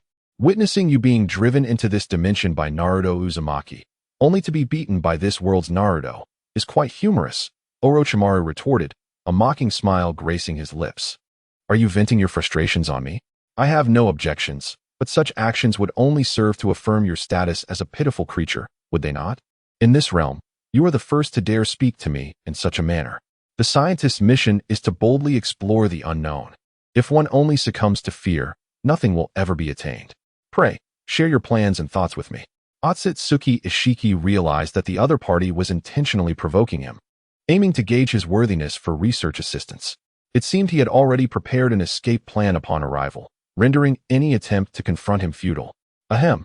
It appears you are indeed a wise individual. The one beside me was wielding a scythe, breathing fire while pursuing me with his Susanoo," Orochimaru remarked with a chuckle. "Humph." Uchiha Madara crossed his arms and turned his head away, displaying a disinterest in Orochimaru's banter. "That fellow has a case of mania. Care to repeat that, Horn One?" "A manic child." Orochimaru hesitated, observing as Ishiki and Madara engaged in combat within the basement. To avoid damaging the instruments, both resorted to physical techniques. Yet the residual energy from their clash was sufficiently intimidating. Orochimaru surmised that their skirmish would not conclude anytime soon, so he casually produced popcorn from an unknown source, brushed the dust off the steps with his sleeve, and sat down. "Wait, why are we fighting?" Madara suddenly halted, prompting Ishiki to do the same. Both stood panting, their hands intertwined in a grip around each other's bodies. "Isn't this instigation the work of that rascal, Orochimaru?" Ishiki gasped. "Then why is he so leisurely snacking on popcorn?" "Indeed. You both inexplicably began this quarrel. What are you two approaching me for?" Orochimaru paused his munching, suddenly finding the popcorn less appetizing. He stood and glanced at the duo drawing near, raising an eyebrow before turning to flee into the dark passageway. "Stop right there," they shouted in unison. "Are you both out of your minds?" Orochimaru felt an inexplicable pang of regret. In a different world, Naruto yawned as he gazed upon the city, both strange and familiar. The misty night rain appeared particularly enchanting under the kaleidoscopic glow of neon lights, reminiscent of a woman clad in a kimono, languidly reclining on tatami, a smoke pipe in hand. "What was I planning to do?" Naruto scratched his head. Recently returned to this city. He had once resided here during his childhood before relocating due to school and parental obligations. Now, he returned because his household registration remained, necessitating his attendance at high school here to qualify for the college entrance examination, thus forcing a transfer. "Well, I might as well wander around. When I grow tired, I'll just head home for a nap," he muttered to himself, holding his umbrella with a casual demeanor. Such was Naruto's nature, indifferent to most matters. Despite the potential for excellence with a modicum of effort, he consistently chose the path of least resistance. Since his arrival in this world, Naruto has always felt a sense of something lost, an intangible fragment of his being that, if not reclaimed, would render his life an unsteady journey. He stepped into a convenience store, a ubiquitous establishment in this city, where not only packaged foods were sold, but also popular manga magazines. Naruto often frequented this place to indulge in his passion for youth literature, typically lingering until fatigue overtook him. The aroma of Odin wafted through the air, while a staff member wearing a cap idly slumped over the counter, distracted by his phone. On a dreary rainy day, the warm comfort of Odin was undeniably appealing. Even Naruto, known for his penchant for bargains, couldn't resist purchasing a few skewers. "Here is your Odin. Please enjoy." The attendant drowsily handed Naruto a paper bag containing the steaming delicacies, specially designed to retain the warmth and flavor of the broth. "Thank you," Naruto replied, effortlessly paying for his meal before cheerfully making his way towards the iron bookshelf displaying various publications. A novel, its cover blank save for the title, caught his eye, prompting him to pause and squint at the words, "The Book of Dimensions." What sort of narrative could bear such a title, devoid of an author's name? It likely served as mere filler. As Naruto pondered, he approached the youth section, and as his hand brushed against the latest manga, another hand concurrently reached for it. Both Naruto and the other person froze momentarily, then turned to face each other. Before him stood a girl with long, pale blue hair. clad in the same school uniform as Naruto, though distinct in design. Clearly a senior, she possessed a fair complexion that, for some inexplicable reason, bore a rosy hue. Despite her mature appearance, she emanated an unexpectedly youthful charm. What a coincidence! Naruto broke the silence, a smile brightening his face. Yes, the senior lowered her gaze, nodding gently. You can have this manga. I happen to have other books in mind, Naruto clumsily offered, his usual eloquence faltering. Feeling as awkward as a child learning to speak for the first time. Thank you. Her voice was as soft and airy as cotton candy. As she quietly took the manga and turned away, both of them walking a few steps forward, each lost in their own thoughts. Their voices intermingled, causing them both to turn back, their eyes meeting in a moment of mutual understanding, as if their hearts exchanged silent confessions. They anticipated what the other might say, yet the words slipped out involuntarily. Have we met somewhere before? My name is Conan. The senior bit her lip, holding the manga close. Her cheeks flushed as she introduced herself. I am Uzumaki Naruto, he replied, tightening his fist, feeling a flurry of nerves. If you don't mind, shall we read together? Chunin covered her mouth with a youthful hand, her voice barely above a whisper, as a trade. Could you let me have a taste of the Odin? Of course. Naruto had never experienced such a feeling before, as if a lost treasure had been recovered. An inexplicable joy and delight welled within him. It felt as though they had known each other for ages. Upon hearing Naruto's agreement, a charming smile spread across Chunin's face, her eyes glimmering with a hint of nostalgia. She softly remarked, perhaps we were lovers in our past lives. Goodness, Uzumaki Naruto, how shameless can you be? Your ambitions are laid bare. Any girl hearing this would find you utterly repulsive. The moment the words escaped Naruto's lips, he regretted them, glancing anxiously at Chunin. Well, maybe. Chunin stepped closer to Naruto, a mischievous yet shy smile gracing her lips as she suggested, what if we tried dating, Naruto? At that moment, the Book of Dimensions erupted with a brilliant light, and Naruto's consciousness froze. When he opened his eyes again, he found himself in the Rain Village, where a gentle drizzle fell, resembling a forest of steel pipes arranged in orderly rows. A tingling sensation arose from his right shoulder. Confused, he looked back, only to find no one there. Suddenly, the same sensation flared from his left shoulder, prompting him to turn again, and once more, the itch returned to his right. Chunin. He knew precisely who was behind this mischief. With a playful bounce, Chunin appeared before him, giggling. What do you need me for, Naruto? I just missed you, so I called out. Is that so wrong? Naruto replied, a hint of helplessness in his tone. Ah, Naruto, you're quite clingy. From now on, I shall call you Uzumaki Clingy. Call me whatever you wish. Speaking of which, I just had the strangest dream. You were my upperclassman in another world. Was it a spring dream, perhaps? Well, if the story continues as it does, it might turn into one. But you woke me up from it. So how do you plan to make it up to me? Naruto crossed his arms, raising an eyebrow. What do you want me to do? Chunin feigned ignorance. Well, Naruto swiftly pulled Chunin closer, enveloping her in his embrace, and before she could react, he kissed her, declaring, that is how you can make it up. Fool. Chunin playfully struggled for a moment before surrendering, wrapping her arms around Naruto's neck and, with a sudden shift, pinned him to the ground. Chunin, you're so heavy. Maybe you should consider losing some weight. Are you suggesting I should eat paper wheels? Actually, I crave Odin right now. Then let us embark on a long-awaited date. You shall treat me to Odin. All right, I'll treat you. Chapter 90, The Underground Fighting Arena, Part 1, Beneath the Capital of the Land of Rice. An underground fighting arena exists, where the affluent and powerful from various nations gather during their leisure hours to spectate and gamble. Having grown weary of the cataclysmic ninjutsu displays, they now seek the visceral thrill of hand-to-hand combat, where flesh meets flesh in a deadly struggle. Thus, this sanguinary venue came into existence. Fall. The referee raised his right hand, restraining the fighter eager to pursue his opponent, forming a gesture of 10 with his fingers, which then transformed into 9. The audience, brimming with excitement, joined in the countdown, and upon reaching 0, the bell signaling the end of the match rang out. A provocatively clad bunny girl lifted the victor's hand, announcing the outcome to the crowd. A burly fighter displayed a lewd grin as he forcefully groped the bunny girl's rear, eliciting a startled cry from her, leaving a red mark on her fair skin. Are you free tonight? The fighter murmured. Meet me at the entrance, the bunny girl replied, suppressing her pain and flashing a seductive smile. For women like her, Being close to a popular fighter in the underground arena was an opportunity too good to pass up. It promised not only substantial monetary gain, but also the chance to escape with the fighter's fortune should he meet an untimely demise in the ring. Sacrificing a bit of dignity and bodily integrity seemed a trivial price to pay. Damn it, how many times is this? Who is this guy, and who sent him? A man resembling a toad, clad in a black hat, seethed from his VIP box, glaring at the brown-skinned, slick-haired giant. What happened to the champions I raised? Why are they all knocked out by him? How am I supposed to conduct my business and control the betting odds in this arena? Boss, he must have been sent by that old coot Gus. A subordinate quickly lit a cigar for him, whispering, I just sent someone to find him. But he doesn't fear us at all. No threats seem to faze him. Damn it, Gus.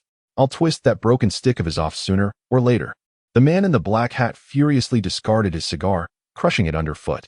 Suddenly, the door to the room swung open with a bang, and several guards were violently thrown inside. Clad in dark red robes and wearing masks, Naruto hoisted the unconscious captain, addressing the man in the black hat. Where is the representative of the Land of Rice? The representative of the Land of Rice is in the opposite VIP box, the one called Gus. The man stammered, intimidated by Naruto's imposing presence, collapsing onto the floor in fear. Thank you.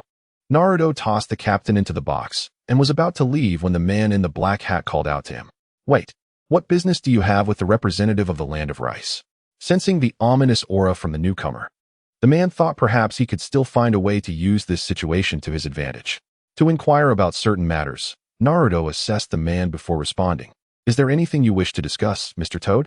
The Toad, a dark-hatted man, momentarily displayed a flicker of irritation on his face, which he swiftly concealed, replacing it with a genial expression. He rubbed his hands together like a fly and inquired, May I ask your name? Although entry is free, I must still register you. After a brief contemplation, Naruhito replied, My name is Shao. Today as champion is our mighty Mario. With his robust physique and unparalleled combat prowess, he has vanquished 6 opponents, achieving victory in 6 consecutive matches.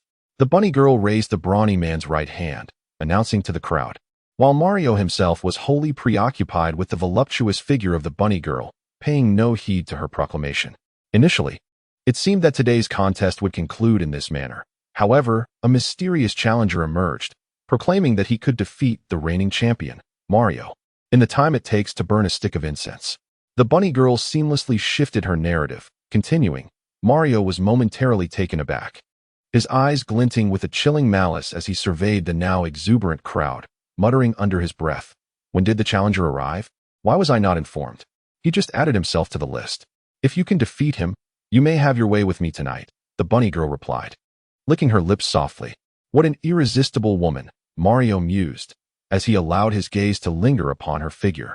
Just as he lifted his head, a familiar silhouette plummeted from the VIP box window, crashing heavily to the ground, the sound of a splintering spine echoing painfully throughout the venue, plunging the space into an eerie silence.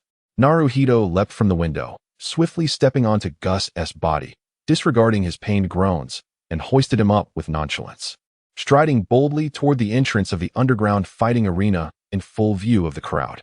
Wait, do you even know what you're doing? Mario, initially stunned, recognized his boss Gus and, in a panic, leaped from the fighting platform, chasing after Naruhito while shouting. Carrying someone, Naruhito replied, turning his head in confusion, his tone an expression reminiscent of someone hauling rice. Do you even realize whom you're carrying? Gus, the representative of the Land of Rice. What is the matter? Naruhito responded impatiently. If you have nothing better to do, please do not disturb me. I am quite busy. Are you the mysterious challenger? Mario suddenly deduced, pointing at Naruhito. Is this your way of intimidating me? What nonsense? Naruhito retorted. No, he is indeed our final challenger of the day, the fearless warrior, Mr. Shao. The dark-hatted man emerged before the crowd, standing at the podium as the lights in the underground arena dimmed abruptly, 2 bright beams illuminating Naruhito and Mario. Shao. Could it be the infamous rogue ninja organization from the shinobi world, Akatsuki? This individual appears to be quite formidable, brazenly incapacitating the representative of the Land of Rice and taking him away. Surely, there must be some hidden force backing him, regardless of the power he wields. He has crossed a line. The stakes in this gamble are exceedingly high. The man in the black hat has wagered a substantial amount on Naruto. Realizing he has been used as a pawn, Naruto contemplated fleeing when Mori taunted him. Are you attempting to leverage your boss against me to ensure my compliance? Such a despicable ploy. Listen well, I may concede to you, but first, release the boss. A scoundrel like you, who resorts to trickery, can only expect to marry an unattractive woman, ultimately living a life of humiliation, raising another man's children, and dying of frustration. Of course, if you happen to have a beautiful wife, do keep your address a secret. Otherwise, I shall pay you a visit, and should you have a daughter. With a swift motion, Naruto hurled Gus at Mori, removed his mask, and coldly declared, You wish to fight? I shall oblige. Vortex Naruto. Is that true? The very same Naruto who nearly obliterated Konoha. I've heard whispers that this man possesses the power to annihilate an entire ninja village with a single technique. He can vanish in an instant, only to reappear and eliminate his foes with a lethal strike. How terrifying. Mori stood frozen for a few moments, his legs trembling uncontrollably. His previously menacing expression now replaced by an overwhelming fear of regret. Chapter 91. The Underground Fighting Arena, Part 2. Once Mori regained his composure, he reassured himself that he had not yet fallen into an inextricable situation. Although his opponent was undeniably powerful, it was primarily in the realm of ninjutsu. Perhaps, in terms of physical combat, his abilities were superior. The two faced each other on the fighting platform, discarding their weapons. The rules were simple. Unrestricted free combat. A fighter would lose if they were incapacitated for 10 seconds, thrown off the platform, or rendered unable to continue. The latter meant that lethal force was permissible, correct? Naruto tightened his fists and replied coldly, Don't overestimate yourself, fool. Without ninjutsu or ocular techniques, your capabilities are hardly superior to mine. Mori clenched his fists, assuming a combat stance, and whispered, Come on, kid. Let me show you what underground fighting truly entails. It's far more brutal and intricate than your frivolous chakra battles. Is that so? Naruto stepped forward, adopting a posture of gentle fist.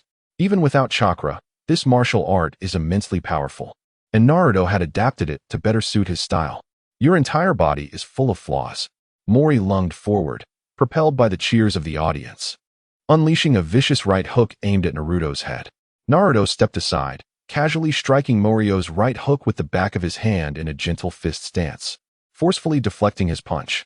Seizing the opportunity to pursue, Naruto pressed on, while Morio, undeterred, matched the speed of Naruto's gentle fist with some effort, managing to block the rapid blows. Was this all he had to offer? A smirk of derision curled at the corner of Naruto's mouth as he delivered a powerful kick to Morio's abdomen, sending him flying several meters away. The gentle fist employs the Bagua step, which emphasizes stability, leading to a rarity of leg attacks. It typically relies on the strength of the waist and palms to deliver strikes, emphasizing swift assaults grounded in steadiness. Yet Naruto was different. His method of attack defied stability. Although he maintained the gentle fist posture, his style was viciously cunning, employing even underhanded kicks with abandon. Morio finally comprehended that his opponent was not lacking in martial prowess. Rather, he was simply disinclined to utilize it during battle. Even devoid of chakra, Naruto's unique gentle fist and accumulated combat experience were sufficient to thrust him into peril. Bang! Bang! Bang! The gentle fist and Morio's fists collided repeatedly, causing Morio to grit his teeth as beads of sweat formed on his forehead, forcing him to retreat several steps.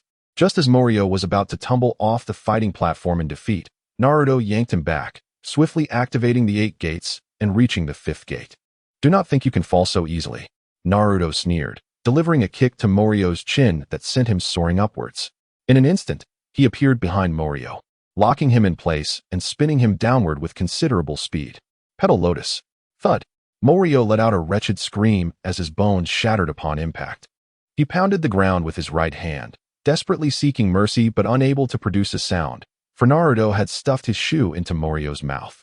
We're not done yet, so don't think of begging for mercy just yet. Naruto chuckled coldly, and Morio was filled with regret, wishing that if time machines existed, he could travel back and chastise his earlier, arrogant self from mere moments ago. Uchiha Sasuke, the newly appointed Raikage, had numerous matters to address. First and foremost were the diplomatic relations and policies that needed reformation, alongside arranging accommodations for the refugees from Konoha.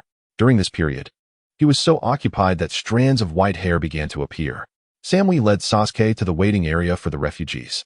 a small tent crammed with dozens of displaced individuals. Fortunately, they were mostly children, taking up minimal space, yet each child's face bore a pallid hue of despair. Everyone. Sasuke clapped his hands to capture their attention, and the refugees turned to face him. We have found families willing to adopt some of the children. I will call out names, and those whose names are announced should step forward to join Sister Samui. Clearing his throat, Sasuke retrieved a list. After reciting the names on the list one by one, 6 unadopted individuals remained in the refugee waiting room. The remaining children would be taken to an orphanage, where they would be notified and escorted to families willing to adopt them. Sasuke noticed that the expressions on their faces had softened considerably, and he silently exhaled in relief. Sasuke and a little girl tugged at Sasuke's clothing. Her innocent, wide eyes sparkled with the unique purity of childhood as she gently asked, "Are you afraid of death?" "What? If you're afraid of dying, you should run away quickly. You are a very gentle and kind person, but..." The little girl pulled a syringe from her pocket and forcefully injected it into her arm. The dark green liquid was introduced into her body, and her face underwent a terrifying transformation. Her skin turned a deep brown, muscular masses bulged like small mountains, and her once innocent cheeks morphed into a grotesque visage, complete with a snake-like tongue that moved with alarming agility. At that moment, the other children also injected themselves with the eerie dark green liquid, swiftly transforming from pitiable refugees into a formidable legion of monstrous beings. It was precisely their youth that made them all the more disarming. Meanwhile, Naruto had taken Gus away after defeating Morio. Utilizing the illusionary abilities of his Sharingan, he interrogated Gus and finally learned the whereabouts of Orochimaru.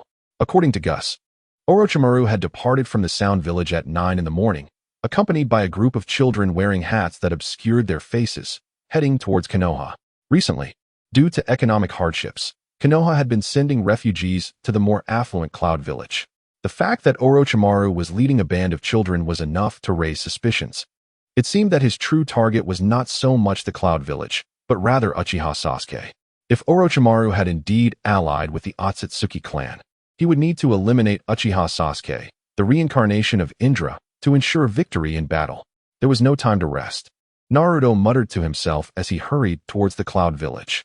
Chapter 92. The Fourth Hokage emerges. The peace of the Cloud Village was shattered in no time by these bizarre brown-skinned monsters. These creatures possessed chakra but did not wield ninjutsu. They merely relied on their terrifying regenerative abilities as they rampaged through the village. This healing ability reminded Sasuke of the Baika no Jutsu shared by both the 5th and 7th Hokages. However, unlike the Baika no Jutsu, these brown-skinned monsters had lost all semblance of human rationality, attacking the villagers with the ferocity of wild beasts. "Help! Don't come near! Monsters! Stay away! My leg has been bitten off! My leg! Oh!" The anguished cries swiftly enveloped the entire village of Yuin. And it was only then that Sasuke realized that among the several batches of refugees he had previously admitted, there existed these camouflaged brown-skinned monstrosities. It seemed that some of these creatures had already begun their slaughter of the villagers within the shelter. The situation was dire, yet Sasuke remained unfazed. The passing of his elder brother, Itachi Uchiha, along with the passage of time, had matured his thoughts. He calmly commanded Samui and others to lead several squads of ninjas toward the shelter, while he and Omoi remained here to confront the brown-skinned fiends and hold the front line. What a chaotic mess it was. Not far off, Uchiha Madara, clad in resplendent crimson armor, alongside Otsutsuki Ishiki, observed Sasuke and his comrades battling valiantly at the front. Madara, with a hint of a cold smirk, remarked, "Although Orochimaru is indeed despicable, the fruits of his research are rather effective. He has transformed his own kin into such abominations. And even children at that.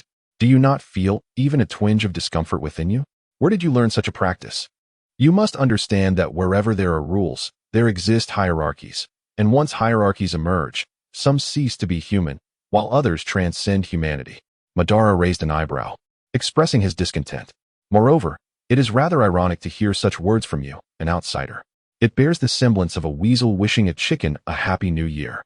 Were you not the ones who destroyed your own kin in pursuit of power and violence? If that is the case, you are hardly in a position to question me. Your tongue remains as sharp as ever. Are you certain that Naruto will come?" Ishiki quietly interjected. Currently, Sasuke had no means to communicate with Naruto, rendering him incapable of conveying the present circumstances here. Shaking his head, Ishiki continued in a subdued tone. In this scenario, Naruto has neither inherited the position of Hokage nor taken on the mantle of the new leader of the Land of Waves. Given this, without holding any official title, he is undoubtedly gathering intelligence about us across the ninja world. The individual most likely to be connected to us is Orochimaru. He will certainly seek him out. A confident smile spread across Madara's face as he replied, I specifically instructed Orochimaru to disseminate the news of the refugees arriving in Yuin. Thus, upon learning the truth from his sources, Naruto will logically deduce that we are planning to target Uchiha Sasuke and hasten his way here. Will the other ninja villages not come to our aid? Ishiki questioned. The sand and the Land of Waves are quite distant from Yuin. Konoha is struggling for its own survival, and both the Mist and Rock villages have no compelling reason to assist Yuin. The annihilation of Yuin would merely eliminate one potential threat for them. Why should they risk their lives to save a force that may one day become an enemy? Madara scoffed. The relationships between people may not be enduringly reliable, but they are undoubtedly the most authentic and effective in the shortest time frame, akin to the absolute deterrence envisioned by Nagato. Speaking of which, where has Orochimaru gone? Ishiki suddenly pondered aloud. I sent him to locate Nagato's coffin. If memory serves, it is under the guardianship of Konan. If she is alone, eliminating her and seizing the Rinnegan would indeed be a rather effortless task, Madara responded. If there are two individuals, unless all remaining members of the Akatsuki are present, it would be no challenge for Orochimaru, with his forces, to seize the Rinnegan and eliminate the opposition. Is he not concerned about Naruto's potential intervention? Madara scoffed, casting a look of derision at Ishiki, stating, should Naruto rush to rescue Konan, he would be too late to save Sasuke. Conversely, if he were to aid Sasuke, he would be unable to assist Konan. Although he might employ the shadow clone technique to support the battlefield, the number of adversaries on Konan's side far exceeds the clones he could possibly create. As for us, do you truly believe we cannot handle the shadow clones with just the two of us? That is indeed a valid point. At the foothills of a rocky mountain near the Land of Rivers, an unnamed stone tablet stood, its origins unknown to the frequent travelers of the mountain paths. However, such knowledge was of little consequence to them. This place had been like this since the Third Shinobi World War, periodically revealing strange stone monuments from unknown sources. Those unable to afford burial plots could only resort to this rudimentary method of interment in desolate wilderness or even foreign lands. Konan and Scorpion sat atop the mountain, observing the dense forest below. They were stationed here to prevent the enemy from seizing Nagato's Rinnegan. Once today passed, the sealing barrier for the coffin would be fully established, allowing Nagato to finally rest in peace. Konan had previously suggested that Naruto utilize the soul extraction technique to obtain Nagato's Rinnegan. However, Naruto had declined, his reasoning vague, leaving Konan with an unsettling feeling. Nonetheless, ensuring Nagato's eternal slumber was indeed a worthy pursuit. Konan, we have a situation, Scorpion remarked, his gaze fixated on a figure descending the rocky slope, a look of alertness crossing his face. He released the third Kazekage's puppet. Konan's thoughts snapped back to the present as she sent forth several paper cranes towards the approaching figure. The paper cranes fluttered like little birds as they soared through the air. Orochimaru observed the white paper cranes flying towards him, a cold smirk gracing his lips as he caught one and crumpled it into a ball of waste.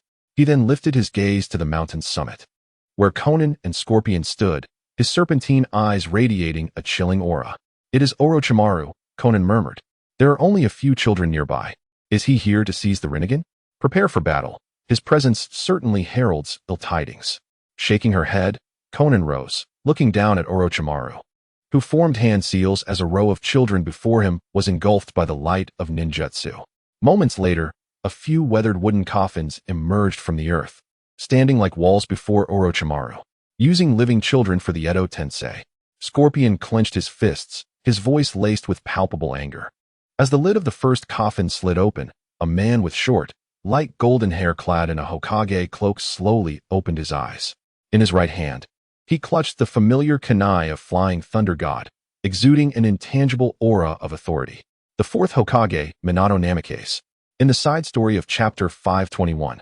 At Konoha High School, renowned as the most prestigious high school in the city, the institution boasts exceptional faculty, an enchanting campus environment, and a vibrant academic atmosphere. However, no amount of scholarly ambience can suppress the tumultuous emotions of youth. Groups of students traverse the tree-lined path adorned with cherry blossoms, and as Naruto observes couples strolling by, with boys pushing bicycles and girls linking arms, he feels a pang of jealousy.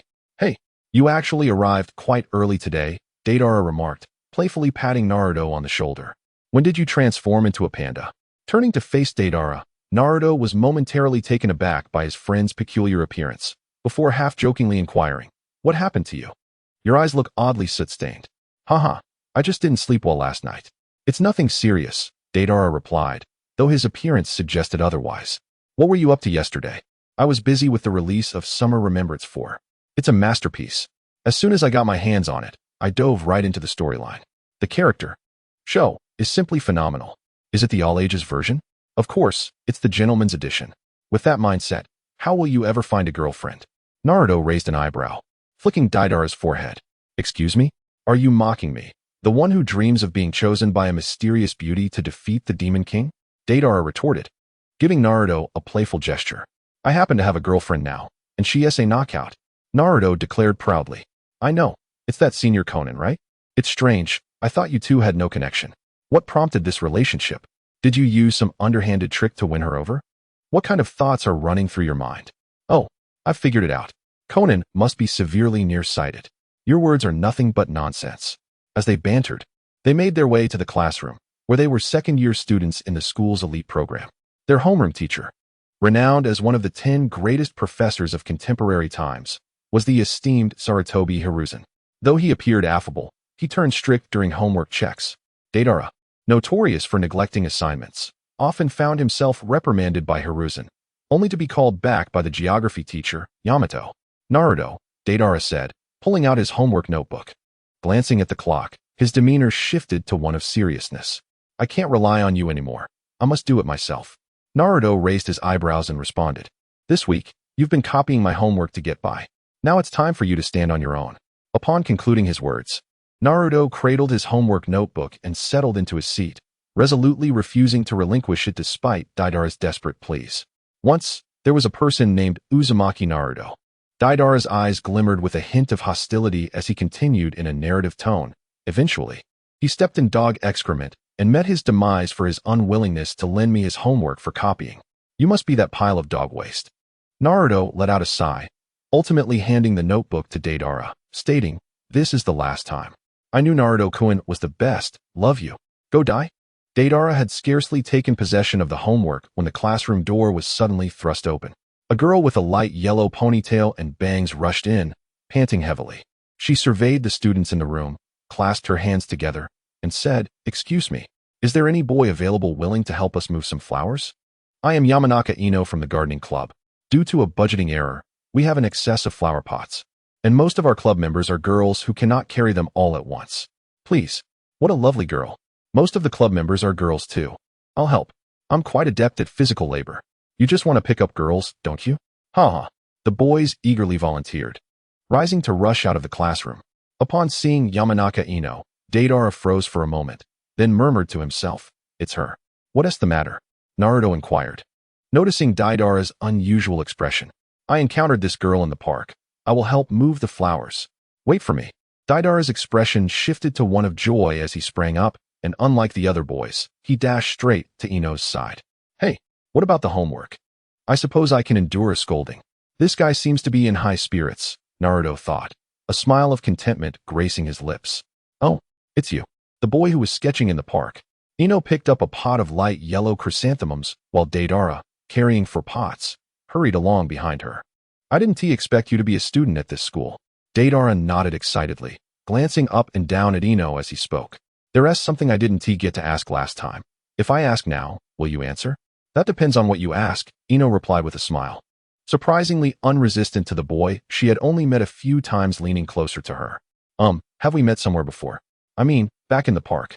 Deidara circled around Ino, saying, "I feel an odd familiarity. Chatting with you feels entirely unrestrained. It's quite marvelous." "I share a similar sentiment. Perhaps we were very close friends in a past life." "Just very close friends?" Deidara's gaze dropped, almost shyly. "I've heard of a way to test what two people's past identities were." In a moment of reminiscence, Ino recalled the contents of a popular science book titled The Book of Dimensions. She crouched down, placing the flower pot on the ground, and suggested, "Let us entwine our fingers and close our eyes. When I say 1, you shall release one of your fingers. Any finger will do. Then when I say 2, I will do the same. Once I have counted to 10, we shall open our eyes and deduce our past life identities based on the state of our fingers." Deidara. 2. Set down the flower pot, clasping Ino's hands tightly and feeling the gentle warmth of her delicate fingers, stirring a flutter within him. The counting swiftly concluded, and reluctantly, Deidara opened his eyes to find Ino gazing intently at him, her cheeks flushed crimson. In her sudden embarrassment, she hastily released his hands, cradling the pot of chrysanthemums, and dashed away, disappearing from his sight. "Wait, Ino, why did you run off?" Deidara pondered aloud, bewildered by her retreating figure. The gesture they shared symbolized a marital bond. Ino mused shyly, burying her face in the flower pot. Upon returning to the classroom, Deidara, who had anticipated a reprimand, surprisingly escaped unscathed. Upon inquiry, he learned that Naruto had assisted him in completing his homework. "Indeed, you are the best, Naruto. Woe is me. Let go, that is so disgusting." Their comical antics continued as usual in this peaceful world devoid of war. In the special chapter 521, today was Valentine's Day. Deidara sprang from his bed with exuberance, eagerly donning his school uniform. With a piece of toast clenched between his teeth, he dashed toward the school, drawing astonished glances from his family. He had never looked forward to school so much. It felt as though years of study culminated in this single day. The moment he opened his shoe cabinet, he anticipated a plethora of love letters and chocolates. "Ah, you're here quite early," Naruto remarked, rubbing his sleepy eyes as Deidara whizzed past him. "Aren't you here early as well? Are you also eager to see how many chocolates and love letters you received?" Deidara rubbed his hands together in anticipation and flung open the shoe cabinet. "I'm not here for that. Though, receiving chocolate from Senior Conan would be delightful," Naruto muttered as he approached the shoe cabinet. What? Where are my chocolates? There should be those pink, heart-filled love letters too. Why is this happening?" Deidara exclaimed in disbelief, staring at the empty cabinet. "I would settle for even one. Why is there nothing at all?" He felt an overwhelming urge to dive into the cabinet to uncover the mystery. Such things are either present or absent. It is trivial to dwell upon. Naruto remarked as he opened his own cabinet, revealing a cascade of exquisitely wrapped chocolates and love letters that tumbled to the floor with a clatter. "Oh, so you are quite the charmer, aren't you?" Deidara, with an expression of sheer terror, rushed towards Naruto from behind, whispering ominously like a vengeful spirit. "A successful person should explode like art." "What an odd phrase you just uttered," Naruto replied, befuddled. "I don't know, it just slipped out." Deidara shrugged. Naruto silently crouched down to pick up the love letters and chocolates. After a rigorous selection process, he took a deep breath and, feeling disheartened, seated himself in a corner. "Hey, what's with that reaction? With so many girls giving you chocolates and love letters, are you mocking me in a roundabout way?" Deidara's forehead twitched with tension as he clenched his fists. "It's not that I couldn't find the chocolate that Konan-senpai prepared for me. What if she didn't prepare any? Or if she made chocolate, but it wasn't for me? Perhaps Konan-senpai is merely indulging in novelty by dating me and will soon discard me for another boy to celebrate Valentine's Day. Why do your words become increasingly unsettling?" Deidara grimaced, his lips twitching with disbelief. Meanwhile, on the other side, Ichu, Konan, dressed in her Konoha uniform, sneezed. Inquisitively, Ino asked, "Sister Konan, are you all right?" "I'm fine. Perhaps someone is speaking of me," she replied with a shake of her head. Carefully, she extracted the chocolates she had made from their molds and delicately placed them into a pink-striped box. "Your skills are exceptional, Sister Konan. I wish I possessed such talent," Ino lamented, gazing at the chaotic pile of chocolate fragments before her. "I'll teach you, but first, you must tell me who you intend to give your chocolates to," Konan said as she stood behind Ino, gently grasping her wrists, her head leaning close to Ino's ear as she whispered. Ino stammered, her eyes downcast, speaking in a voice barely above a whisper. "There's a boy named Deidara, and I think he is rather interesting, albeit a bit strange at times." "Deidara? I believe he is Naruto's friend," Konan thought to herself, smiling knowingly. In the classroom, Deidara lamented, "Why is there no chocolate? Not even any obligatory chocolates?" He slumped over his desk, looking as though he were dehydrated, his eyes rolling back in despair. "What is wrong with you, little Deidara? You look so pitiful. Should I disguise myself as a girl and give him some obligatory chocolate?" One of the boys suggested. "That would only make him feel worse." Another chimed in. Concern etched on their faces. "Damn it, Why am I so handsome, yet devoid of a girlfriend? Deidara shouted, clenching his fists and spinning his head in frustration. Mainly because your hairstyle is unappealing, one boy remarked. And your personality is quite off-putting. Your behavior is peculiar, and you never take your studies seriously. Girls prefer those who are responsible. Are you even trying to console me? Deidara snapped, lifting his head in exasperation and pounding on the desk. Those are simply the facts. Naruto interjected, catching Deidara off guard with his bluntness. Ah, it seems that love has vanished from this world, Deidara replied with an expression of utter despair. Knock, knock. The door was rapped upon, drawing everyone's attention to the entrance of the classroom. There stood a girl, her school uniform stained with cocoa. A shy yet endearing expression adorning her face, her voice trembling as she spoke. Is Deidara here? Naruto, could you come over for a moment? What do you want? Deidara pinched Naruto's arm with considerable force. Ouch! What's with the sudden madness? Does it hurt? It should. Clearly, this isn't a dream. Why don't you pinch yourself then? Fool, that would hurt. With a sudden burst of energy, Deidara shook off his earlier gloom and bounded towards the door, as if rejuvenated. Ino, observing Deidara's childlike exuberance, couldn't help but chuckle. This is chocolate for you, a token of my gratitude for helping me move the flowers. Considering my abrupt departure. Ah, so this chocolate is just a courtesy gift, right? Ino blushed as she spoke. Well, even courtesy chocolate is still something nice. Despite his words, Deidara's face bore a lingering look of disappointment, resembling a forsaken puppy, which stirred an unexpected sense of compassion within Ino. Fool, who actually makes courtesy chocolate? It's all bought from convenience stores. This is true love chocolate. Conan emerged from behind Ino, chuckling softly. Conan, sis, there's nothing wrong with that, if you like him. Just say it out loud. Conan gently patted Ino's head, soothing her like a startled cat. She waved at Naruto inside the classroom, who approached the door, puzzled. Watch closely. This is what true love chocolate is all about. Conan opened the box of chocolates she had prepared, swiftly popping one into her mouth. In a flash, she pressed herself against Naruto and kissed him. This is how it's given, she said. Her eyes glazed as she transferred the chocolate from her mouth to the tip of Naruto's tongue during the kiss. Ino's cheeks flushed crimson, and she turned to flee the classroom. Well, it seems you two have quite a distance to cover before becoming a couple. Conan teased with a playful smile as she released Naruto. Thus, Naruto and Deidara's Valentine's Day unfolded in a whirlwind of surprises, and the tale of this world continued. With moments of beauty seemingly frozen in time, eternally cherished. Eternal moments. Chapter 92. Choice. Naruto navigated through the forest when a white paper crane caught his eye, gently landing upon his shoulder. He paused momentarily before unfolding the crane to reveal a message inscribed in neat, formal script. The Rinnegan is in danger. Orochimaru is with me. Indeed, Satsuki and Orochimaru have formed an alliance. One targets the hidden cloud, while the other seeks the Rinnegan. If I rush to rescue the hidden cloud, Conan will be in peril. Conversely, if I attempt to save the Rinnegan, Sasuke's life will be at stake. It appears I am cornered into a dire crossroads of choices. Naruto pondered briefly. Notifying Naruto and the others would be futile, as the territories separating the hidden cloud and the land of rivers are considerable. Not to mention the time required for relaying messages. A decision must be made. Who should I save? Conan or Sasuke? There are three individuals resurrected through the impure world reincarnation. The fourth Hokage, the third Hokage, and the second Mizuki, along with Orochimaru. Their combat prowess overwhelmingly surpasses ours. Scorpion clenched his teeth and analyzed. Even so, we cannot relinquish the Rinnegan so easily. I have a plan. If we can manage to bring Nagato's body with us, it may work. Conan softly replied. I have already relayed the message to Naruto. He should arrive shortly. Whether we can triumph is uncertain, but with him present, even the most disadvantageous situation may offer a chance of escape. Hey, little girl on the mountaintop, bring out that thing.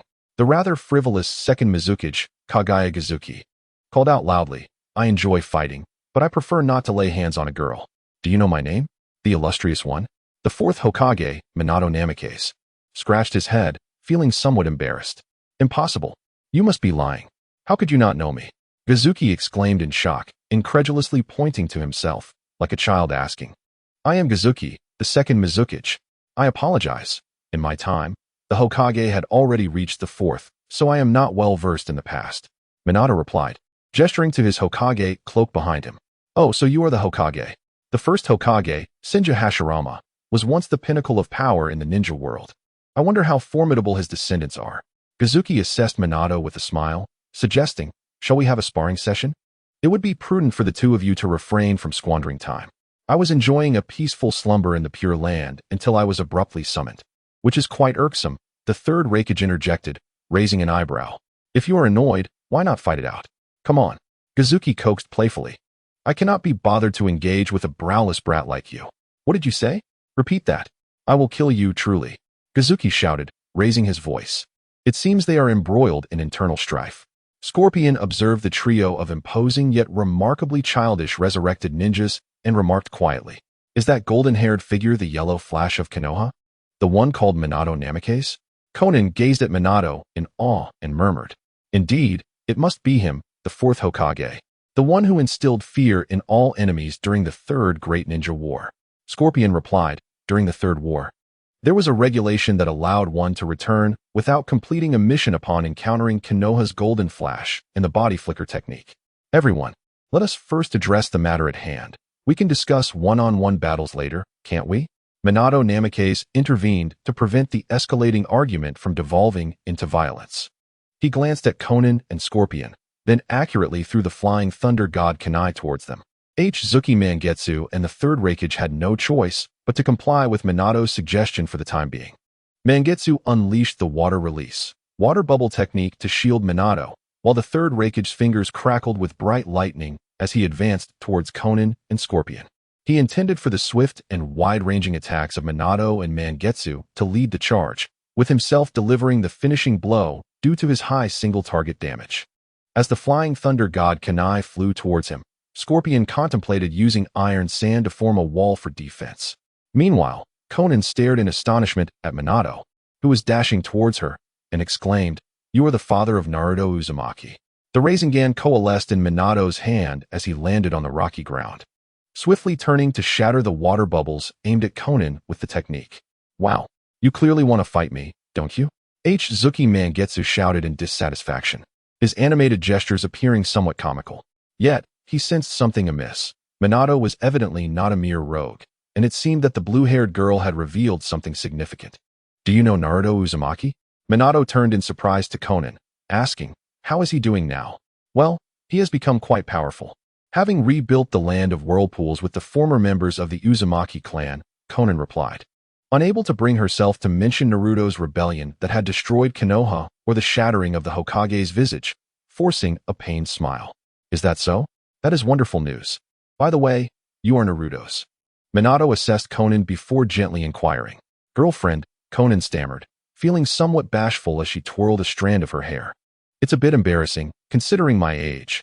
I shouldn't be monopolizing him when he could find someone better. I trust in his choices, Minato stated, shaking his head.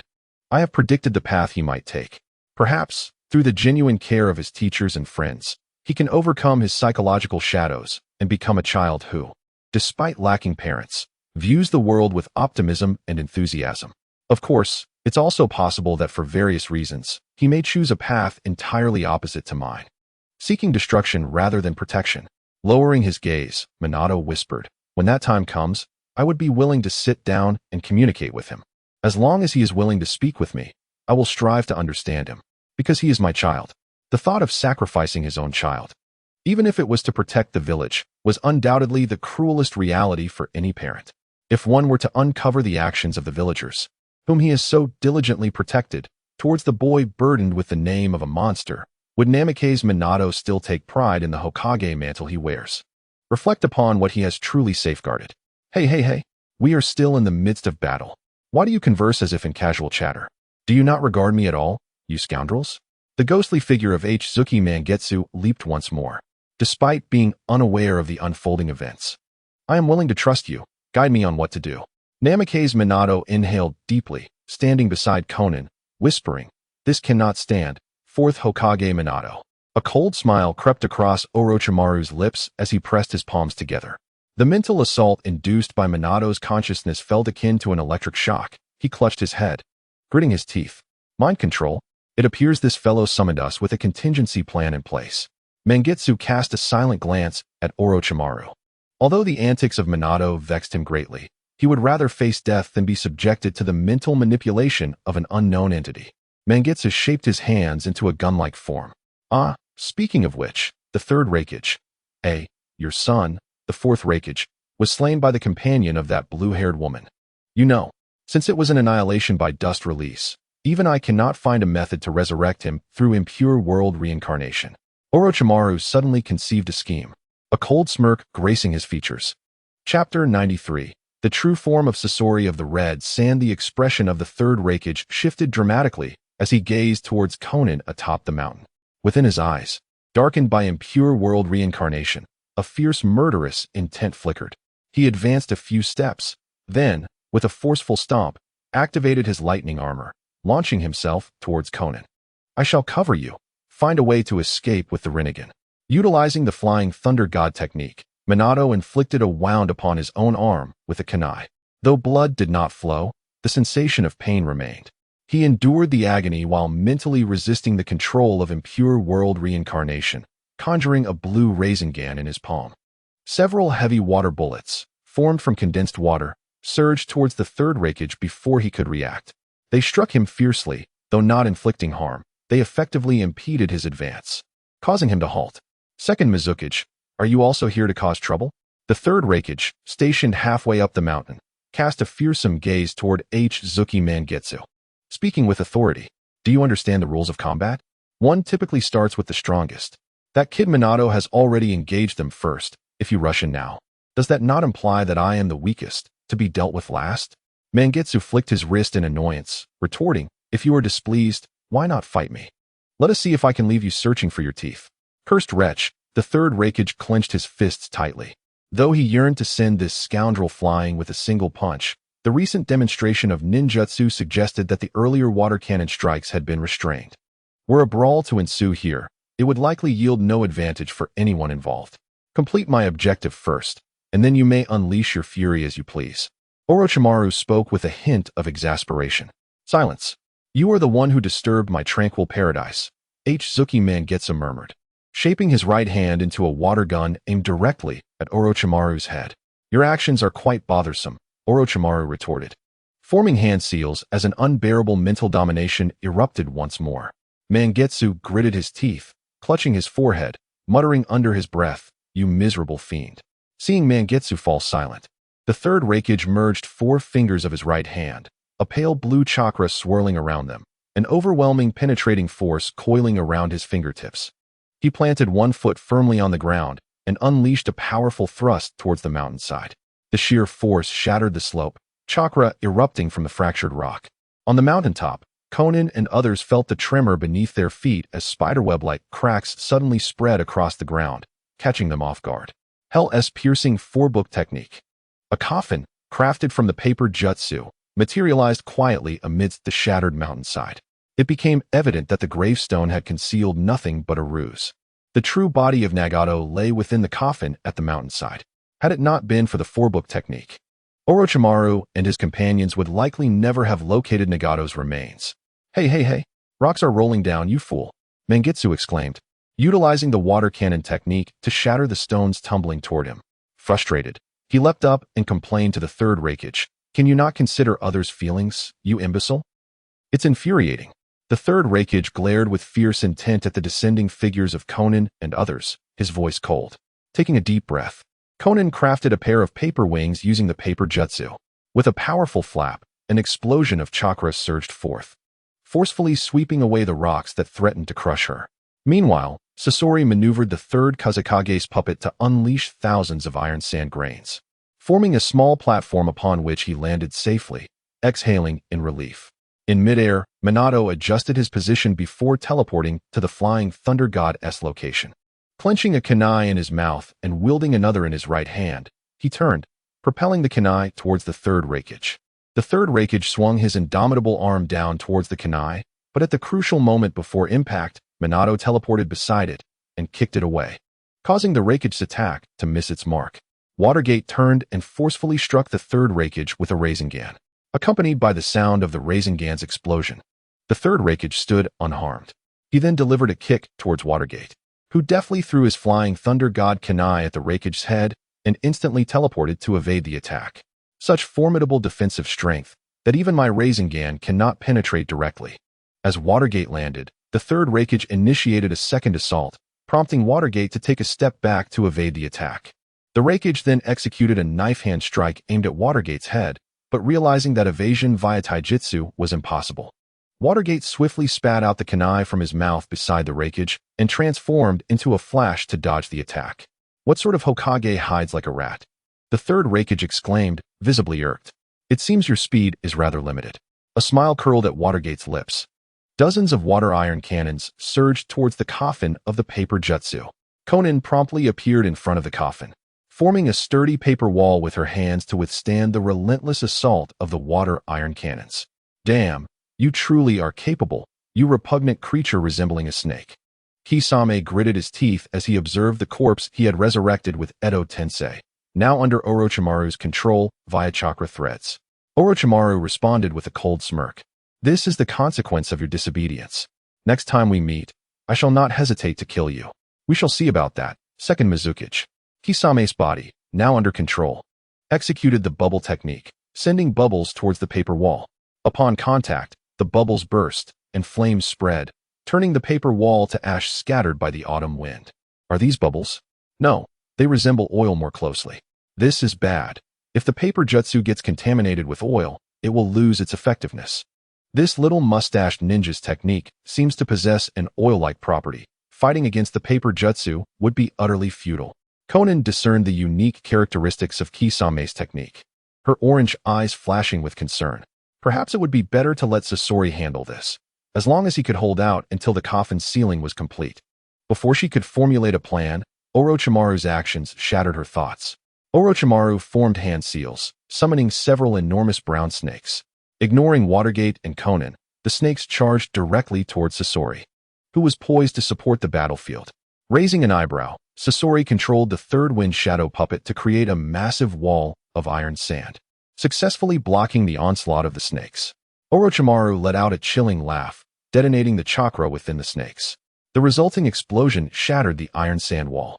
Two hidden snakes emerged from either side of Sasori, biting into his body with their sharp teeth, gnawing mercilessly. How does it taste? The corners of Scorpion's mouth curled into a chilling smile as he inquired, is it delicious?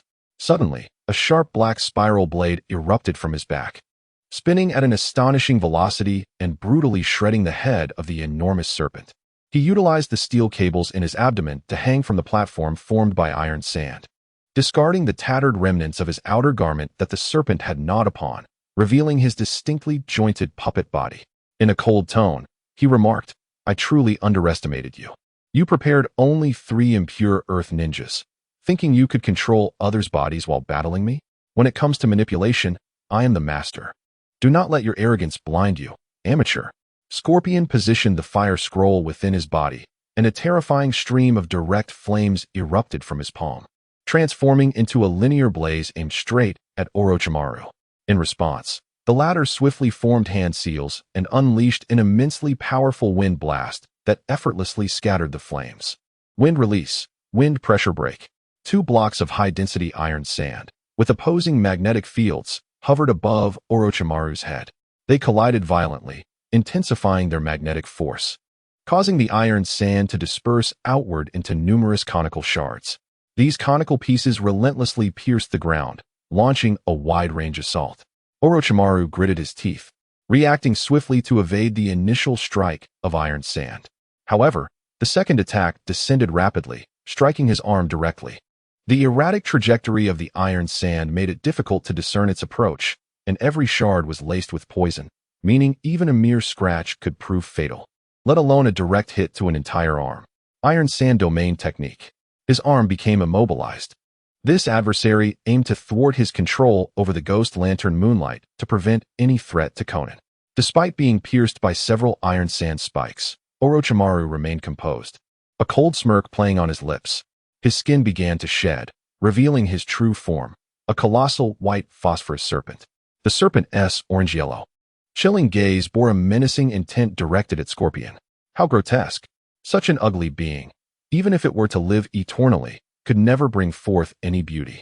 Scorpion retorted coldly, let us see, which is superior, the scorpion or the serpent? The battle was on the verge of erupting. Chapter 94. A matter of seconds. Why am I still under this guy's control? The ghost lantern Moonlight realized that even after Orochimaru had transformed into the white phosphorus serpent, he remained ensnared by the latter's control, his body acting entirely against his will. It should all be taking effect now. Second Mizuki, it is not just you. Those two over there should also be feeling it. The white phosphorus serpent sneered. The spiritual control of the impure resurrection gradually strengthens. It should now have reached its peak potency. The battle between Minato Namikaze and the Third Hokage abruptly halted. Both combatants stood frozen, as if their feet were glued to the ground. Minato discovered that he could not even activate the Flying Thunder God technique. His body immobilized as if sculpted in stone, his consciousness still intact, yet utterly unable to move. Well, the mischievous children should behave themselves now. The Third Hokage is responsible for battling Scorpion, while the Ghost Lantern, Hanue, is tasked with eliminating Konan. As for you, Minato Namikaze, your duty is to transport the coffin. With your ability to utilize the Flying Thunder God technique, it should pose no challenge for you, right? The white phosphorus serpent smirked coldly. Huh. Why must I engage a woman, and why must she be killed? Why? Hanue's heart protested vehemently, echoing his reluctance aloud. This is the easiest way for Naruto to awaken the Mangekyou Sharingan, and only by doing so can he hope to vanquish the Tsutsuki clan and perceive the true nature of the dimensions. Hanue was utterly bewildered by the white phosphorus serpent's words, who seemed to murmur to himself, that eye has nearly transformed from another's into its own under the influence of the soul-stealing technique. I will not allow you to succeed, Minato declared. Taking a deep breath, images of Jiraiya and Naruto flashed in his mind, the white-haired man of unwavering resolve and the seemingly frail child brimming with potential.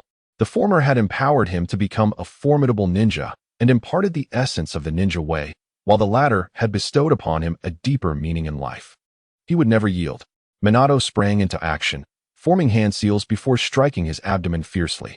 A complex array of sealing inscriptions manifested across his body, binding his internal power like chains. He stepped back and collapsed onto the ground. Four limbs sealing technique. In mere seconds, Minato had freed himself from Orochimaru's grasp, rendering the latter's control futile. Unless the four limbs sealing technique within him could be undone, the now white phosphorus serpent was incapable of performing the unsealing. The remaining two lackeys were equally inept at breaking the seal. What a hassle! It seems I must be the one to transport the coffin, Orochimaru remarked coldly, his massive form lunging toward the coffin behind Konan. He sensed the sealing technique inscribed upon the coffin pulsating like a beating heart, indicating it would take time to seal completely. He needed to act swiftly. Konan bit her lip, her paper wings unleashing a barrage of paper shuriken toward the white phosphorus serpent. Utilizing his powerful serpent tail, he effortlessly swatted the shurikens aside. The sound of thousands of white-scaled serpents grazing against one another resonating sharply. Konan quickly enveloped herself in her paper wings to shield against the auditory illusions. As the white phosphorus serpent darted past her, just as she was about to unfurl her wings, a childlike clone leapt in front of her. At the moment the paper wings made contact with the clone, it rapidly expanded, the oil coating its surface igniting a violent explosion. Konan let out a pained cry as she was hurled backward, her form ablaze, resembling an angel scorched and plummeting from the heavens. Steam, danger, explosion. Once. The second-generation Sasuke was utterly devastated by this technique, leaving his skin completely scorched and necessitating the wrapping of his entire body in bandages. Alas, Konan's seemingly insubstantial paper wings provided no defense whatsoever. It was likely that even if she survived the explosion, she would be left with severe burns. Her skin and hair reduced to ash. I apologize, young lady. I had no intention of inflicting such harm. If you remain still, perhaps you might survive, he remarked, noticing that she appeared untouched by the flames. Upon closer inspection, he discovered that Konan's body was entirely cloaked in black iron sand, effectively shielding her from the inferno outside. Sister Nan, pursue that great serpent. I shall handle these two, he declared. The iron sand from Scorpion stripped the flames from Konan's form as he positioned himself before her. Facing the Third Hokage, if Naruto sees you injured, he may unleash his full fury, he cautioned. Do not overestimate yourself, puppet. The Third Hokage roared, his body crackling with the power of lightning armor as he charged toward Scorpion, attempting to halt the advance with flames from his palms. Scorpion found the inferno created by the Inkaku no Jutsu to be trivial in the face of the Raikage smite. He easily breached the fiery barrier and continued his relentless assault. Is this fellow's defense truly so formidable? It is no wonder that even the Rasengan of the Fourth Hokage could not breach his defenses, Scorpion mused, clicking his tongue as he swiftly retrieved a water scroll from behind him. A corrosive, venomous liquid erupted from his palms, striking downward toward the third Raikage's head like a laser. However, the Raikage raised his right hand, unleashing a formidable burst of energy that shattered the liquid projectile, rendering it utterly ineffective. As the third Raikage closed the distance, he plunged his 4 fingers into Scorpion's left chest, only to find no heart within. He paused, bewildered. I cannot feel any pain, Scorpion sneered, as iron chains from his abdomen ensnared a third scroll, flinging it toward the Raikage. The scroll unfurled with a plume of white smoke, revealing a puppet remarkably resembling Deidara. Lacking chakra strings, it seemed to possess a semblance of self-awareness, launching 2 colossal dragons from its palm's mouth, which struck the third Raikage, propelling him several meters away and granting Scorpion a moment to breathe. Baiki no Kagutsu. This was Scorpion's magnum opus, a puppet crafted with his life's work, endowed with intelligence surpassing the average human. It could alter its form and abilities through imitation, adopting the characteristics of its model. Though reluctant to have Baiki emulate Deidara, the latter's self-destructive techniques proved highly effective when applied to puppetry. Baiki's consciousness, akin to Scorpion's, was preserved within a regenerative core, ensuring survival even after self-detonation, provided a new vessel was secured. With a graceful gesture, Hongguang Huanyue formed a series of hand seals, invoking a summoning technique. A colossal white clam emerged before him, its hard shell parting to reveal soft tentacles that exhaled a dense, enigmatic white mist. Part of this mist coalesced into a doppelganger of Hongguang Huanyue, causing Scorpion to furrow his brow, as he could no longer discern the true location of Huanyue. At that moment, Huanyue had approached Xiaonan, with one of his water clones restraining her from behind, rendering her immobile. He then shaped his right hand into a pistol, pressing it against her temple, his voice tinged with sorrow as he spoke. Your life reaches its end here. Reflect upon your past experiences, both the agony and the sorrow, for soon you shall be unable to reminisce at all. A water cannon coalesced in his palm. I don't want to die? Xiaonan struggled vehemently, tears streaming from her eyes, her voice trembling with despair.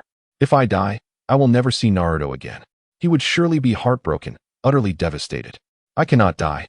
I cannot allow him to grieve because of me. Xiaonan, please, fight back. Her lower lip was bitten until it bled. Meanwhile, Minato Namikaze gazed at the indistinct forms of the two within the mist, struggling to rise, but fearing that Orochimaru would exploit him through the control of the impure world reincarnation. He could only bow his head in silent prayer for a miracle to occur. Farewell, Huanyue uttered expressionlessly, as the water cannon erupted. The water bullet tore through the air, splattering blood that stained the white mist crimson. Scorpion turned in shock toward Xiaonan, unable to believe that Huanyue had turned against her. Alongside his astonishment, he felt a surge of anger and grief, and in that fleeting moment, the fourth Raikage's 4-point strike struck him squarely on the head, forcibly driving him into the ground. A smile of triumph adorned the Raikage's face, while the sight of the blood mist drew a cold grin from the white phosphorus snake. Minato's mouth fell open in disbelief as he beheld the golden flash that appeared in his line of sight. Naruto leaped forward, cradling Xiaonan in his arms, his shoulder pierced by the water cannon, the blood that had just splattered forth from this wound. None shall escape. Naruto activated his Sharingan and Byakugan, and thanks to the Byakugan's ability to see through obstacles, he swiftly located Xiaonan, who was mere moments away from being struck by the water cannon. With the Flying Thunder God technique, he rescued her just in time. Had he been a second late, Xiaonan would have become a lifeless body lying here. Vortex Naruto. At your service. Chapter 95. The Battle of the Hidden Cloud. As Uchiha Madara observed the chaos wrought by experimental monsters in the Hidden Cloud village, he received a message from Orochimaru. A long brown serpent coiled around his leg, and he bent down to retrieve it. The serpent held a piece of white paper in its mouth, and upon unfolding it, he saw a clear line written in black ink. Vortex Naruto is with me. It appeared he intended to abandon Sasuke here. Uchiha Madara let out a disdainful chuckle as he cast his gaze towards the distant Uchiha Sasuke, whispering, "It's time to act." Seize his eyes. Once that is accomplished, We shall merely await the day when Uzumaki Naruto activates his Mangekyou Sharingan. A barrage of great fireball techniques surged towards the two, prompting their startled exclamations as they leapt in opposite directions. Uchiha Sasuke ignited his lightning armor, transforming into a streak of blue lightning that charged at Madara. In an instant, the Chidori erupted, entwined by flames, resembling a phoenix in flight. Flaming Chidori. With a resounding crash, a burst of blue chakra materialized before Uchiha Madara. As the skeletal form of Susanoo manifested like a defensive shield, absorbing the impact of the flaming Chidori. To his astonishment, however, the skeletal frame of his Susanoo bore a crack from the assault. Though there remains a disparity when compared to my own power, at least it demonstrates that not all descendants of the Uchiha are devoid of potential, Madara remarked softly. He maneuvered Susanoo's arm, forcefully tossing Sasuke aside, before forming hand seals and unleashing a colossal wave of fire, vastly surpassing any fire release technique Sasuke had encountered. Thankfully, he had mastered the Shursue's body flicker technique. Otherwise, evading this inferno would have been nearly impossible. Fire release, great fire destruction. Sasuke barely landed on his feet as Madara lunged towards him with a single step. Reacting swiftly, Sasuke unleashed a punch, resulting in a series of explosive clashes as their fists collided. Remarkably, even with lightning armor activated, Sasuke struggled to match Madara's speed, who employed no auxiliary techniques. The sheer terror of the abyssal power Madara wielded left Sasuke questioning the depths of his strength. Who is he? To what extent does his power reach? Sasuke gritted his teeth, realizing that in physical combat, he was utterly outmatched. Furthermore, Madara possessed a Mangekyou Sharingan akin to his own, suggesting that in ninjutsu, their abilities would likely be evenly matched. Under these circumstances, victory could only be achieved through a surprise attack. Sasuke's Mangekyou Sharingan erupted with potent chakra, transforming the world into shades of black and white, leaving only himself in color. Activate the ocular technique. He silently calculated the moment, summoning Susanoo, which manifested a colossal chakra sword in its right hand, imbued with lightning and flames, and swung it fiercely at Madara. Susanoo, lightning flame, great sword. It became evident that the power to manipulate time stood in opposition, yet parallel to Naruto's abilities. The Otsutsuki Ishiki, now in the chakra mode of the reincarnation eye, approached Uchiha Sasuke with a mocking smile, a truth-seeking ball shielding Madara from the onslaught of the lightning flame great sword. The power capable of nullifying all ninjutsu surged within Sasuke as he clenched his teeth. He had heard Sakura speak of this combat mode. Only those who had activated it could be harmed by Sage and Taijutsu, rendering any ninjutsu reliant on chakra utterly ineffective, including the ability to freeze time itself. That fool Danzo wasted so much ocular power, Ishiki muttered, feeling the strength of the Rinnegan coursing through him, clearly dissatisfied. His current Rinnegan chakra mode was less than 1/6 of what Danzo had unleashed, with most of the ocular energy consumed entirely, leaving him with barely enough power to wield a single truth-seeking ball, let alone execute a devastating technique like the Golden Wheel Rebirth explosion. Sasuke gritted his teeth and commanded Susanoo to hurl the great lightning blade at Ishiki. The latter extended a hand, and a dark point in his palm erupted with a terrifying gravitational force that devoured the great lightning blade. It then transformed into a chakra blade of equal might, which Ishiki launched back at Sasuke. Quickly, Sasuke leaped back, narrowly avoiding the colossal chakra shockwave generated by the explosion of the great lightning blade. He wiped the blood from a gash on his face caused by flying debris and exclaimed, "Who are you? What do you truly desire?" As the surroundings regained their colors and the time limit ended, Uchiha Madara turned to Sasuke and declared, "We seek only your life and your eyes. If you willingly surrender them, we can forego our attack on the Cloud Village. This is unacceptable. As long as I live, I can still save a few people. If I die, who knows what those brown-skinned monstrosities will do?" Sasuke shook his head, rising to his feet and gripping the kunai that had slipped from his sleeve. "I cannot trust you." "Then there is no room for negotiation." Madara stepped forward, only to be met by a surge of terrifying chakra energy from the side. Confused, he looked up to see a tailed beast ball infused with yin and yang release chakra hurtling towards him. The sheer force of the tailed beast ball shattered the ground, creating a linear trench, its oppressive aura momentarily disorienting Madara. A tailed beast ball. He quickly activated his complete Susanoo for defense. The tailed beast ball collided with Susanoo's form, and the violent clash of chakra ensued. Even with the complete Susanoo, defending against the tailed beast ball in such a hurried encounter proved excessively challenging. Susanoo's body fractured, blue shards scattering in every direction. Madara formed hand seals and expelled a massive wave of fire to counter the significantly weakened tailed beast ball. He then raised his gaze towards the source of the tailed beast ball, where a gigantic crimson fox stood atop a distant mountain, emitting a sharp howl. Its crimson eyes fixated firmly on Uchiha Madara. Has that guy separated the Nine Tails? Madara pondered aloud, bewildered. Is he not afraid that the Nine Tails might flee? Taming a beast requires more than mere brute force, Otsutsuki Ishiki replied, shaking his head as he regarded the Nine Tails. Should we first retrieve the Nine Tails? Then we would have to temporarily abandon our plans regarding the Cloud Village. With a furrowed brow, Madara expressed his displeasure. There is no need to be so distressed. None of you will obtain anything. Suddenly, a figure swiftly appeared before Otsutsuki Ishiki, brandishing a tanto aimed directly at his head. Ishiki reacted quickly, retreating several steps just as the blade grazed the tip of his nose. Uchiha Shursui inhaled deeply, then with a swift motion of his left hand, he launched several kunai infused with fire-release chakra towards his opponent. Ishiki let out a cold snort, effortlessly flicking his wrist to send the fire-infused kunai flying away. Although they exploded, they posed no threat to Ishiki, who had activated his chakra mode with the Rinnegan. Brother Shursui, Sasuke said, momentarily taken aback. I apologize for the trouble caused by Danzo. Allow me to handle this now. Shursui tightened his grip on the tanto and softly replied. I have heard of the Rinnegan chakra mode. Rest assured, I have a method to counter him. What method? Shursui bit his finger and performed hand seals. Placing his hands on a scroll he had retrieved, ninja script spread forth, forming a unique seal. Summoning technique. A cloud of white smoke erupted, revealing a girl with long yellow hair clad in a red cloak. Her golden serpent-like eyes sparkled with annoyance as she crossed her arms, gazing at Otsutsuki Ishiki and Uchiha Madara. Although it was my own suggestion, being summoned as a summoning beast is quite irksome. Naruto raised an eyebrow. Upon learning that sage techniques could counter the Rinnegan chakra mode, I consulted with the leader of the Land of Whirlpools and acquired this scroll to summon her. It has indeed come in handy. Fortunately, you didn't T-summon me while I was bathing, or I would have been the first to eliminate you. Naruto huffed in annoyance. It seems we must retreat for now. Ishiki clicked his tongue and remarked, I will regain my strength. This level of Rinnegan cannot defeat them.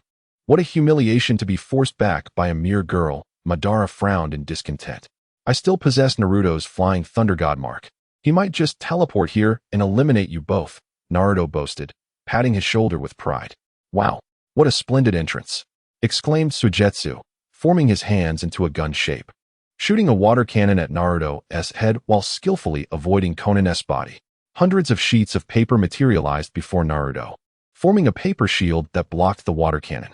Konin's cheeks flushed crimson, but her movements remained swift as she performed hand seals, transforming the paper from the shield into a spear that pierced through Suigetsu's body, forcing him back several steps. An impressive attack, though it seems my body will sustain minimal damage. Huan Yu chuckled softly. As a body resurrected from the earth, even when struck by formidable attacks, it could recover from destruction given sufficient time. During this state, it possessed an inexhaustible supply of chakra to unleash ninjutsu, rendering this form a significant enhancement. I shall deal with them, Naruto declared, pressing down on Konin's hands and placing her beneath a tree. He removed his coat and draped it over her shoulders, then rolled up his sleeves to reveal the lightning blade seal on his arm, softly stating, it will be resolved shortly. He lightly touched the lightning blade seal, subsequently releasing a pair of lightning fangs. Gripping them tightly, he turned to face both Uzumaki Mangetsu and the third Hokage, who had pinned Scorpion to the ground. Chapter 95, Naruto vs. The third Hokage. How gallant. A hero rescuing a damsel, taking on two foes. What a splendid narrative. If I were a girl, I would surely develop a secret admiration for you, Mangetsu remarked irreverently. I have no desire to be admired by a browless fellow, Konin retorted. What? What did you say? Could you repeat that? He continued, feigning politeness. But should you repeat it, I will genuinely kill you. Mangetsu's forehead throbbed with veins, and he clenched his fists. Is it you who killed my son? The third Hokage rose, addressing Naruto, who stood before Uzumaki Suigetsu. Scorpion, with a gaping hole in his head. intended to attack the third Hokage with steel wires while his attention was elsewhere, but Naruto intervened. "Allow me, Scorpion. These two are not worthy of your involvement. You're becoming increasingly irksome, you little brat," Mangetsu growled, grinding his teeth. "You may contemptuously disregard that dark fellow, but do not underestimate me. I am formidable. It seems I must teach you a lesson about your own limitations." The third Hokage roared, activating his lightning armor and charging at Naruto. Observing this, Scorpion temporarily sought refuge, summoning other puppets and using chakra threads to repair his now puppet-like body. Naruto tightened his grip on the lightning fangs, focusing intently on the third Hokage. Unlike the fourth Hokage, the third's greatest strengths lay in his defense and attack power. His speed was not particularly fast, yet it was not slow either. At least for Naruto, evading his strikes was not a challenge. Uzumaki Mangetsu refrained from attacking at that moment, contemplating a one-on-one confrontation. With the third Hokage's sudden involvement, he saw no harm in allowing the latter to gauge Naruto's strength first before formulating strategies for their duel. The third Hokage surged forward, employing his Hell Stab technique to launch a ferocious assault on Naruto. Unfortunately, his attack speed could not match Naruto's rhythm. After several attempts, none succeeded in landing a blow. Naruto smirked, countering with his lightning fangs. Though Lei Renya possesses the extraordinary ability to absorb lightning, he is unfortunately at a disadvantage against the uniquely formidable physique of the third Hokage. Even when Naruto unleashed the advanced dual sword technique, the opponent withstood the assault with sheer physical resilience. "Prepare to meet your demise, brat," the third Hokage growled, seizing Naruto's body at the cost of being struck by his blade. With a powerful leap from the ground, he forcefully slammed Naruto down. In response, Naruto twirled his sword, unleashing a surge of potent chakra that enveloped the third Hokage like chains, binding him in place. Ninjutsu, Four Seals Sword. The Four Seals Sword is a technique on par with the Seven Blades of Spiral, yet unlike the latter, which specializes in large-scale destruction. The Four Seals Sword excels in individual sealing any adversary struck by it, regardless of their state, barring those with Rinnegan chakra or in Sage mode, would be forcibly sealed within the blade, transformed into a ninja script. Unless the blade is damaged or the practitioner is unable to supply chakra, the enemy remains eternally imprisoned, their life force sustained by the practitioner's chakra. Even if the user of Edo Tensei releases the technique, the sealed ninja cannot revert to their original form. Not even the Shinigami can reach the sealed spirit if both the blade and the practitioner remain unharmed, making it an exceedingly domineering spatial sealing ninjutsu. With a look of astonishment, the third Hokage was transformed into a black ninja script and imprisoned within Lei Renya. When confronted with a resurrected ninja, the most effective solution is sealing. "Wow, that's quite terrifying," Uzumaki Mangetsu whistled. The third Hokage was instantaneously defeated by a single strike. "Your strength must be on par with a Kage-level ninja. Now, it's your turn," Naruto declared, shaking Lei Renya as he charged towards Uzumaki Mangetsu. Utilizing the Byakugan's penetrating vision, he disregarded the obscuring mist. Mangetsu noticed Naruto's unimpeded progress and formed his hands into a gun shape, unleashing a barrage of water iron cannons. Naruto wielded Lei Renya, effortlessly overcoming the onslaught of water iron projectiles, when suddenly, a childlike clone emerged from behind him. Naruto pivoted, swinging Lei Renya towards the clone's head, while tossing the sword towards the ground not far away. In that instant, the childlike clone expanded and exploded at an astonishing speed. Steam detonation. However, at the moment of the explosion, Naruto adeptly utilized the Flying Thunder God technique to evade the blast. The hail created by the childlike clone began to coalesce, attempting to reform the clone through the mist, but midway through the process, the liquid underwent widespread freezing. The childlike clone materialized only partially before becoming immobilized in place. Water assimilation. Huan Yu raised an eyebrow, astonished that someone could unravel his steam danger explosion so swiftly. It is worth noting that even the formidable Tsuchikage of Yer had been utterly helpless against this technique. Moreover, this young man was encountering the move for the first time, and under normal circumstances, it should not have been so effortless. While Huan Yu pondered this, Naruto, with a single footstep, spun swiftly and lunged towards Higanbana Huan Yu with remarkable speed. Swish! Naruto wielded the Raijin Fong and struck diagonally down towards Higanbana Huan Yu's shoulder. In response, Higanbana Huan Yu transformed into a liquid form, splattering in all directions. He clicked his tongue, and cast his gaze toward the true form of Huan Yu, who sat not far away on a giant toad. Remarkable. You have managed to counter my steam danger explosion. Although I would relish the opportunity to continue our duel, there is a matter I must inquire about. Higanbana Huan Yu chuckled softly, his right hand forming a gun-like shape aimed at Naruto. Are you not concerned about that coffin? It contains something of great significance, does it not? Of course I am, Naruto replied, tossing a flying thunder god kunai to the ground. As the kunai landed, he formed a series of hand seals, causing the kunai to transform into a flash and vanish from sight. Subsequently, the coffin crafted from the dance of paper technique materialized at the location where the kunai had originally rested. Flying Thunder God technique, body switch. He had already marked the coffin with the Flying Thunder God seal before arriving. It seems you have foreseen everything, Higanbana Huan Yu remarked, a smile gracing his lips as he regarded the coffin now standing before Naruto. I can only predict a small portion of events, Naruto replied softly, glancing at the fallen Minato Namikaze, who lay beneath the tree, his limbs sealed by a powerful technique. A frown creased his brow. He is your father, is he not? Are you not going to meet him? Are you not planning to fight me? Higanbana Huan Yu retorted, a hint of irony in his voice. I am quite adept at reading the atmosphere, and such a poignant father-son reunion ought not to be interrupted. The one who lacks this awareness has already been sealed, has he not? With a wave of his hand, Higanbana Huan Yu spoke with a trace of exasperation. Naruto stepped forward toward Minato Namikaze. Naruto, Konan gently grasped his sleeve. Her voice soft. He has aided us immensely. I am aware, Naruto nodded. He turned to face Minato, who wore a look of relief and pride. You have grown so much, Minato said softly. Back then, I could lift you with one hand. Now, I fear that is no longer the case.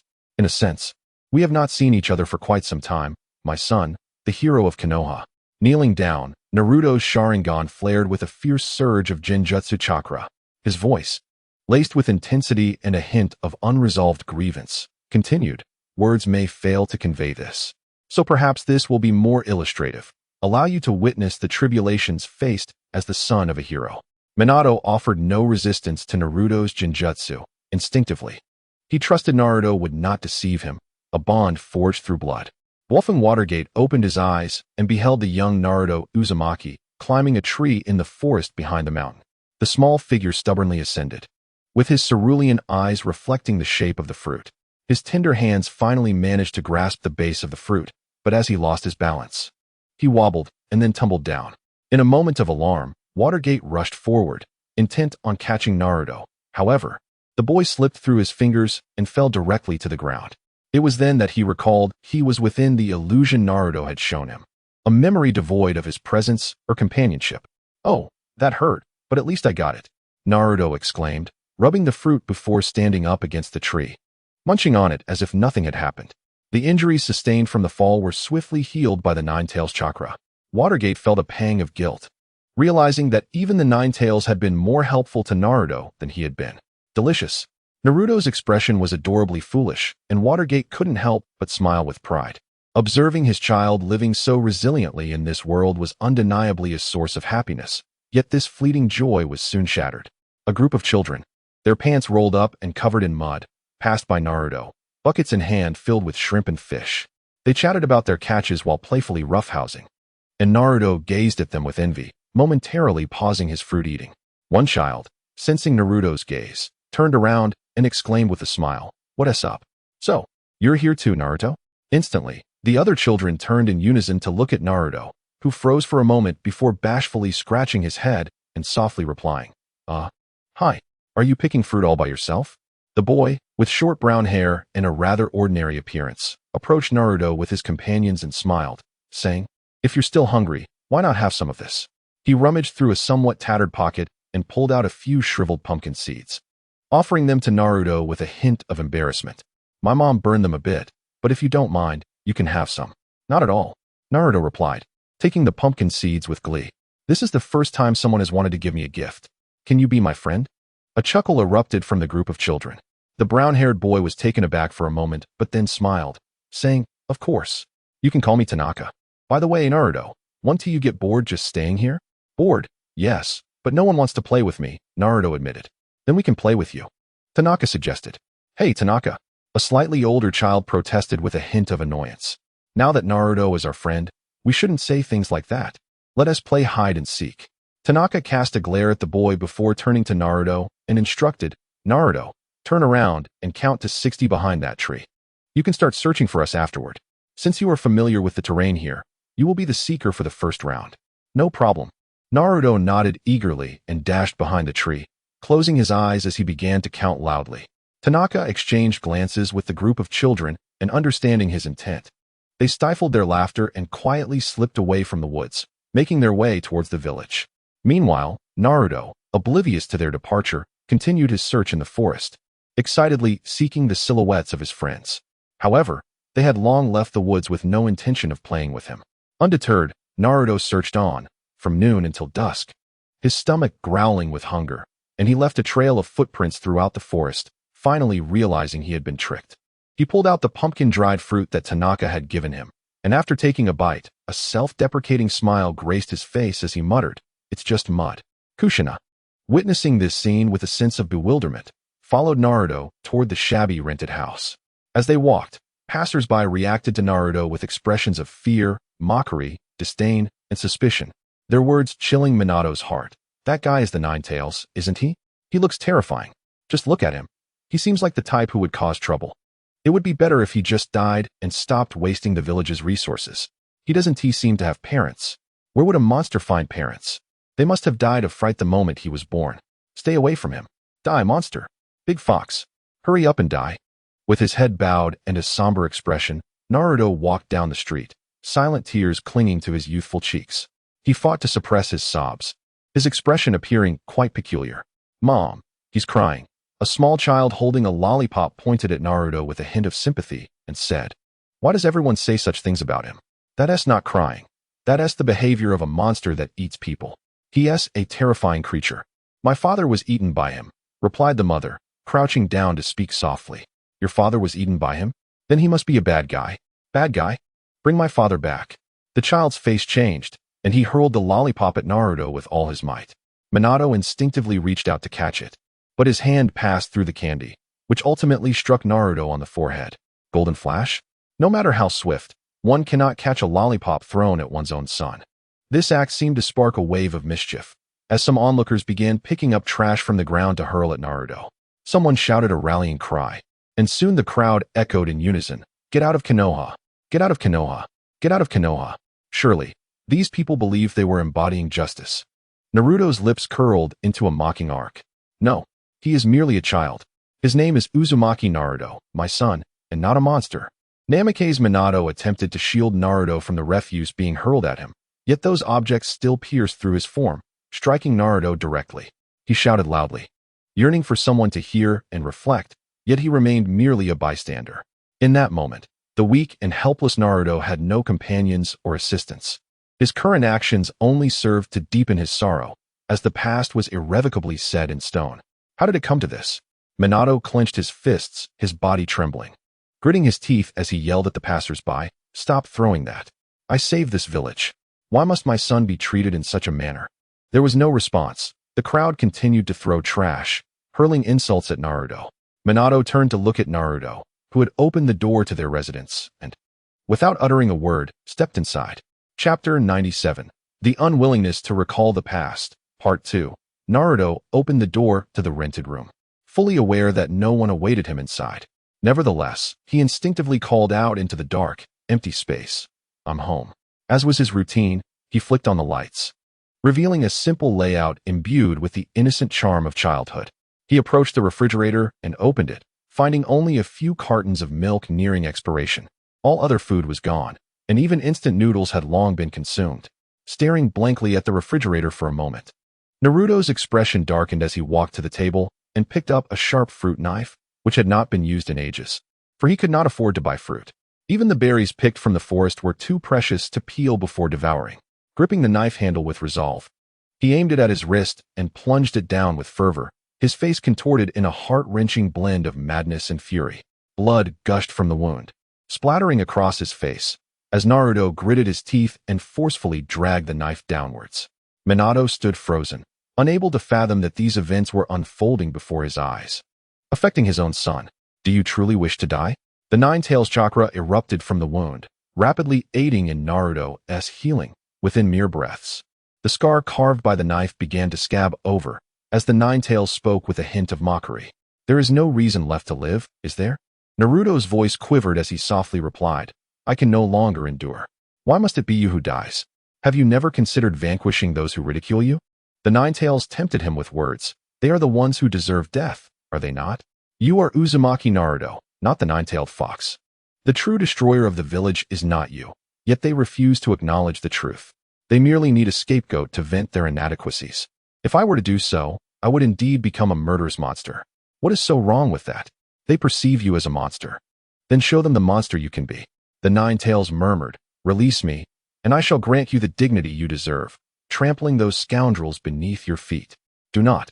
Naruto bit his lip tightly and murmured, If I perish, it is merely my own life lost. But if I free you, countless children like me will be bereft of their families. The child who threw a lollipop at me, his father's death must have been a devastating blow to their family. Are you then to bear this pain that is not yours? Even in such dire circumstances, you wish to be the Good Samaritan? Spare me your sentimentality. Your kindness and gentleness are utterly inconsequential to them. The Nine-Tails' voice was frigid, laced with a tone of exasperation. Only by inflicting pain upon them will they recognize their errors. When you wield power that surpasses theirs, they will shamelessly recount your tale, treating you as their leader. What are you still hoping for? Naruto momentarily refrained from responding to the Nine-Tails. His bloodied fruit knife clattered to the ground, and his youthful face was etched with conflict. After a pause, he clenched his fists and ultimately rejected the vast chakra the Nine-Tails sought to impart, softly stating, Violence cannot resolve the hatred that arises from these issues. Yet it can address the individuals who are problematic. The Nine-Tails seethed in frustration. As Naruto strolled down the street, he observed a child beaming with happiness, walking alongside his parents. He faintly caught snippets of birthday-related words, which piqued his curiosity. Birthday refers to the day of one's birth, the Nine-Tails clarified. Then in a few days, it shall be my birthday? One could say that, but no one will celebrate your birthday. Even if no one wishes to celebrate my birthday, I cannot simply let it pass as if nothing ever happened. Naruto shook his head, speaking with enthusiasm. Days later, his birthday arrived as anticipated. He used the meager savings in his frog-shaped wallet to purchase a small cake from the bakery. The money he had was insufficient. Yet the shopkeeper granted him a small discount, allowing him to buy the cake. Holding the beautifully wrapped box, he made his way back to his rented room. Unexpectedly, he encountered a few drunken ruffians who, upon spotting Naruto, immediately blocked his path. The leader of the thugs wore a sinister smile as he addressed Naruto. Long time no see, Naruto-kun. Naruto froze momentarily, his legs trembling instinctively, and he swallowed hard, attempting to circumvent the ruffians. Wait, where does Naruto-kun think he's going? The ruffian leader seized Naruto's shoulder, and the others quickly encircled him, their faces twisted in mocking grins. Passers-by halted, intrigued by the unfolding spectacle. I have no money left. Please spare me, Naruto implored softly, biting his lip. What a pitiful tone. Out of money. What did you spend it on? This cake? The leader of the ruffians cast a few sidelong glances at the cake in his hands and inquired, Today is my birthday. Your birthday? Do you have any idea what day it is? It is the memorial day of the Fourth Hokage. How dare you celebrate your birthday on such a day? The ruffian leader approached Naruto, snatched the cake from his grasp, and as Naruto, astonished, attempted to reclaim his dessert, the ruffian sneered and kicked him to the ground, eliciting laughter from the onlookers among the ruffians and the crowd. This person thinks he deserves to celebrate a birthday? What is there to celebrate about his birth? No one has ever anticipated his arrival, has they? He might as well die early. Honestly, it's disgusting. To celebrate a birthday on the Fourth Hokage's Memorial Day. How could he even conceive of such a thing? Just look at him. He's about to cry again. Truly pathetic, ha ha ha. The ruffian leader forcefully tore open the wrapping paper, revealing a strawberry cake inside. He took a bite, then grimaced and hurled the cake violently at Naruto's face, exclaiming in fury, "What is this? It's utterly revolting. Did you purchase pig feed? Hey, this is pig feed, isn't it? Bah. What?" Naruto trembled as he voiced his question. What? What did you say? Your voice is too soft. I can't hear you. The ruffian leader rubbed his ears and leaned closer to Naruto, saying, "Could you please speak louder? Why was I brought into this world?" Naruto clenched his fists, the immense chakra of the Nine-Tails surging from within him. A terrifying aura enveloped him, coalescing into a fox tail. He lifted his head, his blood-red eyes glinting with ferocity. As he cried out, infused with extreme negative emotions, "Why must parents bring children into this world without the child's consent? If I had known the world would be like this, I would prefer never to have been born. Not everyone wishes to come into existence." Boom. The ground shattered beneath the overwhelming force of the Nine-Tails chakra. He had never unleashed such a magnitude of power before, and the number of foxtails behind him doubled from 1 to 2. His youthful body could hardly contain this surge of strength, sending passers-by fleeing in terror. While even the ruffians quaked in fear, Naruto clenched his teeth and delivered a powerful punch to the ruffian leader's abdomen, sending him flying several dozen meters until he crashed against a large tree, leaving a deep gash nearly halfway through its trunk. The ruffian leader's bones shattered under the impact, leaving him barely clinging to life. That punch could have bent steel, let alone harm a human. "Naruto, please spare us." One ruffian, witnessing the scene, immediately knelt down, prompting the others to follow suit, hastily bowing their heads in submission. "Only through violence can you earn their respect. I am not mistaken, am I?" The Nine-Tails scoffed within Naruto. Naruto did not respond. He could no longer endure the overwhelming power of the Two-Tails chakra and collapsed to the ground, unconscious. Chapter 98. The Rising Tide. This is all that your beloved Hidden Leaf Village has done to me. Naruto's figure appeared behind Minato Namake's, and before Minato's eyes lay a scene of devastation. The entire Hidden Leaf Village was engulfed in flames, resembling a sea of fire. During the Chunin exams, Naruto had led the tailed beast Shikaku through the village, wreaking havoc and systematically shattering the faces of the Hokage. He stood atop the Hokage Rock, laughing heartily, his eyes brimming with a terrifying madness. This was my retaliation against the leaf. As the illusion faded, Minato found himself back in reality, where Naruto was no longer the frail child of yesteryear. He had grown powerful enough to toy with enemies of Kage level, formidable enough that few in the ninja world could rival him. "I'm sorry," Minato breathed deeply, speaking softly. "You've suffered for many years. What are your thoughts? Hero of the Leaf, Fourth Hokage?" Naruto chuckled lightly. "If you were still alive, would you attempt to stop me from destroying the leaf? I would assist you." Minato raised his gaze and replied gently. Within the Hidden Mist Village, after the establishment of the Land of Whirlpool, the Mist and Rock villages, which had remained neutral, found themselves economically oppressed by the other 3 hidden villages. Particularly, the Whirlpool village, with its formidable market vitality, had crushed the Mist's survival space, leading to nearly 2 months without new revenue, even experiencing unexpected negative growth. "What shall we do, Lady Terumi-May? If this continues, in a few months, the ninjas of the Mist Village may find themselves unable to accept missions, as the Whirlpool Village has begun to monopolize the ninja task economy in conjunction with the Cloud and Sand villages. At that point, Mist ninjas may defect to other villages." CHJR observed the declining data, gritting his teeth as he spoke. "Both our economy and military strength will plummet. This is the Whirlpool Village's scheme to force us into a slow demise. I remember that girl from the Land of Whirlpool. She said that if Lady Terumi-May were willing to marry into the Land of Whirlpool, she would ally with the Mist. What nonsense is this? To have the Mizuki reduced to a concubine?" The meeting room erupted into chaos. Terumi-May raised her hand to halt the discussion, lifting her gaze toward the door of the meeting room, whispering, "Someone is coming." True to her experience as a seasoned Mizuki, her reflexes were sharp. Uchiha Madara kicked open the door, crossing his arms with a smirk of derision and stated, "No need to be tense, everyone. I am not here to fight." "Then what brings you here?" Terumi-May rose to her feet, looking at Madara as she spoke softly. "You possess Sharingan. You are from the Uchiha clan, correct? Have you been sent by the leaf?" "The leaf? No. I represent another force," Madara scoffed, clapping his hands. Several children entered the meeting room. "These are our latest research results. The strength of one child equals that of an elite Jonin." Pointing at the children, he continued, "And we have over 10,000 more like them in reserve. One child equals an elite Jonin? What kind of nonsense are you spouting?" Chin, filled with disbelief, stood before Madara and proposed, "Let your child challenge me to a duel. If his abilities are indeed on par with those of an elite Jonin, then defeating me should pose no difficulty."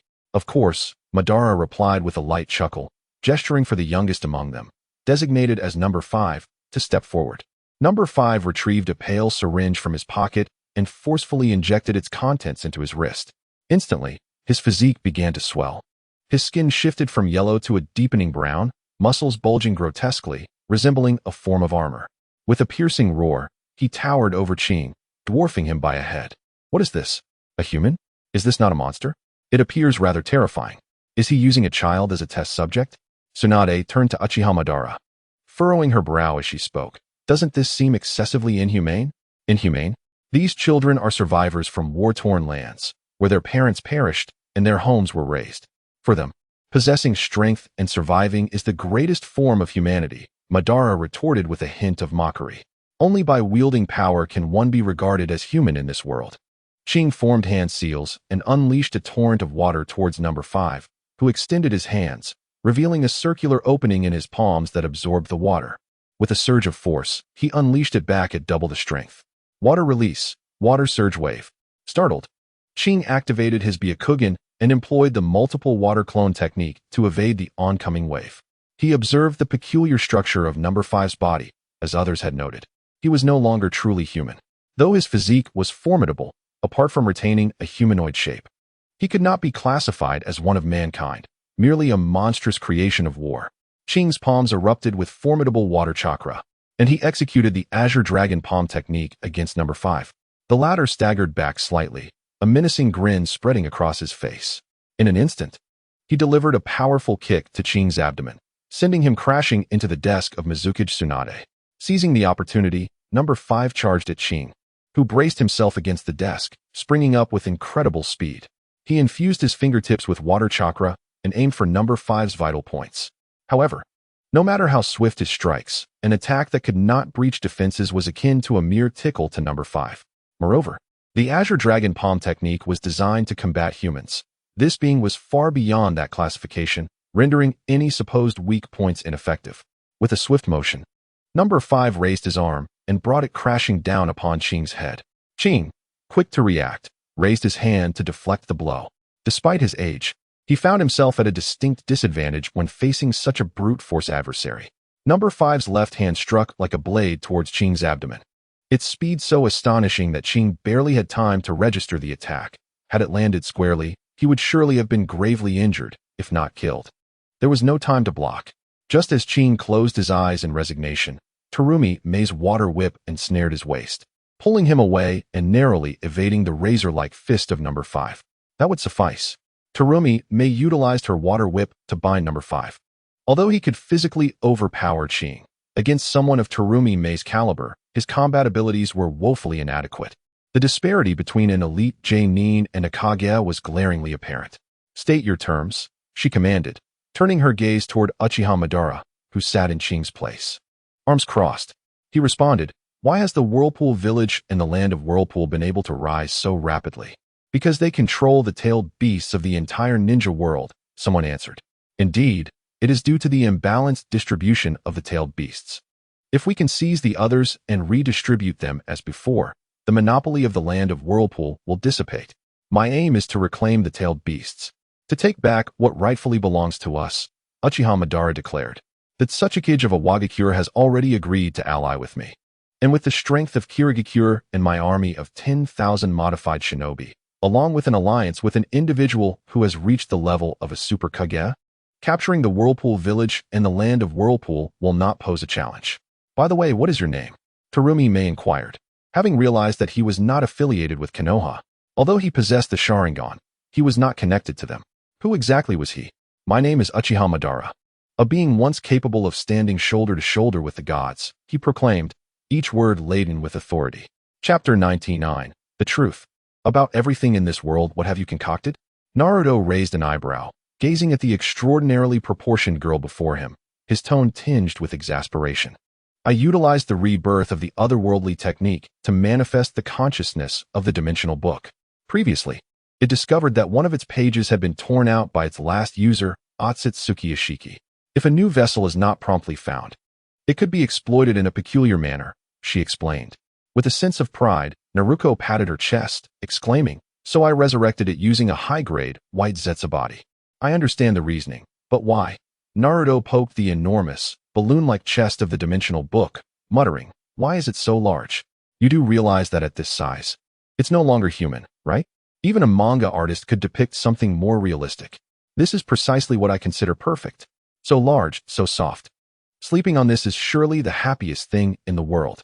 Naruto retorted angrily. Do you, as the party involved, have no feelings about this? And how shall I address you in the future? He glanced at the Book of Dimensions once more, unable to divert his gaze from the pristine whiteness of the other. Perhaps a trait inherent to men. Just call me Amion. Initially, I intended to add a suffix to my name, akin to how you address Naruto, but I later realized that whether I am called Wei-Z or Mion-Z, it sounds rather peculiar. The Book of Dimensions replied, arms crossed. The mere thought of you transforming into a voluptuous young lady is strange enough for me, Naruto. You seem utterly transfixed, came Conan's voice softly from behind Naruto. He shuddered for a moment, then cleared his throat repeatedly, discreetly shifting his gaze away. Excuse me, may I inquire who she is? Minato Namikaze emerged from beside Conan, looking curiously at Naruto, who bore a striking resemblance to Naruto, both in appearance and demeanor. He took a deep breath and clapped his hands, speaking, could she possibly be your child? How could she be that big? I've only been dating Conan for a few months. Naruto nearly spat out a mouthful of blood in response. Oh, that's true, he conceded. If Naruto were to put in a bit more effort, perhaps next year he would be cradling one. Conan remarked with a hint of blush, discreetly pinching Naruto's arm. Ahem ahem. Naruto, why don't you explain this to my dad? Amion, come with me. Naruto coughed several times, then, as if to shift the conversation, pushed Minato towards Naruto and turned, grasping Amion's hand and hastening towards an abandoned warehouse near the Hokage office. Father, I am Naruto Uzumaki. I look forward to your guidance. Naruto exclaimed, leaping into Minato's embrace, behaving like a little girl seeking affection. Wait, who exactly are you? Minato was left utterly bewildered. I am Naruto Uzumaki, a being created by Naruto utilizing a unique bloodline limit, and I could also be considered Naruto's sister. Naruto lifted her head, revealing a charming smile as she continued. Moreover, I am the leader of the new Whirlpool Nation, the new head of the Uzumaki clan. Meanwhile, is it appropriate to take such a voluptuous girl away in front of your girlfriend? Personally, I am not fond of warehouses. They are dark and obscure, making it difficult to ascertain the best position. However, if you insist, master, I cannot oppose. Amion spoke flirtatiously as Naruto led her into the warehouse. The latter pulled open the large door with one hand. The dim light illuminated his shadowy visage. He closed the door behind him and retrieved a Flying Thunder God long sword from a seal on his wrist. With a swift motion, Naruto swung the long sword towards Amion's neck. Just as it was about to strike, the blade halted, embedding itself into the steel wall of the warehouse. Naruto's expression was grave, his voice resembling a beast's whimper as he asked, how much have you concealed? What do you know? Amion chuckled softly. You neither dare nor wish to kill me, do you? I still hold value for you. Sasuke encountered Madara and Otsutsuki Ishiki, who claimed that only by awakening the Mangekyou Sharingan could the secrets of the dimensions be unveiled. What exactly does this entail? Initially, I intended to conceal certain matters from Madara, yet he audaciously tore a page from the book I carried. Consequently, we find ourselves allied in this endeavor. I shall divulge all I know regarding Madara and Ishiki, but first, please lower your sword. Ami, swaying her two spheres, spoke in a delicate tone. What are Madara and Otsutsuki's true intentions? How did they arrive here, and why are they fixated on me? You must elucidate these queries. Certainly. Let me address your first inquiry. The objective of Madara and Otsutsuki is to eliminate Naruto Uzumaki from the primary world. This universe encompasses various dimensions. The primary world emerges first, which, upon recognition by an observer, gives rise to parallel subworlds. The divergent choices and experiences of certain characters result in variations in personality and abilities between those in the subworlds and those in the primary world. Ami remarked with a smile as Naruto sheathed the Flying Thunder God sword. The subworlds are characterized by an array of possibilities and uncertainties, yet they are prone to collapse. Should the number of observers recognizing a particular subworld dwindle, that world will ultimately lose its vitality and shatter. Observers typically refer to these subworlds as fanon realms. In each fanon realm, a protagonist is chosen, and this individual receives the protection of the observers. Regardless of the challenges faced, they can ultimately navigate through perilous situations. Naruto Uzumaki from the primary world is one such protagonist. Through the Book of Dimensions, which I possess, Madara learned of this, leading him to implant the true infinite Tsukuyomi capability within Naruto during the activation of the infinite Tsukuyomi in the primary world. The true infinite Tsukuyomi ability is quite straightforward. It allows for the traversal of world lines. If you, as the protagonist in the subworld, occupy the same world line as Naruto, the protagonist from the primary world, the powers associated with the protagonist will vanish until one of you meets your demise. Two identical beings cannot coexist on the same world line. Hence, Madara and Ishiki desire for you to awaken the Mizuki Sharingan and unleash the true infinite Tsukuyomi, forcing you to eliminate Naruto in order to survive. According to the original trajectory of the world line, you were destined to encounter a remarkable mentor and several commendable friends who would stand by you in times of bullying and extend a helping hand during your moments of fatigue. However, Ishiki manipulated Danzo to eliminate a teacher named Iraki Yumino, subsequently restraining the third Hokage, thereby diverting his attention away from you. This orchestrated series of events ultimately resulted in the formation of a character entirely antithetical to Naruto in the primary world, thereby facilitating your transformation into a being capable of annihilating worlds. All of this was a trap meticulously set by Uchiha Obito and Otsutsuki Ishiki, aimed at plunging you into despair and ruin. However, they may not have anticipated that their actions would cause a shift in the timeline, transforming the malevolent Akatsuki organization into a seemingly perilous, yet surprisingly warm haven. It is precisely this iteration of the Akatsuki that has halted your march towards world destruction, steering you instead towards a path of transformation. Ame chuckled, proclaiming, "This is why I hold such deep affection for this work. The intricate web of causality is as captivating as a finely tuned machine." Chapter 100, The Path Ahead and Conan's Past. In other words, as long as I remain peacefully within this timeline, without activating the Mizuki to leap between worlds, I can thwart Obito and Ishiki's ambitions, right? Naruto pondered for a moment before softly inquiring. I mentioned this before, did I not? The subworld possesses inherent instability. You cannot predict when this alternate realm may collapse and disintegrate. When that moment arrives, escaping will be impossible. The only way to navigate life safely and peacefully is one. Ame whispered, "You must kill the main world's Naruto, Uzumaki. As long as you can remain within the primary timeline, you will be free of worry." The more I listened, the more peculiar it sounded. Obito and Ishiki's goal was to eliminate Naruto Uzumaki, the one who holds the position of protagonist. Yet, the individual who revealed the existence of the multiverse to Obito was you. Had you not disclosed such information, the current chaos might not have unfolded. Naruto retorted coldly, "I find it hard to believe that you were serendipitously discovered by Obito. What are your true objectives and ulterior motives?" "My objective? Merely to serve as an observer, allowing the onlookers to witness this world," Ame replied. "I am akin to a camera, or perhaps the author of a narrative. I am but a medium. As I have stated before, I exist one tier below the divine." A smile, eerie even to Naruto, crept across Aime's face as she leaned closer, exhaling softly. "My mission is simply to ascertain whether you in this world are worthy of survival. Both Obito and you exist solely to manifest the value of this timeline. The so-called multiverse represents an insurmountable dimension." Weary, Naruto returned to his room, sensing that he had long been aware of the events of the day, yet he had not expected them to be this convoluted. He had gleaned nearly everything from Aime's words, but found himself at a loss regarding how to confront it. The peace that Naruto Uzumaki sought to achieve in an alternate timeline seemed utterly unrealistic to him. To sway the ninja world with love and peace? In such a scenario, the apparent tranquility and stability of the ninja world merely stemmed from the immense power wielded by Konoha, which prevented those in power from abusing violence. Once Naruto and Sasuke were gone, a resurgence of conflict in the ninja world would be inevitable. This, too, is a form of high-pressure policy. The overwhelming strength of Naruto and Sasuke leaves other nations paralyzed with fear. How does this differ from Nagato's envisioned deterrent strategy with the Ten Tails?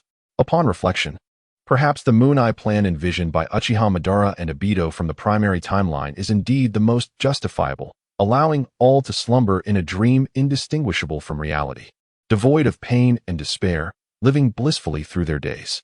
When an entity appears to resemble a steak, tastes like a steak, and emits the aroma of a steak, why should it not be regarded as a genuine steak? In such a world, perhaps I too could experience a life of unparalleled happiness. Naruto closed his eyes, envisioning the ninja world under the Moon Eye plan, where a colossal divine tree spread from the heart of the continent, its dragon-like roots winding through every village. while its branches bore tightly bound individuals, illuminated by the radiant light of infinite Tsukuyami, as those within awaited the end of their lifespans in bliss.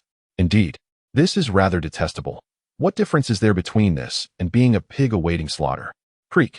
The door to the room swung open, and Konan, clad in soft pink pajamas, tiptoed inside. Suddenly, while Naruto contemplated infinite Tsukuyami and the ultimate deterrent, she leaped onto him. Ahem. How heavy.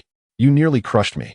Naruto's eyes flew open to find Konan sprawled on him, gazing at him like a docile kitten, her voice as delicate as cotton candy. What are you pondering? You seem rather fatigued. Konan, could you share your experiences from the Third Great Ninja War? Naruto gently stroked her long hair, which elicited a soft, affectionate sound from her, her warm body drawing closer. Despite having embraced her countless times, Naruto found himself unable to tire of her. Her presence exuded an enchanting fragrance that made him reluctant to let go. Did Amigakure not inform you?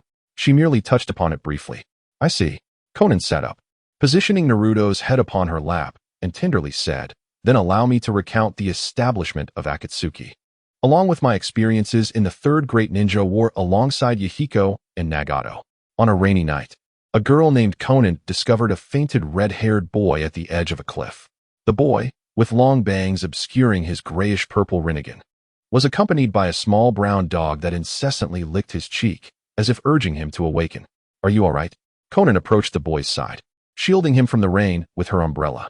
Her smile always reminded him of the pure white lily, and as his stomach emitted a low growl, Konan paused, then smiled as she offered him some bread from her arms. Here, eat.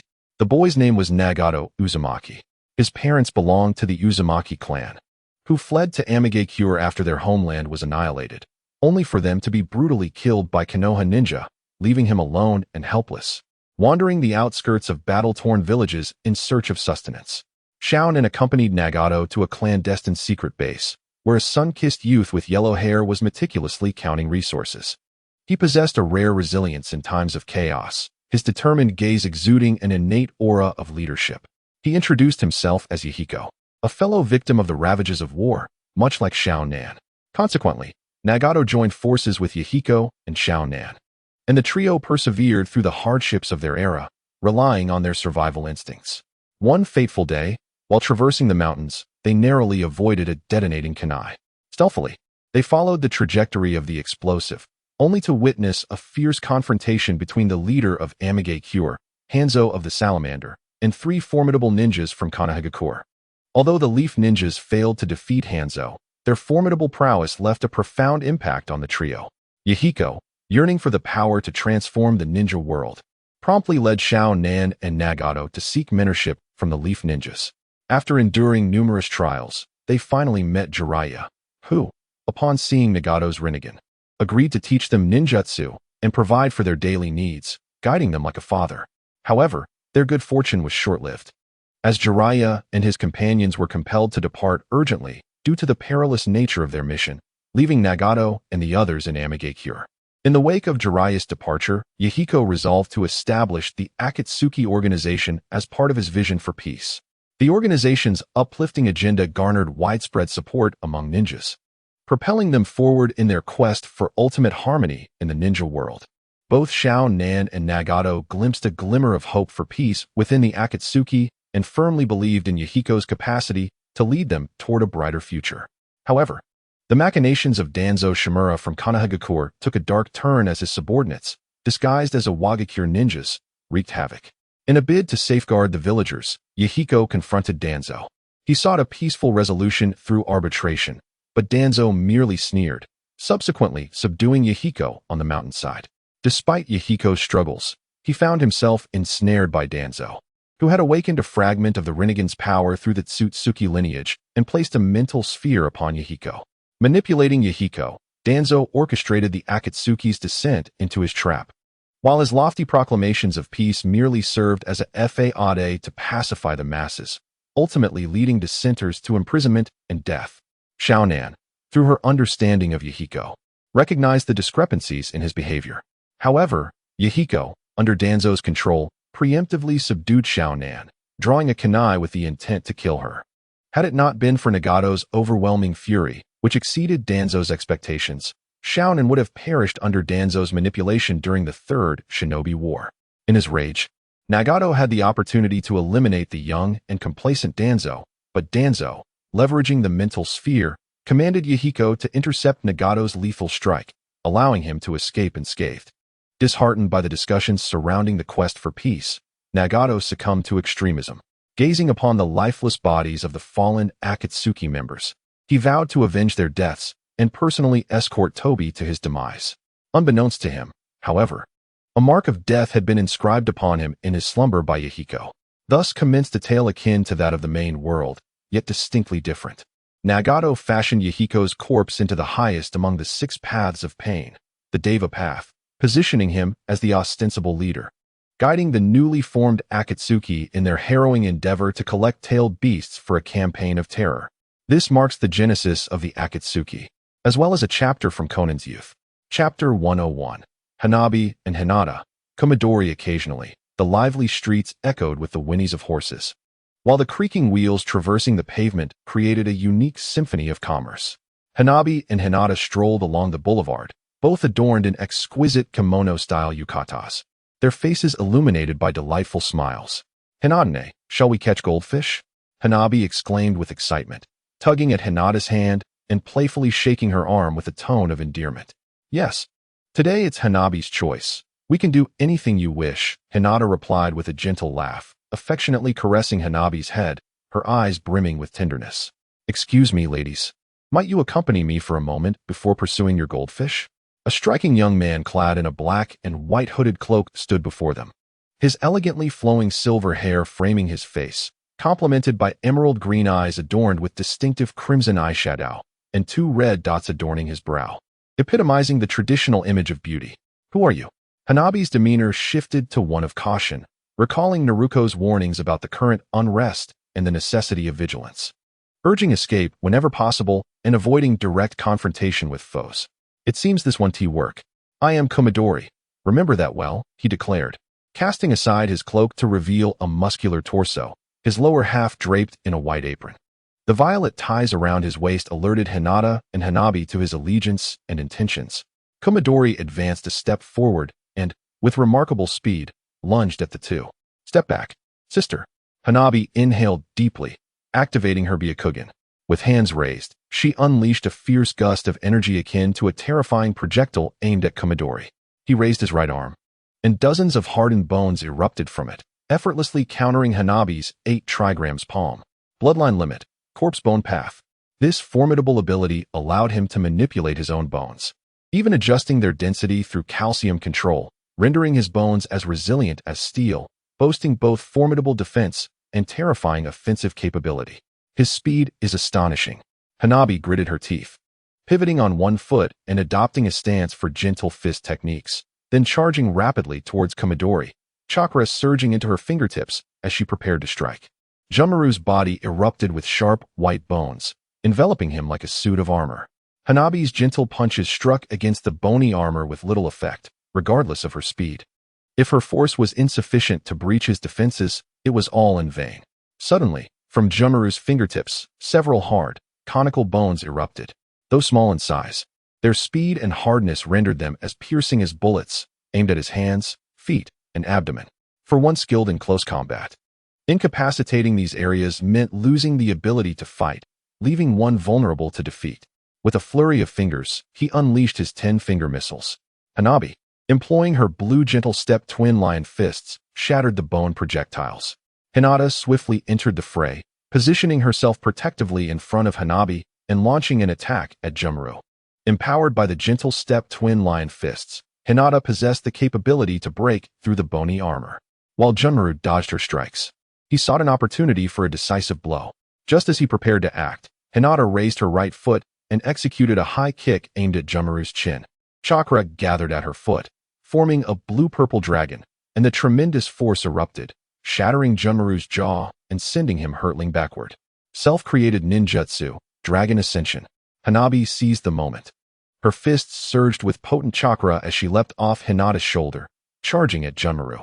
With the gentle step twin lion fists coalescing, Hanabi delivered 3 powerful punches to Jumaru's head while Hinata once again utilized Dragon Ascension to kick him into the air. The duo's combined assault struck 3 times, culminating in a decisive side kick from Hinata. Junmaru rolled on the ground and crashed into a wall. He lay there for a moment before quietly rising, twisting his neck as his head, battered by the gentle step-twin lion fists, began to reform. Is this truly ineffective? Hanabi and Hinata were taken aback.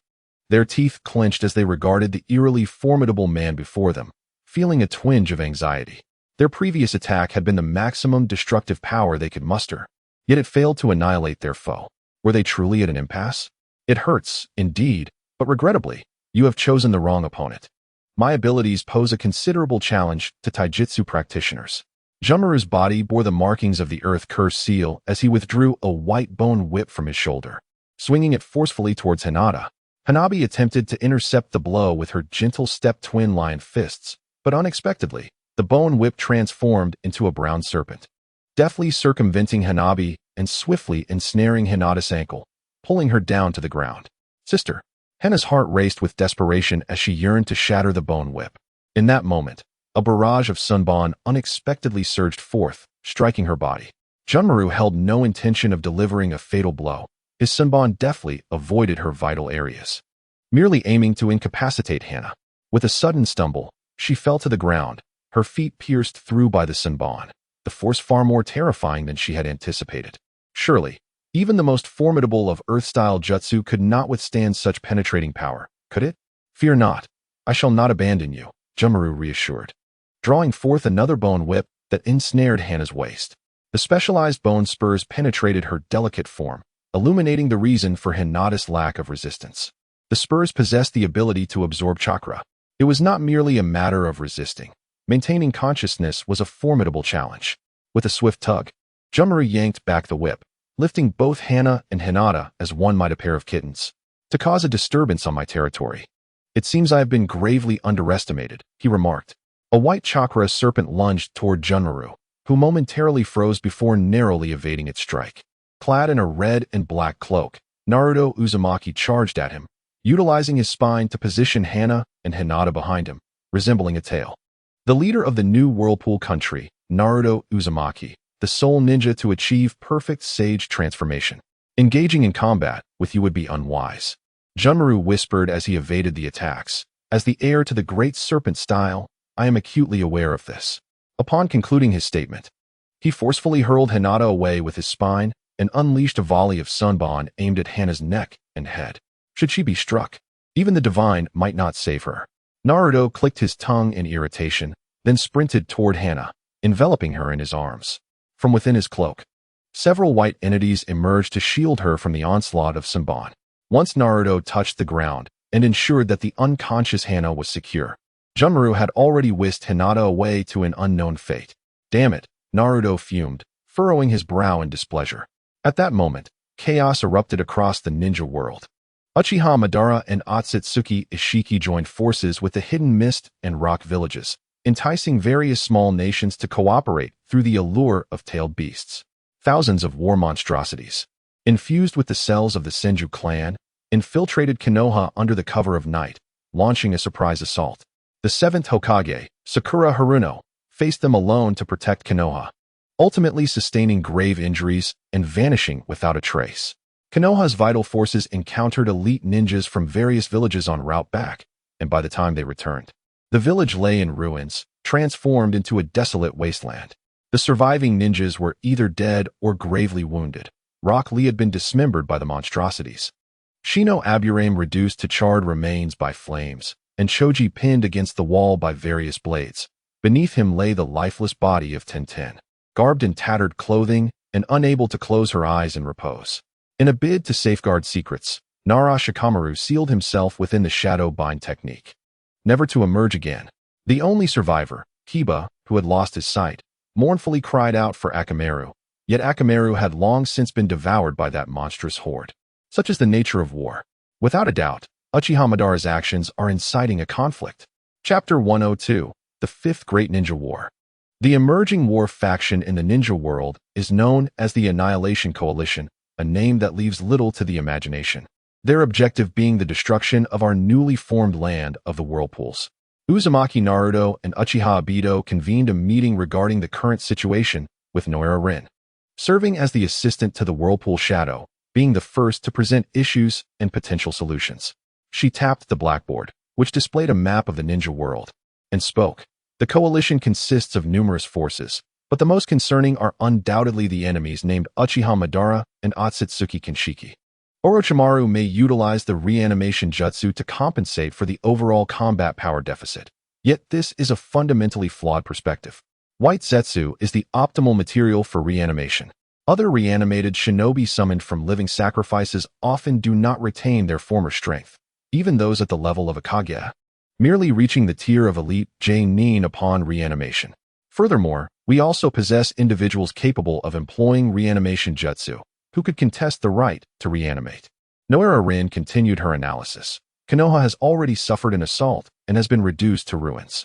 I suspect that those elite forces from Konoha will not relent easily. Obito, as the Whirlpool Shadow, you should extend assistance and propose cooperation to them. They are likely to acquiesce. The most challenging aspect remains the existence of Otsutsuki Kinshiki and Uchiha Madara. They have taken Hinata, presumably to restore the power of the Rinnegan. Unlike the lackluster Tobi, Kinshiki possesses terrifying abilities. Should he activate the Rinnegan chakra mode, the tide of battle will undoubtedly become more arduous. Why not summon the Ten Tails and become its Jinchuriki to activate the Sage of Six Paths mode in order to confront our adversaries? Someone inquired. We have contemplated this as well, but Amain did not consent. Just as Konan once proposed that Naruto take Nagato's Rinnegan, Amain simply advised us to follow her guidance. She possesses the ability to foresee the future, thus her credibility is quite high.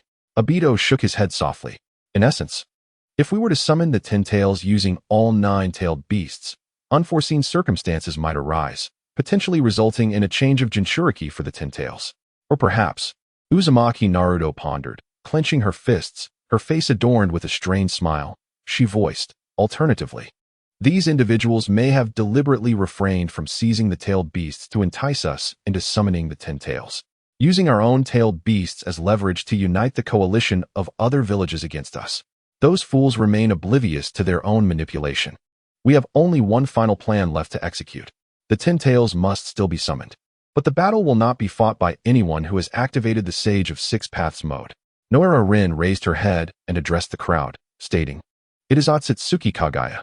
A profound silence enveloped the gathering, and just as someone was about to speak, the door was suddenly thrust open. A panting messenger ninja rushed in, breathless and exclaiming, "A grave situation has arisen. The entire ninja world, apart from the Hidden Cloud Village, has joined the coalition against the Uzumaki. The Hidden Sand Village has been annihilated by the coalition. Temari has been rescued by the Leaf Ninja, but is now besieged by the coalition, leaving no chance for her to seek refuge in the land of Whirlpool. This is utterly outrageous." Uzumaki Naruto clenched his fists, his eyes ablaze with fury. "Naruto, you must go save Temari and the others. Help them break free from the coalition's siege. I will take a few individuals to the Hidden Cloud Village to assist Sasuke. This may well mark the onset of the Fourth Great Ninja War, as the coalition possesses the strength of nearly half the ninja world." Naruto strode past the messenger ninja, with Deidara, Haiden, and Sasori standing behind him. To Naruto's surprise, he did not keep Konan by his side, but instead included her in the team to rescue Temari. He likely feared that Konan might become overly emotional and trigger the evolution of her Manjiki Sharingan if she were to be harmed. "I understand," Konan nodded, rising with a conflicted expression. She glanced at Naruto and said, "Just don't die. Rest assured, I will not perish, at least not in this timeline." Those who hold the mantle of the protagonist invariably find a way to turn peril into safety, regardless of the dangers they face. At that moment, the Hidden Cloud Village was rife with anxiety. It stood as the only ninja village that had not joined the coalition against the Uzumaki. The once defiant Hidden Sand Village was no more. According to several individuals who had managed to escape from sand, its ninjas had been transformed into grotesque experiments by the coalition. None could withstand the relentless advance of the coalition, whose strength was terrifying beyond belief. The number of monstrous warriors had surged to over 30,000. With such a formidable elite force, bolstered by the assistance of the Hidden Mist and Hidden Stone villages, the destruction of the Hidden Cloud Village seemed inevitable.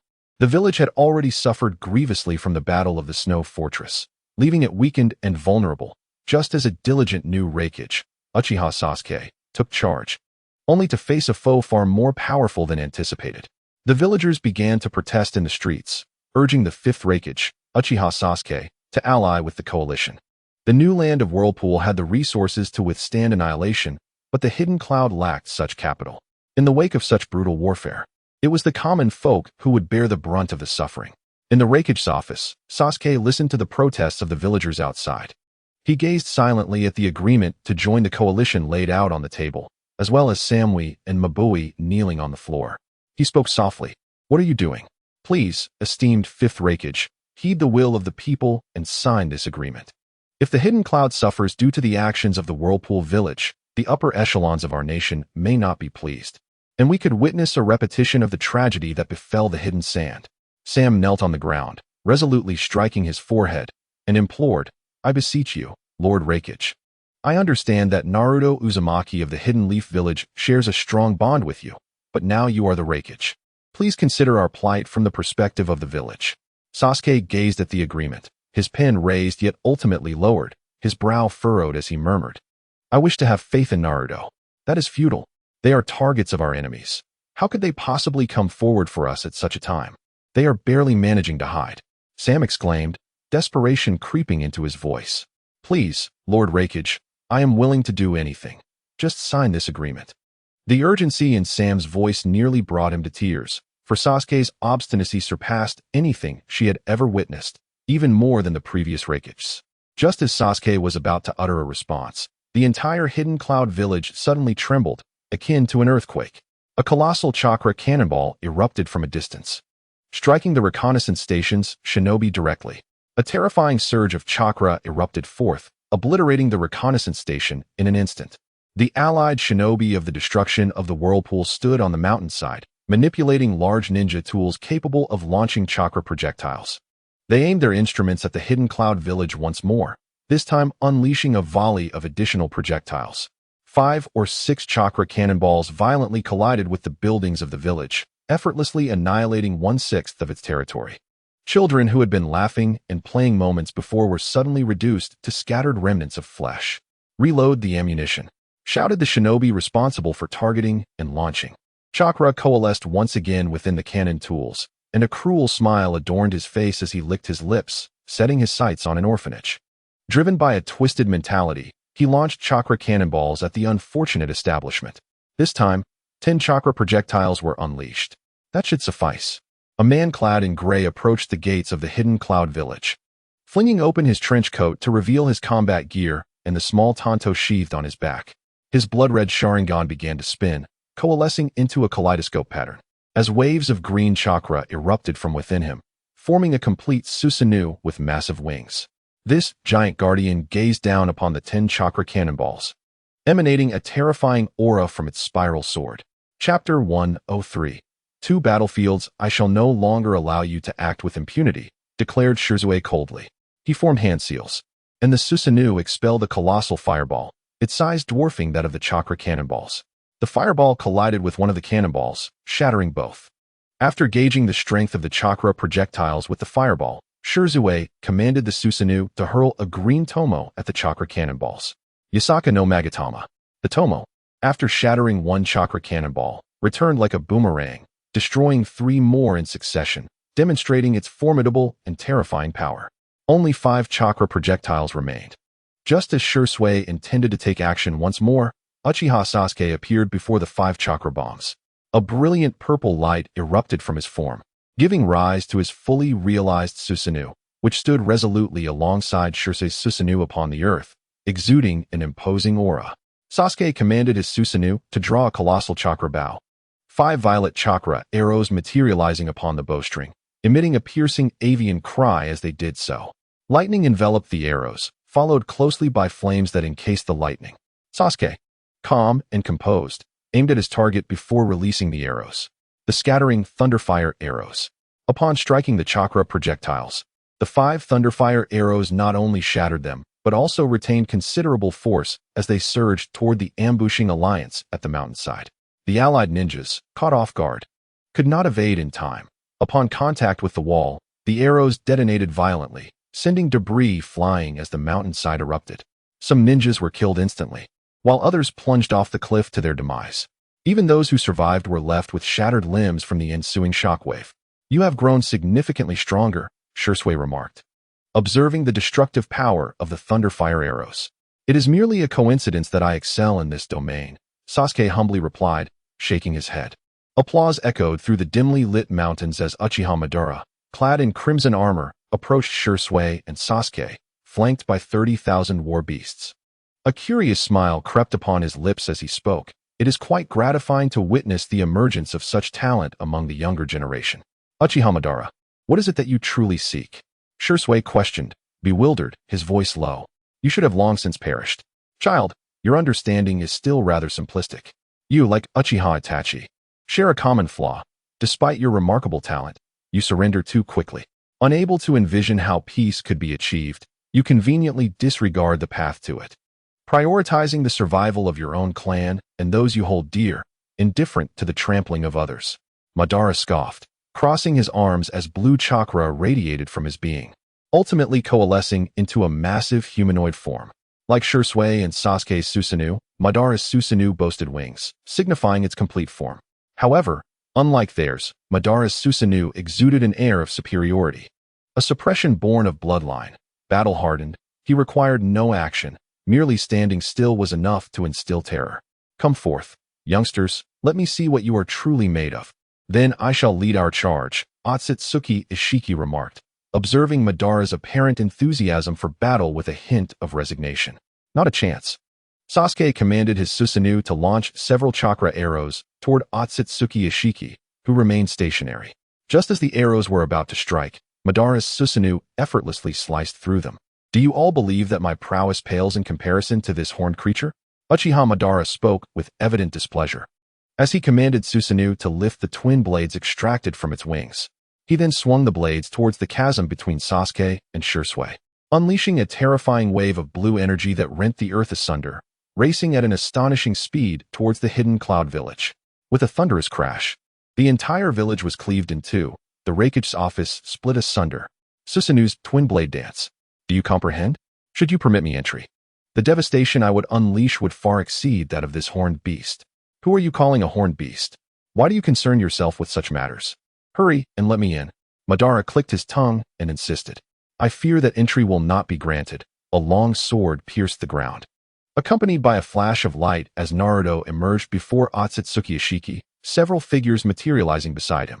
The individuals clad in the robes of the Whirlpool Village regarded the 30,000 monstrous warriors with palpable disdain.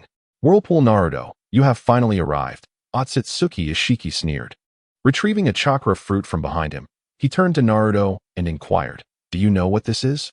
The soul extraction technique is, in fact, a unique secret art of our Otsutsuki clan.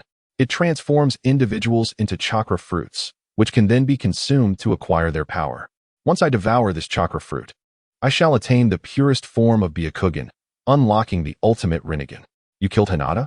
Naruto was momentarily taken aback, his fists tightening.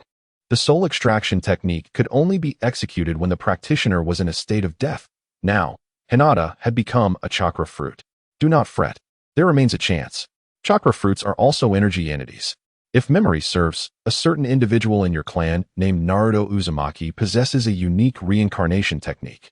If the chakra fruit can be placed within that reincarnated body, she will be revived, Otsutsuki Ishiki declared with a revolting smile. Now, come forth and attempt to seize the chakra fruit from my grasp.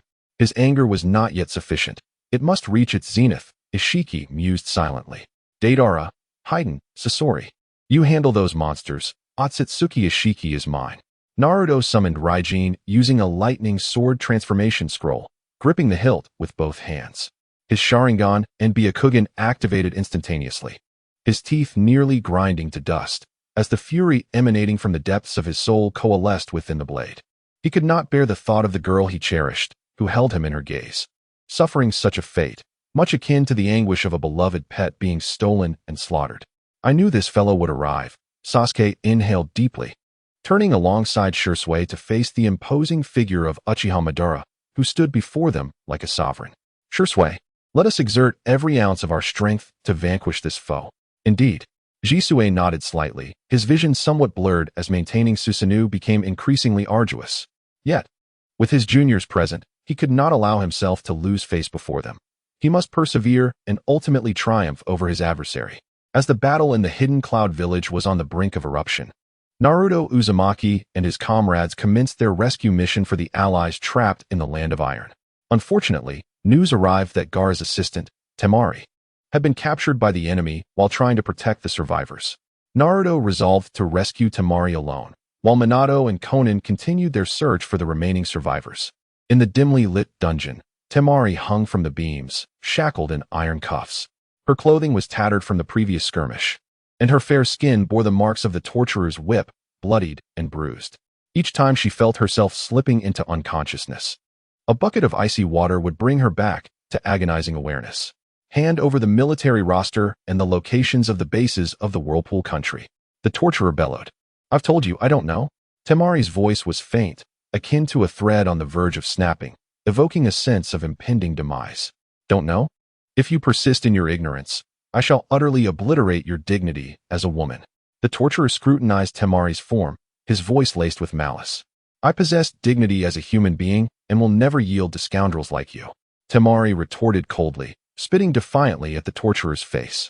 Enraged, he seized a kunai from the table and lunged it toward her visage. You dare spit at my face?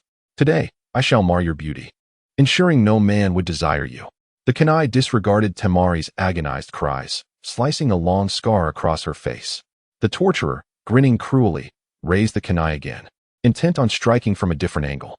However, in that fleeting moment, the kunai transformed, its body morphing into white scales, the hilt transforming into the head of a white serpent that lunged at the torturer's face. The visible white serpent then seemed to be absorbed, vanishing into the torturer's facial pores. He screamed in horror, collapsing to the ground as he writhed in agony, the serpent wreaking havoc within him until he ultimately succumbed, blood streaming from his orifices. My apologies for the delay, Naruto said, shattering the chains binding Temari, then cradling her gently. I'm glad you're here, Temari replied, her gaze dim as she attempted to shield half her face. Seeing this, Naruto firmly pulled her hand away, half jokingly yet earnestly asking, What's wrong? Afraid I might reject you upon seeing your face? Do you truly believe your worth to me is merely based on your looks? Temari shook her head, her cheeks flushed crimson. Indeed, I did come, for capturing Temari would prompt the leader of the new Whirlpool country to come personally to rescue her. It appears he was not lying. A somewhat aged voice echoed, prompting Naruto to turn and face the source. Before her stood a diminutive old man with a red nose, possessing the rare ability of levitation. He was clad in a specially designed uniform of the Annihilation Coalition, his face etched with a grave expression. Trailing behind him was a striking woman with fiery red hair and emerald green eyes. Her figure was undeniably alluring, exuding a unique charm despite her apparent age.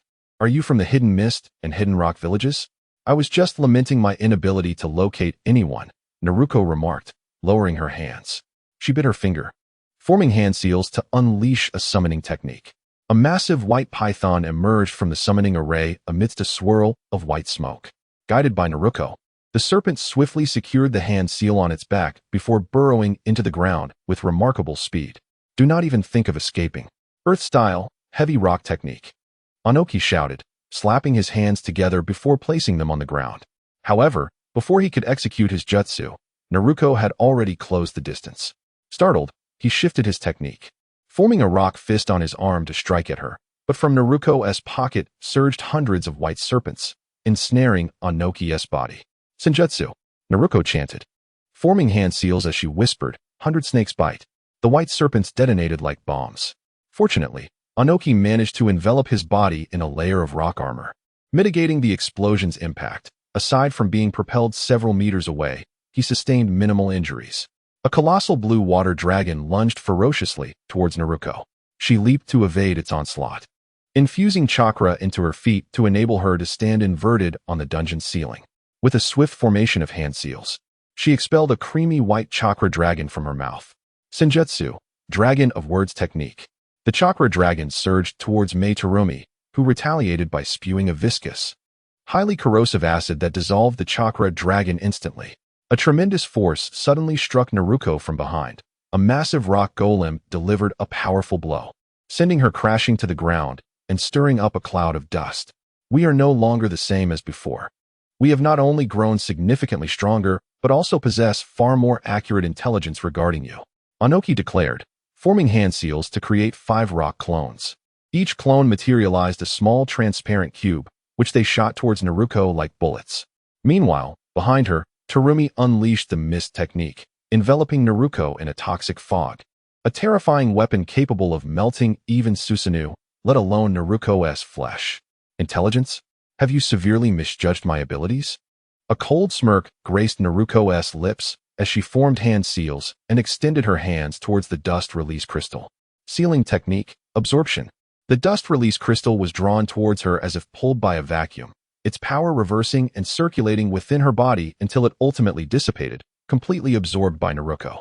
This was the same jutsu once employed by the hungry ghost path of the 6 paths of pain, the only bane of dust release. What? Anoki gazed in disbelief as his attack was rendered utterly ineffective. Naruto, with her hands forming intricate seals, unleashed a summoning technique. A billow of white smoke enveloped the air, and when it dissipated, a maiden with flowing green hair and adorned with a golden crown appeared before Naruto. Her striking red eyes were accentuated with vibrant eyeshadow, and she wore a flowing white gown embellished with a jade-shaped green ornament, exuding an air of grace and elegance. She was known as Tenshin Shinki, the overseer responsible for selecting those who would enter the trials of the Dragon's Cave. Any who failed these trials would be devoured by her. With the permission of the White Snake Sage. Did you summon me merely to engage in combat, Naruto? Tenshin Shinki remarked, casting a glance at Anoki and Terumi Mei, her tone tinged with exasperation. The White Snake Sage has decreed that while any creature within the Dragon's Cave may be summoned to aid in battle, those of us who possess the ability to take form are expressly forbidden from doing so. If the sage were to discover that you have summoned us against his orders, it would spell dire consequences for you. Sister, by summoning you, have you not responded to my call? Naruto chuckled lightly. Let us swiftly resolve this before the White Snake Sage becomes aware of our actions. Servants of the White Snake Sage, are you? Terumi Mei inhaled deeply, sensing an overwhelming pressure emanating from the elegant woman before her. This pressure was not solely from Tenshin Shinki. It was intertwined with Naruto's presence. Naruto drew blood from her fingertip and inscribed a unique mark upon Tenshin Shinki's back. The mark spread, enveloping the deity in an aura reminiscent of a cursed seal, and a surge of potent sage energy erupted from her being. Upon opening her eyes, the elongated golden snake pupils radiated a fierce killing intent. But this aura dissipated within moments, as Tenshin Shinki vanished from sight. The true art of invisibility rendered both Anoki and Terumi Mei incapable of detecting her chakra, leaving them bewildered as to her whereabouts. Those of the Dragon's Cave, possessing the ability to shapeshift, had notably low combat prowess compared to other summoned beasts with formidable fighting capabilities. Their expertise lay in illusions and manipulation, yet with Naruto by their side, the circumstances shifted dramatically. Naruto's blood was akin to a potent tonic for them. During her time in the Dragon's Cave, she frequently exchanged her blood to gain insights into the secrets of sage techniques. Over time, a bond formed between them. And because of the presence of Naruto's blood within Tenshin Shinki, the application of a special mark allowed her to awaken a sage mode equivalent to Naruto's own. This was a capability that even the White Snake Sage had not anticipated, were it not for her noble status. She would have been tempted to sample Naruto's blood to discover any unique effects it might possess. Suddenly, Tenshin Shinki materialized behind Anoki without a sound. In the instant he realized her presence, he was ensnared by several white serpents formed from her hair. He struggled to break free, but the serpentine forms seemed to be laced with venom, causing his consciousness to gradually unravel under the influence of the snake poison. Earth Shadow. In a moment of panic, Terumi Mei cried out, intending to rescue the Tsukage Noki alongside her. However, Naruto surged towards her with remarkable speed, hands forming seals as he unleashed the dragon mouth technique. Terumi Mei countered with a water barrier to fend off the assault, but before she could prepare her next ninjutsu, Naruto shattered the water barrier with the Rasen Shuriken, subsequently sealing away all of Terumi Mei's chakra using the Uzumaki clan's sealing techniques. Thus, the two shadow-level ninjas found themselves captured. In a swift motion, Naruto incapacitated Terumi Mei with a chop and, rather indiscreetly, began to explore her figure, muttering, "No wonder Naruto is so infatuated with Konan. The allure of a mature woman is truly unmatched by any young girl. Why do you appear to be a lecherous brute?" rebuked Tenshin Shinji. Oh please. I've already had my hands on every girl in this dragon cave. Tianshin, you needn't feign such an innocent demeanor. You were the loudest among us back in the day. You. Humph. Next time you summon me, let us see if I even acknowledge you. Tianshin Shinji huffed in indignation, puffing her cheeks in displeasure. Chapter 105. Naruto and the Otsutsuki style. The battlefield in the Hidden Cloud Village was a tumultuous scene. 30,000 war monsters were kept at bay by Deidara and his comrades utilizing expansive ninjutsu. Scorpion employed the iron sand technique to construct a massive wall, trapping hundreds of explosive tags at its center like fish in a barrel. Deidara's clay bombs obliterated the war monsters, reducing them to bloody pulp. Yet, they were taken aback to discover that even in such a state, these creatures could regenerate. The seemingly inexhaustible nature of the onslaught left the trio feeling fatigued. As the monsters, once healed, began gnawing at the paper walls in a desperate bid for escape. Outside the wall, Uchiha Madara and Otsutsuki Ishiki were in fierce combat against Uchiha Obito and Sasuke, as well as Naruto. The battle unfolded clearly. Madara's formidable strength overwhelmed both Obito and Sasuke, leaving them struggling whether in ninjutsu, taijutsu, or through the Susanoo. Meanwhile, Naruto and Ishiki's clash appeared evenly matched, with Naruto subtly gaining the upper hand. Naruto formed seals and unleashed a barrage of great fireballs, yet Ishiki absorbed the flames with the palm of his hand, only to send them back with a flick. Naruto clicked his tongue in annoyance, utilizing the Flying Thunder God technique to evade the returning flames and aimed a fierce slash at Ishiki. Futile attempts. Without Sage Chakra, you cannot triumph over me, Ishiki sneered, effortlessly dodging the strike. Relying on his ability to levitate, he evaded Naruto's attacks, prompting Naruto to realize he needed to elevate himself to the same height as his opponent for an effective strike. He hurled 2 scrolls containing lightning blades into the air, which erupted in a cloud of white smoke, releasing a multitude of sword blades that descended upon Ishiki. Boring tricks. Otsutsuki Ishiki unleashed the repulsive force of the Rinnegan, deflecting all the blades. Naruto appeared atop one of the swords, each blade having been marked with the Flying Thunder God technique, signifying that they were all coordinates for his instantaneous movement. The only way to defeat him was to eliminate him before these blades descended. Naruto grasped the Raijin Fang, acknowledging that he could not utilize ninjutsu in this battle, as it would be futile against his opponent. Only sage techniques, taijutsu, and of course, swordsmanship could bring about his demise. He propelled himself towards Ishiki using the blades as stepping stones, knowing that Ishiki's repulsive attacks were currently on cooldown, making it impossible for him to repel Naruto again. With determination, Naruto swung the Raijin Fang towards Ishiki, who narrowly evaded the strike. In a swift motion, Naruto plunged his left-handed sword into Ishiki's heart. However, Ishiki quickly grasped the blade, preventing it from penetrating deeper. With fierce resolve, Naruto twisted the blade, but Ishiki did not yield. Relying on sheer strength, he forcefully snapped the Raijin Fang in two and delivered a powerful kick to Naruto's abdomen, sending him crashing to the ground. Yet, despite losing the Raijin Fang, Naruto's combat prowess remained undiminished. He abruptly pulled his hands, causing dozens of blades to descend upon Ishiki, guided by the chakra threads emanating from his fingertips. The blades pierced Ishiki's body, and he finally grasped Naruto's strategy. Naruto had intentionally allowed the Raijin Fang to be broken to lower his guard, and then executed a stunning counterattack using the blades controlled by chakra threads. Do not think about healing your body. Naruto, standing on a blade, charged at Ishiki once more, casually selecting 2 long swords from the air, his voice resonating like a beast's roar. The blades embedded in Ishiki's body suddenly exploded, as they had been concealed in a blind spot.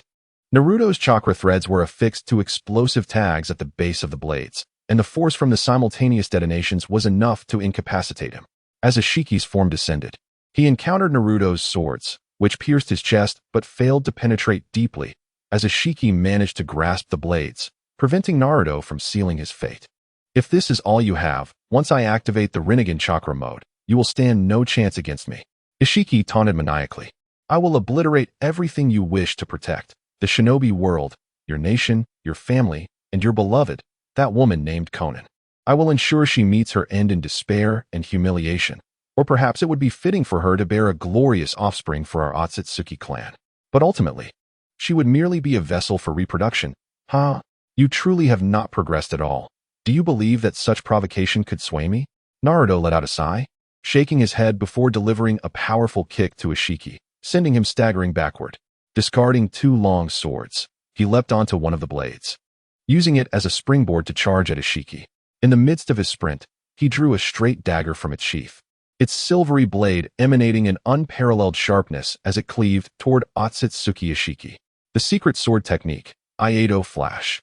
Ishiki was taken aback, hastily employing the repulsive force of his Rinnegan to repel Naruto. However, Naruto's swordsmanship was simply too swift. Even Ishiki's reflexes could not fully evade the blade's lethal glow. As the repulsion sent Naruto crashing to the ground, Ishiki's right arm was severed by the silver light. Now was his moment. Observing Naruto plummet to the earth, bones broken, Ishiki realized his opportunity had arrived. If he could seize Naruto now, the torment he could inflict would be limitless, making it effortless to force him to activate his Sharingan. Just as Ishiki prepared to act, a surge of potent sage energy struck his back, violently slamming him into the ground. The explosive force of the Rasengan created a massive crater, with Ishiki lying at its center, under the foot of Jiraiya, who was in Sage mode. Sage Art, Super Large Ball Rasengan. The great hero Jiraiya has arrived. With a fierce shout, Jiraiya snatched the chakra fruit hanging at Ishiki's waist. A barrage of enormous fireballs surged toward both Ishiki and Jiraiya. Startled, Jiraiya evaded the fireballs with remarkable speed.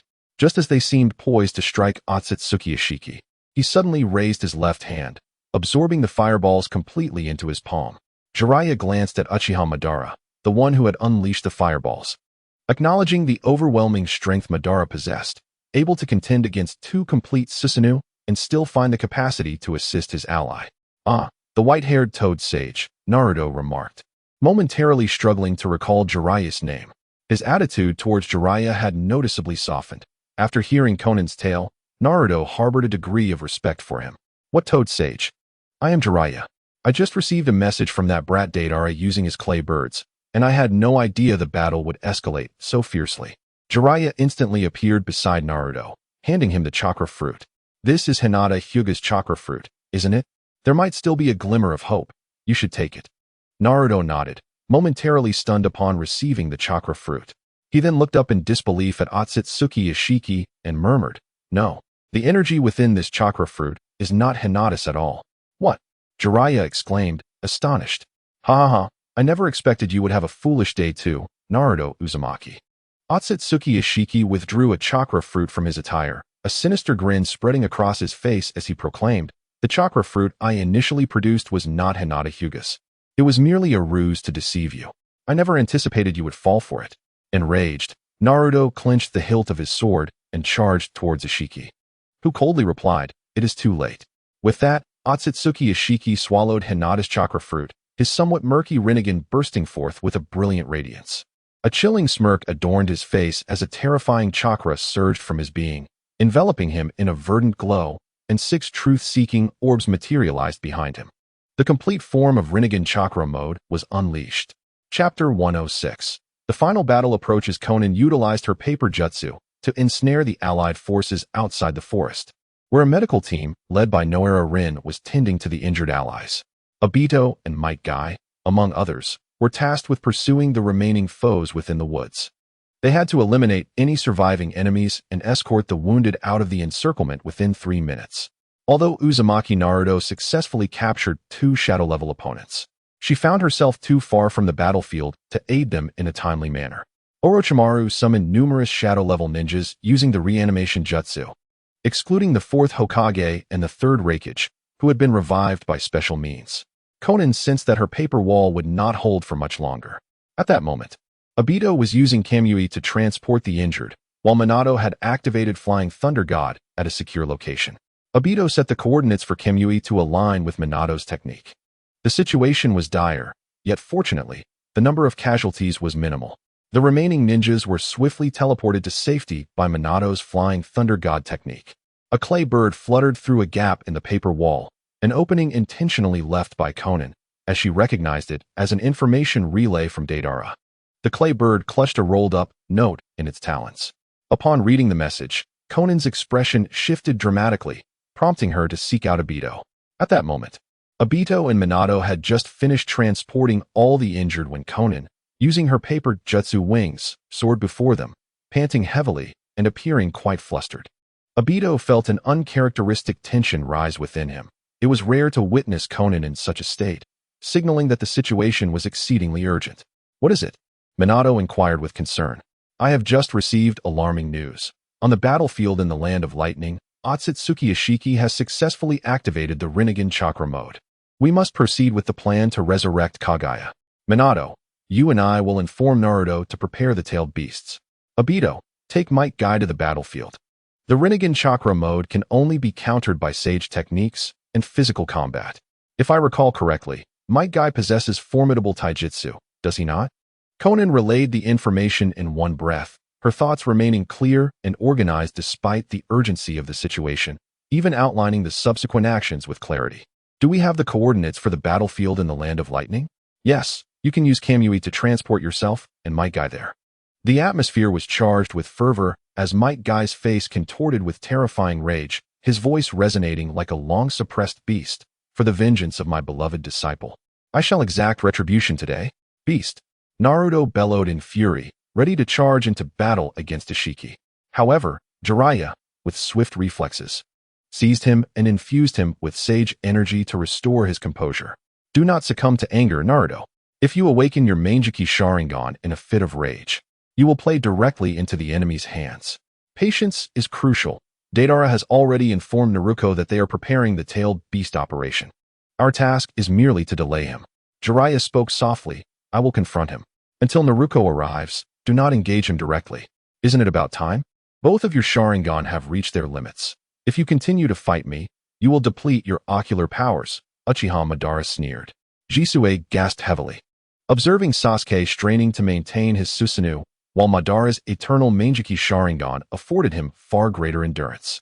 "Let us give it a try." Sasuke acknowledged Jisue's intent, steeling himself. Jisue then positioned the spiraling sword of Susanoo atop Sasuke's Susanoo bow, intertwining wind and fire techniques with the spiraling blade. Sasuke unleashed a lightning technique that enveloped the sword, and with a cataclysmic force, he aimed at Madara within his Susanoo, roaring, "Take this." Susanoo combination technique. Wind, fire, lightning explosion. "Interesting. I shall indulge you for a while." Madara retorted with a cold laugh. Susanoo, heavenly obstruction star. Both Susanoo and Madara simultaneously performed hand seals, summoning a colossal meteor approximately 250 meters in diameter to plummet towards Jisue and Sasuke. The sheer dread of its descent sent shivers down their spines. Sasuke clicked his tongue, directing the wind, fire, and lightning explosion at the massive meteor, launching it forth. The combined technique surged with the force to tear through space, colliding with the meteor. Ultimately, the explosion proved superior, piercing through the meteor and creating a thunderous detonation. Fragments rained down like a torrential downpour, engulfing an area of hundreds of kilometers. As the meteor shower struck the hidden cloud village, Sasuke paused, turning to witness the devastation wrought upon the village, his face a mask of profound rage. "It's not over yet," Madara scoffed. Looking skyward, they beheld an even larger meteor descending, its malevolent aura eclipsing that of the previous one. Despair. All that remained for Jisue and Sasuke was the abyss of despair. Madara's presence loomed like a deity, starkly illustrating the chasm of true strength and the absolute nature of his dominance. The Susanoo dissipated, and the two exhausted individuals collapsed together. Shursui gazed at the anguished and helpless Sasuke, his heart burdened with guilt and longing for his dear friend, Uchiha Itachi. In a moment of resolve, he made a fateful decision, personally extracting his Sharingan and presenting it to Sasuke, softly uttering, "Use your end to escape this place. By implanting my eyes, you shall grow even stronger."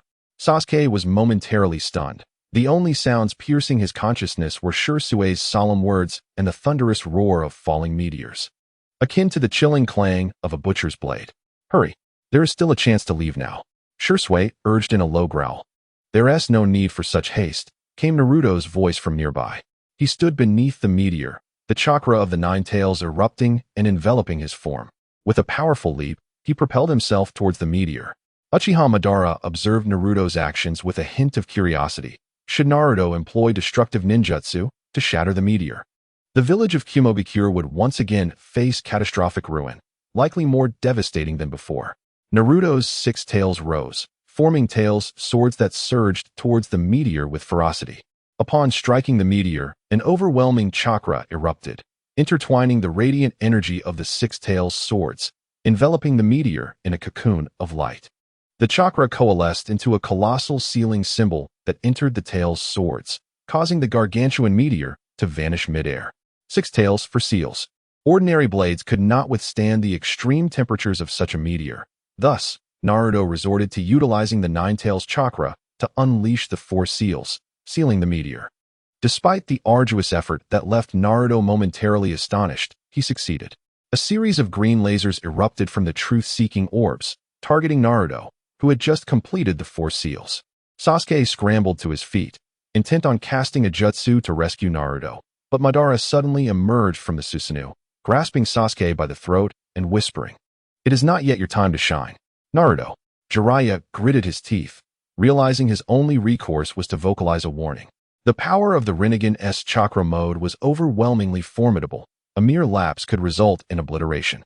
Just as the green lasers were about to strike Naruto, they twisted and vanished mid-flight, their destination unknown. Madara turned his gaze towards the source, a smirk curling at the corners of his lips as he remarked, "Ah, you've arrived, traitor. I initially believed you had been resurrected prematurely," Obito said as he stepped forth from the distorted space alongside Might Guy. "It appears my counterpart from another realm has received your favorable attention."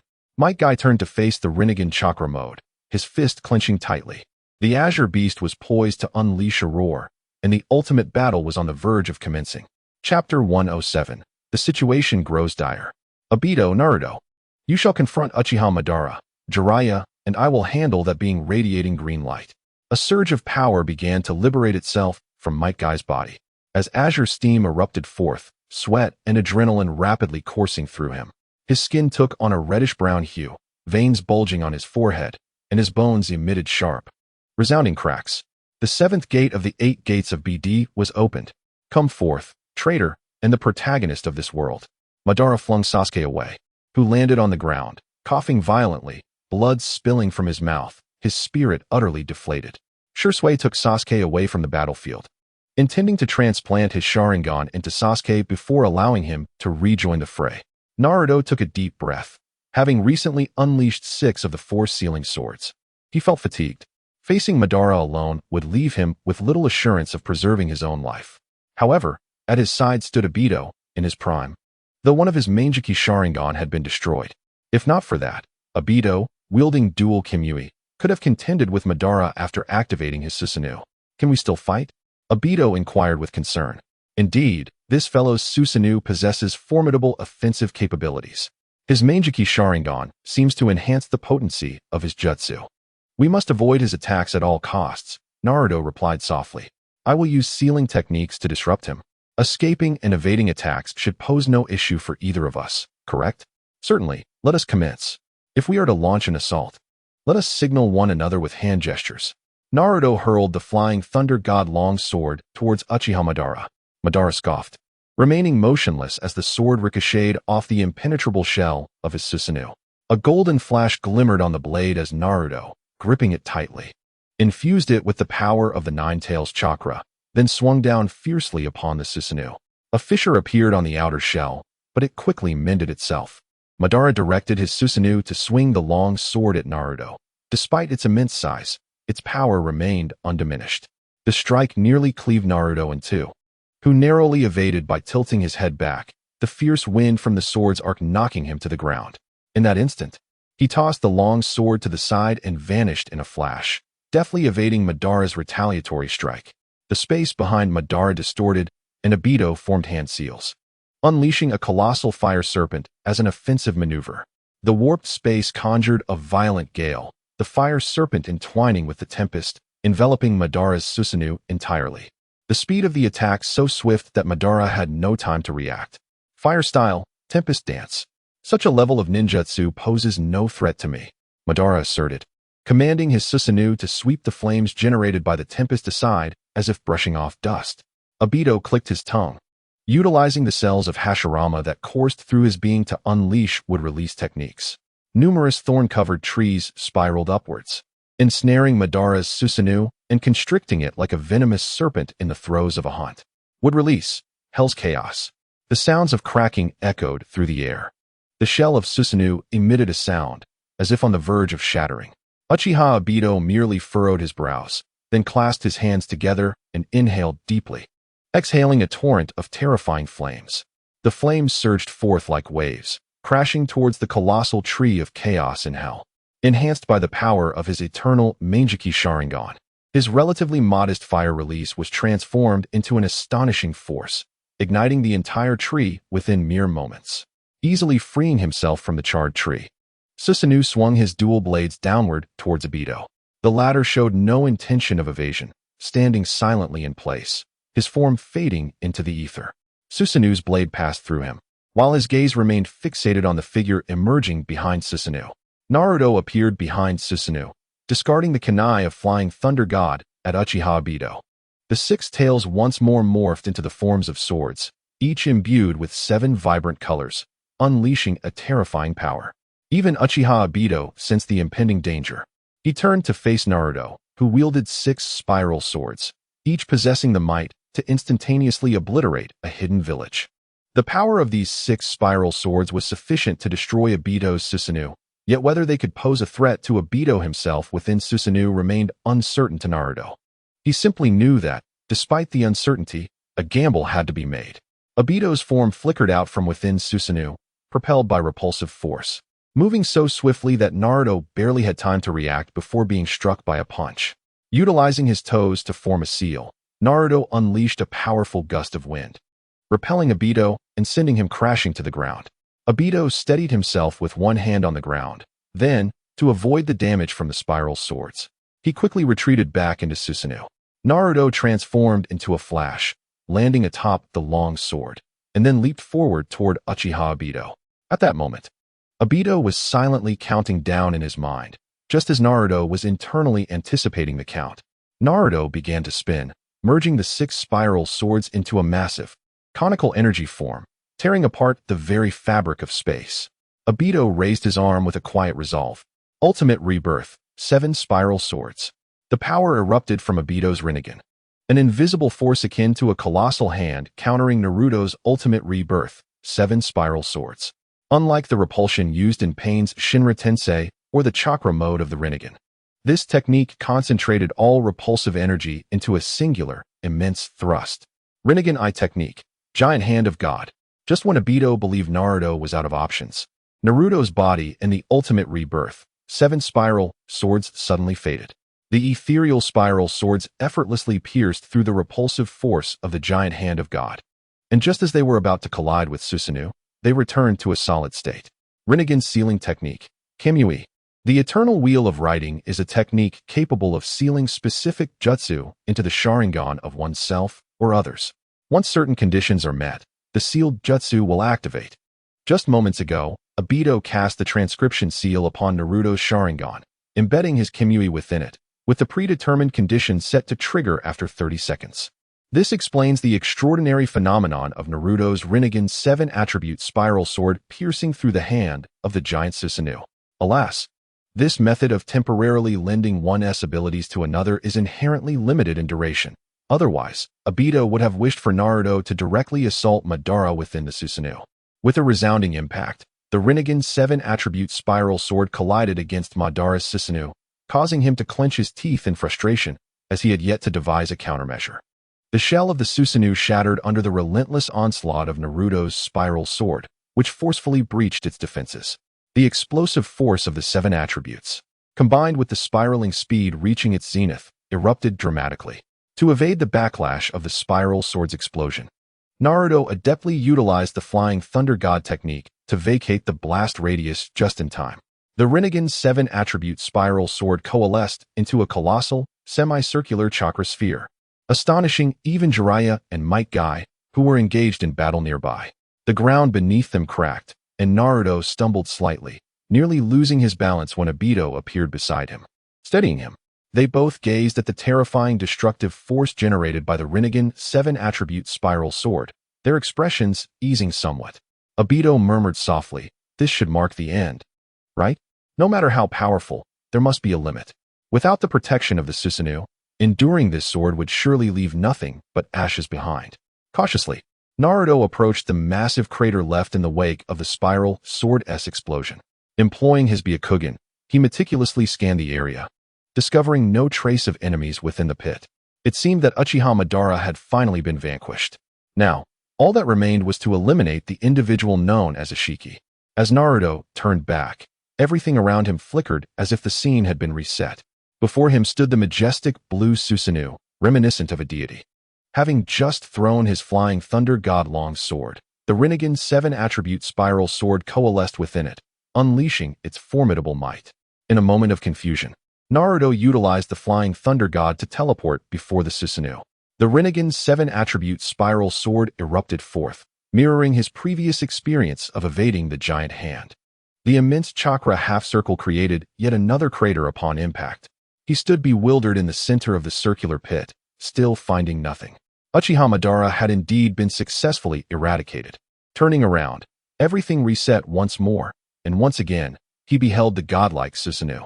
This time, however, Naruto refrained from attacking, standing motionless in disbelief at the unfolding events, feeling an unsettling sense that something was amiss.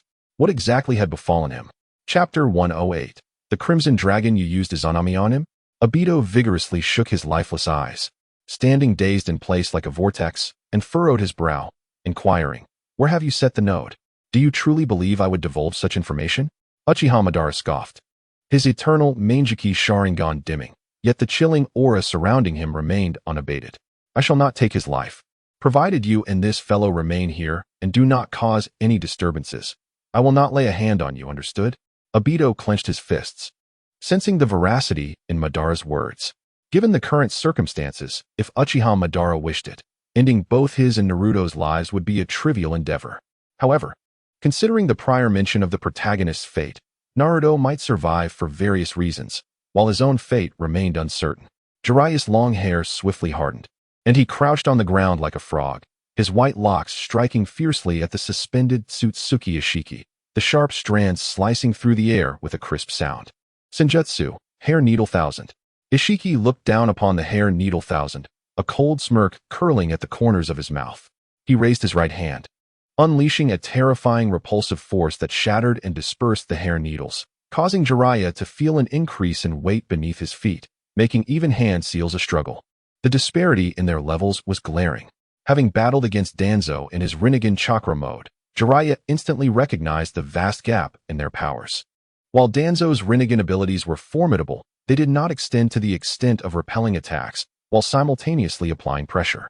Undoubtedly, this opponent was far more troublesome than Danzo with the Rinnegan. A powerful sweep aimed at Ishiki's head was swiftly evaded as he sidestepped the kick. Subsequently, Might Guy, utilizing the seventh gate, launched a flurry of taijutsu attacks during a brief moment of suspended movement.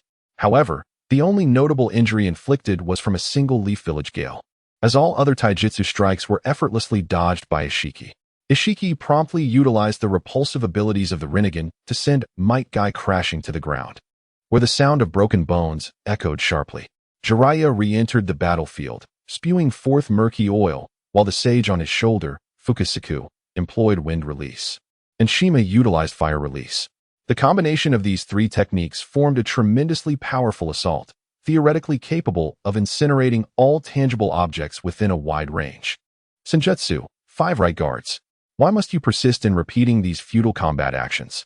Ishiki's words lingered in the air, and the 5 right guards seemed to freeze midair.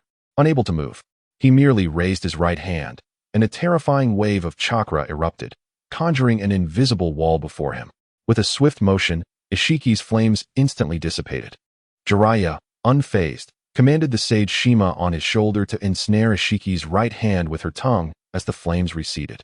Having just utilized the repulsive force of the Rinnegan to create a wall, Ishiki was left with no time to counter and repel Shima's approach. Seizing the opportunity, Fukusaku unleashed a powerful jet of water, attempting to cleave Ishiki in two. However, a swift-moving truth-seeking orb rushed towards the water stream, ultimately forcing Jiraiya to abandon his assault. He retreated a few steps as the orb grazed past him, leaving a sizable crater in the ground. How perilous! Had he been struck by that object, he would likely have met his demise. Cold sweat trickled down Jiraiya's forehead. The destructive force of that previous attack was unimaginable. A small black orb appeared on Jiraiya, and he quickly reacted, attempting to escape through the summoning technique, but his body was rendered immobile. The terrifying, repulsive force of the Rinnegan restrained him, preventing him from forming seals or summoning. He could only hover slowly in midair as the surrounding rocks were drawn towards the black orb, seemingly coalescing into a colossal boulder. Heavenly Star of the Earth Explosion. Suddenly, a powerful aura erupted from Guy, who launched himself forward in a streak of blue light. Several truth-seeking orbs surged to protect Ishiki, but astonishingly, they could not match Guy's speed. Guy's feet exploded against the air, propelling him further as he left the orbs trailing behind. The sound of friction and combustion filled the air as a faint blue aura enveloped him, transforming into a colossal black and white tiger head that charged at Ishiki. Ishiki heard the roar of the white tiger, which was actually Guy's battle cry. Eighth Gate, the daytime tiger. Initially, Ishiki had believed the truth-seeking orbs could thwart Guy, but the current circumstances left him bewildered. Guy's assault left no room for contemplation. The black and white daytime tiger fiercely seized Ishiki's waist, slamming him into the ground. With a thunderous crash, the daytime tiger and Ishiki created a substantial crater upon impact. Yet, that was not the end. Following the tiger's assault, Guy unleashed a rapid series of punches towards Ishiki's head. The speed of his strikes was so immense that Ishiki could only perceive afterimages. Flames erupted from the friction of his fists against the air, creating a spectacle as magnificent as a peacock spreading its feathers. Eighth Gate, the morning peacock. With a resounding impact, the final punch landed heavily, leaving Ishiki half-conscious on the ground. Guy, panting heavily atop him, realized that this combination of attacks had drained much of his energy. Yet, the resilience of his adversary was astonishing. Not only had he failed to defeat him, but Ishiki showed no signs of even losing consciousness. The pain was intense. Ishiki placed his right hand upon Akai, and in that moment, a powerful repulsive force erupted, sending Akai hurtling through the air. Utilizing gravitational pull, he propelled the Tao orb towards Akai, and just as it was about to strike, a tongue-like appendage ensnared Akai's body, swiftly drawing him back. "Are you all right?" Jiraiya sighed in relief as he examined Akai's injuries. Though the wounds appeared severe, they were, in fact, not life-threatening. "I'm fine," Akai replied, shaking his head and gazing up at Tsutsuki Ishiki. What astonishing defensive capabilities and vitality. Even my daytime tiger and morning peacock attacks couldn't inflict severe damage on him. That is only natural. Hearing their exchange, Ishiki rose to his feet, a Tao orb emerging from his body. It turned out he had embedded a Tao orb within himself as a means of protection and healing. It seemed that defeating him would require a singular approach. "Stop the Tao orb for me, Jiraiya." Akai took a deep breath, sliding his left foot backward before advancing forward, his body bending low as he touched the ground. Blue steam began to transform, his blood boiling within, enveloping him in a cloak of red vapor. His shirt burned away from his body heat, and his otherwise unremarkable bowl-cut hair began to rise like seaweed, turning bright red as his roots pulsed with vitality. An unimaginable, terrifying power erupted from within him, and both Ishiki and Jiraiya could sense his strength multiplying hundreds of times over. The azure beast of Konoha had vanished. The current Akai was a crimson beast seeking vengeance. With a thunderous crack, the ground fractured beneath his feet, his voice resonating like a thunderous roar. The Eighth Gate, the Death Gate. The ultimate technique unleashed at the cost of life. Wait, what is this? How could an ordinary person devoid of lineage, talent, or any inheritance possess such strength? Tsutsuki Ishiki shouted in disbelief, hastily directing the Tao orb towards Akai. Jiraiya gritted his teeth, employing the shadow clone technique, conjuring several massive Senjutsu Rasengan to confront the Tao orb. Unbeknownst to all, at that moment, the mantle of protagonist in this world line had shifted to Might Guy. This man engulfed in red steam, who, at this instant, seized a brilliance that could rival that of any hero through the sacrifice of his own life. Let youth burn. Chapter 109. Night Guy, the final will of an iron-blooded man. Suddenly, Akai's figure vanished from sight, reappearing before Ishiki in the blink of an eye. He crouched low, generating a powerful air cannon by striking the air. The air cannon formed a cylindrical shape, and within its confines, Ishiki's visage was distorted by the force, trembling as if he were about to be torn asunder. Death Gate, Evening Elephant. This is merely the effect that a swift strike can produce. The power of the strike increases with speed, which escalates from 1 to 5 based on the number of attacks. As Akai delivered the third strike, the long horn atop Ishire's head was brutally shattered. He felt the overwhelming terror of this devastating blow, while the ground beneath him bore the marks of multiple deep craters from Akai's relentless assault. With a fierce shout, Akai unleashed the 5th level of speed, causing Ishire to spit blood, his eyes widening in disbelief, his entire demeanor collapsing. The final strike sent him crashing into the earth, accompanied by the sound of breaking bones. Ishire attempted to summon the Dao Gem for healing, but Jiraiya, risking his life, employed multiple barrier techniques to obstruct its movement. Akai's form descended to the ground. Though the might of the strike was immense, the toll on his body was evident. Upon delivering the first blow, Akai's arm had already begun to fracture, and his continued presence in battle was solely a testament to his indomitable will. Is that enough? To inflict such damage upon one nearing divinity, you have proven yourself formidable. Ishire clawed his way out of the crater, gritting his teeth, crimson blood staining his lips. His eyes, imbued with the rare qualities of the Rinnegan, reflected astonishment and fear. He was certain he would never forget the man named Might Guy, an ordinary individual devoid of lineage or innate talent, yet the only one present capable of threatening him. Not enough. Such a level cannot be deemed as burning youth. Akai stepped forward, preparing for a sprint, red steam rapidly expanding around him, coalescing into a massive dragon form stretching hundreds of meters. An unparalleled aura erupted forth, fracturing the earth beneath them. The villagers of Konoha believed an earthquake was imminent. Prepare yourself. The ultimate technique forged from 30 years of passion. Akai's body became adorned with crimson, magma-like patterns as he harnessed all his strength, delivering a kick powerful enough to distort space itself towards Ishire. The crimson dragon roared, and in that moment, all eyes were riveted upon Akai. The mighty dragon surging toward Ishire. The latter stood frozen, staring at the approaching Akai, exclaiming, "You must be joking, Night Guy." Akai's roar and the explosive impact of his kick reverberated through the skies. Ishire spewed blood, his form twisting grotesquely as he was propelled by the kick into the towering mountains, the penetrating force of Night Guy causing the entire mountain to shatter and collapse. With determination, can anyone surpass a genius? A somewhat self-doubting boy asked softly, his gaze timid yet earnest. Akai paused for a moment before revealing his signature smile, responding, "Of course, with effort 100 times greater than that of a genius, you shall leave them far behind." In a world brimming with hope, there existed a youthful soul whose life was tragically extinguished by the merciless claws of war, his dismembered form unceremoniously discarded upon the streets.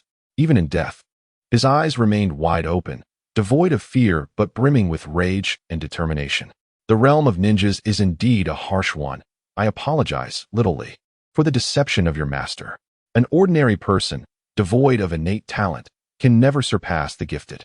Yet, we possess the ability to ignite our very existence, to forge a path forward, something unreachable for the prodigy. This is the essence of youth that I have endeavored to impart to you. Descend into the depths of despair. Akai's right leg was utterly shattered, a true comminuted fracture, with not a single intact bone remaining. Nevertheless, he summoned the last vestiges of strength from within, channeling his ninja way and indomitable will through his being. With a resounding crash, Ishii was propelled backward, rolling for 100 meters before crashing to the ground, creating a significant crater. His form had been reduced by 2/3 under the onslaught of Yekai, and even the manipulation of the Seeking Ball had become nearly impossible. The Seeking Ball, which Jiraiya had desperately fought to control, suddenly fell from his grasp as he gasped for breath. Turning to the man who had expended every drop of his blood, Akai lay upon the frigid ground, his eyes still wide open, consciousness rapidly fading. Jiraiya attempted to harness the energy of sage arts to heal Akai, striving to restore even a single breath, but the cells within his body had completely perished. The blood, having burned through the vessels, rendered his form akin to a conflagration, utterly irredeemable. What tremendous power this is. Even I would struggle to withstand such a blow, Madara remarked, observing the spectacle. Ordinarily, Ishii would be beyond salvation. After such a strike, he would be incapable of controlling the Seeking Ball, rendering self-healing impossible. Do you intend to rescue him? Obito interposed before Uchiha Madara, resolutely declaring, "I shall not allow you to succeed. Rest assured, if that man were to perish so easily, I would never have chosen him as my companion." Madara scoffed, retorting, "Is there truly any glimmer of hope? Obito felt a twinge of anxiety. That last attack from Yekai was the most devastating assault he had witnessed against the Rebirth Eye mode. If that had not vanquished the opponent, aside from Naruto's Ninetales mode, there truly was no one capable of contending with Ishii. Previously, they had relied on cunning and unexpected tactics to defeat Danzo. Now, aware of Haiden's abilities, even if Haiden attempted to unleash his death's rebirth through blood, he would be immobilized by the repulsive force of the Rebirth Eye. Ishii shakily rose from the depths of the crater, slowly wiping the blood from his lips, then gazing up at Jiraiya, who had gathered a colossal Rasengan in his hands and was swiftly charging toward him. He understood that this moment demanded a final, decisive strike. There could be no respite granted. With a chilling smile curving at the corners of his mouth, Ishiki raised his right hand. The monstrous entities ensnared within the confines of the Sandiron realm responded to his summons, transforming into numerous chakra fruits that soared toward him. Despite Deidara and his companions' attempts to intercept the chakra fruits, their speed was astonishing, reaching Ishiki in mere breaths. Ishiki opened his mouth and absorbed all the chakra fruits, their energy enveloping him as his form rapidly healed. The body shattered by Yekai began to regenerate, while Jiraiya, having sprinted with all his might, was still unable to intervene in time. A terrifying power erupted once more from within Ishiki, his eyes radiating a fearsome dominance as he ascended into the air. The Rinnegan chakra mode was unleashed again, and with a mocking smile, he gazed at Jiraiya and the others, declaring, "It seems you truly cannot comprehend what it means to be powerful." The truth-seeking ball spun under Ishiki's command, coalescing into a fearsome storm in the palm of his hand. He soared into the heavens, releasing an overwhelming pressure that left the air thick and oppressive. The truth-seeking ball storm was suddenly launched, its sharp, tearing force aimed at Jiraiya. Obito attempted to use Kimui to shift Jiraiya away, but Madara instantly appeared before Obito, obstructing his line of sight.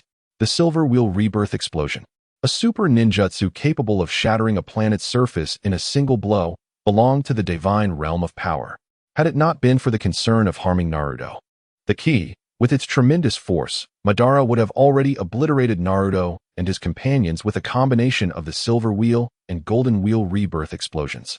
This exemplified absolute strength. As Jiraiya beheld the Silver Wheel Rebirth explosion hurtling towards him, a sense of helplessness welled within him. Under such overwhelming pressure, even Sage Mode felt like a minuscule speck of dust, utterly incapable of posing a threat to the enemy. Was this how he would perish? Chapter 110. Reinforcements arrived. The entire world fell into a monochrome existence as Sasuke's Manjiki Sharingan manifested Shirsue's four-cornered design. Utilizing the Hashirama cells in his left hand, he successfully transplanted Shirsue's eyes, transforming his Sharingan into the eternal Manjiki Sharingan. Now, the duration of his ocular techniques could be sustained longer, and even the divine-like Silver Wheel Rebirth explosion could not surpass the control of his terminal abilities. Swiftly, Sasuke rescued Jiraiya, placing him alongside Shirsue before instantaneously appearing before Naruto, where he employed Kodoame Tsukumi. Under the influence of the Hashirama cells, the cooldown for Kodoame Tsukumi was significantly reduced, granting Sasuke a means to dispel Izanami. Unbeknownst to Naruto, who had no knowledge of Izanami or how to counter it, the only technique capable of neutralizing this fate-defining ocular jutsu was Kodoame Tsukumi. In Naruto's mind, Sasuke implanted the thought that he had not fallen prey to Izanami. Illusions embody a profoundly subjective form of idealism, primarily serving to disrupt an individual's sensory perception and evoke delusions. Should the recipient of such an illusion resolutely deny its effects, akin to being stamped with a mental brand, the illusion will indeed become ineffective. For instance, if an illusion causes a girl to perceive herself as a boy, yet she staunchly believes in her identity as a girl, the illusion cannot take hold. However, the advanced illusion known as Izanami cannot be resisted through mere mental fortitude, as it operates through tactile sensations, guided by the body's innate instincts. Thus, Sasuke can only employ Kodoame Tsukumi to inscribe a mental brand upon Naruto in order to dispel Izanami. A sharp pain throbbed at Naruto's temples, reminiscent of an extraordinarily bizarre dream. As his eyes regained their clarity, he shook his head and furrowed his brow, expressing, "I have just utilized Kodoame Tsukumi to free you from an illusion. The situation is dire. That individual appears intent on revealing all their cards, and their target is you. Therefore, I plan to remain and hold them off while you. Are you suggesting I escape quickly?" Naruto raised his gaze, softly inquiring, "Where can I flee to? This is the final battle." "What?" Sasuke paused, momentarily bewildered by Naruto's implications. "It should be arriving soon." Gradually, Naruto advanced toward the oncoming attack of the Silver Wheel Rebirth explosion. Sasuke attempted to grasp Naruto's hand, recognizing that positioning oneself before such a jutsu was undeniably suicidal. Yet he also sought to trust Naruto, much like he had during their confrontation with Zabuza in the Hidden Mist Village. He would surely devise a solution. Nevertheless, Naruto was also gambling. He found himself at a loss. If Minato did not arrive in time, capturing him would be a trivial task for Madara and Shin. While the role of the protagonist may ensure his survival, there exist circumstances in life that are far more excruciating than death. "Dissolve it," Naruto murmured. "Remove the endpoint." "You will die?" Sasuke exclaimed, taken aback. "Dissolve it," Naruto reiterated, offering no further explanation. Clenching his jaw, Sasuke inhaled deeply and fixed a resolute gaze upon Naruto, stating, "Then promise me you will survive." "Very well." The world once again regained its hues as the Silver Wheel Rebirth explosion surged forth with terrifying force toward Naruto Uzumaki. The latter listened intently to the rhythm of his heartbeat, silently counting down within his mind. The cold smirk on Ishiki's face froze upon recognizing the intended target of the Silver Wheel Rebirth explosion, and even the observing Madara Uchiha's expression shifted dramatically. Thump, thump, thump. Naruto felt his heartbeat accelerate significantly. The Silver Wheel Rebirth blast ominously shifted direction, striking towards Naruto's side. The terrifying penetrating force created a massive circular hole in the ground, swiftly traversing through the Earth's core and emerging from the opposite side. The ground shook violently, revealing that the power of the Silver Wheel Rebirth blast had escalated to a level capable of impacting the Earth's ecological balance. For the Silver Wheel Rebirth blast, piercing through the Earth from one end to the other was a trivial feat. Indeed, for true Otsutsuki warriors, the annihilation of a planet was merely a matter of time. "Are you out of your mind?" Ishiki bellowed in anger. "Indeed, my existence serves as a key to you. Should this key be broken, you would find yourselves in profound distress," Naruto scoffed. With both hands forming seals, he placed a summoning scroll before him and bit his finger, pressing the bloody digit onto the scroll. A plume of white smoke erupted, revealing Naruto clad in a crimson hood, having activated Sage Mode. His gaze icy as he faced Otsutsuki Ishiki. "The summoning technique. Everything is ready. The timing for your summoning is impeccable." Naruto swiftly summoned 9 entities, comprising the sealed 8 tails and the malevolent 9 tails, Kurama, who was extracted from Minato's body during the Edo Tensei. Although unsealed, the In 9 tails remained obediently within Minato, akin to the Yang 9 tails that had also been freed from Naruto's seal, yet chose to reside within him, occasionally emerging for support, as during the assistance provided to the Hidden Cloud Village. "Are you intending to initiate the infinite Tsukuyomi?" Madara remarked with a mocking smile, arms crossed. "It is insufficient to merely gather the 9-tailed beasts. You need not concern yourself with that. We have long been prepared." Black Zetsu emerged from behind Minato, taking on a form resembling a peculiar, sentient liquid devoid of a solid shape. Naruto produced a scroll inscribed with eerie runes, emanating a sinister aura unlike any ordinary scroll, sending a chill down the spine. She formed seals, pressing her bloodied fingertips onto the scroll, and a white Zetsu appeared before them. Its form twisted unnaturally, hair shifting to a vivid crimson, stabilizing into a remarkably familiar figure. Nagato of the Uzumaki. Naruto resurrected Nagato using a special reincarnation technique. However, this Nagato appears devoid of consciousness, resembling more a mere puppet. His Rinnegan eyes are filled with a vacant stare. The swirling Nagato formed hand seals to unleash a summoning technique, and before the onlookers, a colossal wooden figure manifested. Its hue and form resembled withered timber, with 10 column-like protrusions extending from its back. An intangible aura of power erupted from its being as it twisted its neck, emitting a chilling, guttural sound. This summoning technique is the outer path, demonic statue. I have resurrected Nagato's body, but the consciousness within is that of white Zetsu, ensuring that resurrecting this Nagato will not endanger his soul. Naruko spoke softly. Despite her typically carefree demeanor, she proved reliable in critical moments. By employing the 6 paths, 9 tails coffin seal, we can swiftly absorb the tailed beast's power and transform into the 10 tails Jinchuriki, though it requires a certain amount of time. Therefore, Black Zetsu has possessed Nagato's body to execute the 6 paths, Tin Tail's coffin seal. To ensure the sealing is executed flawlessly, we must hold them off here. Naruto explained, moving towards Naruto Uzumaki. Taking a deep breath, she quietly said to him, Aim has stated that you must never become the Tin Tail's Jinchuriki, otherwise, the tale of this world will come to an abrupt end, rendering it devoid of observational value, and even the act of choosing will become impossible. Can we successfully thwart them?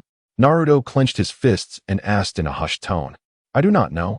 Aim is unwilling to divulge anything further, Naruto replied. Shaking her head, she extended her hand toward Naruto and gently said, Let us begin. It's time to conclude this battle, this farce. All right. Their hands clasped together, forming a hand seal, as a golden radiance enveloped them once more. Obito used Kimui to break free from Madara's control and rejoin Minato and the others. Jiraiya and Shursui, having succumbed to exhaustion, had lost their combat capabilities. At this moment, only Minato, Naruto, Obito, and Sasuke remained able to fight. Meanwhile, Deidara and his companions were held back by Orochimaru, who, accompanied by Kisame and Kimimaro, prepared for a fierce confrontation. It would be wise for the 3 of you to remain here. The outcome will not change. Orochimaru smiled, stating, From the very beginning, everything has been predetermined. In the end, you will merely be trapped beasts. Chapter 111. The resurrection of the Ten Tails. The battlefield was simply delineated. Minato and Obito would confront Uchiha Madara, while Naruto and Sasuke faced Otsutsuki Ishiki. With the activation of their eternal Manjikyu Sharingan and Kurama mode, Naruto and Sasuke had reached a pinnacle of power unmatched in the shinobi world. Do not presume this will be enough to defeat me, Ishiki scowled, directing repulsive force towards them. In a flash, Naruto vanished from his position without utilizing any Flying Thunder God seals as a medium. Yet he still activated the Flying Thunder God technique, instantly appearing before Ishiki. Behind him, several golden claws manifested, fiercely lunging towards Otsutsuki Ishiki. The figure of Ishiki moved with remarkable speed, evading the onslaught of the colossal claws. He realized that Naruto's strength had intensified since their last encounter with Kaguya. Although the Nine Tails mode might not be sufficient to vanquish him, it was certainly adequate to keep him occupied. It appeared that his breakthrough would need to be directed towards Madara. Once again, Naruto employed the Flying Thunder God technique, closing in on Ishiki. The most effective approach to prevent Ishiki from casting the terrifying jutsu, Silver Wheel Rebirth Explosion, was to engage him in close combat, denying him any respite. However, Ishiki began to feel perplexed. Despite the absence of any Flying Thunder God marks nearby, how could this individual still utilize the technique against him? In truth, this maneuver was a recent innovation by Naruto. Drawing inspiration from the sealing technique of the Rinnegan, he had ingeniously embedded the Flying Thunder God mark within his own eyes, allowing any point within his line of sight to be considered a location of the mark, thus enabling instantaneous movement without the need for a designated marker. The sight of the Flying Thunder God technique. Sasuke activated his Susanoo, and after acquiring Shursui's Manjiki Sharingan, his Susanoo underwent a remarkable transformation. While its overall form remained largely unchanged, a green energy ribbon appeared from the grand bow, and the arrows morphed into spiraling blades capable of autonomously employing fire and wind release techniques. In this state, Sasuke found it effortless to unleash the wind thunder fire explosion.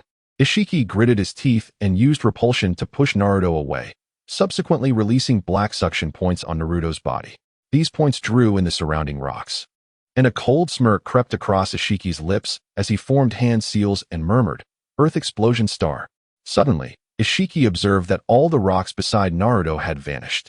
Initially, he assumed that Sasuke had somehow deflected them, but after a few breaths, he realized something was amiss. Behind Naruto lay not the ground, but the sky, indicating that Naruto's perspective was now looking down upon him, while he was gazing upward at Naruto. The positions had been exchanged.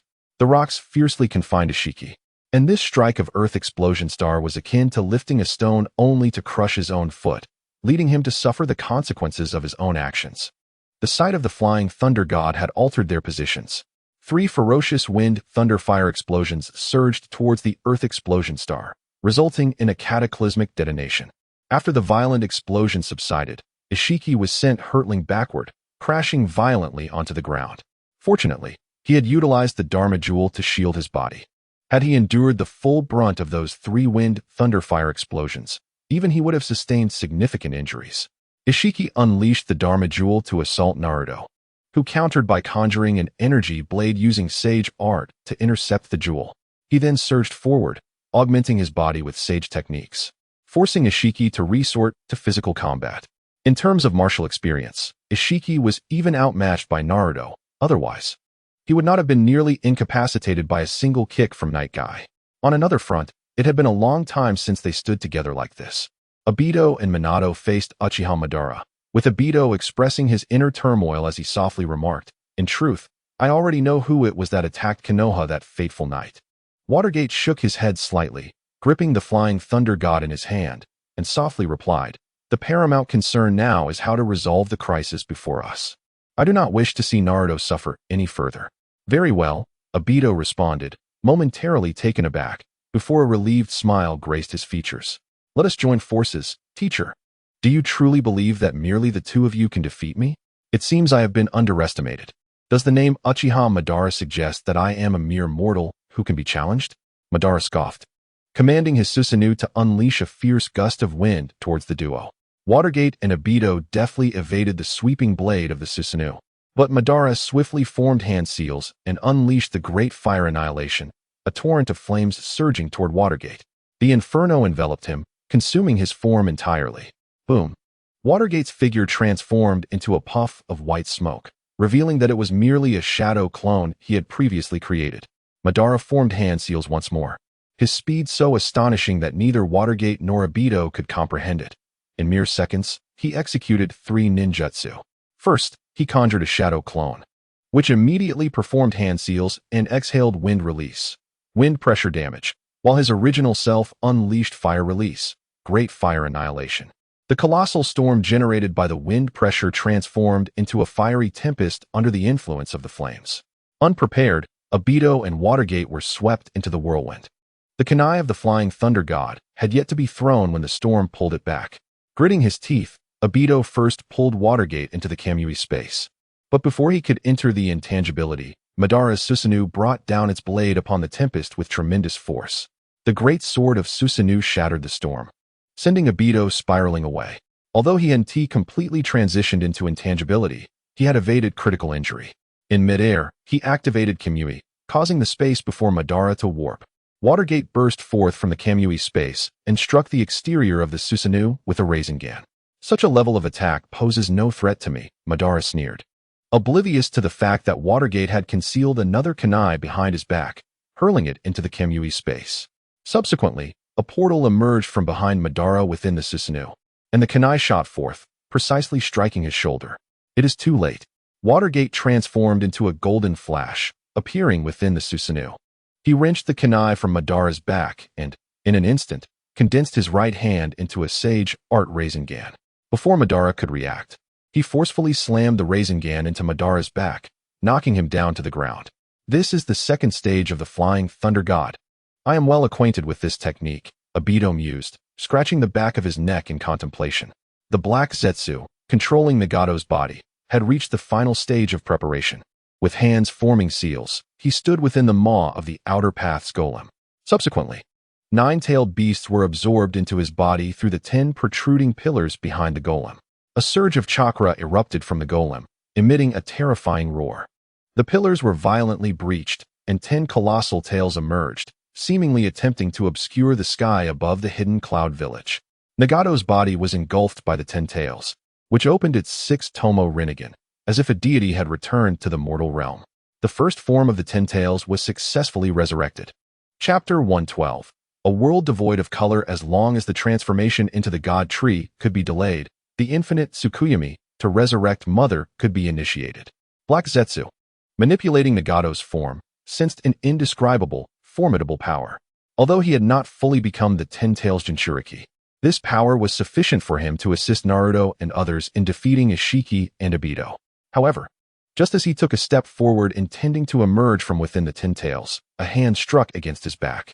Black Zetsu paused momentarily, then turned to confront the source, only to see a menacing smirk on Amino's face as he forcefully pinned Black Zetsu within the 10 tails.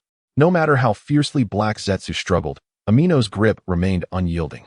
Even having become the Ten Tails Jinchuriki, he could not resist this enigmatic entity. This is a power that transcends this world. Do not even think of breaking free. Amino spoke softly. Focus solely on resurrecting your mother. The rest is not your concern. No wonder you oppose Naruto becoming the Ten Tails Jinchuriki. You fear that you would be unable to control him as you do me, correct? Black Zetsu clenched his teeth and murmured. You could interpret it that way, but it is also for Naruto's benefit. My aim is merely to preserve the value of this world. For that reason, Naruto must awaken the Mizuki Sharingan. Ultimately, you still side with Obito, don't you? I merely wish to witness this situation descend further into chaos, to escalate the turmoil. Amino retorted with a disdainful laugh. Do not equate my existence with yours. I neither favor peace nor relish in slaughter. I merely appear to observe intriguing tales unfold. If you inquire about the significance of my actions, I can only inform you that I have never lived for such trivialities. In conclusion, remain here quietly. Naruto and his companions will help you delay the transformation of the Ten Tails into the God Tree. The truth-seeking orb's laser struck Naruto Uzumaki fiercely, sending him crashing to the ground. Coughing, Naruto spat out blood. It was indeed too arduous to confront the opponent while relying on the Nine Tails mode. Even with Sasuke providing support and interference, the odds were slim. Moreover, Ishiki had shown restraint, having scarcely unleashed the Silver Wheel Rebirth and Gold Wheel Rebirth techniques. Are you ready? Naruto turned his gaze towards the Ten Tails, realizing that although it emanated a terrifying aura, it remained utterly motionless. He pondered the intentions of Black Zetsu, who had promised to summon the Ten Tails to alleviate the pressure of battle, yet now resembled a turtle with its head withdrawn. Sasuke aimed the wind, thunder, and flame explosion at Ishiki, who was poised to launch a second strike at Naruto.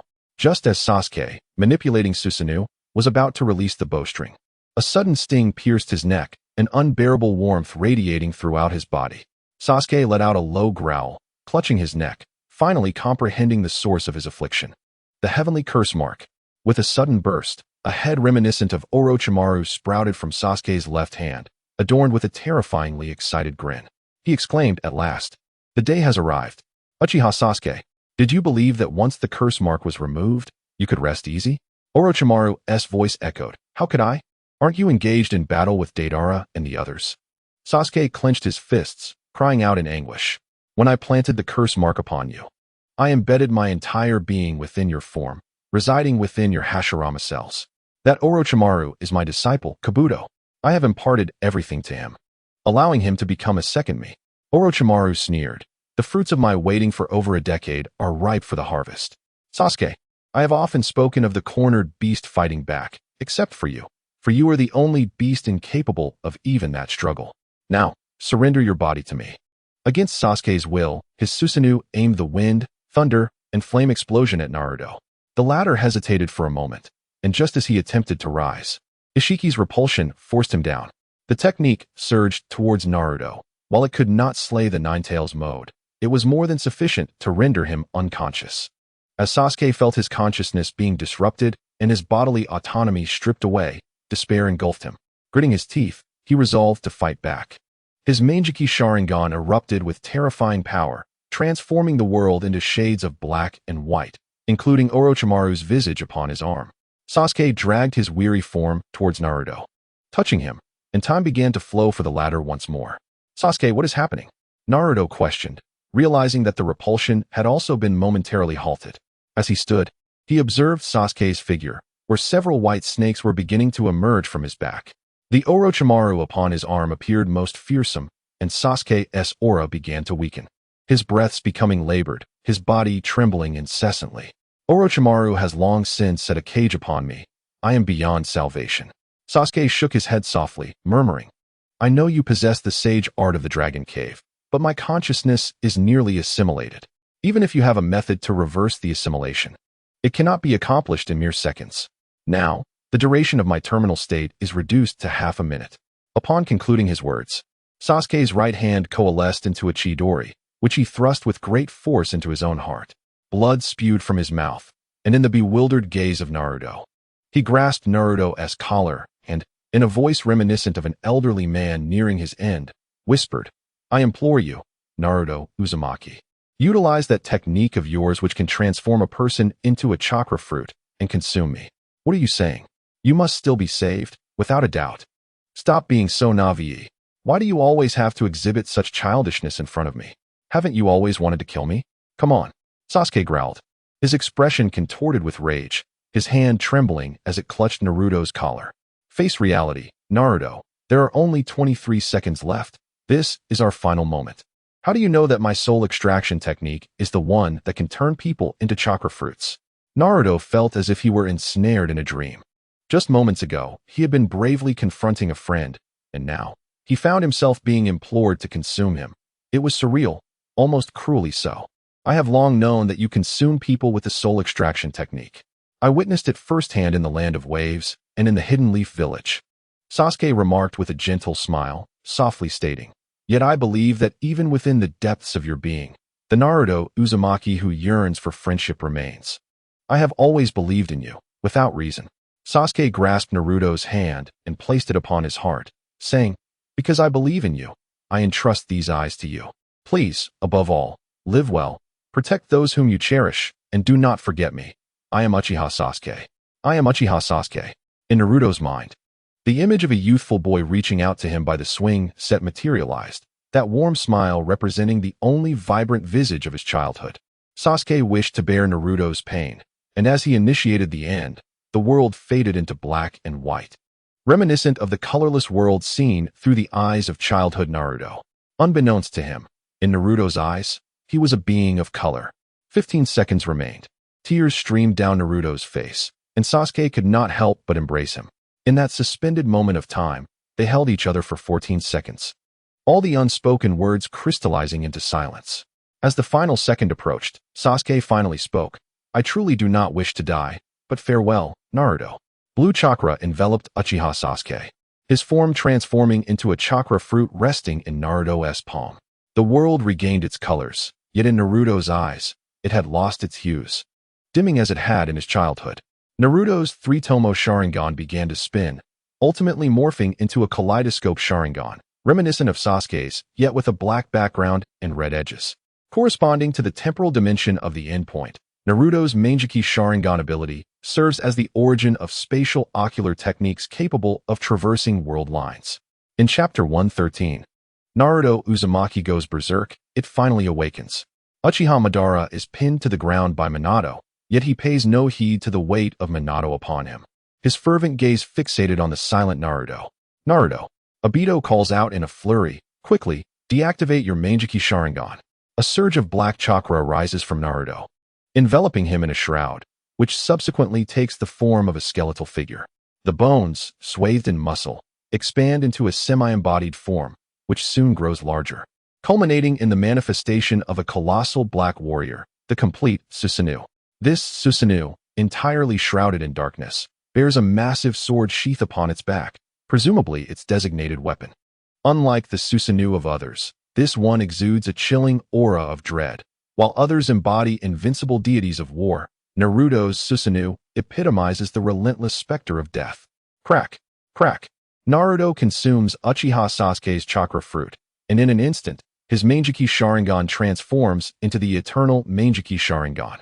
A dark, grayish light erupts from the sword sheath behind the Susanoo, piercing the sky towards Otsutsuki Ishiki. Ishiki, extending his right hand, attempts to absorb the black sword light, yet is taken aback as the light disregards his absorption entirely, brutally cleaving through his arm, bisecting it with excruciating pain, prompting him to adopt a more cautious stance. Utilizing the chakra fruit, he heals his wounds, his Rinnegan fixated on Naruto Uzumaki.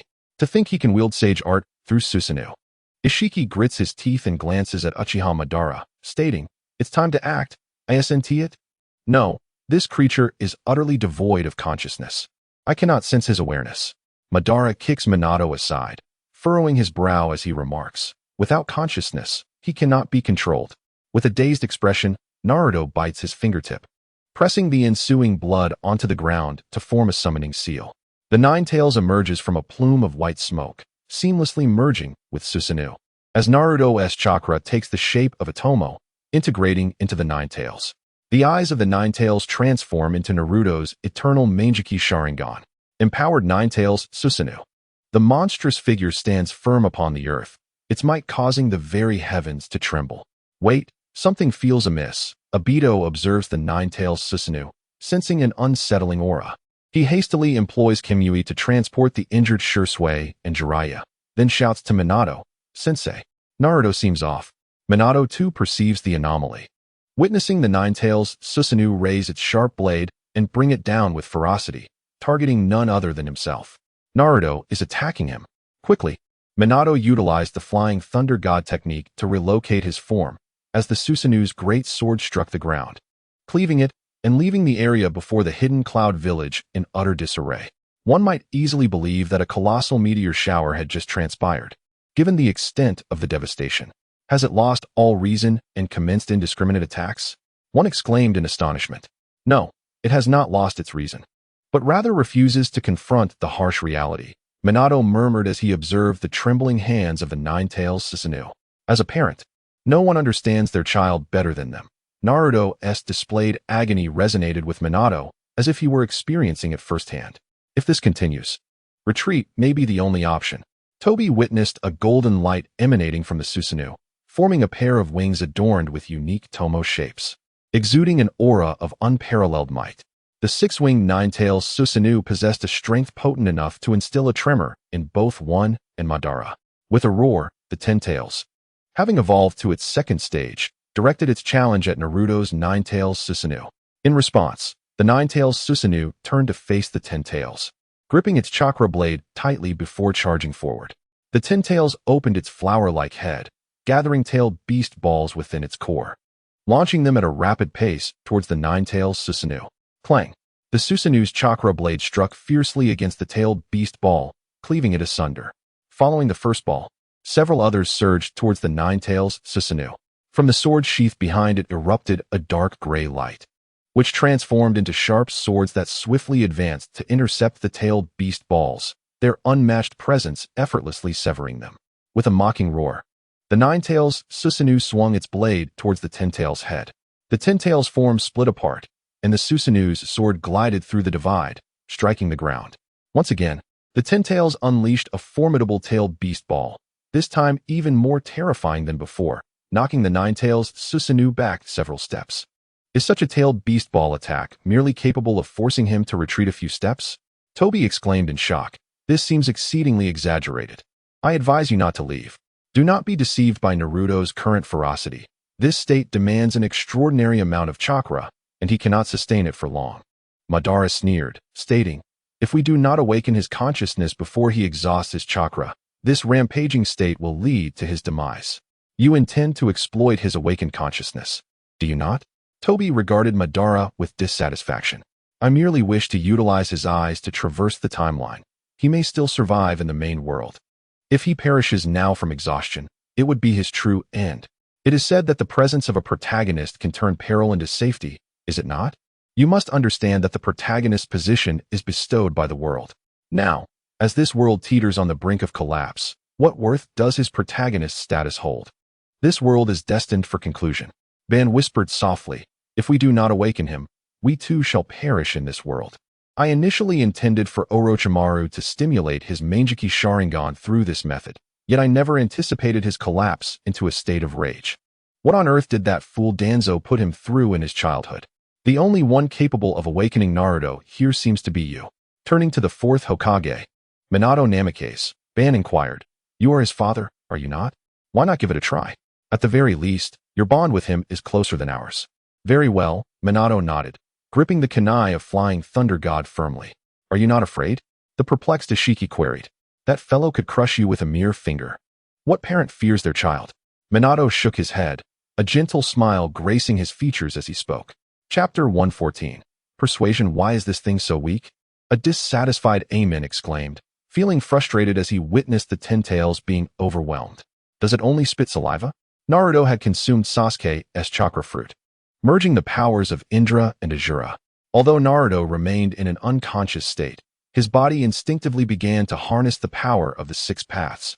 Heiju shook his head, stating, that guy's pair of Susanoo wings symbolizes the activation of special six paths power.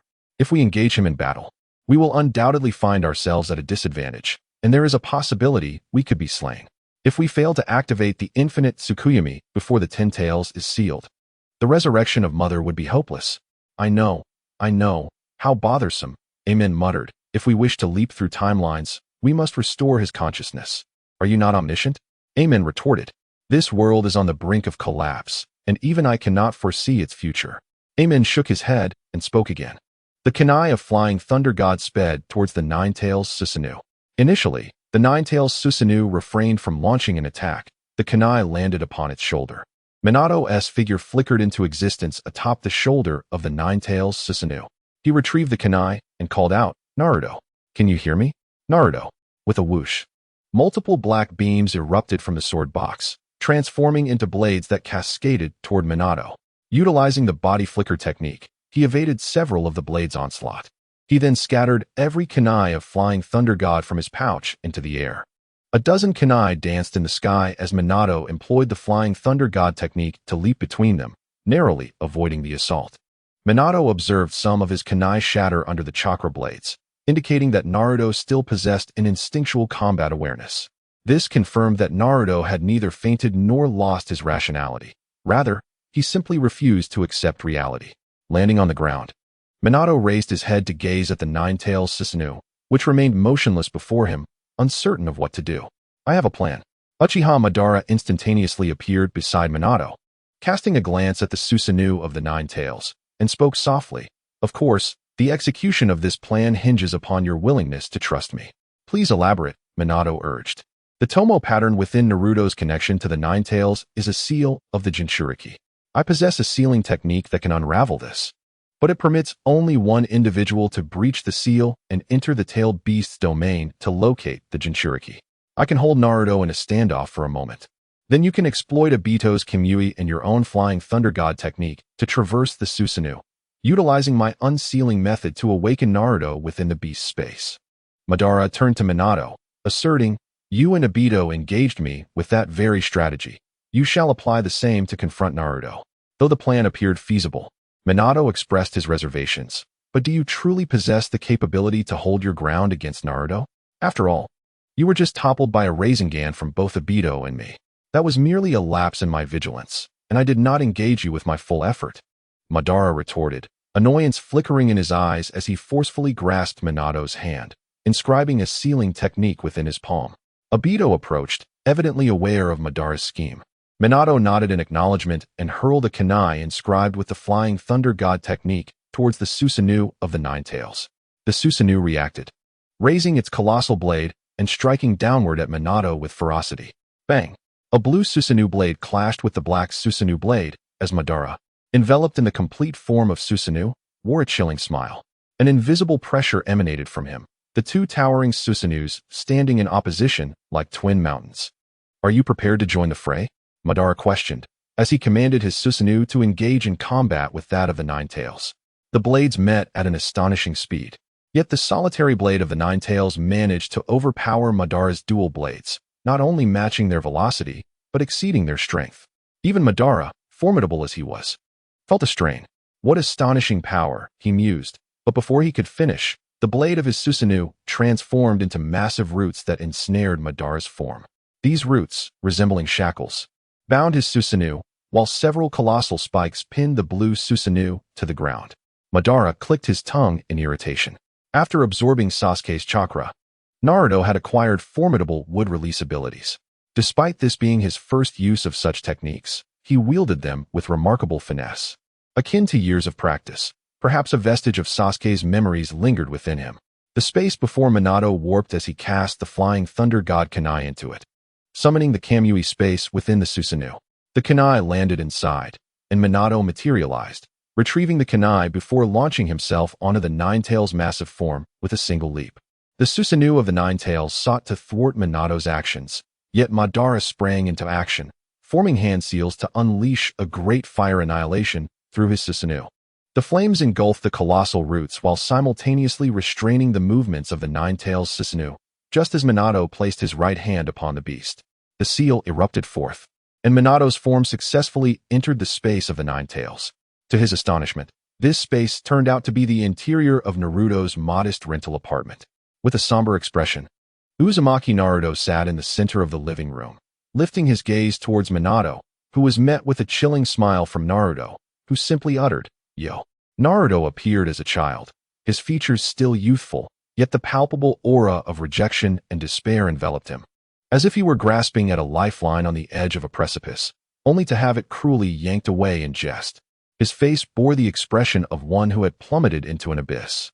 Minato stepped forward, yearning to connect with Naruto, but with each step he took, the ground receded beneath him like a treadmill, rendering his efforts futile. No matter how fervently Minato ran towards Naruto, he was eternally unable to bridge the distance. While Naruto simply smiled, silent and unyielding, Naruto's form flickered, and a phantom of Sasuke appeared beside him. Gradually, Naruto's visage matured, his attire shifting from an orange jacket to the dark red and black robes of Akatsuki, his smile transforming into a sneer, a coldness settling between his brows. The figure of Tobi emerged beside Naruto, followed by Kisame, Sasori, Deidara, Pain, Kakazu, Haiden, and Konan. At this moment, Naruto's face contorted with turmoil, as Tobi removed his mask to reveal his true identity as Obito. Kakazu's form shattered and vanished, followed by the others, Sasori, Kisame, and Pain. Deidara, Haiden, and Obito turned their backs to Naruto, leaving only Konan and Sasuke standing beside him. Naruto raised his head, his Sharingan transforming into a kaleidoscope, and Sasuke's form fragmented. From having nothing to possessing everything, only to have it all stripped away. Why must one endure such suffering in this world? In the end, nothing can be taken, nothing can be gained, leaving only regret and the haunting echoes of "I could have." Naruto finally spoke, his gaze fixed on Minato. "Do you think you can persuade me?" "You cannot." Minato realized the significance of Naruto's display of his life's trajectory. Amidst the phantoms that appeared and disappeared, his own absence was glaring. Having left no mark on Naruto's life, what right did he have to awaken him? To proclaim, "I am your father," felt exceedingly arrogant. To approach others under the guise of benevolence would only invite disdain. Suddenly, the colossal claws of the Nine-Tails chakra burst through the wall behind Naruto, forcefully ejecting Minato from the beast's space. At the moment of his departure, Minato heard Naruto, with a bitter smile, say to him, "You should understand the answer." "I'm sorry, I'm not waiting for you, father." Minato was expelled from the Nine-Tails seal, crashing heavily to the ground. Chapter 115. Untangling the heartstrings. Upon witnessing the emergence of the Fourth Hokage, both Madara and Obito discerned the failure of their scheme. A dark, gray blade of light erupted once more from the sword sheath, surging towards Minato Namikaze. Before he could even invoke the Flying Thunder God technique, the sword light reached him, offering no opportunity for a response. In an instant, several fragments of paper enveloped Minato, lifting him into the air. Konan, clad in a flowing white robe, rescued him and then formed hand seals, sending a paper crane soaring towards the Susanoo of the Nine-Tails. The Susanoo, which could cleave mountains and earth, halted its mighty sword before the delicate paper crane. What had transpired? Gasping for breath, Konan recounted her journey since receiving news from Deidara, breaking through the allied shinobi forces' defenses to reach the coordinates. Upon arrival, she was taken aback to find Naruto unleashing Susanoo, overpowering all in sight. Sasuke had perished, and Naruto, in his psychological turmoil, had succumbed to a berserker state. It was not she who could awaken him. Noticing the joy on Konan's face, Minato turned to Madara and inquired, "Can you hold on a little longer? Do you have another plan? Let us hope it does not end in failure." Madara growled, then formed hand seals to command Susanoo to launch another assault on the Nine-Tails Susanoo. This time, he was risking everything to buy Minato precious time. Obito, understanding Minato's intent before he could speak, nodded in agreement. Seizing Konan's hand, Minato combined the Flying Thunder God technique with Kamui, transporting both of them once more into the Susanoo's domain, right before the Nine-Tails. He extended his right hand to dispel the tailed beast's space seal and cast Konan inside. As she was thrust into the realm of tailed beasts, she heard Minato utter, "I leave Naruto in your care." With a thud, Konan landed on the ground, rubbing her backside before rising to survey the tailed beast's space. This place felt strikingly familiar, and upon deeper reflection, she realized it was the amusement park where she had once confessed her feelings to Naruto. "You've come, Konan," Naruto's voice called from behind. She turned to face him, her expression lighting up with joy. "You're alive. I thought you had lost consciousness and were consumed by the Nine-Tails." "Not quite so dramatic," Naruto replied, shaking his head. I simply find myself at a loss for what to do next. Conan nodded, gracefully taking a seat beside him on the grass, the stars twinkling above. She spoke gently. You can share anything with me. You are no longer alone, so do not keep your feelings bottled up. This world is beginning to crumble, Naruto murmured. I have accepted Sasuke's eyes and power, yet I find myself unable to protect this realm. The only means of survival seems to lie in utilizing the Mizuki Sharingan to traverse different timelines. If we were to traverse the world lines, it would play directly into the hands of figures like Uchiha Obito, compelling us to eliminate Naruto of the main world to ensure our own safety. Conan gently took over the conversation, responding softly. Let us leap through the world lines, Naruto. It is an unavoidable necessity for our survival. Yet, there exists a matter that renders me reluctant to embark on this journey. Naruto lowered his head, a sense of melancholy enveloping him as he spoke. I am uncertain whether the ability to leap through world lines affects the group or is solely applicable to me. I fear that should I use this power, I might find myself alone in the main world while you remain in the alternate world, awaiting the impending collapse. Even if you were to join me in the main world, the vastness of the ninja realm makes locating you exceedingly difficult, especially with limited information at hand. Naruto clenched his fists, his expression somber. I do not wish to lose another person. Behind him, the ethereal figures of those lost appeared, save for Conan, who stood resolutely. Do not worry. Wherever you go, I shall follow, ensuring you are never alone again. Conan grasped Naruto's hand and placed it gently upon her shoulder, whispering, Place the flying thunder god seal on me, so that no matter the distance, you can find me in an instant. I promise, I will not run away, for I am already yours in every sense. I love you. The Susanoo of the Nine Tails stood motionless, while the Ten Tails evolved to its final form. Let out a terrifying roar, transforming into a grotesque tree-like entity. An overwhelming, fearsome power erupted from the god tree, as Black Zetsu, the Ten Tails Jinchuriki, emerged, controlling Nagato's body. Clutching the six-path staff and adorned in a black and white robe, with a prominent line of Tomo at the collar, 6 truth-seeking balls materialized behind him.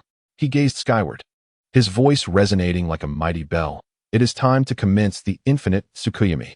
Black Zetsu projected the 9 Tomo Rinnegan from the apex of the god tree onto the moon, which began to transform gradually.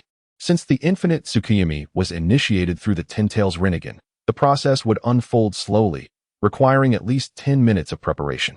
I have always been curious. What is your true intention behind initiating the infinite Tsukuyami? Is it to summon Kagaya Tsutsuki to eliminate us? Surely, that is unnecessary. Merely attaining 6 paths mode should suffice to contend with us, right? Uchiha Madara inquired, gazing up at the Ten Tails Jinchuriki, suspended in the sky. You underestimate Ishiki, Obito replied, shaking his head. He possesses more than just the chakra of the Rinnegan. Although this mode is akin to 6 paths mode, it is not the same. He arrived on Earth alongside Kagaya, and had it not been for her treachery, we might not even know who the progenitor of chakra is. Ishiki, oblivious to the conversation, looked up at Black Zetsu controlling Nagato's body, a peculiar smile gracing his features. On the other side, Orochimaru, engaged in battle with Deidara and others, suddenly called for a halt. His form began to shed like a snake shedding its skin, and Kabuto emerged from Orochimaru's discarded guise. There is no longer any need for us to fight, Kabuto declared, producing a sheet of white paper from his person. A series of contents materialized upon the paper, and with a cold smirk, he tossed it towards Deidara and the others, stating, This is the last page torn from the Book of Dimensions, foretelling the fate of this world. If you wish to survive, you must adhere to its contents. Chapter 116. The Page of Conclusion, Part 1. The number of individuals allowed on Noah's Ark is finite. With a sinister grin, Kabuto continued. This is an outcome that even the Book of Dimensions could not foresee, a future I have meticulously prepared, a plan for escape along the world line. You were aware that Orochimaru would be consumed by Naruto's soul extraction technique alongside Sasuke? Scorpion, having taken the paper from Haiden, wore a serious expression as he glanced at Kabuto and inquired, Even though he is your mentor, can you truly act against him without hesitation? Only with his demise can my existence become singular, Kabuto sneered. If any of you wish to bring someone aboard Noah's Ark, do so swiftly. Once Kagaya makes her appearance and the origin is activated, it will be too late. At this moment, the truth finally surfaced. After learning the truth from Madara, Orochimaru had collaborated with Danzo, agreeing to Itachi's request to implant Hashirama's cells into Sasuke's left arm. Subsequently, Orochimaru concealed himself within Hashirama's cells, utilizing the cursed seal on Sasuke's neck to sustain himself.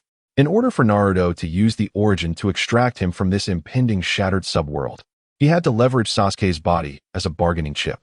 At that time, a page had already been torn from the Book of Dimensions, leaving Orochimaru and his companions unaware of the outcome, nor did they know how many individuals the origin could ultimately transport.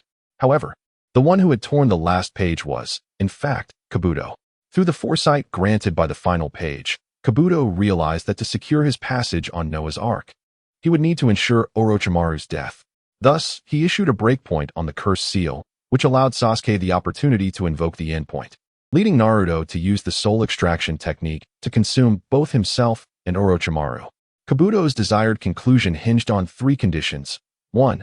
Orochimaru must die. 2. Kagaya Otsutsuki must be resurrected. 3. Konin's survival must be assured. With conditions 1 and 3 fulfilled, only the second condition remained. Kagaya's resurrection would adversely affect only one individual, Ishiki Otsutsuki. For both Madara and Naruto, Kagaya's revival posed no threat. It was Ishiki who stood to lose. Should Kagaya arrive in the main world alongside Ishiki through the origin, his life would be in jeopardy.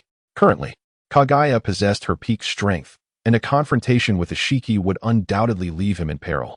It is precisely because Kagaya can restrain Ishiki that Naruto and others contemplate her resurrection. According to the content observed on the final page, to leap through the timelines with the aid of the origin point, one merely needs to enter the spatial tunnel activated by Naruto after he utilizes his Mangekyou Sharingan, without excessive prerequisites.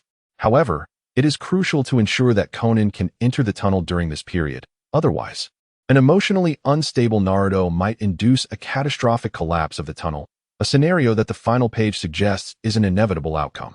Deidara furrowed his brow as he exchanged glances with Sasori and Haiden, the latter nodding in understanding of what was to be done. Deidara crafted 2 clay giant birds, which soared into the skies towards the land of the new whirlpool, determined to bring Ino into the origin point. He could not acquiesce to let her survive alone. They would either perish together in this world or escape together. Obito, swiftly thwart the infinite Tsukuyomi. Ishiki commanded as he directed the truth-seeking ball towards the Ten-Tails Jinchuriki, hovering above. Utilizing Nagato's body, Black Zetsu sneered at the approaching truth-seeking ball, manipulating it to form a colossal wall. The truth-seeking balls collided with a fierce explosion of sparks, distorting the very fabric of space. Why should we stop the infinite Tsukuyomi? The resurrection of Kagaya is of no consequence to me, Obito remarked, raising an eyebrow. By the way, my efforts in the main world were solely to initiate the infinite Tsukuyomi. Is there a fault in my intentions? You truly regard me as an ally? We are, after all, villains. As villains, we must comprehend that our unity is founded solely on mutual interests. Once those interests dissipate, there is no longer any rationale for collaboration. Obito scoffed. Are you not afraid of Kagaya rising to dominate the ninja world? Upon her revival, she will first eliminate you. You are the real threat to the world. To Kagaya, we, opposing you, are merely her allies. With a common enemy, we have the leverage for negotiation. Have you truly wasted all these years? Obito shook his head. His expression icy. Interests are the foundation of everything. Do you comprehend? The moon gradually transformed, its surface shifting from a bright silver to a blood-red hue. As a black tomo shape began to emerge, becoming increasingly distinct with each passing moment, Black Zetsu gazed at the infinite Tsukuyomi in the sky with fervent eyes, whispering, "Soon, I shall see you, mother." The Susanoo, in its 9-tailed form, dissipated into a black light. Once it vanished, the 9-tails was enveloped in a white smoke of summoning technique. Returning to Naruto's body, Naruto and Konin descended from the sky, where Konin utilized her paper jutsu to create a pair of paper wings, enveloping Naruto in her embrace. The two glided for a few moments before landing on the ground. Finally awake, are we? Obito sighed in relief. Kagaya is almost ready to be summoned. Shall we proceed as per the original plan? No, Naruto declared. I intend to utilize the ocular technique of the origin point to unleash the true Moon Eye plan for a temporal leap. Naruto shook his head gently and murmured, "This world is on the brink of collapse. I once contemplated ways to restore it, but but I have come to realize that it is an impossible endeavor. The course of this world has been irrevocably altered by Madara and Ishiki. They have forced my hand to utilize the original point. I advise you to bring anyone you wish to save without delay, for when the world line shifts, those left behind will meet a fate akin to the world's impending destruction. Madara, noticing Naruto's fierce gaze upon him, chuckled nonchalantly. Please do not regard me with such intensity. It is rather intimidating, wouldn't you agree? Lin, I shall go and bring her along. Naruto, wait for my return before you activate the original point. Obito, struck by a sudden thought, hastily utilized Kimui to distort his form and exclaimed. Very well, Naruto nodded in agreement. A resonant sound, reminiscent of ancient times, echoed from the heavens. The figure of Nagato, the six paths, hovered above, undergoing a peculiar transformation. His body swelled dramatically, his crimson hair transforming into a cascade of pure white that extended to his feet. A blood-red rinnegan emerged upon his forehead, while his pupils shifted to a pristine white. Nagato's form began to adopt a feminine grace, and with the appearance of a flowing white robe, she could now be referred to as her. The long horns signifying her lineage as a member of the Otsutsuki clan emanated an intangible authority. Her elegant and beautiful visage carrying an air of aloofness and majesty. The progenitor of chakra, the origin of the ninja world, the true immortal being, Kagaya Otsutsuki. She gazed down upon the assembly, her eyes sweeping from Naruto to Ishiki. Upon seeing Ishiki, a look of profound dissatisfaction crossed her face. Black Zetsu emerged from the sleeve of her robe, addressing Kagaya. Mother, welcome back. They cannot be allowed to remain upon this land. Kagaya extended her finger towards Otsutsuki Ishiki, declaring, they must not stand here. Kagaya, before you cast me out, perhaps you should contemplate how to escape this world? Ishiki inquired. What do you mean? Kagaya furrowed her brow. Mother, this world is on the verge of collapse. It is difficult to explain in a moment, but we must wait until that individual, Uzumaki Naruto, activates the eye technique to shift the world line before we can act, Black Zetsu elucidated. Uzumaki Naruto? Is he the one? Kagaya questioned, pointing towards Naruto. As realization dawned upon her, she glided towards him, an aura akin to that of a creator god pressing down upon Naruto, rendering him momentarily immobile. You are my child. Kagaya cradled Naruto's face and softly stated, I can sense the essence of my progeny within you. No, he is my son, Minato Namikaze interjected awkwardly. Kagaya paused, casting a look of hostility towards Minato, and with a furrowed brow, she remarked, I do not recall ever copulating with you. Certainly. Here is the revised and refined version of your text. In that moment, Watergate found himself at a loss for words, realizing that the other party might still be in a foggy state upon waking. Chapter 117. The Conclusion, Part 2. Naruto suddenly sensed an unsettling discomfort within his body. He first broke free from Kagaya's grasp, leaving her with a forlorn expression, akin to a child whose treasured possession has been snatched away. Naruto? Konan noticed something amiss with him. He forcefully pushed her away, his voice hoarse as he exclaimed, Stay away from me.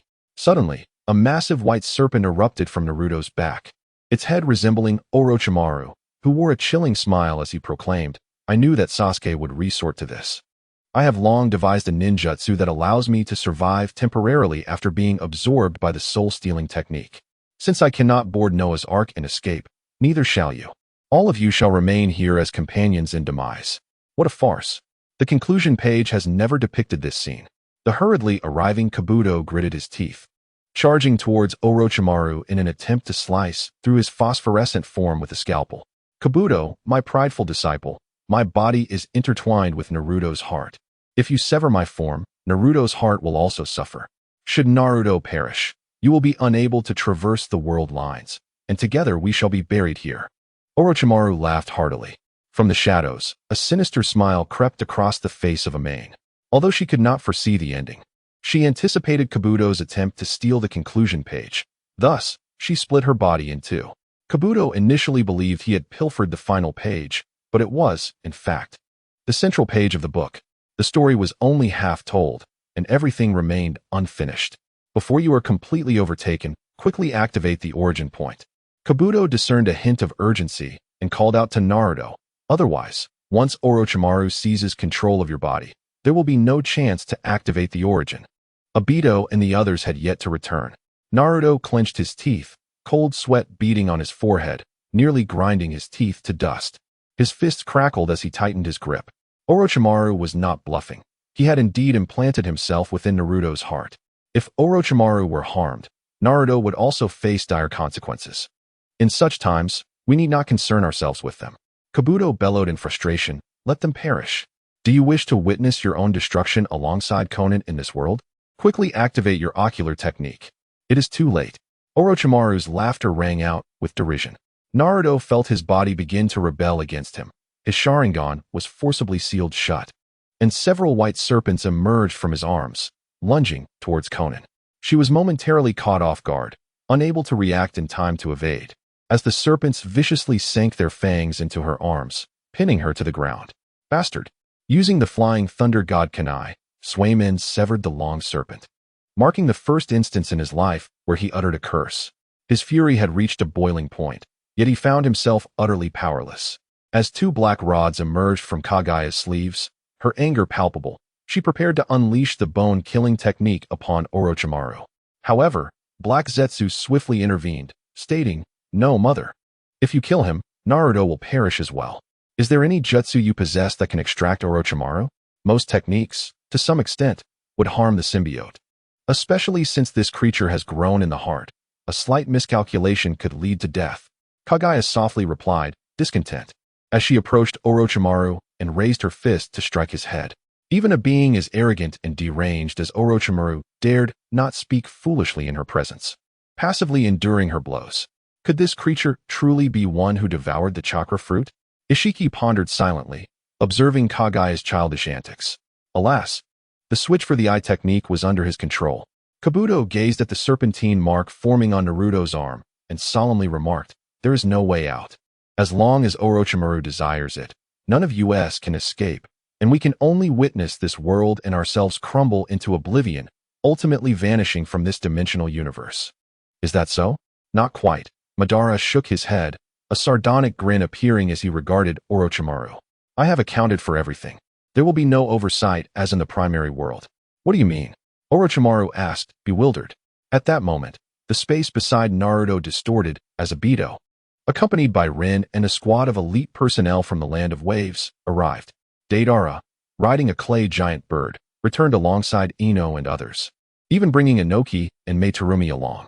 "What does this mean?" Madara scoffed, his previously dimmed Sharingan flaring to life, revealing a new kaleidoscopic form. Kabuto, observing the transformation, gasped. "It's Naruto's Mangekyou Sharingan." Naruto's previously sealed Mangekyou broke free from Orochimaru's control, leading to Orochimaru's shocked outcry. "How is this possible? I should have completely dominated his body." "Indeed, you controlled him, but the one who can activate the Mangekyou is not solely him. I can as well," Madara laughed heartily. "Why can only Naruto utilize the original to manifest true Tsukuyomi?" "Because the eyes capable of the true Tsukuyomi were originally implanted in Naruto by me." "Naruto, do you recall the nightmares you frequently experienced as a child?" Naruto paused, memories flooding back of the eternal Mangekyou Sharingan he would see in his dreams, belonging to a formidable man whose face remained obscured, Uchiha Madara. He had long orchestrated this entire scheme, accounting for every participant within it. This was the epitome of an impeccably crafted plan. Initiate the original. How could this be? How could this be? How could this be? It should not be like this. "Stay. All of you stay with me." Orochimaru shouted in terror, his voice laced with desperation. "No, I cannot be left here alone. You shall all perish alongside me." "It's over, Orochimaru. You have ultimately failed to grasp the essence of reality," Madara retorted with a cold smirk. "Look at your grotesque self. This is the reason you cannot touch the truth. Those who abandon their own selves have no right to speak of truth and reality. No, this cannot be." Orochimaru's voice was tinged with madness and despair.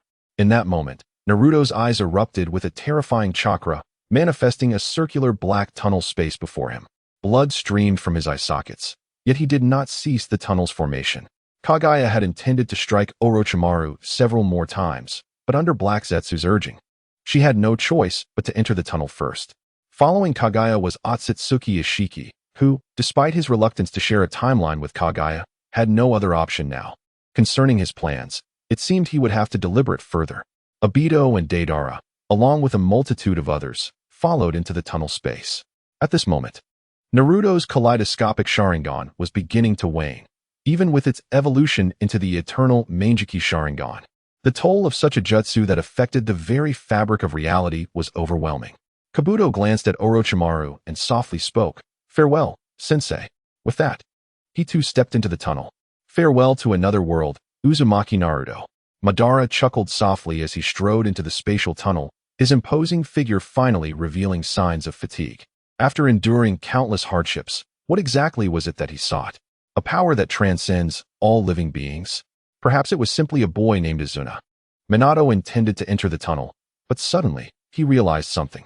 He turned to look at Konan, who gritted her teeth and struggled to rise from the ground. After standing for merely a few seconds, she could not move and collapsed back onto the floor. Orochimaru's serpents were infused with a paralyzing venom. Naruto was currently occupied with maintaining the spatial tunnel and was unable to act. Minato clenched his teeth and ran towards Konan, lifting her onto his back. Konan trembled as she whispered, "Don't touch me. It's poisonous." Only then did Minato realize that a transparent toxin was seeping from Konan's skin. The spread of this toxin was swift. Mere seconds of contact rendered Minato utterly weak. To his astonishment, he discovered that his chakra had vanished completely. He could no longer utilize the Flying Thunder God technique. With a deep breath, Minato summoned all his strength and charged towards the tunnel. "Father, there's no time. I cannot maintain the entrance any longer," Naruto exclaimed in panic. The tunnel had stabilized, and as its creator, Naruto could transport himself into the tunnel without needing to enter immediately. However, for Minato and the others, seeing the entrance gradually shrink, Minato halted, gritting his teeth as he hurled Konan towards the entrance. "No, it still isn't enough. The force is too weak." Naruto wished to push Konan forward, yet time was far too tight, leaving no opportunity to act. A white serpent emerged from the tunnel, seizing Konan's arm and dragging her into its depths. "Consider it an admission fee, Naruto." Kabuto smiled at Naruto as the entrance to the tunnel slowly began to close. At that moment, Orochimaru fell from Naruto's back, his jutsu finally losing its potency, his body transforming into a small white snake, writhing helplessly on the ground. "Father." Naruto turned to face Minato, who lay on the ground, gasping for breath. "To sacrifice my life for my son's happiness makes my existence worthwhile," Minato murmured with a gentle smile. "Let us go, before this world shatters." "Yes, farewell." Naruto said no more. Confronted by the man who had once marred his childhood but ultimately rescued his life at the last moment, he found himself at a loss for words. It seemed that any further dialogue would hold no meaning. Everything was encapsulated in their actions. "You must live happily, Naruto." Minato watched as Naruto's figure grew increasingly blurred, then vanished into thin air, a contented smile gracing his lips as he said, "Regardless, I am proud of you." What a poignant farewell it was. After Naruto departed, a Mion approached Minato and Orochimaru, clapping his hands together. Chapter 118. The first choice between dimensions. Minato looked up at a Mion and softly inquired, "What is your true purpose?" "The purpose exists for meaning. Yet I am inherently meaningless," a Mion replied, shaking his head. "The world shatters because too many have come to know the truth of the dimensions. Lower dimensional beings are not permitted to perceive higher dimensional existence. This is a law of the true universe and a protective measure for civilization." "Does that mean those who reach the main world will forget about the dimensions?" Orochimaru asked, lifting his head to gaze at a Mion. "They will, but not all will forget. Those aware of the dimensions cannot divulge this knowledge to those who are not. If they do, the informed will perish." A Mion explained with a wave of his hand. "Did you predict this outcome? It seems there is no escaping your grasp." Minato shook his head, speaking softly. "The observer's consciousness can, to some extent, influence the future development of lower dimensional worlds. I have mentioned this to you before," a Mion continued. "The fate of this world cannot be determined by a single entity. Naruto's actions will shape the observer's perspectives, and these perspectives will in turn influence the creators of worlds in their judgment of the outcome. A story node can give rise to multiple branches. Different choices shape different lives, creating parallel worlds." A cat leaped onto Orochimaru's head and spoke in perfect human language, its bright feline eyes gleaming with a sharp light. It continued, "Typically, the narrative crafted by the Star Weaver culminates in a singular conclusion, yet this instance diverges. The choices and reasoning of the observers shall dictate the trajectory of the story's progression." "Are you addressing us?" Orochimaru appeared displeased with the cat perched upon his head. I am addressing the observers, the cat replied, licking its paw. What do you mean by choices and reasoning? Minato inquired, perplexed. In the realm of choices, there will be 3 pivotal decisions, initiated by the Star Weaver's inquiries, to which the observers shall respond. The first 2 decisions will merely influence the process and yield minor outcomes, yet the final decision will determine the conclusion. Ame nodded and provocatively declared, at this moment, the first decision has arrived. I shall aid the Star Weaver in presenting the question to the observers. Both Orochimaru and Minato were momentarily taken aback, their expressions turning grave. Though they were already resigned to their fates, the allure of the unknown compelled them to take the matter seriously, especially Orochimaru, who had previously assumed that touching the plane equated to grasping reality. Only now did he realize that existence itself was the ultimate truth. The question is, what am I? Ame articulated each word with precision. Hint 1. I am neither a creature of the sky nor a denizen of the sea, not a deity, nor water and fire. Not flora and fauna, neither heaven nor earth, nor love nor hate. Hint 2. Conan possesses clues regarding my identity. Hint 3. I am not human. In deriving the answer, one must elucidate the 3 hints and submit their reasoning in the comments section, with a time limit of 1 night. Should anyone unveil the truth, the narrative's trajectory will shift towards the conclusion desired by the observers, potentially encompassing everything or possibly nothing at all. Ame spoke softly, her countenance adorned with a challenging expression, as if issuing a call to the observers. Utilize your abilities to discern the truth, myriad observers. The world began to unravel. The earth fractured, plummeting downward as if into an abyss, wild winds ravaging every corner of the ninja realm. Lava and seawater surged from the 4 cardinal directions, clashing against one another, as mountains crumbled under the tumultuous sky where violent lightning danced. Thunderbolts struck the ninja villages, erupting them with a deafening roar, as the populace had surrendered their final resistance. No wall, no matter how grand, could withstand the cataclysmic waves and molten rock, nor could any formidable jutsu halt the land from disintegrating inch by inch. A family sat quietly at the dinner table, their faces reflecting the serene acceptance of an approaching apocalypse. When faced with inevitable demise, humanity's instinct is to relinquish hope. Certainly, there are individuals who choose chaos. On the streets, a group of oppressed souls seizes their moment, wielding weapons to exact vengeance upon the weak, to retaliate against those they harbor grudges against, or to seek out new foes. At this juncture, the depths of human malevolence are laid bare, the battered weaklings, the insulted maidens, the innocent passers-by slain by indiscriminate blades. These calamities pale in comparison to the dark hearts of those perpetrating such acts. We must be nearing the final act. A Mion stood atop the highest peak, observing the unfolding tragedy, with an enigmatic flower cat perched upon her shoulder.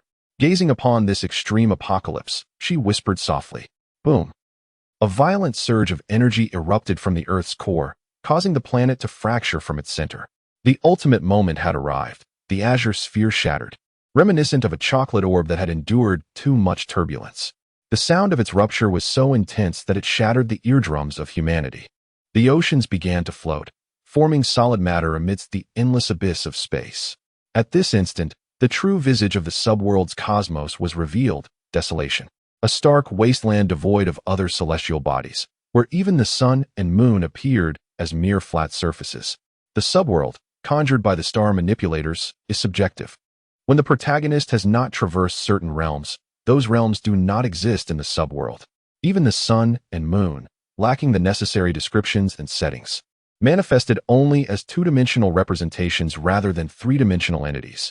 The 323rd subworld, now devoid of observers, was on the brink of resetting, suspended in the infinite night. A Mion raised an eyebrow and softly spoke. Well then, it is time to journey to the main world. I wonder how Naruto and the others will evolve in the main world. The anticipation is palpable. I am far more concerned about whether the observers can unravel the enigma. The flower cat interjected. Surely they can. After all, this puzzle is rather simple. The duo vanished into the eternal darkness. The second volume, The End of the World, concludes. And the third volume, The Tree of Heaven, begins serialization. Chapter 119. The main world. The observers answered correctly. The world tree has branched. The star manipulators respond to the observer's request, initiating the mirror realm mode. Within the observer's perspective, Naruto Uzumaki retains his name, yet within the main world, his designation changes.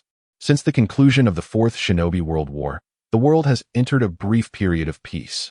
The seventh Hokage, Naruto Uzumaki, proposed a concept of peace and truce, which garnered widespread acceptance among the majority of the shinobi world.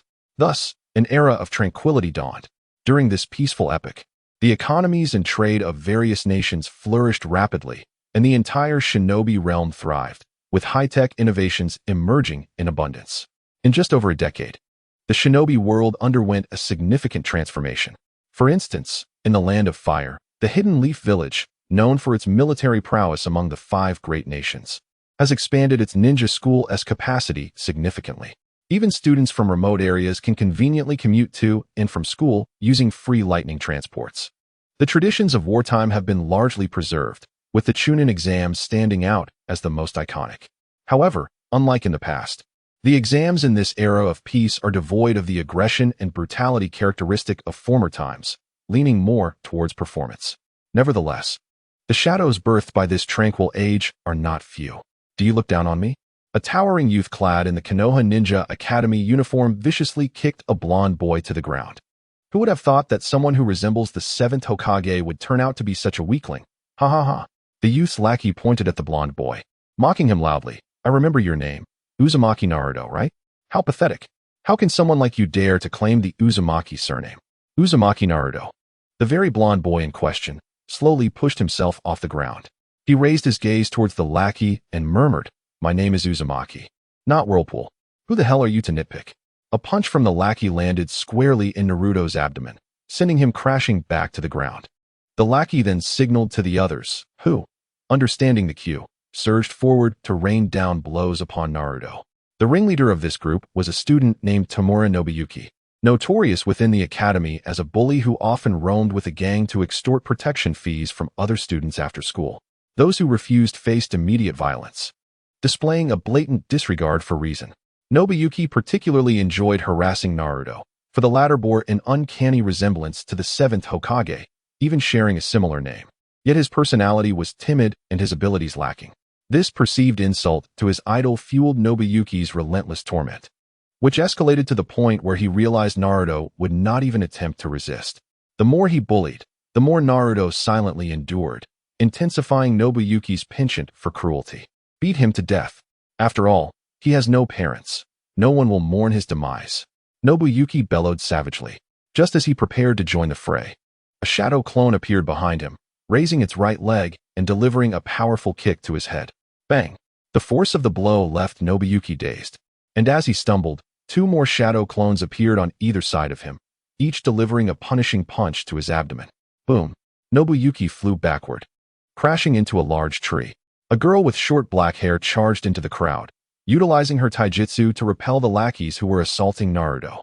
One particularly defiant lackey attempted to strike the black-haired girl, but she merely seized his arm, unleashing her incredible strength, forcing him to kneel and plead for mercy. You scoundrel! Nobuyuki, filled with humiliation and rage, attempted to retaliate, only to find several long arms entwining around him, binding him to the tree trunk. Are you all right? The black-haired girl extended her right hand towards the fallen Naruto, speaking softly. Don't worry, they have been defeated. The swirling vortex lifted its head, swollen like a pig ass, nodded, and grasped the arm of the dark-haired girl. She smiled and introduced herself, saying, I am Sarada Uchiha. And you? I am Naruto Uzumaki, he replied, lowering his head shyly. You also bear the surname Uzumaki. Boruto, who was reprimanding Kinji nearby, paused momentarily before turning to Naruto with a puzzled expression. It's not Uzumaki. It's Uzumaki, came the correction. Is there even a difference? I've told you countless times to stop skipping schoolwork. Look at you now, nearly illiterate.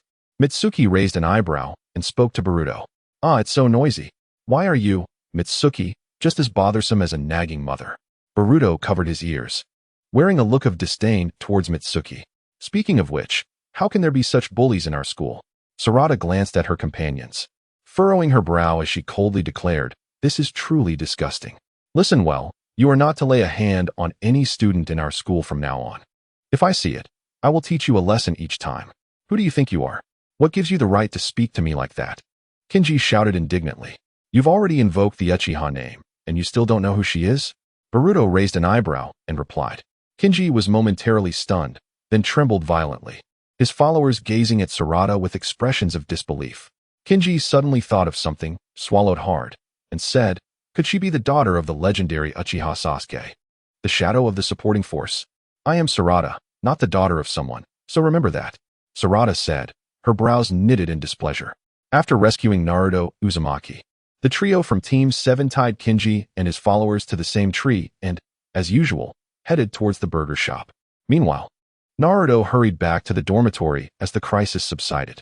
To avoid being intercepted by those bullies in the cafeteria, Naruto decided to buy fried noodle bread from a convenience store, planning to stay in his room to study. Time passed, and suddenly there was a knock at the door. A voice called from outside, "Open up. It's Teacher Shino, here to check the dormitory's cleanliness. Hurry up and open the door." Naruto hesitated, as the dorm door lacked a peephole. He cautiously approached the door, and upon hearing the urging voice again, swallowed hard and slowly turned the doorknob. Standing at the entrance were Kinji and his furious followers. "You little brat, we told you to untie us, and you just ran away. Watch how I deal with you today." Kinji and his group barged in, swiftly locking the dormitory door behind them. With malicious grins, they lunged towards Naruto.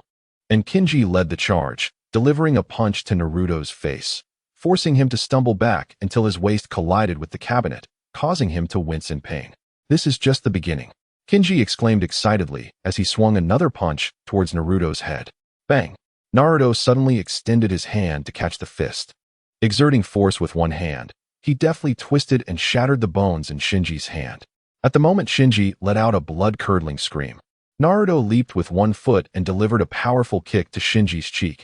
The sound of bones fracturing echoed in the air, undoubtedly shattering the bones of Shinji's face.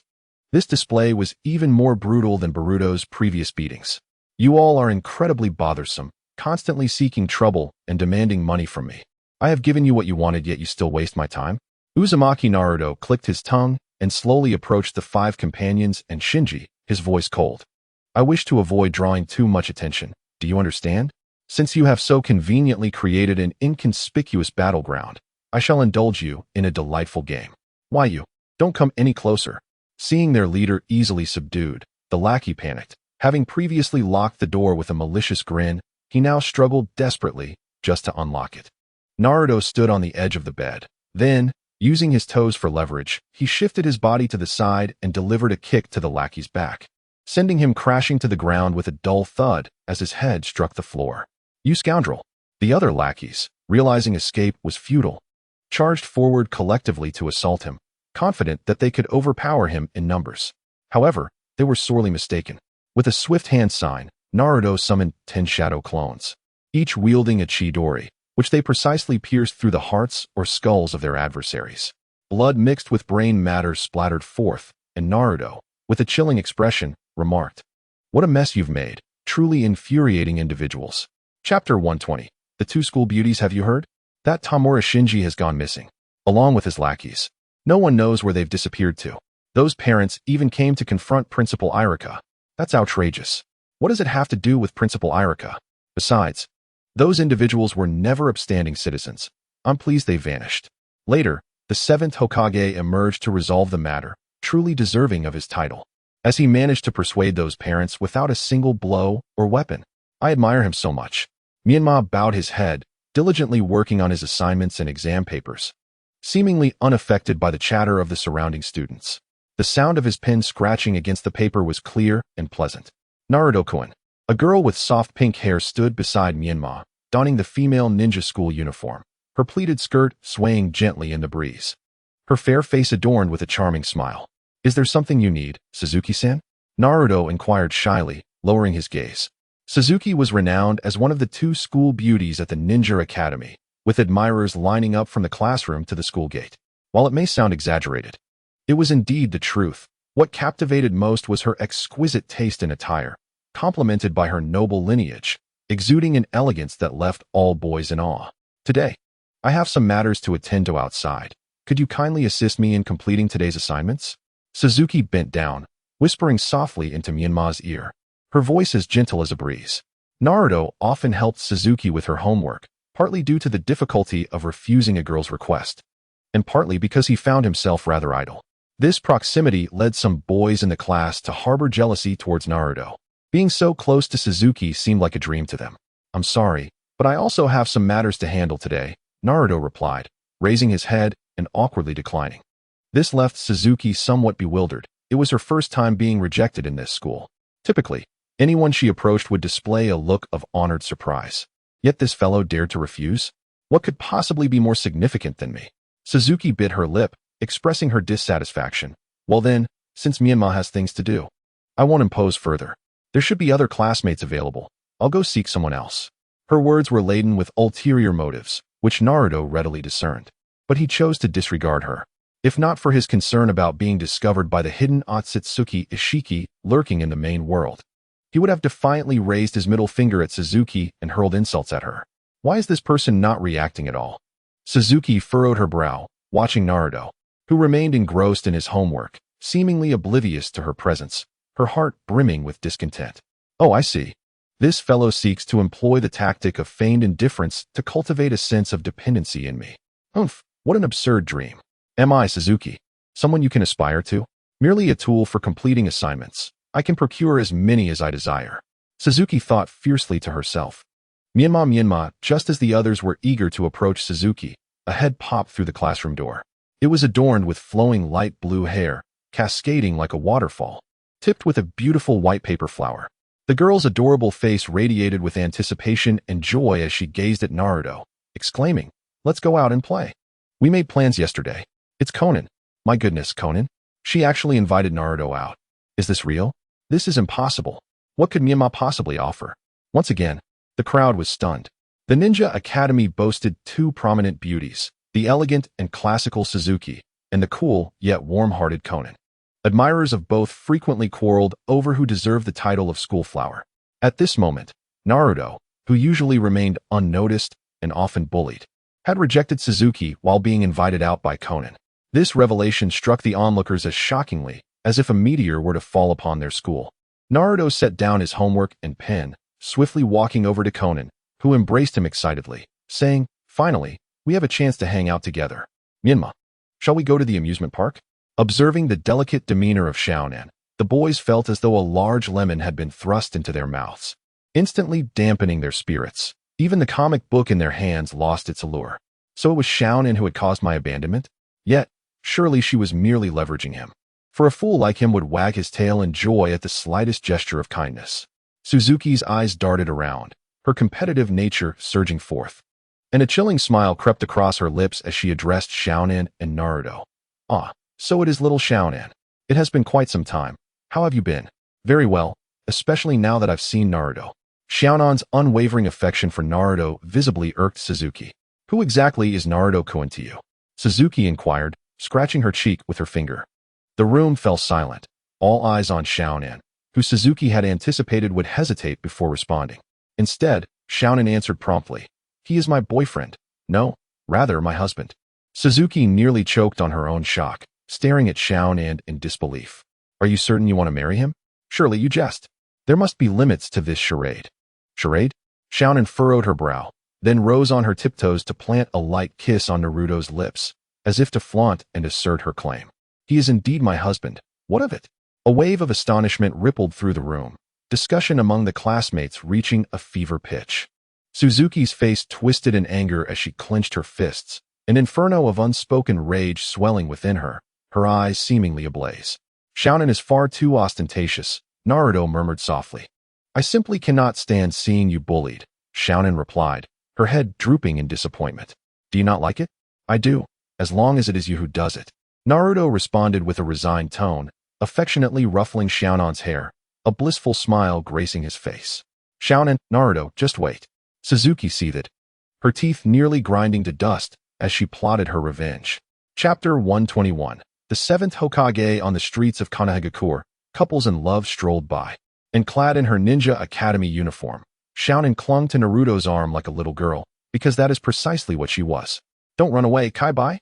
Naruto and Xiaonan heard a young girl shout, and upon hearing the name Kai-bai, Naruto raised an eyebrow and looked ahead, where a small red fox leapt onto his face, its short legs kicking at him playfully. "What is this?" Naruto exclaimed, seizing the little fox by its scruff. which flailed its paws in mock intimidation. "Hey kid, let go of me. Otherwise, I might be in serious trouble. Why do you speak in such an arrogant tone while uttering such meek words?" Naruto recognized that this was the Nine Tails. Yet he was perplexed as to why this particular fox appeared so diminutive and oddly endearing. "Let me go quickly.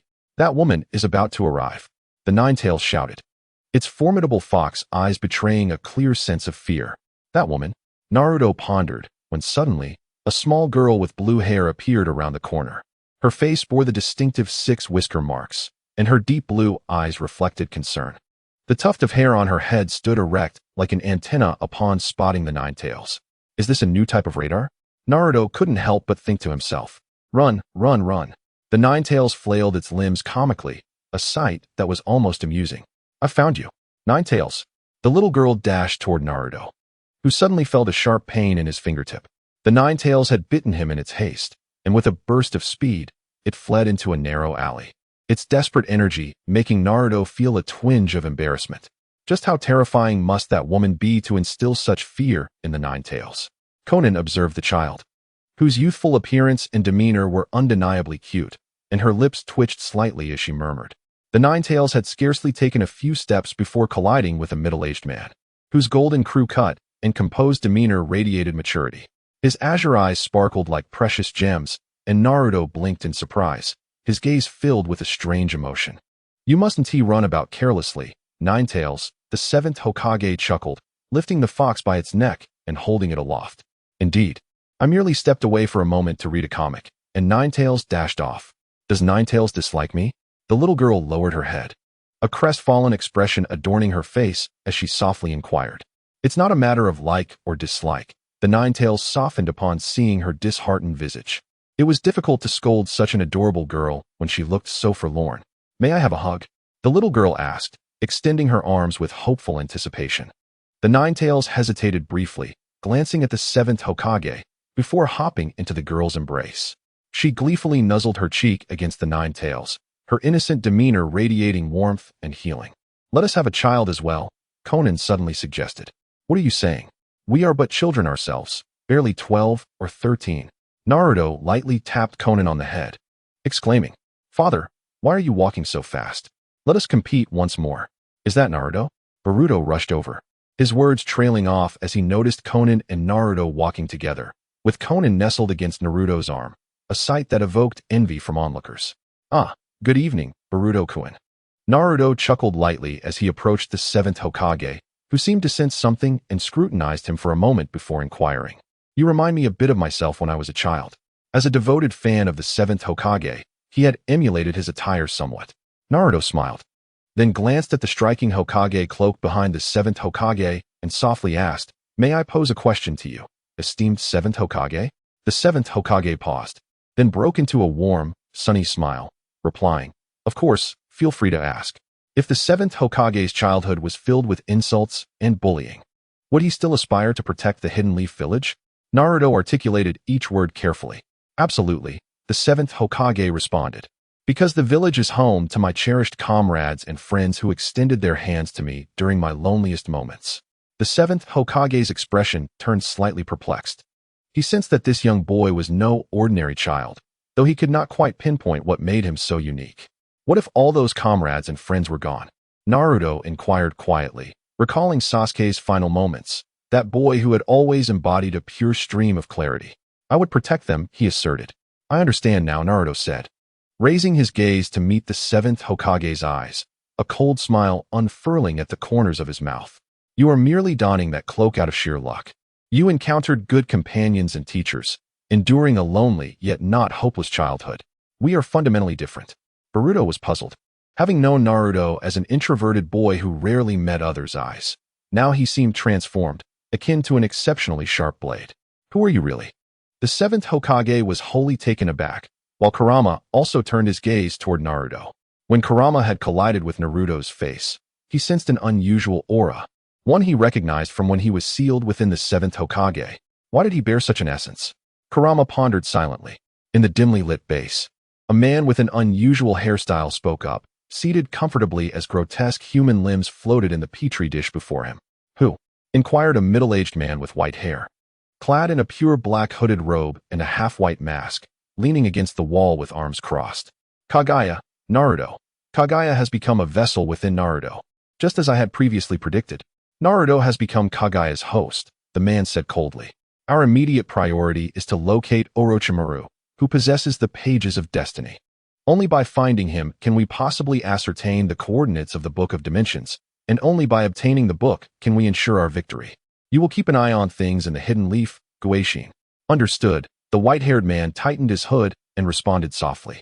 Chapter 122, The New Ninja Class, Collaborative Training. This is the final graduation course at the Ninja Academy, and only those who successfully complete this training are eligible to graduate as Chunin. It is said that this course was established by the Seventh Hokage, embodying the significance of believing in the strength of others. The task at hand is quite simple: to seize a bell from the hands of their team instructor, reminiscent of the exam conducted by Kakashi for Naruto and his peers in the original Team 7. If circumstances allowed, Naruto would have eagerly unleashed the power of the Nine-Tails chakra and bombarded their instructor with a flurry of summoning jutsu. Due to the peculiarities of jumping through timelines, although Naruto retains a considerable amount of knowledge pertaining to the alternate world, he has forgotten many techniques, secret arts, and forbidden jutsu. Furthermore, having reverted to a childlike state, his physical prowess has significantly diminished, necessitating a complete relearning of his skills.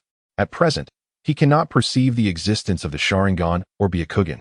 Yet he believes they remain accessible, contingent on certain conditions. While his knowledge of ninjutsu is limited and his physical abilities have regressed, Naruto's combat experience surpasses that of the academy instructors. Now, the members of Team 3 shall be announced.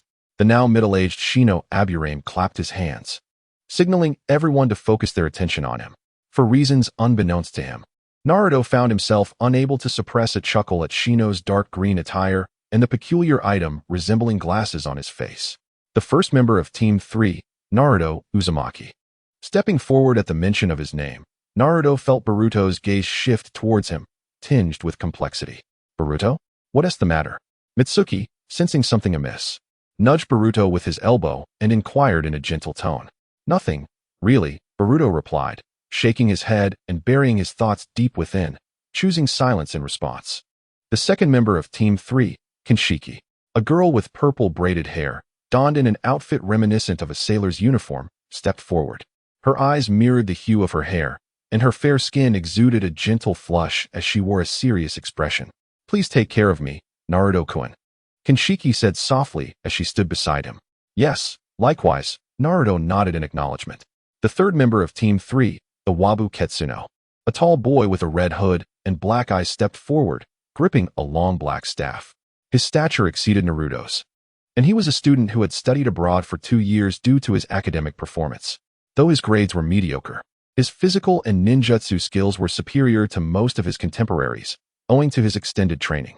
Don't hold me back, you two little ones, the Wabu remarked with a grin, glancing at Kinshiki and Naruto. If you get scared later, it's perfectly fine to hide behind me. I will do my best, Kinshiki earnestly affirmed, nodding her head. All right, I'm counting on you. Naruto suddenly felt a mischievous urge stir within him and continued, when the battle begins, please be sure to protect me. Oh, you are the illustrious Naruto Uzumaki, are you not? I have heard tales of your past struggles, enduring the relentless bullying from the school tyrants. Fear not, for those days are behind you. With my support, the insufferable ruffians shall be driven away. Hearing you address me as Big Brother brings immense joy to my heart. Having faced the trials of being held back for 2 consecutive years, I finally find a semblance of acknowledgement. The captain of our third team, also our instructor, is none other than the formidable Lee Rock, a master of taijutsu trained under the legendary Might Guy. Observing the vibrant energy of the trio before him, Shino's face brightens with a reassuring smile as he speaks. A burly man clad in a tight-fitting uniform performs several backflips through the doorway, landing gracefully before the three. He extends his right hand, forming a signature gesture reminiscent of Guy, his face radiating a warm and comforting smile as he introduces himself. I am Lee Rock, and from this day forth, I shall be your teacher. I look forward to our journey together. Yes, the trio replies in unison. Without further ado, let us hasten to the training ground and ignite our youthful spirits. With that, Lee Rock hoists Naruto onto his shoulder, while simultaneously encircling Kinji and Iwabu with his arms. dashing out of the classroom towards the Ninja Academy's training grounds, where the 7th Hokage, Naruto Uzumaki, along with the rare returning Sasuke Uchiha, awaits. Upon mentioning Team 7, the atmosphere in the classroom shifts. Each student holds their breath. Team 7 symbolizes the authoritative force of the Fourth Shinobi World War, the new legendary 3 ninjas of Konoha, whose indomitable spirit triumphed over the battlefield, saving the world. This makes Team 7 not merely a designation, but a legacy of unwavering resolve. The first position is held by Boruto Uzumaki, followed by Sarada Uchiha, and thirdly, Mitsuki. Boruto, Sarada, and Mitsuki step forward, eliciting envious glances from their peers, who feel this is only fitting, given that Boruto and Sarada are the offspring of the new legendary 3, while Mitsuki's prowess is equally undeniable. It is only natural that they inherit the illustrious title of Team 7. I shall become a ninja far greater than my father, Boruto resolves silently, absorbing the discussions around him. Remember the name Boruto Uzumaki, not merely as the son of the 7th Hokage. At the training ground, a reunion unfolds. The 7th Hokage glances towards the first arrivals from Team 3, and upon spotting Naruto, he beams and waves, encouraging them with, "Give it your all." And the same goes for the other 2. "Wow, do you know the 7th Hokage?" Iwabu asks incredulously, his heart racing as he looks at Naruto. The 7th Hokage. Radiant as the sun, Kinji expresses his admiration, envy evident on his face. "Well, I suppose we are acquainted," Naruto replies softly. "Now, let me witness the extent of your abilities," Lee Rock exclaims, energizing himself as he jingles a string of silver bells before the trio. "Unleash your full potential." "Yes, yes, yes." With a thunderous roar, Yanbu charged forth, his black iron rod adorned with several sharp rocks that clung to it, significantly enhancing its formidable power. He sprinted towards Rock Lee, buoyed by the presence of Naruto Uzumaki, his spirit soaring high. "Earth style, rock pillar." "Wait, Yanbu," Kanji interjected, concern etched upon her face. "We should discuss this first.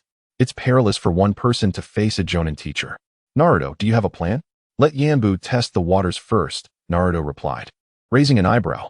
"I will strike when the time is right." Kanji noted the stark transformation in Naruto's aura. He was no longer the bashful boy who used to lower his gaze in shy embarrassment during conversations, even with her. Now, he exuded the confidence of a fish returning to water, every movement radiating familiarity and ease. This confidence, however, stemmed from battles so harrowing that no ordinary ninja could fathom.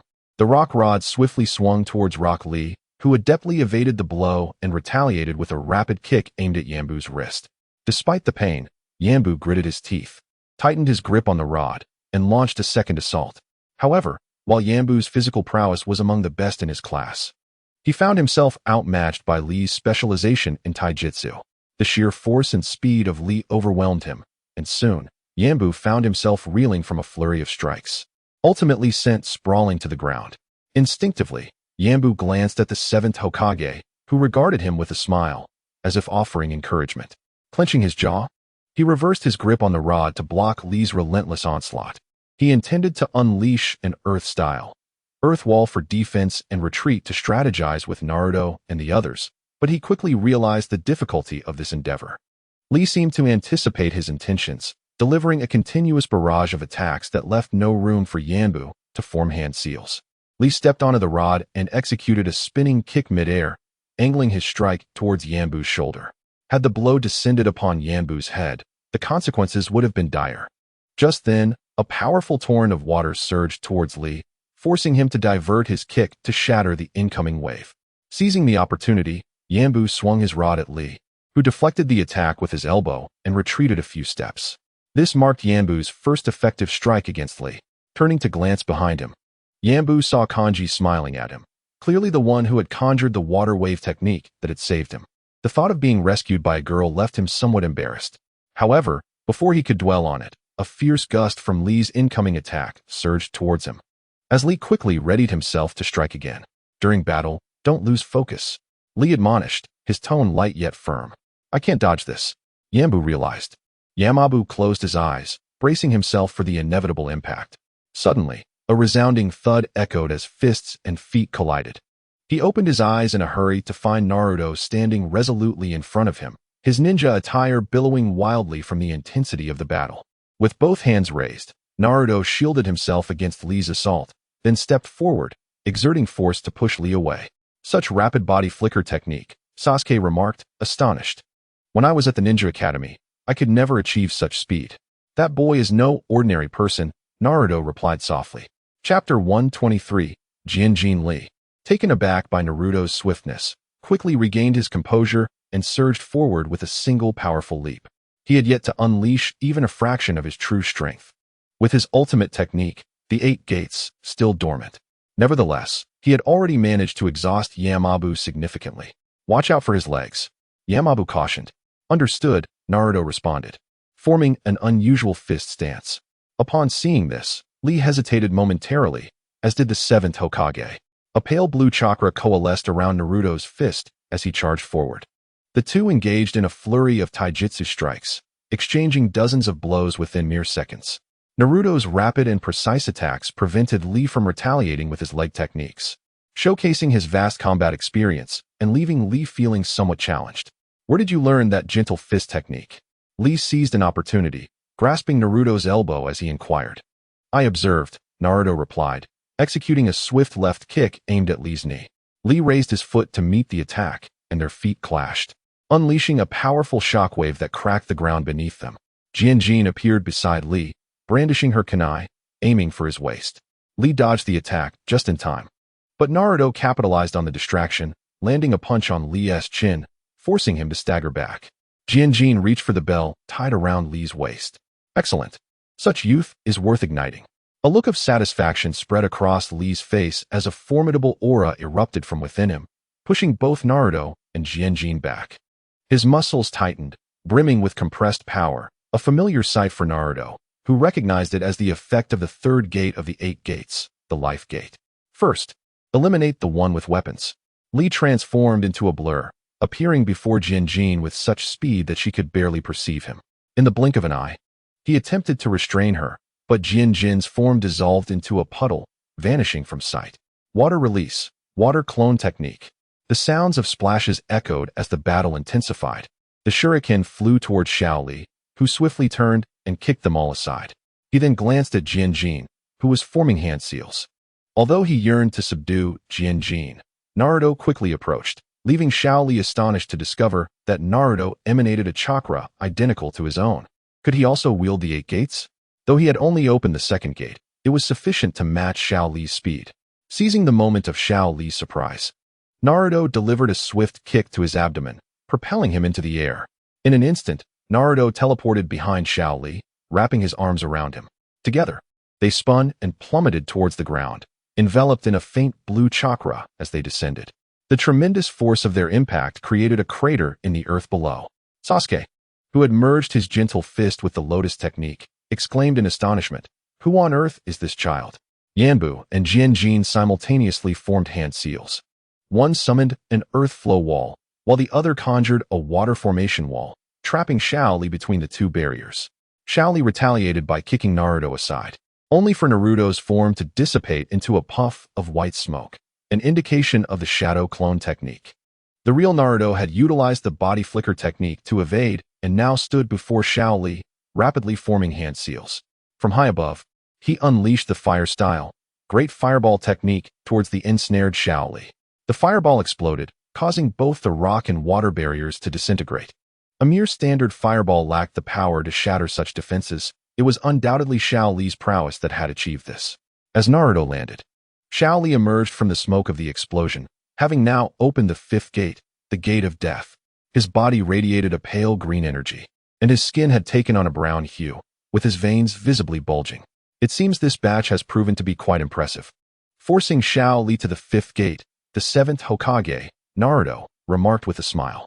Jianjin and the others felt an overwhelming aura, and Jianjin's legs trembled slightly from the tension. Very well, to push me to the 5th gate signifies that your strength has passed the test, Xiao Li declared as he released the 5th gate mode, revealing a broad smile. Though I did not seize the bell, this is more than enough. You have demonstrated your teamwork, which is sufficient for you to become Genin. From this day forth, you shall graduate from the Ninja Academy and become capable ninjas. Xiao Li presented the 3 Genin headbands to Naruto and the others, saying with a smile, "Be proud of yourselves." Yes, Jianjin joyfully accepted the Genin headband. I graduated? Really? I truly graduated. I am a ninja now, Yanbu exclaimed, a mix of excitement and disbelief as he took the ninja headband, bouncing with glee. My parents will surely be overjoyed. Naruto? Shaoli noticed Naruto standing still, unresponsive. He extended the Konoha headband towards Naruto, who did not reach out to take it. Naruto-kun?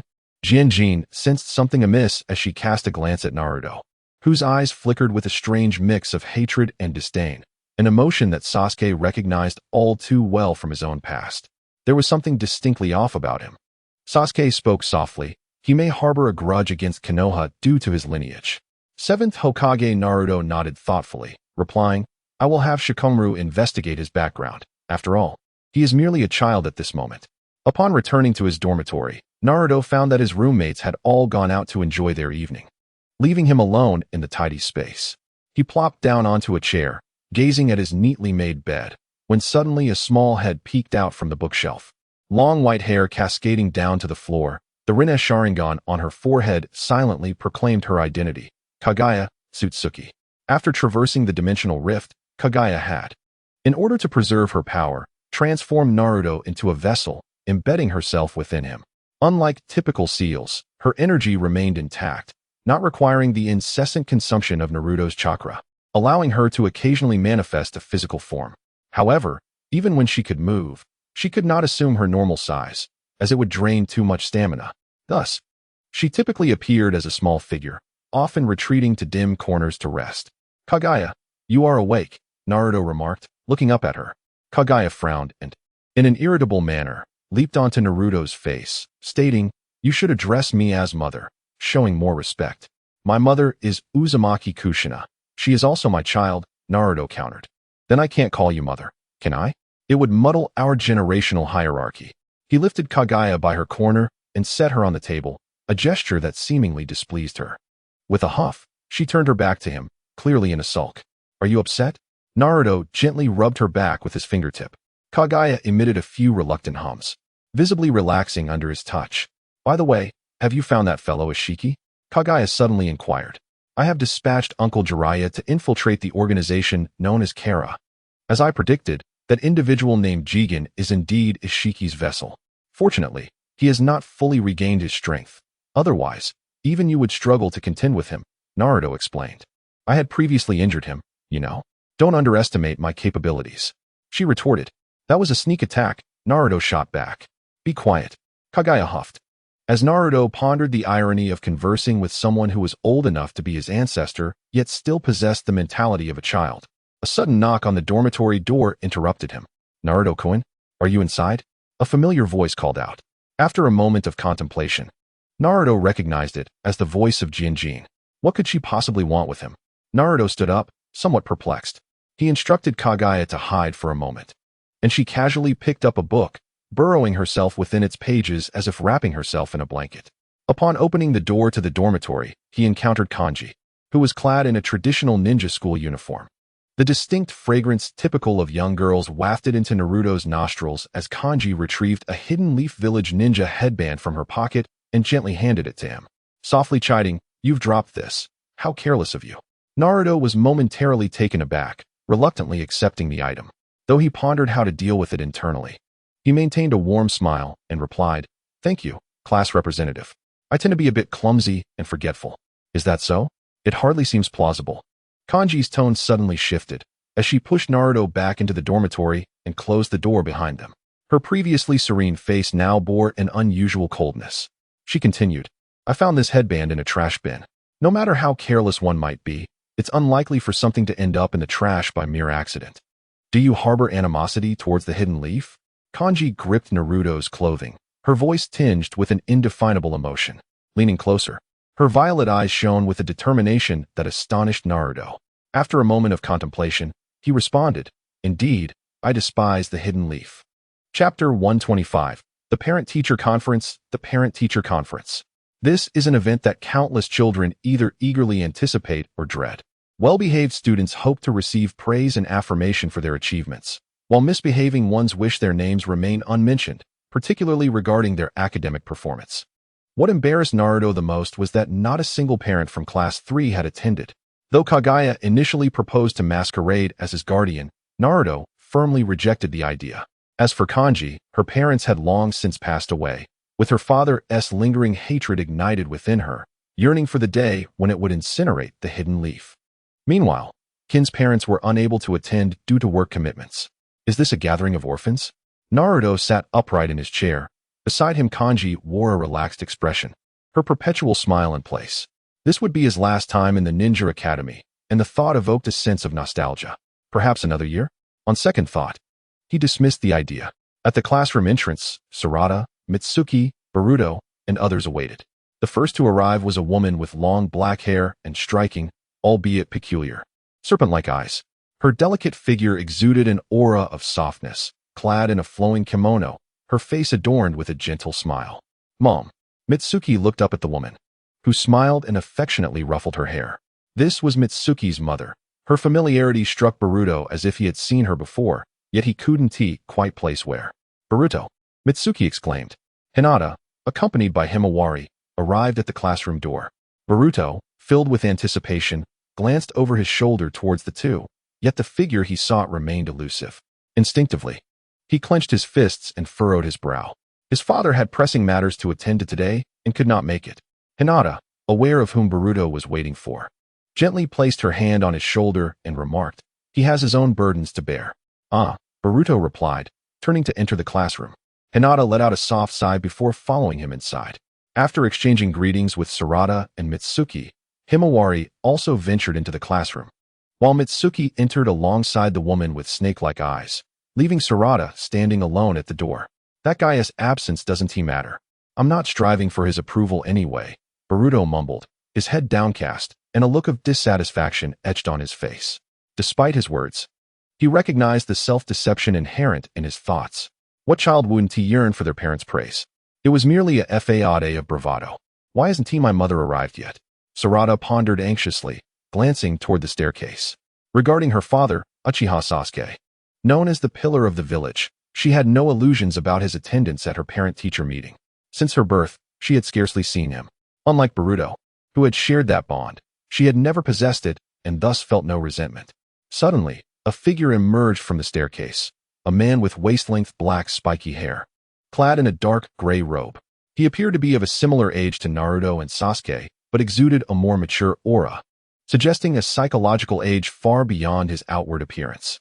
Initially, Sarada assumed he was another parent, but to her surprise, he halted before her, placing his hands on her shoulders and smiling as he spoke. "I am here to represent Sasuke and Sakura at the meeting. You must be Sarada, a truly lovely child." Who are you? Sarada instinctively attempted to break free, but paused upon hearing her parents' names. "I've never seen you before. Interestingly, this is my first time meeting you as well. I am your distant relative, your uncle," he replied. "That's a lie. The Uchiha clan consists of just my father and me." "Is that so?" The man's black eyes transformed, revealing red patterns that emerged over his pupils, forming the shape of a eternal Manjiki Sharingan. In an instant, Sarada recognized this ocular form, as her father possessed a similar eye. "Why, you really are of the Uchiha clan?" Sarada was now bewildered. "Indeed, I am. My name is Uchiha Karasu," the man said with a smile. "Your parents are currently engaged with the 7th Hokage on some matters, and thus cannot be here at the moment." "Sarada, why are you still outside?" Shino stepped out of the classroom and turned to face Uchiha Kwan, but abruptly halted mid-sentence. His gaze landed on Kwan, and his mind raced to connect the dots in his memory, ultimately recalling where he had encountered this man before. It was during the Fourth Shinobi World War. A man named Uchiha Madara had once single-handedly battled the Ninja Alliance, overwhelming them to the point of disarray. Even the 5 Kage could barely contend with him. Had it not been for the first Hokage's intervention, he might have vanquished them all alone. "You must be the teacher of this class, right? I truly appreciate your efforts, and I hope my Sarada has not caused you any trouble." A smile graced Kwan's face as he addressed Shino. Yet, despite the cheerful facade, Shino detected a lurking menace and intent to kill in Kwan's eyes. Should he expose the man's identity here, it would surely lead to his demise, and the students present could also fall victim to the ensuing chaos. With Kwan's prowess, even a mere backlash could prove fatal to several untrained students. "No, not at all. Sarada is one of the most outstanding students in the academy. It is my pride to be her homeroom teacher." From Shino's sleeve emerged a swarm of dark, flying insects, which sped towards the classroom window. He needed to locate Naruto and the others quickly. While there were capable teachers at the school, facing Uchiha Madara would be exceedingly perilous. Having witnessed Madara's prowess during the Fourth War, Shino clearly understood the distinction between a formidable ninja and a top-tier one, as well as the chasm separating the elite from the divine. Then let us proceed inside for the parent-teacher meeting. Quan smiled, and without sensing anything amiss, Sarada nodded in agreement. The two passed by Shino, and as they did, Quan's voice turned frigid. If you wish to avoid having the entire school obliterated by meteors, I suggest you remain compliant. Shino clenched his fists, his gums quivering in agitation. Inside the classroom, a lively atmosphere prevailed. Hinata was engaged in conversation with Mitsuki's mother, while Himawari mischievously tugged at Boruto's hair, his signature tuft swaying gently. Mitsuki sat obediently on a chair, awaiting the start of the meeting, as Quan led Sarada to their seats in Class 7. Hinata turned to look at them and, upon recognizing Quan's face, froze momentarily, instinctively wanting to call out a name. The woman with serpent-like eyes grasped Hinata's arm, signaling her to remain silent, and Hinata quickly complied, sealing her lips. Is something the matter? Quan inquired, directing his gaze toward Hinata and the woman with serpent-like eyes. No, it's nothing. Just that you bear a striking resemblance to someone I once knew, the serpent-eyed woman replied softly, exchanging a glance with Hinata, urging her to stay quiet. Is that so? With so many people in the world, it's inevitable to find a few who resemble one another. May I ask your esteemed name? Uchiha Quan. Quan replied with a light chuckle, addressing the two. I am Sarada's uncle. Iwabuchi, please fetch me a bottle of water. Oh. Iwabuchi handed a bottle of mineral water from the cabinet to Naruto, saying, Here you go. Thank you. Naruto twisted open the cap of the mineral water bottle, his gaze aimlessly sweeping across the classroom. Upon catching sight of that familiar hairstyle, he furrowed his brow and squinted, wishing to observe more closely. Tsubaki turned to face Naruto. With a sudden burst, Naruto spewed the water out, thankfully missing everyone. Otherwise, a conflict would have been inevitable. Naruto-kun? Naruto? Both Awabe and Kinomoto paused in surprise. It seemed this classmate had encountered him before. Tsubaki's face broke into a mischievous grin as she spoke. Damn, Uchiha Obito, has he come looking for me so soon? Naruto internally lamented. Chapter 126, Parent-Teacher Conference, Part 2. A raccoon frolicked in the woods outside of Konoha, leaping from a tree only to collide headfirst with a man of raven hair. The latter, struck with considerable force, groggily awakened, his body punctured by numerous shurikens and blades. Firmly impaled against the trunk of a tree, his injuries appearing quite severe. Sasuke. A pink figure emerged in his line of sight. The black-haired man, known as Sasuke, struggled to rise but was firmly restrained by a woman in a chipao with short pink hair. She assessed Sasuke's wounds and gently remarked, You've lost quite a bit of blood, but fortunately, it hasn't struck your heart, or you would be doomed. Please remain still, I shall tend to your injuries. A soft green glow emanated from Haruno Sakura's hands, enveloping Sasuke's wounds, which began to heal at a visibly rapid pace. Gazing at Sakura's worried expression, he recalled something and, with a hint of panic, spoke. Wait, Sarada, isn't she supposed to be at the parent-teacher conference today? I've arranged for a friend to attend in my stead. Is it her? The seventh Hokage materialized beside them, his arm cradling an unconscious woman in a white dress, startling Sakura momentarily. She fainted when discovered by the security team. They weren't overly forceful, seemingly employing Jinjutsu, and from the traces, it resembles the techniques of the Sharingan. The seventh Hokage quietly inquired, Sasuke, who exactly attacked you? He wore a white fan-shaped mask, reminiscent of the one Obito wore during the Great Ninja Wars. I shattered his mask, yet I still couldn't discern his features. What is certain is that his strength is formidable, undoubtedly on par with yours and mine. Sasuke took a deep breath and continued. He possesses the Sharingan and had an accomplice, who also donned a white fan-shaped mask. Although I couldn't see his face, he was capable of using the Orochimaru-style ninjutsu. I can unequivocally identify it. To my knowledge, only two individuals remain who can wield Orochimaru's ninjutsu. The seventh Hokage nodded in response. Kabuto Yakushi and Orochimaru? Sakura also realized the implications and replied. Wait, Sasuke suddenly had a revelation and exclaimed, why would he target Sakura's friend? Both Naruto and Sakura were taken aback, but quickly reacted. He might intend to strike at Sarada during the conference. A swarm of black insects flew in from the nearby forest, coalescing before the three individuals into a message. Uchiha Obito is at the school. This revelation struck them like a thunderbolt, for with Obito's formidable power, annihilating the school or even destroying the Hidden Leaf Village would be a trivial endeavor. The younger generation of Konoha, the future of the village, remained within the school's walls. With a mere flick of his Susanoo, the entire institution could be reduced to rubble, and the hopes of Konoha would shatter like glass. "Let us hurry to the Ninja Academy," Sasuke exclaimed, rising abruptly from the ground. A wave of guilt washing over him for not being able to stand by her side, for failing to protect her. It was shameful that he had collapsed beneath a tree while his daughter faced danger. How did he come back to life? The seventh Hokage clenched his fists, nodding in agreement. The trio swiftly made their way toward the academy. The parent-teacher conference buzzed with its usual liveliness, seemingly unaffected by Naruto's unusual behavior. However, a few parents had begun to notice Kurenai. The parents of the Inoshikacho trio paused in astonishment upon seeing her, as the aura she exuded was reminiscent of the battle during the Ninja War. Anyone who had witnessed Obito's slaughter amidst the allied shinobi forces would never forget the overwhelming strength and the terrifying presence he commanded. While the children reveled in laughter, their parents felt as though they had been plunged into an icy abyss. "Should we take the initiative?" Temari whispered to Sai beside her.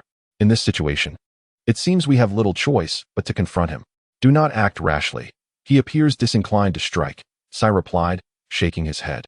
"Shino has already informed Naruto of the situation via his insects. We will buy as much time as we can. I can hardly believe that he is still alive." CHG murmured, his voice barely above a whisper. Wasn't he supposed to have perished after that war? Naruto raised an eyebrow at Kurenai. "Of course I know him. Don't tell me you don't know who I am." "Wait, Naruto, you know my uncle?" Sarada turned in surprise toward him, astonished that a distant relative her father was unaware of had connections to this peculiar classmate. Curiously, Sarada found herself intrigued by Naruto. He possessed immense power capable of rivaling that of Gai-sensei, yet he refrained from retaliating even when bullied by thugs, enduring their blows without resistance. Such behavior was perplexing. "Do you know him?" Naruto quietly affirmed. "He is a figure from your ancestral lineage," he contemplated silently. Kurenai approached Naruto with a smile, but both Kankuro and Gaara felt an oppressive presence emanating from this seemingly affable man. The weight of his aura was suffocating, making it difficult for them to breathe, and they could scarcely meet his gaze. Shino clenched his jaw, fully prepared to unleash his ninjutsu. If Obito were to harm his students, he would undoubtedly intervene at the cost of his own life. Protecting the new generation of Konoha was his duty and ultimate boundary as a teacher, one that must not be trampled by anyone. The serpent-eyed woman furrowed her brow, while Hinata nervously observed Naruto and Kaido.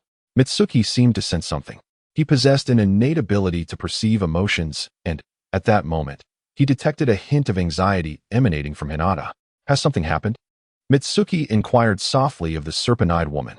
"If a crisis arises, take Boruto and the others and do not think of fighting." The serpent-eyed woman replied quietly. "We may be facing a formidable adversary." Naruto crossed his arms and, with one leg crossed over the other, looked at Kaido, saying, "What's the matter? Want to fight?"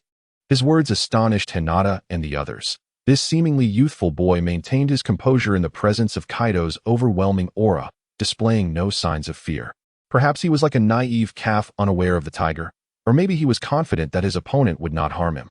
If it were the former, it would indicate Naruto's naivety, but if it were the latter, how could a mere student at the Ninja Academy recognize a god-level ninja from the Fourth Great Ninja War? What a farce. Chapter 127. The third party. Such words from you at this moment may not be wise, Kaido remarked. A bemused smile gracing his lips as he spoke softly to Naruto, his voice barely audible to the three members of Team 3. Kanji and Iwabe were left bewildered, utterly perplexed by Kaido's statement. "If I wished, it would be effortless to cause that girl, who has been glaring at you since earlier, some trouble," Kaido continued, his gaze shifting to Konan nearby, a light chuckle escaping his lips. "Should you possess the courage, then by all means, give it a try," Naruto retorted, each word laced with a resolve that matched Kaido's own aura. This unexpected defiance piqued Kaido's curiosity. Under normal circumstances, those entering the origin tunnel would have considerably diminished combat abilities. Presently, Naruto could barely reach the threshold of a Konoha J-nin. Yet, from his tone, It seemed as though he could summon the formidable Susanoo in an instant and cleave Kaido with a massive black blade. Given Naruto's tendency to defeat foes in unforeseen ways within the alternate world, Kaido instinctively began to doubt Naruto's current state. Regardless, I am not here to engage in combat with you or anyone else, and your demise would also be a loss for me, Kaido stated, turning his back to the others as he handed a business card to Naruto, then leaned in to whisper in his ear, "Feel free to seek me out anytime. As the strongest rogue ninja, you are entitled to this information. The final page of the Book of Dimensions is in our possession." Naruto frowned, stowing away the card Kaido had provided. "Well then, Sarada, I have some matters to attend to, so I shall take my leave." Kite rose to his feet and gently patted Sarada's head, a rare warmth flickering in his eyes. He then glanced at the vigilant Mitsuki and the bewildered Boruto. "Are you leaving so soon? Weren't you supposed to accompany me through the parent-teacher meeting?" Sarada queried, a look of confusion on her face. "Your parents will be here shortly," Kite replied, turning to exit the classroom. He strode confidently out under the watchful gaze of Konoha's elite, none daring to impede his passage. Fully aware of the formidable power he wielded, far beyond their capacity to contest. In that moment, the best course was to observe. As Kite reached the entrance of the Ninja Academy, 2 guards regarded him with caution, sensing the unusual aura surrounding him. The blue-haired guard spoke first to leave the academy. "You must bring your child with you. Please return with your child." These guards were newly appointed. Having heard of the Fourth Great Ninja War, but never having witnessed the massacre that Uchiha Madara orchestrated on the battlefield, thus, they failed to recognize the slightly altered Kite. Raising an eyebrow and curling his lips into a cold smile, he replied, "What if I refuse?" The blue-haired guard stepped forward, but Kite swiftly grasped his arm, the sheer strength of his grip eliciting a pained cry from the guard. The red-haired guard quickly performed hand seals and unleashed a fireball jutsu, the medium-sized fireball hurtling toward Kite. Yet, in an instant, Kite vanished from sight. Body flicker technique. Kite reappeared behind the red-haired guard, delivering a powerful kick to his back. The guard shot forward like a bullet, crashing into the blue-haired guard with a resounding crack, several ribs fracturing upon impact, some perilously close to puncturing a lung. "Allow me to teach you how to wield fire release," Kite declared, forming hand seals at a speed so rapid that the guards could only see after images. Taking a deep breath, he exhaled a massive wave of fire, the flames surging toward the guards. The blue-haired guard attempted to defend with water release, but soon realized his technique was as ineffective as a droplet of rain against the oncoming inferno. Fire release, great fire annihilation.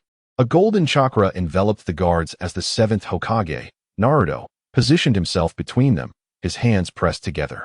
The golden chakra formed a semicircular shield, safeguarding the guards from the raging flames, rendering them unharmed within its protective embrace.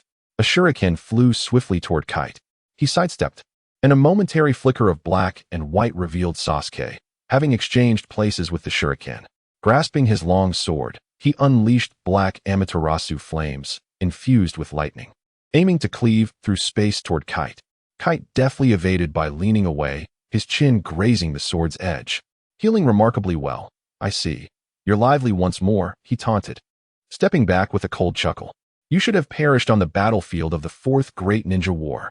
Sasuke gritted his teeth as he unleashed the black flames from his long sword. The Amaterasu fireborn of the Kagaya clan's power surged forth with terrifying might. Yuan crossed his arms, summoning a vivid blue chakra that coalesced into a clearly defined Susanoo. The Amaterasu flames erupted upon the Susanoo's form. "The wretched ones should be you." Yuan scoffed as a figure materialized beside him, adorned with a white Magatama mask and cloaked in a pure black robe, exuding an inexplicable, chilling aura. He formed hand seals to summon a colossal 2-headed serpent that emerged from the ground. The serpent engulfed both Yuan and the man in black robes, swiftly burrowing into the earth. Despite its immense size, it made not a whisper as it executed the earth release technique. And even Sasuke and Naruto found it challenging to sense one another's chakra, a summoning beast capable of concealing its presence. Sasuke furrowed his brow and murmured, "Such summoning beasts abound in the Dragon Cave. This fellow seemingly has ties to Orochimaru. Let us check the classroom." 7th Hokage Naruto instructed the red-haired guard to accompany the blue-haired guard for treatment, while he and Sasuke dashed into the ninja school classroom. Upon entering, they beheld Shino and others surrounding Naruto, bombarding him with inquiries, to which Naruto responded with a nonchalant demeanor. "Dad, Old man, Sarada and Boruto exclaimed in astonishment. I'll resolve this matter first, and then join you. Naruto nodded to Boruto. Sasuke accepted the silver-white business card that Shino handed over. It was a card from Yuan, bearing only the image of a bird's head, devoid of any further details. Sasuke pondered Yuan's intentions in giving this to Naruto. Naruto, do you have an enemy you must defeat? Sasuke inquired, tucking the card away and gazing at Naruto. An enemy that one would go to any lengths to overcome for power, Naruto replied, revealing a situation reminiscent of Sasuke's past, albeit with Orochimaru replaced by Obito. I have no such enemy. Naruto raised an eyebrow in response, but power is something everyone desires, especially as ninjas. Very well, from this day forward, I shall be your master and teach you ninjutsu, Sasuke affirmed, continuing, provided that you decline the invitation from Uchiha Obito, the man with the long black hair. The students gazed at Naruto with envy and astonishment at the unexpected turn of events. The Pillar of Shadows was taking on a disciple voluntarily. They understood that Uchiha Sasuke was the only ninja in the entire shinobi world who could stand shoulder to shoulder with the seventh Hokage. Becoming his student promised an illustrious future. Aside from being the Pillar of Shadows, what other title did Sasuke hold? The new legendary Three Ninjas. Being Sasuke's disciple significantly increased the odds of inheriting that prestigious title. Inside the orphanage, Sakura Haruno observed Kabuto Yakushi engaging in a game of eagle catches chick with the children.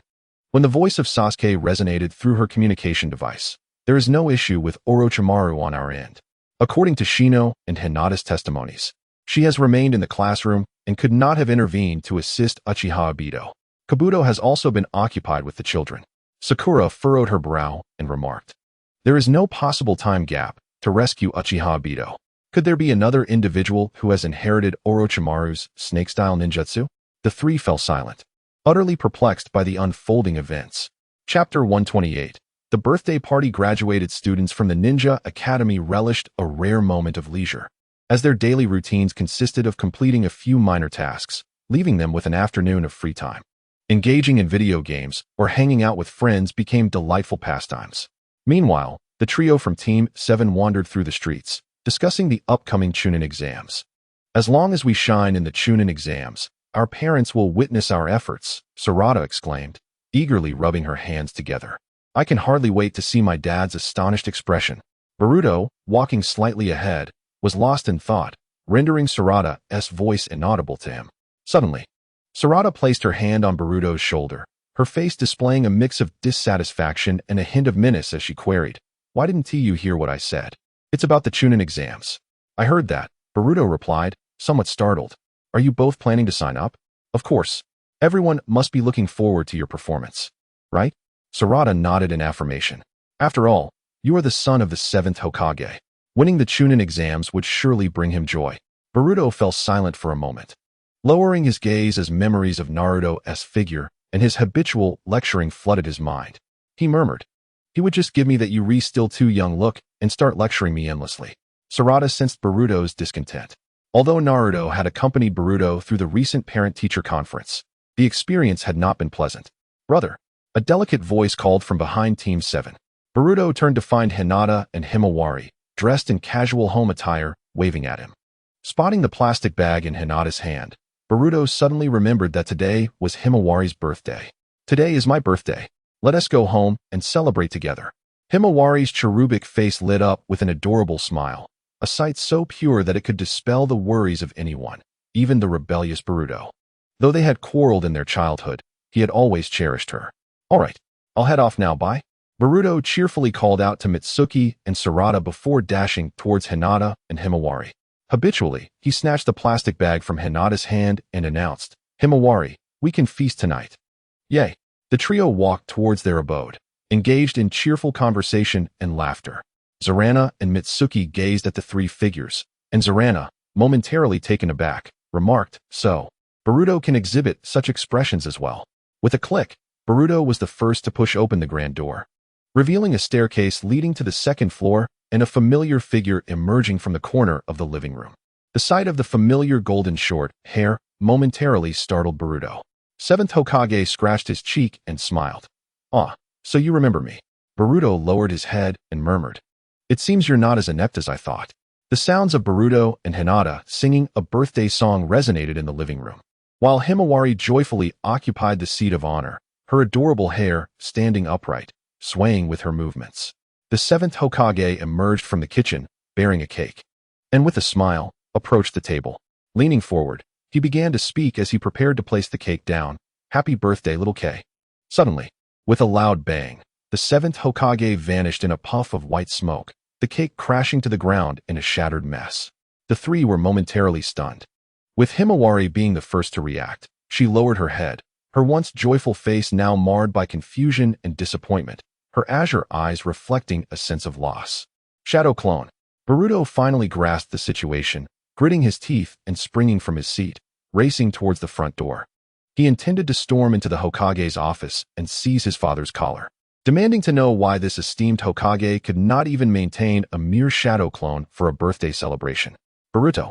Hinata grasped Boruto's arm, but he shook her off, exclaiming, "Don't stop me, Mom. I need to confront him and get some answers.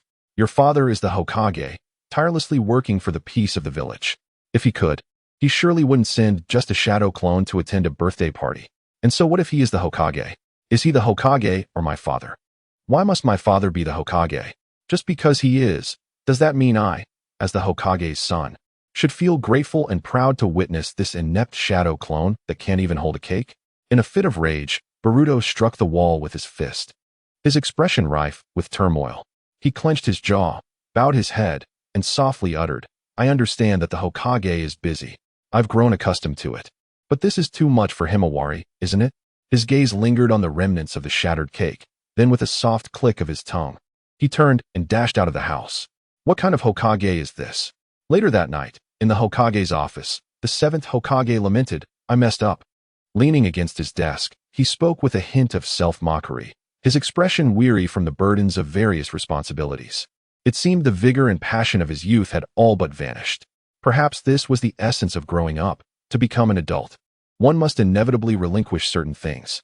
Shikamaru opened the door and, upon seeing the seventh Hokage, paused momentarily before hastily approaching to assist him to his feet, expressing his concern. "I suggest you take a moment to rest and spend some time with your family. Leave the matters here to me. It's already a mess."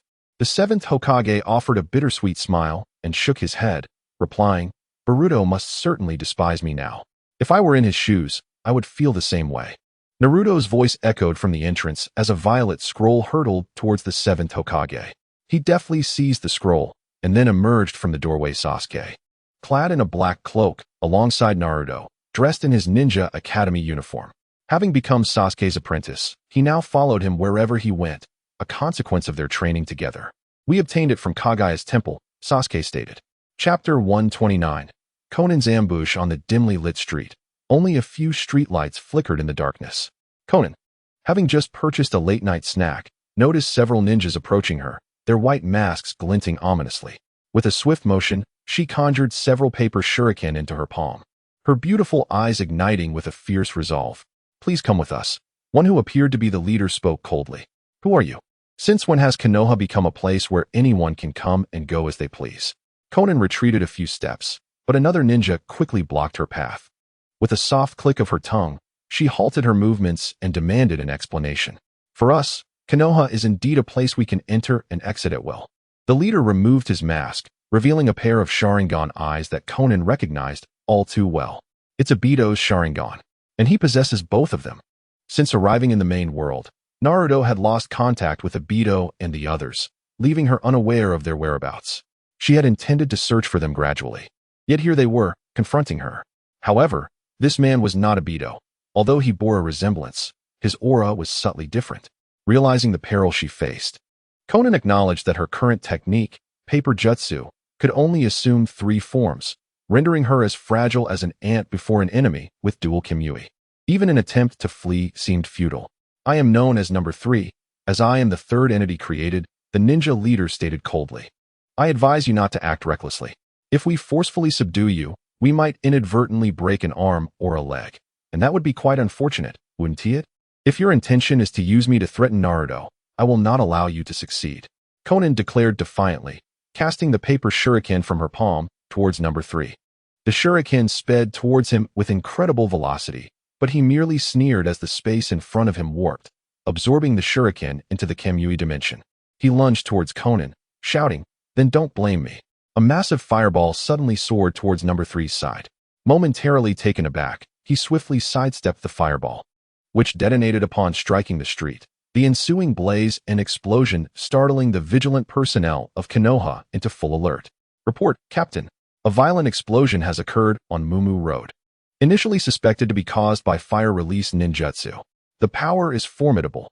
We fear there has been an enemy incursion into the hidden leaf."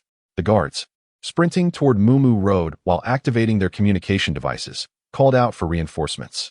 "Understood. We are dispatching the second guard unit and notifying the fourth guard unit to seal the village.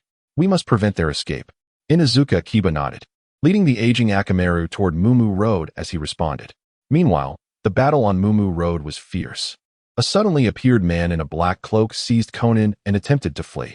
Several masked ninjas formed hand seals and unleashed a torrent of water, intertwining their powers to create a more potent water attack.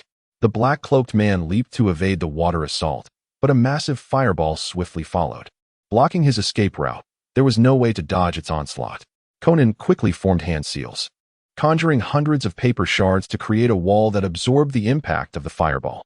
The man in black jumped, his feet colliding, and unleashed a torrent of water that spread across the ground like a puddle. The sticky water hindered the movements of most of the masked ninjas, while a figure referred to as number 3 appeared before Conan and the black-cloaked man through a space-time technique, ready to launch an attack. Number 3 swiftly phased out, as a spiral attack surged past him, veering towards the sky, just as it was about to strike the black-cloaked man and Conan. As the attack dissipated, Kiba and Akamaru gazed in astonishment at the figure resembling a Beto on the ground. "What is happening? Just this morning, we learned that Madara was still alive. And now we encounter a Beto? The ultimate foe of the Fourth Shinobi World War is still alive? What was the sacrifice of so many comrades for?" Suddenly, reinforcements arrived. Number 3's form distorted, his gaze icy as he addressed the black-cloaked man. "Whoever you are, know that opposing us will lead to dire consequences. Next time we meet, I assure you, I will sever your head from your body." The black-cloaked man remained silent, his hat obscuring his face, leaving number 3 unable to discern his features. With a snap of his fingers, the masked ninjas ensnared by the sticky water erupted in blinding light, flames exploding and devastating the street, causing numerous shops to shatter. Kiba gritted his teeth and swiftly directed the arriving guard unit to utilize water release to extinguish the fires. The black-cloaked man released Conan, who stretched her limbs and inquired, "Who exactly are you? I saw you forming hand seals with your feet." "You can ask Naruto about that," he replied enigmatically. The man in the black robe chuckled softly as he turned and vanished from sight, using his instantaneous movement technique, leaving Shao Nan deep in thought. Upon learning that Shao Nan was in peril, Naruto hurriedly made his way towards Mu Miao Street. Upon seeing that Shao Nan was unharmed, a sigh of relief escaped him. Had anything happened to her, he would have unleashed his ultimate technique upon those responsible. His confrontation with Yuan was not merely bluster. He possessed a genuine ability potent enough to challenge Yuan. "Naruto, the assailant who attacked me wore a white mask and claimed to be a creation," referring to himself as number 3. Most crucially, he wields the power of Kamui. Furthermore, he possesses 2 Kamui Sharingan. As he fled, he also detonated several clones with ease. After surveying the surroundings to ensure they were not being overheard, Shao Nan lowered her voice and leaned closer to Naruto, stating, "Judging by the force and method of the explosion, it closely resembles an explosive clay bomb.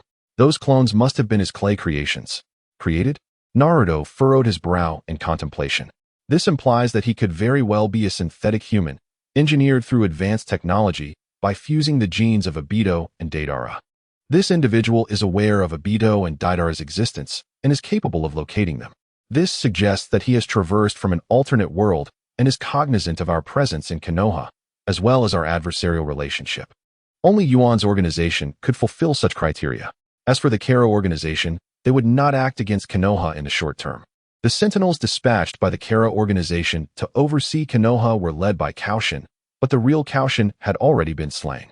The one currently associated with Kara was actually Jiraiya from the alternate world, a covert operative placed within the organization by Naruto to counter Otsutsuki Ishiki. Currently, Ishiki had grown more formidable than his counterpart in the primary timeline, He had acquired the rebirth eye in the alternate world. And not only did his organization exist in the primary world, but the second Ten Tails was also preserved. Even with Naruto, now the Hokage, and Sasuke, known as the Pillar Shadow, joining forces, their chances of victory against Ishiki were grim. Ishiki's objective was rather straightforward: to enable the earth to sprout the divine tree, allowing it to absorb the planet's energy entirely before departing. This was originally Kaguya's role, yet she had grown fond of this land, viewing its inhabitants as her children, even going so far as to grievously wound Ishiki for their sake. To replant the sapling of the divine tree, which is the 10 Tails, Ishiki initiated a grandiose scheme known as the 10,000 Scrolls Plan. As for the particulars of this plan, Jiraiya had yet to uncover them, but he had relayed everything he knew to Naruto, who had already devised countermeasures in his mind to thwart the 10,000 Scrolls Plan. Ultimately, to vanquish Otsutsuki, he would still need to harness the power of Kaguya Otsutsuki residing within him. Chapter 130, Naruto and Boruto, Part 1. In the early morning, Naruto, still bleary-eyed, was pulled out of the dormitory by Sasuke Uchiha. Having uncovered a scroll in the Kaguya Palace, Sasuke sensed an imminent and significant crisis looming over the Hidden Leaf Village, potentially linked to Obito Uchiha. Regardless of the circumstances, he could not allow Obito to seize Naruto from the village. Otherwise, he might witness the emergence of a second version of himself. "I'm not even fed yet," Naruto exclaimed with a reluctant expression. "Even if it's special training, there's no need to rush so much, right? The Chunin exams can't be so difficult that I need to undergo special training, can they? Your abilities may indeed be exceptional among your peers, but they are insufficient in the face of those adversaries. You need to exert yourself a bit more," Sasuke insisted, dragging Naruto along like a sleepy cat being taken to the vet. "I despise words like effort and perseverance," Naruto sighed, responding helplessly. Sasuke led Naruto to an open area, setting up several dartboards a few dozen meters ahead. After ensuring that Naruto stood at an appropriate distance from the targets, he tossed a few shuriken to him. Naruto caught them deftly with his reverse grip. "You should be familiar with the shuriken technique, right?" Sasuke looked at Naruto. "During your battle with Lee, you only showcased your taijutsu talent. Your skill and technique should be comparable to Lee's. So executing a shuriken technique that requires coordination should be a piece of cake for you." "Yeah," Naruto acknowledged, gripping 3 shuriken and pinching them between his fingers. His previously unfocused gaze began to sharpen, and as the gentle morning breeze brushed against him, the muscles in his forearm tensed. At the perfect moment, he swiftly propelled the shuriken forward. As the 3 shuriken flew through the air, they collided with one another, producing a crisp sound of metal striking metal. Their trajectories altered, weaving around the intricate branches of the trees, and, as if guided by an unseen force, they struck the centers of 3 distant targets with precision. Flawless. Perfect calculation. "Have you trained prior to entering the Ninja Academy?" Sasuke inquired, a hint of astonishment glimmering in his eyes. The technique he had demonstrated required a high level of coordination, and he had only intended for Naruto to attempt guiding the shuriken through collision. He never anticipated that Naruto would manage to hit all 3 targets with such accuracy. "Sort of," Naruto nodded, not denying Sasuke's observation. "Impressive." A familiar voice emanated from behind Naruto. He turned to see Boruto, his eyes sparkling with excitement. "You made all 3 shuriken curve in one go. How did you do that? Tell me. Oh, I forgot to mention that I took Boruto on as my apprentice. By lineage, he would be considered your senior brother." A strange expression appeared on Naruto's face. After all, Boruto was, in a sense, his son, challenging his father's senior? It felt utterly disconcerting. "What? You don't think I'm worthy of being your senior, do you?" Boruto, hands on his hips, asked with a hint of dissatisfaction upon seeing Naruto's expression. "If that's the case, let's have a contest. I will make you acknowledge my prowess." "No, let's not. I'm not particularly inclined to fight, and I'm rather hungry at the moment." Before Naruto could finish, Sasuke interjected, "I have grilled fish rice balls. Whoever wins gets to eat them." "Huh, what about the loser?" Naruto furrowed his brow in confusion. "Starving all morning? Isn't that a bit excessive? If we don't compete, there's no chance for food." Sasuke raised an eyebrow and continued, "I'll eat the rice balls then. Speaking of which, I haven't had breakfast today either. Come on." Boruto cracked his knuckles, looking at Naruto. "I'll go easy on you, so don't be afraid. As your senior, I'm quite understanding." "How very kind of you," Naruto replied sarcastically. Sasuke tossed a few wooden shurikens and kunai at their feet, declaring, "I'll count to 3. and then you begin. You may only use the wooden weapons I provide. The contest ends when someone is declared the winner, and there's no time limit. 1, 2, 3. Boruto, feeling nervous, clenched his fists. Having just witnessed Naruto's impressive shuriken technique, he knew he was up against a formidable opponent. If he could triumph over such a rival, both his master and father would surely acknowledge him. He was determined to show that prickly-haired fellow, who spent all day in the office, just how capable he was. How bothersome. Individuals brimming with enthusiasm are generally quite difficult to handle, Naruto thought to himself, eager to conclude the fight and secure the grilled fish rice balls. 2. Boruto took a deep breath. 1. Naruto yawned. Begin. Shadow Clone Jutsu. Boruto swiftly formed hand seals, summoning his shadow clones. 2 plumes of white smoke erupted beside him as the clones quickly picked up the wooden kunai. They charged at the seemingly dazed Naruto, who appeared as though he had just awakened from slumber. Swish, swish, swish. The kunai flew toward Naruto, who deftly dodged an attack from one of the clones and then delivered a swift kick to the clone's abdomen, causing it to burst into white smoke. An impressive display of skill, Naruto thought, despite his empty stomach. Sasuke observed the battle quietly. Got you. On the left side. Boruto managed to wrap his arm around Naruto's neck, exclaiming with excitement as he prepared to press the kunai against Naruto's throat. Suddenly, Naruto's form transformed into a log, vanishing in an instant. As Boruto stood in amazement, Naruto's hand struck from behind, landing a precise blow to Boruto's neck. Boom. Boruto's form dissipated into white smoke. Is this also a shadow clone? Naruto gazed at Boruto, the last one standing on the ground. He picked up the wooden kunai that lay on the ground and pointed it toward Boruto's form, inquiring, "This must be the real body, right? It appears that engaging in combat with you using taijutsu is futile." Boruto swiftly retreated a few steps and subsequently discarded the kunai onto the ground. With his hands forming the shape of a tiger, a faint blue chakra coalesced in his palms, taking the form of a small, pebble-sized Rasengan. The unique sound of its formation resonated from his hands. "Prepare yourself. This is my signature ninjutsu." Boruto hurled the diminutive Rasengan toward Naruto. "What?" A peculiar expression crossed Naruto's face as he remarked, "Is this thing truly a Rasengan? Can such a diminutive version possess any offensive power?" Just as Naruto was about to counter by throwing the wooden kunai to shatter the Rasengan, it suddenly vanished mid-flight. Even Naruto, seasoned from countless battles, was momentarily taken aback. It was his first encounter with a disappearing Rasengan. If it were anyone else facing this technique, they might have panicked, as an invisible attack naturally evokes a sense of unease.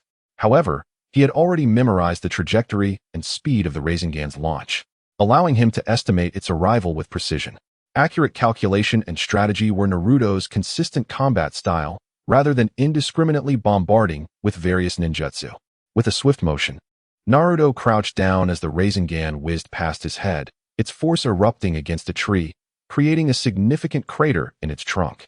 A smirk graced his lips as he propelled himself toward Boruto, pivoting his wrist to reveal several wooden shuriken in his palm. Shadow Clone. Boruto was momentarily flustered. He quickly formed hand seals, attempting to summon a shadow clone. However, Naruto threw the wooden shuriken, striking his wrist with force, causing him to lose strength and interrupting the hand seals instantly. At this moment, Naruto was merely 2 meters away from him. This won't do. If he gets too close, this battle will be over. Boruto recalled the scene of Lee being ensnared by Naruto's taijutsu, gritting his teeth. A glimmer of defiance shone in his eyes as he stepped back and concealed his left hand behind his back, forming a hand gesture. As he did so, a small scroll inscribed with the character for fire emerged from the scientific ninja tools hidden in his sleeve, appearing in the palm of his hand. "I absolutely cannot lose." Boruto positioned his left hand near his mouth, mimicking the release of the great fireball technique. The scroll transformed into a blazing fireball that charged toward Naruto with haste. He released ninjutsu without even forming hand seals. Naruto was taken aback, halting his advance. He quickly formed hand seals, his speed so rapid that Boruto could only perceive a blur. Naruto's hand struck the ground, and a massive earthen wall erupted from the ground, swiftly intercepting the fireball's assault. The flames spread, and Naruto let out a sigh of relief. To everyone's astonishment, he managed to match the speed of the scientific ninja tool's release with his hand seals. Boruto was taken aback. Although the Earth Flow Rampart was a rather commonplace jutsu, Executing the hand seals and releasing it within a mere second posed a significant challenge, particularly for those who were not specialists in earth release. Was there something concealed within this individual's arms? He had just seen him hide his left hand behind his back. Was there a secret lurking there? Naruto raised an eyebrow. Pondering. Chapter 131, Naruto and Boruto, Part 2. Boruto swiftly retreated a few steps, having recognized Naruto's formidable power. This was no strength befitting a mere genin. It was likely that his prowess surpassed that of the majority of Chunin, and even with the aid of scientific ninja tools, defeating him would require considerable effort.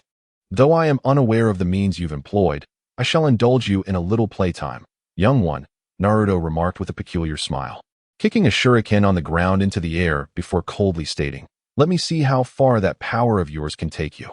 Sasuke, who had already sensed Boruto's use of scientific ninja tools, halted his actions upon hearing Naruto's words. He had initially intended to terminate the match and remove Boruto's scientific tools. Yet Naruto's implication was clear. Do not interfere. Let me continue my battle with him. Indeed, Naruto's words were directed at Sasuke, aiming to ensure his role as an observer. Now, let me witness your true strength, Naruto Uzumaki. Sasuke silently contemplated. Has he discovered my secret? Yet, even with the knowledge of my use of scientific ninja tools, he continues to fight me? Is he underestimating me? Boruto clenched his fists and dashed into the woods. He swiftly performed the hand seals to summon shadow clones, 3 of which concealed themselves within the underbrush. His strategy was straightforward. To defeat Naruto, he could not rely on brute force. Given Naruto's reflexes and ninja capabilities, engaging in a direct confrontation would yield no chance of victory. He must lure him into a trap, concealing his form within the woods. It seemed he intended to employ a feinting tactic, using shadow clones to draw attention, while he himself unleashed a surprise attack with ninjutsu, a conventional strategy, albeit a rather cliché one. If he believed such tactics would prove effective against me, he is bound to suffer a crushing defeat. Naruto blew gently on the shuriken, then flicked his right hand, sending the wooden shuriken hurtling towards the right side underbrush with remarkable speed. Boruto, hidden within the foliage, calculated that in this direction, the shuriken would not reach him. Just as he relaxed, the shuriken's spinning slowed momentarily.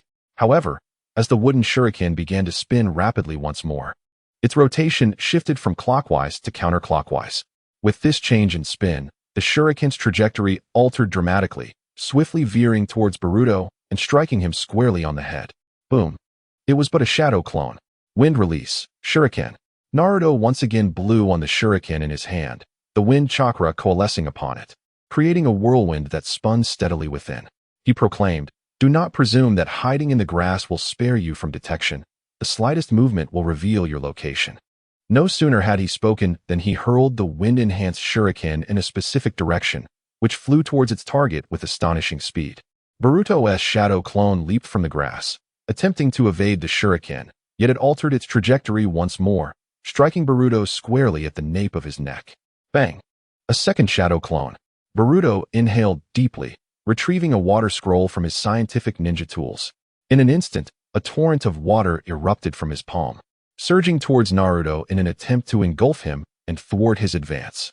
The volume was considerable, even in the absence of a water source. He could wield such a technique.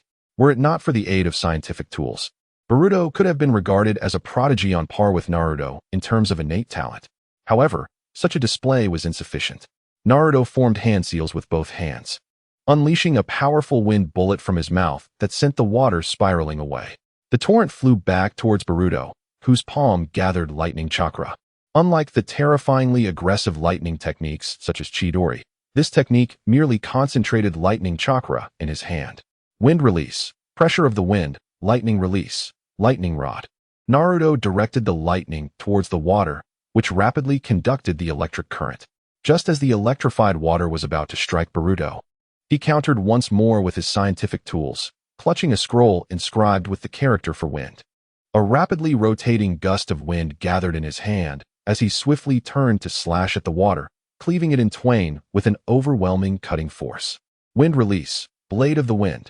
Naruto emerged from behind the water, moving so swiftly that Boruto had no time to react before being pinned to the ground. Subsequently, Naruto removed the scientific tool from Boruto's wrist, a mocking smile adorning his face as he taunted, "Is this how you cheat, my junior?"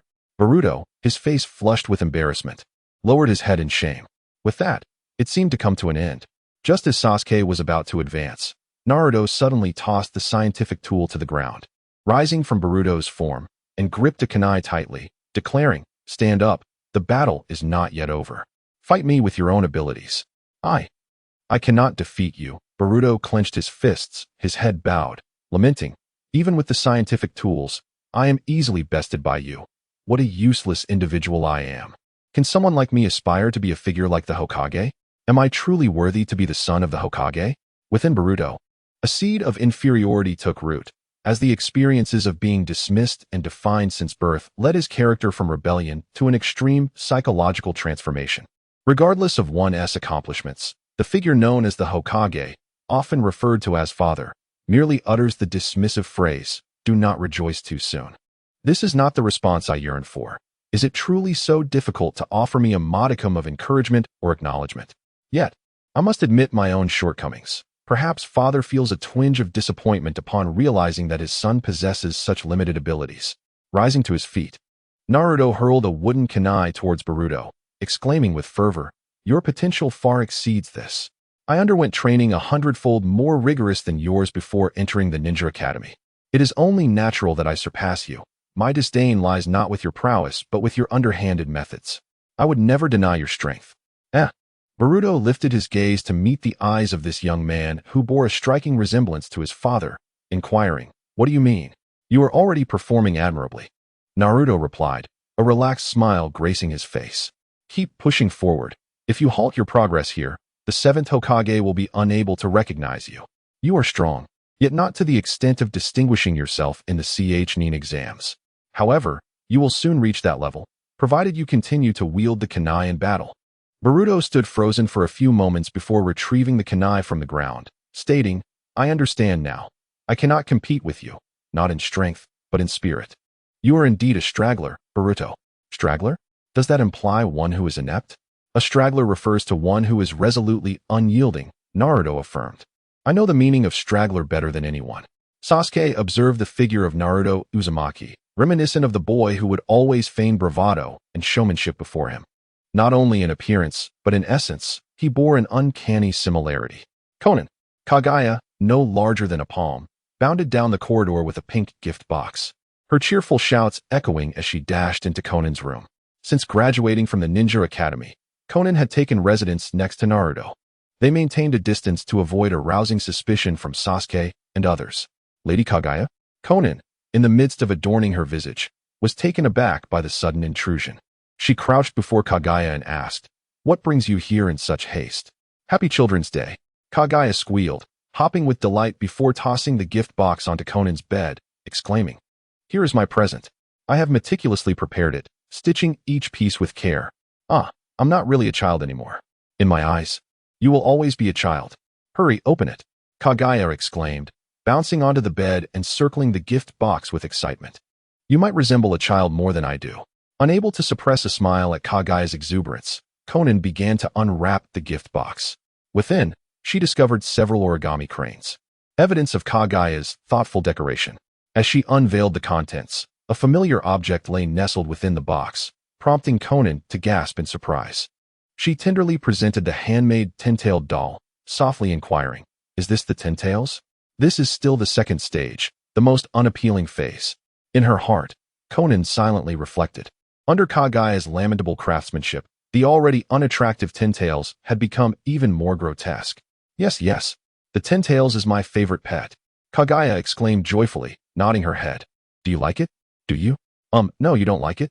As Kaguya observed Konan's conflicted expression, she lowered her head in disappointment and murmured, "I know my sewing isn't beautiful, but I still wanted to show it to you." "You were indeed frightened, weren't you?" "I'm sorry, Konan. No, I really do like this doll."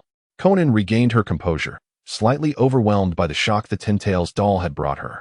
She gently stroked little Kaguya's head and warmly suggested, "Let me sew a doll for you too. But I'm not a child. Consider it a return gift. I shall create a little Kaguya for you, shall I?" Can you really sew one of me?" Kaguya's face lit up with anticipation as she replied, "Then, let's do it." Chapter 132. The Chunin exams commence today marks the day of the second Chunin exam. The Chunin from various ninja villages, having successfully passed the initial question and answer phase, are now preparing for the second round, the flag capture battle. The rules of this battle bear some resemblance to the past competition for the Earth and Heaven Scrolls. Yet it is significantly safer than before. This contest unfolds within a specially divided arena comprising 4 distinct sections: the forest, river, ruins, and plains. Each section offers advantages for specific chakra attributes. For instance, the forest favors fire and earth ninjas while presenting disadvantages for water and wind users. Strategically assessing one's team members' attributes to determine battle positions is crucial for victory. The rules of the competition are straightforward. Each team possesses a piece, with its placement indicating their stronghold. The objective is to seize opponents' pieces, and only upon collecting 2 flags can a team advance and qualify for promotion. As noon struck, the commentator's enthusiastic voice resonated through the television. Welcome, everyone, to the ongoing Chunin exam. The early stages of the competition have already proven to be intensely fierce. Several teams have been eliminated, and this contest promises to be unexpectedly thrilling. Let us shift our focus to the Sound Ninja's 5th squad, currently engaged in battle within the forest section. The bar was filled with spectators, their eyes wide with anticipation as they watched the live broadcast. Some parents, eager to spot their children on screen, suddenly exclaimed, "That's our child! That's our child!" The crowd's gaze shifted to the ninja the parent was pointing at. Drones captured the action in the forest, showcasing 2 boys clad in Konoha Ninja Academy uniforms. They gripped kunai, their expressions grave as they focused intently on the 2 sound ninjas standing beside the flag, who donned oversized black cloaks and wore peculiar makeup. Here to capture the flag, are we? The slightly larger sound ninja revealed a terrifying grin, his teeth sharp and menacing. His gaunt cheeks emanated a piercing aura, and as he stepped forward, the sheer force of his presence rendered the Konoha ninjas breathless. "You can handle this alone, right?" A pale youth, whose features were somewhat reminiscent of a girl, remarked. "They are merely 2 children. Don't underestimate us," shouted a Konoha ninja, gripping his kunai as he charged at the imposing sound ninja, intending to test the waters. His reasoning was sound, yet he overlooked the overwhelming aura that radiated from his opponent, an aura that was far beyond what one would expect from a child of that age. "Ah, so troublesome, these brats," the sound ninja muttered, forming hand seals before slamming one hand onto the ground. Instantly, several water-formed sharks surged forth toward the 2 Konoha ninjas with ferocity. The power and speed of the sharks left the 2 inexperienced ninjas momentarily stunned. They barely had time to react before the water sharks clamped onto their waists, forcefully pinning them against the tree. "Ah!" The 2 Konoha ninjas screamed in agony as the water sharks sank their teeth into their bodies. Should the sound ninja wish, severing their waists would be a trivial task. In the past, such an occurrence during the Chunin exams might have gone unnoticed, but now, in this era of peace, the standards for ninjas had softened considerably. The sound ninja tightened his grip, preparing to let the sharks sever the child's waist. "Wait, is he going to kill him?" Startled cries erupted from the bar. "That's my child. Stop. Killing is not allowed, is it?" A parent shouted in terror, fully aware that his voice could not reach the screen on the other side. Desperation filled him as he clutched the television, unable to comprehend the bizarre actions of the sound ninja. As a father, the thought of watching his child be slaughtered live on screen was utterly hopeless. "What are you doing, you bastard?" A figure appeared before the strange sound ninja. She raised her fist, unleashing an incredibly terrifying and peculiar power that surged from her hand before striking the sound ninja's head. He raised his arm in defense, but the water sharks instantly dissipated. Bang! The force of her blow cracked the ground beneath the sound ninja's feet. Gritting her teeth, she spun around, delivering a powerful kick to his head, sending him stumbling back several paces. She landed gracefully, her sleek black hair flowing behind her. The second round of the Chunin exams prohibits causing irreparable harm to the participants. Sarada shouted, clenching her fist. "Do you understand that what you're doing could get you disqualified?" As the moon reached its zenith, Shiryu carefully placed the 2 unconscious ninjas into a safe thicket, then swiftly turned to stand beside Sarada, her golden pupils flickering with barely concealed anger and confusion. Were they not still alive? The princess of the Uchiha clan. The sound ninja scoffed and introduced himself. "My name is Jiao, pleased to make your acquaintance. I am not the least bit pleased to meet you in this manner."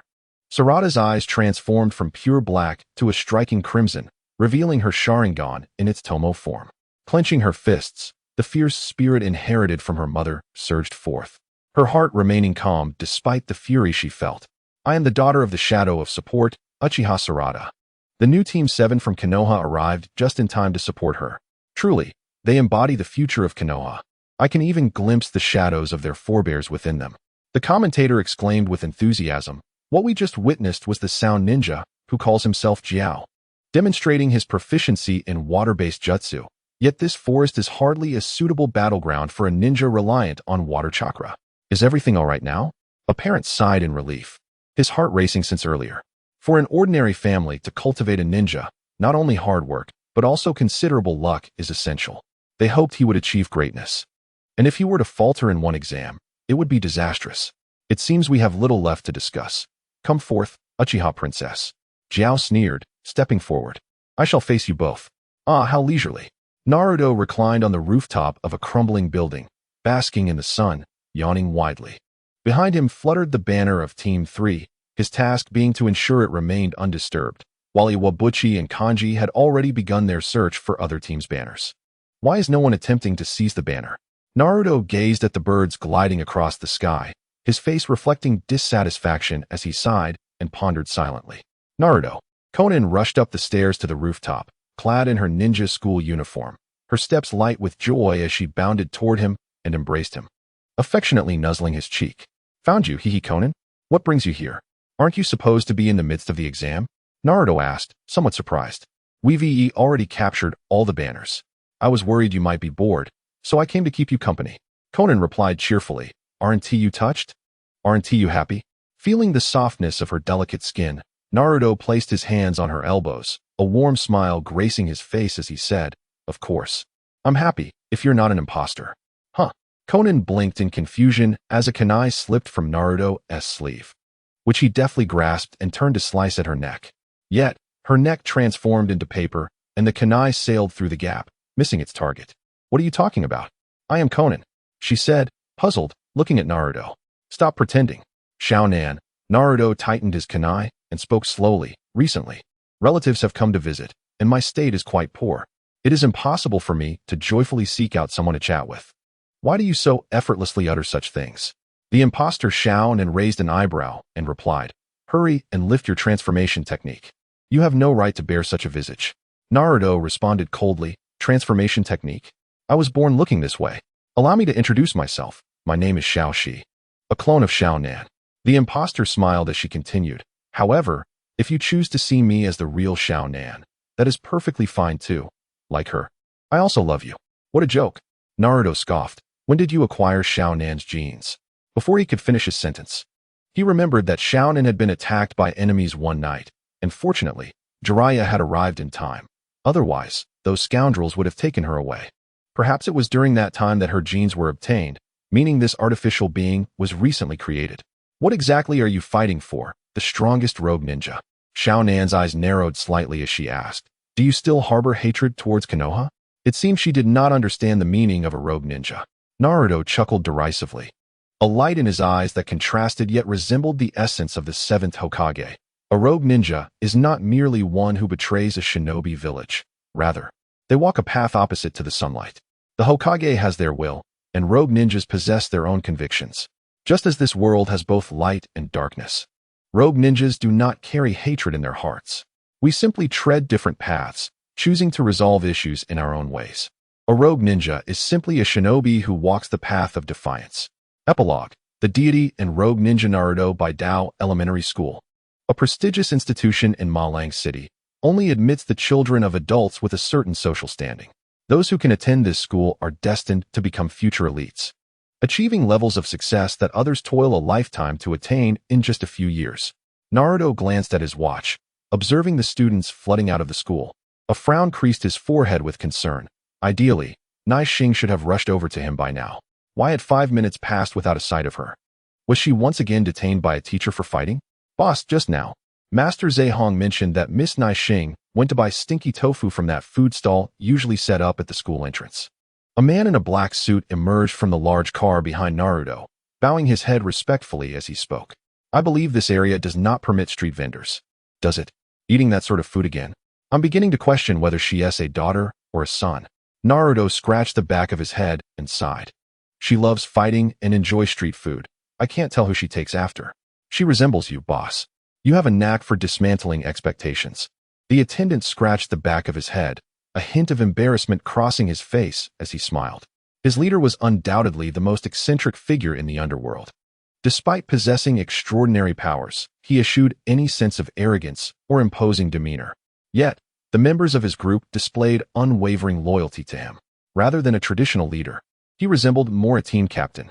No one knew from whence he had emerged. They only knew that upon entering the underworld, he swiftly eliminated one of the three prominent families, the Drunken Tiger, instantly becoming the most fearsome figure in the shadows of Marlang City. Naruto proceeded in the direction indicated by the attendant, arriving at a silver-white food truck. A man clad in a black-gray coat, appearing rather disheveled, expertly flipped tofu blocks on a griddle. A golden-haired girl, sweet and obedient, stood in front of the stall, her cerulean eyes fixed intently on the stinky tofu sizzling on the grill. I wonder, Natsuki, after indulging in these delicacies, will you still have an appetite for your mother's cooking at home? Naruto quietly appeared behind Natsuki, placing his hand gently on her head, a somewhat resigned smile gracing his face. Ah, Daddy. Natsuki looked up at the tall man, her face breaking into an adorable smile that could brighten anyone's day. I can eat much more than my brother. A little snack won't hurt, right? Of course, but moderation is key, Naruto replied affectionately, ruffling Natsuki's hair. He then scrutinized the man for a moment before softly requesting, May I have a portion as well, just like hers? Absolutely. The man skillfully scooped a steaming portion of stinky tofu into a white foam container, then smiled as he handed it to Natsuki. Shall we share it with Daddy? Natsuki accepted the stinky tofu, skewering a piece with a wooden stick and offering it to Naruto. Give it a try? It's delicious. All right. Naruto smiled knowingly as he took the skewer, popping the tofu into his mouth. The spicy, rich flavor burst forth, the crisp tofu melding perfectly with the well-balanced seasoning, invigorating his every pore. Delicious. Isn't it great? Natsuki beamed with delight. Excuse me, could I have another to go? By the way, do you read this book as well?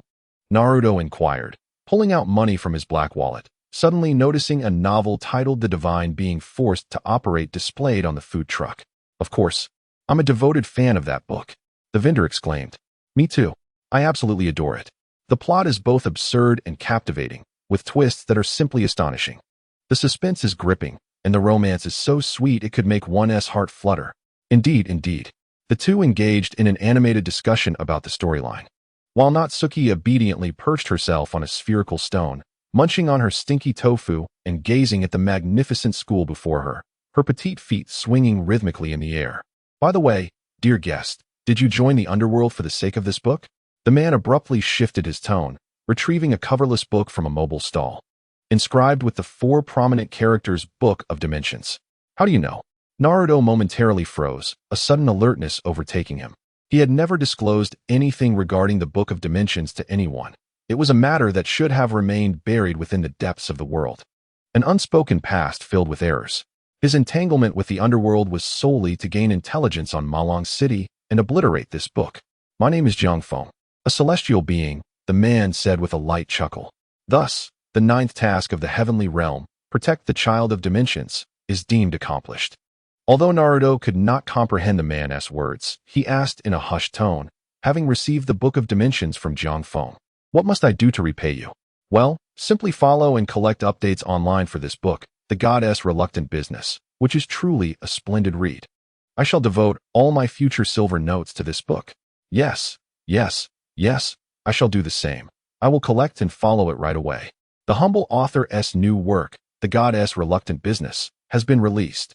Those willing to continue their support may collect and follow it. I eagerly await your comments and views. By the way, you can also join the reader group to discuss the forthcoming plot with everyone. In Wind and Rain, Yibai awaits you. Naruto. Each reader who follows will receive a small Naruto. Chapter 134, The Seven Ninja Swordsmen. What a fine speech, Mr. Naruto. The false Chunin clapped lightly, her voice laced with an inexplicable tone of mockery as she spoke. But anyone can say such things. Does merely listening to grand principles guarantee a fulfilling life? Clearly not. What do you mean? Naruto raised an eyebrow, inquiring, what is your true intention? I refuse to believe you are here merely to advance to Chunin. For you. The false Conan stated decisively. I came to see you simply because I admire you. It is merely a one-sided affection of a young girl. Now that you have seen me, are you free to leave? Naruto sensed something amiss. He yearned to sprint towards Conan, yet the false Conan appeared formidable. Engaging her in battle would undoubtedly prolong the encounter, and given that they were under live surveillance, no one could predict when a drone might float by to capture the moment. Should it fortuitously record him employing certain jutsu, he would find it impossible to clear his name. Truly heartless. The false Conan pouted, speaking in a petulant tone, if I leave, do not come crying to me to return. I would never do such a thing. You will. A peculiar smile graced the false Conan's face as she remarked. Because you will fall in love with me. I am akin to that girl. A complete, overwhelming. Naruto Uzumaki of Konoha astonishingly defended the flag amidst the siege of 6 opponents, repelling them all. It seems their alliance crumbled before Naruto's prowess. Such strength surely surpasses that of a typical Chunin, does it not? The host's voice continued to resonate from the television's cacophony, while the screen displayed Naruto, clad in a black coat, lounging atop a makeshift seat formed by 3 lower-ranked ninjas, yawning lazily. He gazed at the drone capturing his image, crossing his arms and chuckling softly. In my opinion, only Team 7 could rival him. Their performance was indeed impressive, though they did not vanquish their opponents. They successfully captured the enemy's flag, marking a commendable victory overall. Yet, it seemed as though Naruto was not exerting his full potential, even against 6 adversaries. He appeared remarkably at ease. In terms of teamwork, Team 3 would likely falter against Team 7, but in one-on-one combat, Naruto was virtually invincible. Wouldn't this imply that he was unmatched in the second round of the exam? I cannot say for certain, as there were numerous fighters who did not unleash their full strength this time. However, it is rare to find someone like Naruto single-handedly confronting 2 teams. The 2 commentators engaged in a fervent discussion, speculating that this ninja named Naruto would soon grace the pages of newspapers. His commercial value was immeasurable, and as long as he maintained this almost invincible demeanor into the finals, media hype would undoubtedly transform him into a star, counting his riches atop a metaphorical mountain. The competition concluded abruptly with a clear announcement, causing all ninjas still engaged in battle to cease their movements. Those who had failed to gather flags slumped to the ground, sighing in despair, while those who had succeeded proudly displayed their spoils to the defeated. We won, exclaimed Kanji, elatedly clapping hands with a wabu. There shouldn't have been any incidents on Naruto's side. We have advanced. We're just one step away from becoming Chunin. Ah, yes indeed. I never expected it to go so smoothly, the wabu replied, momentarily taken aback, before nodding gently. Is everything truly fine on Naruto's end? The absence of guards here suggests that at least 3 people must have gone to his side. Everything will be fine. He won't face any trouble, Kanji asserted, vigorously shaking his head. I believe in him. Meanwhile, Naruto was joyfully bounding towards the exam venue's exit. The streets of Konoha were bustling with activity, clearly vibrant after the conclusion of the Chunin exams. Successful and unsuccessful candidates poured out of the arena. Some rushed into their parents' arms, weeping uncontrollably, while others were rewarded with lavish meals. Among them was Conan, who quietly stood at the entrance, waiting for someone. Born during a time of war, she had lost her parents' affection at a young age. After experiencing fleeting friendships, everything had been cruelly shattered by the enemy. Having joined Akatsuki out of homelessness, she encountered the most significant person in her life there. He was not merely her beloved, he was family. A gentle breeze lifted her shoulder-length purple hair, causing her to shiver slightly from the chill. Impatiently, she raised her head and scanned the surroundings, just as a black coat draped over her shoulders. A charming smile illuminated Naruto's face as he appeared beside her, asking, "Have you been waiting long?" Of course. As a boy, making a girl wait so long is rather excessive, don't you think? Chunin felt a surge of joy within her, but it quickly subsided as she donned a dissatisfied expression and playfully struck Naruto a few times, declaring, "You're treating today? All right, I'll treat."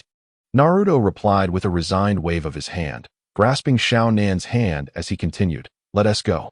In the shadows, 7 ninjas adorned with the Mist Village forehead protectors observed Naruto and Chunin, their faces twisting into cold and sinister smiles, emanating a foreboding aura that deterred any inclination to approach.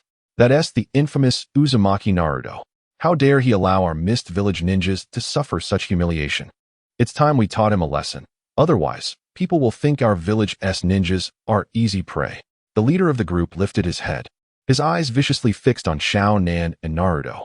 After a meal at a restaurant, Naruto suggested a visit to an amusement park to unwind, hoping to avoid any mishaps in the upcoming competition. However, Xiao Nan's audacity was striking. She boldly insisted on going to a hotel or her home, her intentions unmistakably transparent. Didn't I say we shouldn't engage in such activities at this age? Naruto protested, his legs seemingly anchored to the ground in resistance. Aren't you the one who suggested I relax?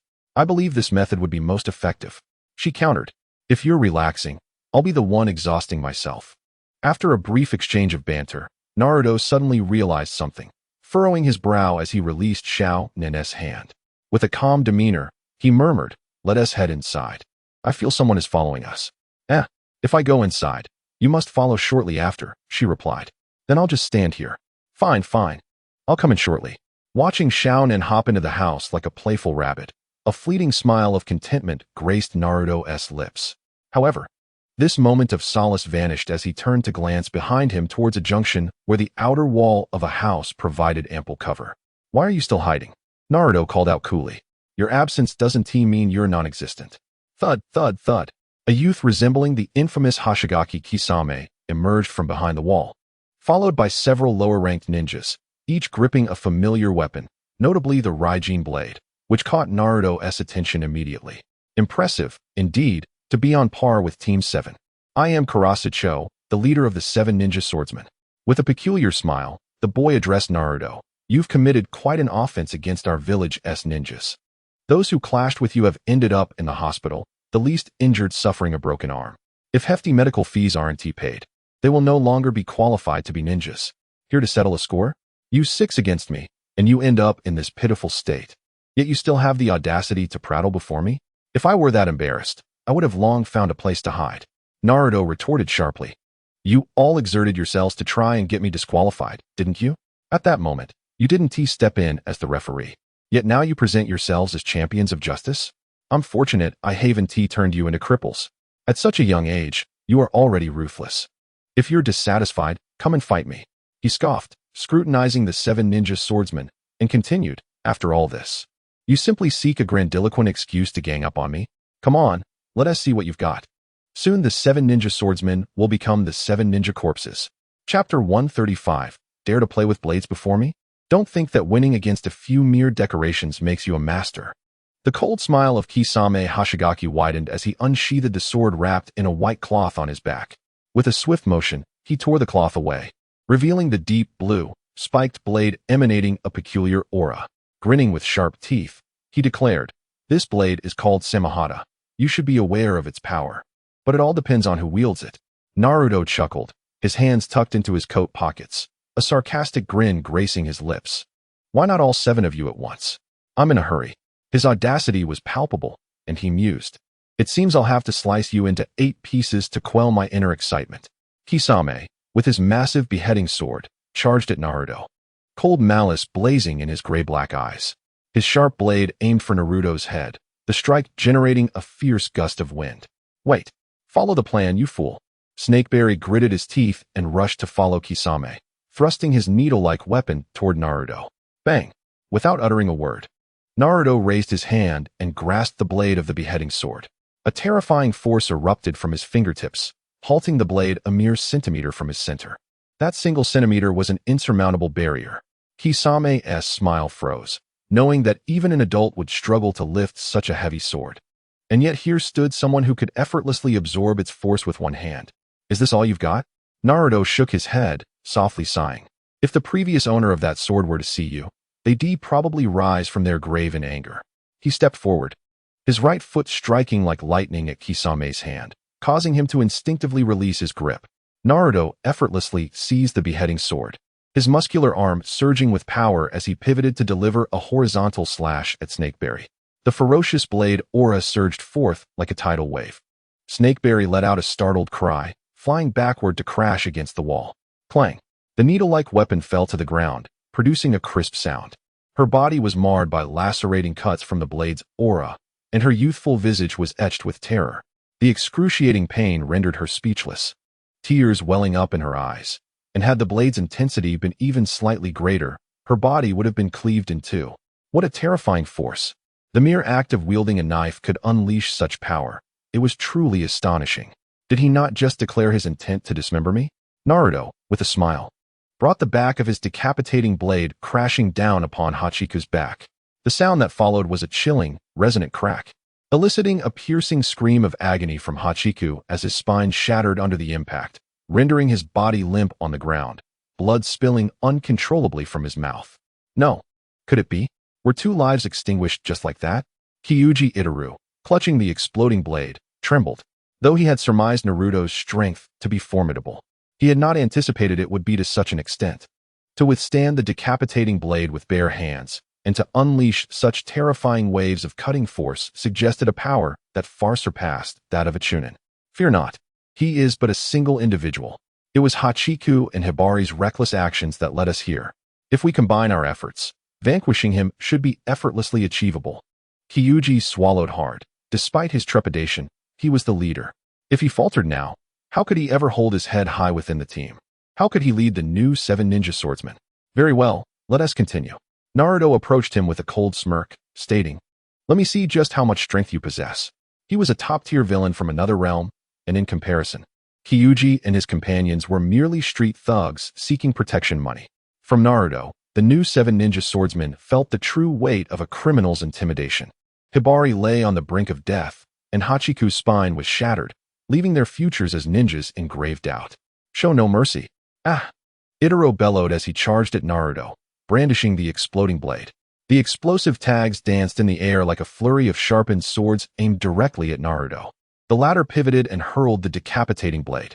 It sliced through the explosive tags cleanly, the explosion's force failing to alter the blade's trajectory by even a fraction as it hurtled towards Itaru.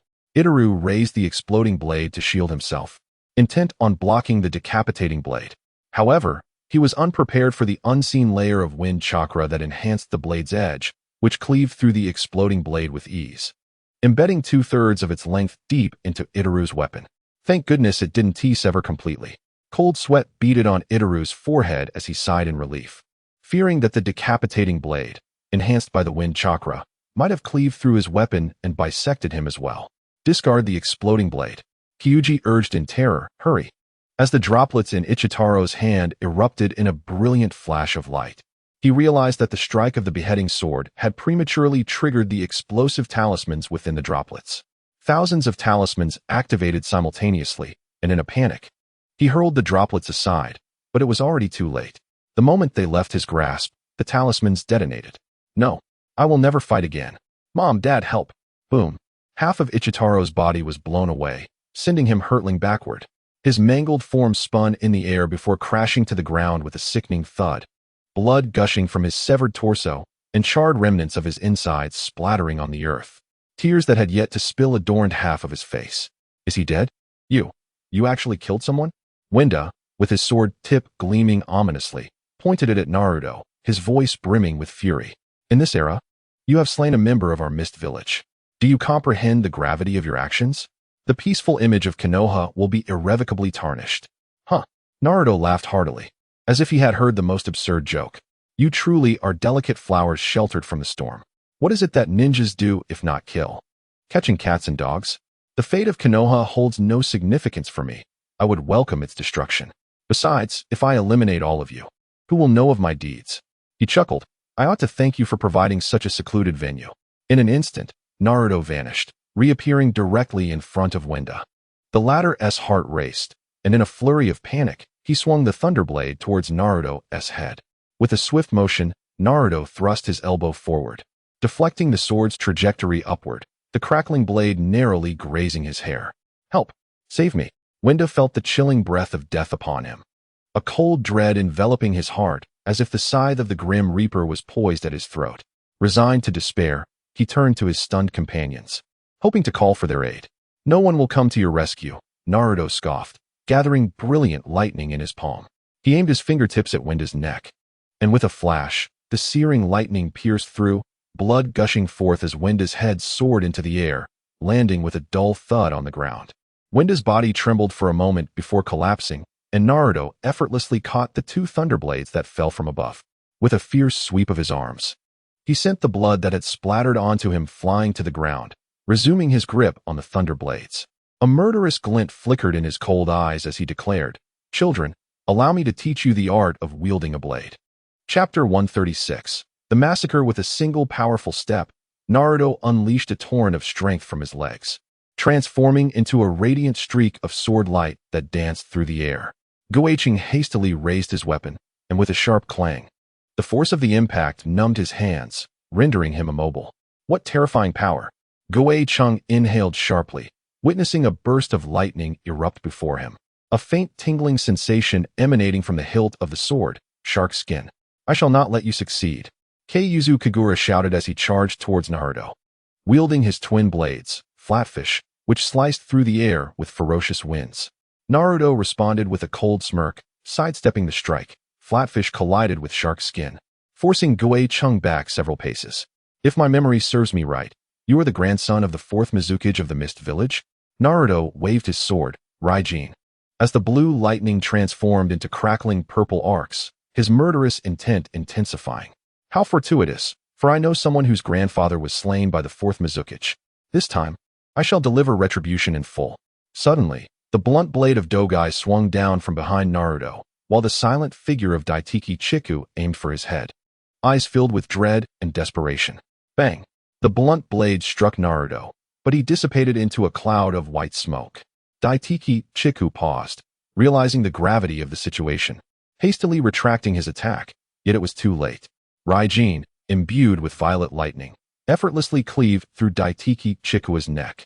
Unbeknownst to him, Naruto had circled behind, delivering a powerful kick to Daiteki Chiku's back, sending the colossal, headless body crashing onto Kagura and Goeicheng. Guyulu. The head rolled on the ground, still wearing an expression of shock. Naruto stepped upon it, coldly inquiring, "Continue. I beg you, spare me," Goeicheng stammered, his legs giving way as he knelt before Naruto, fervently bowing his head to the earth. I was wrong. I shall never commit such heinous acts again. Just spare me. I will do anything you ask. I will be your dog. I will serve you as a dog." To his astonishment, Shark Skin had chosen such a master. Naruto scoffed, striding towards Goeicheng. "Heinous acts? What do you consider to be heinous? Survival of the fittest is the law of this world, even in times of peace." His gaze was terrifying, robbing Goeicheng of any will to fight. Had he the chance to reconsider, he would undoubtedly steer clear of Naruto, for the latter was utterly fearsome. "You sheltered souls. Believing that inflicting a few wounds during training makes you a genius at killing? Those drills are mere child's play." Naruto twirled his sword, a low, cold laugh escaping him. "True combat is a brutal slaughter, far more terrifying than any training. And for me, this skirmish does not even qualify as a struggle, for you are not my match. I demand blood for blood." Keiyuzu Kagura gripped Flatfish and lunged at Naruto, his blade slicing through the air with formidable force. Naruto effortlessly evaded the onslaught, a mischievous smile gracing his face as he regarded the furious Kagura. How weak! Naruto shook his head in disappointment, then suddenly flicked his right hand, the glint of his sword flashing like lightning. Blood sprayed forth with the sound of falling flounder, and Kagura's left hand flew through the air. With this turn of events, there was no longer any thrill left. He gripped Raijin's fang tightly with his left hand, thrusting the blade directly into Kagura's mouth, silencing any cries that might have escaped. His azure eyes filled with murderous intent. Filled with rage and sorrow, Kagura released the flounder from his right hand, attempting to strike at Naruto in a desperate bid to buy time for Onitsume to escape.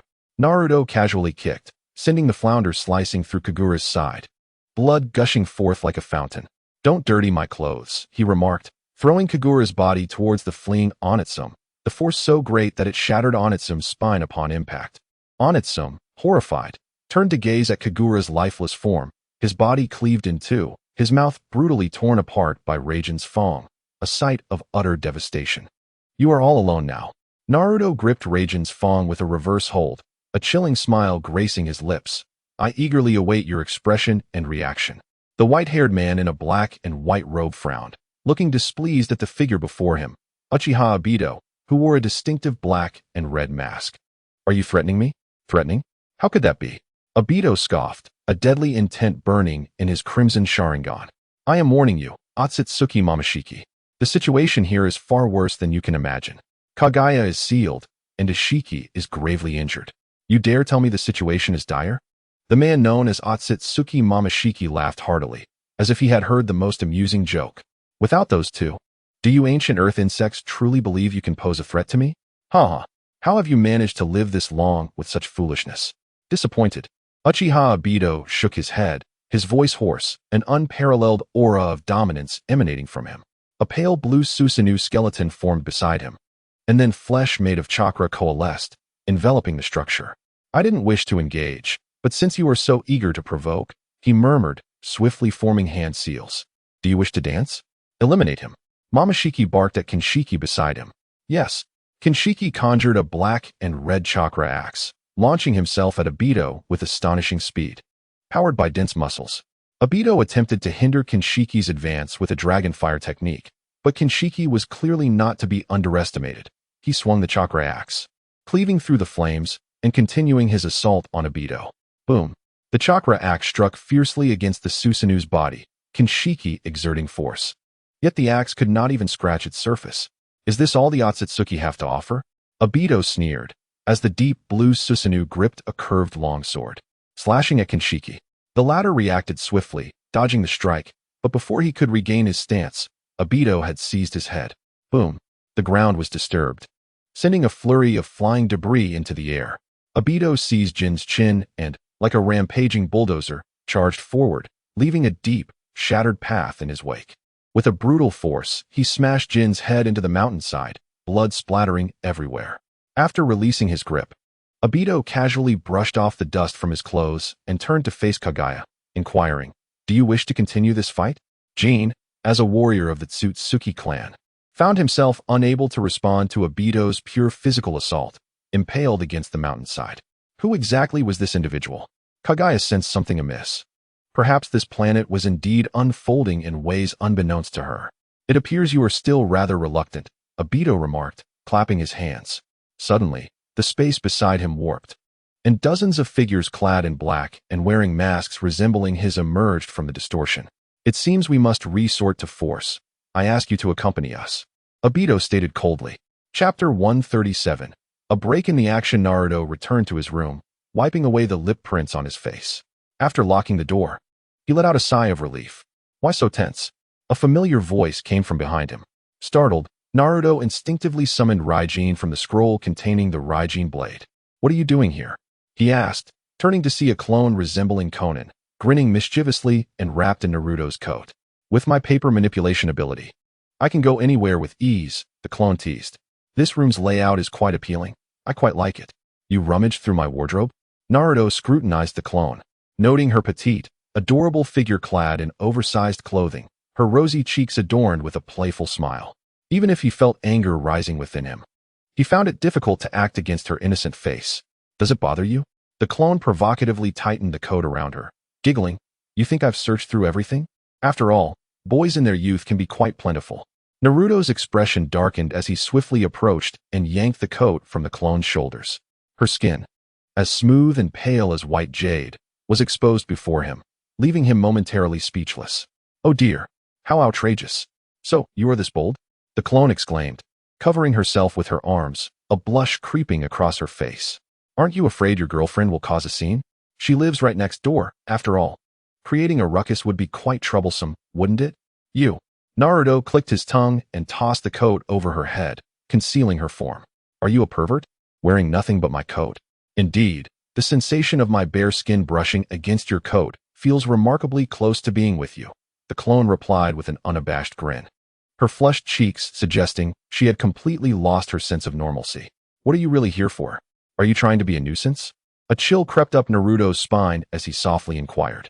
Our leader has already forged an alliance with the Otsutsuki clan during the third Chunin exam.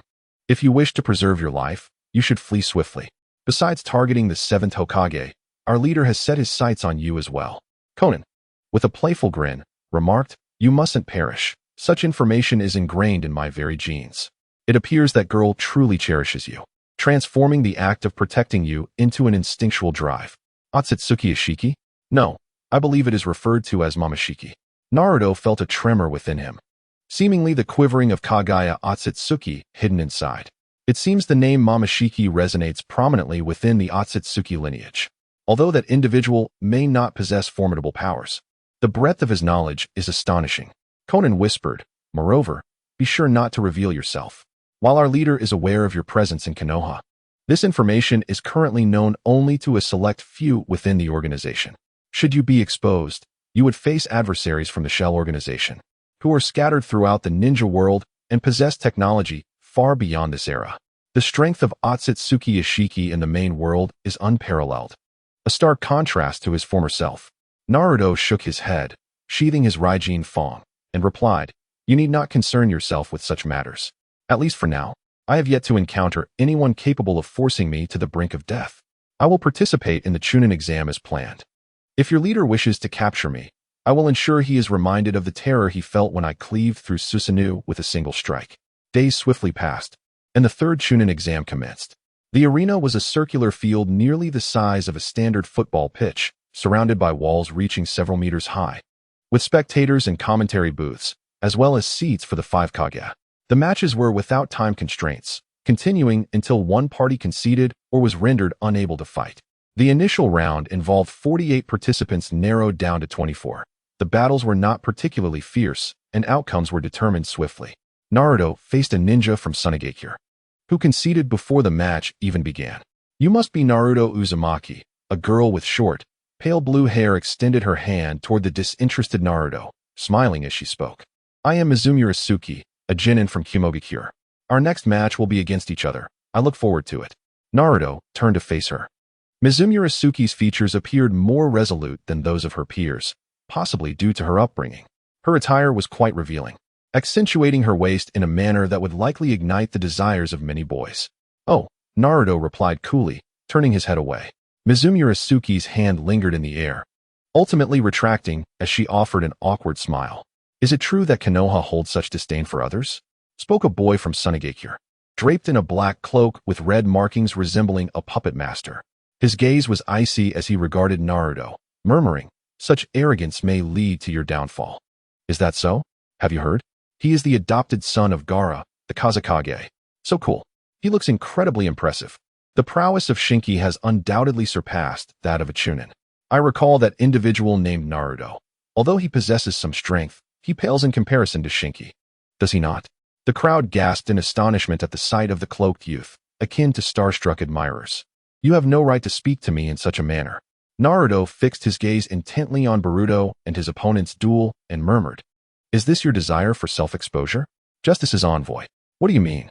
Miss Mizuki, could you kindly reveal the mark on your palm for all to see? Naruto shook his head, speaking with a hint of resignation. The expression on Mizuki's face shifted, her previously outstretched hand trembling slightly as she instinctively took a step back. No, I cannot. Is there something scandalous that you wish to conceal? Naruto's gaze turned icy as he regarded Mizuki, who felt as though she had been struck by a sharp blade, her heart racing as she swallowed hard, her body quaking uncontrollably. Shinki regarded Mizuki with a look of suspicion. Even if you choose not to reveal it, it matters not. The poison inscribed upon your hand in the form of a ninja script will seep into my body through my skin should I come into contact with it, rendering me incapable of fighting during the match. Naruto chuckled coldly, speaking each word with precision. Once the competition concludes, the toxins will be expelled from my body through the sweat generated during the contest. After the event, seeking evidence will be futile. I have no intention of exposing you. Let us rely on our own abilities in the arena. With that, Naruto rose and departed from the spectator's stand, heading towards the resting area. Is this truly the case? Shinki inquired, disbelief evident in his voice. Mizuki lifted her gaze to meet his, while the audience behind them began to shift their focus, directing discussions towards her. She is indeed a woman of cunning. Just look at the way she dresses. It's utterly shameless. She likely aims to entice others into a trap using her body. How repulsive. Such a person will surely not amount to anything good as she matures. A cacophony of criticism infiltrated her ears, prompting her to unleash a growl of frustration before fleeing from the spectator's stand, the mocking laughter echoing behind her. In the second round, the sixth match featured Konoha's Naruto Uzumaki against the Mizuki of the Cloud Village. News soon arrived that Mizuki had opted to forfeit, allowing Naruto to advance once more. The arena erupted in astonishment as they beheld the yawning Naruto, and the spectators' expressions shifted dramatically. What kind of strength or terror must one possess to compel both participants to forfeit? Will I face Shinki in the next round? Naruto mused, glancing at the match schedule with an intrigued glint in his eyes. Perhaps this time, I can engage in a bit more bullying. Chapter 138. The competition continues. The progression of the matches unfolded more swiftly than anticipated. Unsurprisingly, the three members of Team 7 successfully advanced, while Kankuro and Awabe faced defeat against ninjas from other villages, experiencing a regrettable loss. The ninja world was astonished to find that 5 of the 8 finalists hailed from Konoha. For any other village to secure a spot in the top 8 was commendable. If this trend continues, the final confrontation might very well devolve into an internal conflict within Konoha. I will triumph over my opponent. Shinji clenched his fists, gazing at the Yuin ninja who had been effortlessly defeated by Mihoyu, and murmured, I will never bring disgrace to my father. Your prowess is unparalleled.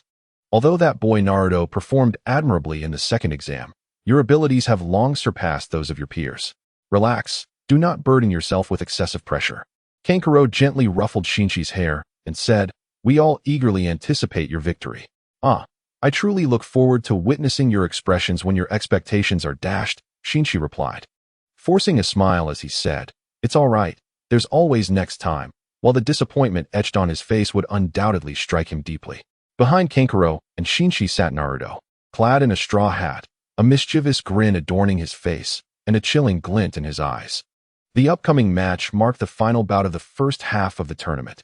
The red team featured Konoha's Naruto Uzumaki, who had surged into the top 8 as a dark horse, leaving a remarkable impression during the second Chunin exam. What surprises would this battle unveil? The announcer spoke with palpable excitement, invigorating the atmosphere. Many had come to witness the clash between Shinji and Naruto, one being the adopted son of the Wind Shadow, and the other a concealed master, a spectacle indeed. As for the blue team, it was none other than Shinji, the adopted son of the Wind Shadow from Sunagakure. His strength was abundantly evident. Since the commencement of the competition, he had dominated his adversaries with an overwhelming force. To this day, no one had compelled him to exert his full power. Amidst the fervent cheers, Shinji emerged from the waiting room, his body ensnared in black iron sand. His gaze resolute as he fixated on the drowsy Naruto standing before him, his hands slightly raised. Shinji, Shinji, Shinji, you are our last hope from Sunagakure. Go for it. You must defeat him. Naruto, give it your all. Knock this guy out of the arena. Come on, big brother. Boruto shouted from the railing towards Naruto. Don't tell me you stopped at the top 4. Listen to the fervent voices. Everyone desires to vanquish their opponent with the ferocity of beasts. With his hands tucked into his pockets, Naruto scoffed. But this is the essence of battle, violence and conquest, slaughter and plunder. If you don't know how to proceed, then surrender to your instincts. What do you mean? Shinji retorted, harboring a murderous intent to overcome Naruto. Otherwise, it would be meaningless. Naruto shook his head and then, with a subtle motion, transformed into a gust of wind, reaching Shinji in an almost imperceptible blur. A kunai pressed against his neck. The whistle blew. The match has not yet begun. Do not engage in combat prematurely. The referee swiftly separated Naruto, who, truth be told, was startled, even at his level. He had failed to perceive Naruto's earlier movement. Do you understand? Just as you are not on the same level as your peers. Neither am I on the same level as you, Naruto stated, stepping back 10 meters with a smile. Do not disappoint those who believe in you. Shinji was taken aback, his pupils constricting sharply, his hands forming claw-like shapes, his teeth clenched tightly. This is undoubtedly a fierce battle for Shinji, while for Naruto, it is merely a pastime. And now, the match begins. The referee abruptly waved his hand, and Shinji, with a swift motion, unleashed a barrage of sharp, conical iron sand that shot forth like a torrential rain, accompanied by a sound reminiscent of rending air. Sand shower. That lad seems quite impressive, with such iron sand capabilities. Once he gains the upper hand, victory will likely follow. Haitu, clad in a half-tailored crimson chipao, raised her strikingly beautiful legs and remarked with an intrigued expression. The child from Konoha is in peril. Not necessarily. There is scant information regarding him. Battles between ninjas rely heavily on intelligence. Although Gaara felt a surge of internal delight, he maintained an expression of feigned melancholy. The 7th Hokage, Naruto, remained silent, observing the clash. Naruto formed hand seals and subsequently summoned a massive earthen wall that forcefully intercepted the iron sand spikes. From his waist pouch, he retrieved 2 shuriken and infused them with wind-release chakra. The shuriken transformed into a vibrant green, emanating an extraordinary cutting force as he hurled them from behind the wall. Shinshin clicked his tongue and, with a swift motion, sent forth a tremendous tide of iron sand that surged towards Naruto. Even with the earthen wall for protection, the iron sand wave began to ascend over its surface.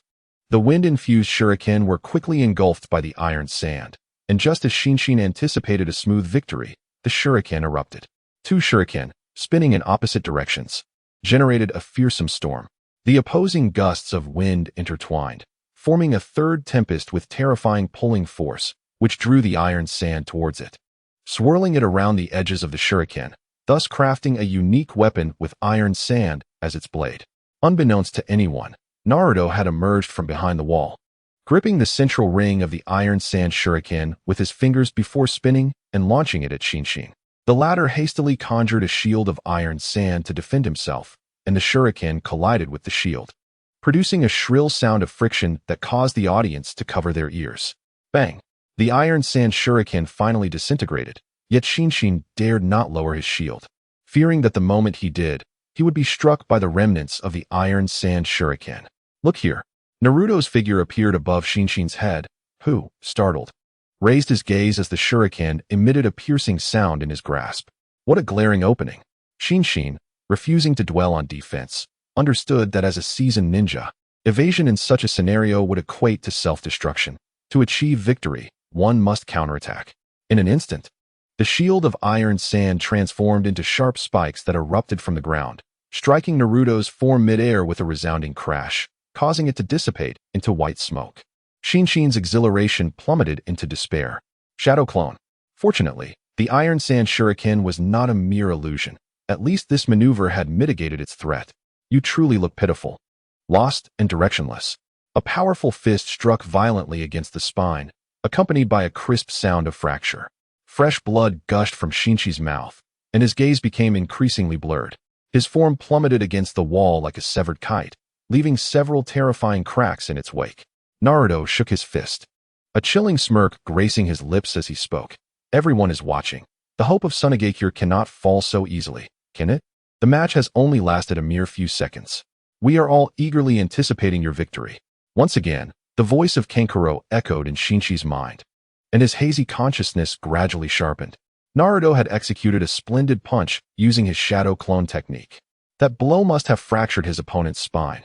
It seemed the outcome of the match was already determined, as a ninja with a broken spine was equivalent to one who had lost their fighting capability.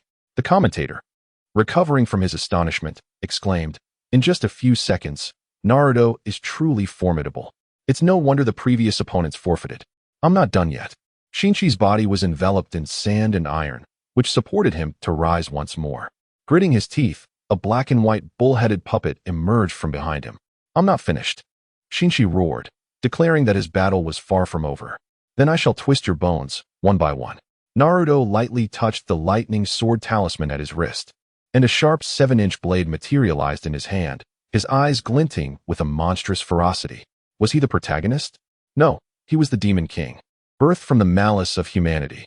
The battle resumed. He coldly halted the referee, who was about to announce the match's outcome. "Stop this match. If it continues like this, something terrible will happen." The 7th Hokage observed the ominous aura surrounding Naruto and murmured, "Shinshi appears to be holding on by a thread." Gaara remained silent, watching Shinshi intently, his hands slowly clenching into fists, his gaze reflecting turmoil and complexity. Sand iron waterfall. Shinshi waved his hands, unleashing a torrent of sand and iron that surged forth like a tidal wave, its overwhelming force radiating a terrifying energy, provoking gasps from the audience. What immense power! This jutsu is frightening. The range is incredible. Naruto has nowhere to evade.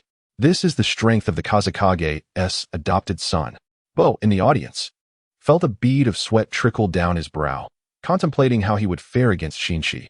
He doubted he could withstand even a few exchanges. Ninjutsu, sword technique. A brilliant green light coalesced along the blade as Naruto advanced toward the sand iron waterfall, his expression one of disdain and mockery.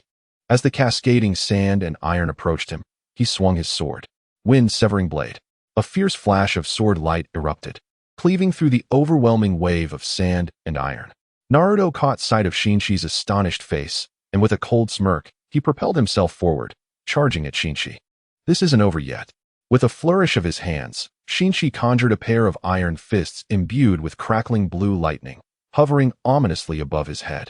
He swung them down with great force towards Naruto, yet each strike was deftly evaded, as Naruto moved like a darting gale, impossible to capture. Once armed with his sword, Naruto's prowess surged at a visibly remarkable pace. "Stay back," Shinshi exclaimed, panic seeping into his voice. His once proud ninjutsu appeared as inconsequential as a pebble in Naruto's eyes, devoid of any real threat.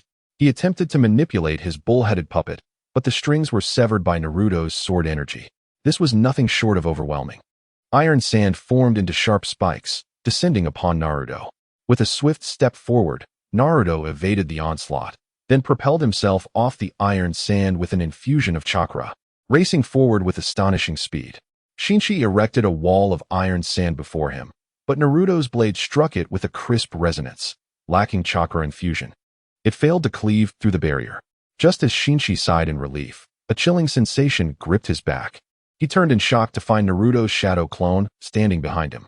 "Die!" The clone grinned, seizing Shinshi's hair and violently slamming him against the wall.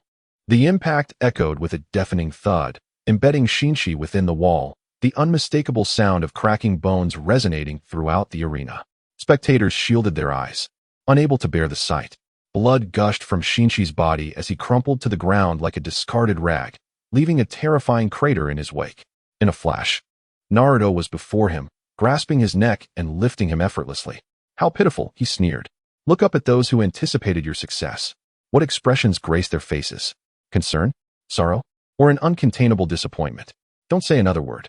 The son of the Wind Shadow is of such caliber? It appears the Wind Shadow himself lacks prowess as well. Perhaps in the future, Tsunagakure shall be known as the laughingstock of the ninja world?" Naruto's voice echoed in Shinshi's mind like a demonic whisper, his grin widening as he continued. "You aren't going to start crying, are you? The match is over. Both contestants must refrain from further physical contact." The referee intervened, pulling Naruto away. Observing this young yet ruthless boy, a sense of foreboding surged within him. Had this been a battle rather than a contest, Shinshi would surely have perished, tortured to death. Regardless, such injuries were beyond excessive. Sakura Haruno furrowed her brow, leaping from the stands to Shinshi's side, employing her medical ninjutsu to tend to his wounds. However, she soon rose, urgency in her voice as she addressed the referee. "His bones are shattered, and several sharp fragments have pierced his organs. If he wishes to survive, surgery is imperative. Please relay this to the 7th Hokage. I shall take him for treatment." With that, Sakura swiftly lifted the unconscious Shinshi and departed the arena at a remarkable pace. Gaara observed the unfolding scene in silence, appearing outwardly calm, yet his gaze gradually shifted, hinting at a tempest brewing within. Should the referee fail to intervene, would he not unleash his fists upon Shinki with lethal intent? Sarada swallowed hard and murmured, "Isn't that a bit excessive? Although this is the Chunin exams, must one resort to such brutality? The essence of ninja combat is, after all, one of bloodshed." Boruto clenched his fists and replied softly, "In the battlefield, it is commonplace to bring one's opponent to the brink of death, because he is your elder brother. You utter such words. What if it were Sarada facing him in battle, devoid of any familial ties?" Mitsuki countered with a shake of his head, asserting, "I fear Sarada would, much like Shinki, rise to confront her aspirations of becoming Hokage, ultimately suffering a fate where Naruto shatters her bones, leaving her on the cusp of death without surgical intervention. In such a scenario, would you still defend him?" Boruto opened his mouth, unable to articulate a response, tightening his grip on the railing as his thoughts became a tangled web. Naruto did not return to the audience, but instead strode out of the dueling arena. Rubbing his weary eyes, the earlier confrontation had merely served as a warm-up for him. As the referee surmised, had he not been halted, Naruto would indeed have contemplated Shinki's demise, a notion all too familiar to him as a former member of the Akatsuki. Binding reluctant informants and force-feeding them frogs and insects, or allowing Deidara's clay bombs to wreak havoc within their bodies. These were routine affairs for him. Naruto halted his steps, finding himself in a secluded alleyway. A few stray cats, startled by his presence, leapt from the trash can lids and scampered up the walls. I have ventured to this forsaken place. Will you not show yourself? Naruto scoffed as he turned, only to witness a fleeting shadow materialize before him. Kankuro, his eyes ablaze with fury, stifled only by the fact that his opponent was but a child. Why did you resort to such brutal measures? He bore you no grudge. Kankuro's voice was low, yet laden with ire. Bore me no grudge? Naruto retorted. When you thrust two children into the arena under the guise of being ninjas, they become foes by necessity. He waved his hand dismissively, continuing, dare you claim you have never taken a life during the Chunin exams? Dare you assert that the esteemed Kazekage has not obliterated the innards of his enemies with sand? Do you truly believe the current ninja world is one of peace and tranquility, where ninjas merely engage in trivial play acting? Ninjas are the military might of a nation. Is it wrong for me to consider the well-being of this country and eliminate potential threats posed by our enemies? A mocking chill glimmered in Naruto's eyes as he chuckled darkly. By the way, having been reduced to that state, even if Shinki survives, he shall never again walk the path of a ninja. His chakra control pathways are likely severed. Ha ha ha. I shall end your life. Kankuro roared, unleashing the puppet he had bound with cloth, his voice a primal growl. A creature like you is nothing but a scourge. Come forth. Let us see who shall perish first. As the Raylite sword transformation activated, Naruto tightened his grip on the long sword, aiming it directly at Kankuro's head. Come, he commanded. In Chapter 140, titled Malice, Kankuro's fury ignited as he maneuvered his puppet to launch an attack against Naruto Uzumaki. Thousands of sharp, poison needles erupted from the puppet, exuding a chilling aura of lethal intent. As the poison needles surged forth, Naruto gripped the blade with unwavering resolve, swiftly swinging it to create a tremendous vortex that mercilessly shredded the needles, sending emerald green liquid splattering in all directions. A mocking smile curled at the corner of his lips as he leaned forward, the blade slicing through the air with precision, striking Kankuro's puppet strings. How slow you are. As a puppeteer, how could you allow your enemy to come so close? Do you perceive me as merely a trifling child, thus growing complacent? Naruto tightened his grip on the long sword, chuckling darkly. That thought could cost you your life. Such disdain is often the most fatal.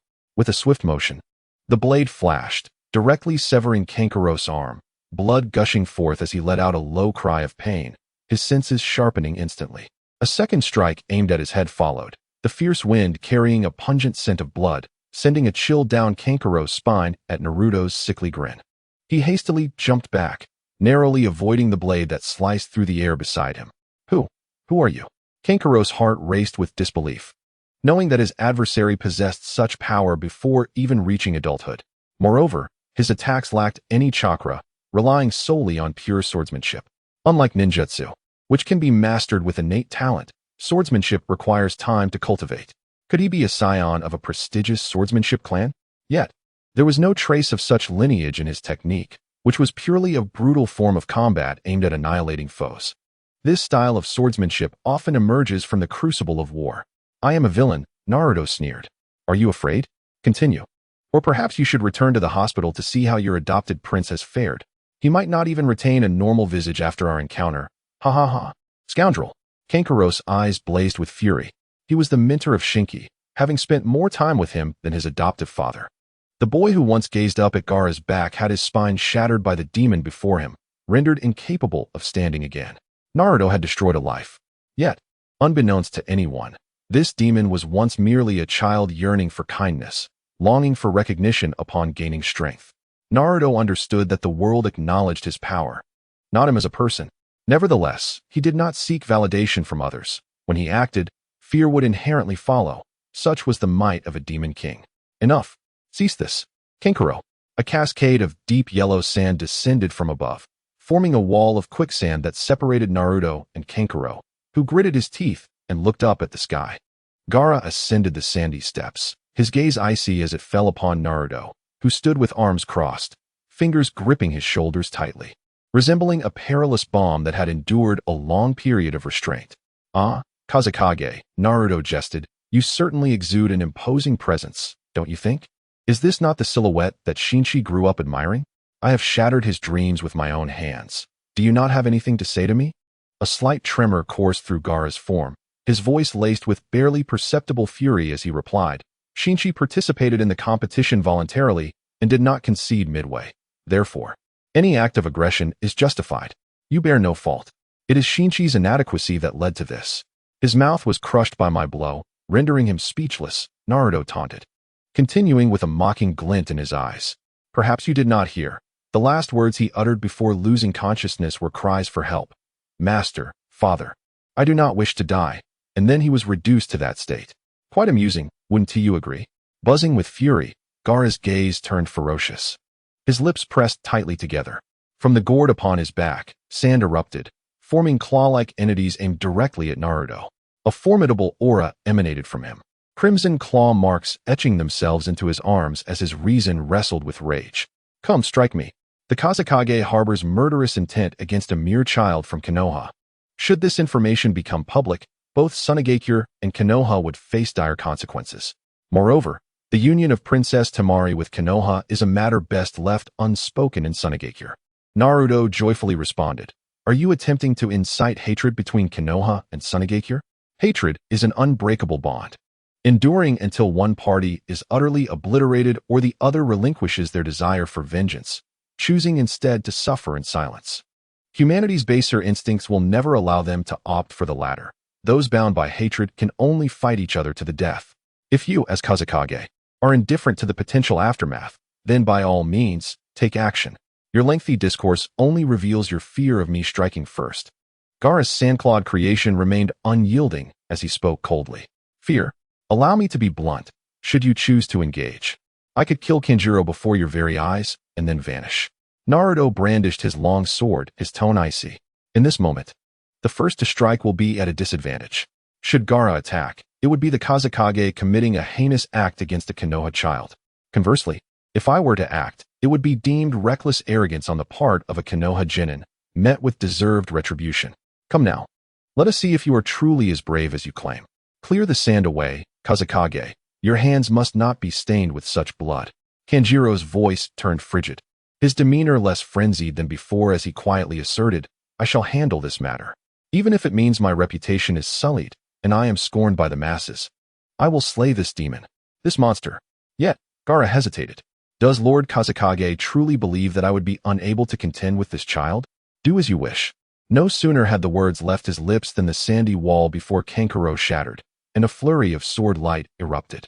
Naruto emerged from the intertwining beams and fine sand, swiftly seizing Kankuro by the throat, pinning him to the ground, and forcing the blade into his mouth. Monster, demon, these are titles I have heard since my youth. Indeed, I am a monster. With a sudden surge of power, Naruto savagely slashed Kankuro's left cheek, his voice laced with a chilling madness. You have nurtured this monster with your prejudice and malice. Blood spurted forth. Stop! At Kankuro's anguished cry, Gaara could no longer contain himself. He commanded the sand's massive claws to strike at Naruto, and a myriad of emotions flickered across Kankuro's eyes. Anger, sorrow, confusion, pain, guilt. Due to his arrogance, Gaara, as Kazekage, had committed a grave error. He had personally attacked Naruto Uzumaki. If Naruto were to be harmed, the rift between Tsunagakure and Konohagakure would deepen, eventually culminating in conflict, ignited by the marriage of Princess Temari to the Nara clan. Naruto's cold smile remained as he lowered his sword, revealing his lack of intent to defend himself, his purpose unmistakable. This would mark a pivotal moment in history. Chapter 141. The prelude to awakening. Kankuro gritted his teeth and seized Naruto, switching their positions. The terrifying sand claws descended upon him, and with a sharp crack, blood erupted from his mouth as he collapsed to the ground. Brother! Gaara's pupils constricted in shock as he leaped down from the suspended sand platform, trembling hands reaching out to lift the crumpled Kankuro. A wound marred Kankuro's mouth from Naruto's blade, and the bruises from the sand claws were starkly visible. The brilliance in his eyes began to fade. If we don't get him to the hospital quickly, he will surely perish. Naruto's face bore a mischievous grin, Kankuro's blood dripping languidly from his sword. Despite being merely a teenager, his gaze was terrifying enough to instill fear. Buzz! Gaara suddenly raised his hand, unleashing a torrent of yellow sand that surged toward Naruto's head with alarming speed. Should such a deluge strike, it would surely crush his skull with ease. If you strike now, your beloved brother's injuries will be in vain, wouldn't they? Shall we render his efforts fruitless? Naruto stood unfazed, smiling as he declared, Kazekage. The yellow sand halted abruptly. Gaara clenched his teeth, his eyes trembling as they locked onto Naruto. This mere boy possessed an unfathomable mastery over the human heart, akin to a hedgehog, rendering him difficult to confront. Do not gaze at me so, I might become shy. Naruto waved his hand, sheathing his long sword, and then turned to leave, saying, hurry and take him to the hospital. It would be nice for Shinji to have some company in the same ward, wouldn't it? Both of us have ended up in the hospital. Doesn't that seem like a fitting pair? Why do you hesitate to strike me? It is because I have Konoha as my backing. Konoha stands as the mightiest force in the ninja world, unparalleled by any other village. You dare not offend us. If such power were possessed by Sunagakure, then even if you were to slay me now, the weaker village would not dare to voice any complaints. Ultimately, the truth remains that you are simply too weak.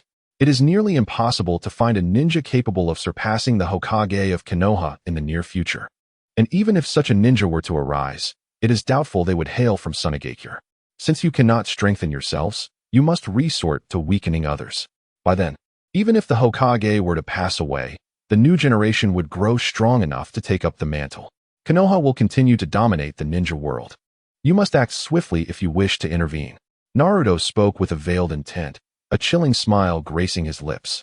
By the time those individuals grow stronger, the ninja world will bear the surname of Konoha.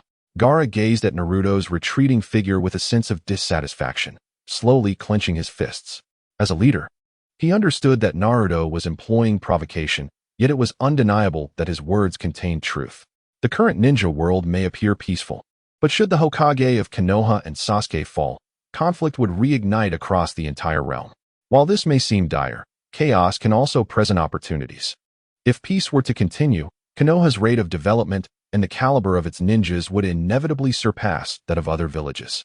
The 7th Hokage may advocate for peace, but what of the 8th, 9th, or 10th generations? With Konoha wielding absolute power, it is only a matter of time before a ruler akin to Danzo emerges, leading to the demise of the entire ninja world. The ninja realm is afflicted by a toxin of chronic decay. To cure it, one must act before the poison spreads, eliminating the two wielding dictatorial power, Naruto and Sasuke. Gaara furrowed his brow, gritting his teeth. At this moment, he finally realized that he had matured. Friends from years past had transformed into allies or adversaries as they stood before the stage of governance. Everyone has become an adult. No longer can they decide their lives and futures based solely on mutual sentiments. As Kazekage, he bears the weight of his village's future. Meanwhile, Naruto strolled through the streets in high spirits. His intentions were quite simple, to incite war. He was indifferent to power, wealth, and even the affections of women, having eyes only for one. Material possessions no longer held any allure for him. He merely wished to witness the world burn. The Demon King requires no redemption from anyone. Perhaps one day, a hero will pierce his heart with a sacred sword, and his demise will be chronicled in history, condemned by the masses. But that matters little. This is the purpose of a villain's existence. Where there are heroes, there must also be antagonists, though this particular antagonist was once a hero, Uzumaki Naruto. Sasuke's figure appeared beside Naruto, resting a hand on his shoulder as he quietly inquired, "Why would you do such a thing?" "What do you mean? To injure Shinji gravely?" His meridians had been severed beyond repair, rendering him incapable of ever becoming a ninja again. It was merely a competition. All that was required was to incapacitate the opponent. So why must you ruin his life? Sasuke's gaze shifted to Naruto's face, where he saw a reflection of his former self, rebellious and icy. Had he not already fallen? Naruto let out a cold sneer. "It's quite ridiculous to see you crawl up from the ground while proclaiming you haven't lost. You resemble a passionate protagonist from a comic, believing that a mere shout and an unwarranted resurgence can awaken latent potential to overcome your adversary. Truly a laughable notion. As if any persistence would yield rewards, there would be no ordinary beings left in this world. Is that why you shattered his bones and crushed most of his meridians, condemning him to a life of regret bedridden? He is a living being. This conversation is not yours to have, Uchiha Sasuke." Naruto seized Sasuke's arm, his voice frigid. "How many lives did you take under Orochimaru's tutelage? Did your hand tremble while those individuals begged for mercy before you? Did you ever consider that they had families? Did you ponder that their children waited for their fathers to return home for dinner? Did you think about how their entire families relied on that meager salary to survive? With the countless families you destroyed, what right do you have to lecture me? Thus, I chose to protect Konoha in the end, for I am aware of my transgressions. Protecting Konoha will not resurrect those you have slain. The families you obliterated will not find happiness again.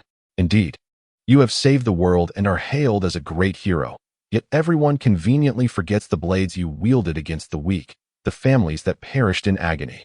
A smile crept across Naruto's face as he continued. This is the justice of Konoha, with the protection of the strong, no matter the action. Other ninja villages must weigh Konoha's influence before proceeding. How moving. This is the savior of the ninja world. I merely hope you do not tread the path I once walked. Rest assured, I shall not become a person like you. Naruto released Sasuke's arm, murmuring, in this ninja world, I recognize only one hero, and that is the 7th Hokage. As for you, you are merely one who failed to fully commit to any path. Sasuke parted his lips, silently observing the retreating figure of Naruto Uzumaki, a hint of desolation in his gaze. The autumn wind stirred his robes as he sighed and vanished from the street. This is hardly befitting of an Uchiha, let alone one named Sasuke. A flicker of the Sharingan manifested in one of Naruto's eyes, a fusion of the powers of Uchiha Shisui and Uchiha Sasuke, the ultimate Sharingan. Once awakened, Naruto would possess the ability to defect. Chapter 142, The Finals. This was the paramount event that captured the attention of all ninja villages. As the Chunin exams approached their conclusion, with both finalists hailing from Konoha. As previously stated by Naruto, Konoha exerts an unequivocal dominance over the entire shinobi world, both militarily and technologically. Under the pressure of the 7th Hokage, Naruto, and Sasuke, other ninja villages dare not engage in any form of provocation against Konoha. Welcome, everyone, to the Konoha channel. We are currently broadcasting the third round of the Chunin exams taking place at the Konoha examination grounds. As many of you are aware, this round is the finals, with both competitors hailing from Konoha. Shino, holding a commentary sheet, addressed the camera with deliberate clarity. One is the fierce and formidable Naruto Uzumaki, who decisively defeated his opponent yesterday, and the other is a member of the new 7th squad, Mizuki. Can that individual even qualify to compete after such a display? Whispers of concern rippled through the audience, with each person casting wary and disdainful glances at Naruto on the arena. The latter yawned, rubbing his eyes as if just awakening from slumber. Conversely, Mizuki's strength is also considerable. His opponents rarely last even a minute against him. Wasn't he too formidable before encountering him? How many could withstand even a minute against him? He is a member of the new 7th squad. After all, the new generation is sure to surpass the old. No matter how powerful Naruto is, he cannot hope to conquer a squad that bears the legacy of the Sannin.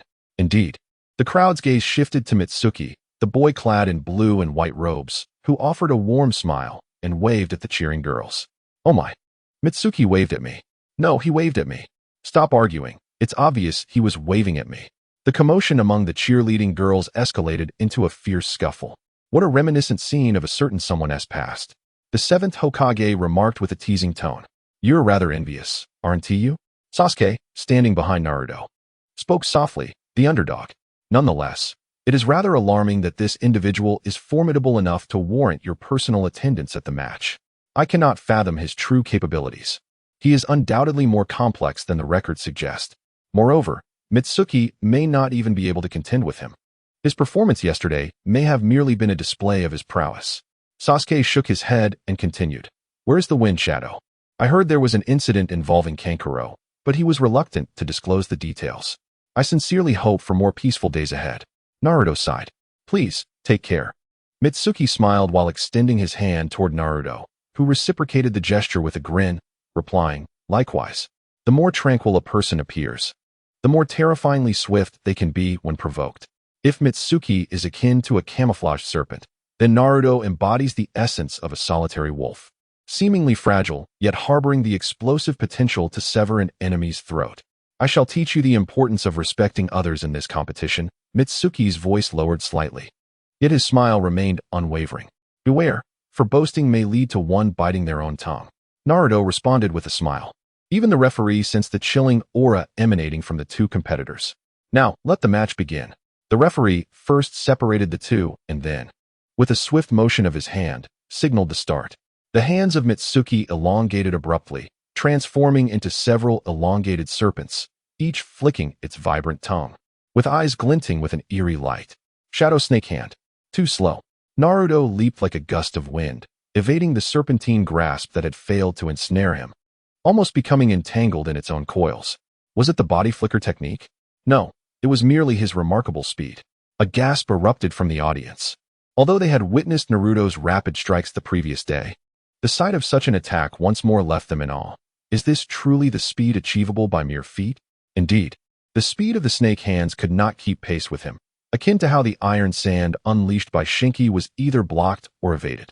His athletic prowess was extraordinary. Mizuki clicked his tongue, retracting the snake hands, then formed hand signs, unleashing a torrent of water aimed at Naruto. The torrent struck a mere afterimage, and Mizuki was astonished to see his opponent circling around him. The incredible speed had created a mere illusion. Both Sasuke and Naruto wore expressions of surprise.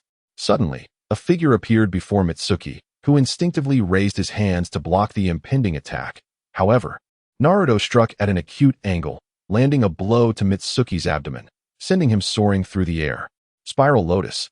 Naruto wrapped his arms around Mizuki's body, securing his limbs tightly, then spiraled downwards with tremendous force, the whirling motion producing a deafening sound. Bang! The ground was left with a crater. Dust and debris flying as Naruto emerged from the haze, taking a deep breath and gazing intently at the center of the dust cloud. Such formidable taijutsu. After this, Mizuki would likely be unable to continue fighting. This speed is astonishing. In the blink of an eye, the entire situation had transformed. Is this truly a Chunin? Another wave of gasps resonated from the audience as Boruto and Sarada, leaning against the railing, exchanged complex expressions while Boruto gripped the railing tightly. If I were to endure such an attack, I would have already lost consciousness, Boruto thought. Sarada quietly remarked, to be honest, if I were to fight Naruto, I would forfeit. He is not here to win. He simply wishes to engage in battle. Are you truly frightened? Isn't that only natural? After witnessing the devastation yesterday, what are the odds of surviving a match against him? Sarada turned to Boruto, continuing, whom do you wish to see victorious, Boruto? Who wins is not for me to decide, he replied, lowering his head. From the dust, a figure slowly rose, twisting his neck with a crisp crack that sent a chill down one's spine. However, Mizuki bore no significant injuries. The spiral lotus had merely left his clothing slightly soiled. To think that nothing has happened at all. It seems we have underestimated him. Indeed, those who have reached the finals are no weaklings. The anticipation grows ever more intense. The woman with snake-like pupils seated in the audience narrowed her eyes. Your body has undergone special treatment. Your flexibility is astonishing. Naruto scoffed and replied, do you really believe that with such a physique, you can still be considered human? Are you not closer to being a monster? You have no right to say that to me, Satsuki retorted coldly. My body is indeed peculiar. No matter from which height I fall, I remain unscathed. My arms can extend and soften at will, and to others, I may appear monstrous. Yet, you, who indiscriminately wield violence and slaughter others, are merely cloaked in human skin. Your heart is truly that of a monster. Ah, thank you for the compliment. Naruto lightly tapped his wrist, and with a flash of blue light, a sharp blade manifested in his hand, a murderous glint flickering in his azure eyes. He has drawn his sword. Caution is advised. Let us hope no lives are lost. The spectators were riveted, aware that both combatants represented the pinnacle of their generation's fighting prowess. This clash of titans would likely not conclude swiftly. Chapter 143, the final match concluded. Satsuki frowned, her hands swiftly forming seals. Then she unleashed a fierce gale from her mouth. A terrifying whirlwind erupted, hurtling towards Naruto with ferocity. Whoosh! The blade effortlessly cleaved through the whirlwind, and Naruto surged forward like a beast, flames suddenly erupting from his sword, the surrounding air distorting from the intense heat. Ninja sword technique, flame slash.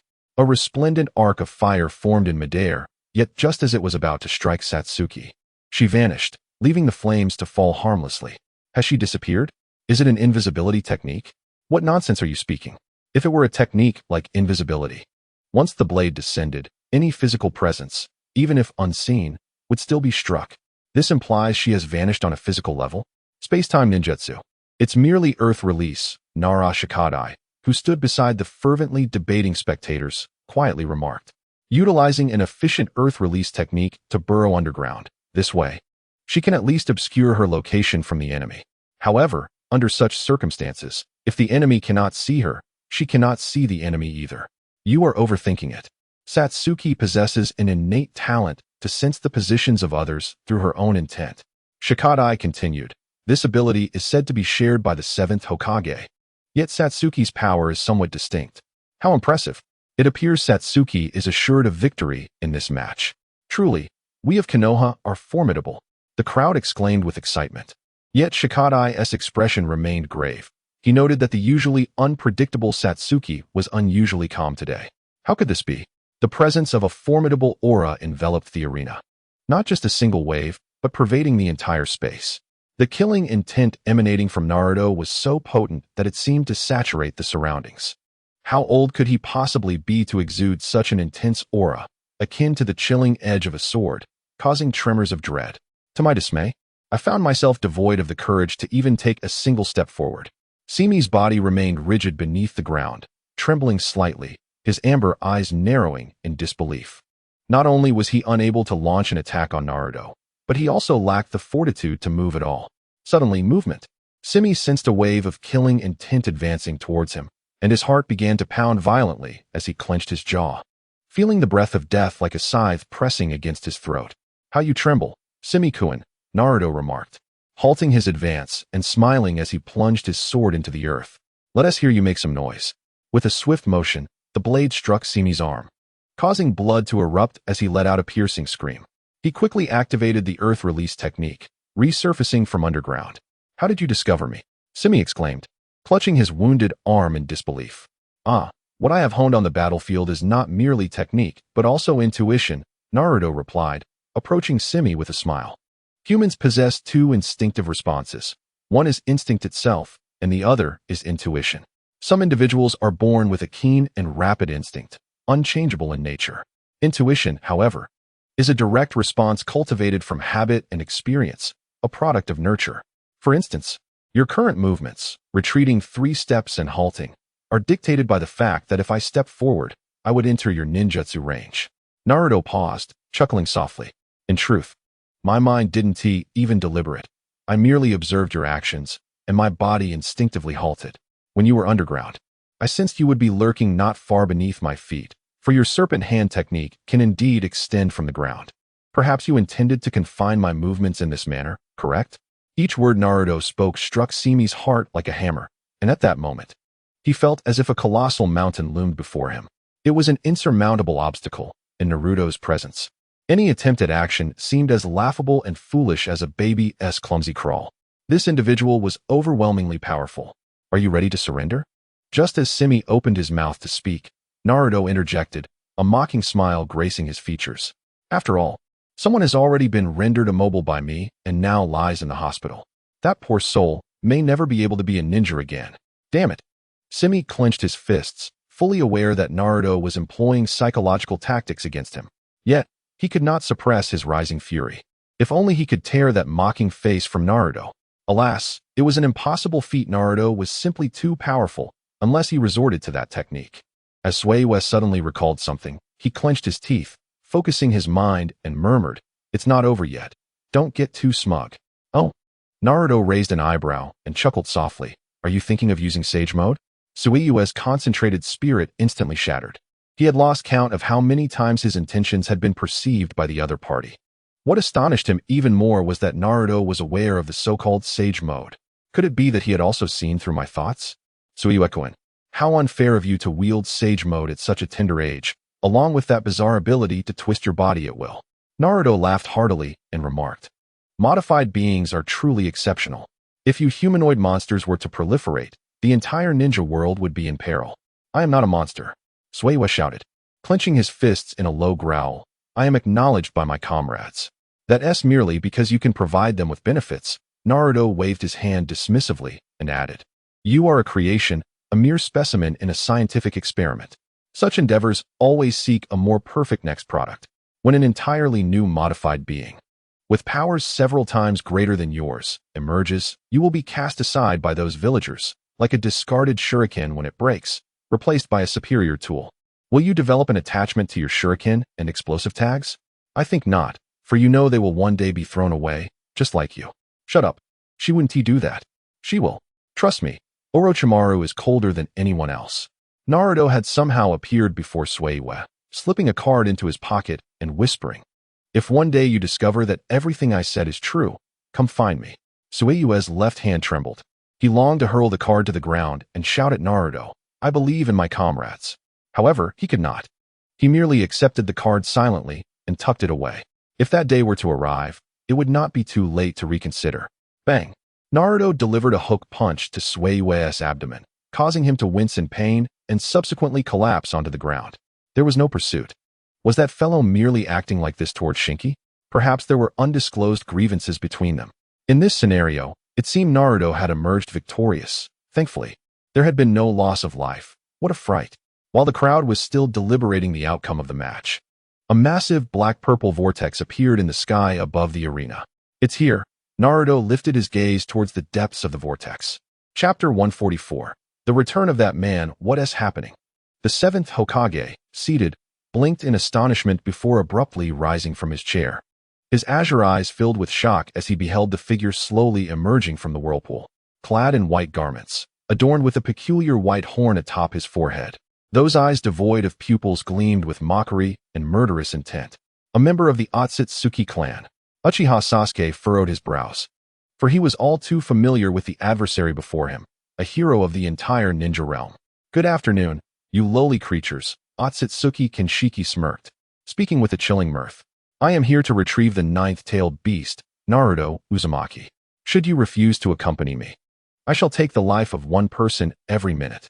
There's no way I will allow that."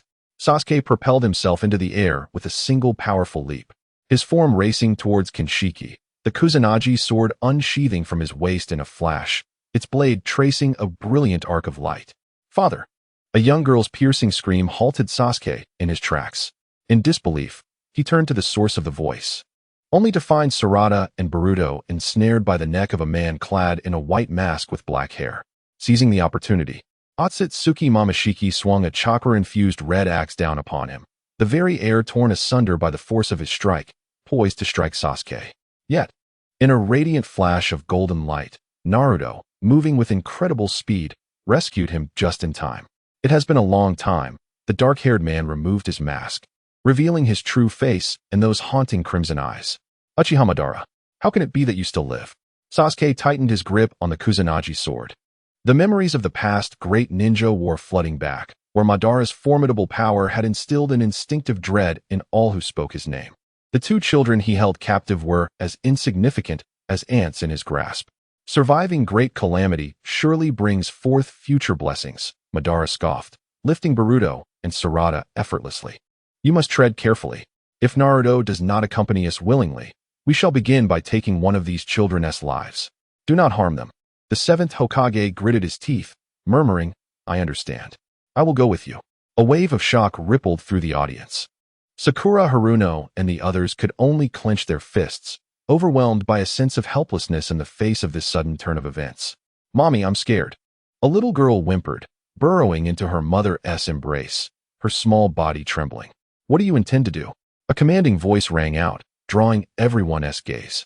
Naruto glared at the figure before him, a man in a black cloak identified as the third member of the Akatsuki. "Stay back." Behind Naruto stood Konan, her palms gathering chakra, both of them casting fierce glares at the approaching members of the Akatsuki. Is Naruto afraid? A frightened Naruto is quite endearing. The foe Konan gleefully clapped her hands, her smile unsettling. "Once I eliminate this woman, I shall become your one and only." Enough with the chatter. "If we cannot take these children, the boss will surely be displeased." The third member raised an eyebrow, suddenly swinging his sleeve, unleashing two sturdy chains that lunged towards Naruto, ensnaring him tightly. Poor thing, to be targeted by such villains. Evil begets evil, indeed. Not even the little girl is spared. What a band of robbers. Whispers of sympathy and regret echoed through the audience as they gazed upon Naruto. Afraid? Naruto lowered his gaze, closing his eyes, and chuckled softly. "Am I afraid?" Upon reopening his eyes, the terrifying crimson of his Manjiki Sharingan revealed a horrifying murderous intent, its chaotic black patterns reminiscent of thorns, with a blood-red aura surging forth, enveloping his entire being. The power of his three Manjiki Sharingan, Allow me to showcase the pinnacle of strength, the might of the strongest rogue ninja. In an instant, a red light engulfed Naruto, and the third figure felt his iron chains begin to tremble, soon cracking at a visible pace, leaving no time to retract them. The chains shattered. Damn it, I knew this guy would have a trick up his sleeve. Sensing the surge of power within Naruto, Obito clenched his teeth, signaling to Tobi to hasten and take the seventh Hokage away. The Mizuki power of the alternate Sasuke is the manipulation of time, and upon merging with Naruto's Sharingan, it awakened the ability to reverse time, allowing the user to rewind their own existence to a previous moment. The time Naruto chose to revert to was when he activated the Black Warrior Susanoo, his peak state. As the crimson light dissipated, the figure before the third exuded an icy aura that permeated the entire arena. Cloaked in a black and red robe, his golden hair danced in the autumn breeze, and a domineering, mischievous smile once again graced his face. None shall escape. Naruto touched the ninja forearm seal on his wrist, instantly activating the lightning blade, its sharp electric edge manifesting in his hand. The third, initially intent on a swift resolution, suddenly felt an urge to retreat. What an ominous presence! Was this the immense threat he spoke of? Even Tobi, who usually looked down upon the beings of this planet, was taken aback by Naruto's explosive aura, which surpassed even chakra in magnitude. You shall not advance a single step. The third formed a hand sign with determination, but in the next moment, blood erupted from the stumps of his arms as Naruto appeared behind him without a sound. The lightning blade, appearing as if delayed, traced a precise line in the air. Ninja swordsmanship, white lightning flash. The third coughed up blood, turning in terror to face Naruto, who, after severing his arms, did not spare him another glance, but strode towards Tobi and Uchiha Obito suspended in the air. I must stop him. If I fail to prove my worth, the boss will undoubtedly abandon me. This cannot happen. Trembling, the third contemplated for a few moments before an idea struck him. He dashed toward Konan, using Kimui to create a field of explosive tags around her. The moment one tag was triggered, the others would follow in a cascade of explosions, leaving no time to initiate paper transformation. Stop right there. If you don't, she'll be blown to pieces. The third shouted arrogantly. Chunin helplessly shook her head and sighed. If one does not court death, one shall not meet it. Though this may seem overly confident, Chunin understood that for Naruto, she represented the softest part of his heart, a touch that could lead to demise. In an instant, a blade pierced through the heart. No. Three gazed in disbelief at Naruto, who had appeared before him in the blink of an eye. This time, he was certain that Naruto had not approached him with physical prowess, but rather through ninjutsu, the flying thunder god slash. Rest assured, your companions will soon accompany you to hell. Naruto's voice echoed like that of a malevolent spirit. Special edition of Chi-Shi, even if reincarnated 1,000 times. It was Tuesday. As was his routine, Naruto began his morning ablutions. Despite having splashed cold water on his face, the lingering drowsiness clung obstinately to him.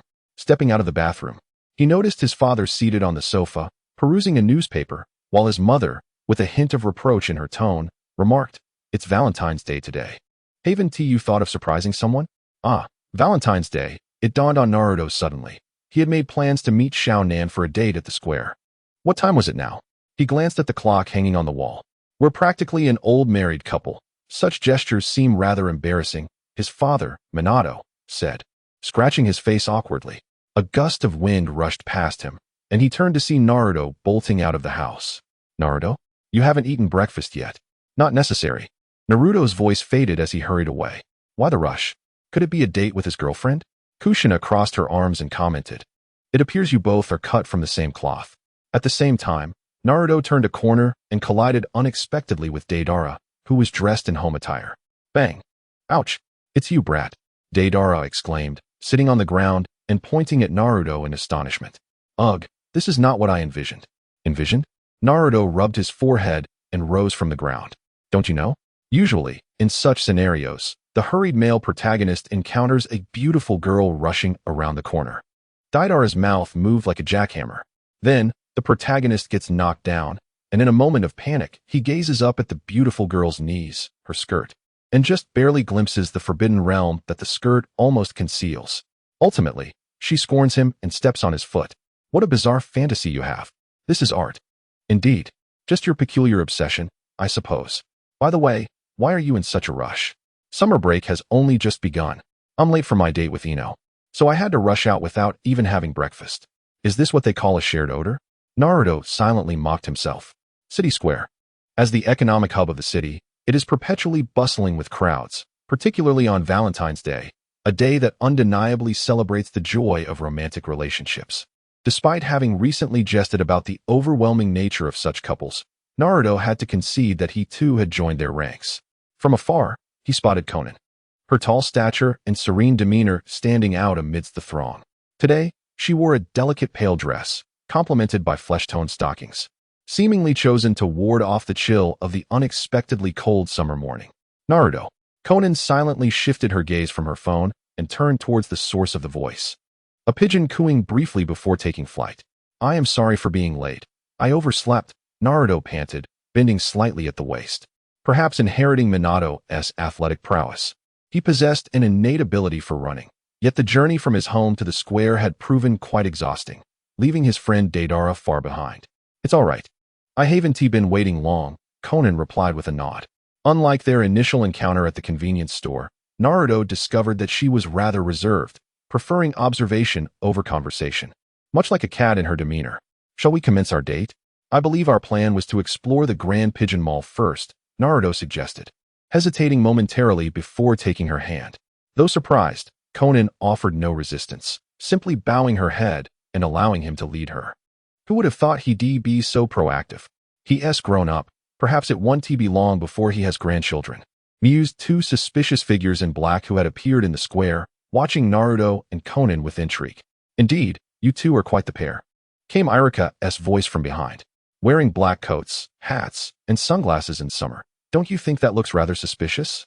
Ah, you're Naruto's homeroom teacher.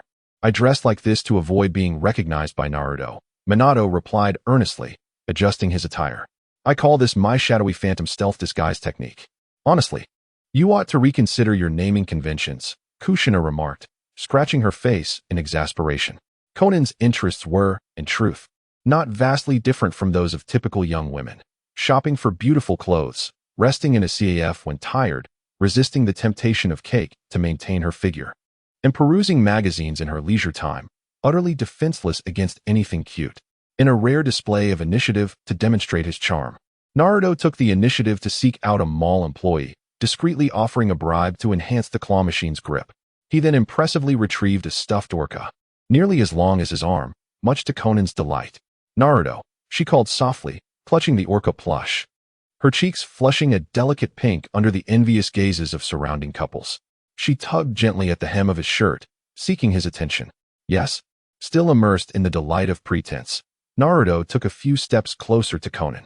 The latter bit her lip, rose on her tiptoes, and playfully nibbled his earlobe, as if teasing him in his ear. In a whisper, she confessed, I like you the most. After uttering those words, Konan's cheeks flushed crimson, and she turned away, burying her face into a killer whale plushie, filled with a twinge of regret for her boldness. Such words as like and love felt unbearably shameful when spoken aloud. Naruto, on the other hand, was overwhelmed with a desire to grasp the hands of everyone present, excitedly expressing gratitude for the atmosphere they had created. The innocent yet alluring tone of her voice lingered in his mind. Yes, this is the way it should unfold. Kushina, caught up in her youthful heart, felt an urge to shout out, but was swiftly silenced by Minato's hand over her mouth, while Irika expertly concealed the two. It was supposed to be a simple grocery trip, yet they found themselves inexplicably tailing Naruto. My apologies, Naruto, Irika thought helplessly. As noon approached, Naruto and Konan paused before a pet shop. Konan crouched down, playfully teasing a dark-hued raccoon cat through the glass. Naruto stood silently beside her, shielding her dress from potential mishaps, glaring at passers-by with the ferocity of a guard dog. What a peculiar cat. I feel like I've seen it somewhere before, Naruto mused, gazing intently at the raccoon cat. An inexplicable emotion welled up inside Konan as she asked softly, Naruto, do you think there could be another world? One similar yet different from this one?